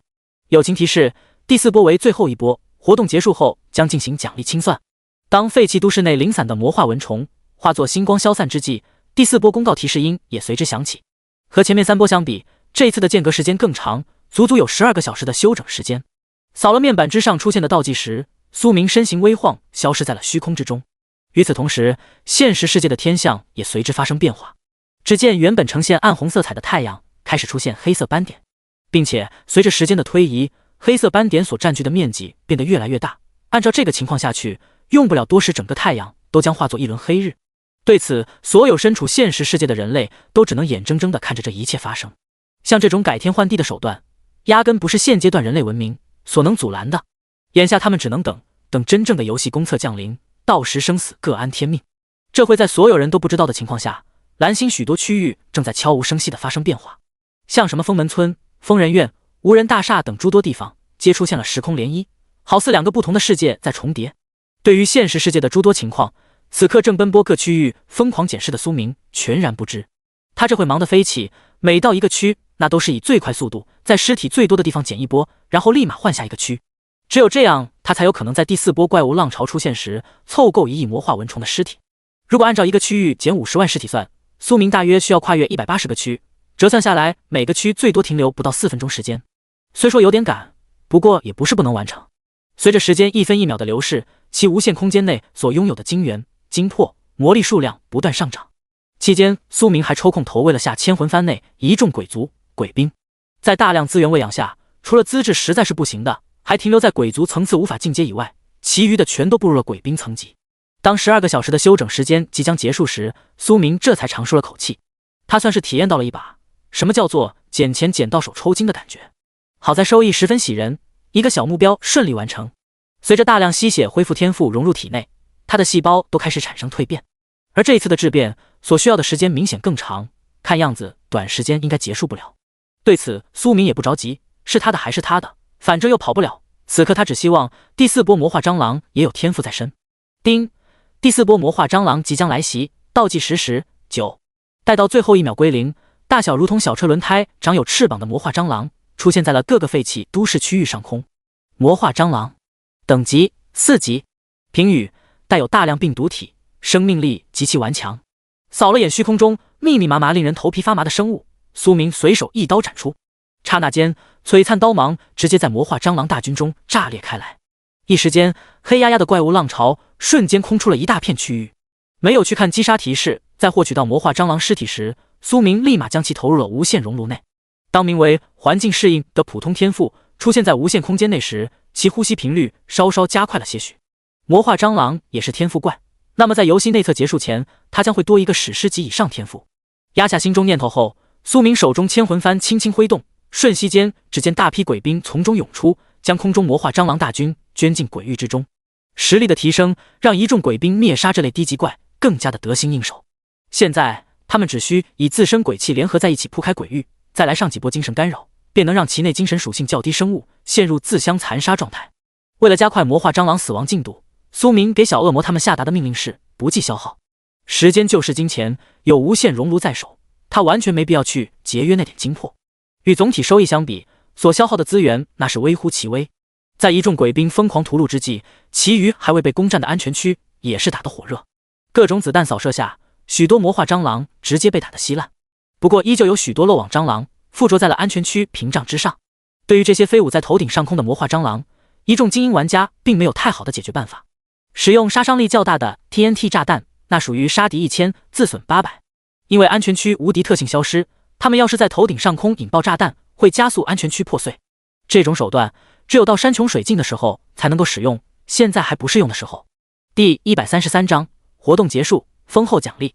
滴答滴答，也不知何时，游戏世界突然下起了淅淅沥沥的小雨，冲淡了些许杀戮之气。正悬浮于虚空的苏明伸手接了几滴雨水，这突然下起的绵绵细雨让其微微泛红的双瞳恢复了以往的清明。见鬼域之中所有魔化蟑螂死亡，他单手微挥将一众鬼兵全部收回千魂幡内。深深地看了眼已经布满黑色裂缝的虚空后，苏明身形微晃，消失在了原地，进入了下方安全区内。屠戮一区的魔化蟑螂让他获得了一个新的传奇天赋——能量适应。天赋等阶传奇，天赋能力可适应不超过天赋品阶各类能量，完全适应后将免疫该能量攻击。简简单单的介绍，不过能力却不弱。用通俗点的话来讲，那就是免疫之躯，只要适应了就能豁免，真就是打不死的小强。天下无敌里程碑+2。洞悉了新天赋能力后，苏明感觉空气中弥漫的血腥味都格外的香甜，只能说他在不当人的道路上越行越远了。在其踏入另一个安全区时，杀戮照常展开，狂欢盛宴就是如此枯燥。伴随着时间的流逝，游戏世界内玩家数量也在快速减少着，而能够坚持到最后的，则是蓝星最顶尖的一批存在。当新的世界公告提示音响起时，不少人一时间竟然没有回过神来。叮，最后的狂欢盛宴活动结束，正在结算活动奖励。听到耳旁响起的声音，苏明随手摇了摇手中千魂幡，下一秒他眼前一道光幕快速弹出。叮，经检测你在游戏活动中所斩获的各项数据遥遥领先，特颁发以下奖励：传说级称号举世无双，隐藏属性气运+15，五彩宝盒 X1， 跨区拍卖邀请函 X1， 秘法咫尺天涯 X1， 自由属性点+500点。看到游戏颁发的奖励，苏明都有些微微失神，不是奖励太差了，而是丰厚的出乎他意料之外。别的不说，光一个传说级称号就无法用价值去衡量，这级别苏明都没见过，不用想肯定是史诗之后的阶位。此外还有隐藏属性气运+15，挑战塔闯了那么多层，他也就得到了一点气运附加，可想而知气运有多难获得。至于后面的五彩宝盒、跨区拍卖邀请函、秘法咫尺天涯这些，光听名字就知道是好东西。另外属性点这万金油就不用讲了，什么时候都不过时的东西。压下心中繁多的念头，苏明急忙点开所有物品信息进行查看。举世无双，称号等阶，传说级。称号介绍：一个世界无人能比肩的存在方可获取，佩戴后可获得气运垂青。五彩宝盒，物品等阶，传说级。物品介绍：可从中随机开出一件宝物，包括但不限于法宝、道具、宠物蛋。跨区拍卖邀请函。物品介绍：特殊类物品，使用后可获得一次前往其余游戏区参加拍卖会机会。注：拍卖期间使用者受邀请函庇护。咫尺天涯，秘法等阶，传说级。秘法介绍：修行至圆满阶段，一步跨出咫尺天涯。除了气运、自由属性点和特殊类物品跨区拍卖邀请函以外，剩下的都是传说级别。对此苏明只想说，这游戏有东西他是真给。用水洗了洗手后，他直接取出五彩宝盒准备开箱。叮，是否开启五彩宝盒？是。叮，恭喜你获得8阶随身府邸法宝一件。见手中宝盒消失，取而代之的是一座袖珍版四合院庭院，苏明只想扣6。随身府邸，法宝品阶8阶顶级，法宝类型辅助。评语：出门在外必备宝物，给你带来家一般的温暖。洞悉到手中府邸信息时，他脸色稍显怪异，前面几条没啥问题，可是这评语怎么看怎么别扭，读起来一股子现实世界售楼部卖房广告那味道。压下心中某些古怪的想法，苏明分出一丝精神力量，与随身府邸进行了绑定。将这玩意收入无限空间内后，他便继续投身进了扫荡大业中。距离内测服务区关服只剩下不到24小时的时间，他必须得抓紧时间捞上最后一票。至于宝物啥的，后面有的是时间去研究。与此同时，游戏世界内坚守到第4波结束的一众各国玩家也获得了游戏活动的奖励，其中没有上怪物积分榜的，那都只有参与奖，1人5点自由属性点，外加烂大街的黑铁街守护者称号以及一本普通秘法。而上了榜的则是按照档位划分，其中1万名至1001名一个档位，奖励在同一区间上下浮动，然后1000名至101名一个档位，100名到11名一个档位，10名到第2名一个档位。原本的话是10名到第1名一个档位，奈何苏明过于逆天，硬生生打破规则上限，变成了独一档的存在，从而获取到了现阶段无法获取的奖励物品。像排名第2的九剑仙，他所获得的称号只有紫金层级，和传说完全没有相比性。此外，他只获得了1点气运属性加成，40点自由属性点，宝盒、秘法也全部止步紫金阶位。不过这次没有世界公告，所以谁也不清楚别人到底获得了什么样的奖励。这时，一边忙着检视的苏明正在心中计算着如何花掉剩余的怪物积分。目前他只兑换了1颗复活宝石，还有大把积分压在手里头。在不清楚内测服务区关闭，这些积分会不会作废的情况下，他准备全部用掉，避免砸在手里头。积分商城内可兑换的物品有很多，除了装备以外，还有各种药剂、丹药、阵法图、灵药、法器、称号这些。其中装备的话，苏明懒得兑换，他有熔炉在手，可以自己打造专属装备。反倒是称号、丹药、阵法图、灵药、法器这些，可以每样都换上一批。到现在他还有2个繁级复制页挂在那里，说出去都丢人，后面有时间的话必须得把等阶搞上去。第134章，公测正式开始，世界改造。挑挑拣拣选了一大堆东西后，他所拥有的积分直接扣到了个位数。把东西都放进无限空间内，苏明念动间拖出熔炉格子，他准备给千魂幡来波强化升阶。丁，升阶千魂幡所需炼气能量100万，是否提升？是。丁，千魂幡已成功进阶万魂幡，各项附加属性能力获得一定提升，其内鬼物综合实力小有提升，魂幡空间面积增大，鬼物容纳数量上限提升。丁，万魂幡强化加4，所需炼气能量1000万，是否提升？是。丁，万魂幡获得强化，你获得了鬼物合体特性。鬼物合体，魂幡专属特性，掌控者可纳魂幡鬼物入体极境升华战力。见第4次强化出的特性，苏明嘴角微抿，又是个压箱底的手段。这玩意可以不用，但是不能没有。看了眼剩下的炼气能量，苏明心一横，直接选择了再次进阶万魂幡。这玩意如果他自主祭炼的话，想要让其提升等阶，需要耗费大量的心力，所以还不如现在就给升上去，主打一个便捷。丁，万魂幡已成功进阶10万魂幡，各项附加属性能力获得一定提升，其内鬼物综合实力小有提升，魂幡空间面积增大，鬼物容纳数量上限提升。当1000万炼气能量砸下去时，原本一些受限于资质无法进阶到鬼兵层次的鬼族，硬生生打破了资质上限，成功进阶鬼兵。对此苏明还算满意，不过他暂时没有增加魂体的想法，准备等到公测降临时再说。在其疯狂扫视之际，2个世界也开始相继出现异常变化。当游戏世界内的黑色裂缝逐渐布满天空之际，现实世界的大日已经被黑斑所笼罩，使得整个蓝星陷入了一片黑暗之中。与此同时，虚空之中已经成型的黑色裂缝开始不断往外涌出一丝丝的黑暗能量。随着空气中某些能量指数升高，海中生物以及一些在深山老林未被人类捕杀的动物，双瞳中开始泛起嗜血之色。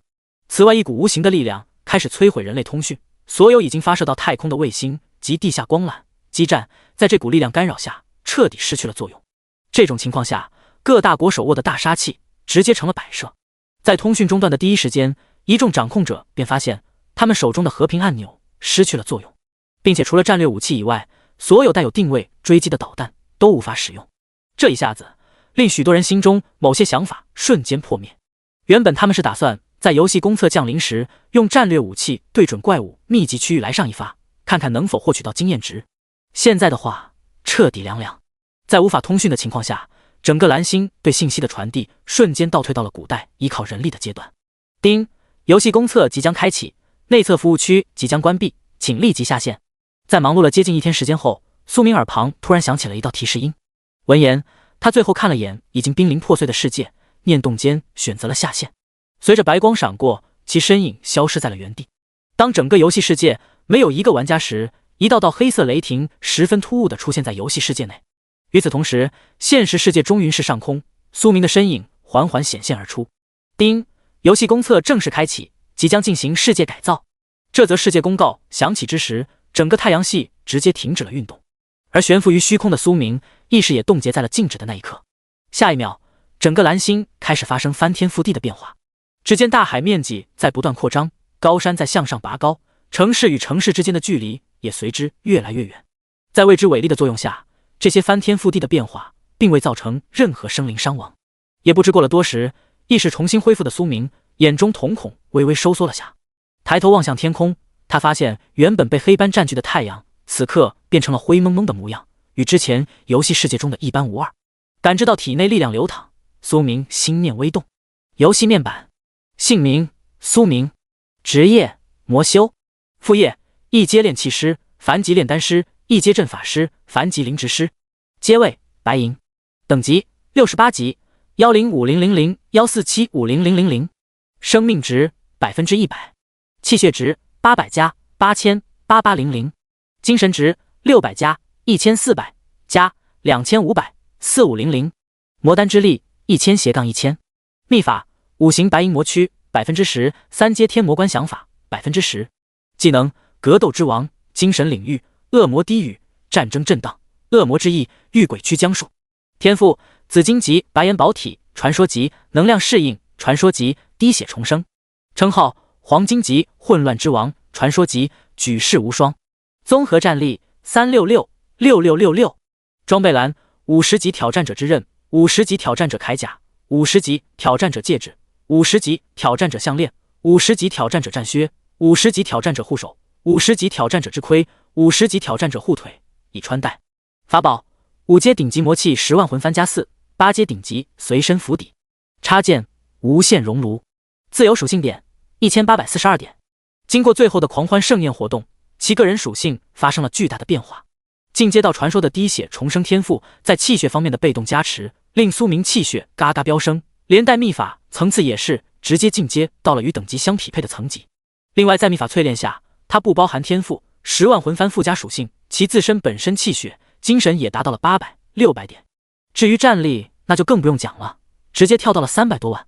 检查了一番，发现游戏公测对自身数据并未有任何影响。苏明念动间关闭了属性面板，并以极快速度飞掠至高空。他准备感知下岛国所在方位，目前10万魂幡内空缺名额太多，必须找一些恶魂补充下，不然的话无法发挥出这件法宝的潜能。第135章狩猎恶魂。与此同时，所有在内测阶段被清空账号的玩家也在未知力量影响下重新拥有了属性面板。一时间，区域频道、世界频道中立马热闹了起来。哈哈，我又能升级了，有毛用？你以为你能翻身做主吗？别做梦了，乾坤已定，你我皆是牛马。还在做白日梦的，麻烦睁大眼睛看看等级榜上魔主大人的等级。这个时代注定到消魔掌，懂吗？切，一个没有一点有爱之心的疯子，竟然有这么多舔狗，我呸！傻逼，有种不要匿名。面对区域频道、世界频道内的喧闹，此刻已经飞掠至海洋区域的苏明直接遁入了水中。在融入海水的瞬间，其身影便化作一道水流，消失在了原地。五行小盾这门秘法在苏明恐怖精神力量面前，和1+1等于2的难度差不多，没费什么功夫便修行到了圆满层次。至于咫尺天涯，暂时稍稍高端了些，想要越多阶修行，就算是他也需要点时间。不然的话，一步迈出横跨虚空，比之水遁之术更潇洒。在苏明赶往岛国祭炼人黄帆之际，蓝星上空的黑色裂缝中不断有零零散散的黑色光点朝下方大地洒落。这些光点与地面接触的瞬间，便化作了各种低级生物。与游戏内测开服差不多，公测初期只是分割了下区域，一众玩家所需要面临的怪物等级并不会太高。不过这一次死亡是真的死亡。这时想要通过世界频道与麾下人员取得联系的各国高层，有一部分脸色无比阴沉，因为许多人拒绝了他们的私聊请求。在和平武器无法动用的情况下，某些家伙连装都懒得装了。其中与某位高层结束信息对话的猛虎，嘴角掠过一丝嘲讽之色。到了这个时候，对方还想着让他收集资源，后面等到有机会再运送过去。尸位素餐。低声呢喃了句后，猛虎手持手电筒，沿着地下通道往地面行去。他准备画地为王，自立门户。同一时间，与其做出相同选择的人不在少数。乱世出英豪，盛世产庸力，心中有野心、有抱负的人数不胜数。眼下这种情况，他们岂会甘心碌碌无为，久居他人之下？随着大量魔化生物、吉格布林之类的炮灰怪涌入城市区域，人类玩家与怪物的激烈厮杀就此展开。在大部分玩家狩猎怪物之时，苏明顺利抵达岛国区域上空。以他的视角来看，下方密密麻麻的灵魂之火如同繁星一般多。锁定岛国某神策，他手中10万魂幡轻挥，唤出一众鬼兵，将恶魂统统抓入幡内。见跪伏在自己面前的小恶魔、青方主、恶灵之魂，苏明用较为低沉的声音下达了命令。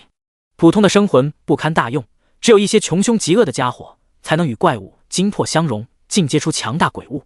领了命令的小恶魔、青方主等统帅鬼物，急忙带领着麾下鬼兵朝下方区域袭去。作为强大鬼物，辨识人类是不是恶魂，对他们来讲并不是难事。丁，你发现了20级团队副本恶灵之册，进入要求20级，最多组队人数50人，可选模式困难。注：该副本通关后将进入15天冷却状态。从空中降落身形，飘落至某侧大门上空时，苏明耳旁响起了一道提示音。听到这声音，其嘴角微微上扬，竟然衍生成了副本，很好，非常好。随手将手中10万魂幡插在大门上方后，苏明念动间选择了进入。伴随着一道黑光闪过，其身影随之消失在了原地，只剩下受10万魂幡掌控的鬼兵在四周区域肆虐。丁，你已进入恶灵之册团队副本，该副本通关要求摧毁供奉恶灵牌位。当苏明身影出现在副本空间内时，他也获取到了副本通关要求。就在这时，猛烈的阴风呼啸而至，紧接着一群手握太刀的恶魂阴笑着从建筑物内飘出。我嗅到了灵魂的芬香，这个人类的灵魂一定能让我们饱餐一顿。我要慢慢撕碎他的魂体，一点一点地品尝其中滋味。头归我，手掌归我。这些恶魂一出现，便以恶念之音展开了激烈的争吵。对此，苏明轻打了个响指，吸引了一众恶魂的注意。紧接着，他将指尖燃起的血黑色火焰放在嘴前，轻轻一吹，下一秒，一张恐怖火网直接将所有恶魂笼罩在了其中。啊，这是什么东西？痛死我了！杀了我！杀了我！救命！救救我！一手拉扯着火焰巨网的苏明，聆听到其中恶魂的哀嚎声，略显陶醉其中。随后，他托举着不断缩小的火焰巨网，缓步朝恶灵之侧大殿行去。这个副本他感觉应该是受到岛国历史铭刻，所以在蓝星被改造成游戏公测区时，进而衍生出了相关副本出来。不过副本等级稍微低了点，据岛国公开统计信息，某册中存放着接近250万灵位，其中有210万死于二战时期。此外还有14名甲级战犯和2000来名乙、丙级战犯的排位。这要是全部衍生出恶魂化，副本等级极有可能超过100级。而现在只有区20级，显然只衍生了极小的一部分。当他走至恶灵之侧大殿门口时，几道魂体中沾染血色的家伙携带一众恶魂小弟从殿内冲出。对此，苏明掌心漂浮的魔焰直接分裂出几十根细小的火焰丝线。人类，你怎么可能这么强？这时压根就来不及反应，便被捆绑住的恶魂 BOSS 十分痛苦的哀嚎出声道。面对众多恶魂的哀嚎之声，苏明完全没有搭理的意思。只见他一脚踹开大殿殿门，迈步走了进去，扫了眼供桌之上的恶灵牌位，其手中魔焰升腾，刹那间整座大殿便熊熊燃烧了起来。这一刻，身处火焰之中的苏明在火光照耀下如同神圣临凡。第136章千秋不朽夜，尽在杀人中。丁，你成功通关20级团队副本恶灵之册，评价甲加，首通奖励黑铁级称号清扫者，20级恶灵傀儡一具，黑铁币3万。世界公告，恭喜天魔小队率先通关恶灵之册团队副本，特奖励该小队25级恶灵套装3套，黑铁币7万。看着眼前弹出的世界公告，苏明眉头微挑，其余的奖励都没啥问题，就是自由属性点奖励没了。想了想后，他觉得有可能是游戏调整了公测副本机制，避免内测玩家疯狂刷属性点。对此他也没感觉有啥可惜的，都没有的情况下，更加无人能够撼动他的地位。此外也无需担心其余公测游戏区的资深玩家通过大量新副本把自身属性点刷到爆表。所以综合来说，副本首通属性点奖励取消，对游戏整体运行将会更加平衡。念动间从副本脱离后，苏明随手将手中封禁的恶魂丢入了10万魂幡内祭炼。在其主观意识影响下，与野水牛精魄和野马精魄相融合的恶魂，继而糅合出了牛头马面的形象。作为手中的志士军团，在形象方面，苏明感觉还是要稍稍统一下的。像岛国恶魂就适合当牛做马，所以衍生出牛头马面再合适不过。这时被派遣出去的鬼兵也抓捕了大量恶魂，投入魂幡空间内。见此，苏明念头微动，以极致掌控之力号召一众恶魂进行厮杀。随着恶魂数量越来越多，渐渐的以他为中心，阴森鬼域所笼罩的范围越来越广。在其着手祭炼大批鬼兵之际，某侧附近区域岛国玩家那是人心惶惶，因为他们发现区域频道上方的人员数量正在锐减。本来过一会死个1-2个人，在一众岛国民众看来属于正常范畴，毕竟岛国人口基数不小，就算是不被怪物杀死，每天因生老病死死亡的人也不少。可是这一下子死亡几百上千，并且还没有停止的意思，任谁都坐不住啊。444号区域频道17境内，谁能告诉我到底发生了什么事？为什么我们区域玩家数量正在飞速减少？小板正雄八嘎，一定是出现了强大怪物。美笑麻衣，救命，我一个人在家。无形的恐慌引得一些岛国玩家试图逃离自身所在区域，只不过想法很美好，现实很骨感。交通不便，加上通讯失灵，没有地图导航的情况下，想要一路避过城市中的怪物，进入其他城市区域，简直是在做梦。除非是天选之子，冥冥中自有天意指引，能够一路逢凶化吉。现实情况是，许多岛国玩家刚踏出家门半步，便被街道之上一些游荡的怪物给吓退了回来。伴随着时间的发酵，岛国444号区域大量玩家死亡的情况也被人置顶到了世界频道。宫本武藏，目前我国444号区域内莫名出现大量玩家死亡事件，不知其余各国区域是否有相同事件发生，如有还望告知，互通有无。当宫本武藏发出这条置顶信息时，许多正在关注世界频道动向的玩家立马开启了刷屏模式。丧葬一条龙，这区光看号码就知道要出事，444，死啊！不吃香菜，哎，之前叠了那么多千纸鹤，这次算是派上了用场。梁教授，你们这群人真是疯了，都这种时候了，还在阴阳怪气。魔兵1号，楼上的老东西，你在狗叫什么？这叫报应，懂不懂？恶魔小队长，不知道为什么，总感觉有些想笑，可能是我没有道德吧。一时间世界频道上说啥的都有。此刻盘坐在某侧屋顶上的苏明看了眼前飘过的淡金色字幕，嘴角不由得微微上扬。这个问题的答案，他可以给对方一个具体的答复。丁，是否选择使用世界置顶功能？因你拥有举世无双称号，你可免费保持24小时置顶。当苏明首次动用世界频道置顶功能时，一道提示音快速在他耳旁响起。念动间确认使用后，他直接编辑了一条信息发送出去：魔，千秋不朽业，尽在杀人中。十分简短的一句话，直接挤下了宫本武藏的置顶信息。苏明此话一出，世界频道内庞大的信息流竟直接停了下来。许多人通过眼前闪过的紫金色字体，竟隐约看到一幅尸山谷海之上某道身影高坐、血腥王座的画面。待到众人回过神后，世界频道直接炸裂。魔兵1号死，恶魔小队长死，梁教授疯子，真的是个疯子，简直毫无人性可言，竟然将手中屠刀对准人类大肆屠戮。地铁判官，黑暗时代，强者为王，懂吗？楼上的老逼灯，我敢断言你绝对会死得很惨。见世界频道上闪过的诸多信息，苏明双瞳闪过一丝血色。玩游戏吗？就是得玩的心情舒畅。如果玩得十分憋屈，那多没意思。世间无敌的情况下，他觉得就得怎么舒服怎么来。等到把恶魂补足后，苏明准备回华国创建个代号幽冥的势力，届时自主入魂番者，他可以给对方小部分管理权限。有无限熔炉在手，势力他觉得必须得捣鼓一个，不然总不能事事亲力亲为吧。像收集低级装备、低级生物躯体这些事情，完全可以交给手下去弄。把这个想法记在心上后，苏明随手朝魂番空间内丢入了大量的低级精元、精魄。经过他的不断祭炼，已经有一部分恶魂转化成了牛头、马面形象。不过由于野水牛、野马精魄数量没那么多，所以还有一部分沦为了杂兵。对此苏明也没在意，反正可以回炉重造，后面有强大恶魂再进行替换就行。当大量鬼族、鬼兵被祭炼成型时，其精神属性也随之进入暴涨阶段。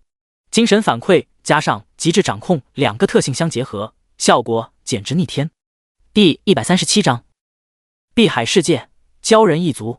在其战力不断提升之际，处于岛国某侧附近区域的玩家，这会心中充满了无尽惶恐。那则紫金色的置顶公告，就如同一把悬挂在他们头顶上空的达摩克利斯之剑，好似下一秒便要落下一般。他们真没想到，区域内同胞不断死亡原因，并非是因为怪物，而是魔那个杀千刀的刽子手在对岛国人民进行屠戮。一想到之前政府公告上有关魔杀戮岛国玩家的情况，许多人头皮顿感发麻。444区域频道，春野英里，不要杀我，我愿意为魔主大人做任何事。宣九泽子，年方18，身轻体柔，易推倒，求魔主开恩。唐本静，八嘎，你们低这是在叛国。眼见区域频道内代表玩家数量的数字不断下降，许多岛国民众彻底慌了，其中有一部分率先举起了白旗，想要投降。对此，正沉浸在炼魂状态的苏明压根就没关注444号区域频道信息，直至几道提示音响起，才让他从特殊状态退了出来。丁，你持续保持等级榜、战力榜、财富榜第一，特发放阶段性在榜奖励。丁，你获得了黄金级称号，富可敌国，战力无双，遥遥领先，等级宝箱 X1， 战力宝箱 X1， 财富宝箱 X1。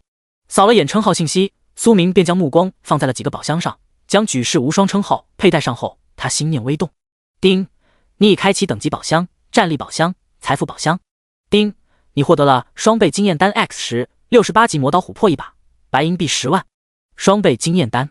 物品介绍：使用可获得双倍经验 buff， 每颗可持续1小时时间。魔刀琥珀。阶位：白银阶。穿戴等级68级。属性：魔威加10，嗜血加100。注：该武器可通过杀戮进阶，最大成长上限传奇。洞悉了下经验单和魔刀信息后，苏明十分满意。其中双倍经验单，下次再有狂欢盛宴这种活动的时候，他可以用经验单叠加游戏活动 buff。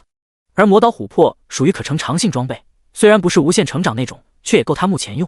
后面等到达到成长上限的时候，则是可以丢入无限熔炉内回炉重造，用于打造专属装备。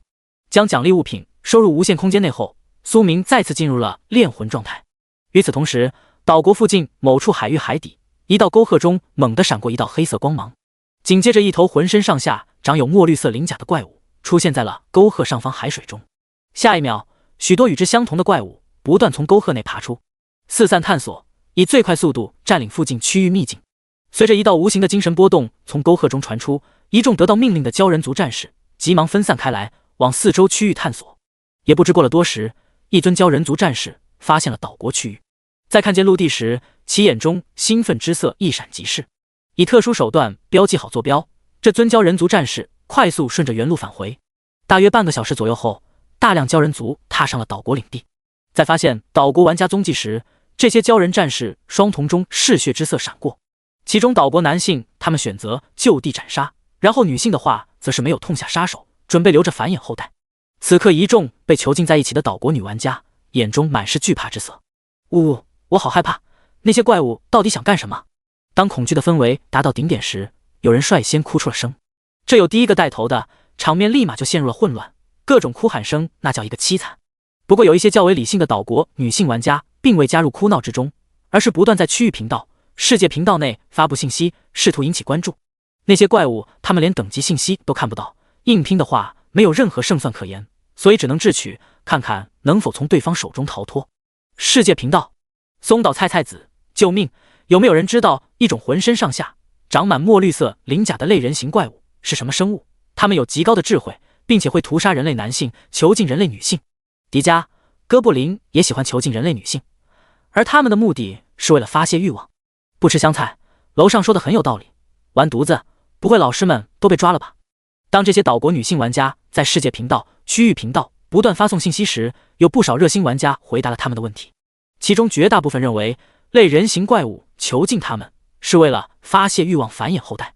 这些回答令一众被囚禁的岛国女玩家如坠冰窟。真要是如此的话，他们后面岂不是的生不如死？念想到这，不少人急得如同热锅上的蚂蚁，思绪一下子乱了。同一时间，正盘坐在虚空祭炼魂幡的苏明猛地睁开了双眼。鲛人战士，阶位黑铁，等级11，评语：另一个海域世界的种族生物，具有较高智慧。见小恶魔带着一头体型健硕、双目无神的类人生物往自身所在位置靠近，苏明眼前一道信息快速闪过：主人，这个家伙和城市中那些魔化生物好像有所不同。以幻术手段控制住鲛人战士的小恶魔，在靠近到一定距离时，急忙躬声开口道：让你下面的鬼兵留意一下这类生物，一旦发现，全部带过来。看到鲛人战士相关评语中的信息，苏明沉声吩咐道：遵命。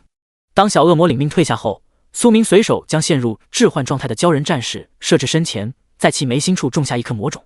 遭受魔种入体时，鲛人战士身躯立马抖动了起来，这是源自其灵魂本能的反抗。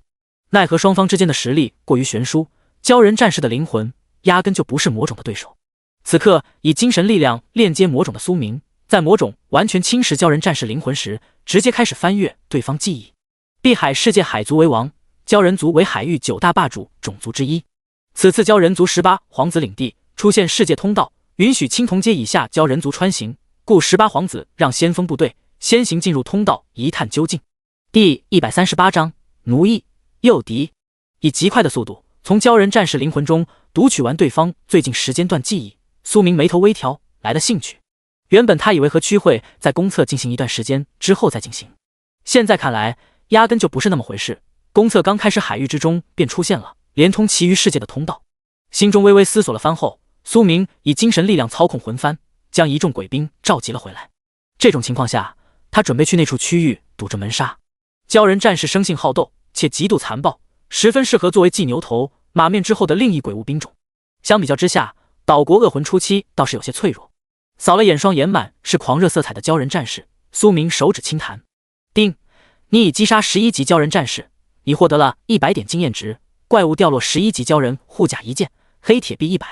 叮，已熔炼结束，从中提取到11级鲛人战士生命金元1份，11级鲛人战士金魄1份，黑铁级天赋水系亲和，黑铁级技能尖锐咆哮水击。见熔炼收益，苏明身形微晃消失在了原地。水系亲和天赋还算不错，给鲛人族灭各族，说不定他还能多个传说天赋。在其赶赴岛国附近海域那处海底沟壑之际，成百上千的鲛人战士正从海中登陆岛国领地。此时低空飞掠的苏明在发现不远处的区域有大量较为明亮的灵魂之火闪耀时，嘴角不由得微微上扬。这还真是巧了，竟然碰到了一支鲛人族先锋部队。随着他踏空航至一众鲛人族上空领域时，一尊体型健硕、等级高达25级的鲛人先锋脸色瞬间骤变。他感受到了一股极致威压从头顶上空传来，那种强烈的窒息感，他在18皇子身上都未曾感受过。不可能，一个新开的游戏区为何会出现如此恐怖生灵？此刻无法直视上空领域的鲛人先锋心中不可置信的嘶声吼道。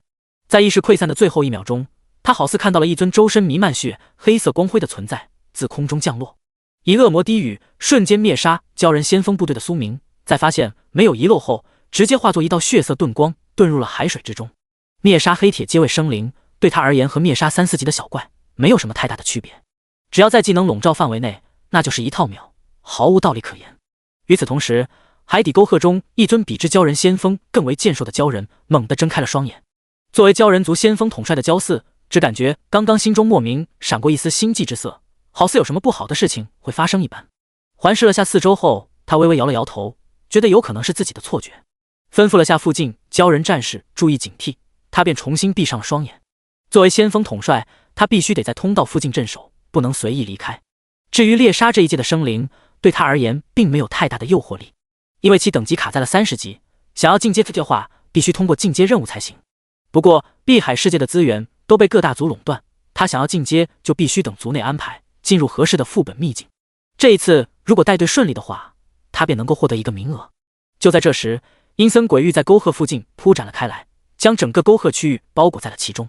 发现事情不对劲时，焦四立马就想钻进身旁散发着朦胧白光的世界通道，奈何一道恐怖的力量拦在了他身前，将他拍飞了出去。下一秒，一颗漆黑如墨的魔种强行破开了其识海壁垒，融入了进去。大约3分钟后，双瞳微微泛黑的焦四十分谦卑的跪伏在海底海床之上，通过世界通道返回，诓骗大量鲛人族过来。耗费精神力量给对方植入一段虚假记忆后，苏明以精神念头下达了一道命令。奴仆明白。双瞳重新恢复碧绿色彩的焦四急忙以精神波动回道。闻言，苏明身形微晃，化作一道水流消失在了原地。他准备趁着这个时间段去附近的区域搜一搜，看看有没有其他的世界通道。连通碧海世界的通道，他刚才试过了，的确是只允许青铜阶以下生灵通行，他暂时还过不去。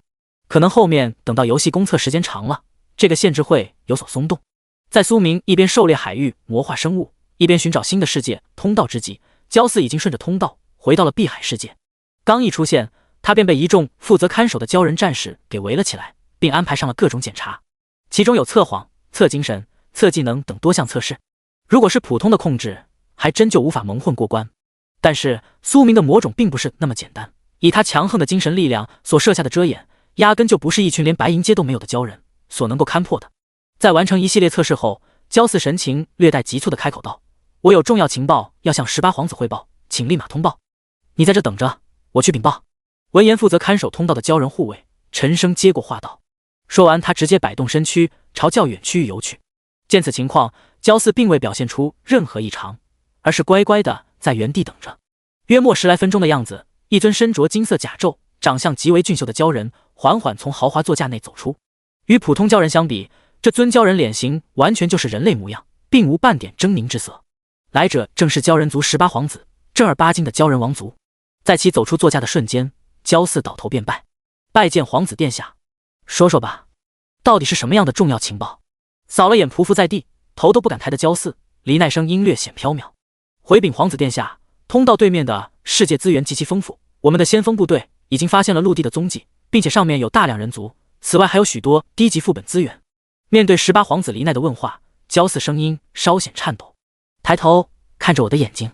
听到焦四汇报的情况，黎奈轻声吩咐道。随着他的开口，一股精神律动快速拂过焦四身躯。第139章灵植秘境减。闻言，焦四只感觉脑中传来一股晕眩感，紧接着他便不受控制地抬起头颅，与一对淡金色瞳孔对视在了一起。以精神秘法探查了一番后，黎奈微微点了点头，嘴角扬起一抹笑意。待到他收回精神力量，焦四这才如梦初醒般回过神来。焦虎持无令牌去黑铁军营，调动5万将士前来。看着闪烁朦胧白光的世界通道，黎奈沉声朝身旁一尊鲛人战士开口吩咐道：“谨遵殿下谕旨。”躬身行了一礼后，被称作焦虎的鲛人战士直接握住金色令牌，朝远方遁去。焦四，你便在这里等着焦虎回来，听他差遣即可。扫了眼又匍匐下去的焦四，黎奈随口吩咐了句：“谨遵殿下谕旨。”诚惶诚恐跪伏在地的焦四急忙应允下来。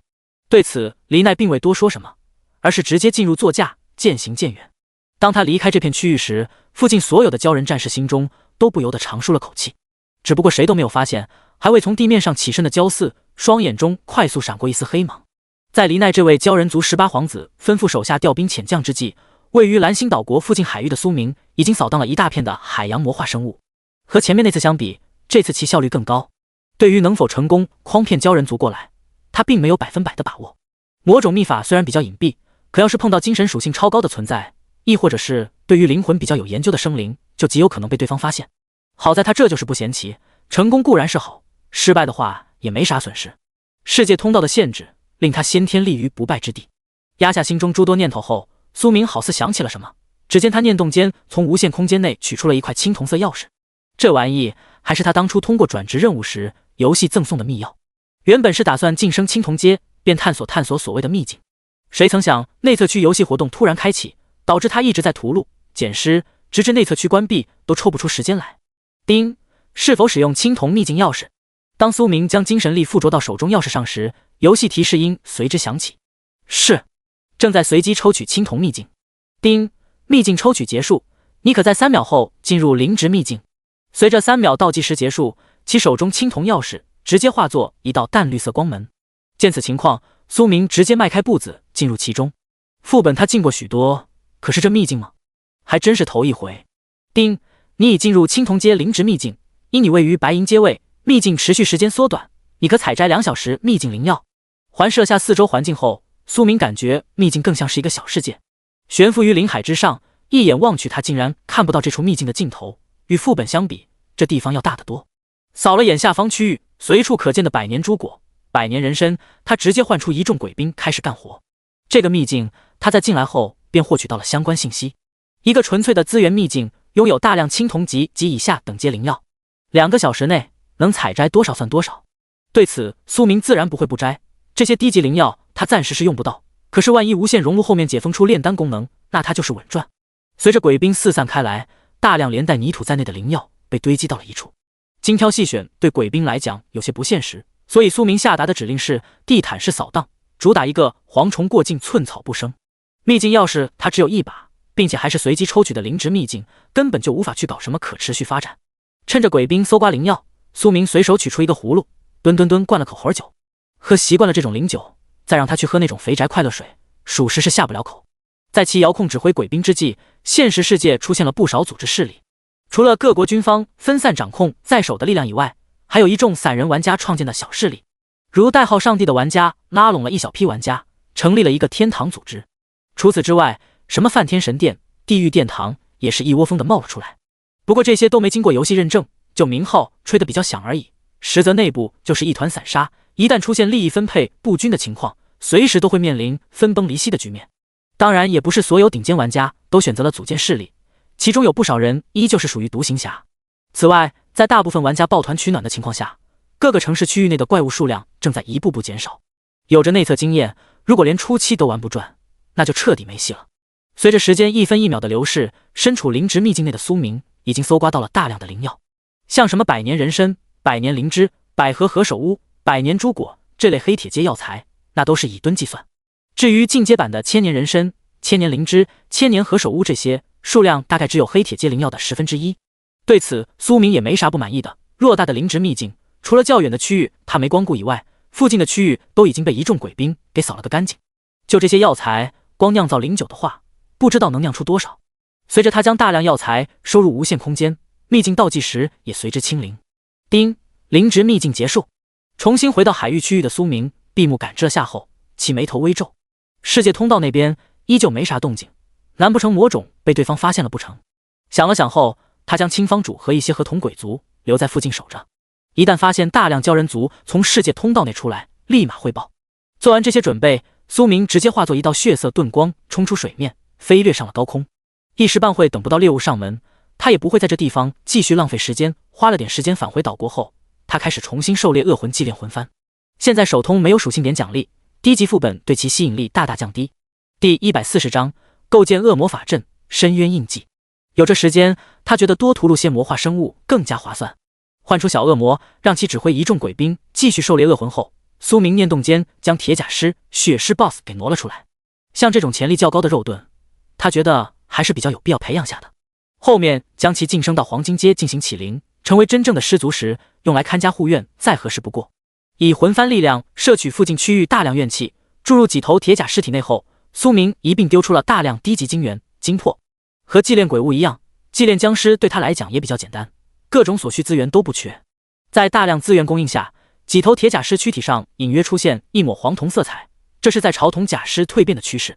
其中唯一的一头血狮所进化路线与铁甲尸不同，它的周身开始长出如同蛇鳞一般的血红色鳞甲。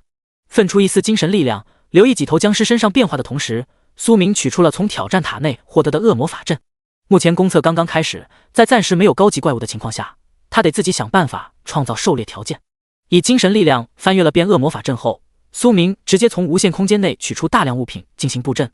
趁着这个时间，他刚好能刷一刷阵法赋值熟练度。这门法阵的构建难度系数并不算太高，只需要大量血液、灵魂和一些基础材料便能搭建出来，可以说是前期为数不多低阶生灵能够越阶搭建的法阵。随着时间的流逝，一座闪烁着邪异血色光芒的巨大法阵占据了地面大片区域。当血色光芒冲天起时，苏明好似看到了一幅画面。在短暂的超维视角状态，他窥见了一处一望无际的黑色海洋中，有许多刚刚孵化出的小恶魔正在互相杀戮吞噬。就在他想要窥探到更多的景象时，那些场景如同泡沫般在其眼前破碎开来。回过神来后，苏明若有所思，他刚才看到的景象极有可能便是深渊的一角，一处极其恐怖的世界。同一时间，第一层深渊中某个极为贫瘠的区域，一尊头顶生有2根银色犄角的小恶魔聆听到了某种特殊召唤。当他发现有生灵在向深渊献祭时，眼神中立马闪过一丝兴奋之色。见眼前法阵成型，他毫不犹豫地选择了回应。下一秒，一道黑色契约凭空显现，席卷着其身影消失在了原地。与此同时，正盘坐于虚空之中的苏明发现恶魔法阵中央处一道略显虚幻的身影显现而出。小恶魔，阶位白银，等级65，评语深渊低级血脉恶魔之一。见眼前闪过的相关信息，苏明嘴角微微上扬，还不错，开门红，一开始便出了个65级的小恶魔。在其观察之际，出现在蓝星世界的小恶魔略显陶醉地深吸了口气。相比于深渊那种恶劣环境，当前的世界对他而言简直就是天堂一般。人族，献上你的祭品。从回味中回过神来的小恶魔一脸不善地用精神力开口道。作为一路从深渊底层厮杀到65级的存在，他并不将同阶人族放在眼里。对此，苏明手中魔刀琥珀轻扬，十分随意地斩出了一刀。区白银阶也敢在他面前装逼，真是不知死活。原本正等着坐收祭品的小恶魔，在感受到一股致命危机袭来时，脸色唰的一下子就变了。这剧本不对啊！据深渊中广为流传的信息，同阶之中恶魔应该是数一数二的存在，怎么眼前这该死的人类强得有点过分？在他脑海中闪过这个念头的时候，凌冽刀芒径直劈砍在了其身躯之上。该死的家伙，你竟然布下法阵，引诱吾过来，你这是在找死，深渊不会放过你的。这时被劈飞出去，周身鳞甲破碎，心脏被洞穿，精神即将破碎的小恶魔用仅剩的精神力吼出了最后的遗言。在其被灭杀之际，一道黑色的印记自小恶魔体内飞出，并以迅雷不及掩耳之势印在了苏明手背之上。丁，你已被深渊印记标记，方圆100里内深渊生物都将能够感受到印记气息，并对你展开追杀。丁，你已击杀65级小恶魔，你获得了24万经验值，怪物掉落白银币1500。65级深渊重甲一件，白银级技能恶魔之音 X1。一刀瞬秒小恶魔后，苏明耳旁一连响起了2道提示音，其中一道信息提示令他不由得微微挑眉，扫了眼手背之上的黑色骷髅头印记，其眼中若有所思。这应该是他击杀深渊生物的代价。原本恶魔法阵的作用是让他献上祭品，换取深渊恶魔助力，可是他却用于钓鱼执法，把狗骗过来杀，这种行为极其恶劣，所以深渊给了他一个小标记。发现不管如何都弄不掉这个印记后，苏明也懒得去折腾，只要他实力提升够快，有这玩意在身上，说不定还是个好事。丁，已熔炼结束，从中提取到65级小恶魔生命精元 X1、65级小恶魔精魄 X1、白银阶天赋黑暗亲和、火系亲和，白银阶技能恶魔低语、恶魔之翼、恶魔之躯、小恶魔血脉 X1。将小恶魔躯体熔炼完，苏明发现这家伙贡献的物品与前面他在隐藏副本熔炼的小恶魔 BOSS 一般无二，只不过这一次物品皆为品级更高，发现收益较高，他准备再尝试下，看看再一次击杀深渊生物身上的深渊印记会不会发生变化。心中萌生出这个念头后，苏明心念微动，重新启动恶魔法阵，发出了新的征兆。同一时间，深渊第一层世界某层区域，一些等级较低且没有太多智慧的猎魔聆听到了冥冥中的召唤，随着他们的响应，微乎其微的黑色光华在一众猎魔身上闪过，紧接着数以百计的低等猎魔便消失在了深渊之中。猎魔等阶黑铁，等级15，评语深渊最垃圾生物。看了眼前闪过的大量怪物信息，苏明嘴角微微抽了抽，这次好像有些点背。这会出现在恶魔法阵之上的猎魔形象一言难尽，其中绝大部分是一堆看起来好似融化的肉块所组合成的畸形，普通人看了怕是夜不能寐。第141章魅魔针对性召唤。而剩下小部分进阶到青铜阶层级的猎魔，在形象上稍微好上那么一丢丢，最起码不是一堆烂肉粘在身上。这是恶魔法阵之上由虚化时的猎魔，在感应到深渊印记时直接进入了疯狂状态。见大量猎魔朝自己袭来，苏明嘴唇微动，下一秒恐怖的精神波动以他为中心席卷到了一众猎魔身上。丁，你已击杀15级猎魔，你获得了250点经验值，怪物掉落黑铁币150 ，15级猎魔匕首一件。丁，你已被深渊印记标记。随着所有猎魔的死亡，苏明发现自己手背上的印记颜色变得更加深邃，同时深渊生物所能够感受到的距离也获得了一定的提升，从一开始的100公里变成了现在的110公里。只能说猎魔比较垃圾，数量虽多却无法引起质变，加一起也就前面那头65级小恶魔的1/10影响。见没有其他异常情况出现，苏明准备继续钓鱼执法，直到恶魔法阵破碎为止。只要蓝星上不出现那种牛逼哄哄的深渊生物，就算是印记影响范围达到方圆万里也没啥。以他目前所拥有的保命手段，不说浪翻天际，稍稍冒点险问题不大。将所有猎魔躯体熔炼完，苏明收获了一批物品。除了保底收益外，每头猎魔分别贡献了2个技能及一个名为疼痛免疫的天赋。这个天赋的效果就是免疫肉体疼痛，要是给普通职业玩家，那就是极品天赋。毕竟不知疼痛的人类玩家和想着无伤刷野的人类玩家纯两码事。见恶魔法阵之上血色光华稍显暗淡，苏明以精神念头通过魂幡朝一众鬼兵下达了屠戮命令。随后趁着法阵沟通深渊之际，他一并将亡灵宝典给取了出来。相比于恶魔法阵，亡灵宝典没有磨损一说，只要献祭资源管够，完全能够召唤出亡灵天灾出来。以苏明手中的资源，不说一下子弄出1800万黑铁阶亡灵生物，轻松召唤出个几十万问题不大。翻了翻亡灵宝典之上的图鉴，他把所有黑铁阶亡灵生物都选定为了召唤对象。正所谓货比三家，想要评判哪种亡灵生物的天赋收益比更高，就必须全部融一遍。将大量资源倾倒在亡灵宝典旁后，苏明心念微动，驱动了宝典。下一秒，宝典封面上漆黑如墨的骷髅头直接化作一道黑烟，将所有资源包裹在其中。随着隐隐绰绰的黑色图文于虚空中显化，大量亡灵生物不断自空中由虚化石而出。亡灵骑士、黑铁骷髅、骨蛇、骷髅护卫。看着眼前大量亡灵生物信息闪过，苏明右手轻挥，魔刀琥珀顺势斩出。刹那间，一道凌冽刀芒直接划过一众亡灵生物躯体。丁，你已击杀死亡骑士、黑铁骷髅，无法获取经验值，已自动拾取。丁，已熔炼结束，你获得了黑铁及天赋钢筋铁骨、死亡亲和、灵魂增幅。将所有亡灵生物躯体熔炼完，苏明在其中挑拣，选定了的黑铁骷髅及等级稍高的死亡骑士，这2种可以分别提供钢筋铁骨及灵魂增幅天赋的亡灵生物。勾选完主要召唤对象，他开始从无限空间内往外搬运资源。亡灵宝典可以说得上是清理垃圾的神器，像一些压仓库用不上的东西，苏明是一窝蜂的给挪了出来。面对如此饕餮盛宴，宝典之上的骷髅头往外所散发的气息显得愈发邪恶。与此同时，恶魔法阵之上又多了批低级猎魔。对此，苏明依旧是选择一个技能清空场子，然后便开启下一场召唤。在其疯狂献祭召唤之际，蓝星与碧海世界连通的世界通道处不断有鲛人战士从中钻出。负责看守此地的青方主见此，连忙带着一众合同鬼兵朝岛国方位赶去。冥冥中与魂幡的联系可以让他精准定位到位置，不至于在海域中迷失方向。而作为鲛人族奸细的焦驷，此刻正随着鲛人大部队一同出现在了蓝星海域之内。不过这回他并不是先锋统帅，而是先锋副将。当5万鲛人战士全部从沟壑内爬出时，焦驷立马在前殷勤指路，引领着鲛人军团朝岛国方向。此刻正一心多用的苏明已然感受到东南方位魔种的气息，在快速往自己这边靠近。对此，他眼中掠过一丝喜色，碧海世界的鱼儿咬钩了，就是不知道过来了多少。瞥了眼身前血色光华暗淡、濒临破碎的恶魔法阵，他准备召唤最后一波。在不间断召唤下，除了猎魔这类最垃圾的深渊生物，苏明还召唤出了伏魔、牛魔。不过综合来讲，出现比例最高的还是猎魔。大批量灭杀之下，令他手上的深渊印记范围扩散到了方圆1000里以上。可以说，一旦蓝星之上出现深渊生物，只要对方随便转悠一圈，便能感受到那股令他们极尽疯狂的深渊气息。随着恶魔法阵之上血色光华快速收缩，一具身姿曼妙的身影缓缓自法阵中央凝聚而出。魅魔，等阶白银阶，等级70。看到这道身影时，苏明目光微闪。这是他通过恶魔法阵继65级小恶魔之后所召唤出等级最高的一尊深渊恶魔，并且还是尊摄人心魄的魅魔。真是幸运，没想到这次竟然能碰到一个被深渊标记的人族。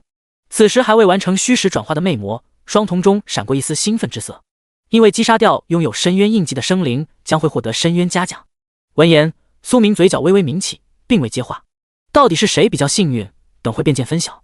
在虚实转化完成的瞬间，一股魅惑之力直接自魅魔身上射出。他虽然嘴头上说的轻松，心里头却没有半点放松，一上来便使用了压箱底的大招。感知到无形的魅惑之力试图撼动自己心神，苏明眼中不屑之色一闪即逝，米粒之光也放光华。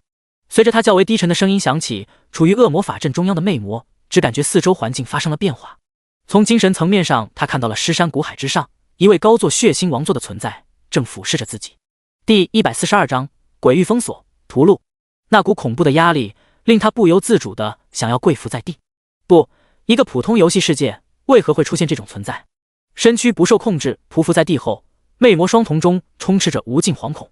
他本以为是个愣头青，不知道深渊印记的恐怖，这才敢用恶魔法阵狩猎低级恶魔。谁曾想压根就不是那么回事。可是越强的存在应该越不会随意招惹深渊啊，毕竟谁也不希望被深渊下层的恐怖存在盯上。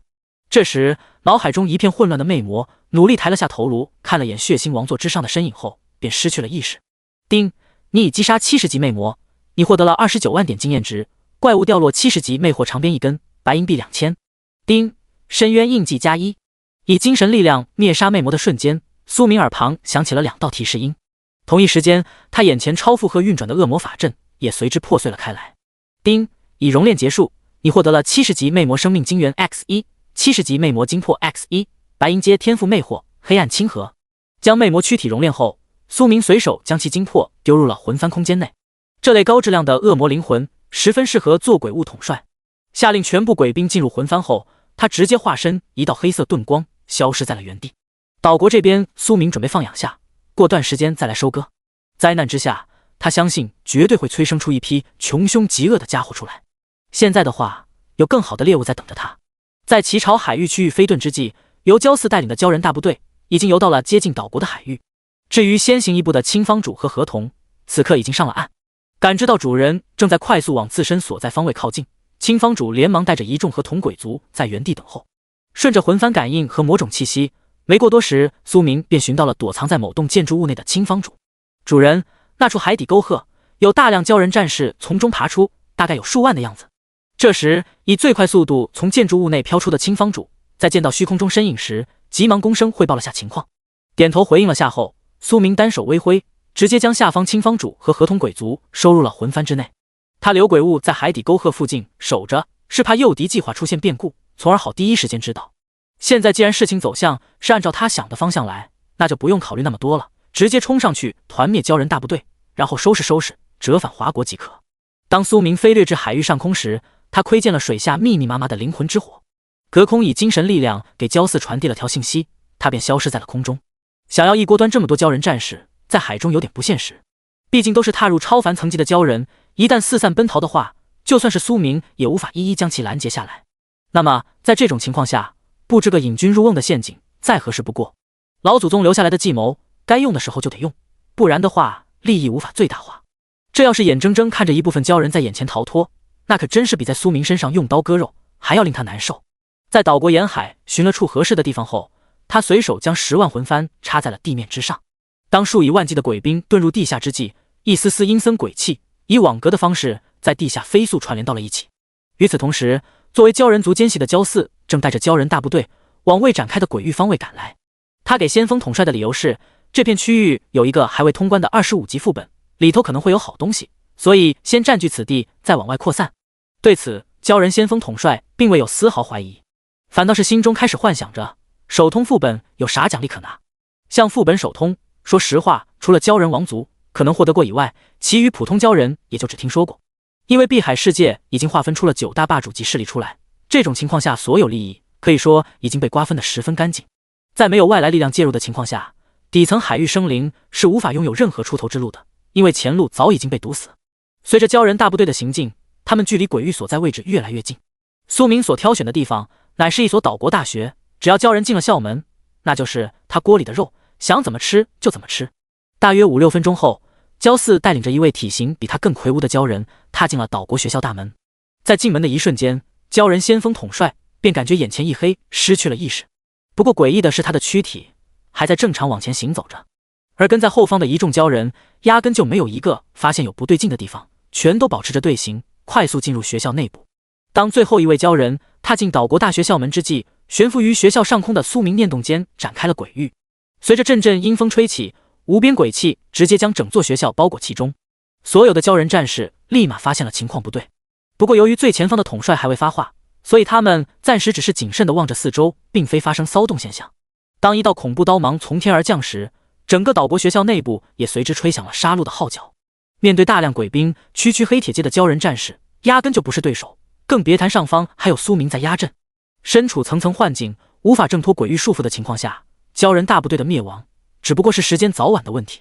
待到整个学校之内只剩下焦四一头鲛人存活，一众鬼兵这才有序地回到了魂幡空间内。干得不错！看了眼匍匐在地的焦四，苏明口头给了句赞赏。为主人效劳是奴仆的荣幸。得到嘉奖的焦四双眼中满是兴奋之色。后面你想法子把世界通道的消息在碧海世界中传播开来。沉思了片刻后，苏明给焦四下达了一个艰巨的任务。主人放心，定不辱命。见此，苏明微微点了点头，以精神力量重新加固了下对方脑海中魔种，他便化作遁光飞跃上了高空。而重新领到任务的焦四在看不见虚空中身影时，这才快速朝海域方位冲去。第143章，令人炸裂的招人信息。此刻于虚空的苏明一边飞遁一边调出聊天频道，他准备发个置顶信息招人。公告：万魂幡小队长、百夫长、千夫长职位招收，普通玩家自愿入内可保留灵智，转职鬼修者可破格提升为管理层，名额有限，先到先得。没搞什么虚的，苏明直接发了条硬核的置顶招人公告。至于有没有人会自愿加入，他相信会有的。当这则公告内容在各国玩家耳旁响起时，所引起的反响那是前所未有的炸裂。世界频道，水主沉浮，我靠，这就是大佬的招人广告吗？也太炸裂了吧！骷髅小萌新，我想加入，当人太他妈累了，想当鬼看看。汉武帝，做人卷就算了，还想做鬼也卷是吧？魔主大人选我，万魂幡小队长，还是我有先见之明，提前注册了这个名字。魔主大人，我是你铁粉。王教授，你们这些人都疯了，那家伙狼子野心，你们还上赶着将灵魂卖给他，这和跟魔鬼做交易有什么区别？恶魔小队长，老逼登你以为都和你一样，就敢在背后说人坏话？魔主大人公开招人，没有任何强迫行为，做事情光明磊落，坦坦荡荡，这是千古名著啊！就苏明这号召力，他所发的硬核招人公告一出，想要报名者那是如同过江之鲫，数都数不清。像许多感觉世界一片黑暗的玩家，只觉得一道希望曙光从天而降。正所谓搏一搏单车变摩托，在随时有可能被怪物弄死的情况下，他们宁愿去做鬼。瞥了眼公告发出去的反响，苏明随手又编辑了条信息发出去。第一批人员招收地点中云市百货大厦，时间1小时后。在这则信息出现在世界频道置顶栏时，不少身处华国中云市内的玩家脸上激动之色一闪即逝，有些距离百货大厦较近的玩家更是准备动身去附近蹲点。123区域频道，不吃香菜，兄弟们，我去给你们探个路。不吃甜豆腐脑，先生大意。王二狗，我也在往百货大厦赶，希望能被选中，做人简直一点意思都没有。林深见鹿，楼上的兄弟，想想你的父母、老婆、孩子，人生还有希望啊！别那么想不开。王二狗，父母双亡，孩子不是自己的，老婆跟最好的兄弟跑了，要是能找到那对狗男女，我非得活剐了他们。林深见鹿，恶魔小队长，兄弟，你是个合格的厉鬼苗子，我觉得你有很大的概率被选中。在苏明赶往华国之际，中云市区域频道内，一众玩家那是聊得嗨起，一些试图劝人者，反倒是被许多玩家的凄惨人生给弄得心情 emo 了起来。随着时间的缓缓流逝，中云市百货大厦附近的玩家数量也是越聚越多。当漫天黑云席卷至百货大厦上空时，一股恐怖的压力自虚空而下，压在了下方所有人身上。那股强烈的窒息感令他们呼吸不由得为之一颤，身躯不受控制地抖动了起来。紧接着虚空中便响起了沉闷的踏踏踏声。强忍住心中的恐惧，不少人努力抬起头颅朝天空望去。下一秒，他们只看见一尊周身黑气环绕、身后万鬼簇拥的存在，正不紧不慢地踩着虚空，一步一步朝地面行来。如此震撼的一幕，令不少人精神受到了强烈的冲击。愿意入万魂幡者，站到那片区域，限时3分钟。立足于距离地面10米左右的半空中后，苏明用较为低沉的嗓音轻声开口道。随着他的声音响起，下方一众人类玩家心中紧绷的心情这才逐渐放松了下来。一些早已做好心理准备者没有半点犹豫，直接以最快速度小跑到了指定区域，而剩余玩家则是选择了观望，没有迈开步子。就在这时，下方突然响起一道颤颤巍巍的声音，打破了现场的沉闷氛围。魔主大人，敢问世间是否真有地府？听到这道声音时，苏明稍稍侧目，目光往声音传来方向望去。随即他只见一位双鬓发白的中年男人正用满含希冀的目光望向自己。与此同时，附近所有人也纷纷竖起了耳朵。有又如何，没有又如何，逝者已逝，生者如斯。洞悉到中年人心中所想后，苏明声音略显淡漠。他这话一出，不少人皆陷入了沉默。这句话触动了许多人内心不愿想起的回忆。能想着进入万魂幡成为鬼物的人，基本上对于世俗已经没有什么太大的留恋，不然的话他们不会有人不当而去当鬼。当3分钟时间结束时，只有9位玩家进入了指定区域。扫了眼下方9人，苏明单手轻挥，将他们卷至空中，化作一道遁光消失不见。下方目睹这一幕的一众玩家心中不免有些患得患失，不过事已至此，后悔也没啥用，自己做的选择跪着也要走完。这时123区域频道内有人正在快速刷屏。王二狗，兄弟们不负众望，被魔主大人选中，这回正在体验高空飞行，不吃甜豆腐脑。哥，麻烦帮我问下，魔主大人还会不会在中云市进行第2次招收？在区域频道内聊得火热之际，带着9人飞遁的苏明已经飞掠到了中云市郊外区域。他准备尝试下，看看能否批量制造鬼修。寻到转职副本所在，他直接降下遁光，带着9人落于地面之上，把这些装备穿上，学习下技能，然后服用精魄，提升精神力量。挥手取出一大堆低级装备及精神类技能和大量低级精魄后，苏明沉声吩咐道。闻言，9人急忙拿起各自身前的物品。在看到技能和精魄信息时，他们只感觉大脑有点缺氧，头一次体会到背靠大树好乘凉的好处。没吃过猪肉，还没见过猪跑吗？虽然没有获得过啥好东西，可是技能书及增加永久属性点的玩意，一看就是稀有物品呀。第144章，做鬼可能更卷。趁着9人学习技能和提升精神力期间，苏明念动间唤出数百鬼兵，让他们把附近的魔化生物驱赶到一起。进入转职副本需要满足等级10级的基本条件，眼前投靠他的9名玩家只有2名满足要求，所以必须得把剩余7人的等级一并给提升上去。没过多时，附近区域之中零零散散的魔化生物便被聚集到了一起。你们7个去那边把那些魔化生物杀了，将自身等级提升到10级。至于你们2个自己决定下谁先进入转职副本，进去之后通关到最后一层击杀完 BOSS， 选择鬼修职业即可。扫了眼精神力量获得不小提升的众人，苏明略显随意的开口吩咐道。闻言，9人急忙行动了起来，其中7人竟直朝着陷入混乱状态的魔化生物冲了过去，剩余2人经过一轮剪刀石头的较量，成功分出了谁先进入转职副本。伴随着一道莹莹白光闪过，代号西风的玩家直接消失在了原地，进入了副本空间。培养鬼修并非苏明头脑一热做出的决定，而是经过深度推敲所做出的选择。凭借无限熔炉的力量，他未曾不能构建出一个真正的幽冥地府出来。不过这只是个设想，最后能不能按照他预想的路去走，还得看后续游戏世界的变化。这时率先进入转职副本的西风已经遭遇到了第一关卡，首关生物地穴蠕虫。凭借刚学习的强力技能，他一记精神冲击，直接瞬秒了出现在眼前的巨大蠕虫。取出一份低级精魄，顺回了下使用技能消耗的精神力后，他便迈步踏入了通往下一层的法阵内。有关转职副本攻略，华国在内测最后的时间段便将详细资料给公开在了网络上。可以说，但凡是有志向转职、稀有职业亦或者隐藏职业的，都早已将攻略内容在心里头背的滚瓜烂熟。此刻进入副本第2层区域的西风，依旧是选择先手出招，不计精神消耗，瞬秒2层首关怪物。他这回的状态和大佬带着下副本没啥子区别，有精魄这种瞬回药和强力精神攻击技能在手，只要不是蠢到家的人，基本上都能完美通关转职副本。想当初苏明通关都没这么舒坦，那时候他还没有精神类技能，只能苦哈哈的自己动手。当最后一层关卡魔化蜘蛛 BOSS 死亡，一众小蜘蛛也被西风凭借着精神震荡搭配近身击杀一扫而空时，一道职业选择光幕快速在其眼前弹出。丁，你可选择以下隐藏职业转职：魔修、佛修、仙修、儒修、体修、鬼修。看了眼6个职业选项，西风没有过多犹豫，直接选择了鬼修职业。丁，是否确认选择鬼修职业？此职业较为特殊，需放弃肉体，请谨慎选择。是。丁，你已选择鬼修职业，正在进行职业洗礼。你获得了鬼修修行法、鬼躯凝练法、1阶低级储物袋、11级装备锁魂链。随着一道灰色光柱笼罩在其身上，只见一道隐隐绰绰的虚影在这股力量作用下从西风躯体内分离了出来。当灰色光辉消失之际，副本地穴之中只剩下一具肉体和一道还未凝实的灰色虚影。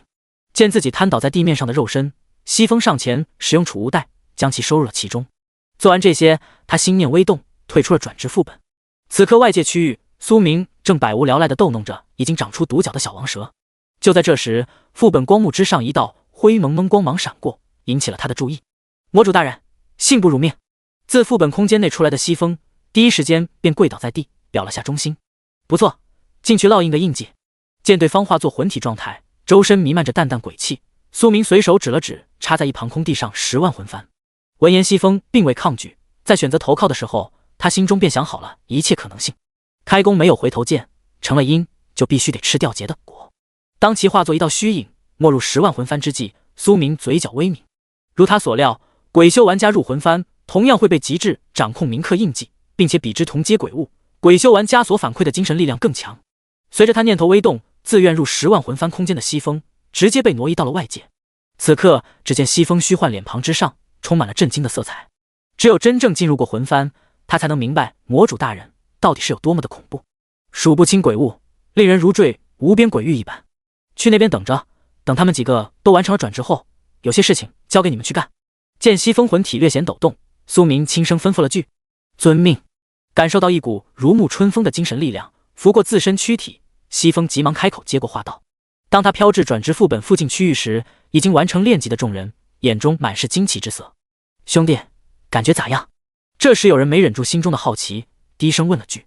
没有了肉体的负担，感觉很不错，血肉苦弱，唯有灵魂长存。见几人好奇宝宝的目光，西风给出了回复。我就知道做鬼比做人舒服，大家来石头剪刀布，决定下等会谁第3个进去。我已经有些迫不及待了。一脸苦大仇深的王二狗急吼吼的朝身旁几人喊了句。闻言也没人提出反对意见。一波石头剪刀布下来，7人很快便排好了进副本的顺序。伴随着时间的缓缓流逝，副本区域之外的虚影数量也随之上涨。没有谁敢于不遵守命令，选择鬼修以外的职业，因为那和想死没啥子区别。等到9人全部被10万魂幡打上印记之后，苏明给他们下达了第一个任务，那就是在中云市把幽冥组织的架构搭建起来。至于职位体系，直接照搬华国神话体系中的地府即可。像西风9人现在的身份便是拘魂使，有重大立功的话便可往上晋升。用一句话来讲，那就是能者居上，想混吃等死那是不可能的。就好比现在同一时期转职成鬼修的9人，估摸着都不想落后于人。本来大家伙处在同一起跑线没啥毛病，结果到后面突然有人成了自己顶头上司，那感觉想想都难受。这是典型的又怕兄弟苦，又怕兄弟开路虎心理。对于几名刚招收的鬼修麾下心理，苏明并未去窥视，他这会已经飞掠到了一座高山之巅，准备将随身符底拿出来研究一番。至于幽冥搭建，他只负责提供组织名字，如何实施那是手下人的事情。随着其手中一道华光闪过，一座占地666平米的四合院，轰隆一声坐落在山峰之巅，发出一声巨响。推开庭院大门，步入其中，苏明立马感受到了其内不同之处。相比于外界空间的能量浓度，里面最少要浓郁3倍以上。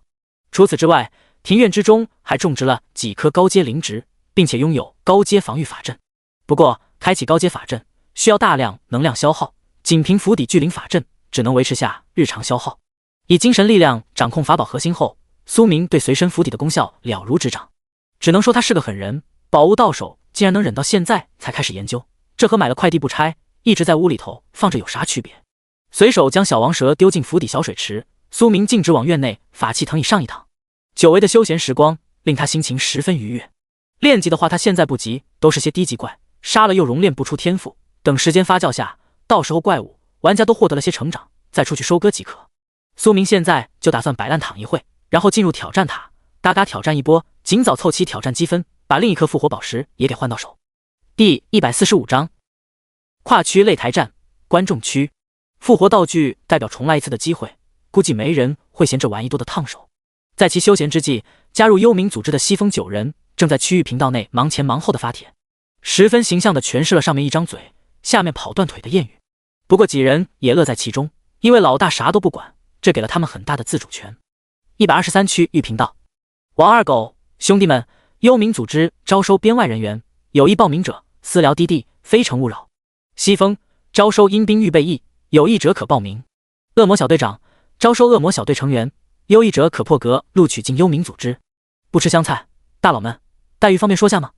熊猫烧香，我也想知道。西风，未转职者优先提供隐藏职业鬼修转职，包通过，已转职普通职业者、稀有职业者可成为幽冥组织编外人员，享组织庇护。不吃甜豆腐脑，哦。随着9人在区域频道内大量发帖，不少人这回肠子都快悔青了。曾经有一个机会摆在他们面前，却因为怕这怕那没有珍惜。而此刻西风等人的私聊界面，大量请求信息正不断弹出。隐藏职业的诱惑力，对于一众还未转职的普通玩家来讲，简直不要太大。就算是所需要付出的东西是自由，也会有绝大部分人同意。在9人忙着筛选合适人员之际，处于山峰之巅府邸之内的苏明，念动间换出了挑战塔界面，使用称号特权，他一键扫荡到了50层，获取到了初始挑战 0.1 系数积分，也就是挑战完成的塔层，后续继续刷塔只能获得1/10挑战积分奖励，并且无相关宝箱等物品。对于这点，在狂欢盛宴活动那几天，苏明便已摸清楚了。那2天，他顺带用称号特权扫了2遍塔。随着其心念微动，只见一道流光闪过，其身影便消失在了山巅府邸内。一回生，二回熟，面对随机安排的白银阶对手，苏明都是选择顺秒通关。一路以秋风扫落叶的姿势刷到61层之际，他这才稍稍上了点心。这一层是一尊名为暴力金刚猿的61级妖兽，擅长防御。不过在苏明面前依旧不够看，3下5除2便被他打得脑浆崩碎，化作星光消散。紧接着62层的暗影魔虎，63层的双头狂狮，64层的冰火魔熊也是同样的结局。而65层的首关 BOSS 稍微多了那么2把刷子，坚持的时间相对来讲要久上那么一丢丢。丁，你已完成65层挑战，获得了142500点挑战积分，白银宝箱1个，可通过传送法阵进入更高层。见眼前凭空出现的白银宝箱，苏明直接选择了开启。丁，你已开启白银宝箱，你获得了65级冰火套装1套，白银级秘法冰火之躯，收益还算可以，装备刚好替换下他身上的50级套装。至于剩下的秘法，则是可以融入5行魔躯内，看看能否多出冰系属性出来。随后保持一路碾压的姿态，苏明轻轻松松闯过了75层关卡。丁，你已完成75层挑战，获得192500点挑战积分，白银宝箱1个，可通过传送法阵进入更高层。注：黄金阶位挑战将以擂台赛模式开展。白银阶位的等级并非如他之前所想也是20级为一阶，而是25级，也就是说76级才算是黄金阶位。连闯10层，苏明共计获得170万挑战积分。此外2个白银宝箱中，他分别开出了白银阶称号挑战星星、秘法魔道法箱、摄魂之术以及1点气运之力。见眼前闪过的提示，其目光微闪。黄金阶挑战擂台赛模式，那就是说明前面75层可以算作单机，现在的话才开始连接网络，真正意义上的挑战其余游戏区玩家。扫了眼自己高达300多万的积分，苏明迈开步子进入了传送法阵内。当眼前白光消散，能重新感知外界事物时，他发现自身出现在了一处偌大的擂台之上，同时还有一道光幕悬浮在眼前。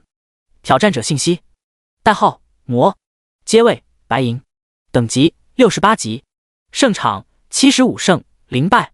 十分简单的信息介绍，不过不是别人的，而是他自己的。就在苏明观察之际，一道挑战塔提示音突然在他耳旁响起：叮，正在随机狩猎者，你的对手为先修剑无涯。狩猎者信息：代号剑无涯，阶位黄金，等级76级，胜场75胜15败。叮，观战区开启，付费收益将扣除 50% 后，奖励给胜利者。对战开始倒计时6时59。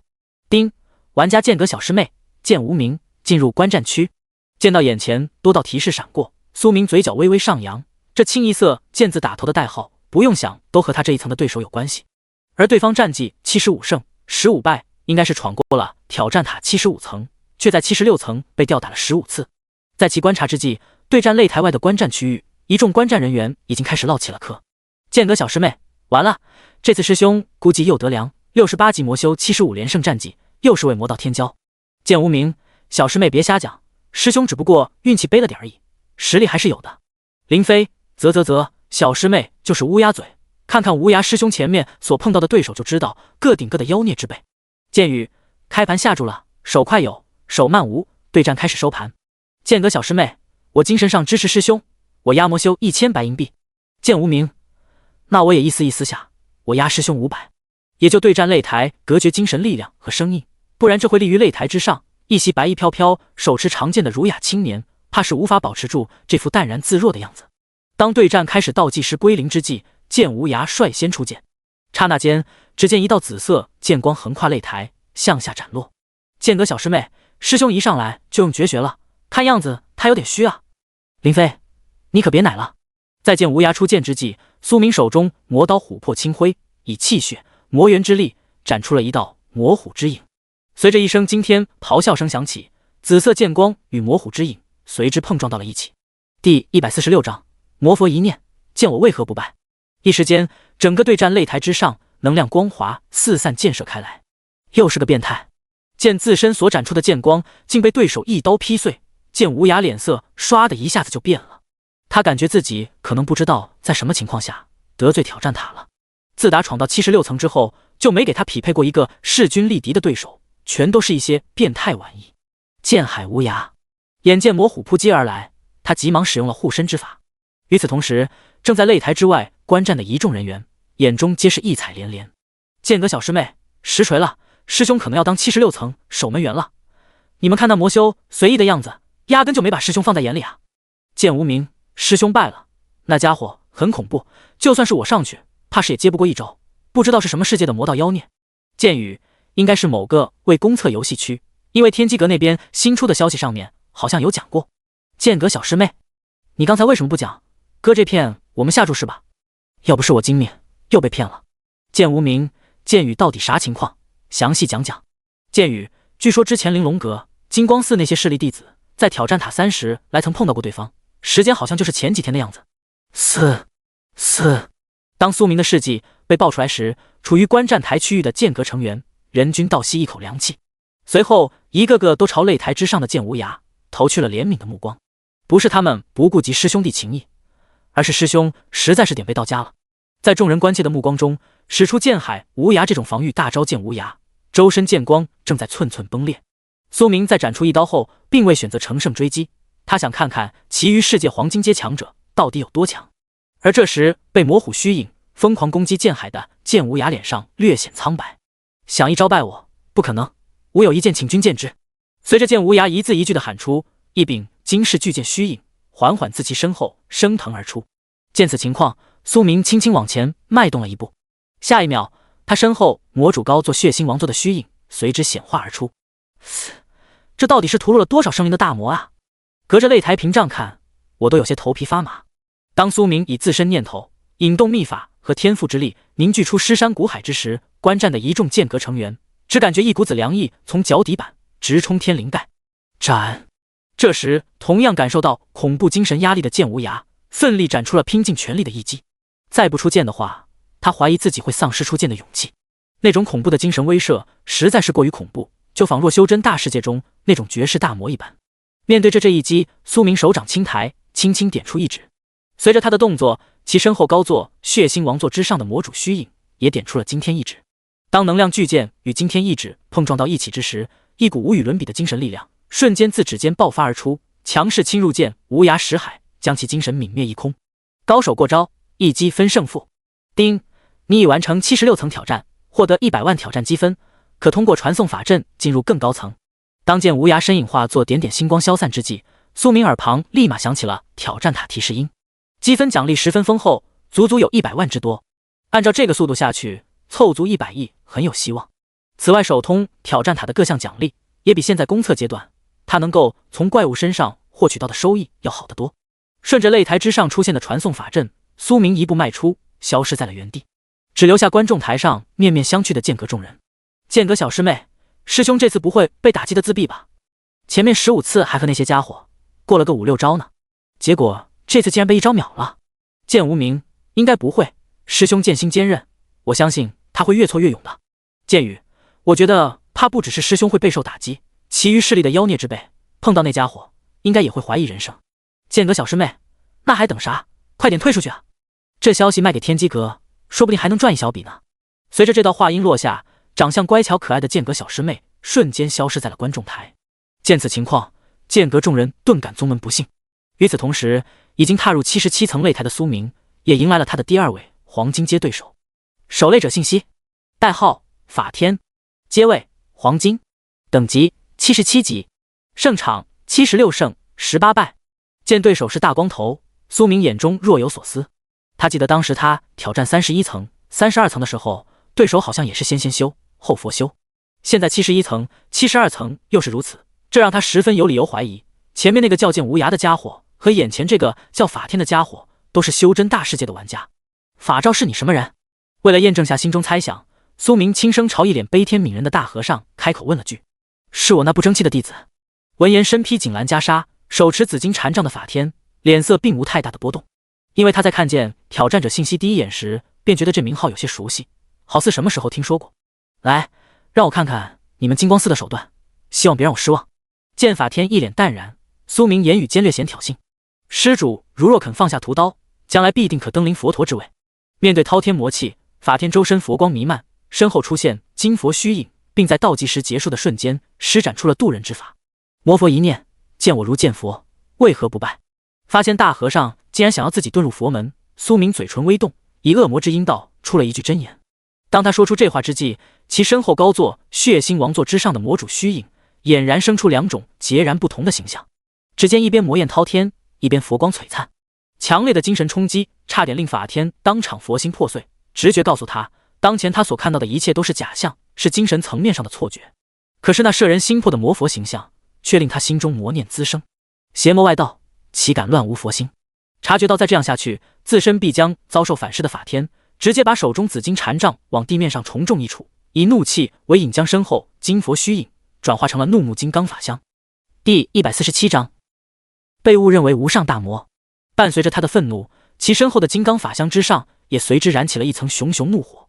见放大版的怒目金刚法相，苏明脸上略显玩味，他准备用大和尚试验下魂幡鬼物合体的特性。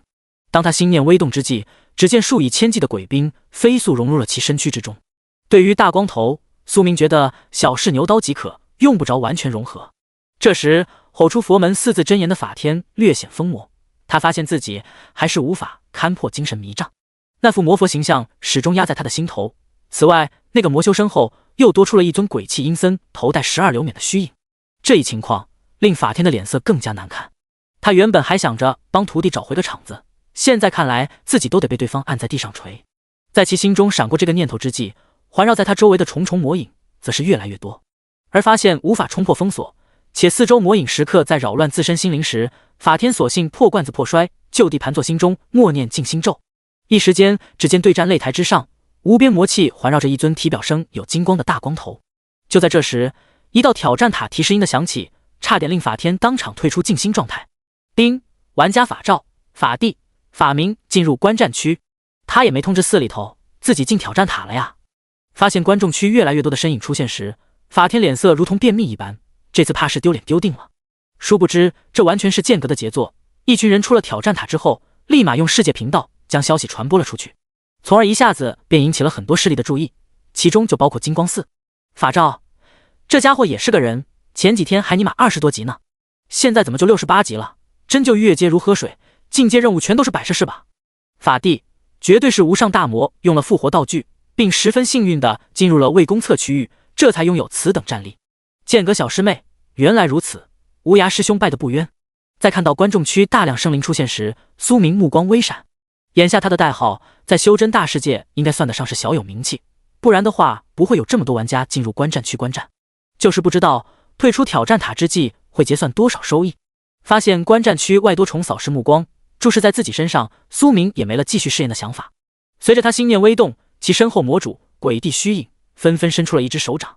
在无边魔气笼罩下，观战区的一众玩家只见擂台之上的金佛虚影被两只手掌一左一右给撕扯的破碎开来，化作点点金光。而处于静心状态的法天在身后金佛虚影破碎时，脸色唰的一下子变得苍白无比。紧接着他心灵深处映照出了两尊虚影。阿弥陀佛。在道出一声佛号后，法天身躯直接沙化，消散于擂台之上。见此，苏明脸色略显古怪，对方最后道出的那句佛号，他简直不要太熟悉。那么问题来了，为何不同世界会出现相同的佛号？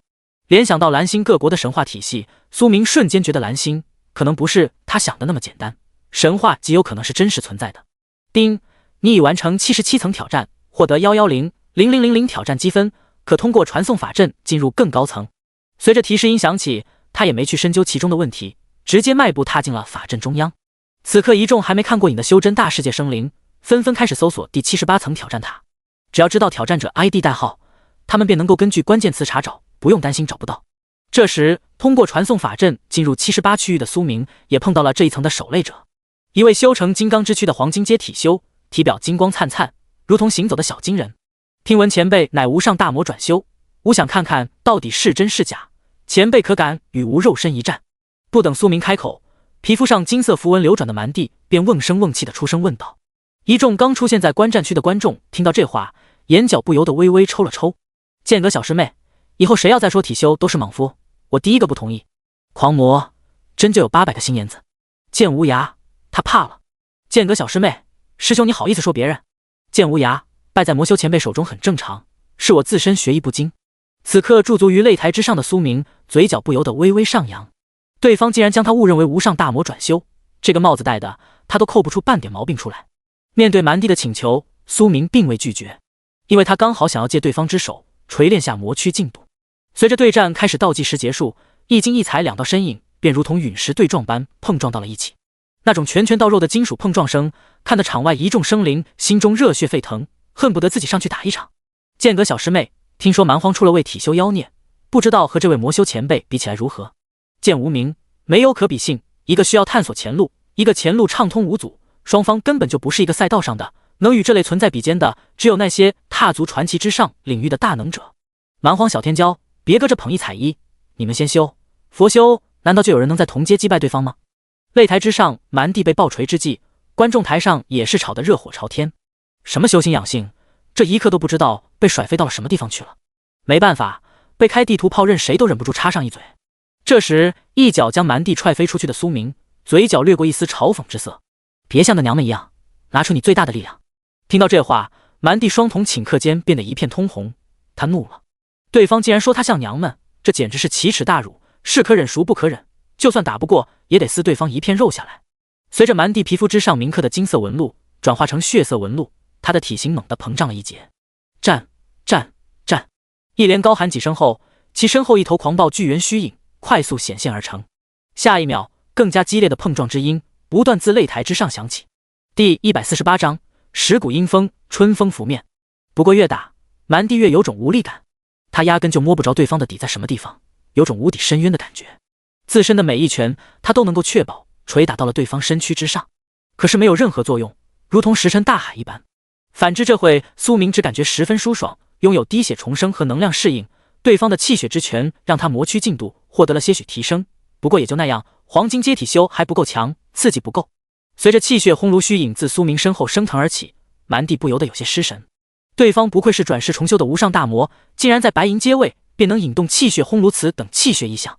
在他分心之际，一股沛然大力猛地击打在他胸前，将其打得倒飞出去，重重地砸落到了擂台之上。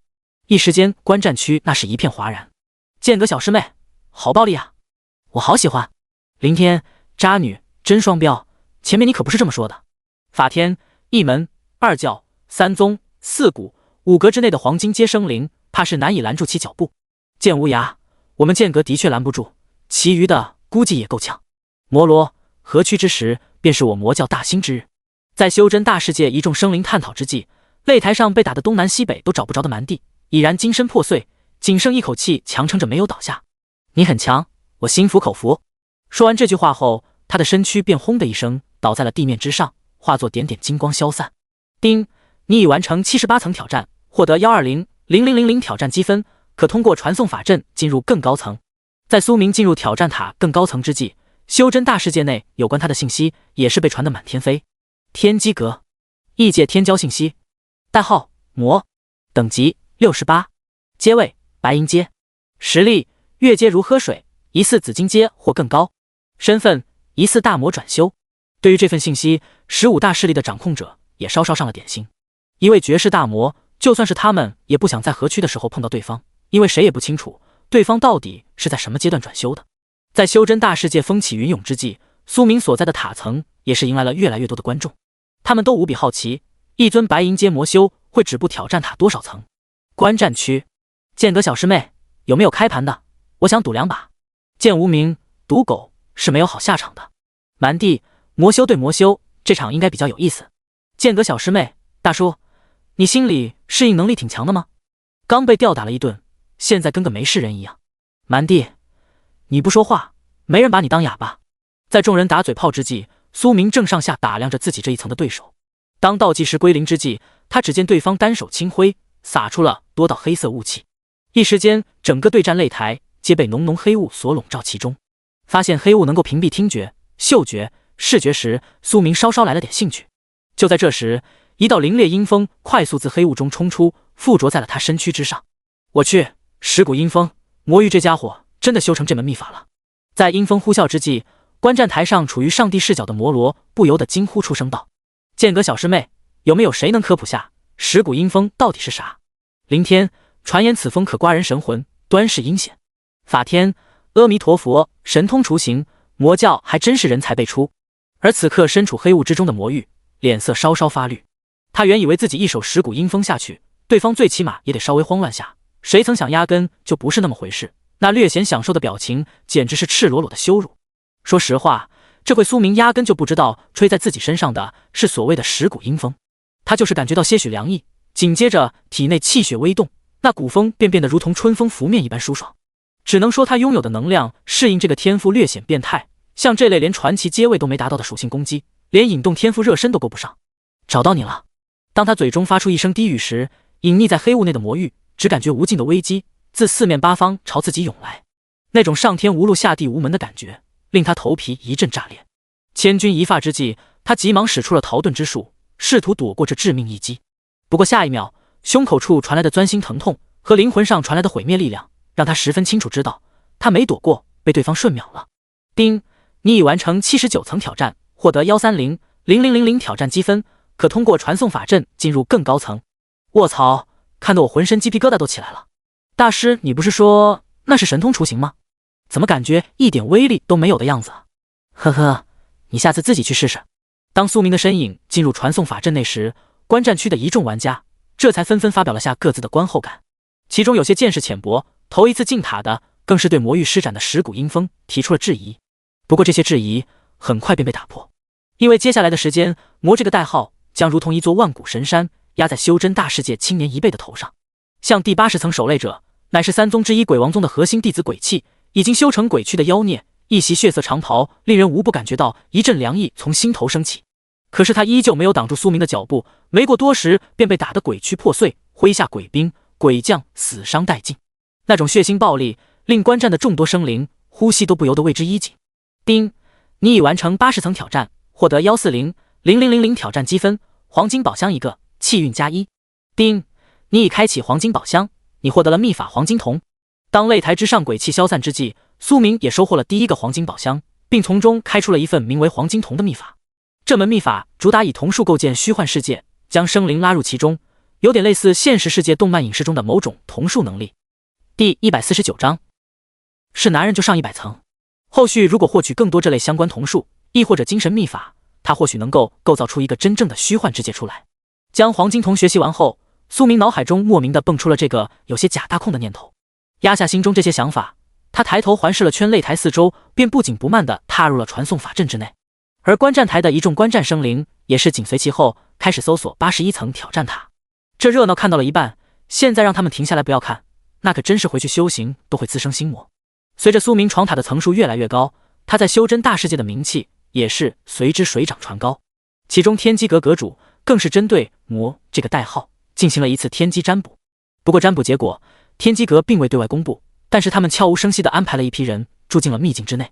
至于其余各大势力掌控者，由于不精通天机演算类的秘法，所以并未发现天机阁的小动作。在修真大世界较为闹腾的时候，苏明这边早已扶摇直上，开启了速通模式。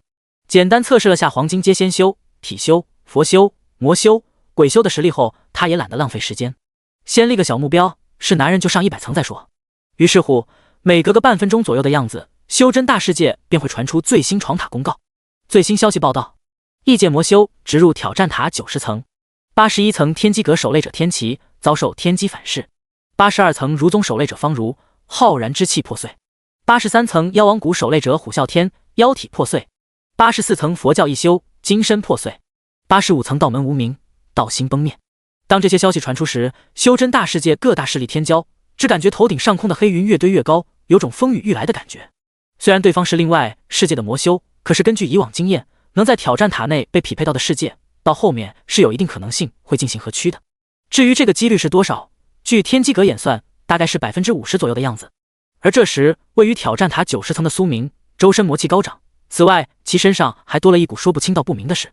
丁，你已完成90层挑战，获得2400000挑战积分，黄金宝箱一个，气运加1。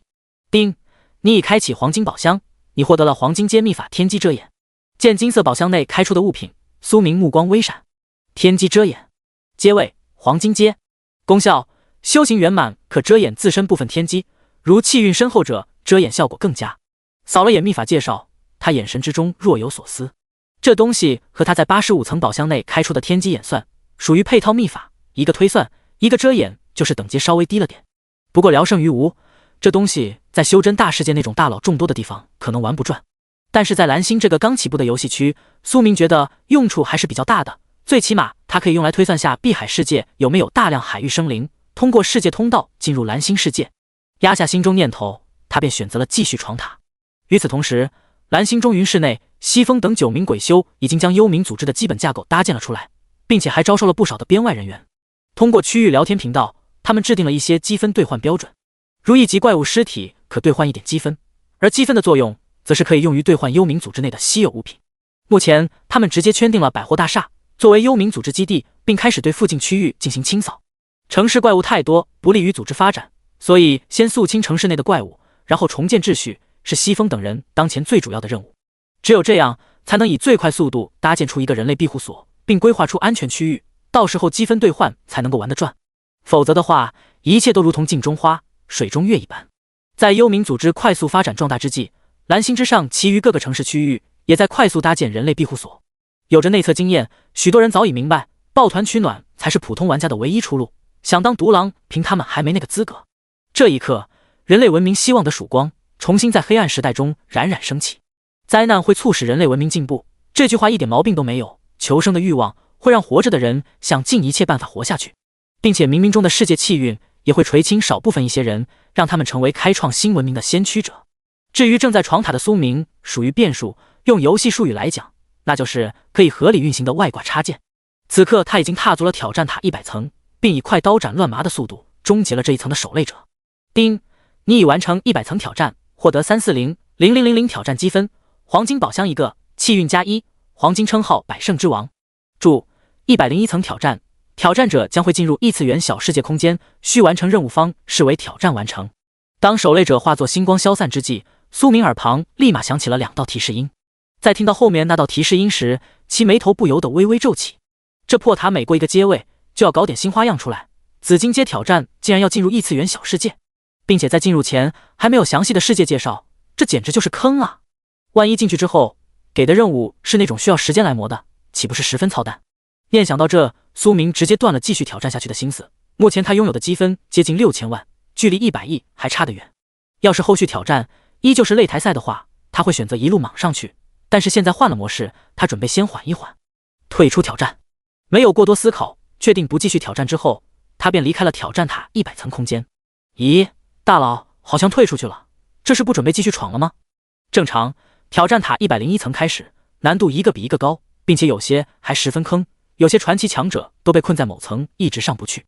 挑战塔前100层对于真正天骄妖孽来讲，那就是个小门剑，真正的挑战得从101层开始，能一路直上青云者才是大佬中的大佬。第150章特殊世界入场券。当苏明的身影消失之际，观众区还未散场的诸多修真大世界生灵立马展开了激烈的探讨。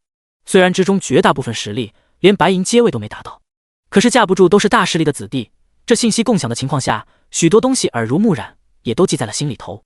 在他们讨论之际，重新回到山巅庭院内的苏明，眼前一道虚幻光幕快速亮起。丁，挑战塔收益结算：76层付费收益白银币50 ，77层付费收益白银币150 ，78层付费收益白银币500，合计收益100万08000。看到最后的总体收益，苏明略显惊讶，他就闯了闯塔，就到手了100万08000白银币收益，这简直和抢钱一样。要知道，他从内测区到现在公测区屠戮了那么多怪物，所获取的总计货币收益加起来都没有100万白银币那么多，可想而知挑战塔付费观看有多赚钱。明星效应，恐怖如斯。将白银币提取到无限空间内存储后，苏明佩戴上举世无双称号，准备开箱。这最后一个黄金宝箱，他希望出件能让他眼前一亮的物品。丁，你已开启黄金宝箱，你获得了特殊世界入场券 X1。特殊世界入场券物品介绍：经验获取世界，进入其内可获取大量经验。瞧见黄金宝箱中开出的纸质卷轴，苏明瞬间来了精神，压下心中立马使用入场券的心思。他开始消耗熔炉能量，对自身进行整合。黄金铜加精神领域加契合度极高，所需能量15万点，是否合成？五行魔躯加冰火之躯加契合度极高，所需能量10万点，是否合成？举世无双加混乱之王加百胜之王加契合度较高，所需能量1000万点，是否合成？定，你获得了魔域、混乱魔躯、举世无双称号、万眼无极体天赋。在体内多重力量被凝作一团时，苏明明显感觉到自身生命层次在发生细微的蜕变。趁着实力进一步提升之际，他念动间点开了私聊频道。幽冥组织进展报告：已招收编外人员188名，符合转职鬼修职业玩家16名，积分兑换已完成初步建设。扫了眼西风汇总过来的信息报告，苏明微微点了点头，还算满意。简单回了句让其放手去干后，他便关闭了私聊界面，并使用了入场卷轴。丁，你已使用特殊世界入场券，正在抽取世界。丁，世界抽取结束，末日尸潮世界开启，世界开启时间4小时。随即他手中卷轴直接化作一道血红色的门户，透过血色门户，隐约可见一个死寂世界呈现在他眼中，其内一眼望不到头的尸潮正在街道之上漫无目的的游荡着。看到这一幕，苏明半点没有犹豫，一步踏出，跨入了血色门户之中。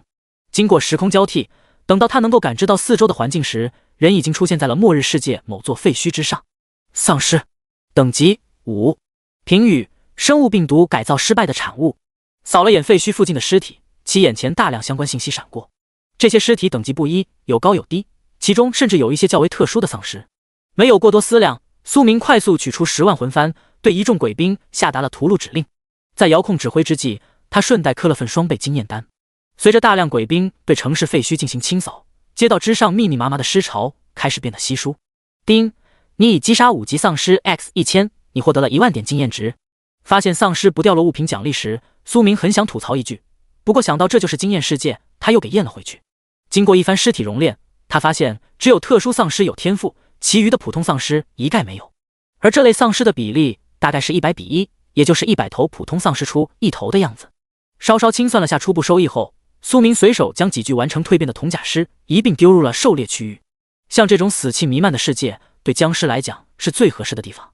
就在这时，城市废墟的某处突然响起了一声惊天咆哮声，紧接着轰隆轰隆的巨响在街道上响起。暴君 BOSS。阶位：黑铁。等级：30。评语：生物病毒改造较为成功产物，杀戮机器。见自身视线范围内出现了一尊体型高达5米左右的暴君，苏明屈指微弹，下一秒，一丝漆黑如墨的黑芒瞬息间洞穿了其头颅，将其当场灭杀。随手灭杀这头小 BOSS 后，苏明将自身感知扩散开来，他想看看这个世界是否也有如同影视剧中红后一般的产物。不过一番找寻下来，他并未发现任何超人工智能的影子。此外，整座城市废墟也没有活着的人类。掐灭心中那些莫名的想法，苏明加入了屠戮队伍。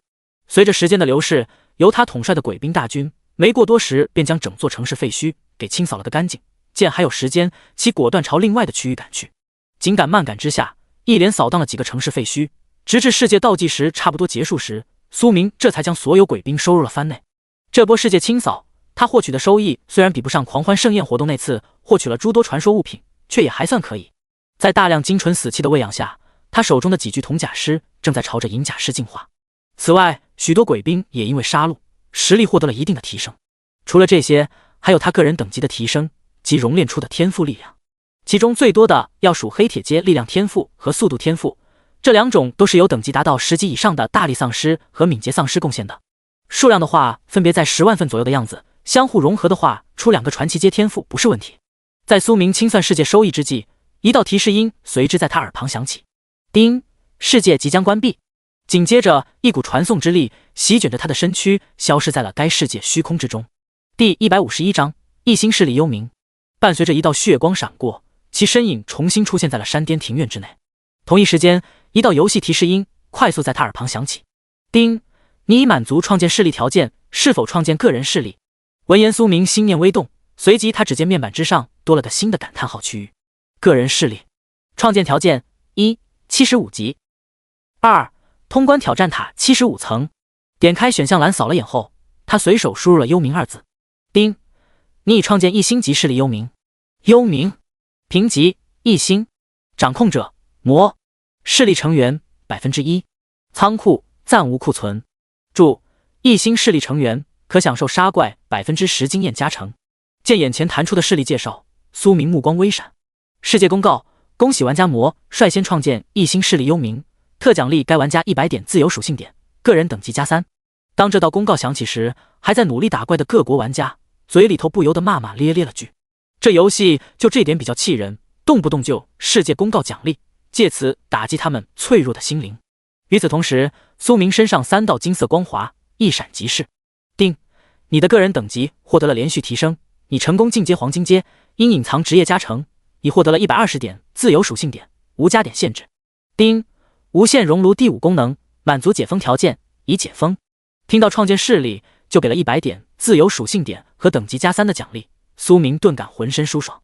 一不仙步不仙这句话真是一点毛病都没有。不过这些还不是重点，重点是在他破入黄金阶位时，无限熔炉再次解封了一个新的能力。无限熔炉功能5：无限炼丹。1可熔炼药剂、丹药、灵药获取炼丹能量，炼制增益丹药。2可消耗炼丹能量进行药剂、丹药进阶强化。调出熔炉第5功能查看了下，苏明眼中闪过一丝喜色，还真就是和他前面猜测的一样，所解封的新功能是炼丹，那么他之前采摘的那么多灵药便能派上用场了。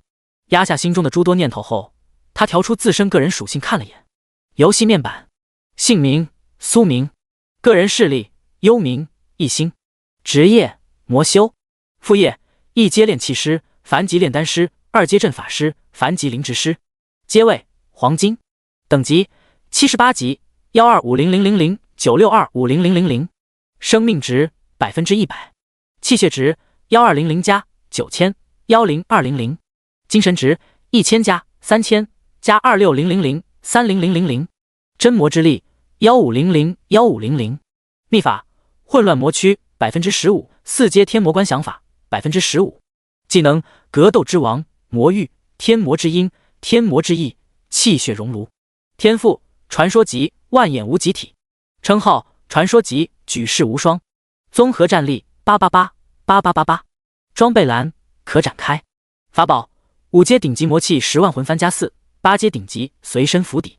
插件无限熔炉可展开。自由属性点2277点。战力已然逼近1000万大关。此外，由于万魂幡精神反馈的特性，令他在不当人的道路上越走越远，精神属性暴涨至3万点，并且还在持续提升之中。将面板关闭，沉思了片刻后，苏明决定去阿三国和鹰将国刷点黑皮、白皮，然后加以改造下，把低配版黑白无常整出来再说。闲来无事，他准备先当个合格的幽冥之主。无敌就是这么的枯燥，不是在整活，就是在整活的路上。在飞遁期间，他顺便将西风等人添加进了幽冥组织，并给了他们一部分管理权限。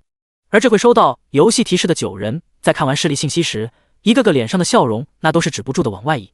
不说别的，光10%的经验加成就能羡煞旁人。123区域频道，恶魔小队长，没有什么别的意思，就是给你们看下组织基础福利截图。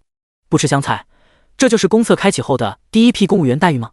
龙骑士果然每个时代都有红利可以吃，就看能不能抓得住机会。阿瑶，我吃的少，干活卖力，天使面孔，魔鬼身材，符合进组织的条件吗？当幽冥组织基础福利截图传出时，中云室内的一众玩家立马相互卷了起来。不过，想要成为幽冥组织正式成员，并不是那么简单，因为一星势力上限就是100名玩家，在不能无限制招收的情况下，剩余的90个名额，西风等人肯定是要经过精挑细选的。至于谁能够加入，看个人能力。同一时间，蓝星世界频道内也因为这件事情闹得沸沸扬扬。魔神祭祀，魔主大人的光辉终将照亮整个蓝星。魔神信徒信仰魔主，赞美魔主。酒徒，你们拍马屁也得下点本钱，来个世界公告啥的啊，这样发那位大人能看见吗？宫本一夫，八嘎，那个魔鬼会将整个蓝星毁灭的，我们应当团结一心，共同抵抗他，而不是去当他的走狗。对于自己创建幽冥组织之后，世界各国玩家的反响，此刻正在高空迈步的苏明并未去关注。精神力的不断提升，令他对咫尺天涯这门秘法的领悟加深了不少。现在一步迈出，他完全能够做到如同修仙小说中瞬移那般，就是距离方面还稍微差了点，想要达到一步几百上千里，还得努努力。在踏足阿三国领土之际，苏明手中魂幡轻挥，刹那间只见清一色的牛头马面鬼兵从内蜂拥而出，狩猎这座城市的所有恶魂。谨遵主人谕旨。在收到命令后，几尊鬼兵统领急忙带领着各自麾下的鬼兵对下方城市进行清扫。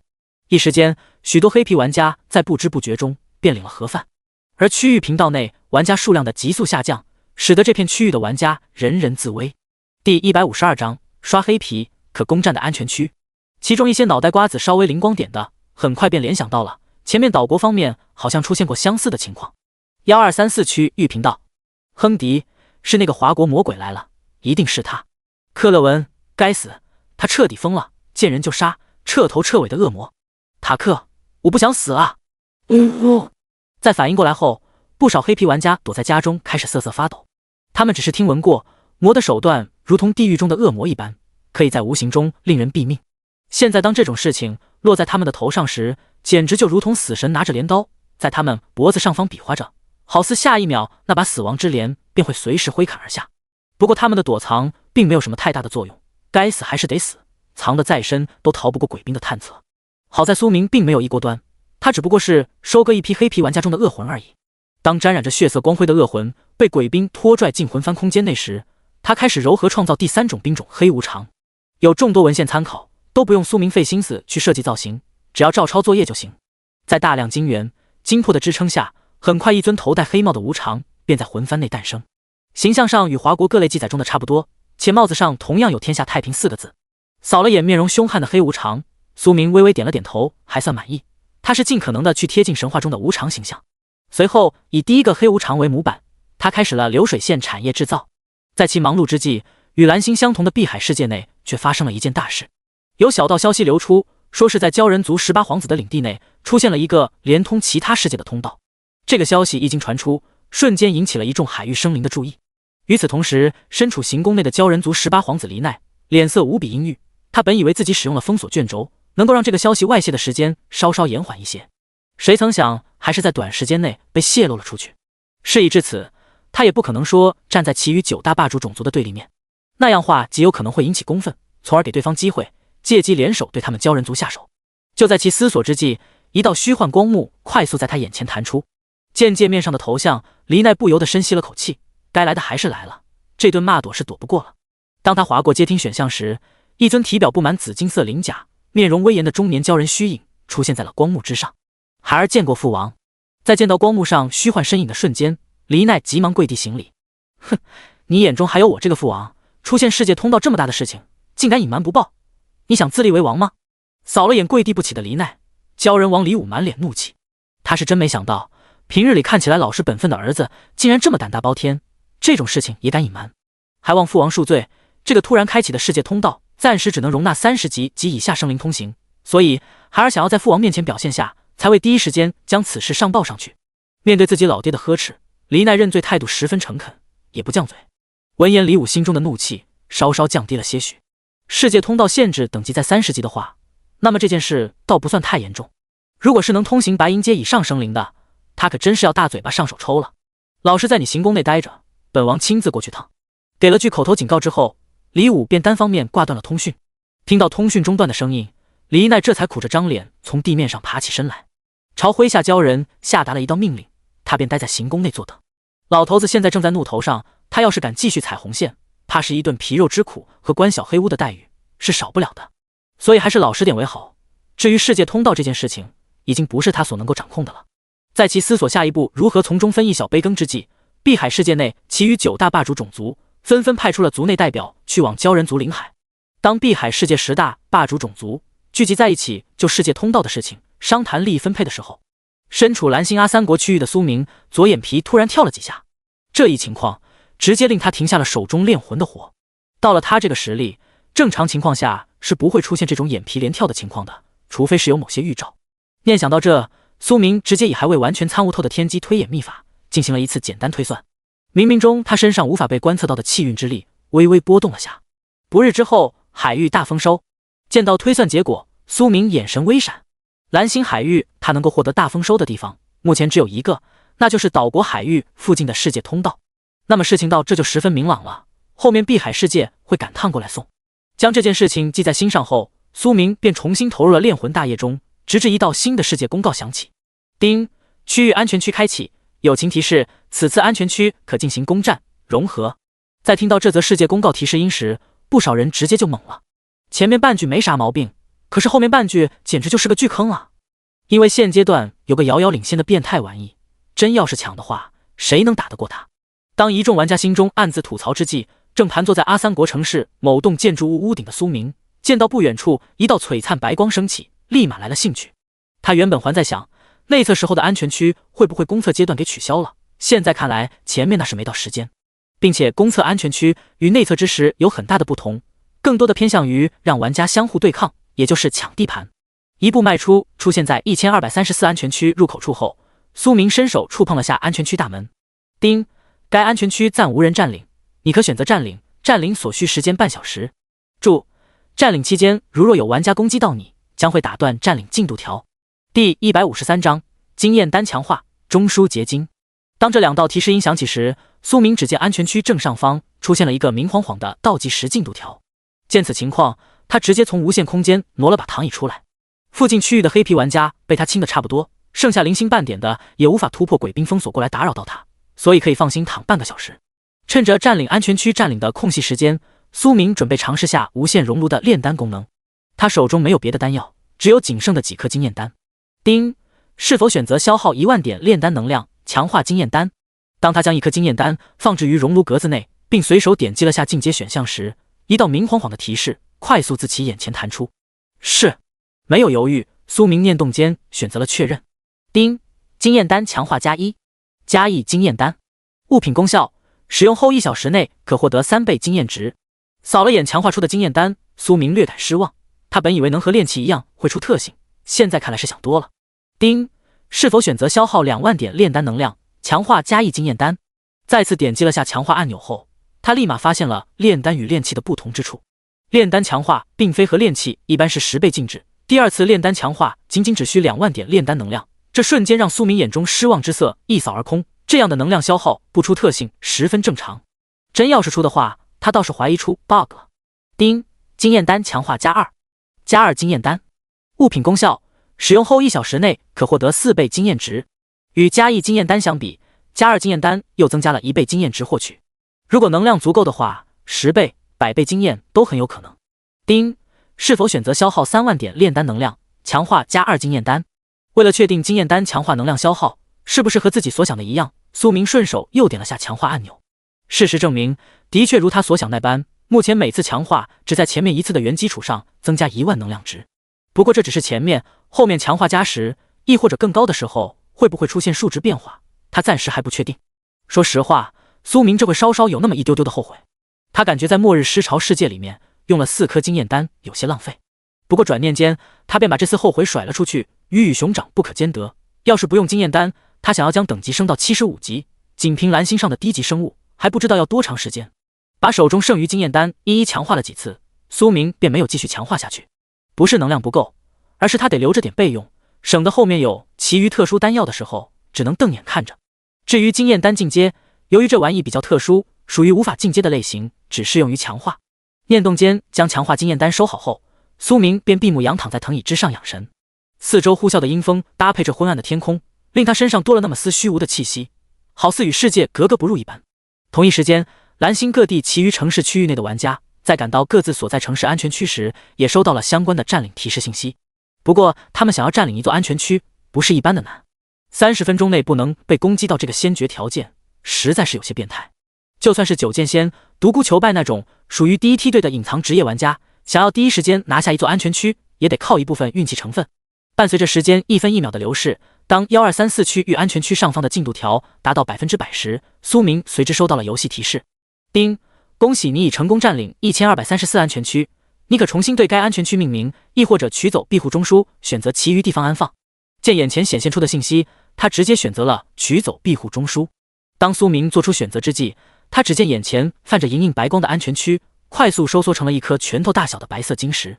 庇护中枢结晶。物品介绍：可生成一座占地6666平米安全区域。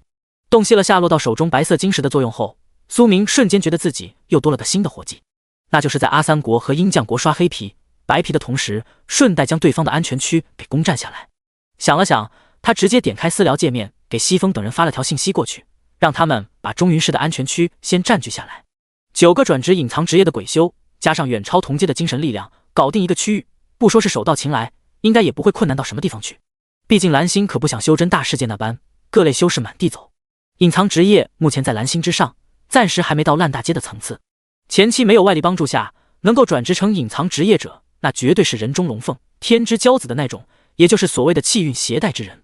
此时第一时间收到命令的西风9人，直接化作9道黑雾，朝中云市安全区所在方位赶去。这会闪烁着莹莹白光的123号安全区外，已经聚集了零零散散的玩家。不过他们都没敢去占据安全区，一个个全都用警惕的目光扫视着附近。当9团黑雾逼近时，一众玩家不由得目光一凝。这座安全区我们幽冥要了，各位烦请从哪来回哪去。随着一道较为清冷的声音从其中一团黑雾中传出，安全区附近的所有玩家顿感心中一凉。其中一些反应过来的，急忙扭头转身就走。幽冥是谁的势力？现阶段只要不是250，可以说是人尽皆知。那么在魔主威名下，谁敢提反对意见，那就是嫌自己死得不够快。几位大佬，不知道组织还招人吗？我啥都能干。就在这时，有玩家壮着胆朝浑身上下接笼罩在黑雾中的西风等人问了句：后续会出相关的考核政策，关注区域频道即可。现在的话，所有人请尽快离开。回了提问玩家一句后，西风也顺带给出了最后的警告。第154章，不过是些许风霜。听到这包含杀戮之气的话音，剩余还未离去的人类玩家，有一个算一个，全都用出了吃奶的劲，往外夺命狂奔去。他们有种强烈的感觉，那就是再不走的话，下一秒便会成为一具冰冷的尸体。我去占据安全区，你们手下8个方位。见附近所有玩家撤离，西风这才沉声朝其余8位同伴开口道：放心，不会有杂鱼过来打扰你的。OK。 8人闻言纷纷应允了句，便化作8团黑雾，分别守在安全区8个方位，不让任何生灵闯进这片区域。并且为了避免某些不知情的玩家闯进来，几人还在123区域频道内一连发了好几条置顶公告。恶魔小队长，友情提示，请勿靠近安全区，否则格杀勿论。王二狗，在占地盘中请勿打扰，违令者杀无赦。好几条充满杀气的信息公告，令123区域内一众玩家头皮一阵发麻。于是乎，不少人又往离安全区远一些的地方挪了挪，生怕被误杀。小心驶得万年船，这可不是闹着玩的，真要是被杀了，可没人给他们报仇，死了纯属白死。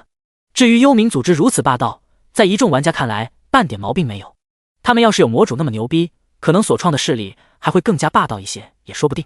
在西风占据123号安全区之际，身处阿三国的苏明已经是赶到了另一座城市，开始刷黑无常。针对刷野这方面，他已经积攒了丰富的经验。只要到地方，直接把鬼兵放出来，形成一字形来回扫荡即可，保证不漏掉任何一个恶魂。而他这种大肆屠戮，致使许多区域内人员数量锐减的举动，引得世界各国玩家陷入了一片恐慌之中。原本刀砍在岛国玩家的头上时，他们还能抱着看热闹的心思，可是现在这剧本走向有点不对劲，这刀好像随时也会砍在他们的头上。世界频道，弗罗兹，甘地，伟岸的神灵，求求你降下神迹，带走那个邪魔的恶魔，他正在大肆屠戮您的子民。基兰，拉奥，我发现一个规律，东方的魔主并未对每个区域内的玩家赶尽杀绝，所以我们应该还有生的希望。苦行僧，举头三尺有神明，善有善报，恶有恶报，不是不报，时辰未到。小板正雄，哈哈，都得死，所有人都会死在那个疯子手上。不吃萝卜，你放屁！依我看，魔主大人这是在挨个清算，就是不知道下一个倒霉的国家会是谁。魔兵9号，文明破碎，新的文明必将是王者的国度。在苏明刷黑无常之际，世界频道内针对他的讨论褒贬不一，其中大部分是觉得他陷入了疯魔之中，会成为将人类文明毁灭的罪人。不过还是有小部分人认为他将开创人类文明的新纪元。说实话，对于世界频道的讨论，苏明基本上没有去关注过，因他压根就不在意别人对他的看法，只想去做一些自己想做的事情。实力的提升会让一个人在短时间内发生极大的改变，眼下的一切对他而言不过是些许风霜罢了。在蓝星各区域恐慌氛围加剧之际，与蓝星连通的碧海世界海域10大霸主种族，经过一番唇枪舌战，总算是规划好了利益分配。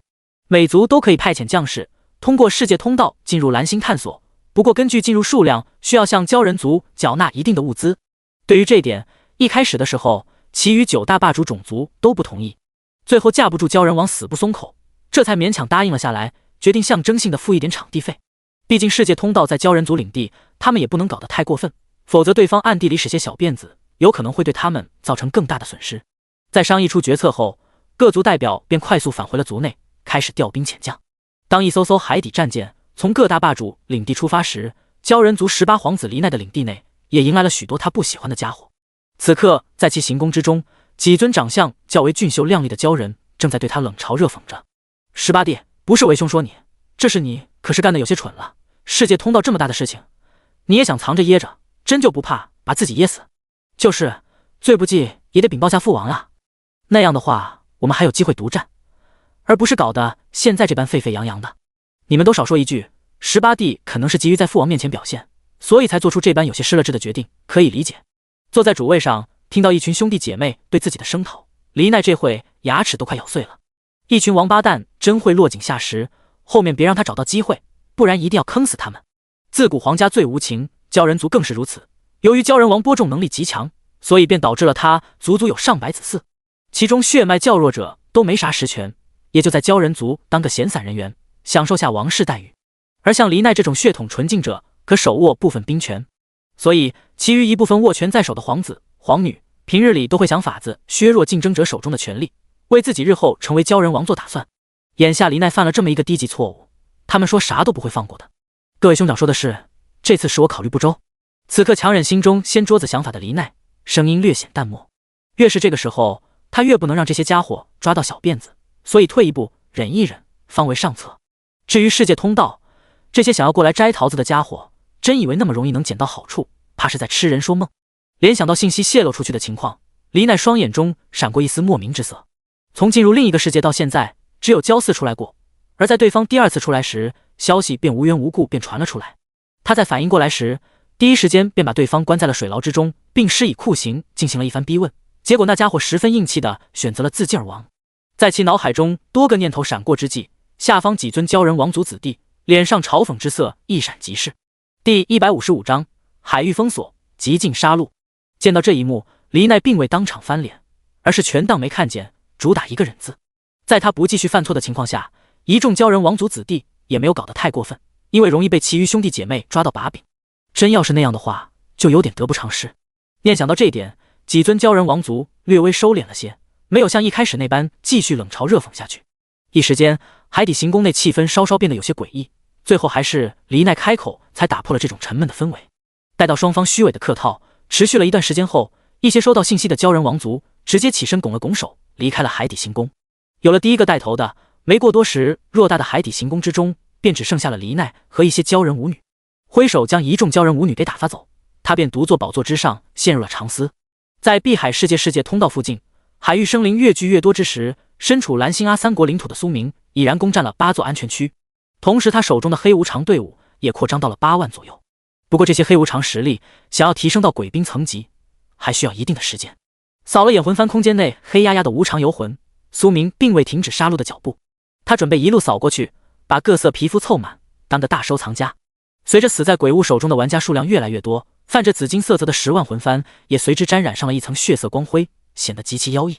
而世界各国玩家的恐慌情绪也在急速升温。世界频道，阿米尔，我们区域人员数量少了1/3，现在没有继续下降。Ashish，我所在区域少了1/4。魔使，魔主大人是仁慈的，他的所作所为一定有我等无法知晓的深意在其中。宫本信义，你们都疯了，就因为他每座城市留下一部分人，就能因此改变他是个刽子手、杀人狂魔的事实吗？禅悟，缘起缘灭，不做亏心事，不怕鬼敲门，魔佛一念，全凭本心。经过诸多玩家的一番猜测，他们逐渐摸索出了死亡规律，那就是平日里没干啥坏事，较为老实本分的人类基本上都平安无事，而趁着公测降临烧杀抢掠无恶不作的玩家领盒饭的概率极大。得出这个结论时，许多一路抢的玩家瞬间慌了。他们背地里干的事情要是放在公测未降临的时代，枪毙800回都算少的。该死啊，明明自己本身就是最大的恶人，却将屠刀对准了同为恶人的他们。此刻不少人内心正在疯狂地吐槽着，其实他们的猜测只对了一半，之所以死的是为恶者居多，纯粹是因为恶魂比普通生魂战斗力更强些，而不是因为苏明想做正义使者。当时间来到安全区开放第3天的时候，不少玩家已经躲到了郊外区域，不敢返回城市，因为只有这样，他们活下来的希望才比较大。短短3天时间，世界各国一共沦陷了108座城市，被苏明攻占了108个安全区，死亡的玩家数量更是多不胜数。可以说他完全就是移动天灾，不管走到什么区域，那都是恐怖的灾难。而这时身处鹰将国某城市区域的苏明突然感应到了岛国附近海域出现了些异常情况，以天机推演算了一番后，他急忙将一众鬼兵收入魂幡之内，并直接消失在虚空之中。等到其再次出现时，已然跨越了万里海域，抵达了世界通道所在海域的上空区域。见下方海水中密密麻麻的灵魂之火闪耀，苏明眼中喜色一闪即逝。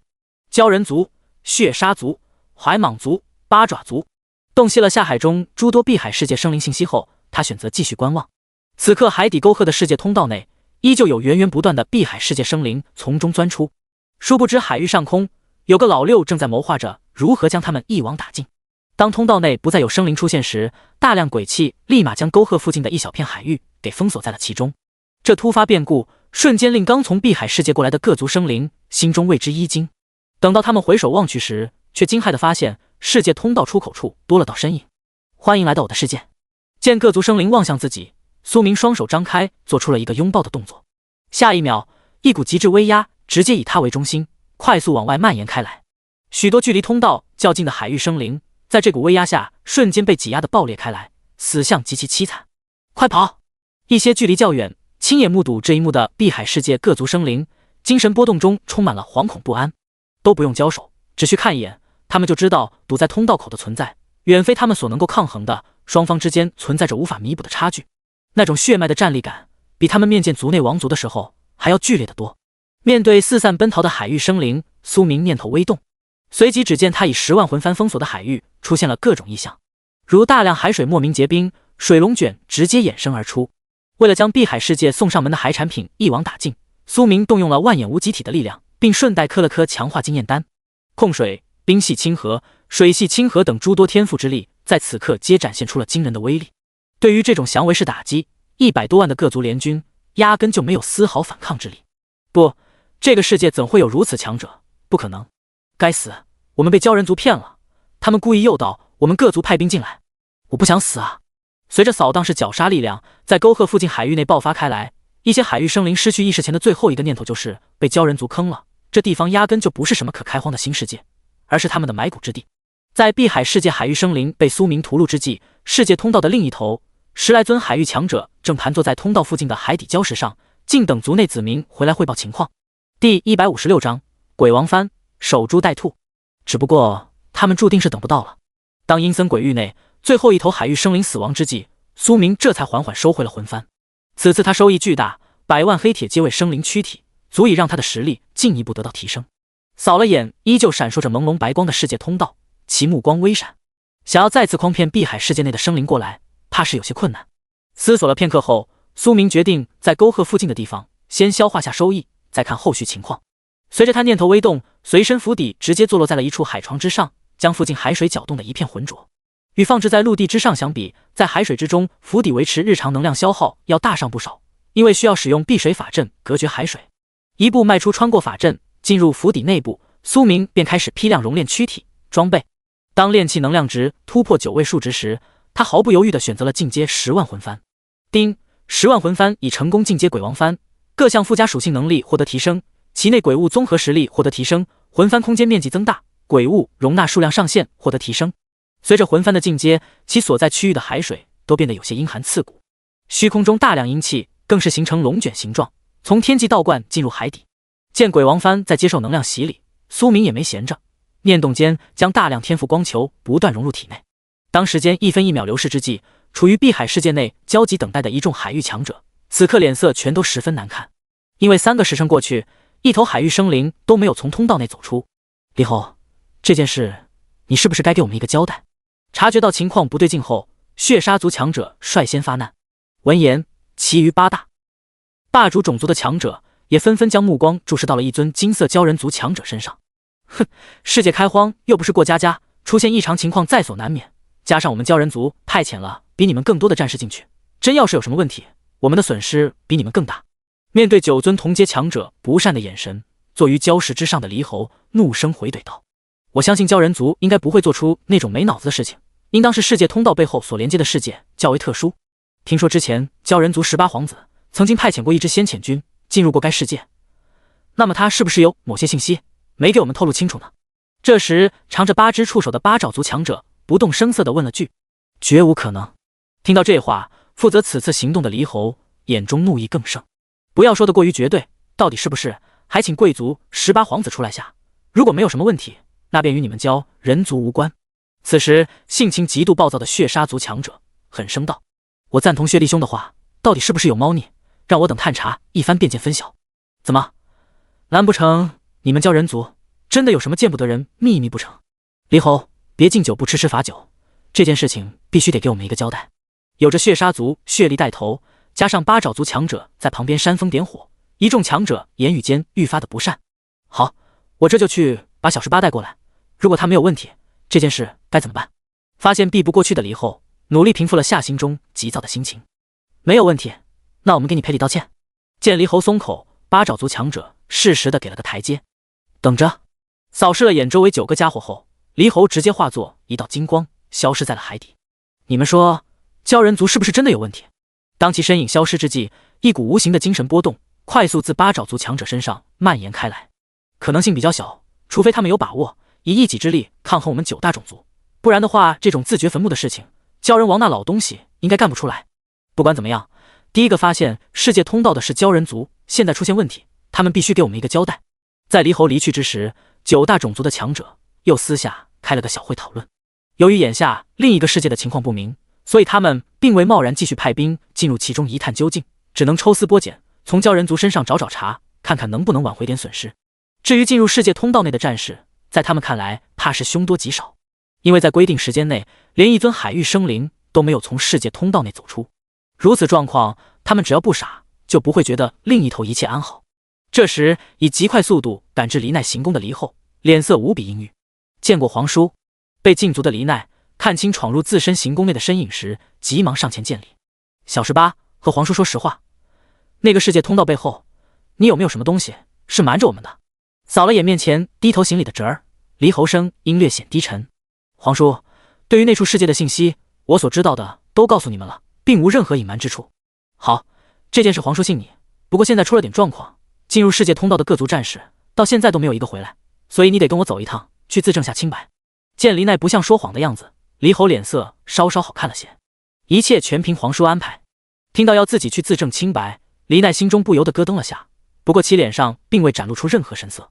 只要不对他进行搜魂，仅凭精神探测的话，他有把握瞒过测谎。因为另一个世界的详细情况，他是真的不知道，只是觉得有问题罢了。随我走一趟吧。说完，他便迈步朝行宫之外走去。见此，黎奈急忙紧随其后。当二者出现在世界通道附近时，瞬间引起了9大种族强者的注意。小18，我已经带过来了，有什么话你们直接问吧，不能动用搜魂手段。扫了眼围拢过来的9个家伙，黎侯略显不爽道：好。闻言，9大强者纷纷点头答应了下来。他们也知道想对一位鲛人王族搜魂是不可能的事情，那样的话绝对会引起种族大战。第157章安全区融合升级。随着9道精神力量弥漫开来，被围在中央的黎奈意识不由自主地陷入了迷茫状态。那个世界到底有什么问题？见精神迷惑生效，八爪族强者急忙沉声问道。闻言，双眼较为迷茫的黎奈略显机械地摇了摇头道：不知道。听到这个答案，一直在旁边看着的黎侯直接用自身力量拦下了9道精神力。听清楚了，他不知道。你急什么？我们还没问完呢。被拦下的9大强者脸色稍显不快。哼，我已经给足了你们面子，不要欺人太甚。难不成你们还想将我们鲛人王族当阶下囚一样各种审问不成？心中已经憋了一肚子火的黎后，体表金色光华闪烁不定。既然此事与这个小家伙无关，那么我们接着商议下，如何探查清楚通道另一头世界到底是什么情况。现在搞下去，黎侯有可能会掀桌子。八爪族强者出言当了个和事佬。小18，你先回去吧。扫了眼目光各异的9个家伙，随手将黎奈唤醒的黎侯轻声吩咐了句，那侄儿便先行告退了。知道言多必失的黎奈快速到了具别后，便以极快的速度朝自身行宫方位游了过去。现在开始商讨下如何探查世界通道背后的世界吧。当黎奈离去时，有存在出言建议道：可我没问题。很快10位各族强者便进入了探讨阶段，至于何时能出结果，得看他们的嘴炮能打多长时间。与此同时，身处蓝星世界海域海底的苏明正盘坐在庭院半空中，体表周身各种异象流转不定。当这些异象一一融入他体内之际，一株五光十色的巨树虚影在其身后一闪即逝。感受到体内澎湃至极的力量，苏明眼角闪过一丝喜色。与滴血重生、能量适应这类偏向辅助类的天赋不同，这次他在碧海世界10大海域种族生灵身上提取出的天赋，有几个是偏向于攻击类型的天赋，如进阶至传奇等阶的水系掌控、精神掌控、血气操控。平复了下心情后，苏明将目光看向了海底沟壑通道所在方位。虽说一直在提升自身，但是他的一丝念头始终关注着那片区域。此刻往外散发着莹莹白光的世界通道依旧是没有任何动静。见此情况，苏明也不准备继续待在这里等下去，他打算先回华国一趟，把手里头收集的庇护中枢结晶给用了，先把幽冥总部给捣鼓出来再说。念随心一起，心中有这个想法后，他直接将府邸收入了无限空间内，化作一道水流消失在了原地。等到再次出现时，人已经到了虚空之中。没过多时，中云市上空便多出了一道身影。第一时间收到信息的西风等人，此刻正在安全区外翘首以望。属下拜见魔主。当苏明现身安全区之外时，一众人员急忙跪伏了下去，他们重启了古代历朝历代的跪拜之礼。都起来吧。西风，把你手中的安全区权限移交给我。扫了眼面前跪伏在地的众人，苏明略下随意的开口吩咐道。一听这话，西风没有半点犹豫，直接将权限给交了出去。丁，玩家西风已转让123号安全区，你可重新对该区域命名。风都。见眼前弹出的虚幻提示，苏明随手输入了2个大字。丁，命名成功。发现安全区大门之上多出了2个古篆字体，其嘴角不由得微微上扬。而一众从地面上起身的众人在看到丰都2字时，呼吸也变得略显急促。要知道神话记载中，丰都乃鬼神所在之地，现在魔主大人以丰都命名安全区，并创建了幽冥组织，这其中蕴含的深意，想想就让他们激动的站立。对于一众手下丰富的内心活动，苏明并未去窥探，他这会已经迈步跨过了丰都大门，进入了安全区内。当他取出一大堆庇护中枢结晶时，明晃晃的提示信息不断自其眼前弹出。丁，是否融合庇护中枢结晶？是。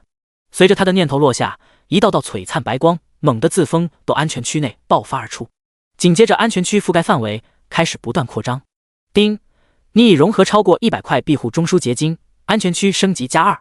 世界公告：玩家模率先升级安全区，特奖励自由属性点150点，黄金阶称号区域霸主。幽冥安全区等级3级，已拥有建筑、自助商店、普通酒馆、普通转职殿堂、副职转职殿堂。升级点2点，该点数可用于升级安全区内建筑。点开面板看了眼安全区最新信息后，苏明感觉这游戏真是越来越好玩了，简直就是大乱斗，啥玩法都有。现在安全区能升级，一看就是种田刨冰流模板。看着仅有的2点升级点，苏明在考虑加在哪个建筑物上面更有性价比一点。用排除法的话，他首先排除普通职业转职殿堂，因为这玩意升级一次需要2点，并且他觉得就算是升级也不会一步到位直接就变成隐藏职业转职殿堂，而在往后的副职转职殿堂性价比也没多高。那么仅剩的普通酒馆和自助商店，他微微考虑了番，便选择将升级点用在商店之上。要知道内测时候自助商店只解锁了10级药剂物品购买面板，现在他升级下应该能解锁更高的物品购买权限。丁，是否选择升级自助商店？是。丁，自助商店已完成升级，解锁黑铁阶、青铜阶物品购买权限。爽！听到解锁2个等阶购买权限，苏明只感觉浑身舒畅，这代表他可以获得更多的装备特性，只要一直叠加下去，垃圾属性也能超神。迈步进入升级后的自助商店，苏明随手点开了购买界面。黑铁阶装备：11级柳叶刀1500黑铁币，12级霸王枪2600黑铁币，13级丈八蛇矛3800黑铁币。第158章府邸强化，不同的特性。浏览了下商店物品界面，苏明发现价格还行，不算太贵。以他手中的财力，一次性能购买超过1000万件低级黑铁装备。如果不考虑附加属性，只考虑熔炉炼器能量的话，买1级装备最划算。但是属性这玩意他也不能忽略，所以都买点最合适。随着大量白银币的消耗，其无限空间内所拥有的装备数量也随之暴涨，直至将身上所拥有的货币消耗一空时，苏明这才停下了买。这一波氪金足以让他手中鬼王幡继续提升下去。只能说无限熔炉的每个功能都十分逆天，前期的话资源较少，可能还看不出什么，这越往后越离谱。迈步离开自助商店后，苏明心念微动，将随身府邸放置在了广场安全区之上。这犹如神迹降临的一幕，令身处广场区域的西风等人不由得目瞪口呆。不是他们心理承受能力差，而是这种视觉冲击感和看电影看到的那种完全不同。在众人还未回过神之际，一道精神波动直接没入他们的脑海之中。读取完这道精神波动蕴含的信息后，他们不由得精神一振。随后9人快速朝府邸位置行了一礼，这才一溜烟的朝安全区外飘去。此刻已然进入自身府邸的苏明，准备浅浅的增幅波实力。丁，是否消耗10亿炼器能量进阶鬼王幡？丁，鬼王幡已成功进阶鬼皇幡，各项附加属性能力获得提升，鬼物综合实力获得提升，幡内空间面积增大，鬼物容纳数量上限获得提升。丁，是否消耗1亿炼器能量强化鬼皇幡？丁，鬼皇幡获得强化，你获得了鬼物天赋提升特性。鬼物天赋提升，鬼皇幡专属特性，你可指定10尊鬼物天赋，绑定鬼皇幡阶位。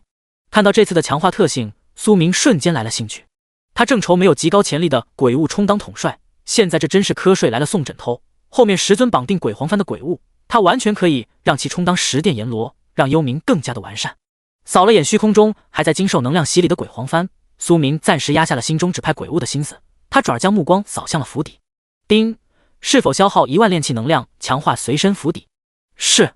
丁，随身府邸获得强化，能量汲取速度增幅10倍。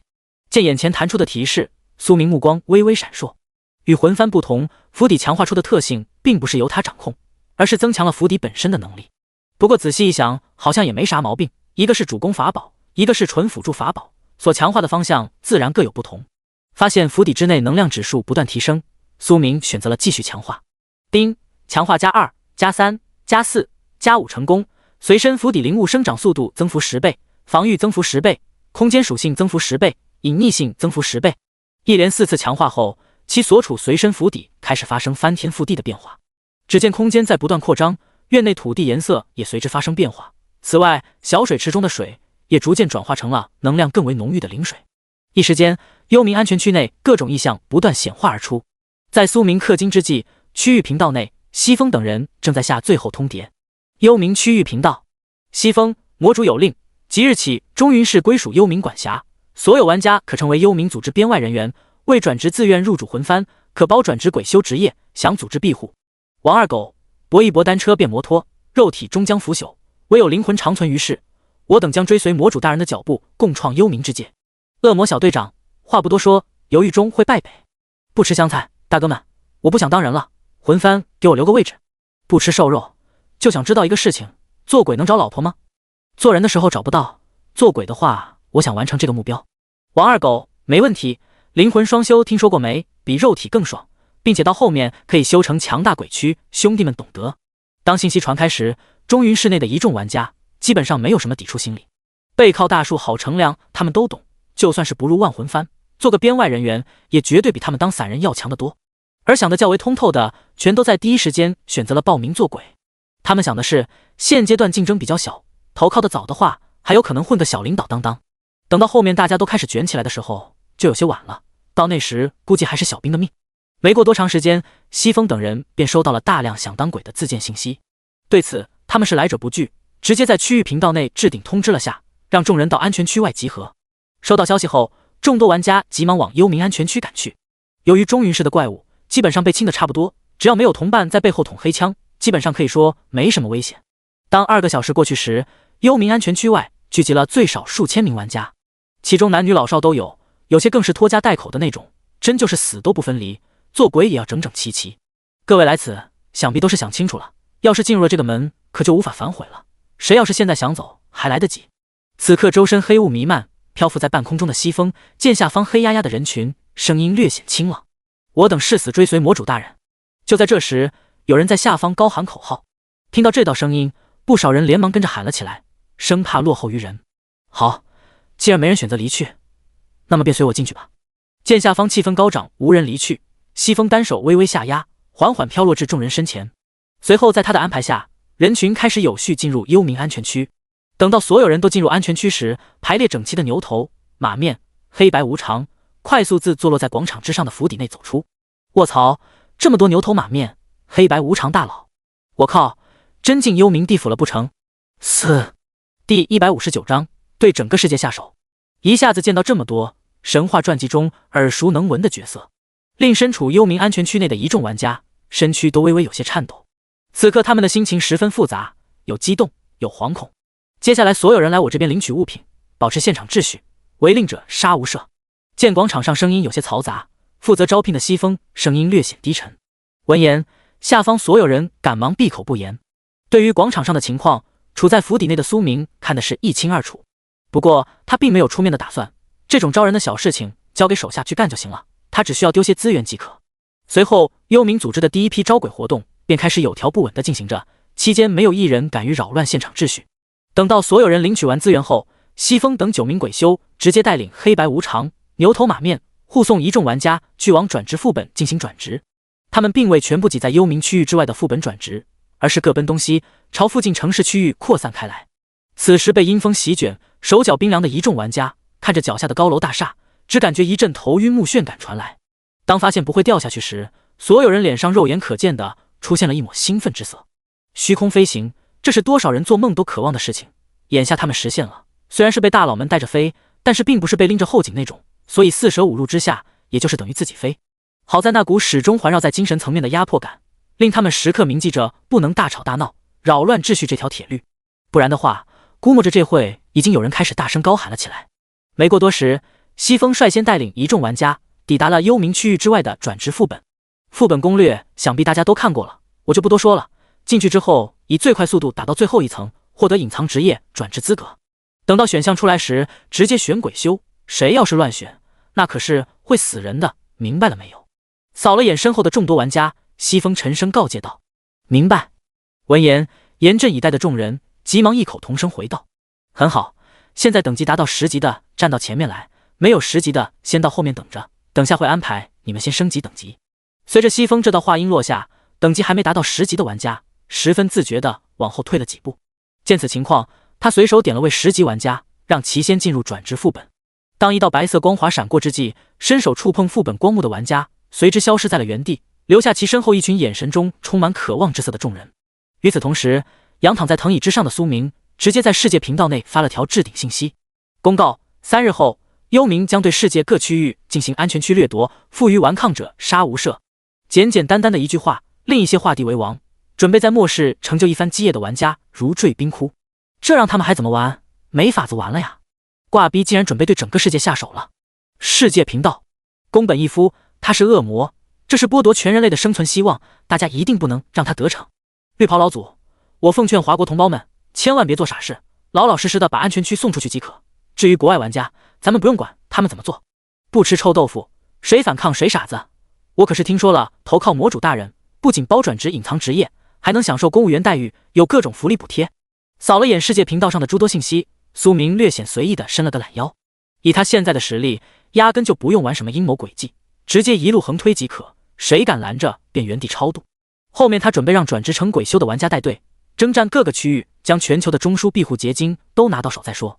老祖宗没能实现的事情，终将在他手里头实现。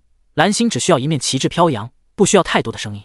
在蓝星众多心怀野心的玩家惶恐之际，岛国区域附近海底沟壑内出现了些许异常情况。只见一些与海水融为一体的生物，小心翼翼地从世界通道内钻了出来，并以极快的速度分散了开来。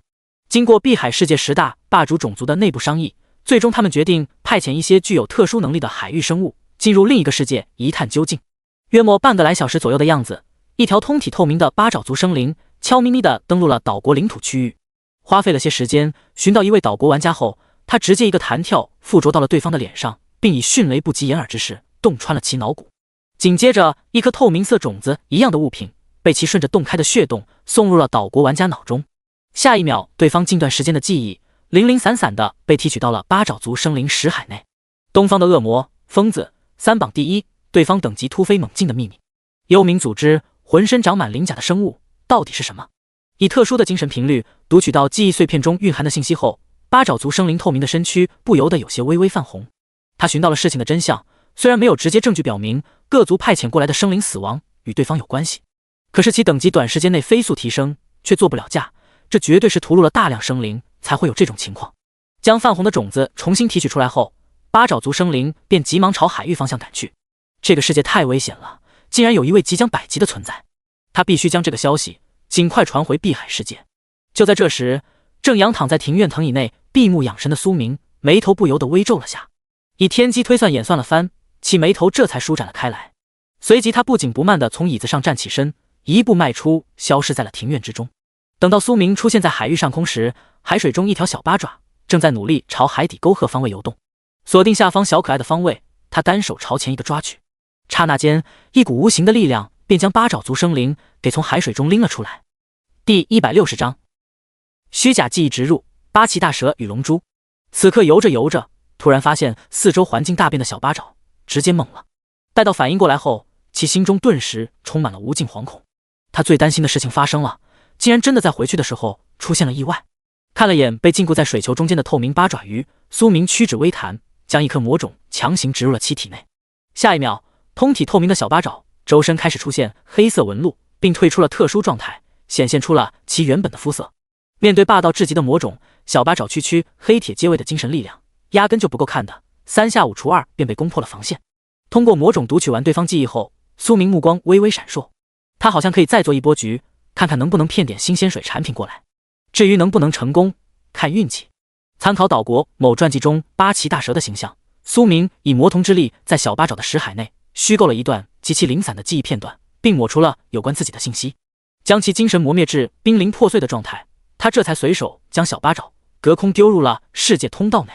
以天机推演之法算出另外几头碧海世界生灵坐标后，苏明身形微晃消失在了原地。做戏做全套，为了吃最新鲜的海鲜，必须多下点饵料。蓝星的油水不算太多，现阶段他必须得想法子从其他世界抢点。在其部署之际，碧海世界中正守在世界通道附近的一众存在见到小八爪的身影从通道内冲出时，脸上喜色一闪而过。不过紧接着他们便发现小八爪状态十分不好，只剩下最后一口气吊着，仿佛随时会嗝屁一般。快读取下他的记忆，看看另一个世界到底什么情况。见此情况，血杀族强者急忙沉声喝道。闻言，驻守在一旁的八爪族强者直接伸出一根触手点在了小八爪的身体上，随即一道道十分模糊的画面被投射到了海水之中。10尊各族强者，只见画面中一尊生有8个头颅的巨兽正在海水中兴风作浪，而可怜的小八爪由于靠的距离较近，不慎被其外溢的力量重创，最后凭坚韧的意念支撑，这才逃回了世界通道内。看完海水中一幅幅由小八爪记忆碎片投射出的画面，10位强者脸色各异。那尊巨兽他们并不认识，不过光从体型上来看，就不是普通的角色，最起码是超越了黄金阶位的生灵。各位，看样子我们派遣过去的战士应该是被那头巨兽当作点心吃了。不一定，那个世界应该还有些其他的问题。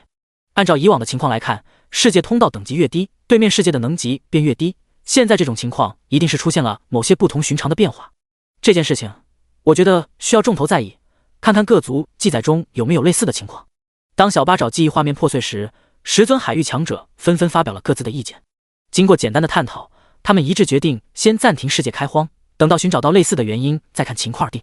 就在这时，世界通道又泛起了一丝微微的涟漪，随后一团鼻涕虫一样的海域生物从内窜了出来。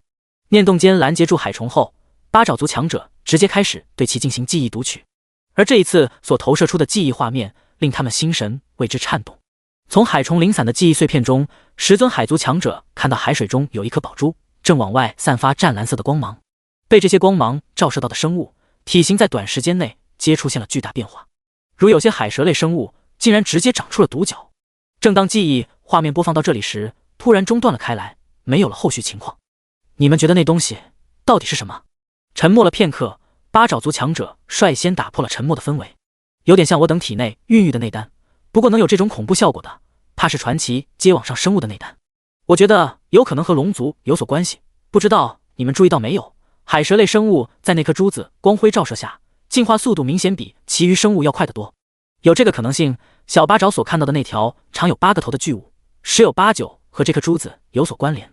一番激烈争论后，10尊海域强者心中皆各怀鬼胎，一颗疑似龙珠的宝物足以令他们心动，如若能得到话，他们自身的血脉将有望突破当前界限。至于如何将东西谋划到手，看他们各自的本事。不得不说，苏明放饵的本事还是有的，他用的计谋十分简单，直接虚构个宝物和怪物出来，借此形成一条完整的信息链闭环，让碧海世界的生灵自己去猜。至于能不能钓到鱼，就看鱼想不想吃饵料了。如果对方不上钩，他也不会感觉到懊悔。作为一个合格的钓鱼佬，偶尔空军是十分正常的一件事情。伴随着时间的缓缓流逝，一道道十分隐秘的能量波动时不时的自海底沟壑内的世界通道中传出，才波动人心。海域10大霸主种族强者终究是没有压下心中的贪欲，选择了继续派兵探索。在他们看来，只要在另一个世界捞到一星半点的好处，便能弥补族内战士死亡的损失。不过这注定是个奢望，因为世界通道附近的海域中并没有什么龙珠，只有大量鬼兵鬼将。知道钓鱼执法这种事情干个几次便无法生效的苏明，这次直接派了大量鬼物在该区域设下了天罗地网，只要从世界通道里头出来的一个都不放过。在鬼兵鬼将的封锁下，区区黑铁阶的海域生物就算是有些特殊天赋在身，也无法穿过重重防御线进入其余区域。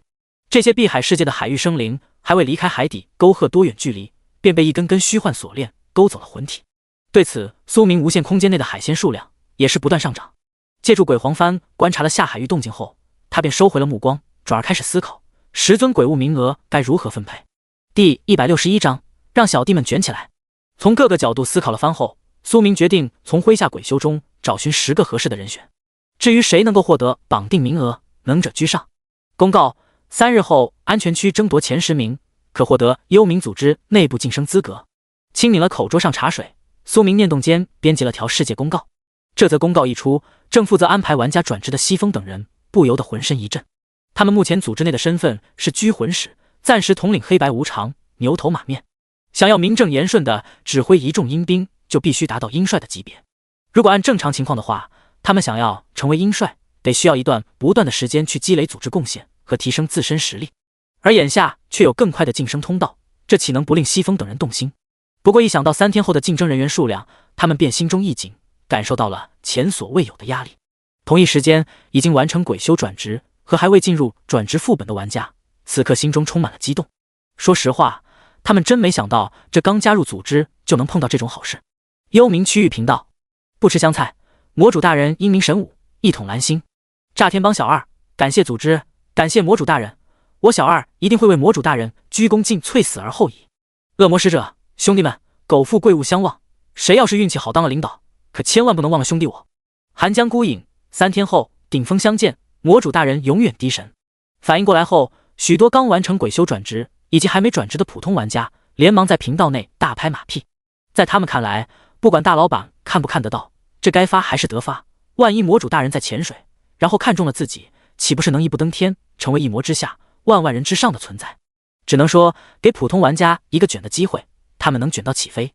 对比于加入幽冥组织的玩家，世界各国的一众玩家此刻已经稍显麻木，因为他们没有任何办法去阻止魔主扩张的脚步，只能走一步看一步，静等事情的发展。导弹等具有大杀伤力武器的失效，另一些原本站在金字塔顶尖的各国高层，如同断了4只的猛虎，只能龟缩在1亩3分地，小心翼翼的发展，连步子都不敢迈大一步。也正是因为知道这些情况，苏明才会决定对蓝星所有安全区发起总攻。卧榻之侧，岂容他人酣睡？小破球是他冲向其余世界的起源地，必须得完成统一，不然的话，一群小卡拉米天天在他眼皮子底下打生打死的，看着都烦人。随着时间1分1秒的快速流逝，其鬼皇帆内鬼修印记的数量也随之变得越来越多。与此同时，碧海世界送过来的新鲜海鲜数量则是越来越少。此刻世界通道入口处，10尊各族强者脸色显得无比阴郁。经过不断的派兵探查，他们发现自身好像被耍了，因为派遣进另一个世界各族战士又如同第一次开荒大军一般，根本没有任何信息传回。那个世界可能是个陷阱，有存在在引诱我们。结合发现世界通道到现在所发生的一系列事件，八爪族强者给出了自身的推理结果。你的意思是，我们从探子生物记忆中所读取到的记忆画面有问题？闻言，血杀族强者略显质疑道：“有这个可能性。之前的时候，我有些被所谓的龙珠冲昏了头脑，现在静下心来仔细回想下，这里头有很大的问题。你们仔细想想，真要是有龙珠的话，为何会那么巧被我们派遣过去的探子发现？像那种至宝，不应该被那处世界的生物藏得严严实实的吗？”用触手轻敲了几下海底岩石，八爪族强者眼中闪过一丝智慧的光芒。操，那这个亏我们岂不是吃定了？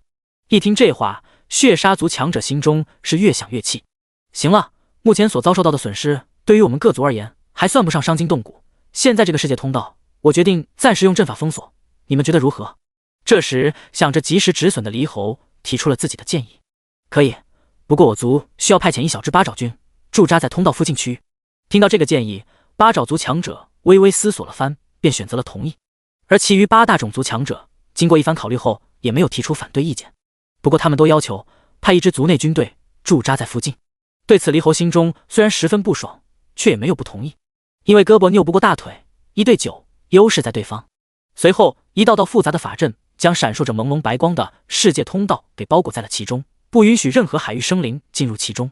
对于碧海世界发生的情况，一直处在随身府邸中的苏明并不知晓。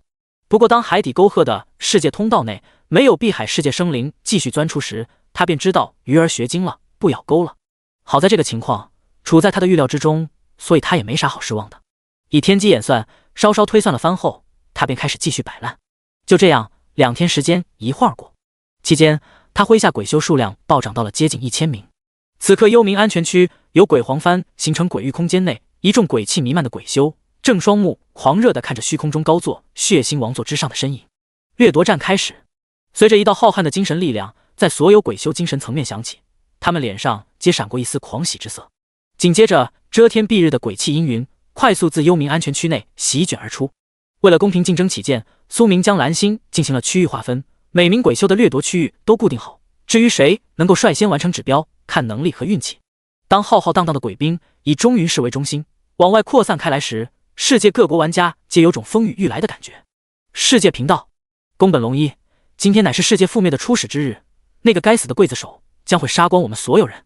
美雪，我愿意臣服伟大的魔主冕下，愿您的光辉庇佑。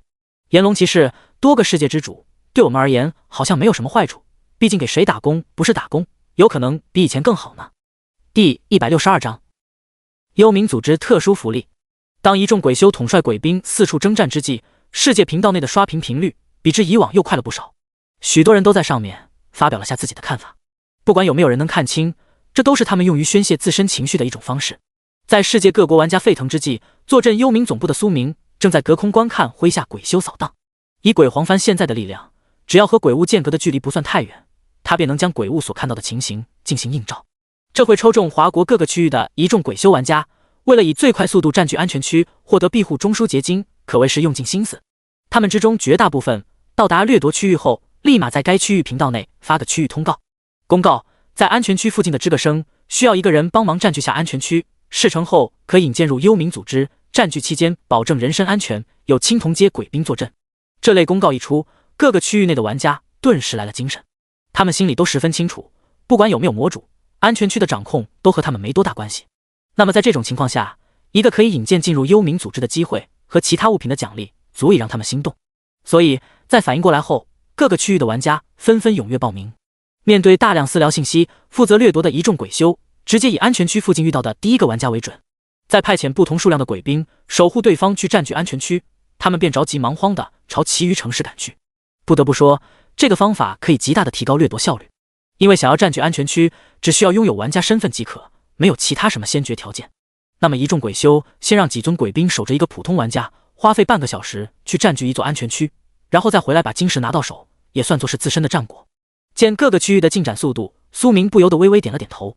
小弟不卷，他这当老大的还如何做大做强？至于有能力但是运气差点的，那只能说没那个福分能成为十殿阎罗候选，毕竟有的时候运气也是实力的一种。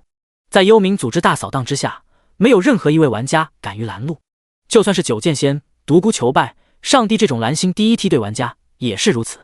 面对如狼似虎的鬼兵，他们也只能暂避锋芒，压根就不敢出现在安全区附近。万一被误认为是对安全区有想法，那可真是黄泥巴掉裤裆，说不清。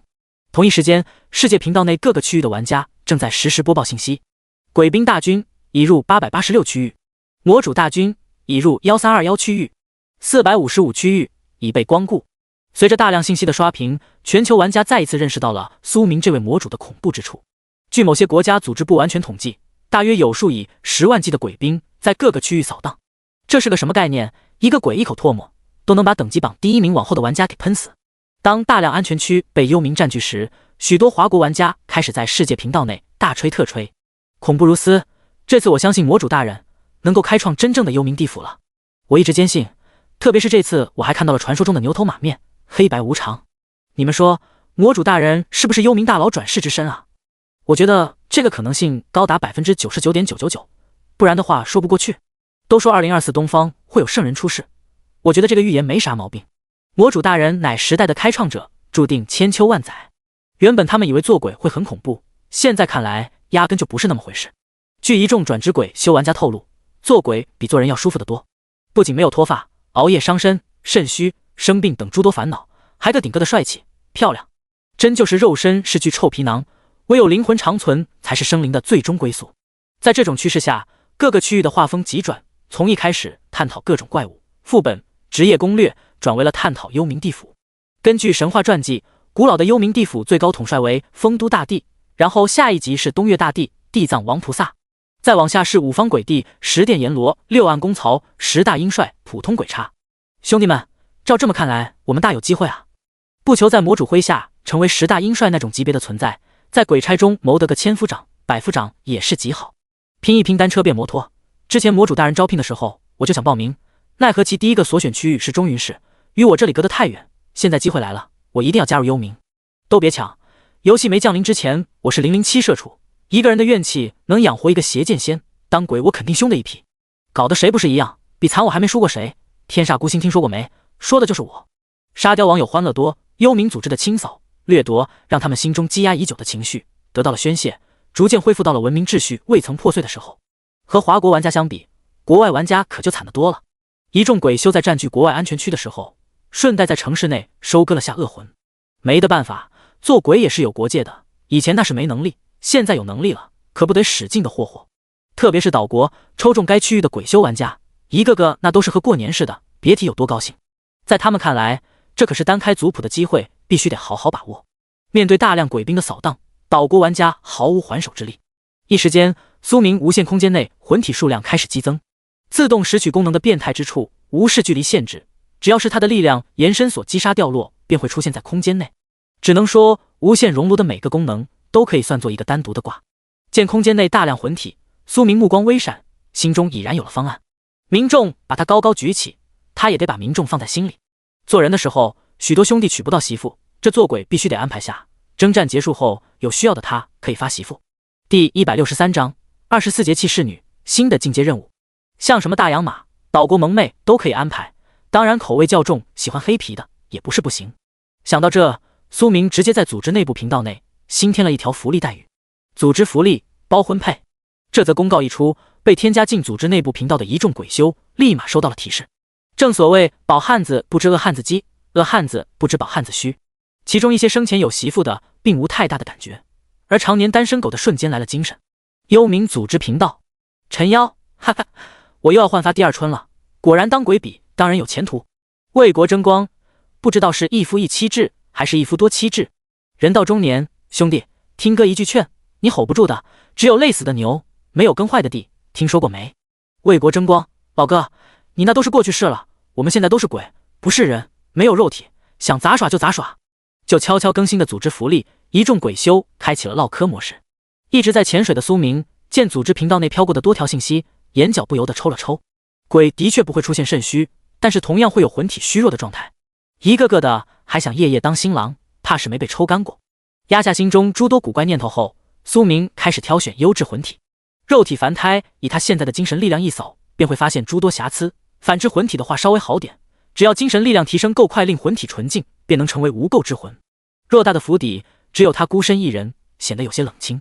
所以苏明决定培养些侍女，平日里没事也能养养眼。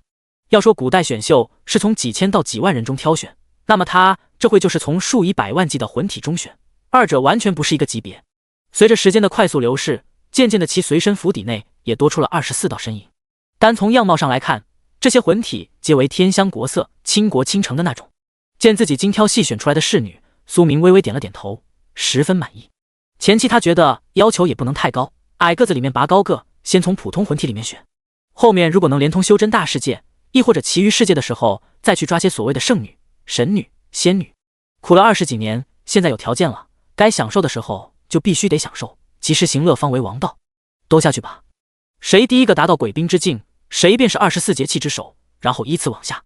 扫了眼身躯较为虚幻的24道魂体，苏明轻声开口道：“谨遵主人谕旨。”闻言，已被鬼黄幡打上印记，重获新生的24鬼女，双眼中皆闪过一丝火热之色。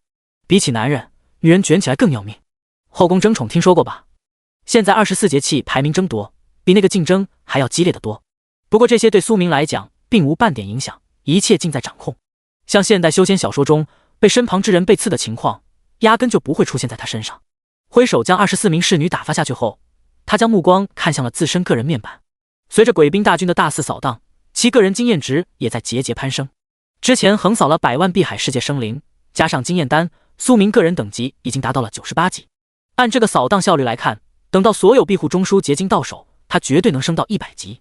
积少成多，蓝星魔物等级虽然不算太高，但是每个城市加一起也是个极其庞大的数字，以亿为单位一点毛病没有。冥冥中，苏明觉得等自己达到100级的时候，可能会有些不一样的事情发生。有可能是游戏版本更新，也有可能是一些其他的情况。至于到底是什么，他暂时还无法确认，只是心中有那种微妙的感觉而已。当时间过去大半天之际，一道升级提示音在其耳旁响起：叮，你的当前等级经验已满，个人等级提升为99级，因隐藏职业加成，你获得了40点自由属性点，无加点限制。快了！听到这道提示音，苏明不由得低声喃喃自语了句。随着等级的提升，他心中那股感觉越来越强烈，但是无形中的某种力量阻拦了他的窥探，就算是借助称号及气运的力量，都无法推算出结果。对此，他也没有钻牛角尖，等时间到了，自然能知道会发生什么事情。现在没必要去浪费精力在这上面。重新仰躺回躺椅上后，苏明便恢复了摆烂的状态。现在手下有那么多的小弟，已经不用他自己辛辛苦苦出去杀怪了，配合上无限熔炉的功效，他只需在府邸内坐等收益即可。除非蓝星之上出现鬼兵、鬼将搞不定的玩意，他才会亲自出手。在其摆烂之际，一众征战世界的鬼修，那是一个比一个卷，都没见过活着的时候有这么卖力过。不过也正常，幽冥组织福利待遇好的一批，且老大不开空头支票，奖励都是实打实的，压根不用担心无法兑现。这种情况下，想当咸鱼都当不起来。万一包分配的时候是按贡献度分配，可就完犊子了，到时候漂亮的妹子都被分完了，只剩下些歪瓜裂枣，他们岂不是得后悔死？鬼黄帆的极致掌控并不会去改变鬼修性格，他们依旧保留了还是人类时的喜怒哀乐，只不过无法忤逆宿命的意志而已，对日常生活没有半点影响。此时稳坐区域掠夺榜第一的不是别人，正是西风。他的运气一如既往的好，所抽中的区域都是离中云市较近的区域，所以占据起来十分的迅速。至于一开始投靠的其余8位鬼修，眼下只有1位进入了前10榜单，竞争前所未有的激烈。保持着这种高效掠夺，当时间过去2天之际，整个蓝星安全区彻底沦陷。要不是许多鬼修赶路，耗费了不少的时间，可能这个时间还会缩短一截。丁，你的当前等级经验已满，个人等级提升为100级，因隐藏职业加成，你获得了40点自由属性点，无加点限制。进阶任务，通关挑战塔101层，并获得乙级以上评价。第164章，安全区统一神话称号奖励。世界公告，恭喜玩家魔率先达到100级，特奖励自由属性点350点，终极游戏区入场券1张，气运加10。丁，世界即将进行版本更新，此次更新后将增加灵植秘境、矿石秘境、阵纹秘境、海底秘境、坐骑秘境、宠物秘境等诸多资源秘境。世界通道阶位限制解除至白银阶位，世界更新时间72小时。听到一连串提示音响起，苏明脑海中念头急转，他的个人等级达到100级时，世界果然发生了变化。其中世界通达阶位解封，让他一瞬间联想到了许多。像之前公测刚降临，蓝星之上便开启了连通世界通道，可能也和他的个人等级有所关联。否则的话，世界通道不应该出现的那么早。压下心中诸多推测后，苏明将目光看向了悬浮于虚空中，往外散发着金色光泽的卷轴。终极游戏区入场券介绍，使用后可随机进入一处终极游戏区。注：进入有风险，使用需谨慎。从卷轴上显现出来的信息，苏明很容易便推算出100级为低级，终极游戏区的分水岭。不过终极区的上限是什么级别，他暂时还不知晓。如果修真大世界也被归纳为终极区，那么手中这张入场券他还不能随意使用。将金色卷轴收入无限空间内，苏明转头将目光投向了岛国附近海域，以鬼兵、鬼将为媒介，他看到原本泛着莹莹白光的世界通道正在朝青铜色泽转变。看这个情况，接下来的3天时间，通道限制应该会先从黑铁解封至青铜，再解封至白银阶位。轻敲了几下藤椅扶手，沉思了一小会后，苏明决定静观其变。与此同时，蓝星之上各国玩家早已认命，就算是听到世界版本更新，他们内心都没啥波动，因为所谓的资源秘境、世界通道这些，想想也知道绝对不会落到他们手中。有一个垄断全球的存在，蓝星的一切都将是对方的囊中之物，除非对方突然死了，亦或者有一个能够与其势均力敌的存在冒出来，否则的话，这个情况基本上不会出现任何变化。在这种情况下，1天的时间悄然而过。此时幽冥安全区内，苏明身前正摆放着密密麻麻的中枢庇护结晶。随着他心念微动，所有的结晶直接化作一道道纯白光辉，快速融入幽冥安全区内。丁，你已融合超过1万块庇护中枢结晶，安全区升级+5，你获得了5点升级点数。世界公告，恭喜玩家魔完成蓝星游戏区统一，游戏奖励物品不再对外公布。丁，因你表现极其优异，你获得了游戏破格嘉奖，自由属性点800点，气运加30，神话称号界主。6，听到这次的奖励物品，苏明不由得浑身一震。界主，称号阶位，神话。功效，一个世界最为尊贵的存在，方可被称为界主。界主享有部分游戏特权，可屏蔽自身榜单信息，并享受世界气运加成。看完界主称号的功效，苏明都感觉有些口干舌燥。这玩意十分的 bug， 佩戴上之后，说是天命主角也不为过。只要不遭遇超越神话层次的力量打压，可以说在每一个世界都能够混得风生水起。按正常情况，就算是有人统一了蓝星游戏区，也不会出现这种级别的称号嘉奖。奈何苏明本人不正常，其在公测版本降临极短时间内便完成了大一统，所以才引得游戏破格奖励了个神话级称号。就如同内测阶段最后的狂欢盛宴一样，他以遥遥领先的姿态获取了大量超越当前版本的奖励。界外威胁1，将称号佩戴上，苏明心中又竖起了一座新的里程碑，同时他感觉自己好似与天地相融，有点类似于小说中以身合道的情况。在这种状态下，整个蓝星场景直接以3维画面快速在其眼中快速闪过，各个区域的副本、即将诞生的秘境地点，那都是被看得一清二楚。约莫10来分钟后，他这才从特殊状态退了出来。看了眼面积比之一个普通小镇还要大些的安全区，苏明念动间点开了区域信息。幽冥安全区，等级8级，已拥有建筑、自助商店、普通酒馆，普通转职殿堂，副职转职殿堂。升级点5点，该点数可用于升级安全区内建筑。目光在4种建筑物上扫了眼，苏明稍稍有些头疼。最终他决定掷骰子，全凭天意来决定。抹掉5点6点，只剩下1、2、3、4点。他随手将手中骰子投掷到了桌面上。当骰子滴溜溜地转了几十圈，停歇下来时，赫然是3点朝上。普通转职殿堂。见天意决定了加点建筑，苏明不再犹豫，直接大手一挥，使用了2点升级点。丁，普通转职殿堂获得提升，你获得了稀有职业转职殿堂。看了眼继续升级需要3点，他随手点在了升级选项上。丁，稀有职业殿堂获得提升，你获得了隐藏职业转职殿堂。目光锁定安全区内造型变得更为古朴大气的殿堂，苏明眼前闪过了一道信息：隐藏职业转职殿堂，已解锁职业魔修、仙修、佛修、儒修、体修、鬼修，可添加隐藏职业，暂无素材，需主动收集。注：当前已达殿堂升级上限，后续打破上限需触发特殊机遇。转职限制：个人等级达到10级。洞悉到殿堂信息后，苏明嘴角不由得微微上扬。全民永生，近在咫尺。想了想，他随手在世界频道内发布了条置顶信息：公告，幽冥安全区已有隐藏职业转职殿堂，接下来想要加入幽冥组织的民众，请把自身等级控制在10级，不要贸然转职。如若遇到鬼兵，可选择抛弃肉身，由鬼兵带其魂体回到幽冥安全区进行鬼修职业转职。各项组织福利待遇如下。第165章蛮荒之界101层挑战。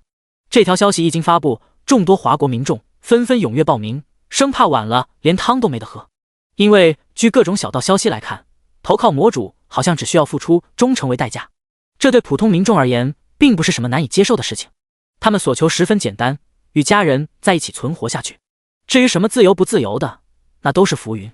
现阶段压根就没有条件去讲这东西。以神话称号的力量将蓝星所有副本以及正在衍生的秘境一一标记后，苏明这才不紧不慢地从藤椅上站起了身。现阶段他给自己定了几个小目标，首先将鬼皇帆内可容纳魂体上限堆满，把幽冥架构彻底完善下，在徐徐谋划世界通道所连通的碧海世界。除了这些以外，他还有个较为紧迫的任务需要抽时间去完成。想要阶位晋升，挑战塔101层现在必须得去，不然的话后面容易卡经验。念想到这点，其心念微动，换出了挑战塔界面。丁，你当前挑战记录为100层，是否进入101层？是。将鬼皇帆握在手中后，苏明在心中默念了声，随着一道紫色流光闪过，他的身影随之消失在了原地。蛮荒之界。背景：此界由蛮族执掌，人族如草芥。任务：传授修行之法，助人族推翻蛮族统治。注：不得直接出手覆灭蛮族。此界时间流速与蓝星游戏区比例为100比1。这时，悬浮于虚空之中的苏明眼前快速闪过一排信息，看到这个挑战塔任务，他不由得微微皱眉。要不是最后一列写着时间流速不同，他估摸着都得朝天竖个中指以示尊敬。闭目思索了番，苏明心念微动，将界主称号佩戴了起来。下一秒，他直接从蛮荒世界的天地之中提取到了一些更为详细的信息。蛮族拥有上古蛮兽血脉，体魄强壮，成年即可踏入超凡界限。洞悉到这届蛮族的实力层次后，苏明稍稍松了口气，还好只有一位达到黄金阶位的蛮王，不然的话他怕是需要不短的时间才能完成这个任务。以天机推算之法配合界主称号之力，稍稍演算下，其身影便消失在了虚空之中。与此同时，蛮荒之界某偏僻矿场区域内，许多体型健硕的蛮族正在大口吃肉，大口喝酒，而下方露天矿坑中则是有许多饿得骨瘦如柴的人族在费力地挖掘着裸露出来的矿石。卑贱的东西还不快点，要是拖慢了开采进度，你们都得死。就在这时，负责监工的蛮族猛地一鞭子挥打到了一位面黄肌瘦的中年男人身上，将其打了个踉跄，差点摔倒在地。附近众人看到这一幕，早已见怪不怪，根本没有人敢于反抗。蛮族长年累月的欺压，让一众身为矿工的人族已经如同行尸走肉一般，身上灵性的光辉早已被磨灭殆尽。在漫长的岁月中，不是没有人族试图过反抗，奈何双方之间实力差距悬殊，最后所有的反抗者都被施以极刑，头颅被悬挂在蛮族王城之外暴晒。经过不断的打压驯化，最终存活下来的人族已然变得如同牲畜一般。不过也不是没有例外，此刻在这处矿区内，一位面黄肌瘦的少年被头发遮掩住的双眼中满是不甘之色。该死，别人穿越都是执掌天下权，醉卧美人膝，怎么到自己的时候就变成了比996社畜还要惨的黑矿工？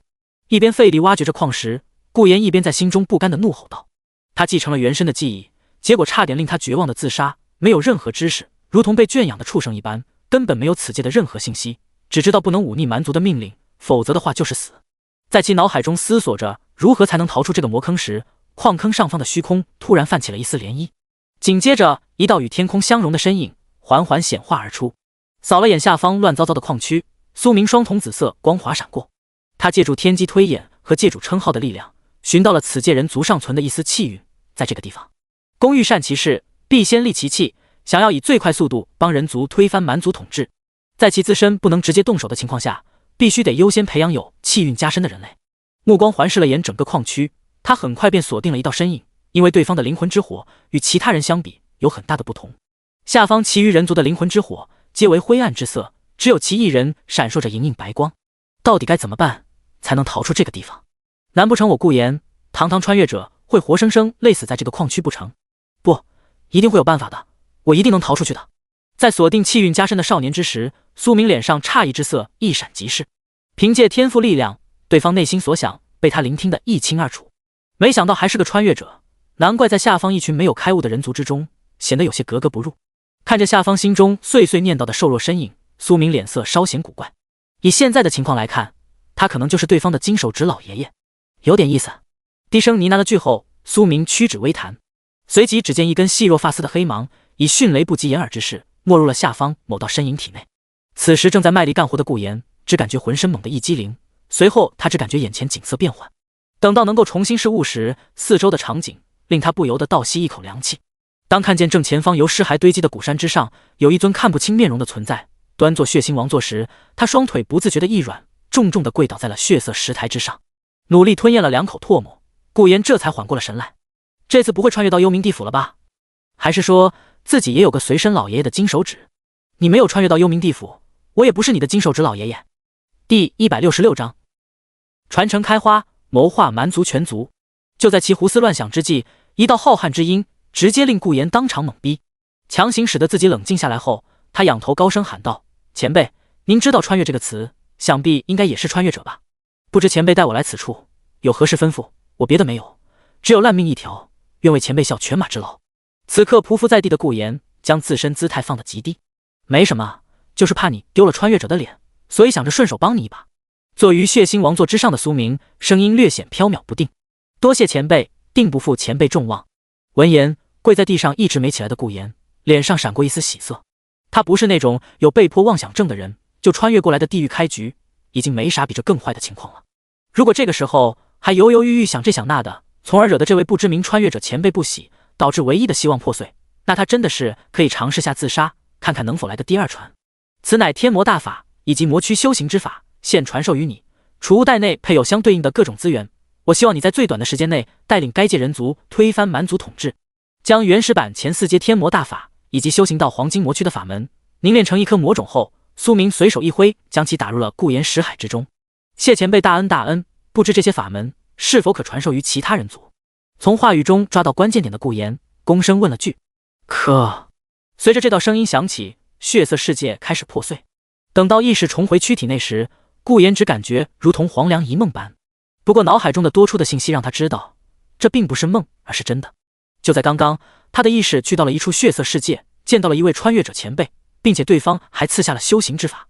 想到这，顾炎急忙开始翻阅脑中信息。天魔大法，魔修者随心所欲也，求证大自在，大逍遥。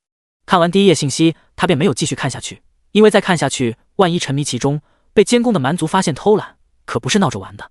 就他现在这身体素质，对方轻轻一鞭子下去，生死簿上的名字都得亮红光。此刻立足于虚空之中的苏明见到这一幕，不由得点了点头，随后其身影便缓缓消失在了空中。鸡蛋不能放在一个篮子里面，他还得多寻找几个有气运加深的土著人类。此刻该界蛮族全然不知，他们的霸主地位即将被其视作猪狗的人类推翻。当蛮荒之界夜幕降临之时，身处矿区的顾炎总算是得到了休息的机会。趁着附近劳累了一天的工友陷入沉睡，他小心翼翼地拖着疲惫的身躯钻进了一条矿洞。见四处无人，他这才从破烂的衣服中取出了一个袖珍版的储物袋，集中精神锁定在手中袋子。他很快便按照穿越者前辈留给自己的信息，取出了袋中所谓的生命精元和精魄，将几颗精元、精魄吞入腹中后，顾炎只感觉贼拉酸爽，那种冰火两重天的感觉令他急忙扯下衣服上的碎条，揉成团塞在嘴中，生怕自己等会喊出声来。强忍住身体的舒爽感，他开始用意念翻阅脑海中的信息。当天魔大法被他翻阅完时，一道略显机械的提示音突然在其耳旁响起：丁，你接受了魔修传承，职业者面板开启。个人面板，姓名顾炎，职业无，10级后开启魔修转职，阶位无，等级1级0时，气血20，精神20。见眼前显现的信息光幕，顾炎有些懵逼。不过作为穿越者，他很快便接受了这玩意。难不成前辈是世界传道者不成？一时间，其脑海中莫名的冒出了个古怪的想法。与此同时，蛮荒世界的规则正在悄无声息的发生变化。此刻身处蛮族王城附近的苏明突然停下了脚步，抬头望了眼明月高挂的天空，他嘴角不由得微微上扬。通过魔种的变化，他发现蛮荒之界也开始游戏化了。刚进入此界的时候，以称号之力探查下来，苏明发现这个世界的蛮族全都是通过血脉修行来提升阶位。现在的话，一切都在发生改变。驻足虚空微微思索了番后，他决定将鬼修之法也传承下去。这样的话，等到蛮族统治被推翻时，还能够割一波韭菜再走。想到这点，苏明手中鬼黄幡轻挥，将一众实力较强的鬼将放了出来，令他们分散到蛮荒世界各地，给人族传授鬼修之法。当清晨的第一缕阳光升起之时，顾炎所在的矿区已经变成了人间炼狱。负责看守的蛮族全部被击杀一空，只留下矿区内双目茫然的一众人族。在反应过来时，求生的本能令这些瘦得皮包骨的人类急忙朝矿区外逃去。同一时间，蛮荒世界的许多区域皆出现了类似的情况。也不知过了多久，当阵阵阴风席卷而过时，被击杀的蛮族躯体皆随着阴风消失不见。为了尽快完成挑战塔任务，苏明投资了不少，现在是时候跟在后头捡尸赚取收益了。经过熔炼，他发现蛮族自带蛮力天赋。一想到这个世界数以亿计的蛮族，其眼神不由得有些发亮。这么一看，如果全部击杀的话，他将可以熔炼出一个传说级以上的天赋出来。越想苏明越觉得这100层往后的挑战塔任务对他来讲好像一点都不坑，反倒都是福利。虽然完成任务的时间可能有点长，并且没有经验值奖励，但是光天赋、气血、金元这些他就赚得盆满钵满。就算是为此耗费个1-2年时间，有时间留宿在蓝星游戏区，也就过个不到6-7天的样子，影响不大。反正那边他留了不少鬼兵、鬼将镇守。随着蛮荒世界人族魔修、鬼修大开花，蛮族王城内的高阶蛮族终于是发现了情况不对劲，因为有部分区域和王城断了联系，久久没有音讯传来。在发现人族竟然有反扑的迹象时，蛮族开始派大军对各个区域进行清扫活动。只不过这一次事情并不像以往那般顺利。第167章兵败如山倒，退守王城。诸多蛮族军团在分散扫荡之际，皆遭遇了伏击。面对闻所未闻、见所未见魔道秘术及鬼修幻术，部分实力较低的蛮族战士瞬间便中了招，从而陷入了敌我不分的状态，开始疯狂攻击身旁的队友。苏明所传授的并非只有秘法传承，还有36计以及一些能够促进生灵开悟的信息。相比于顾炎那位穿越者，蛮荒世界的本土人类由于长期被打压、奴役，想要让他们奋起反抗，第一步就是得让其觉醒开悟，懂得去思考，而不是如同行尸走肉一般终日浑浑噩噩。在众多鬼兵、鬼将的背后扶持下，不可一世的蛮族军团遭受到了前所未有的打击，普通战士死伤惨重。当这一情况被传回蛮族王城时，居于殿堂之内、高坐王座之上的蛮王不由得气极而笑。一些卑贱的东西竟然还敢谋逆，真是不知所谓。不过在看完所有战报信息时，其脸色瞬间变得无比凝重。原本他以为这一次的情况与之前一样，可是仔细一看，压根就不是那么回事。我族将士无故陷入疯狂状态，敌我不分。有人族对我族进行伏击，对方速度极快，并掌握一些特殊手段，族内典籍未曾记载。边陲小镇所有蛮族子民一夜之间莫名消失不见，现场只残留还未完全消散的血腥气味。急报：各区域矿区、种植点皆发生人族暴动现象，我族战士死伤惨重，人族疑似突然掌握修行之法。蛮徒传无之令，对整个蛮荒的人族进行无差别屠戮。通篇看完下来，察觉到事情不对劲的蛮王直接朝下方一尊身着白银甲胄的蛮族下达了屠戮命令。诸多情况表明，这一次人族变得与往常有些不一样。为了将潜在威胁扼杀在摇篮之中，蛮王准备彻底灭杀整个蛮荒世界的人族。他不想有不受掌控的东西隐藏在暗处。之前之所以留着人族，是因为人类根本就无法对蛮族造成任何威胁，偶尔间隔一次的奋起反抗，在其眼中也不过是看个乐子罢了。而现在不得不承认，蛮王内心有些慌乱，所以他才会第一时间下达了屠戮所有人族的命令。当这条命令从蛮族王城传出时，许多灵智还未开悟的人族便遭遇了血腥屠杀。对此，一部分接受魔修、鬼修传承的人族并未贸然与蛮族大军碰撞，而是继续保持敌进我退、敌退我进的游击战打法。种族之战，死伤在所难免，只要扛过去，他们将缔造新的时代。而作为一手掀起蛮族与人族大战的幕后大黑手，此刻正在某座高山之巅自饮自珍。这一刻，苏明有些理解为什么说修行者会越来越情感淡漠的原因，不是修行出了问题，而是见得多了，自身会逐渐进入太上忘情的状态，也就是不因情感所动，始终保持一种至公和无我的心态。我思故我在，随心而为之。双瞳中智慧之光闪过后，苏明仰头将杯中清酒一饮而尽。他觉得这空闲时间多了，人就容易胡思乱想。普通人的时候需要为了一日三餐而发愁，稍微有点钱，又想着的是如何去消费，愉悦身心。等到个人财富积累到一定程度的时候，所追寻的便是长生以及一些哲学问题。只能说每一个阶层所看到的风景都是不一样的。压下心中诸多念头，他便继续仰躺在藤椅之上，观看蛮荒世界蛮族与人族的激烈厮杀。随着游戏力量的渗透，当蛮族也加载出数据面板时，整个世界彻底沦为了绞肉机，除了杀戮便是杀戮。面对战火缭乱的蛮荒，苏明选择每过一小段时间便换一个地方。在此期间，他仿若游离在世界之外的观测者，只是静静地观察着世界运转。与此同时，时间流速与蛮荒世界不一致的蓝星游戏区，在一众鬼修的构建下，正在快速恢复以往秩序。此外，许多副本也被一一光顾，全员隐藏职业的情况下，低级副本内的怪物根本就挡不住他们的清扫。而对于蓝星的发展情况，身处蛮荒的苏明并不知晓。界主称号和他本身的力量并不足以贯穿，不知道了隔了多远距离的两个世界。这回他的重点关注对象就是穿越者顾炎以及几个表现比较优异的土著人族。在其操控鬼兵、鬼将有意无意的指点下，蛮族兵败如山倒，防线不断往内收缩。按这个速度下去，用不了多时，人族便能打到蛮族王城，从而彻底推翻蛮族统治。期间蛮王不是没有想过解决的办法，可是压根就不管用。不管他想出啥招，都无法引诱到该死的人族上钩，仿佛天空之中有一双无形的眼睛在看着他的一举一动一般。报，人族已然攻破我蛮族第36城，城内蛮族战士尸体皆消失不见。此刻端坐在王座之上的蛮王听到下面传上来的消息时，脸上苍白之色一闪而过。近段时间以来，他所收到的消息没有一条捷报，全是兵败的战报信息。那群得到天外力量的人族有如神助一般，传无令，所有蛮族子民以最快速度往王城附近迁移。发现人族崛起之势已然势不可挡后，蛮王选择死守王城，继续被对方分散打击下去，整个蛮族将会不攻自破。反之聚集在一起的话，反倒是有一线希望，可以尝试和人族决一死战。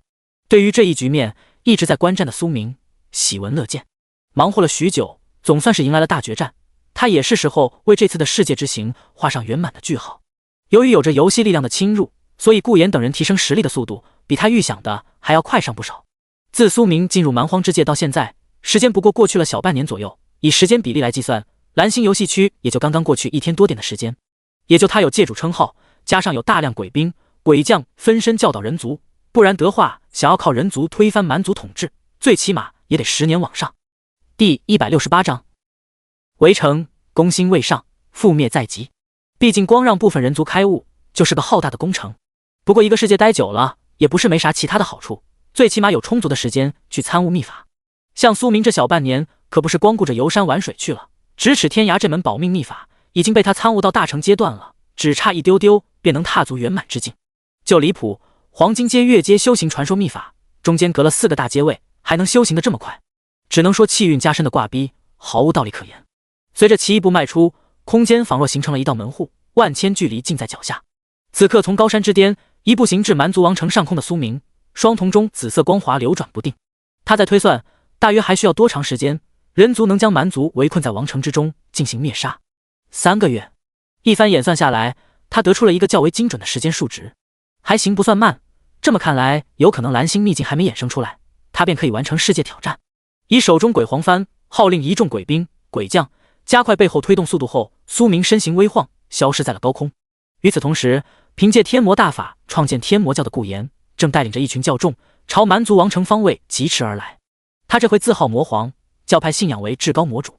小伙子，这路是越走越宽了，没有丝毫膨胀，时刻铭记着自身所拥有的力量从何而来。而获得鬼修传承的部分人族，也创建了不少势力，像什么修罗宗、鬼神殿、鬼王宗等等，应有尽有。同时，他们所信奉的对象，也是无法被窥见真容的至高魔主。挑战塔的任务，苏明总感觉有些其他的深意在其中。在想到信仰这个词汇时，他好似明白了些什么。虽然眼下看不出世界传道有什么好处，但是说不准后面能用得上呢。这点说不准，所以他给自己在蛮荒世界留了个代号。当各地仓皇逃窜的蛮族逐渐汇聚到蛮族王城附近时，人族与蛮族的最终之战一触即发。卑贱的东西，有本事就不要藏头露尾，正大光明的与无蛮族一战。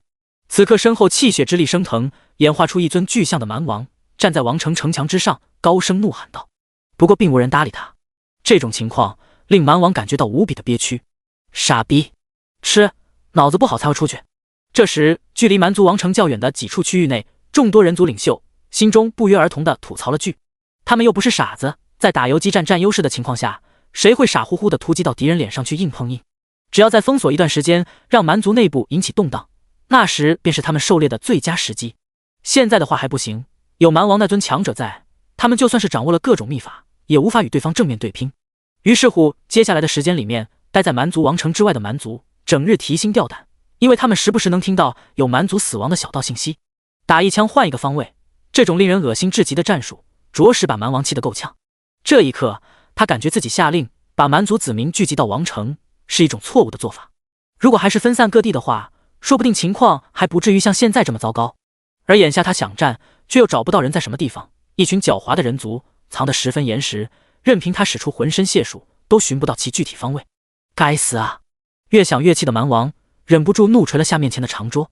就在其心中怒火燃烧之际，城外突然传来几道消息：报，王城城外城东区域，数千名蛮族子民莫名陷入疯癫状态，正在无差别对附近蛮族战士进行攻击，并且进入疯癫状态的蛮族子民数量还在不断攀升。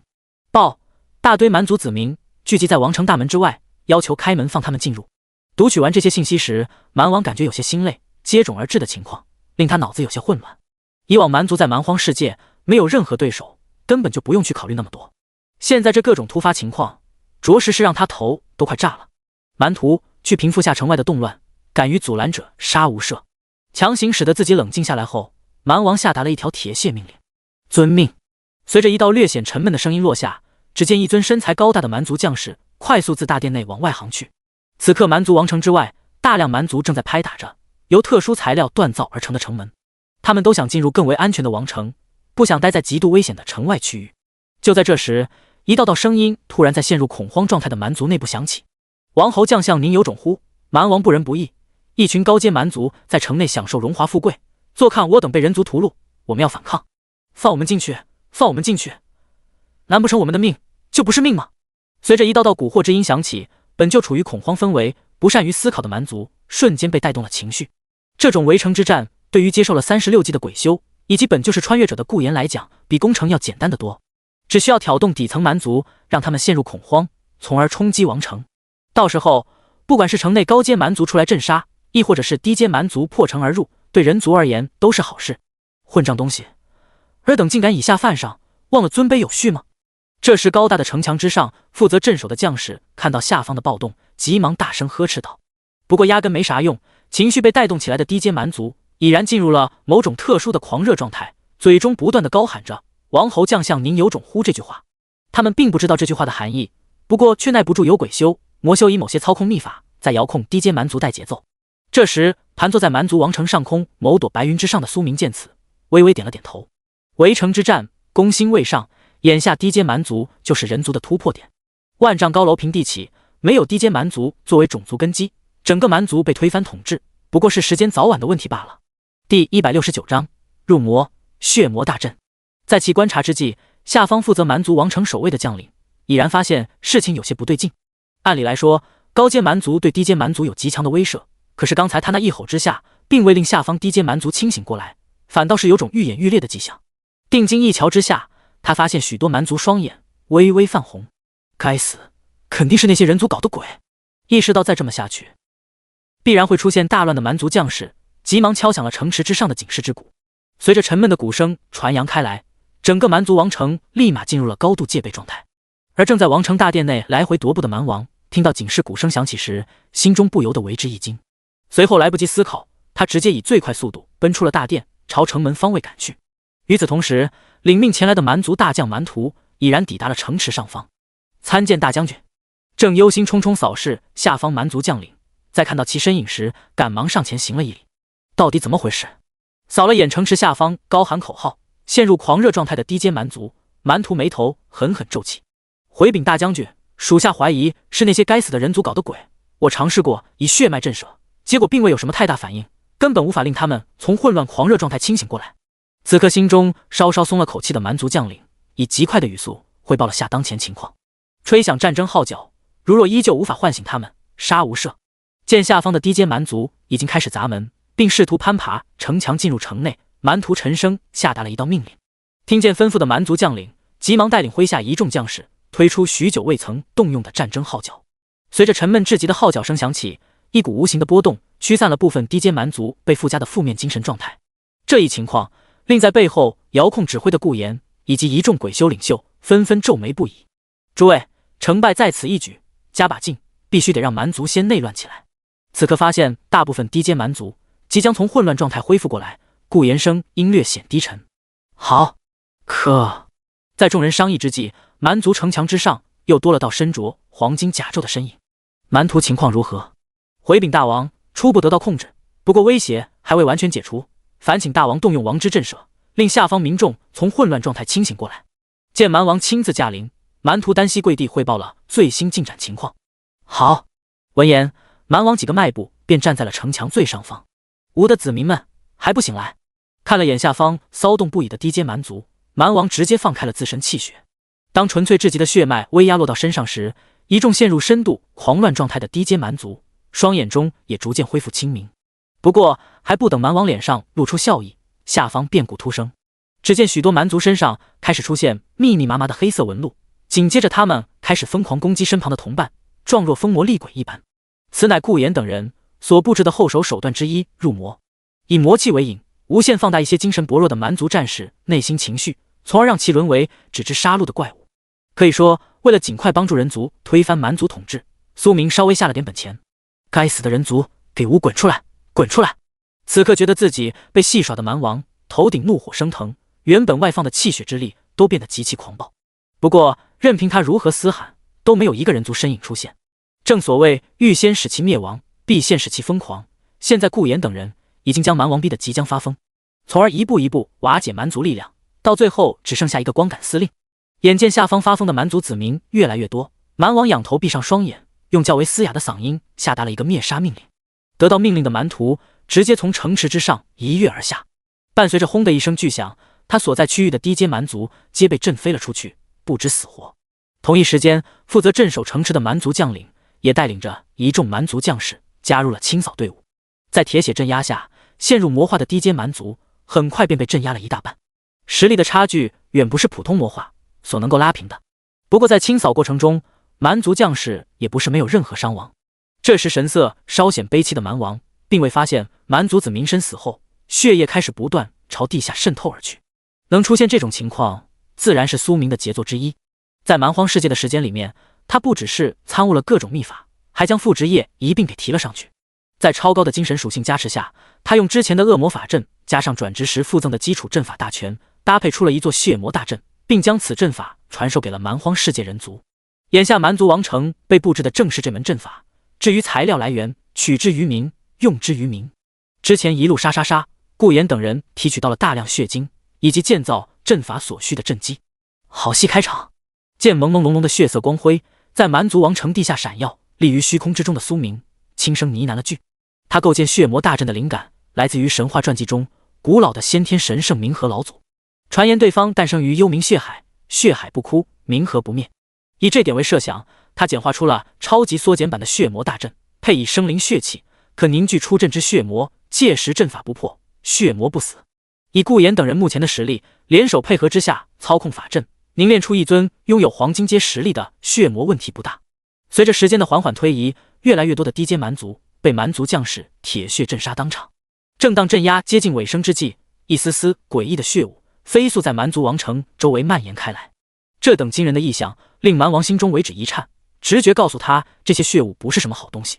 全军戒备，知晓这肯定又是该死的人族所捣鼓出的手段，他直接下了道命令。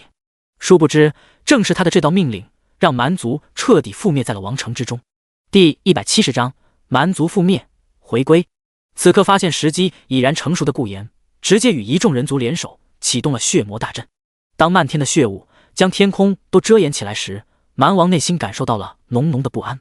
这次那些该死的人族所弄出的动静前所未有的大，之前的骚扰与之相比起来，不过是小打小闹罢了。可是他又不敢贸然离开王城，因为那有可能被对方偷家。就在其心中思索之际，城池下方一些吸入血雾的正常蛮族身躯开始急速衰老，好似有股诡异的力量在剥夺他们的生命力一般。这等恐怖情况令看到这一幕的高阶蛮族不由得头皮一阵发麻，全部屏住呼吸，以气血之力封锁周身，不要吸入那些血雾。第一时间反应过来的蛮王急忙用气血震荡之音高声警示道。闻言，一众蛮族将士立即封锁了周身。只不过这并不是长久之策，因为他们之中实力稍弱的蛮族根本就做不到长时间不与外界能量进行循环。随着时间一分一秒的流逝，始终寻不到破解之法的蛮王只能眼睁睁看着不少低阶蛮族气血外泄，化作干尸。他不是没有尝试过派麾下蛮族将士冲破血雾封锁，奈何这些诡异的血雾除了可以汲取蛮族气血以外，还有迷惑心智的作用。如若深陷其中，就算是高阶蛮族也难逃一死。一时间，蛮王陷入了进退两难的局面，死守王城有可能被活活困死其中，贸然突围的话，又容易中那些人族的阴谋诡计。经过内心激烈的抉择，最终他还是选择了守。其实死守与突围结局都是一样，当血魔大阵成型之际，就代表了蛮族注定会覆灭在这片土地之上。这时隐匿在暗处联手操控大阵的顾炎等人脸上不由得浮现出了一抹狠厉之色。当越来越多的阵法节点被他们所引动，偌大的蛮族王城各个区域皆开始出现诡异的变化，大量的血雾汇聚成了多颗血色巨蛋，矗立在王城之内。见此情况，一脸忧色的蛮王心中愈发的不安。这种诡异莫测的手段，他根本就看不透。尝试着朝血色巨蛋攻击了几下后，他便脸色难看的停下手来。因为攻击没起到半点作用不说，反倒是让血色巨蛋的体型得到了增长。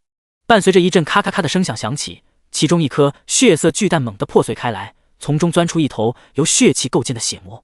负责镇守这颗巨蛋的蛮族将士还未来得及反应，便被血魔洞穿了身躯，将其体内气血汲取一空。有一便有二，在阵法运转之下，又是数尊气息强大的血魔破壳而出。面对实力高达白银阶位且无法被灭杀的血魔，整个蛮族王城瞬间沦为了修罗地狱。一直在高空观战的苏明见此，神色毫无变化。自打击元灾劫游戏降临以来，死亡这种事情在他眼中那就是家常便饭。现在一个种族的灭亡，在他看来也就那样。生灵的死亡和世界相比，如同尘埃一般渺小。此刻下方蛮族王城内，蛮王如同被戏耍的小丑一般，根本无法彻底摧毁任何一头血魔。每当他带住一头将其撕得粉碎时，下一秒对方身影便在血雾中重新恢复了过来。主打一个阵法不破，血魔不死。此消彼长之下，蛮族王城内外的蛮族数量变得越来越少，同时血魔大阵之中的血气也变得越来越浓郁。当大阵封城3天时，整个蛮族王城之中只剩下了单手持着重剑的蛮王站在大殿中央。这3天对他而言就如同梦魇一般，亲眼看着所有子民在自身眼前死去，那种感觉几乎令他当场精神崩溃。如若不是强烈的求生欲望支撑着他，可能他也早已倒下。来，杀了我，杀了我！见殿外出现的血色怪物，蛮王不由得嘶声怒吼道。经过不断的融合，这头血魔已然进阶到了黄金阶位。在顾炎等人的操控下，黄金血魔猛地朝蛮王扑击了过去。下一秒，二者便战作一团。不过早已身心俱疲的蛮王根本不是处于全盛状态的血魔对手，3两下便被打得倒飞出去，身上血肉被撕下一大块。此消彼长之下，当一道凌冽红芒闪过之时，蛮王身躯轰然倒地。丁，蛮王世界，蛮王已死，蛮族王城被攻占。你已完成101层挑战塔挑战，奖励挑战积分1700万。丁，进阶任务已完成。当蛮王身死之际，高坐云端的苏明耳旁2道游戏提示音直接响起。积分奖励很多，毕竟2000万，要是继续挑战下去的话， 100亿好像也不是很多。不过他暂时并不准备进入102层挑战，因为不确定下一个世界会用多少时间。眼下进阶任务已完成，他准备先回去把鬼黄帆上限拉满，再消化下蛮荒世界的收益。将蛮王躯体和蛮族王城内残存的蛮族躯体一一收入无限空间后，苏明心中默念了声退出挑战，伴随着一道紫色流光闪过，其身影随之消失在了原地。与此同时，联手将血魔大阵拆除的顾炎等人对于蛮王躯体消失没有感觉到半点诧异，因为这对他们来讲早已见怪不怪。诸位，眼下蛮王已死，我打算将蛮族王城改成人族组成，另外在城中央打造一尊魔主冕下的雕像，以供后世人族瞻仰，你们觉得如何？这时蛮族大殿内用衣袖擦了擦蛮王宝座，一屁股坐上去的顾炎出声提议道：我没意见，同意。听到这个建议，没有任何人敢于反对。于是乎在一致通过的情况下，很快蛮族王城便迎来了改头换面。大量收到消息的开悟人族急忙带领着男女老幼一路跋山涉水，朝新的人族组成赶来。至此蛮荒世界拉开了新的帷幕。而对于自己离开之后的事情，此刻已经回到府邸之内的苏明并不知晓。他在回来的第一时间便借助称号的力量探查了蓝星游戏区，结果如他所料，并无大事发生，一切都在有条不紊地进行着。第171章蛮神之力，肉身搏杀神话。随手将鬼黄帆抛出，悬挂于幽冥安全区半空。苏明开始提取收益，从蛮荒蛮族身上提取到的天赋，经过不断融合，他获得了一个名为巨蛮的传说天赋，一拳挥出可破苍穹。不过这还不是极限，以10进1模式的话，等到他将无限空间内剩余的蛮族躯体熔炼完，提取出天赋融入自身体内时，将会一举进阶出一个神话天赋出来。念想到这，苏明心念微动，开始了批量熔炼。随着源源不断的天赋光球融入其身躯，渐渐的整个中云市都变得极其压抑，好似有什么恐怖之物要诞生一般。当一尊伟岸虚影显现于天际之时，室内所有人不约而同地张大了嘴巴。卧槽，盘古大神！睁眼说瞎话，斧头都没有，怎么可能是盘古大神？都不知道你们长脑子干嘛？这里是什么地方不知道吗？要我看，肯定是魔主大人修行出了类似修仙小说之中的那种法相。对，叫什么来着？叫你多读书，你非得去放牛。赫赫有名的法天象地大神通没听说过吗？在众人反应过来后，便见到整个幽冥安全区域频道内大量信息不停滚动。面对麾下鬼修的猜测，这会正处于天赋洗礼状态的苏明，只感觉自己仿若一尊无所不能的神明一般，好似吹口气便能令星河倒转。不过下一秒，他便压下了心中这种因为力量暴涨而产生的错觉。蛮神之力，天赋等阶，神话功效：身具蛮神之力，可与普通神话生物厮杀。扫了眼进阶之后的天赋介绍，苏明双眼微微有些失神。这天赋稍稍有些变态，真就如同某些小说之中的大成圣体一般，可单纯凭借体质叫板大地，虽然不能击败对方，却也能过手。以黄金阶位逆袭神话，也就挂逼能办得到，因为他们本就不需要遵守规则。深呼吸冷静了下之后，苏明拖出合成格子，准备合成一波。万眼无极体加蛮神之力，契合度极高，合成所需熔炉能量1亿，是否合成？是。叮，你获得了万眼神体。万眼神体，天赋等阶，神话功效：可用肉身与普通神话生物搏杀，滴血重生，免疫神话阶以下能量攻击，可衍生神体异象。融合之后的万眼神体，比之单一的蛮神之力还要恐怖得多。如果说仅靠蛮神之力的话，苏明与一尊神话生物搏杀，到最后有可能被对方活活打死。而使用万眼神体，就算是神话生物，也无法将其彻底斩灭。只能说量变引起了质变，多种融合的低级天赋能力，在高阶天赋的带动下发生了蜕变，从而造就了一个很难被彻底灭杀的体质出来。除非有超越神话的力量对其实施毁灭性打击，不然的话，想要弄死苏明不是一般的困难。界外威胁100，感受到体内无与伦比的澎湃力量，苏明心中某座里程碑猛地迈过了好几段距离。念动间将虚空异象散去后，他一个迈步消失在了府邸之中。等到再次出现时，人已经跨越了千里之远，抵达了世界通道旁。看了眼闪烁着银白色光泽的通道，苏明缓缓伸出了一根手指，对通道进行试探。随着他的探指，一股恐怖的力量开始对通道进行压迫。不过下一秒，这些力量便悄无声息地溃散了开来。见此情况，苏明目光微闪，他本以为凭借自身现如今的力量，应该能够令世界通道扩张，现在看来还无法更改规则的力量。驻足思索了番后，他身形微晃消失在了海底，重新回到了府邸之内。力量突然暴涨到了一个极高的层次，他准备花点时间熟悉下。等到鬼黄幡补满，便是其离开蓝星游戏区之时。于是乎，在接下来的时间里面，整个华国活人越来越少，鬼修数量越来越多。期间，苏明还耗费了100亿能量，给鬼黄幡进阶了一番。丁，鬼黄幡已成功进阶鬼地幡，各项附加属性能力、鬼物综合实力获得提升。被一众鬼修力量加持的鬼地幡，其内空间逐渐演变成了如同真正的幽冥小世界一般。只是到目前为止，还未诞生出真正的鬼地。鬼地幡内鬼物实力等级划分为不入阶的游魂，再往后依次是鬼族、鬼兵、鬼将、鬼后、鬼君、鬼王、鬼皇、鬼帝。当前实力最高的10尊鬼物，乃是苏明使用特性绑定的10尊鬼修。在绑定之时，他们直接失去了玩家的身份，无法再通过击杀获取经验值。不过能与鬼地幡绑定，从而获得10殿阎罗位置，这换作任何一位鬼修都得挤破头。毕竟抱着大腿起飞，可比其自身苦兮兮的杀怪升级要快得多。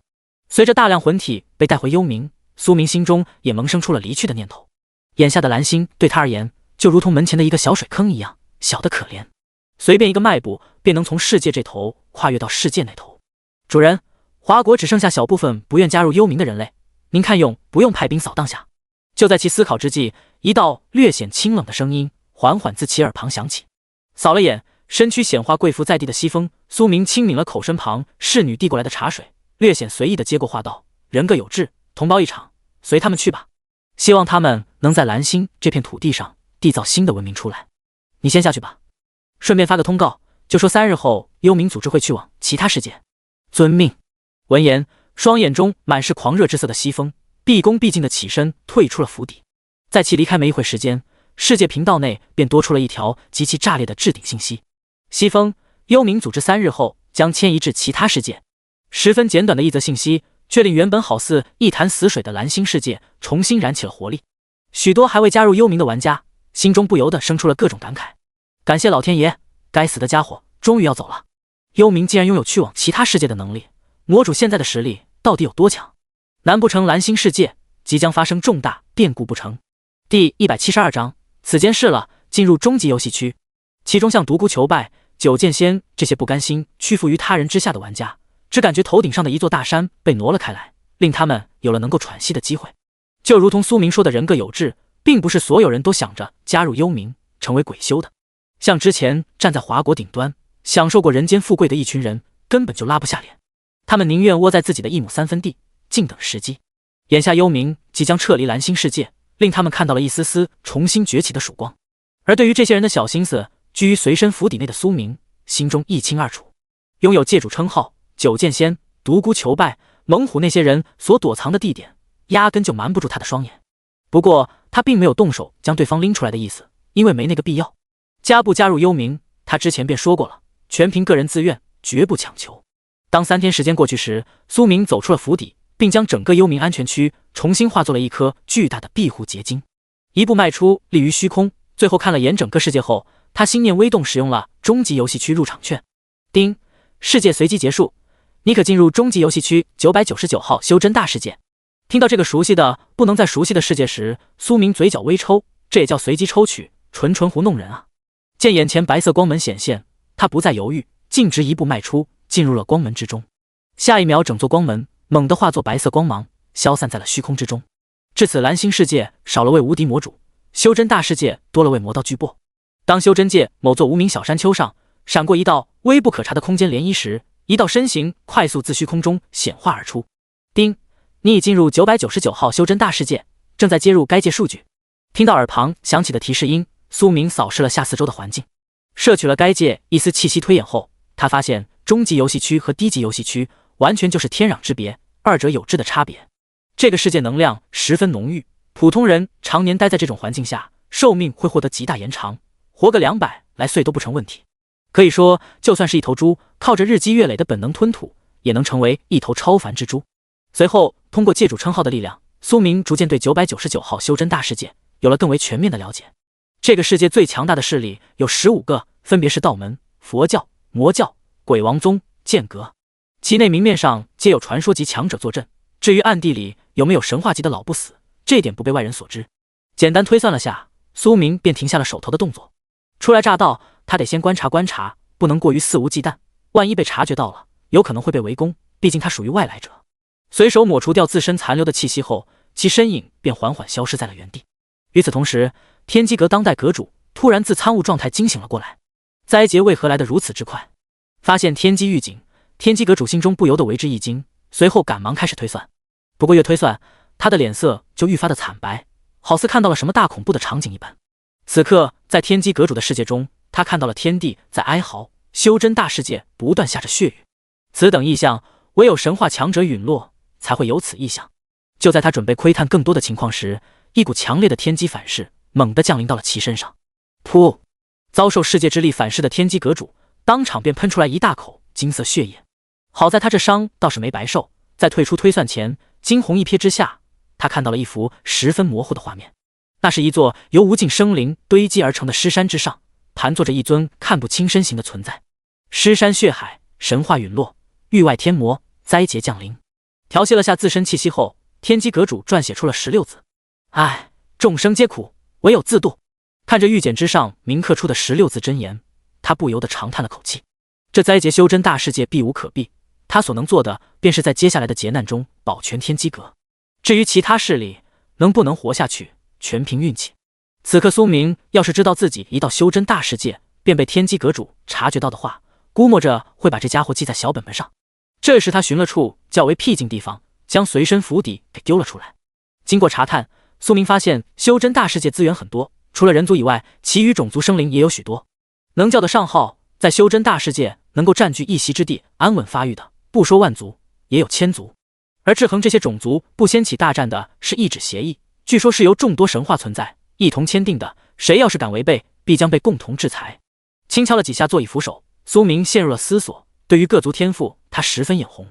让他不动手，这和老鼠进了米缸不吃米有啥子区别？仔细想了想，最终他还是决定先把重心放在挑战塔上面，等到堆出10个8个不同的神话天赋，能够以一己之力横扫修真大世界时，再开启征战模式。目前的话还不行，实力还差了点，万一15大势力内的老东西没有离开，到时候他有可能被封困起来也说不定。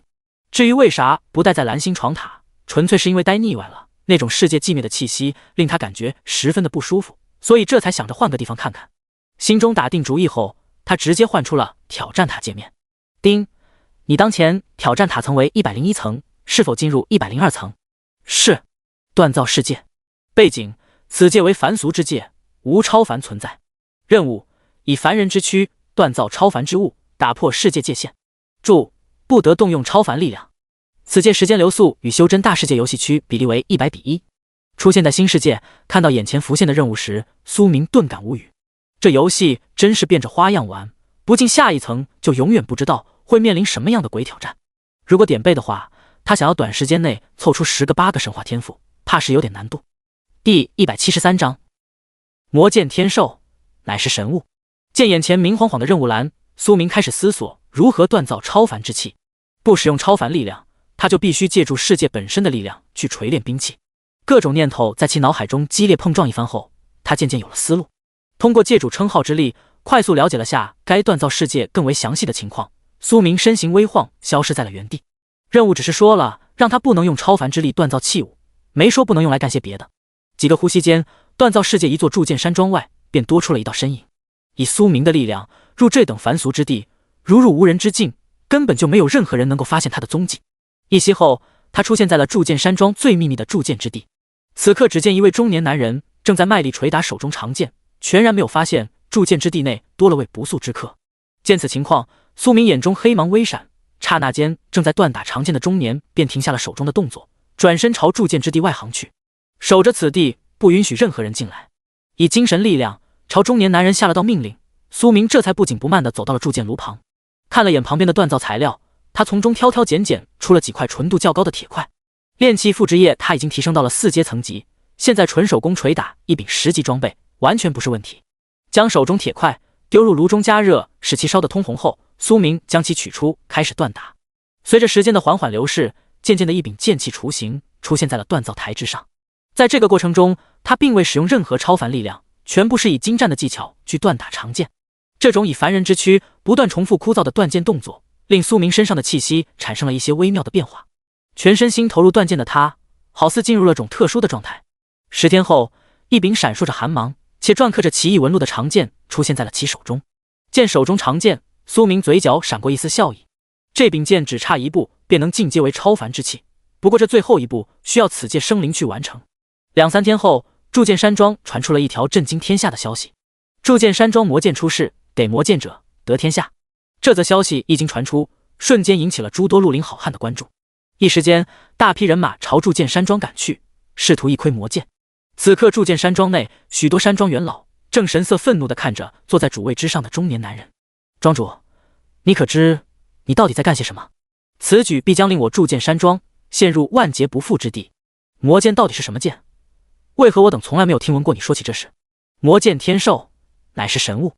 双瞳中闪过一丝黑芒的铸剑庄主扫了眼大堂内的几尊元老，声音略显沉闷。他这话一出，几尊正在争吵的老者瞬间哑了火。不是他们不想继续说下去，而是被一柄长剑吸引了目光。好剑，绝世好剑啊！下一秒，一尊靠得最近的老者嘴中不由得低声呢喃道。说完，他便试图伸手去抓取长剑。哼！好在一声冷哼声令其当场惊醒。庄主，此剑不祥，竟然令我心中生出了贪念，怕是一柄邪剑。后背吓出一身冷汗的老者略显忌惮道：这柄剑的归属就交给天下人来决定吧，有能者居之，莫要多说。冷眼瞥了眼脸色微微泛白的大长老，铸剑庄主单手持剑起身，缓步朝大堂之外行去。见此情况，5名铸剑山庄元老只感觉浑身一寒。这柄剑一旦从流出，他们感觉今日后整个江湖都将会变得血雨腥风。不过眼下的情况又不是他们所能够阻止的，魔剑传言已经流出，诸多武林人士正在赶往铸剑山庄的路上，为睹魔剑风采。这个时候要是说没有魔剑，铸剑山庄必将被天下人群起攻之。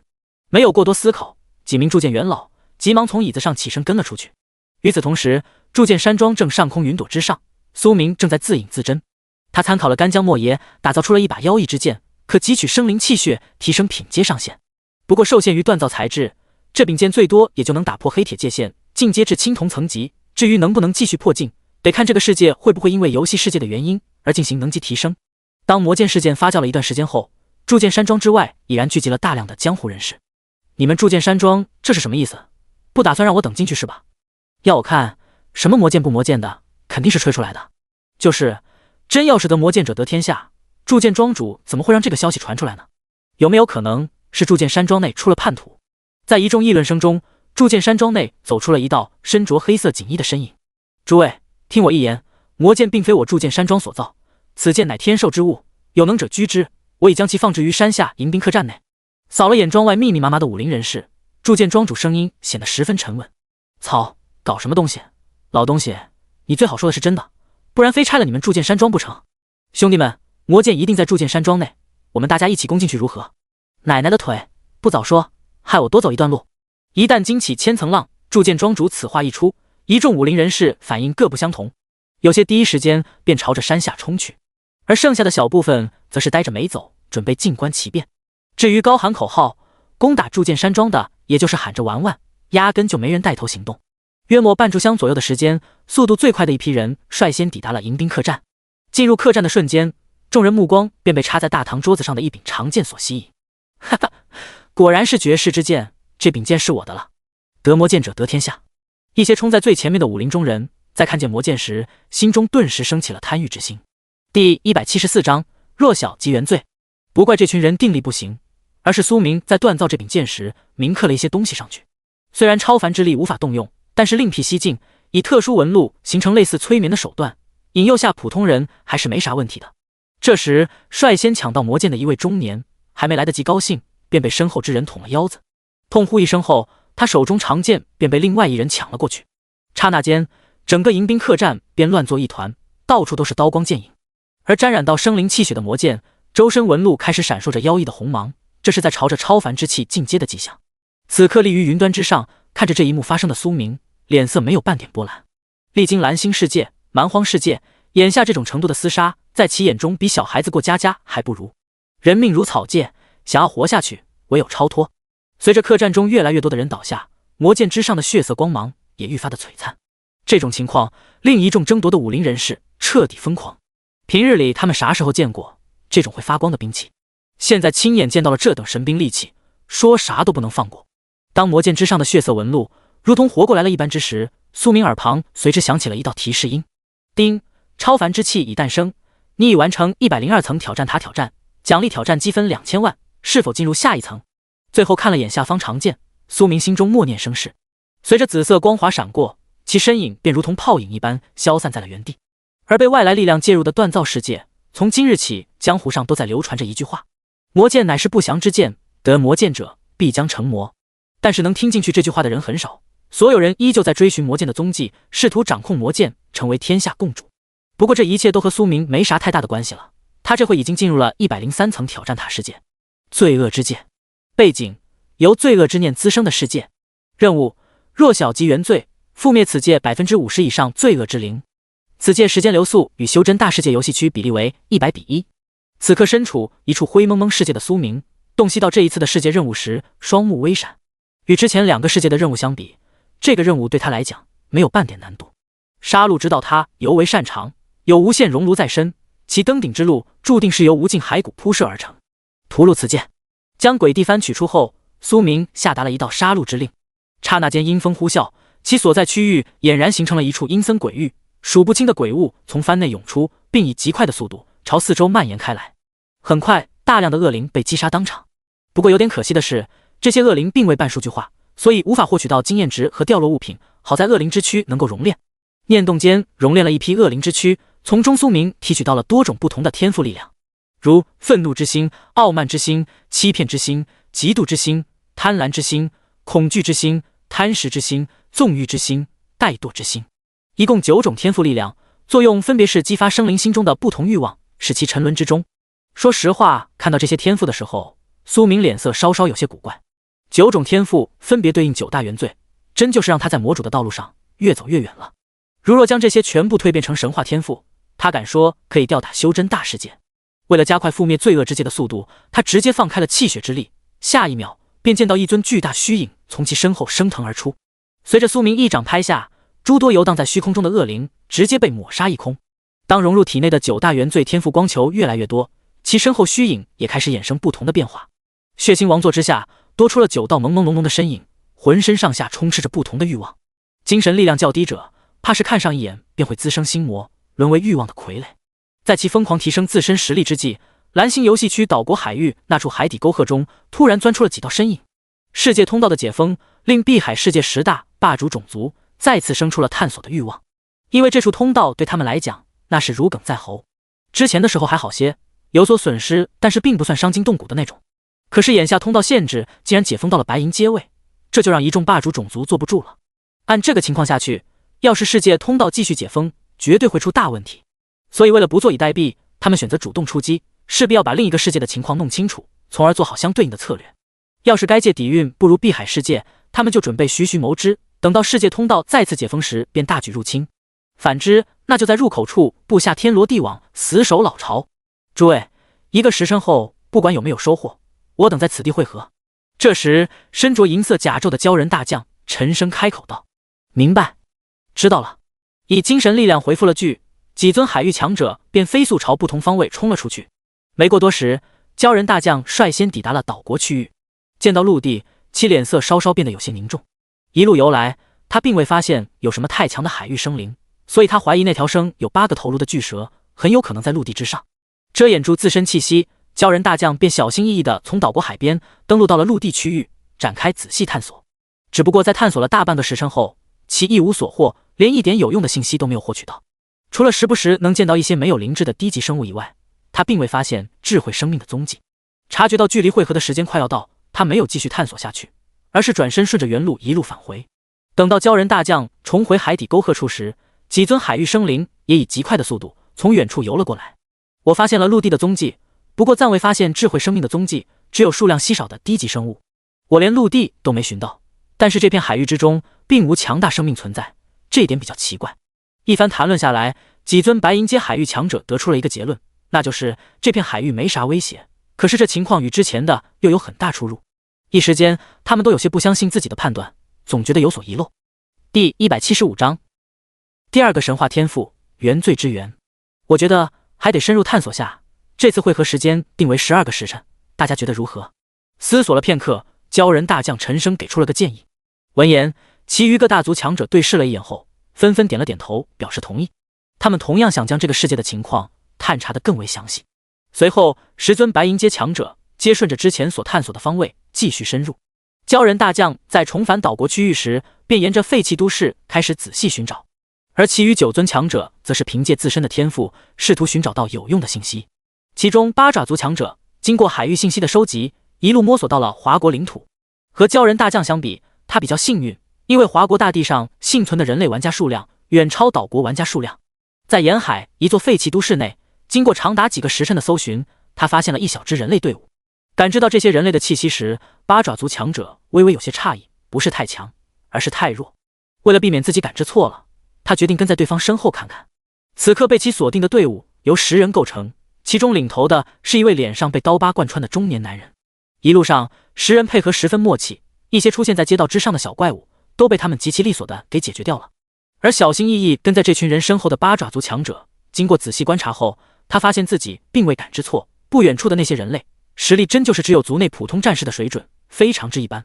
念想到这，其身形微晃，快速朝10人队伍扑击而去。面对突如其来的攻击，实力只有黑铁阶位的10人根本就来不及反应，便被银白色的触手如同串葫芦一样给串成了长串。幽冥组织恐怖魔主已离开该界，全球一统。瞬息完成灭杀的八爪族强者急忙以自身精神力量对10人进行了记忆提取。在看到某些信息时，他身躯都开始微微战栗。原来这才是此界真相，一尊恐怖存在曾在这处世界短暂的停留了一小段时间，并带走了大批人族生灵，只剩下一些不愿离去人类。而自己当前所在陆地便是对方故土。一想到这通体呈现银白色泽的八爪族强者，就有些胆寒，没敢有过多停留。在获取到较为详细的信息后，他急忙朝海域方位狂奔去。其无法确定那位恐怖存在是否在此地留下某些后手手段，如果有的话，就他这小身板压根就不够看的，所以先跑为敬。快速回到海底沟壑区域时，八爪族强者十分谨慎地钻进了淤泥深处。在其余几个家伙没有回来前，他不准备出来。当碧海世界生灵探索蓝星游戏区之际，正在罪恶之界的苏明已然杀穿了整个世界，所有能被找到的罪恶之灵统统被灭杀一空。不过有些可惜的是，数量少了些，不够他将9大天赋全部堆积成神话天赋。经过融合进阶，苏明收获了9大传说及天赋：愤怒之源、傲慢之源、欺骗之源、嫉妒之源、贪婪之源、恐惧之源、贪食之源、纵欲之源、怠惰之源。随便一种都能轻易调动传说及以下生灵心中欲望，让其沦为受欲望操控的傀儡。丁，你已灭杀该界所有罪恶之灵，完成103层挑战塔挑战，奖励挑战积分2500万，是否进入下一层？当响了几十遍的提示音再次在耳旁响起时，苏明并未第一时间同意。这任务他早就完成了，只是为了获取天赋，一直没进入104层而已。眼下9大天赋皆已被提升至传说阶位，他想看看这9种天赋合成会出个什么天赋力量。愤怒之源加傲慢之源加欺骗之源契合度极高，合成所需1亿点能量值，是否合成？你已获得神话天赋原罪之源。原罪之源天赋等阶神话，功效罪恶之源，可汲取生灵罪恶成长。看完合成出的天赋能力，苏明觉得很无敌，这玩意比之他的万眼神体还要变态，简直就是加强版邪剑仙的能力，生灵负面情绪的收集器。后续就算是不凭借无限熔炉力量，仅凭该天赋本身，他都有把握打破神话界限，将天赋升华至更高层级。总感觉越来越像反派了。看着周身弥漫的欲望气息，苏明心中莫名生出了个古怪的想法，摇了摇头，压下这个念头，他直接选择了进入104层世界。尝到挑战塔世界的好处，现在让他走他都不走。虽然有些稍微坑了点，不过只要是遇到了有天赋生灵的世界，那就是大赚特赚。丁，你已进入机甲之界，任务正在生成。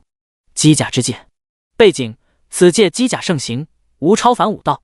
任务：开创气血武道，教导5位该界生灵，使其可以肉身之躯手撕终极机甲。此界时间流速与修真大世界游戏区比例为100比1。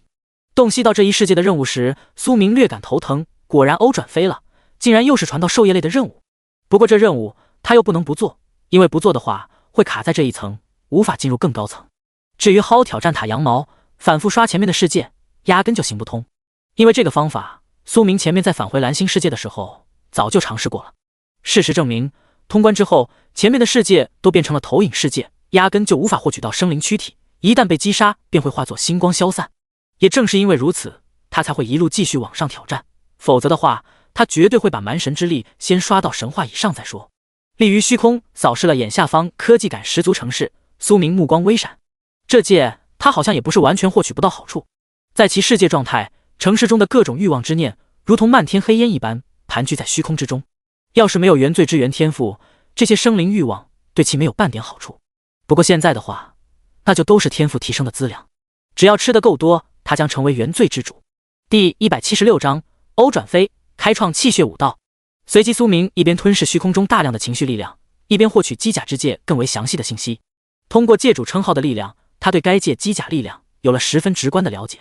首先最基础的乃是外骨骼机甲，这种可以让普通人化身大力士。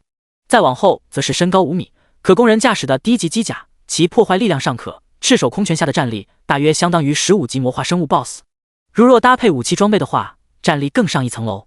至于终极机甲的力量，则是能与青铜阶体修所爆发的力量相媲美。也就是说，苏明必须得教导出5位，将气血力量修行至足以比肩白银阶生灵的层次，才能以摧枯拉朽之势手撕该界终极机甲。心中生出这个念头后，其身形微晃，消失在了原地。等到再次出现，他人已经到了机甲之界的一座高山之巅。气血武道苏明并未真正设计过，所以想要在此界传下此法，就算是他也得深入研究下。待其盘坐于高山之巅时，大量有关气血修行的想法不断在其心中滋生。炼皮加炼肉加炼骨等于武者，炼脏加炼精加洗髓等于先天，换血加打通天地二桥等于武道宗师，开窍加凝丹等于爆丹大宗师。没一会，在苏明庞大的精神力量演算下，一条武道初始之路便被推算了出来。首先需感应自身气血，方可进行药浴打磨皮膜、肌肉、骨骼。只要资源跟得上，炼皮、炼肉、炼骨同时淬炼皆可。再往后便是按部就班对身体进行淬炼的水磨功夫。花费了些许时间，编撰了一本气血武道法，苏明这才缓缓从巨石之上站起身。他得寻找5名天资聪慧的人类，将此法传下去。随着其一步迈出，人便消失在了高山之巅。与此同时，机甲之界某座人数较少的小城之内，一位15、16岁青少年正在自家小武馆中击打木人桩。难不成没有精神天赋，真的无法操控机甲吗？不，我一定要成为机甲战士。只有通过机甲战士考核，才能赚取足够的钱财，为妹妹治疗眼睛。此刻悬浮于虚空之中，隐去自身行踪的苏明，聆听到下方少年的心声时，微微点了点头，确认了第一个教导目标。想成为机甲战士吗？这时，一道略显飘渺的声音突然自顾伤脑中响起，令其身躯不由得为之一颤。强行使得自己冷静下来后，他快速环视了四周，然后极为谨慎地开口道：“前辈，您在什么地方？”精神传音这种能力，他只在新闻介绍上面看到过，说是强大的机甲师已经将自身精神力量开发到了可以外放的地步。至于到底能外放多少距离，那不是他这种连见习机甲师考核都无法通过的人所能够了解的。难不成是有王牌机甲师前辈慧眼识珠，发现了自己这颗明珠不成？可是机甲天赋测试的时候，自身精神天赋压根就不达标呀！一时间，顾商的脑海中泛起了很多道念头。聆听到这些想法的苏明，嘴角微抿，稍稍来了点兴趣，好像体验下人生导师也不是什么太烦躁的任务。下一秒，只见其眸中黑色光华流转，一股无形的精神波动直接覆盖到了下方少年身上。这时正紧张不已的顾商，只感觉眼前一阵天旋地转，紧接着他便发现自己来到了一处极其陌生的环境之中，好似已经不在原来的世界一般。当看见虚空之中一尊能将天际遮盖的巨大虚影时，其嘴巴猛地张开，双目有些呆滞。显然这一幕令他原有的世界观轰然倒塌。前辈，我这还在原来的世界吗？失神了片刻后，顾商总算是回过了神来，随后赶忙朝天空大声喊道。不过他并未得到回应，而是看见了十分震撼的一幕在其眼前发生。只见一尊看不清面貌的人类，竟然直接以肉身飞行到天空，手撕4尊体型高达20米的高级机甲，直至机甲破碎。顾商飙升的心率依旧没有降下来。现在告诉我，你想成为机甲战士，还是撕裂机甲的那个人？不等其冷静下来，一道在他耳旁响起的话音令顾商浑身一震，脸色微微泛红，开始大口喘着粗气。他从未想过人能够强大到那种层次，可以用肉身之躯横扫高级机甲，这简直是惊世骇俗。没有过多思考，顾商心中立马做出了决定。机甲学院已经测试过他没有机甲天赋，那么在这情况下出现了一条新的路，他要是还不知道如何抉择，那就是真的傻了。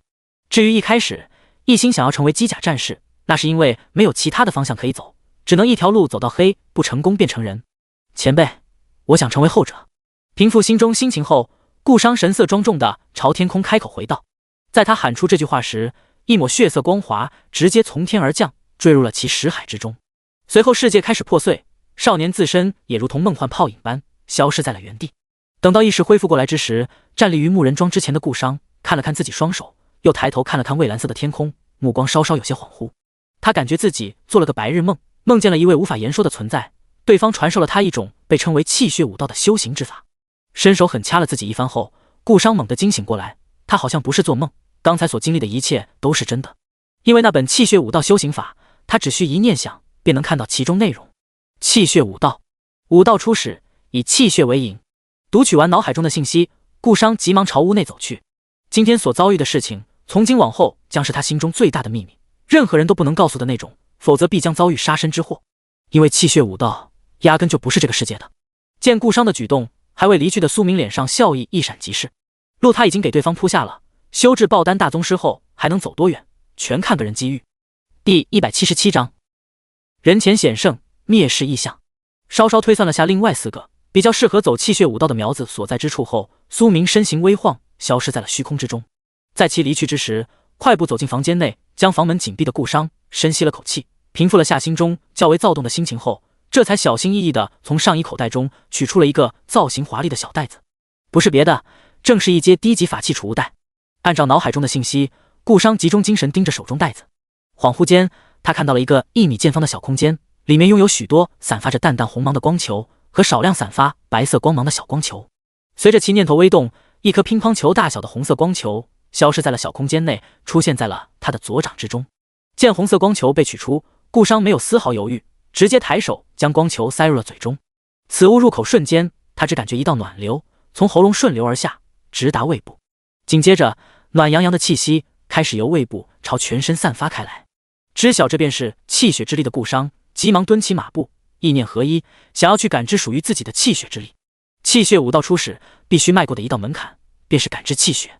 如若气血都无法感知到，压根就无法以气血对自身进行淬炼。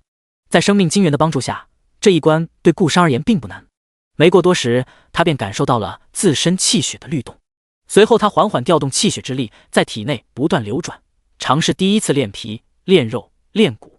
一边淬炼的同时，他一边读取脑海中剩余的部分信息。天骄者3日可完成练皮、练肉、练骨，成为先天武修；资质愚笨者则需3年方可踏足先天。十分简短的一条信息，激发了顾商心中的斗志。能获得此等大机缘，并且还拥有前辈赠予的资源，他自是不愿去当那资质愚笨者。真要是耗费3年时间方能踏足先天武修之境，他自己都看不起自己。他也要当天骄者，3日破境。压下心中繁杂的念头，他开始全身心投入到了淬体之中。与此同时，跨越到其他区域的苏明嘴角掠过一丝莫名的笑意。顾商识海中许多信息都是他胡编乱造的，什么天骄者3日破境，那都是随便填的，反正他怎么写怎么是。要不是怕打击对方自尊心，他都想填天资妖孽者1天入先天，2天入武宗，3天打通天地2桥成为爆丹大宗师。反正这些对他而言都不过尔。随后按照同样的套路模板，苏明又寻找了4位十分契合气血武道的少年。隔空完成传法后，他在城市上空区域将随身符底放置在了云朵之上。强化加5的8阶符底，压根不用担心会被机甲世界的科技探测到，这个世界还没到那种层级。看了眼下方灯光璀璨的科技都市，其心中突然生出了某个想法，那就是来拨人前显圣，让气血武道之法在机甲世界全面开花。本来的话，苏明是不准备搞这么麻烦的，可是他突然想到了第一个任务世界传授的魔道鬼道修行，再联想到每个世界与他之前所带世界时间流速都是100比1，一下子他心中有了某些猜测。不过到底是不是如他所想的那般，还得看今后遭遇的世界如何。念想到这，他抬脚一步迈出，离开了随身府邸，出现在了机甲之界外太空之中。与蓝星游戏区一样，这处世界同样是宇宙背景，不过机甲之界的科技发展程度稍微要高一些。该世界人类已经有能力探索自身所在的恒星小星系，并使用机甲开采行星之上的各种稀有矿石材料。悬浮于宇宙虚空之中，看着面前蔚蓝色的星球，苏明放开了自身力量。一时间，整个机甲之界狂风大作，各种恐怖天象接连出现。许多区域原本晴空万里的天色，转瞬间变得乌云密布，电闪雷鸣。滴滴滴，危险警告！危险警告！外太空出现无法侦测能量，受力量干扰，无法正常投射拍摄画面，是否启动紧急方案？当苏明动用万眼神体的力量之际，机甲联邦秘密基地内的侦测机器立马发出了最高警戒信号。听到刺耳的警报声，所有人瞬间慌了。要知道这玩意压根就不是对内的，而是针对外星文明所设计的。只有星球之外出现了极其危险的东西时才会发出警报。加上卫星反馈的各区域天象变化，直叫一众机甲联邦高层头皮发麻，遍体生寒。不过接下来超级电脑投射出的一道画面，令秘密基地内的所有人不由得浑身一震，只感觉世界观破得稀碎。他们只见天空之中多出了一尊坐在血红色王座之上的身影，单以目测来看，压根就无法测算出那具身影到底有多么的庞大。探查到未知能量虚影，疑似高层次生命个体，危险系数灭世级。大数据分析，未知存在疑似幻想文学中修仙者法相，暂未发现对方有灭世意图。当苏明于机甲之界显现出法相真身之际，他瞬间汲取到了大量的负面情绪，其中惶恐、贪婪这类情绪最多。尊贵的强者，不知您驾临我们的世界有何贵干？这时反应过来的联邦高层急忙派出了最强王牌机甲飞掠至虚空中，通过精神力震荡喊话：本座游历星空至此，见此界人族身躯脆弱，欲传修行之法。此刻坐于宇宙虚空中念观世界的苏明，声音显得十分的飘渺不定。他这话一出，整个机甲之界的人类彻底懵了，这辈子都没想到在有生之年还能碰到这种好事情，简直是人在家中坐，福从天上来啊！竟然真有个体生命能够凭借个人伟力遨游无尽星空，并且大佬还准备传法机甲之界，这想想就让他们激动的有些颤抖。至于是不是阴谋，这点绝大部分人压根就没考虑。第178章全民修行，信仰之力，快答应下来！短短几秒后，王牌机甲内部响起了多道十分急切的喊声。一众联邦高层没有半点犹豫，便下达了命令，因为他们心里头十分清楚，一尊能被评定为灭世级且能够遨游无尽星空的个体生命是有多么的恐怖。想要摧毁他们所在的世界，对其而言绝非难事，都无需对方动手，单凭这法相出现便引得各种恐怖天象出现的伟岸力量，只需维持个几天，整个科技之界上的人类文明必将尘归尘，土归土。尊贵的强者，您的降临是我们世界的荣幸，不知您传法是否需要我们准备点什么？负责操控机甲的王牌机甲师赶忙回道：尔等无需插手。略显装逼的拽了句古文后，苏明单手轻挥，刹那间只见99811道血色流光从天而降，化作一块块血色石碑，扎根在各个区域。修行至爆丹大宗师之境，可获机缘。随着这道浩瀚之音在机甲之界响起，悬浮于虚空之中的巨大法相直接化作星星点点的血色光华，消散在了原地。滴滴滴，各区域天象已恢复正常，危险解除，未知存在疑似离去，请尽快安抚各区民众。血色石碑所记载内容需尽快探查清楚。当苏明撤去法相时，整个机甲联邦立马进入了超高速运转状态之中。与此同时，先一步接受气血武道传承的顾商五人心中充满紧迫感的同时，又不约而同地松了口气。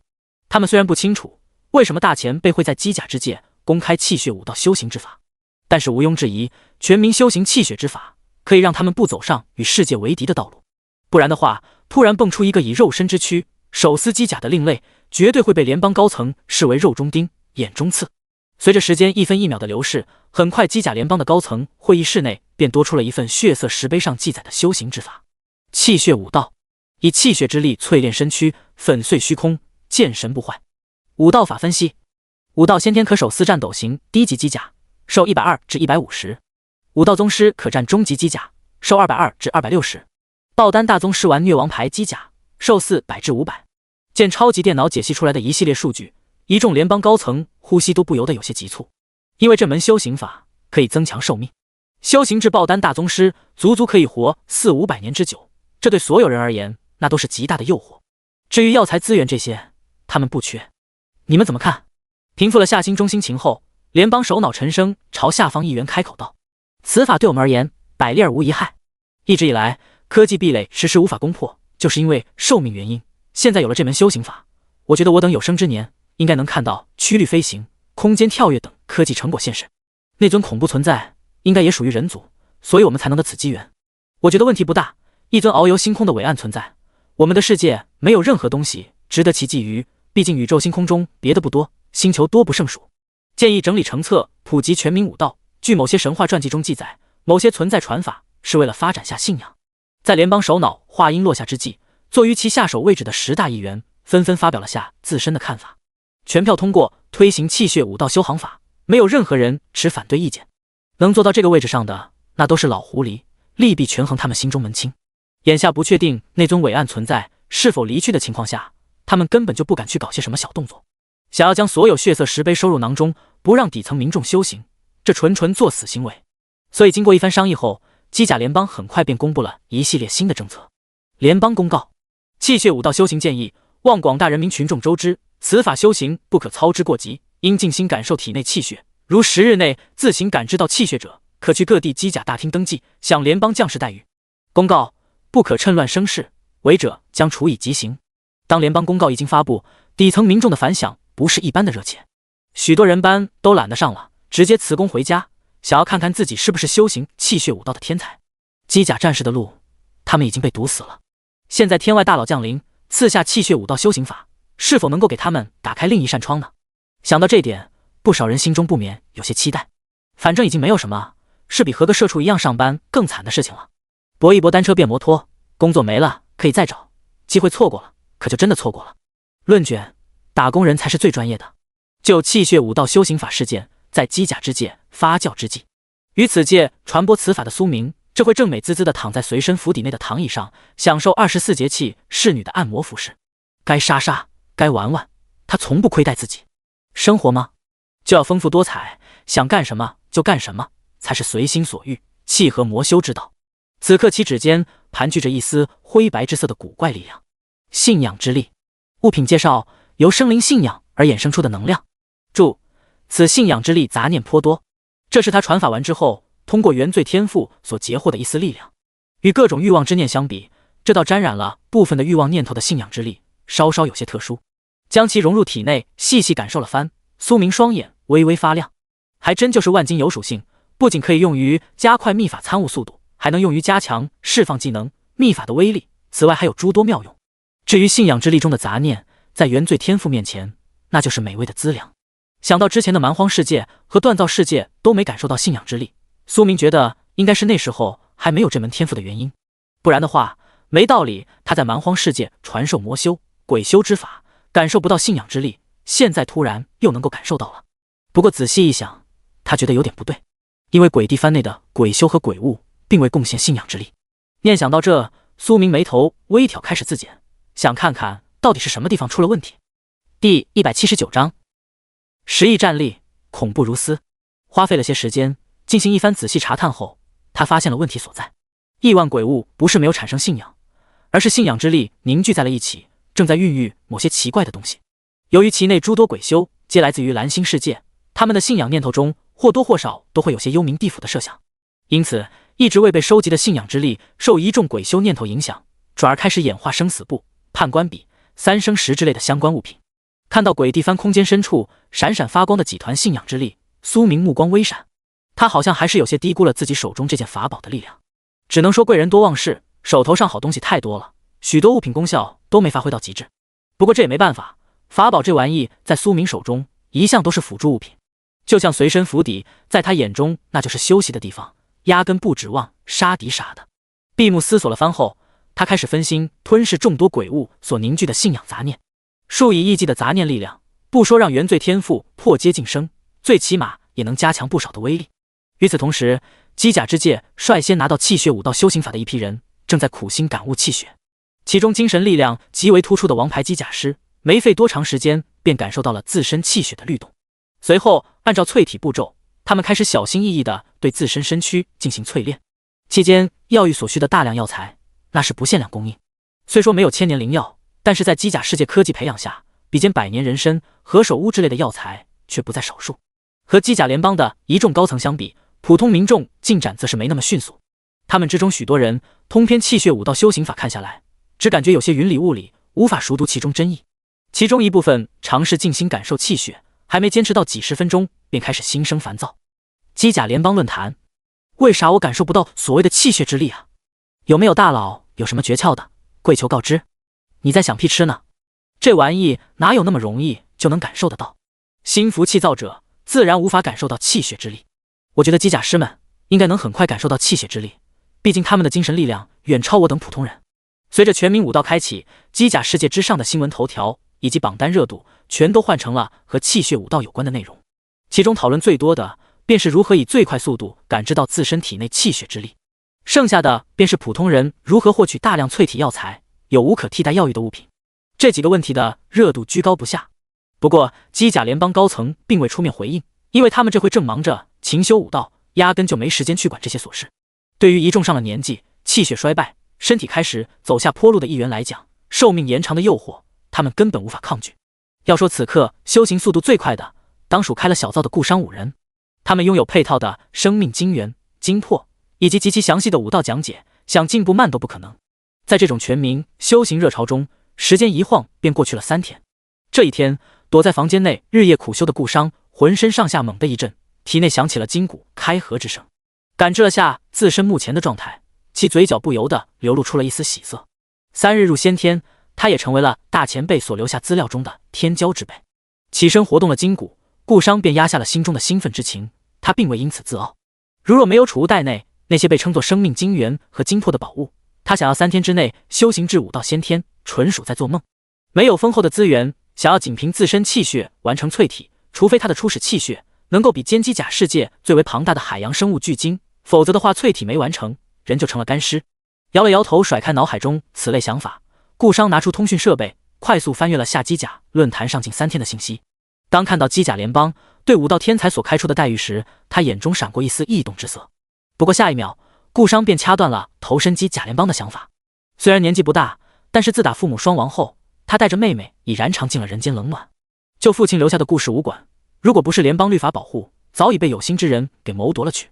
原本他是想将武馆卖掉，用钱给妹妹治病，奈何有人从中作梗，根本就无人敢接手这个烂摊子。这也是为何之前他一直想要成为机甲战士的原因，因为只有成为一名机甲战士，他才有能力保住父亲留下的祖产，并凑到足够的钱治好妹妹的病。稍稍思索了番，顾商便想到了，如果他这会暴露自身在气血武道方面的修行进展，那么他所要面临的麻烦绝对是铺天盖地的那种。到时候会发生什么事情，简直难以想象，因为自古人心最难猜。平复了下心中心情，他便立马投身到了先天之道的修行中。同一时间，位于虚空府邸内的苏明也睁开了紧闭的双眸。游戏面板：姓名苏明，个人势力幽冥一星，职业魔修，副业5阶炼器师、5阶炼丹师、5阶阵法师、5阶灵职师，阶位紫金，等级101级，1215121100000000，生命值100%，气血值1984658，精神值8886668，天魔元力10000010000，秘法万眼魔躯天魔观想法咫尺天涯，技能格斗之王魔域天魔之音天魔之翼气血熔炉，天赋神话万眼神体原罪之源，称号神话界主传说举世无双，综合战力10086101010，装备栏可展开，法宝8阶顶级魔气鬼地幡+5， 8阶顶级随身符底+5，插件无限熔炉可展开，自由属性点3737点，紫金揭破10亿的战力，除了挂逼谁还能做到？第180章探索大日神话火焰。能出现这种变态的属性，全是因为2个神话天赋和鬼地幡反馈的原因，并且这个数据还在不断上涨。其中苏明的精神属性涨幅速度远超气血，因为原罪天赋和精神反馈特性相叠加，十分的 bug。 无尽的杂念时时刻刻都在淬炼他的精神力量，使其一步步朝精神不灭的方向前进着。对此升级和通关副本及任务活动所获取到了的一些自由属性点，在这一刻显得有些微不足道。原本苏明是打算留到进无可进的时候再使用的，谁曾想计划赶不上变化，历经几个挑战塔世界，他的实力如同吹气球一样狂涨。稍微考虑了下，他便把囤积的一丢丢自由属性点给加在了气血之上，使得战力数值后几位跳动了一番。现在这个实力，苏明自敢手思修真大世界神话强者，应该是没有什么太大的问题。至于以一敌多，没有经过实战，他也不敢打包票。稳妥起见的话，还是等他先凑满7、8个不同类型的神话天赋，再去一门、二教、三宗那些势力逛逛？压下心中所想，推算了下顾商等人气血武道修行的进展后，苏明顿感有些无聊，抬头看了眼头顶上空的大日，他心中突然生出了去太阳上看看的想法。随着他一步迈出，人便消失在了府邸之中。等到再次出现时，已然抵达了宇宙虚空。看着距离自身1亿多公里的大日，苏明身形微晃，融入了空间之内。以他修行至圆满之境的咫尺天涯，进行空间跳跃不是什么难事。2点一线，没一会大日之上便多出了一道渺小至极的身影。感受到脚下星辰所蕴含的巨大能量，苏明稍稍膨胀的心立马被打压了下去。如果这股力量为一尊生灵所拥有，绝对能一指头按死一尊神话生灵，这点他毫不怀疑。由亿万蛮族天赋所凝聚的蛮神之力和脚下星辰比起来，就如同皓月与大日一般，不可相提并论。看着四周无尽的光和热，苏明脚步轻抬，开始朝大日中央区域行进。很快他便穿过了对流层、辐射区，抵达了极其恐怖的中央区域。在这个区域，他见到了一团团蕴含恐怖温度的紫色火焰。念动间将其中一团收入无限空间内后，他立马获取到了火焰的相关信息。大日真火，等阶传说，功效可用于火属性秘法修行，亦或者打造火系法宝。看着眼前浮现的信息，再看了眼密密麻麻眼望不到尽头的紫色火焰，苏明都有些暗自啧舌。今天要不是心血来潮，想着来探索下大日，他都不知道传说材料能到这种烂大街的地步。不过也正常，以一颗大日所蕴含的能量，能够批量孕育传说级大日真火，好像没啥毛病。于是乎，接下来的时间便是苏明的减模式。这活除了他能干，手底下暂时没有小弟能够胜任。就这片区域的恐怖温度，就算是达到神话阶位的鬼修，估摸着都扛不了多长时间。没得办法，至阳之力，天克阴邪鬼物。至于苏明本人，他拥有能量适应，加上万眼神体的加强，这些真火对他来讲和温水泡澡一样。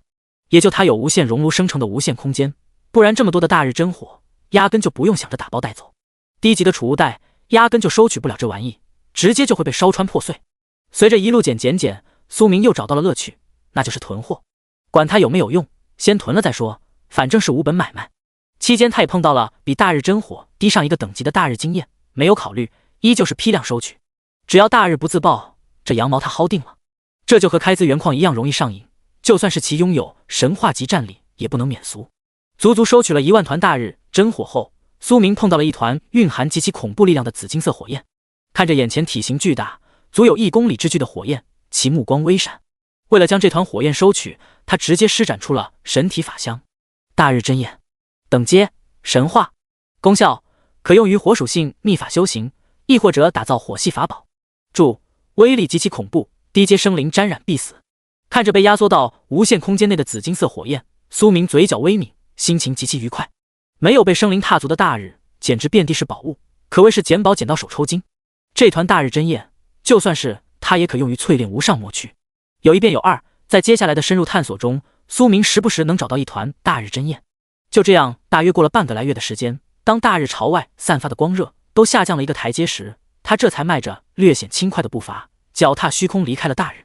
其实里头还有不少真火，只不过苏明囤一种材料囤的有些腻歪了，他想要去其他星球上面看看有没有新的材料。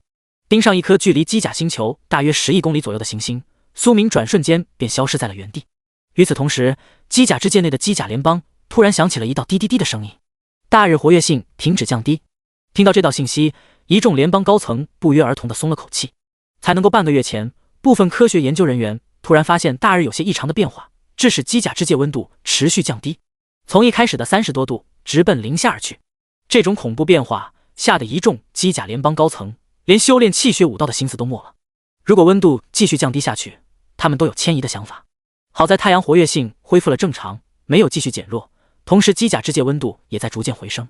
有没有研究清楚为何大日会突然出现这种情况？长舒了口气，轻抿了口杯中微凉的茶水后，联邦掌控者沉声问道：据科研分析，应该是大日陷入了极短的衰弱期，至于具体衰弱的原因还无法确定。不过根据近段时间发生的事情来建模分析，有可能与那尊遨游星空的强者有关系，因为他的出现与大日突然衰弱的时间只间隔了3天左右，至于是否真的与对方有关，不得而知。第181章血肉之躯硬汉武装机甲。见超级电脑上显现出的一行行分析，下方一众议员脸色各异。大数据建模的最终分析，竟然有很大的可能性是那尊遨游星际的强者在大日修行，这才导致了大日活跃性衰败。这是个啥子概念？用数据展示的话，大日1秒钟所释放的能量，相当于机甲之界人类每年能源使用总和的几十万倍。而能够致使大日对外释放能量削弱的生灵，想想都令人头皮发麻，遍体生寒。这是血肉之躯所能够做到的事情吗？沉默了片刻后，一位年迈的议员打破了议会现场沉闷的氛围。或许达到那种层次的存在，早已非纯粹的血肉之躯，他们的身躯仿若一个小世界一般。我赞同这个看法。那些幻想文学中不是常说人体小宇宙吗？你们觉得修行气血武道修行法是否也能够达到那种高度？据数据演算，爆丹大宗师只是初步具备在真空环境中生存的能力，想要达到那种恐怖的层次，有可能得达到开篇总纲粉碎虚空，见神不坏的地步。只不过那尊强者只传授了修治爆丹的法门，路都是走出来的，集合整个联邦之界的力量，未曾不能推演出后续的修行之路。经过一番激烈的讨论，一众联邦议员双眼中皆充斥着憧憬之色。而被他们所念想的苏明，经过空间跳跃，已经抵达了一颗面积大约是机甲之界1000多倍的气态行星之上。这颗行星的环境也属于极其恶劣的那种，有些区域掀起的风暴都足以将机甲星球给包裹进去。无视吹到身躯之上的罡风，苏明身形微晃，快速穿过行星大气层，遁入了气态行星内部。有着在大日之上的寻宝经验，他很快便锁定了几个区域。根据融合进万眼神体内寻宝天赋之力指引，没过多时，一颗青色结晶赫然出现在其视线范围之内。念动间将此物收入无限空间内后，苏明眼前立马浮现出了一列信息：风系结晶，品阶史诗，功效由风之精华经过长时间孕育所诞生的宝物，可用于风系秘法修行，亦或者锻造风系宝具。物品品阶稍低，没有大日真火高。对此，苏明直接放嘴里头咔嚓一口，尝了下咸淡。不同属性的宝物对他来讲也就比较适合刷刷抗性，真要说能够起到多大的作用，还真没多少。毕竟他的实力进步曲线并不是以稳定的弧度缓慢上升，而是跳跃性的那种，说不准啥时候就打破了神话界限，进入了更高层级。感知到自身身躯在被无尽罡风洗礼，苏明不紧不慢地迈开步子，继续深入行星内部。他重新找到了当时在公测区域开荒的那种感觉，一个人遥遥领先，将版本进度甩在身后，虽然略显枯燥，却很爽。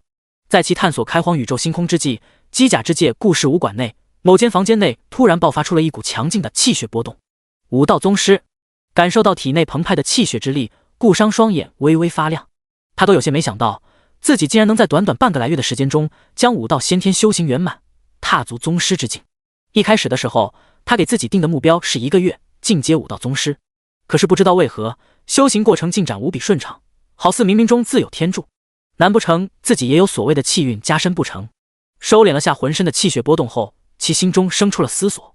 网络上的幻想文学他也看过一些，知晓书中主角都是那种天命之人，拥有大气运加深。联想到自己父母双亡，外加一个妹妹的背景，顾商稍稍有些失神。他好似完美符合幻想文学中主角的人设，一时间其周身气息竟有些紊乱，直至他脑海中蕴含气血武道修行法的血色之种发出一道颤动，他这才从那种状态清醒了过来。大口喘息了几口气后，顾商不再纠结这些对他来讲有些缥缈的东西，借助大前辈留下的资源修行至爆丹大宗师，然后赚取到足够的钱财，将妹妹的病治好，再弄死在背后觊觎顾氏武馆的人，是他当前的目标。怀揣着这些念头，短暂休息了会，他便进入了武道宗师的修行中。与顾商相比，同样获得气血武道传承的另外4人，修行进度则是稍微慢了点，却也差不了多少。从他们浑身上下的气血波动来看，破进入宗师也无需几天。而坐拥联邦资源的一众高层人士，在气血武道方面的修行进度各有不同。其中王牌机甲师凭借强大的精神力量，不间断汲取药浴之力淬炼身躯，已然跨入了武道先天之境。不过想要更进一步踏足武道宗师，那便需要较长的水磨功夫，因为低等级的药浴无法满足他们当前淬体所需。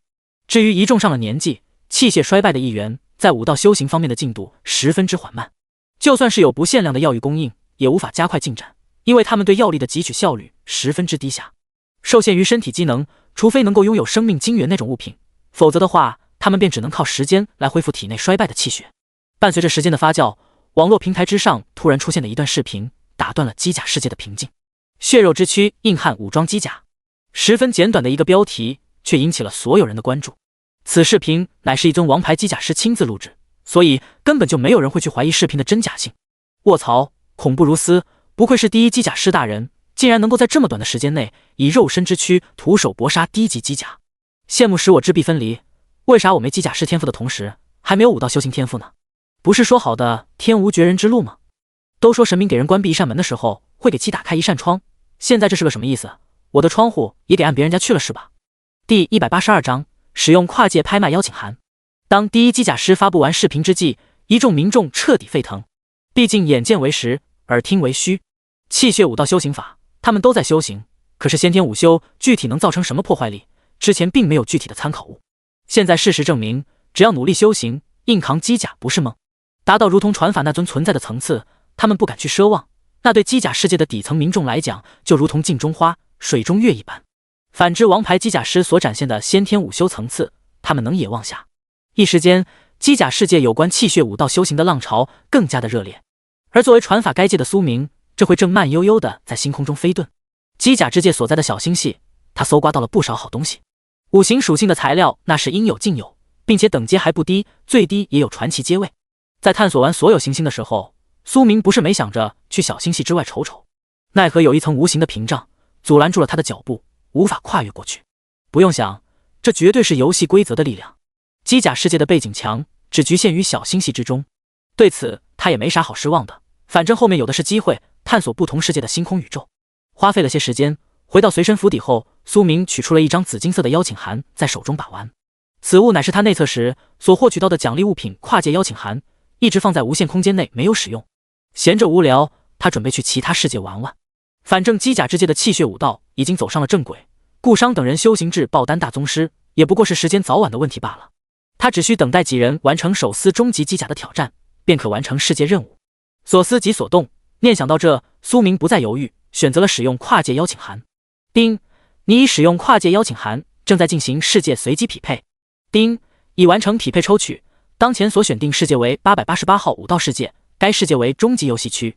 当跨界邀请函化作一道紫金色光门之际，苏明目光微微闪烁。抽取的世界是巧合，还是会根据自身所处的环境来判定？如果换作是其他世界，他并不会多想。可是好巧不巧，偏偏是一个武道世界，这就令苏明心中有些想法了。毕竟他在机甲之界传下了气血武道修行之法，然后一使用跨界邀请函，就出了个武道世界出来。心中微微思量了番，他也懒得钻这个牛角尖，管他有没有什么隐藏规则，反正这玩意他手里头暂时就一张。随着其迈步踏入紫金色光门，888号武道世界武神城内某处角落，突然凭空出现了一道身影。丁，你当前虚构身份为武道世界某隐士宗门入世修行门徒，可凭借手中邀请函去往武神拍卖行参加拍卖会。注：请勿主动出手，否则将会失去规则庇护，直至拍卖会时间结束，方可脱离该界。见眼前浮现的光幕信息，苏明稍稍来了些兴趣。这可比在机甲之界枯坐有意思多了，就是不知道能不能遇到一些有意思的事情，比如反派打脸此界天命主角，抢夺对方所需拍卖物品，从而结仇。怀揣着心中这个略显古怪的念头，苏明顺着手中邀请函的指引，从偏僻角落中走出，直奔武神拍卖行而去。一路上，他发现这座城池之中的人类实力都不弱。如果按照他开创的气血武道来点评，那就是爆丹不如狗，宗师满地走。通过观察，还未行至拍卖行大门口，苏明便摸清了此界实力划分。从不入流的武徒开始，依次往后分别是黑铁武者、青铜武师、白银武将、黄金武军、紫金武王、传奇武皇、史诗武圣、传说武帝、神话武神。其中武者淬体，武师开脉，武将开窍，武军孕育武道真意，武王凝聚武魂。丁，你对武道有了充足的认知，如若获取一门神话级武道秘法，可将武道设为转职殿堂隐藏职业。就在这时，一道游戏提示音突然打断了苏明的思路。听到声音内容，他脸色稍稍有些古怪。合着添加隐藏职业模板就这么简单，只需一门神话级武道秘法就能搞定，亏他当初还以为有多难。摇了摇头，甩出心中念头，苏明将目光看向了正前方位置，一座外形古朴大气并蕴含恐怖威势的庞大建筑物。在他的感知中，这座拍卖行里面布满了各种禁制，一旦爆发开来，便是一座大阵。不过还好，拦不住他。当其行至拍卖行大门口时，2名白银武将伸手拦住了去路。临近拍卖会开始，还望客人出示邀请函。对此，苏明并未有为难二人的打算，随手取出邀请函递了上去。见紫金色邀请函，2位白银武将呼吸略显沉重。他们怎么都没想到，竟然是最高规格的邀请函，这可是拥有传说武帝坐镇的势力才能够获取到的传说邀请函。您这边请。反应过来后，其中一尊白银武将急忙挤出了一副笑脸。不客气都不行啊，就拿着传说邀请函的客人，随便给管事的说一句，就能够让他们两个人吃不了兜着走。很快，苏明便跟随着一名白银武将进入了专属贵宾通道。没过多时，他便见到了一位气血波动较强的中年人。公子请随我来，您的贵宾包厢在888号。挥手示意门卫下去的金富贵，此刻脸上挤满了笑意。现在还能不能增添拍卖物品？扫了眼前之人，苏明略显随意道：如果等阶达到传奇阶位以上，我可以为公子申请。没有犹豫，作为武神拍卖行2级管事的金富贵立马给出了回复。可还望公子先行一步鉴定时。听见真有传奇阶位以上的物品需要拍卖，金富贵瞬间来了精神。对此苏明自无不可，他本就打算卖些东西弄点钱，体验下当神豪的感觉。之前那是没条件，现在有条件了，可不得好好玩玩，不然的多没趣。第183章靠山宗，靠山老祖。随后在金富贵的带领下，苏明进入了武神拍卖行最为顶尖一间鉴定室内。周老，这位公子有物品想要上拍，还望鉴定1、2。见鉴定桌后一位须发皆白的老者，金富贵赶忙上前道：公子请坐。闻言被其称为周老的老者微微伸了伸手，对此苏明也没客气，径直坐了下来。烦请公子出示需鉴定之物。稍稍客套了番，双方便直入主题。在其话音落下之际，一团拳头大小、闪烁着金色光芒的火焰凭空自虚空中显化而出。一上来，苏明也没拿大日真火，而是取了一小份史诗阶位的大日经验。感受到眼前火焰中令人心悸的力量，作为武神拍卖行顶级鉴定师之一的周峰，脸色瞬间变得有些凝重。而一直在一旁等着的金富贵，眼中金光更盛。如若老夫没有看错的话，这应该一团阶位达到史诗层级的异火。简单观察了一番后，周峰给出了自己的鉴定结果。与苏明不同，普通玩家想要获取到物品较为详细的信息，必须具备特殊瞳术，亦或者是读取信息的能力。不像他，有无限空间可直接读取物品信息。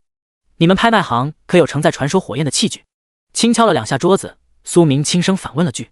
听到传说2字，周峰和金富贵两人稍稍有些愣神。他们总感觉眼前这位公子说传说物品的时候随意的有点不像话。有的，我们拍卖行有传说丹炉，可容纳传说一火。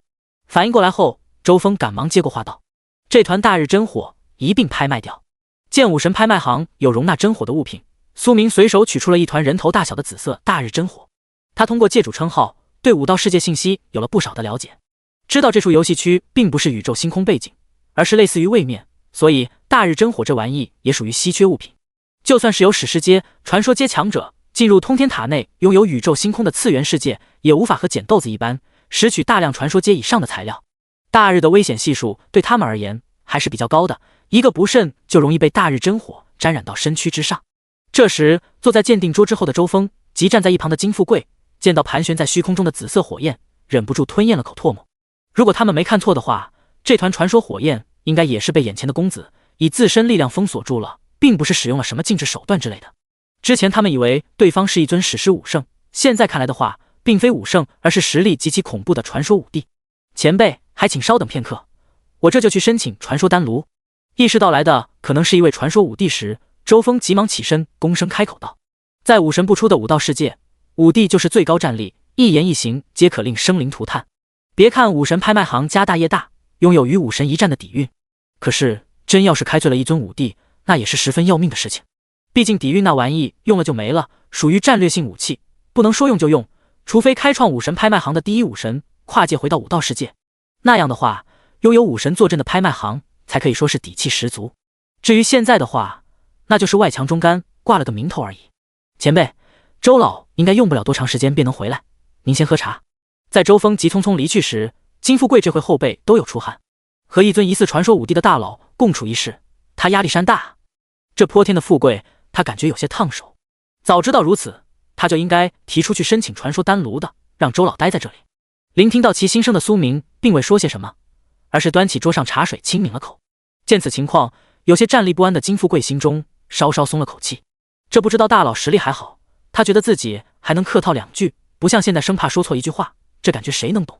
在鉴定室气氛有些沉闷之际，周峰已经通过重重关卡进入了武神拍卖行内部区域。阁主，有一尊传说武帝前来，并拿出了一团传说异火，想要拍卖，您看是否亲自接见下？此刻驻足于一座小庭院之外的周峰，以极快的语速汇报了下所遭遇的情况。是何方势力的5帝强者？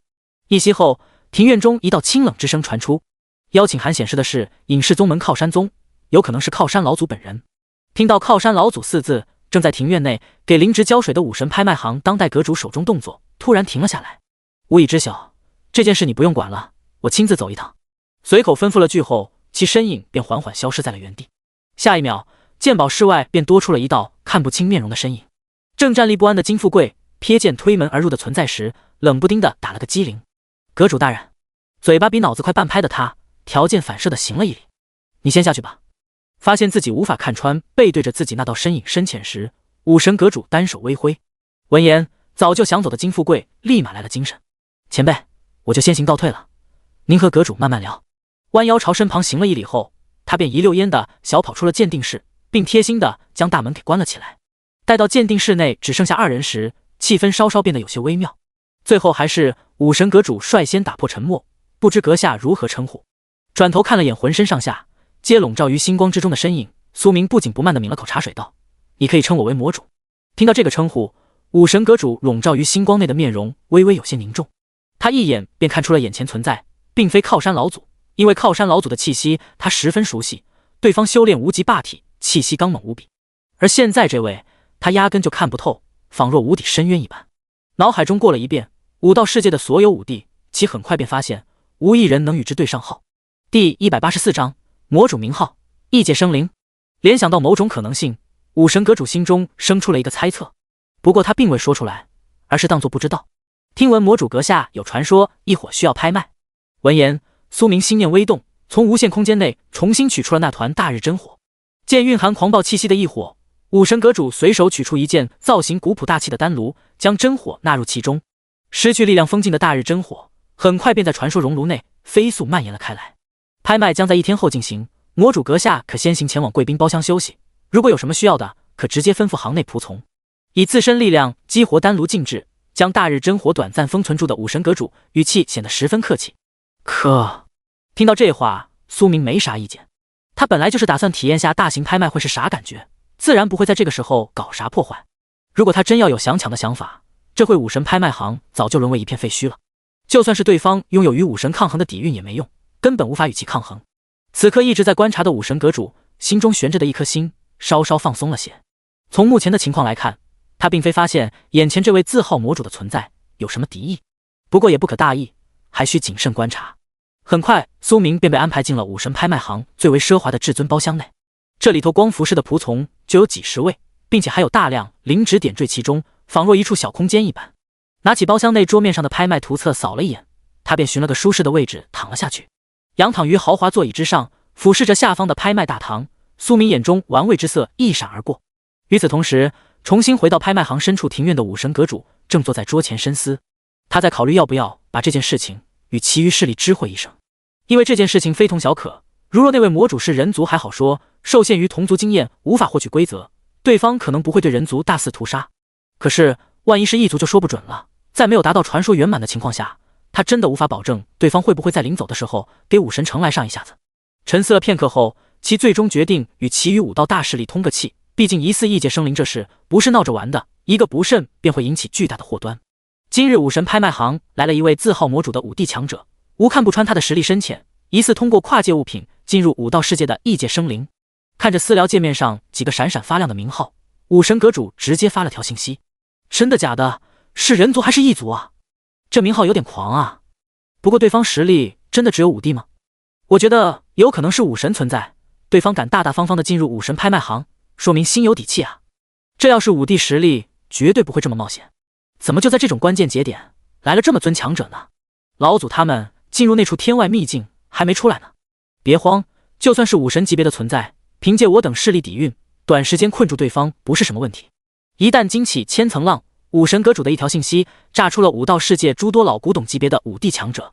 经过一番激烈讨论后，他们决定静观其变，不过该做的准备还是要做，比如带着大杀器去武神拍卖行参加拍卖会，只要一有不对劲就开整，势必拖延到老祖等人回来收拾烂摊子。约莫大半天左右的时间，一道道身影悄无声息地顺着特殊通道进入武神拍卖行内部。对此，正仰躺在座椅上品尝灵果的苏明，目光不由得微微闪烁了下。天地良心，他真没对拍卖行有什么想法。可要是对方想作死的话，那就没办法了，勉为其难，抄个价再走。随着时间的缓缓流逝，武神拍卖行精心筹办的拍卖会也迎来了开幕。当清脆的铜铃之声响彻拍卖大堂，原本较为嘈杂的声音瞬间安静了下来。紧接着，拍卖台之上便多出了一道身姿曼妙的身影。欢迎各位参加武神拍卖行所举办的精品拍卖会。接下来，我们直接进入第一件拍品拍卖环节。当拍卖师话音落下之际，拍卖展台上便多出了一件物品，同时一道立体光幕快速于虚空之中显现而出。紫药金身秘法，阶位传奇，功效修行圆满，可拥有紫药金身，大幅度增强自身战力。该功法所蕴含武道真意，尚可用于一次传承。起拍底价100传奇币。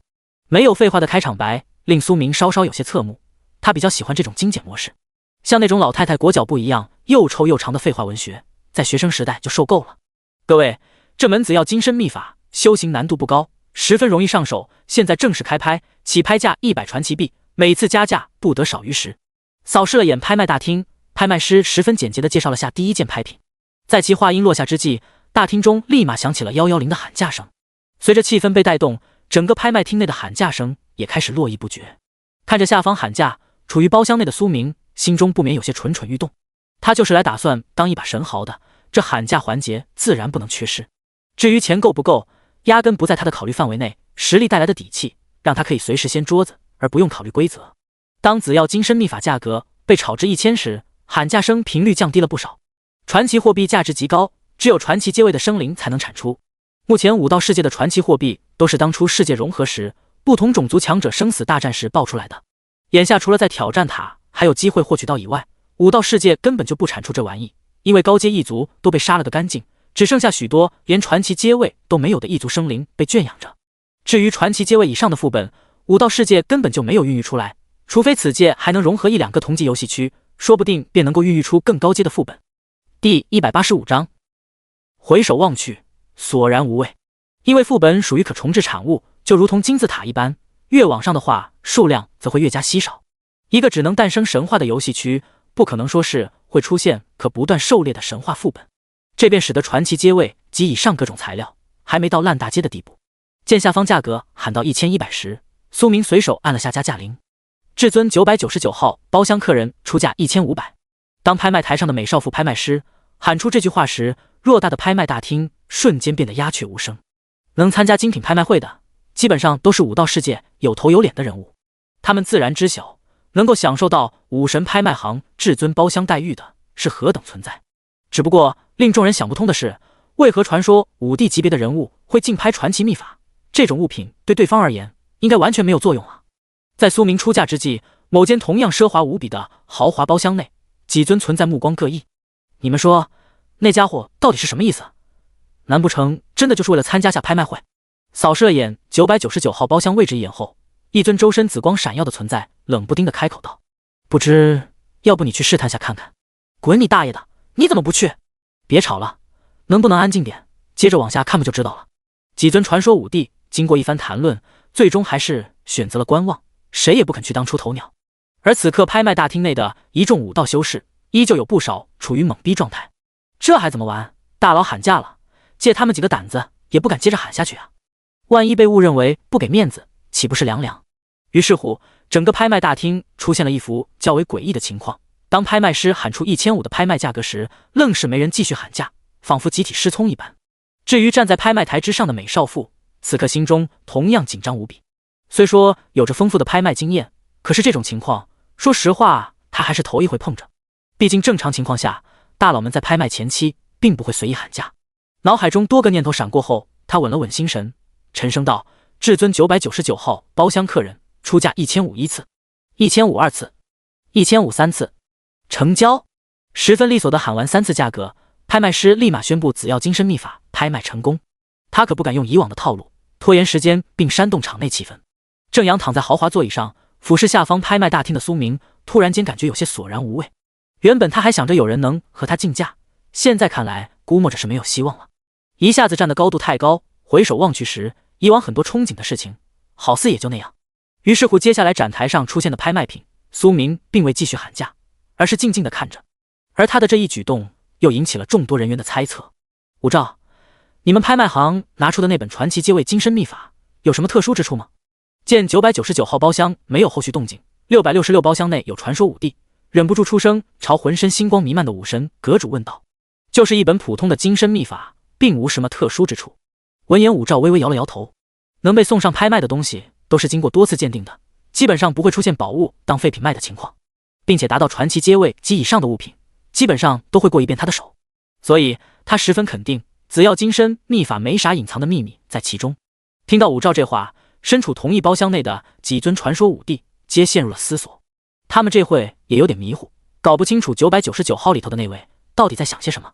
眼下拍卖会进程已然过半，而对方全程下来只对紫药金身秘法喊了一次价格，这不免令人心中有些想法。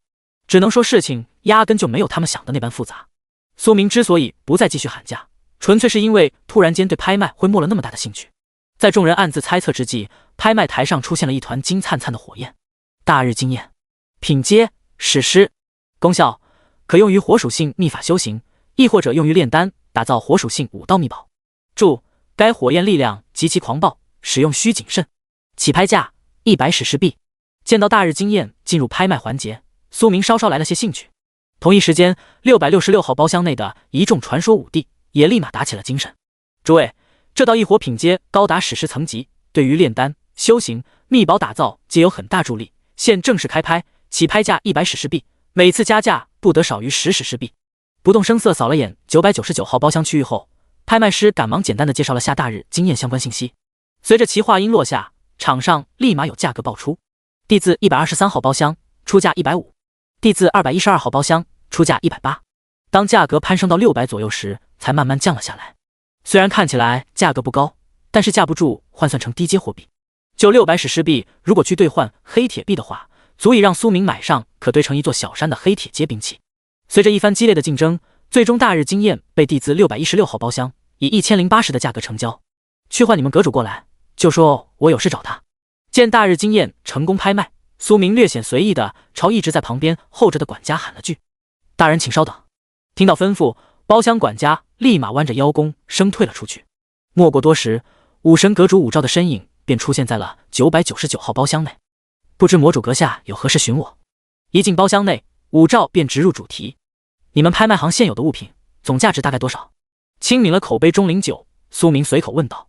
他这话一出，武曌被星光笼罩的面容不由得微微一沉。就没碰到过这样问话的，有一上来就问人家家底的吗？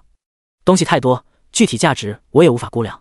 魔主阁下有什么需要的物品，不妨直说。压下心中的不悦，武曌声音略显低沉。第186章，不装了，摊牌了，掠夺。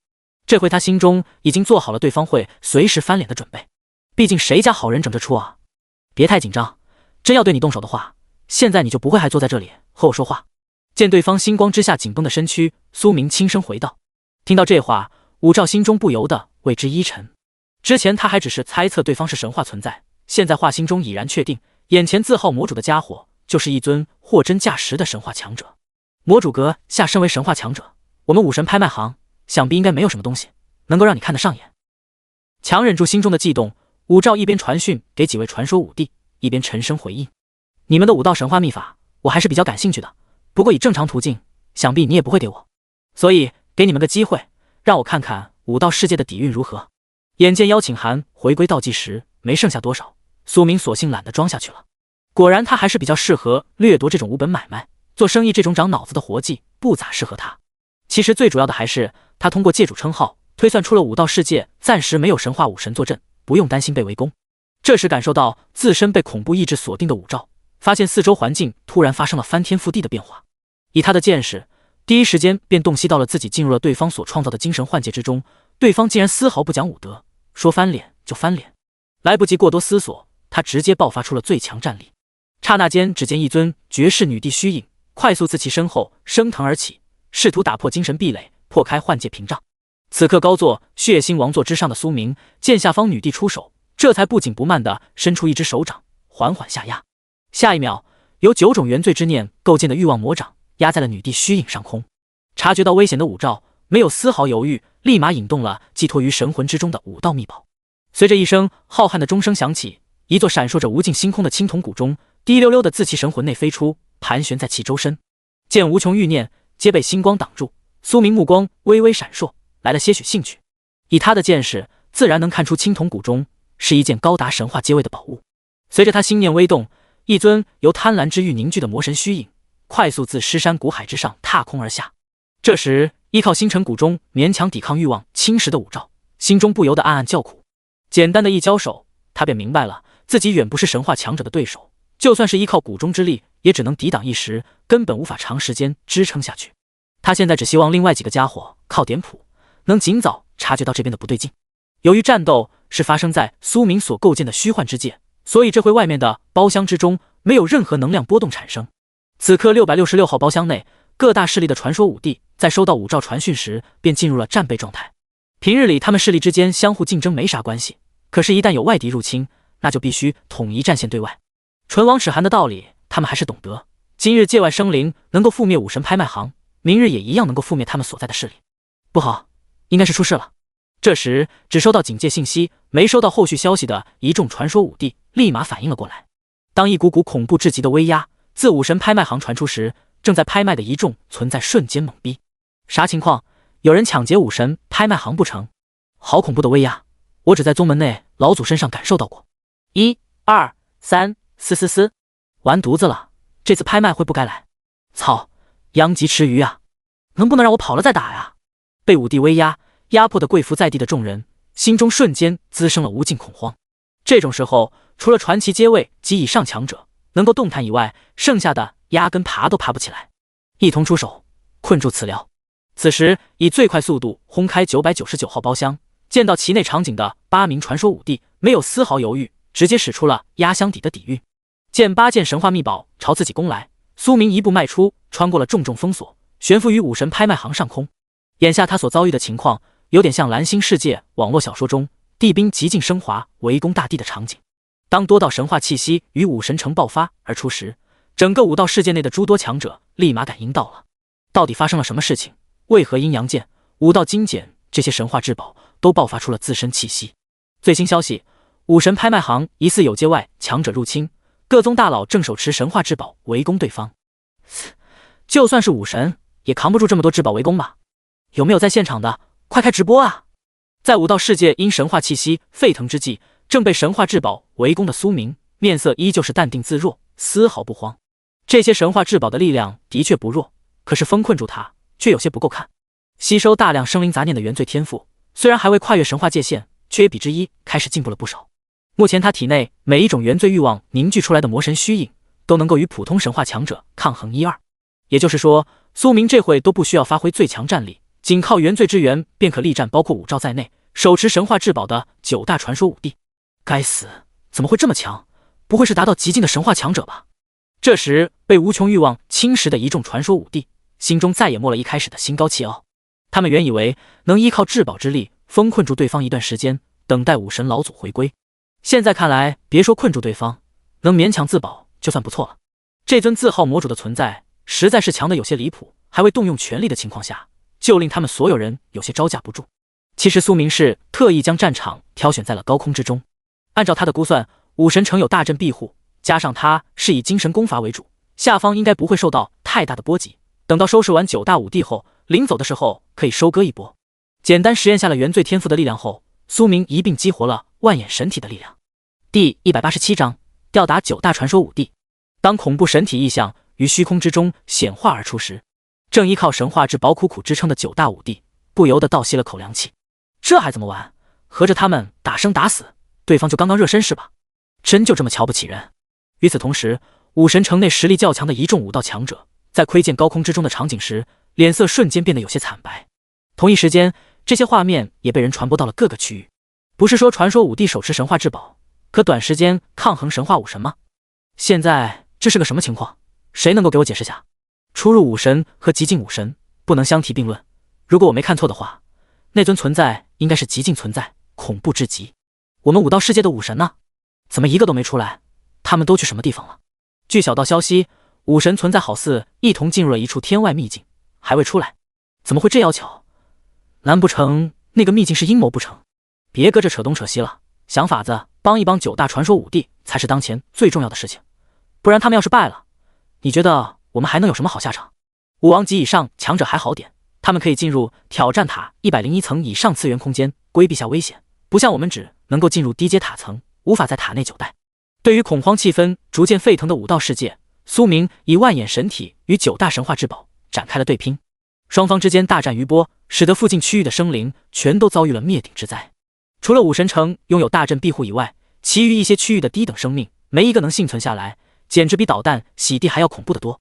一时间，苏明个人面板之上的经验值也是节节攀升。击杀人族，他并不会增加经验，却架不住武道世界还有许多低级异族生灵。阶位其实对他的限制并不大，无限熔炉在手，他可以说是完全超出了阶位的限制。只要想提升等级，只要有武道世界这样的区域给他屠戮，分分钟能升不少级。随着一件件神话至宝被打得倒飞出去，9大传说5帝再也无力抗衡欲望侵蚀。在高一阶力量的侵蚀下，没过多时，他们的眉心之中便多出了一枚印记。将9件神话至宝封尽丢进无限熔炉后，苏明朝着被转化成魔仆的9尊5帝下达了一道指令，让他们回去搜刮一遍。好不容易跨界来一趟，不能白来，总得带点武道世界的土特产回去。苏明并不自命清高，而是崇尚实力为尊，完全就是把纪元灾劫当做一款真正的游戏来玩。该杀杀，该抢抢，弱者的情绪压根就不用与之共鸣，因为根本没有意义。这点他之前领悟不到，不过随之实力的不断提升，他渐渐感受到了。待到9大魔仆返回搜刮物品时，苏明开始清点收益。星辰谷中，品阶9阶中级，功效凝聚星光淬体，庇护神魂。武道精简，品阶9阶中级，功效凝聚武神虚影，破虚幻之意。阴阳剑，品阶9阶中级，功效凝聚阴阳之力，淬炼体魄，可斩神魂。首先是达到9阶层次得神话武道至宝，每一样的功效都不尽相同，有镇压，有封阵，有杀敌等等。对于这9件宝物，苏明微微扫了眼便将其一并丢入了无限熔炉内熔炼。丁，你已熔炼阴阳剑，武道精简，星辰谷中，你获得了阴阳法则碎片 X1， 星辰法则碎片 X1。一波熔炼下来，除了炼气能量暴涨以外，还收获了10份不同的法则碎片。阴阳法则碎片，品阶神话，功效可用于锻造阴阳属性法宝，亦或者用于修行阴阳属性秘法。将各类法则碎片信息展开看了眼后，苏明目光微闪。这些东西对他来讲同样有很大的用处，一些属性与鬼地幡不契合的法则碎片，完全可以用于自身修行相关属性秘法。杀人放火金腰带这句话一点都没错，不掠夺一波，他都不知道9阶法宝能熔炼出法则碎片出来。在苏明清点收益之际，整个武道世界如同蒙上了一层厚厚的阴霾。一直在关注着大战的众多武道强者已然发现了事情的不对劲。他们虽然看不清战场中央的情况，却能够感知到阴阳剑、星辰谷中这些神话至宝的气息突然消失不见了。如若是9大传说5帝取胜，没道理他们不在世界频道内公布击退外界强者的喜讯。所以就目前的情况来看，只有一个结果，那就是手持神话至宝的9大5帝都败在了那位自号魔主的界外强者之手。武道世界频道完了，彻底完了。难不成当初世界融合，另一界覆灭的惨状也得在武道世界上演吗？杀戮才是世界永恒不变的旋律，躲得过初一，躲不过15。就算是没有界外强者，有可能下一次游戏区域融合，我们便会遭遇更强的敌人。哈哈，我等生如蝼蚁，不过是强者可随意践踏的玩物罢了。拥有秘境的，都先迁一部分进入秘境之内吧，这样尚可保留一丝星火传承不灭，等待东山再起的机会。与小势力相比，武道世界的一众大势力这会更慌，其内众多强者皆准备寻找个隐秘地方藏着，一有不对劲就立马进入挑战塔内。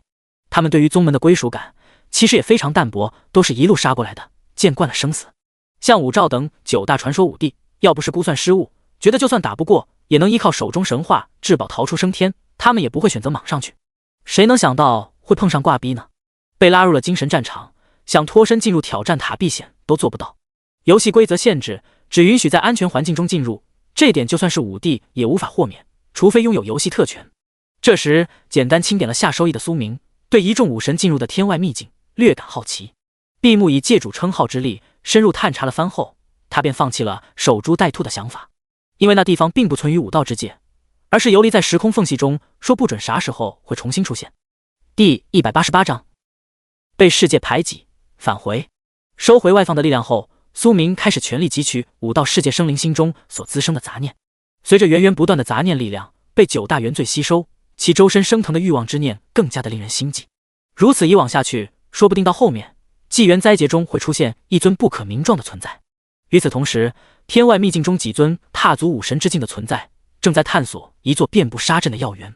其中一尊武神胸膛处隐约可见紫金色血液不断往外流淌，足以证明此地的凶险。吴莫名感觉到一阵心悸感，好似有什么不好的事情发生一般。你们有没有这种感觉？就在这时，一位身着紫色服饰的武神猛地停下脚步，一脸凝重地开口道。闻言，几尊同行武神急忙细细感知了一番。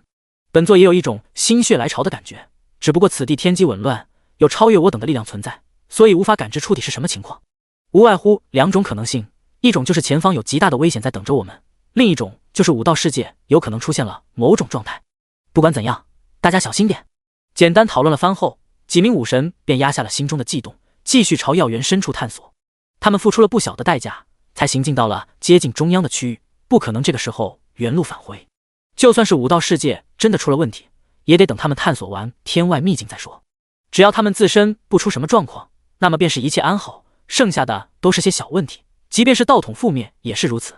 在一众武神深入探索天外秘境之际，位于武神城上空的苏明周身气息显得愈发的妖异。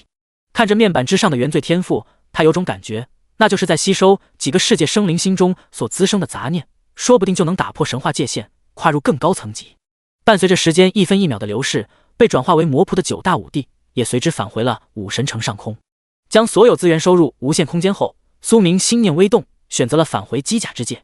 他其实还想多斗刘慧，奈何世界之力开始排挤，就算是使用界主之力也无法继续延长时间。游戏规则的力量，他目前还无法打破。神话级界主称号只是让其拥有了一小部分类似 VIP 一样的小特权，并不是说那种能够直接修改游戏权限的能力。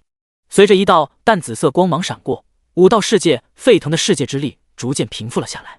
当苏明从机甲之界随身府邸内显现出的紫金色光门内走出时，他耳旁冷不丁地响起了一道提示音：丁，你已成功教导出5位可手撕终极机甲午休，完成104层挑战塔挑战，奖励挑战积分3000万，是否进入下一层？听到这声音，苏明稍稍有些诧异，不过他转念间便反应了过来。武道世界和机甲之界的时间流速肯定也相差很大，不然的话不至于他去了没多久，顾商那些人便破境到了爆丹大宗师的境界。以界主称号之力洞察了下机甲之界的变化后，其双眼之中闪过一丝了然之色。受冥冥中的世界气运垂青，顾商5人耗时不到大半年时间，便一路修行成了爆丹强者，并公开挑战了下手撕终极机甲。如此变数，自是引得一众机甲联邦高层和王牌机甲师注意。虽说高手在民间这句话很有道理，但是汇聚整个世界资源的机甲联邦都没出一个爆丹大宗师，民间散修何德何能，可以一下子出5个？都不是傻子，这用天赋来解释可说不过去。毕竟气血武道修行，前期天赋还得排在资源后面，没有资源可以说光练皮、练肉、练骨就能拦下 99.99% 的人。在调查了下5人相关背景后，一众上了年纪在气血武道修行方面进度缓慢的联邦高层心中生出了诸多想法，他们迫切地想知道几人快速修行背后的秘密。于是乎，一场针对顾商5人的秘密行动就此展开。好在几人都不笨，知道一旦暴露了武道境界，便会引来无穷麻烦，所以在完成手撕终极机甲这个挑战任务之前，便做好了万全之策。以他们的气血境界，改头换面并非难事，随便找个地方躲着都能苟上很长一段时间。并且为了安全起见，5人全都把躲藏地选择在了机甲联邦高层所在城市。一旦情况不对，那就随时掀桌子，来个釜底抽薪。简单了解了下自己离开机甲之界的变化后，苏明并未继续插手其中。他在这个世界的任务已经完成，不用干扰世界的正常变化。念动间将从武道世界获取到的装备丢入无限熔炉，熔炼出大量特性和炼气能量后，苏明直接一个迈步进入了宇宙星空中。鬼地幡停留在8阶有些时间了，是时候晋升下一阶了。当大量的炼气能量被注入鬼地幡，星空之中开始出现惊世异象，由众生念想的幽冥国度开始于星空显化而出，像鬼门关、奈何桥、黄泉、18层地狱这些场景，那都是应有尽有。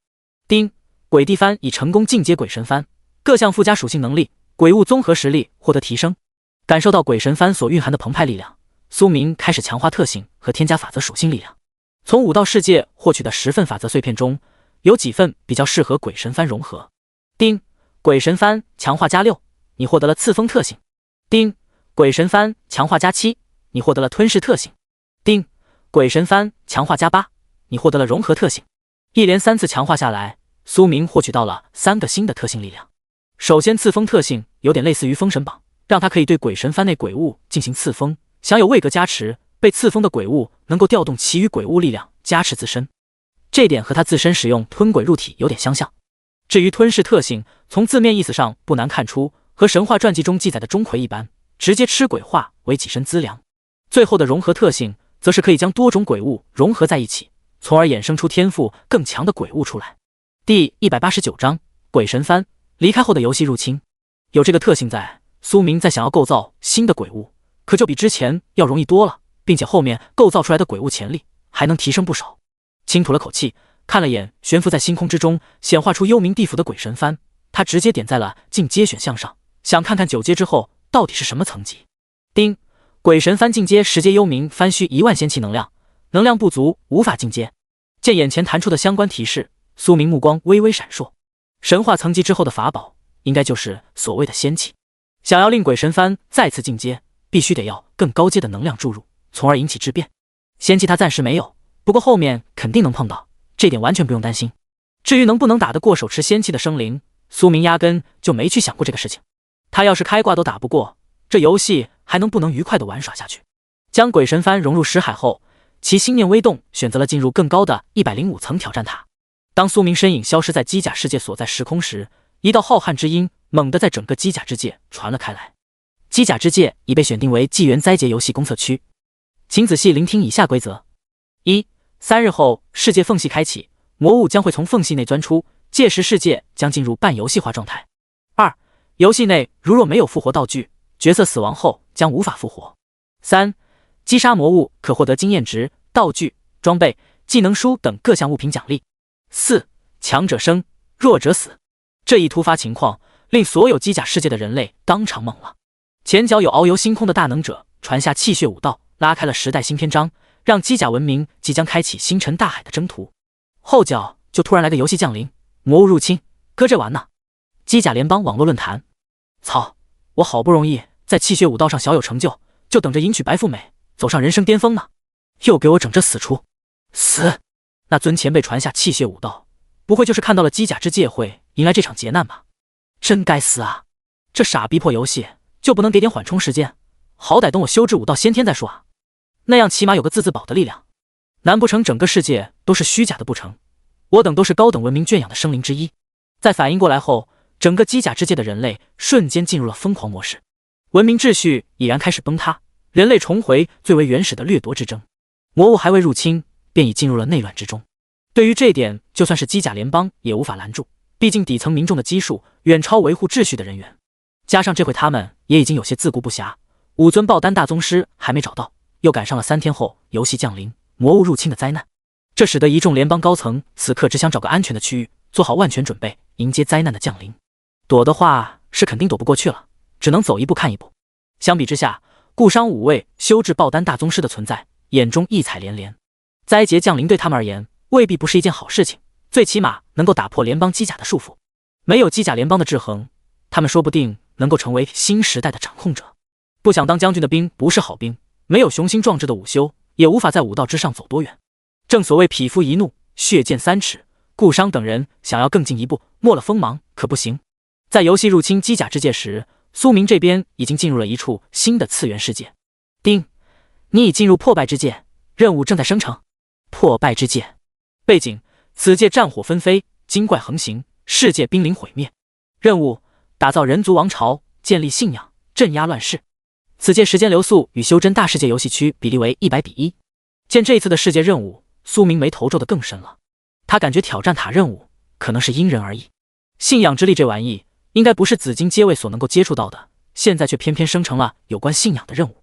从101层世界开始，他发现自己所领取的任务整体走向都偏向于传道。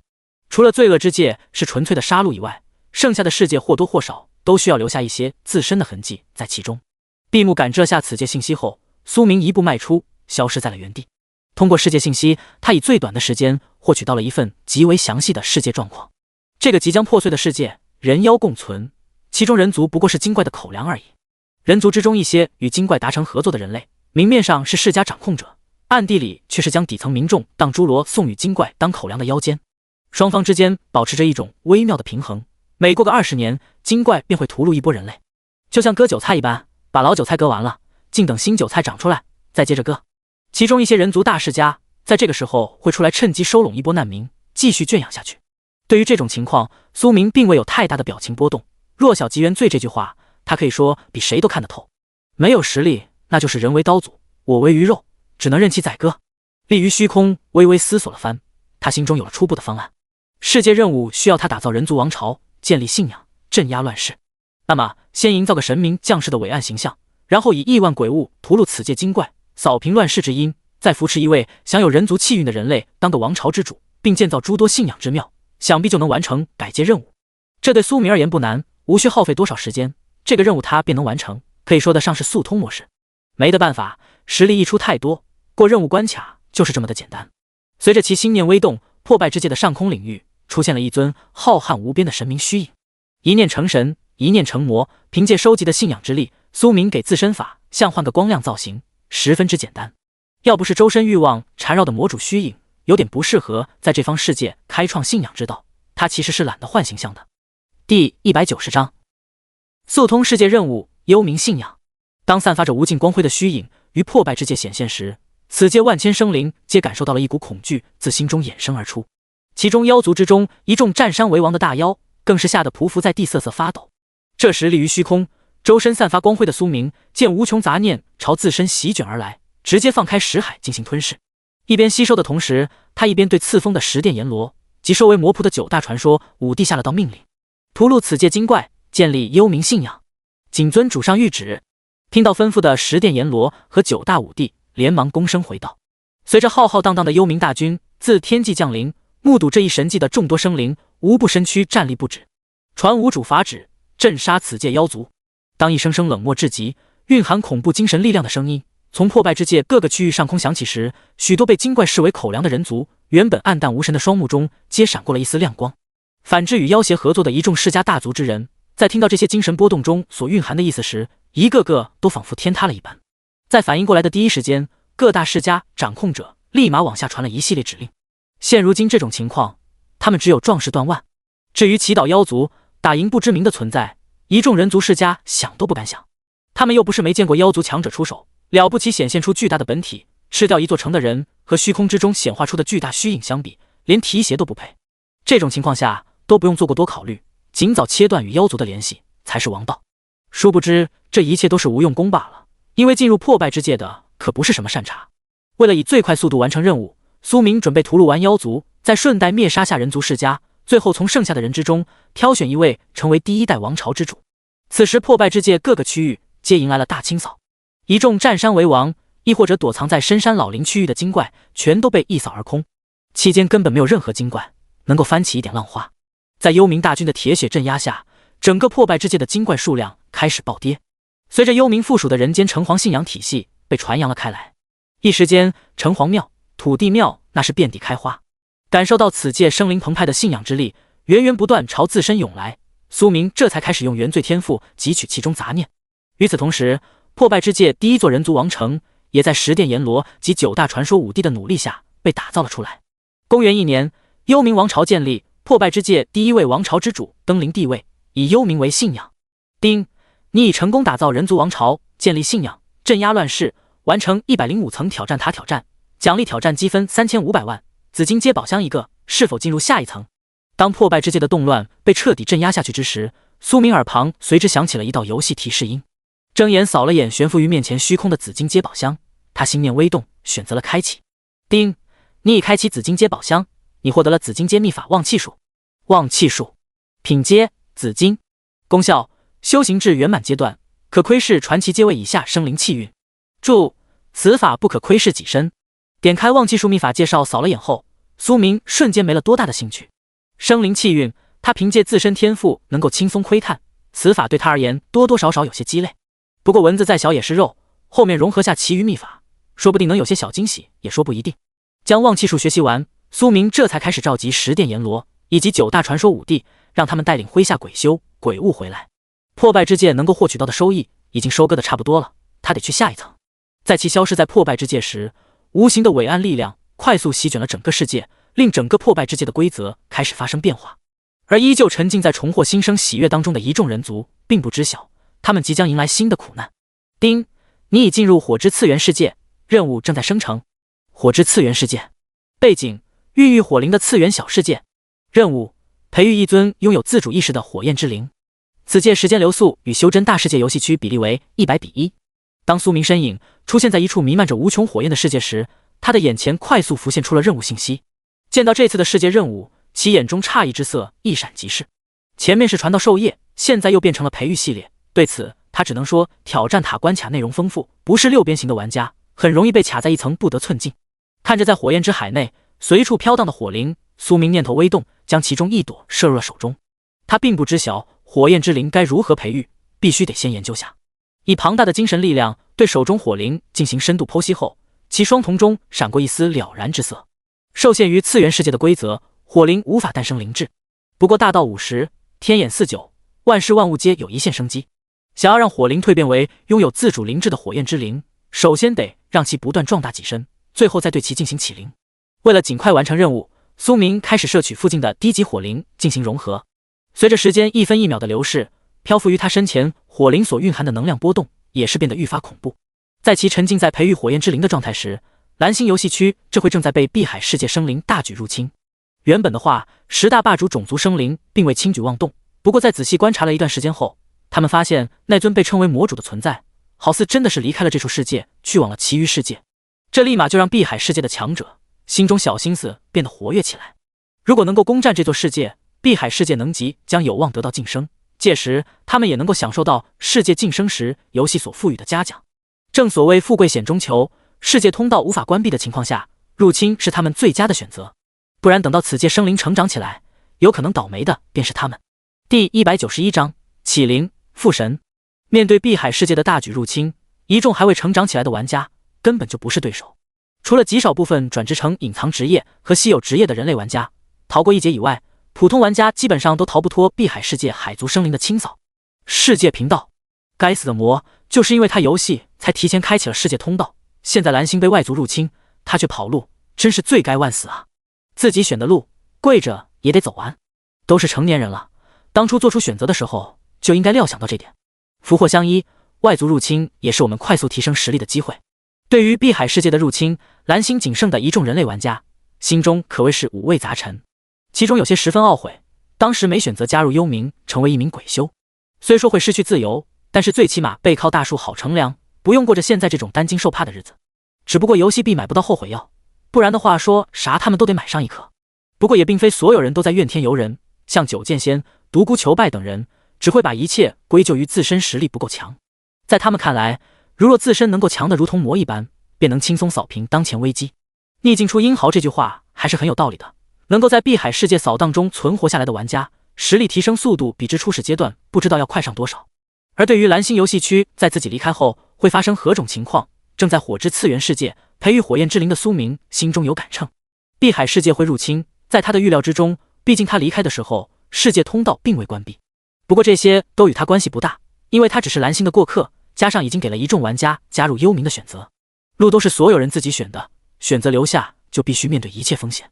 反正就算是蓝星游戏区剩余人族尽数灭绝，说实话在他眼中也就那样，没啥大不了的。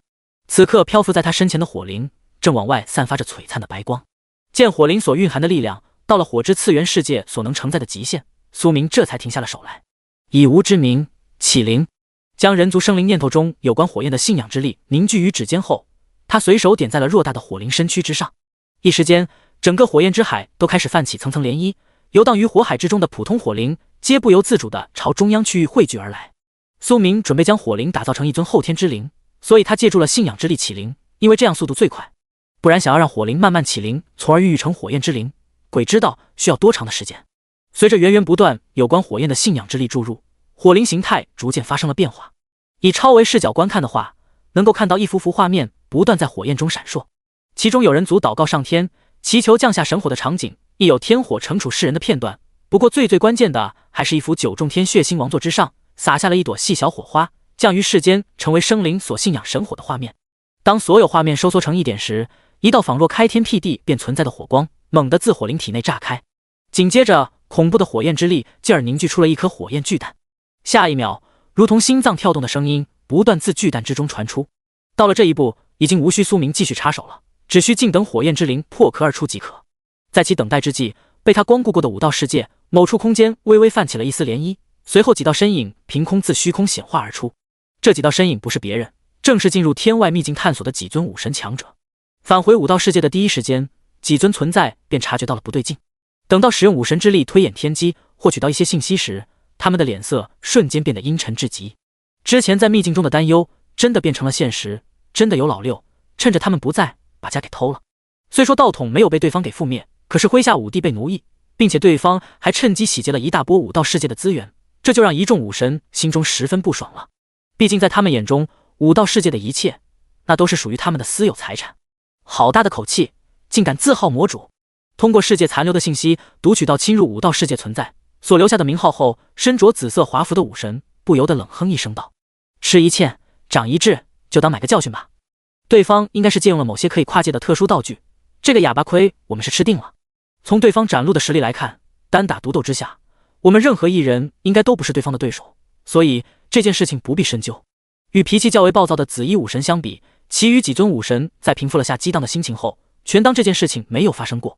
对此，紫衣武神也只能骂骂咧咧了几句，用于宣泄心中的不满。除此之外，他也别无他法。毕竟入侵武道之界的存在是使用了特殊物品跨界而来，他们根本就无法跨界围杀对方。想要拥有那种伟岸力量，除非他们进入了比武神之境更高的层次。随后经过一番简单的商议，几尊武神便快速消失在了虚空。他们自天外秘境内获得了不少好处，是时候回去消化下，到时候不说拥有完成打破武神阶位任务的战力，应该也能百尺竿头更进一步。随着武神回归的消息传出，整个武道世界恐慌的氛围这才得到了缓解。当武道世界重回正轨时，位于火之次元世界内的苏明身前，一声破壳声突然响起，清脆至极的声音在火海之中显得格外的突兀。等到密密麻麻的裂缝遍布火焰巨蛋时，紫红色的火焰光辉不断从缝隙中溢散而出，伴随着砰的一声响，一团耀眼至极的紫色光团径直从巨蛋内冲出。拜见父神。当光华散去时，幻化成人类形体，周身弥漫紫色火焰的火焰之灵正匍匐在地形跪拜之礼。之所以会出现这种情况，纯粹是因为苏明注入信仰之力的时候，稍稍借鉴了下某些神话故事。第192章，随机任务，那个人回来了。丁，你已成功培育火焰之灵，完成106层挑战塔任务，奖励挑战积分4000万，是否进入下一层？在火焰之灵行礼之际，其耳旁也随之响起了任务完成的提示音。见任务完成，苏明心念微动，准备将火焰之灵收入随身府邸，谁曾想压根无法收取。丁，火焰之灵为火之次元世界根基，暂无法脱离该界。在他收回念头之际，冥冥中一组信息快速自其脑海中闪过。读取完脑海中显现出的信息，苏明心中若有所思，压下心中那些莫名的想法后，他随手打入一道光芒进入火焰之灵体内，紧接着其身影便化作一道火光，消散于火之次元世界之内，只留下遭受大量信息冲刷，双瞳略显茫然的火焰之灵呆愣在原地，久久未曾回过神来。丁，你已进入水之次元世界，任务正在生成。水之次元世界背景：孕育水灵的次元小世界。任务：培育一尊拥有自主意识的真水之灵。此界时间流速与修真大世界游戏区比例为100:1。当苏明进入107层挑战塔时，新的世界任务快速自他眼前显现而成。看到这个任务时，他对于自己后面几层会遭遇什么样的世界，心中已经有了猜测。不出意外的话，从106至110层应该是5行次元小世界，而他所需要完成的任务就是培育不同属性的灵。环视了眼四周幻化出各种形态的水灵，苏明开始如法炮制，以培育火焰之灵的法子来培育真水之灵。就在他进入状态之际，一道略显特殊的提示音猛地自其耳旁响起。丁，随机任务生成，跨界救援。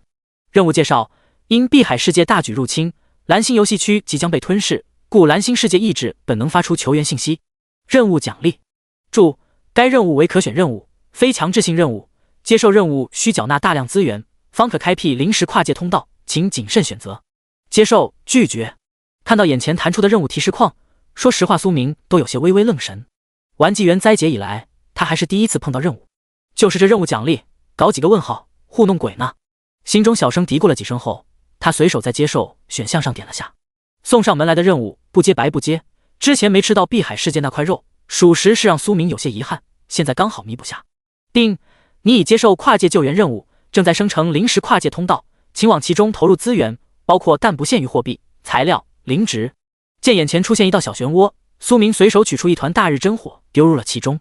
看到吞噬完真火稍稍大了一丢丢的漩涡，他眼皮子微跳。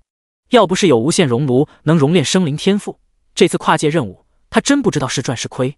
随着大量资源倾倒其中，渐渐的水中漩涡面积也随之增大了不少。与此同时，蓝星游戏区某处海域内，一道细小的漩涡正在缓缓成型。而这会整个蓝星已经沦为了碧海世界生灵的欢乐园，仅剩下极少部分的人类玩家躲在各个隐秘区域苟延残喘。诸多副本、秘境以及资源刷新区域皆被10大霸主种族所占据。如若没有外来力量介入，蓝星彻底沦陷，只不过是时间早晚的问题罢了。世界频道，到底该怎么办？我要疯了啊！大家都藏得深一点吧，一旦被那些该死的海族找到，将是十死无生的局面。除非能毁掉世界通道，那样才能够和对方打游击战，损耗下对方的现有力量。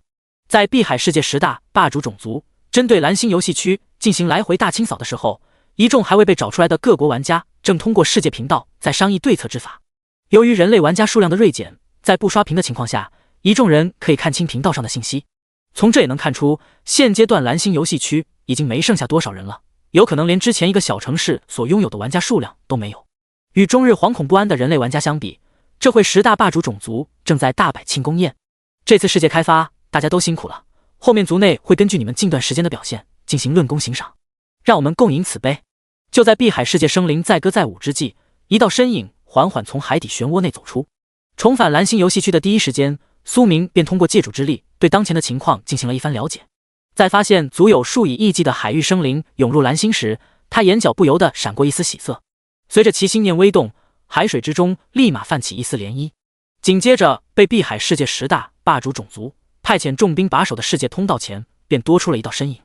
想要吃掉所有的海域生灵，那么后路必须先给对方断了，不然的话，说不定会有些漏网之鱼。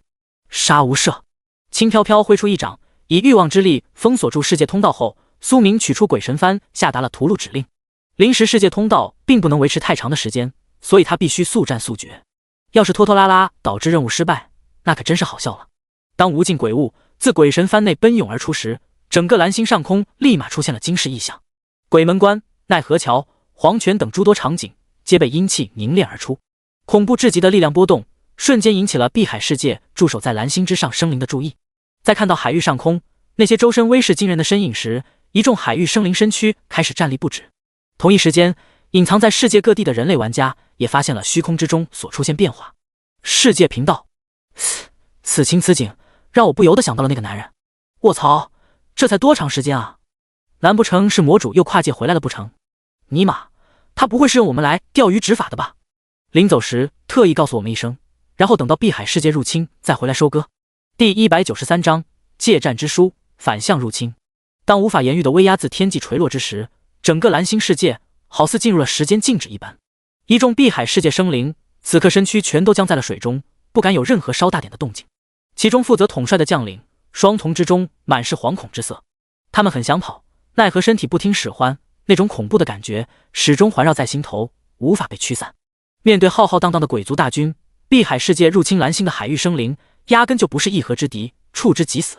由于双方之间的实力差距过大，海族全然没有任何反击的可能性。在降维打击的情况下，碧海世界海域生灵数量开始大幅度锐减。同一时间，位于蓝星上空领域的苏明也收到了大量的击杀提示音，以及大量生灵的恐惧情绪。当血腥杀戮停止之时，整个蓝星已然被肃清一空。丁，你已完成跨界救援随机任务。丁，任务奖励已生成，可选奖励如下：选项1，世界本源碎片 X1 神话级；选项2，道具借战之书 X1 神话级。看着眼前弹出来的任务奖励，苏明心念微动，快速查看了下2份物品的相关信息。世界本源碎片，阶位神话级，功效使用可增强自身部分气运。借战之书，耐久3/3，阶位神话级，功效：可选定一处低级游戏区作为征战目标。注：该道具为消耗性道具，可使用3次。其中世界本源的作用对于个人提升较为明显，借战之书的话则是偏向于掠夺方面。没有过多犹豫，苏明随手选择了选项2任务奖励。丁，你已选择借战之书，奖励正在发放，请注意查收。随着游戏提示音的响起，一本散发着五彩光辉的书籍缓缓自虚空凝聚而出。丁，是否选定征战目标？当苏明的精神念头触碰到借战之书上时，他眼前快速弹出了一道提示：碧海世界。目光在提示信息上快速扫了眼后，苏明直接选定了第一个征战目标。丁，正在锁定碧海世界游戏区，预计耗时12点。随着五彩流光闪过，悬浮于虚空之中的借战之书上赫然多出了一个倒计时。与此同时，碧海世界突然响起了一道浩瀚且淡漠的声音：特殊活动世界保卫战开启。活动详情：12小时后，碧海世界将遭受界外生灵入侵。活动奖励：击杀入侵生灵，可获得大量奖励，如保卫失败将会失去世界本源。听到这突然响起的公告声时，一众海域生灵直接懵了。待到反应过来后，他们脸色猛然骤变。虽然之前没有经历过所谓的保卫战活动，但是入侵其他世界，他们可是有着一定经验的。这反向推算下，就能得出保卫家园是有多么的困难。一时间，碧海世界瞬间进入了激烈的探讨状态。世界频道，有没有谁知道失去世界本源会有什么样的后果？愚不可及。世界本源相当于世界的生命，失去了此物，世界终将破灭。该死，怎么会出现这种事情呢？我还不想死啊！善恶到头终有报，入侵其他世界的因果，终究是印在了我们自己头上了。随着碧海世界虚空中出现活动倒计时，大量生灵皆陷入了惶恐不安的状态。他们开始本能的寻找自认为安全的区域，试图在12小时后的入侵活动中逃过一劫。与普通海域生灵相比，10大霸主种族中的强者倒是没有那么绝望。在不知晓入侵者实力的情况下，他们此刻正有条不紊地安排着战斗部署。而这时，还位于蓝星上空领域的苏明正以鬼神幡召回亿万鬼物，他准备回挑战塔等倒计时结束，顺带消化下这次血腥屠戮的收获。当无边阴气缓缓消散之时，最后一尊鬼物也随之没入了鬼神幡内。最后扫了眼下方满目疮痍的环境，其身形微晃，消失在了原地，遁入了一直被维系的临时通道内。随着他的进入，海底漩涡通道开始快速缩小，最后化作白光一闪。重返107层塔内世界，见真水之灵依旧处于孕育状态，苏明闭目而坐。数以亿计的低级海族所贡献的天赋力量不尽相同，想要凑出一个神话天赋稍微难了些，不过传说天赋却融合出了不少，如水之掌控、千变万化、极致杀戮。感知了下融合进体内的各种天赋力量，苏明念动间拖出了合成格子。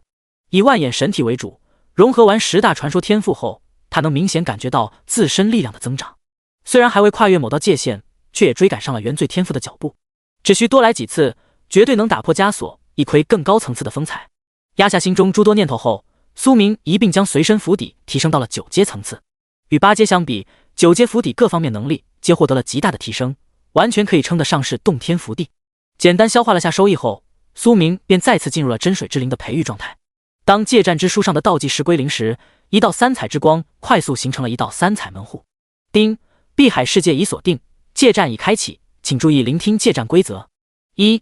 为保护弱小游戏区发展，不得有超出该游戏区最强战力2个大阶位生灵出战。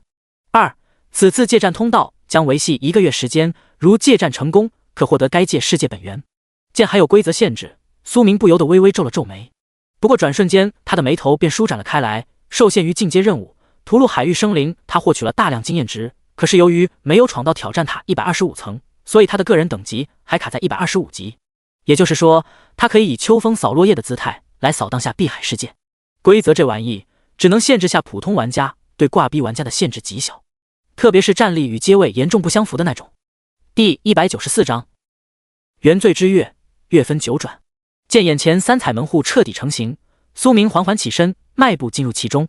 与此同时，碧海世界上空一道巨大的3彩门户投影也随之显现而出。浩瀚的异象瞬间引起了严阵以待的海域强者注意。看到3彩门户时，他们飞速下达了一系列的指令。一时间，大量能量光辉开始在海域之中闪烁，就等着入侵者从3彩门户中走出，从而给予对方沉重一击。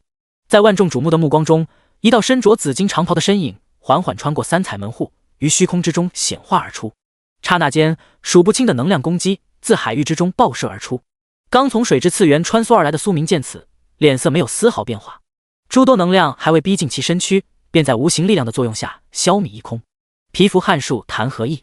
随着一声浩瀚魔音响起，海域上空直接升起了一轮无边血月虚影。被血色光辉所照耀到的海族，无不陷入癫狂状态，从而沦为杀戮的傀儡。此乃苏明以原罪天赋构建出的原罪之月，血月分9转，每次转动皆可引动一种原罪之念。面对这种层次的攻击，碧海世界生灵只有死亡这一最终归宿。怎么会有这么强的存在？如此强者，为何会入侵我们这般弱小的世界？到底是为何？这时，部分亲眼目睹同族进入疯癫状态的海域生灵，皆在心中发出了绝望的嘶吼声。他们试图朝海域深处游去，却惊恐地发现，上空血色明月所照射下来的光辉，压根就没有因为水深的原因而出现丝毫减弱。与普通能量攻击不同，原罪之月是作用在精神层面的力量，所以想要依靠海水来阻隔是不可能的。只要是苏明意志能够延伸到的区域，血色光辉便能够照耀到。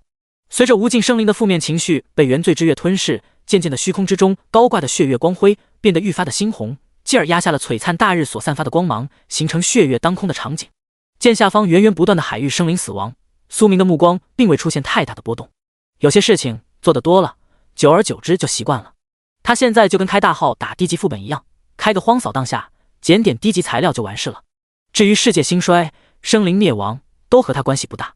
伴随着时间的缓缓流逝，整个碧海世界也变得愈发的死寂。除了小部分躲藏在秘境内的海域生灵逃过一劫以外，其余的可以说是全部化作了素材，躺在某个冰冷至极的空间之中。丁，你已灭杀碧海世界 99% 以上生灵，界战结束，你获得了该界大量世界本源。当游戏提示音响起时，一团散发着七彩色泽的液体快速自苏明眼前浮现而出。世界本源，阶位神话，功效可用于使用者气运提升、世界能级提升。看了眼篮球大小的世界本源信息，苏明发现和之前的一小份本源碎片相比，这份本源强的不是一点半点。如此看来，神话与神话物品的差距有可能也是一个天一个地。将世界本源收入无限空间内后，他直接迈步跨进三彩门户内，离开了碧海世界。当苏明离去之时，一股无形的力量将整个碧海世界包裹其中。紧接着，身处各个秘境内的海域生灵皆遭受到了未知力量的改造，从而沦为了秘境生物。待到这股力量消散之时，丝丝缕缕的黑色魔气自虚空之中不断滋生而出。对于自己离开后碧海世界所发生的一系列变化，这会重返水之次元的苏明并不知晓。他这会正忙着清点收益，收割了数以百亿计的海域生灵，他获取到了10个以上神话天赋，可以说得上是一波肥。随着天赋力量不断融合，他窥探到了一幅十分模糊的画面。只见一只擎天巨掌将某尊阎罗一手捏住，丢入嘴中给吃了。这借助力量暴增，从而窥探到的天机画面，令苏明心情略显浮躁。虽然没看清那尊被吃掉的阎罗面容，但是他有种直觉，那就是鬼神幡内被赐封的10殿阎罗之一。那么问题来了，10殿阎罗与鬼神幡息息相关，到底是什么样的强者，能够在其眼皮子底下以迅雷不及掩耳之势，瞬息间灭杀一尊阎罗？神话存在，怕是不可能，最大的可能性就只有超越神话层次的仙。念想到这，苏明眼中不由得闪过一丝血色光芒。既然已经窥探到了这一情况，他自然不会看着这件事情发生。大道50，天眼49，此事并非定数，只是可能会出现这种情况罢了，所以完全有机会规避掉。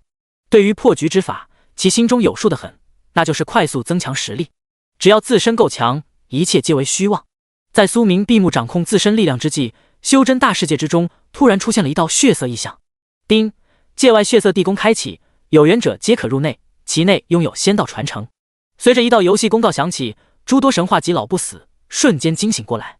到了他们这一境界，普通之物已经无法撼动其心神分毫。不过有一物例外，那就是和仙有关的东西。修真大世界频道，这什么界外血色地宫之中竟然有仙道传承？这要是谁获得了，岂不是得原地起飞？兄弟们冲呀！成佛做祖不是梦，能否超越神话，就看这一次了。有缘者才能进去，你们是都看不见是吧？一旦惊起千层浪，一时间整个修真大世界直接进入了沸腾状态。诸多强大存在纷纷架起盾光，便往血色光辉所在区域冲去。其中最先抵达的，则是一门、二教、三宗这些大势力的超级强者。不过很快，他们就有些脸黑的退到了一旁，因为进不去血色光幕。血色地宫进入条件：1. 不得超越传奇阶位；2. 灵魂纯净。零零散散的一大堆规则，看得一众神话强者心中不由得有些火大。这也叫有缘者皆可入内，直接说想要挑个天赋异禀的传承者算了，非得搞这些弯弯道道，尽吊人胃口。第195章尸山谷海，血流成河。在自身无法进入的情况下，诸多强者只能将希望寄托于门下弟子的身上。修真大世界广袤无垠，天骄者如同过江之鲫，数不胜数。血色地宫的进入条件虽然比较苛刻，却也不至于一个都寻不出来。随着一众神话强者的一声令下，一门、二教、三宗等势力内的绝世天骄纷纷破关而出，试图进入血色地宫之中。经过一番筛选，最终只有不到30位生灵满足进入条件。其中领头者赫然是道门当代道子。当修真大世界30位绝代天骄一一步入血色屏障内时，一股无形的律动缓缓自血色地宫深处往外蔓延开来。而对于地宫内所发生的情况，在外守候的神话强者并不知晓。血色地宫拥有屏蔽天机的力量，让他们无法窥探其中奥妙，只能走一步看一步，静等门内弟子闯关出来。与此同时，身处挑战塔水之次元世界的苏明心中突然生出一股悸动，紧接着一幅模糊的血色画面在其脑海中一闪而过。尸山谷海，血流成河。惊鸿一瞥之下，他窥见了某些东西，联想到十殿阎罗被吞噬掉的画面，苏明有了些许猜测。深吸一口气，压下心中诸多念头后，他单手微挥，将化作水之巨蛋的真水之灵托举到眼前。随着其指尖一丝世界本源弹射而出，整颗巨蛋立马发出咔咔咔的碎裂声。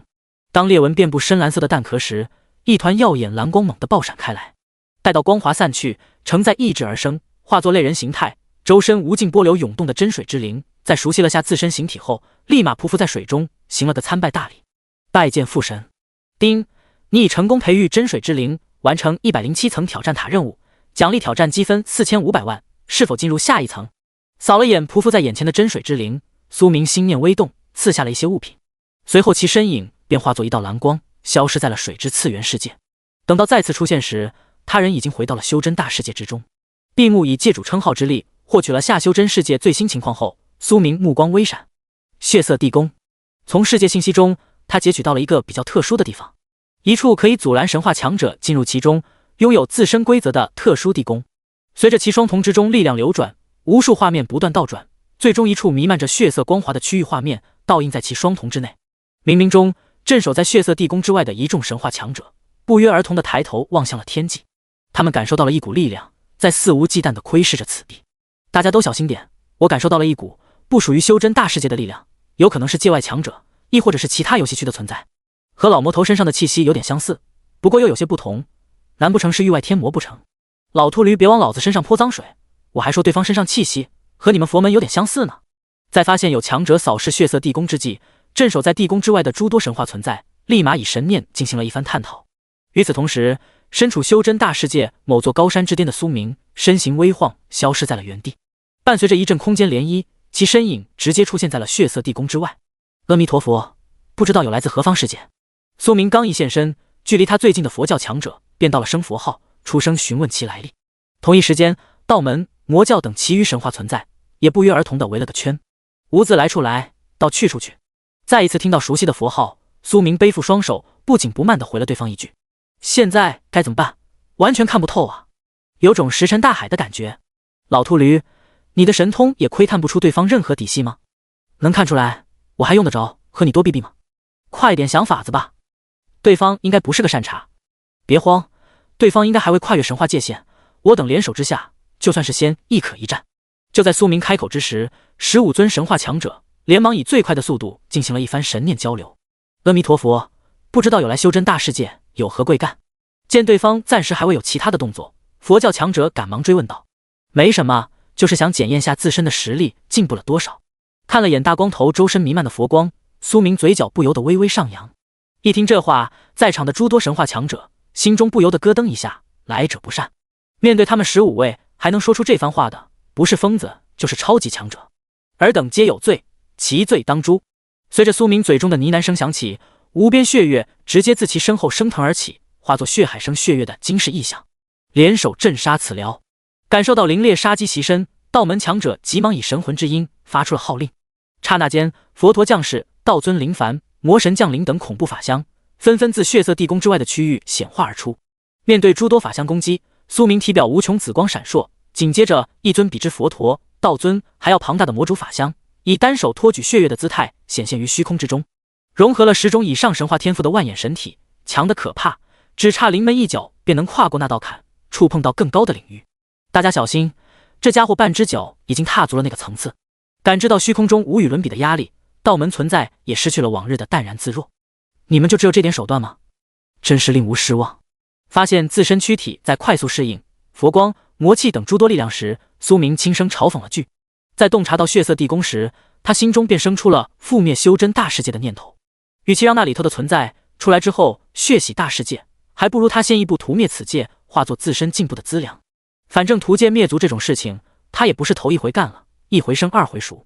而这时被嘲讽的一众神话存在，脸色一阵青一阵白，难看得很。第196章，地宫中的妖异青年。自打成为神话以来，他们还没受过这种侮辱。点子扎手，都别藏着掖着了。以神念力量快速交流了一番后，15位神话强者的攻击频率与之前明显不是一个层次。不过令他们胆寒的是，各种手段都无法对对方造成有效伤害。该死，怎么会有这种变态？他怎么和传说中的真龙一族一般，能够免疫各种法则能量伤害，并且还掌握了滴血重生这类神通手段？都准备好跑路吧，留得青山再不愁没柴烧。我可不想浪费重生宝石。那修真大世界该怎么办？就这么拱手相让吗？吃！你要是觉得自己能一个人抗衡对方，就单独留下来善后。我等在，道统便在。别犹豫了，那血色光辉非常的邪异，无形中已经开始滋生各种欲望，再不走的话，后面怕是会出问题。手段尽出，依旧未曾取得成效，15尊神话存在心中不由得心生退意。不怪他们不给力，属实是对手过于变态，再打下去非得折一条命在这地方。随着魔主法相手中血月转至第7转，恐惧原罪之念蔓延开来时，神念交织在一起，得神话强者心中不约而同地生出了一股强烈的恐惧之意。在这股念头的驱使下，他们直接散去了神通，以最快速度遁入了虚空之中，头也不回地跑了。见到这一幕，苏明脸色并无太大的波动，这种情况在他的预料之中。能成为神话存在的，肯定都是有2把刷子在手的，不可能会选择和他死拼。一旦发现情况不对，绝对会选择跑路，这点想都不用想。对此他也懒得费功夫去拦截，因为意义不大，想瞬秒一尊神话强者，凭他目前的实力还做不到，除非彻底打破那层枷锁。深深地看了眼血色光华弥漫的区域后，苏明操控魔主法相转身离去。血色地宫在他看来就是个巨坑，他是不会进去的。先收割下修真大世界，增强下自身实力，才是当前最为要紧的事情。当浩瀚血月高挂修真大世界虚空之时，无尽生灵在血色光华的照射下，皆沦为了欲望的傀儡。一时间，恐慌的氛围彻底蔓延开来。修真大世界频道，完了，彻底完了！据说有域外天魔侵入，一众神话存在不敌败走。最新消息，东部区域已经沦陷一小半，天空之中高挂血色大月，那些大势力的强者都已经撤退进了秘境之中。我等该如何才能度过此次劫难？寻个风水宝地，挖个坑，把自己埋进去试一试。侥幸的话，说不定能够躲过一劫。丁，修真大世界遭遇入侵，特发布世界守护活动。当苏明以东部区域为起点，开始沿途扫荡时，一则世界公告突然在所有生灵耳旁响起。和蓝星、碧海世界一样，在遭受到入侵时，游戏规则会发布特定的活动，亦或者与之相关的任务。听到守护公告，苏明稍稍上了点心，打起了精神。有蓝星跨界任务在前，他得防着点之前走出修真大世界的强者突然折返回来。在其防范之际，藏于一处秘境之内的15位神话存在正在商量对策。那个家伙十分的古怪，他以东部为起点，沿路屠戮生灵。无怀疑他走的是献祭之道，将万物生灵献祭于外天魔，从而换取强大的力量。只有这种疯子才会热衷于屠戮世界。邪魔歪道，人人得而诛之。别说那么多没用的，先想想有没有什么法子能够把对方驱逐出去，再让他折腾下去，修真大世界真就得沦为死界。到时候我等可就真成为孤家寡人了。有个屁的法子，我等联手之下都拿不下对方。不，还是有一个办法可以试一试的。吾记得道门传承之书内曾记载过一篇信息，说是在数万载岁月之前，有一尊存在去往了更高的区域，现如今世界危机，我等可以使用请仙香试一试，能否与之取得联系。不是，这行得通吗？别到时候狼没走，虎又来了。经过一番激烈的讨论过后，15位神话存在选择了使用请仙香。不过这玩意使用需要一定的准备时间，以15大顶尖势力的底蕴，大约需要1天的时间来筹备。在诸多存在紧锣密鼓的安排之际，以魔主形态横扫东部区域的苏明，周身欲望之力正不断的上涨。相比于碧海世界那个低级游戏区，修真大世界的生灵数量更多，并且质量更高，所以其原罪天赋的力量提升也更快。以目前的速度下去，苏明觉得用不了多长时间，原罪天赋便能进阶。在双方都与时间赛跑时，被血色光芒所笼罩的区域内，一众进入血色地宫的绝代天骄，此刻双瞳之中皆闪烁着妖异的红芒。只见他们一路跨越荒凉且破败的宫殿，直奔地宫中心区域而去。当道门当带道子推开最深处的一扇血色大门时，一道血色浪花突然涌出，将所有生灵卷入其中。随后痛苦至极的呻吟声不时地从地宫深处传出，也不知持续多长时间。待到地宫大门重新开启时，一尊身着血色长袍、面容极其妖异的存在缓步踏出了宫殿大门。真是漫长至极的岁月，好在一丝真灵未灭，得以从头再来。深吸了一口弥漫在空中的血色气息后，妖异青年不由得低声呢喃了句，回头看了眼身后的血色宫殿，其身影便缓缓消失在了血雾之中。等到这尊不知名存在再次出现时，他已经离开了血色区域。终极游戏区看样子还需蛰伏一段时间。闭目感受了下当前所处环境后，妖异存在身形微晃，没入了虚空之中。与此同时，正在南部区域扫荡的苏明，双目猛地扫向了某个方位。在借主称号和天机力量的推动下，他的双瞳中各种景象飞快闪现。第197章，万事俱备，只欠东风。同一时间，正身融虚空的妖异存在好似察觉到了什么，冷眼扫视了天空后，其身影快速化作万千血丝，消散在了原地。在其完全消散之际，苏明捕获到最后一丝红芒，以天机之力推算了一番后，他目光闪烁不定。一个好消息，一个坏消息。好消息是血色地宫之中走出来的存在实力并不算太强，坏消息是他无法捕捉到对方的行踪，每当试图推算时，天机便处于紊乱状态。收回远眺的目光后，苏明加快了收割修真大世界的步伐。这时，某座无名大山深处，一丝一缕的猩红血丝经过凝聚，化作了一道身着血色长袍的身影。半步仙道，有意思。重新将自身气息遮掩住的未知存在回想了下那股窥视感，不由得低声呢喃了句。他从修真大世界生灵记忆中所获取的信息并没有这号存在，所以对方并非此界生灵，有可能是界外强者。心中暗自推算一番后，妖异存在打定主意，先观察观察。以其神鬼莫测的手段，很快修真大世界内的诸多信息便摆在了他面前。在看到那尊疑似界外强者的存在对万物生灵大肆屠戮时，其脸色稍显难看，这简直是和他在一个饭碗里抢饭吃。闭目微微思索片刻，妖异存在身形微晃消失在了原地，不知去往了何处。随着时间的快速流逝，修真大世界某处较为隐秘的区域内，15尊神话存在正脸色凝重地站在一座巨大的祭坛之前。经过1天时间的筹备，请献一世所需要的东西，他们总算是凑齐了，现在万事俱备，只欠东风。道眼，这玩意你比较在行，你来吧。扫了眼闪烁着莹莹白光的祭坛，佛宗强者率先开口道。闻言，道门存在身形微晃，出现在了祭坛之上。下一秒便见到3根闪烁着五彩色泽的长香自其手中显化而出。请仙香，品阶神话，功效可用于沟通超越神话阶位存在。注：该物品失败概率较高。随着3根请仙香被点燃，丝丝缕缕的3色光芒快速化作3彩之龙，于虚空之中盘旋。今修真大世界遭遇强敌入侵，晚辈道眼携万千生灵，恳请无极前辈降临，救众生于水火之中。见3彩之龙显化而出，道眼连忙开始低声吟唱。在请仙香神秘力量的催动下，修真大世界壁垒出现了一丝缝隙，紧接着一丝携带祷告信息的3彩之光飞速没入无尽虚空之内。接下来便看天意吧。将手中3根请仙香插入祭坛内后，道眼沉声朝下方开口，怕是希望渺茫，无关天机，依旧是破灭之象。这时，身着七星袍的天机老人摇了摇头，接过话道：别逼我在这种时候扇你，有话快说，有屁快放，你到底看到什么了？脾气较为火爆的魔教教主一听天机老人在这个时候突然给大家火泼凉水，立马怒了。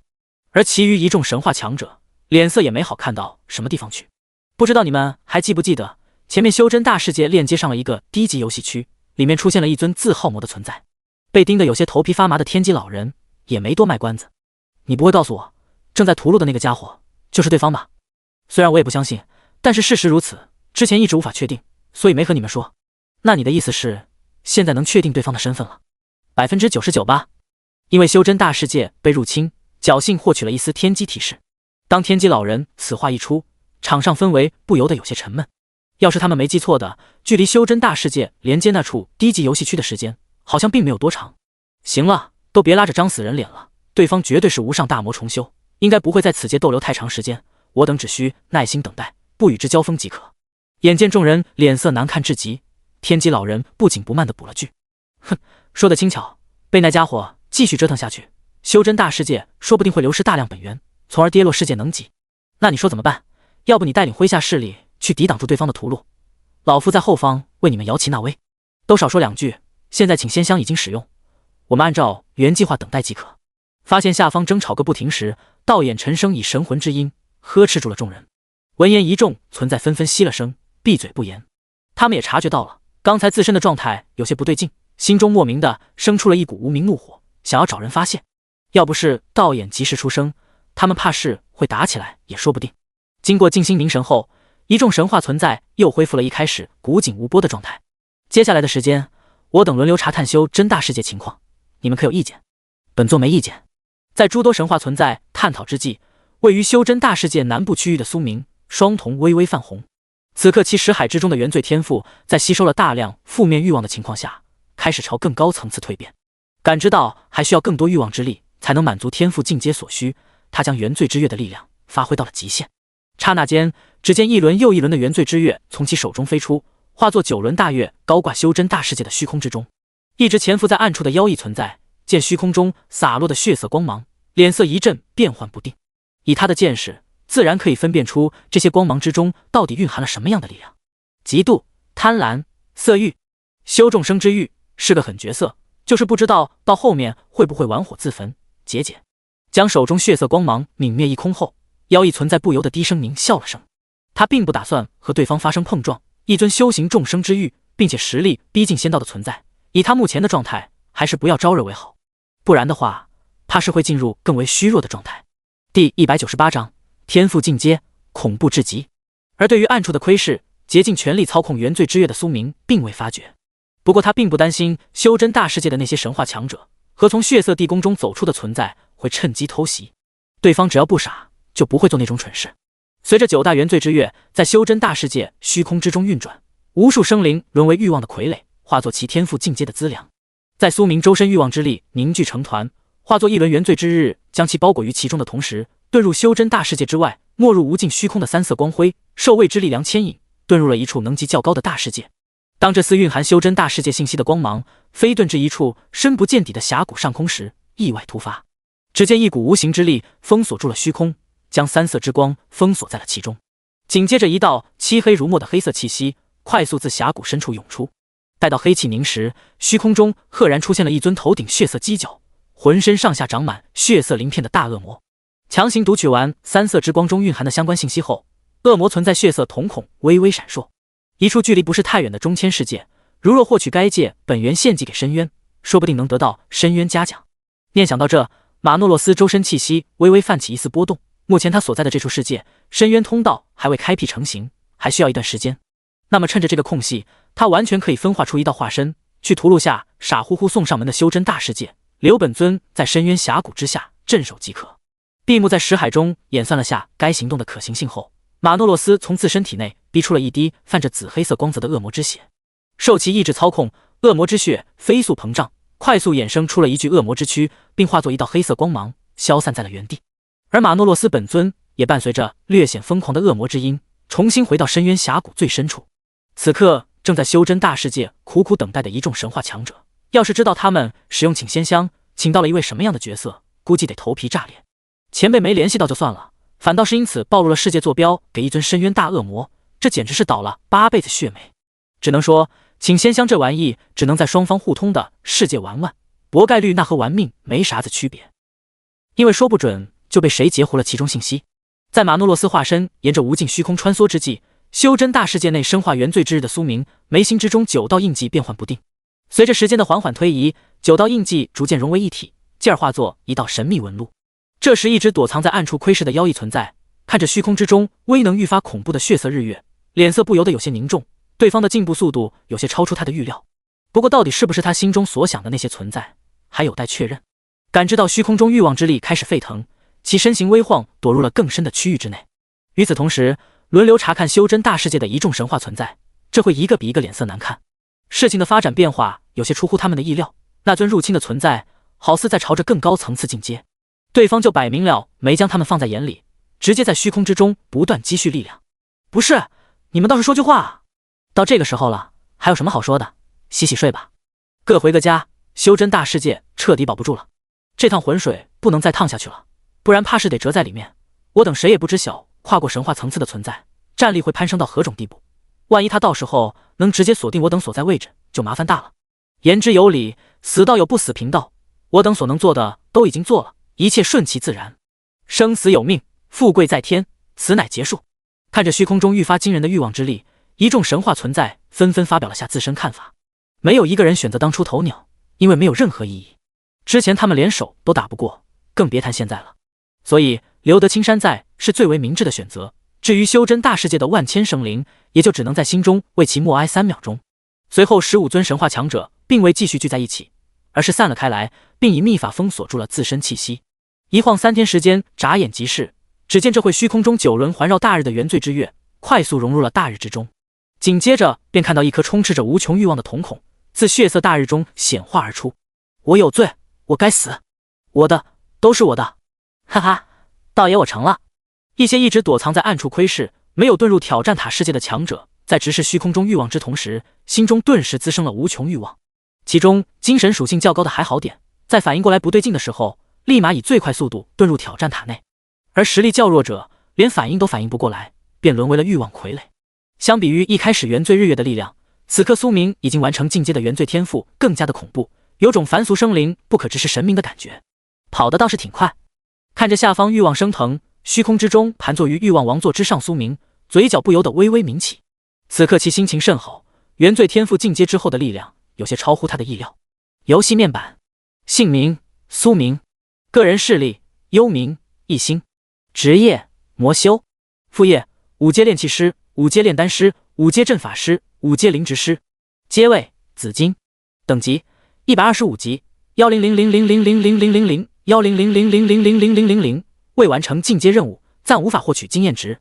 生命值100%，气血值9999999，魔念99999，天魔元力999999999，秘法万眼魔躯天魔观想法，咫尺天涯，技能魔域天魔之音天魔之翼气血熔炉，天赋神话万眼神体仙道1阶原罪之源，称号神话界主传说举世无双，综合战力18888888888，装备栏可展开。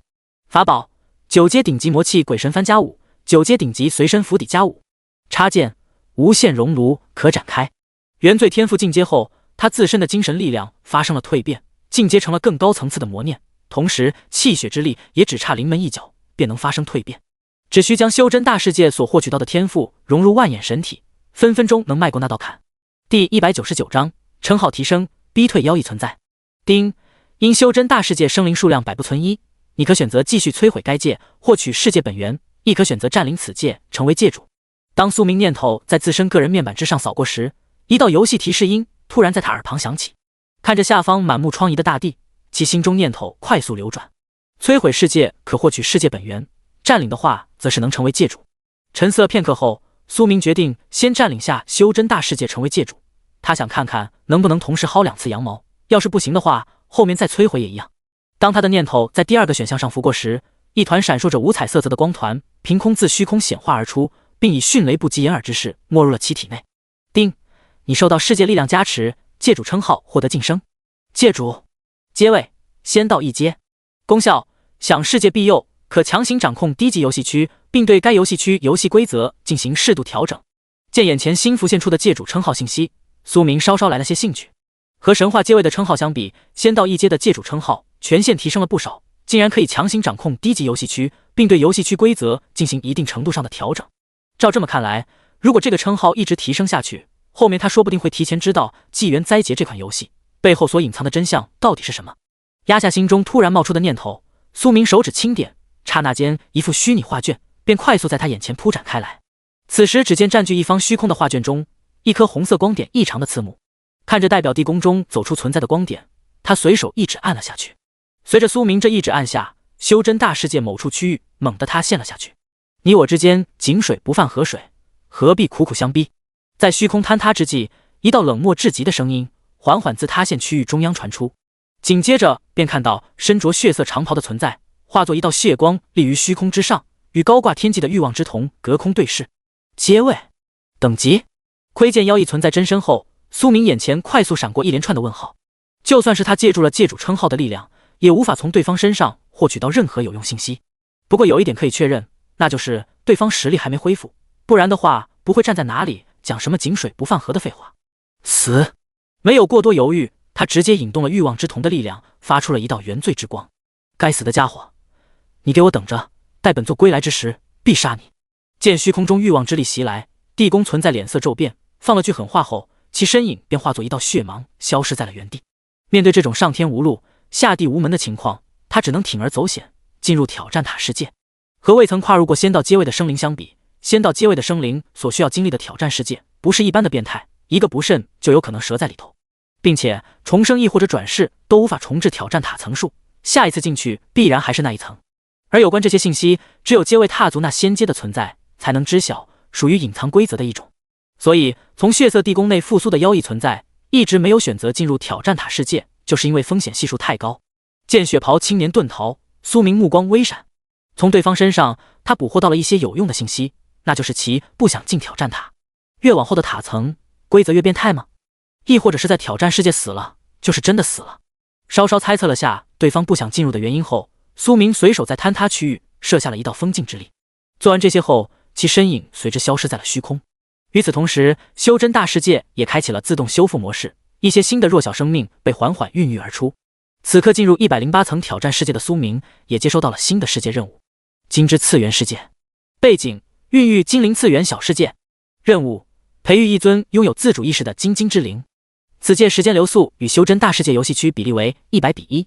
见任务与自己推测的一般无二，苏明如法炮制，以相同的办法开始培育精金之灵。为了不浪费时间，在分出一丝心神牵引附近精灵汇聚的同时，他顺带融合了下体内积攒的万千天赋。伴随着时间的流逝，金之次元空间内逐渐形成了2颗巨蛋，其中一颗纯金色泽的巨蛋形态稍小，另一颗九彩之色流转不定的巨蛋仿若撑起了天地一般。就这样，次元世界内一晃3月时间便过去了。只见矗立在世界中央的九彩巨蛋突然发出了一声咔嚓声响，随后便见到璀璨的九彩光辉自巨蛋内部爆射而出，将金光闪闪的金之次元世界渲染得如梦如幻。待到光芒消散之际，苏明的身影随之出现在了次元世界之内。经过大量融合，量变引起质变，他所拥有的万眼神体同样迈出了那一步，踏足了仙道领域。同时，面板之上的气血值也发生了进阶。花费了些许时间熟悉了体内暴涨的力量，苏明将目光看向了一旁正在闪烁金芒的金色巨蛋。以无之名，启灵。从信仰之力和欲望之力内剥离出有关金之信仰的念头，加以糅合后，其随手点出。当启灵之光没入金之蛋时，原本一直没有动静的金蛋开始发出剧烈摇晃，随后便见到一幅幅图文不断自蛋壳之上显化而出。当所有图文彻底引入蛋壳之际，一道璀璨金芒猛地自巨蛋中爆射开来。拜见父神。待到金蛋破碎，一尊体表金光璀璨、双瞳闪烁着紫金色泽的金色小巨人径直跪伏在金色海洋之上。丁，你已成功培育金之灵，完成108层挑战，奖励挑战积分5000万，是否进入下一层？有着前面2层的经验，苏明这会脸色古井无波，微微点了点头，应允了下金之灵，随手赐予了些物品，其身影便化作一道金光，消失在了金之次元世界。第200章，大恶魔入侵，深渊通道。木之次元世界。背景：孕育木灵次元小世界。任务：培育一尊拥有自主意识的木之精灵。此届时间流速与修真大世界游戏区比例为100:1。当苏明进入109层挑战塔时，所碰到的世界乃是5行属性中的木之次元。没有犹豫，逮住一头距离最近的木灵，他便开始培育。同一时间，修真大世界之外的无尽虚空却迎来了一位不速之客。看着眼前横跨在虚空中的位面世界，马诺洛斯嘴角不由得掠起了一丝狞笑。不枉费他花费了些时间赶来，一处本源未曾流逝太多的中天世界，献祭于深渊绝对能获得大量嘉奖。压下心中兴奋，其随手在虚空中一划，强行撕裂修真大世界壁垒，迈入其中。不过一进入修真大世界，马诺洛斯就感觉到情况与他预想的有点不一样，他竟然感受到了强大的世界压力落在自身身上。该死，此界竟然已经有主，一群废物连短短几天时间都坚持不住吗？知晓会出现这种情况是何原因的马诺洛斯忍不住低声咒骂道。从截获的信息中，他知道这个世界有一尊界外生灵闯入，并且在大肆杀戮。可是对方的实力并未跨入神话之上的层次，何德何能可以在短时间内占据一处中千世界，并成为该界之主？察觉到可能出现了一些预料之外的情况，马诺洛斯周身魔焰升腾，显化出了巨大的恶魔法相。滚出来，献上此界！伟大的马诺洛斯大人，可以收你当作奴仆。随着浩瀚魔音传播开来，修真大世界许多区域的空间都开始出现破碎。一番折腾下来，发现此界之主好像不在，马诺洛斯随手丢出一座祭坛，准备沟通深渊，强行献祭该界。区区中千世界界主意志，在深渊面前连蝼蚁都算不上。只要他沟通深渊成功，对方敢蹦跶出来，那就是在找死。当一丝一缕的深渊气息在修真大世界弥漫开来时，位于木之次元世界培育木之精灵的苏明耳旁突然响起了一道刺耳的游戏提示音：叮，警告，警告，有深渊生物正在献祭修真大世界，如该界被献祭，你所拥有的界主称号将会掉落当前阶位。听到这一提示音，苏明神色微变，他都没料到会出现这种突发变故。能强行献祭修真大世界的深渊生物，不用想都知道肯定是神话阶位以上的，就是不知晓到底是什么实力。如果属于仙道初始阶位战力，那还没什么，就怕是更高层次的存在。微微思索了片刻后，苏明决定返回看看。随着一道深绿色光辉闪过，其身影快速消失在了木之次元世界之内。回到修真大世界的第一时间，他便感受到了一股浓郁至极的深渊气息在虚空中不断蔓延开来。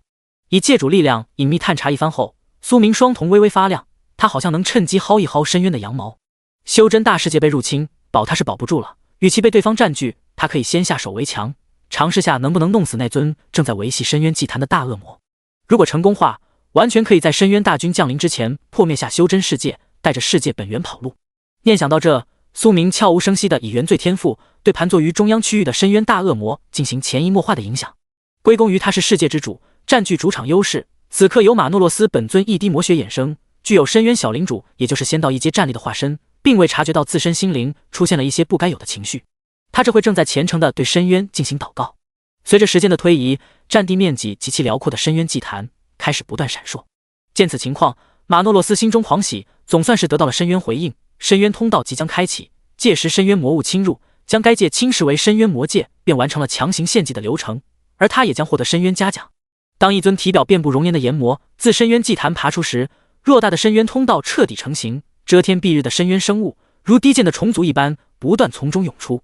其中最为弱小的恶魔也能够比肩紫金阶位的生灵，一些稍强的小恶魔更是拥有史诗传说战力。不过并未有小领主出现，因为有规则限制，无法通过超过献祭者实力的恶魔。这时一直潜伏在暗处窥探的苏明见浩浩荡荡的恶魔大军奔涌而出，双眼之中金光暴涨。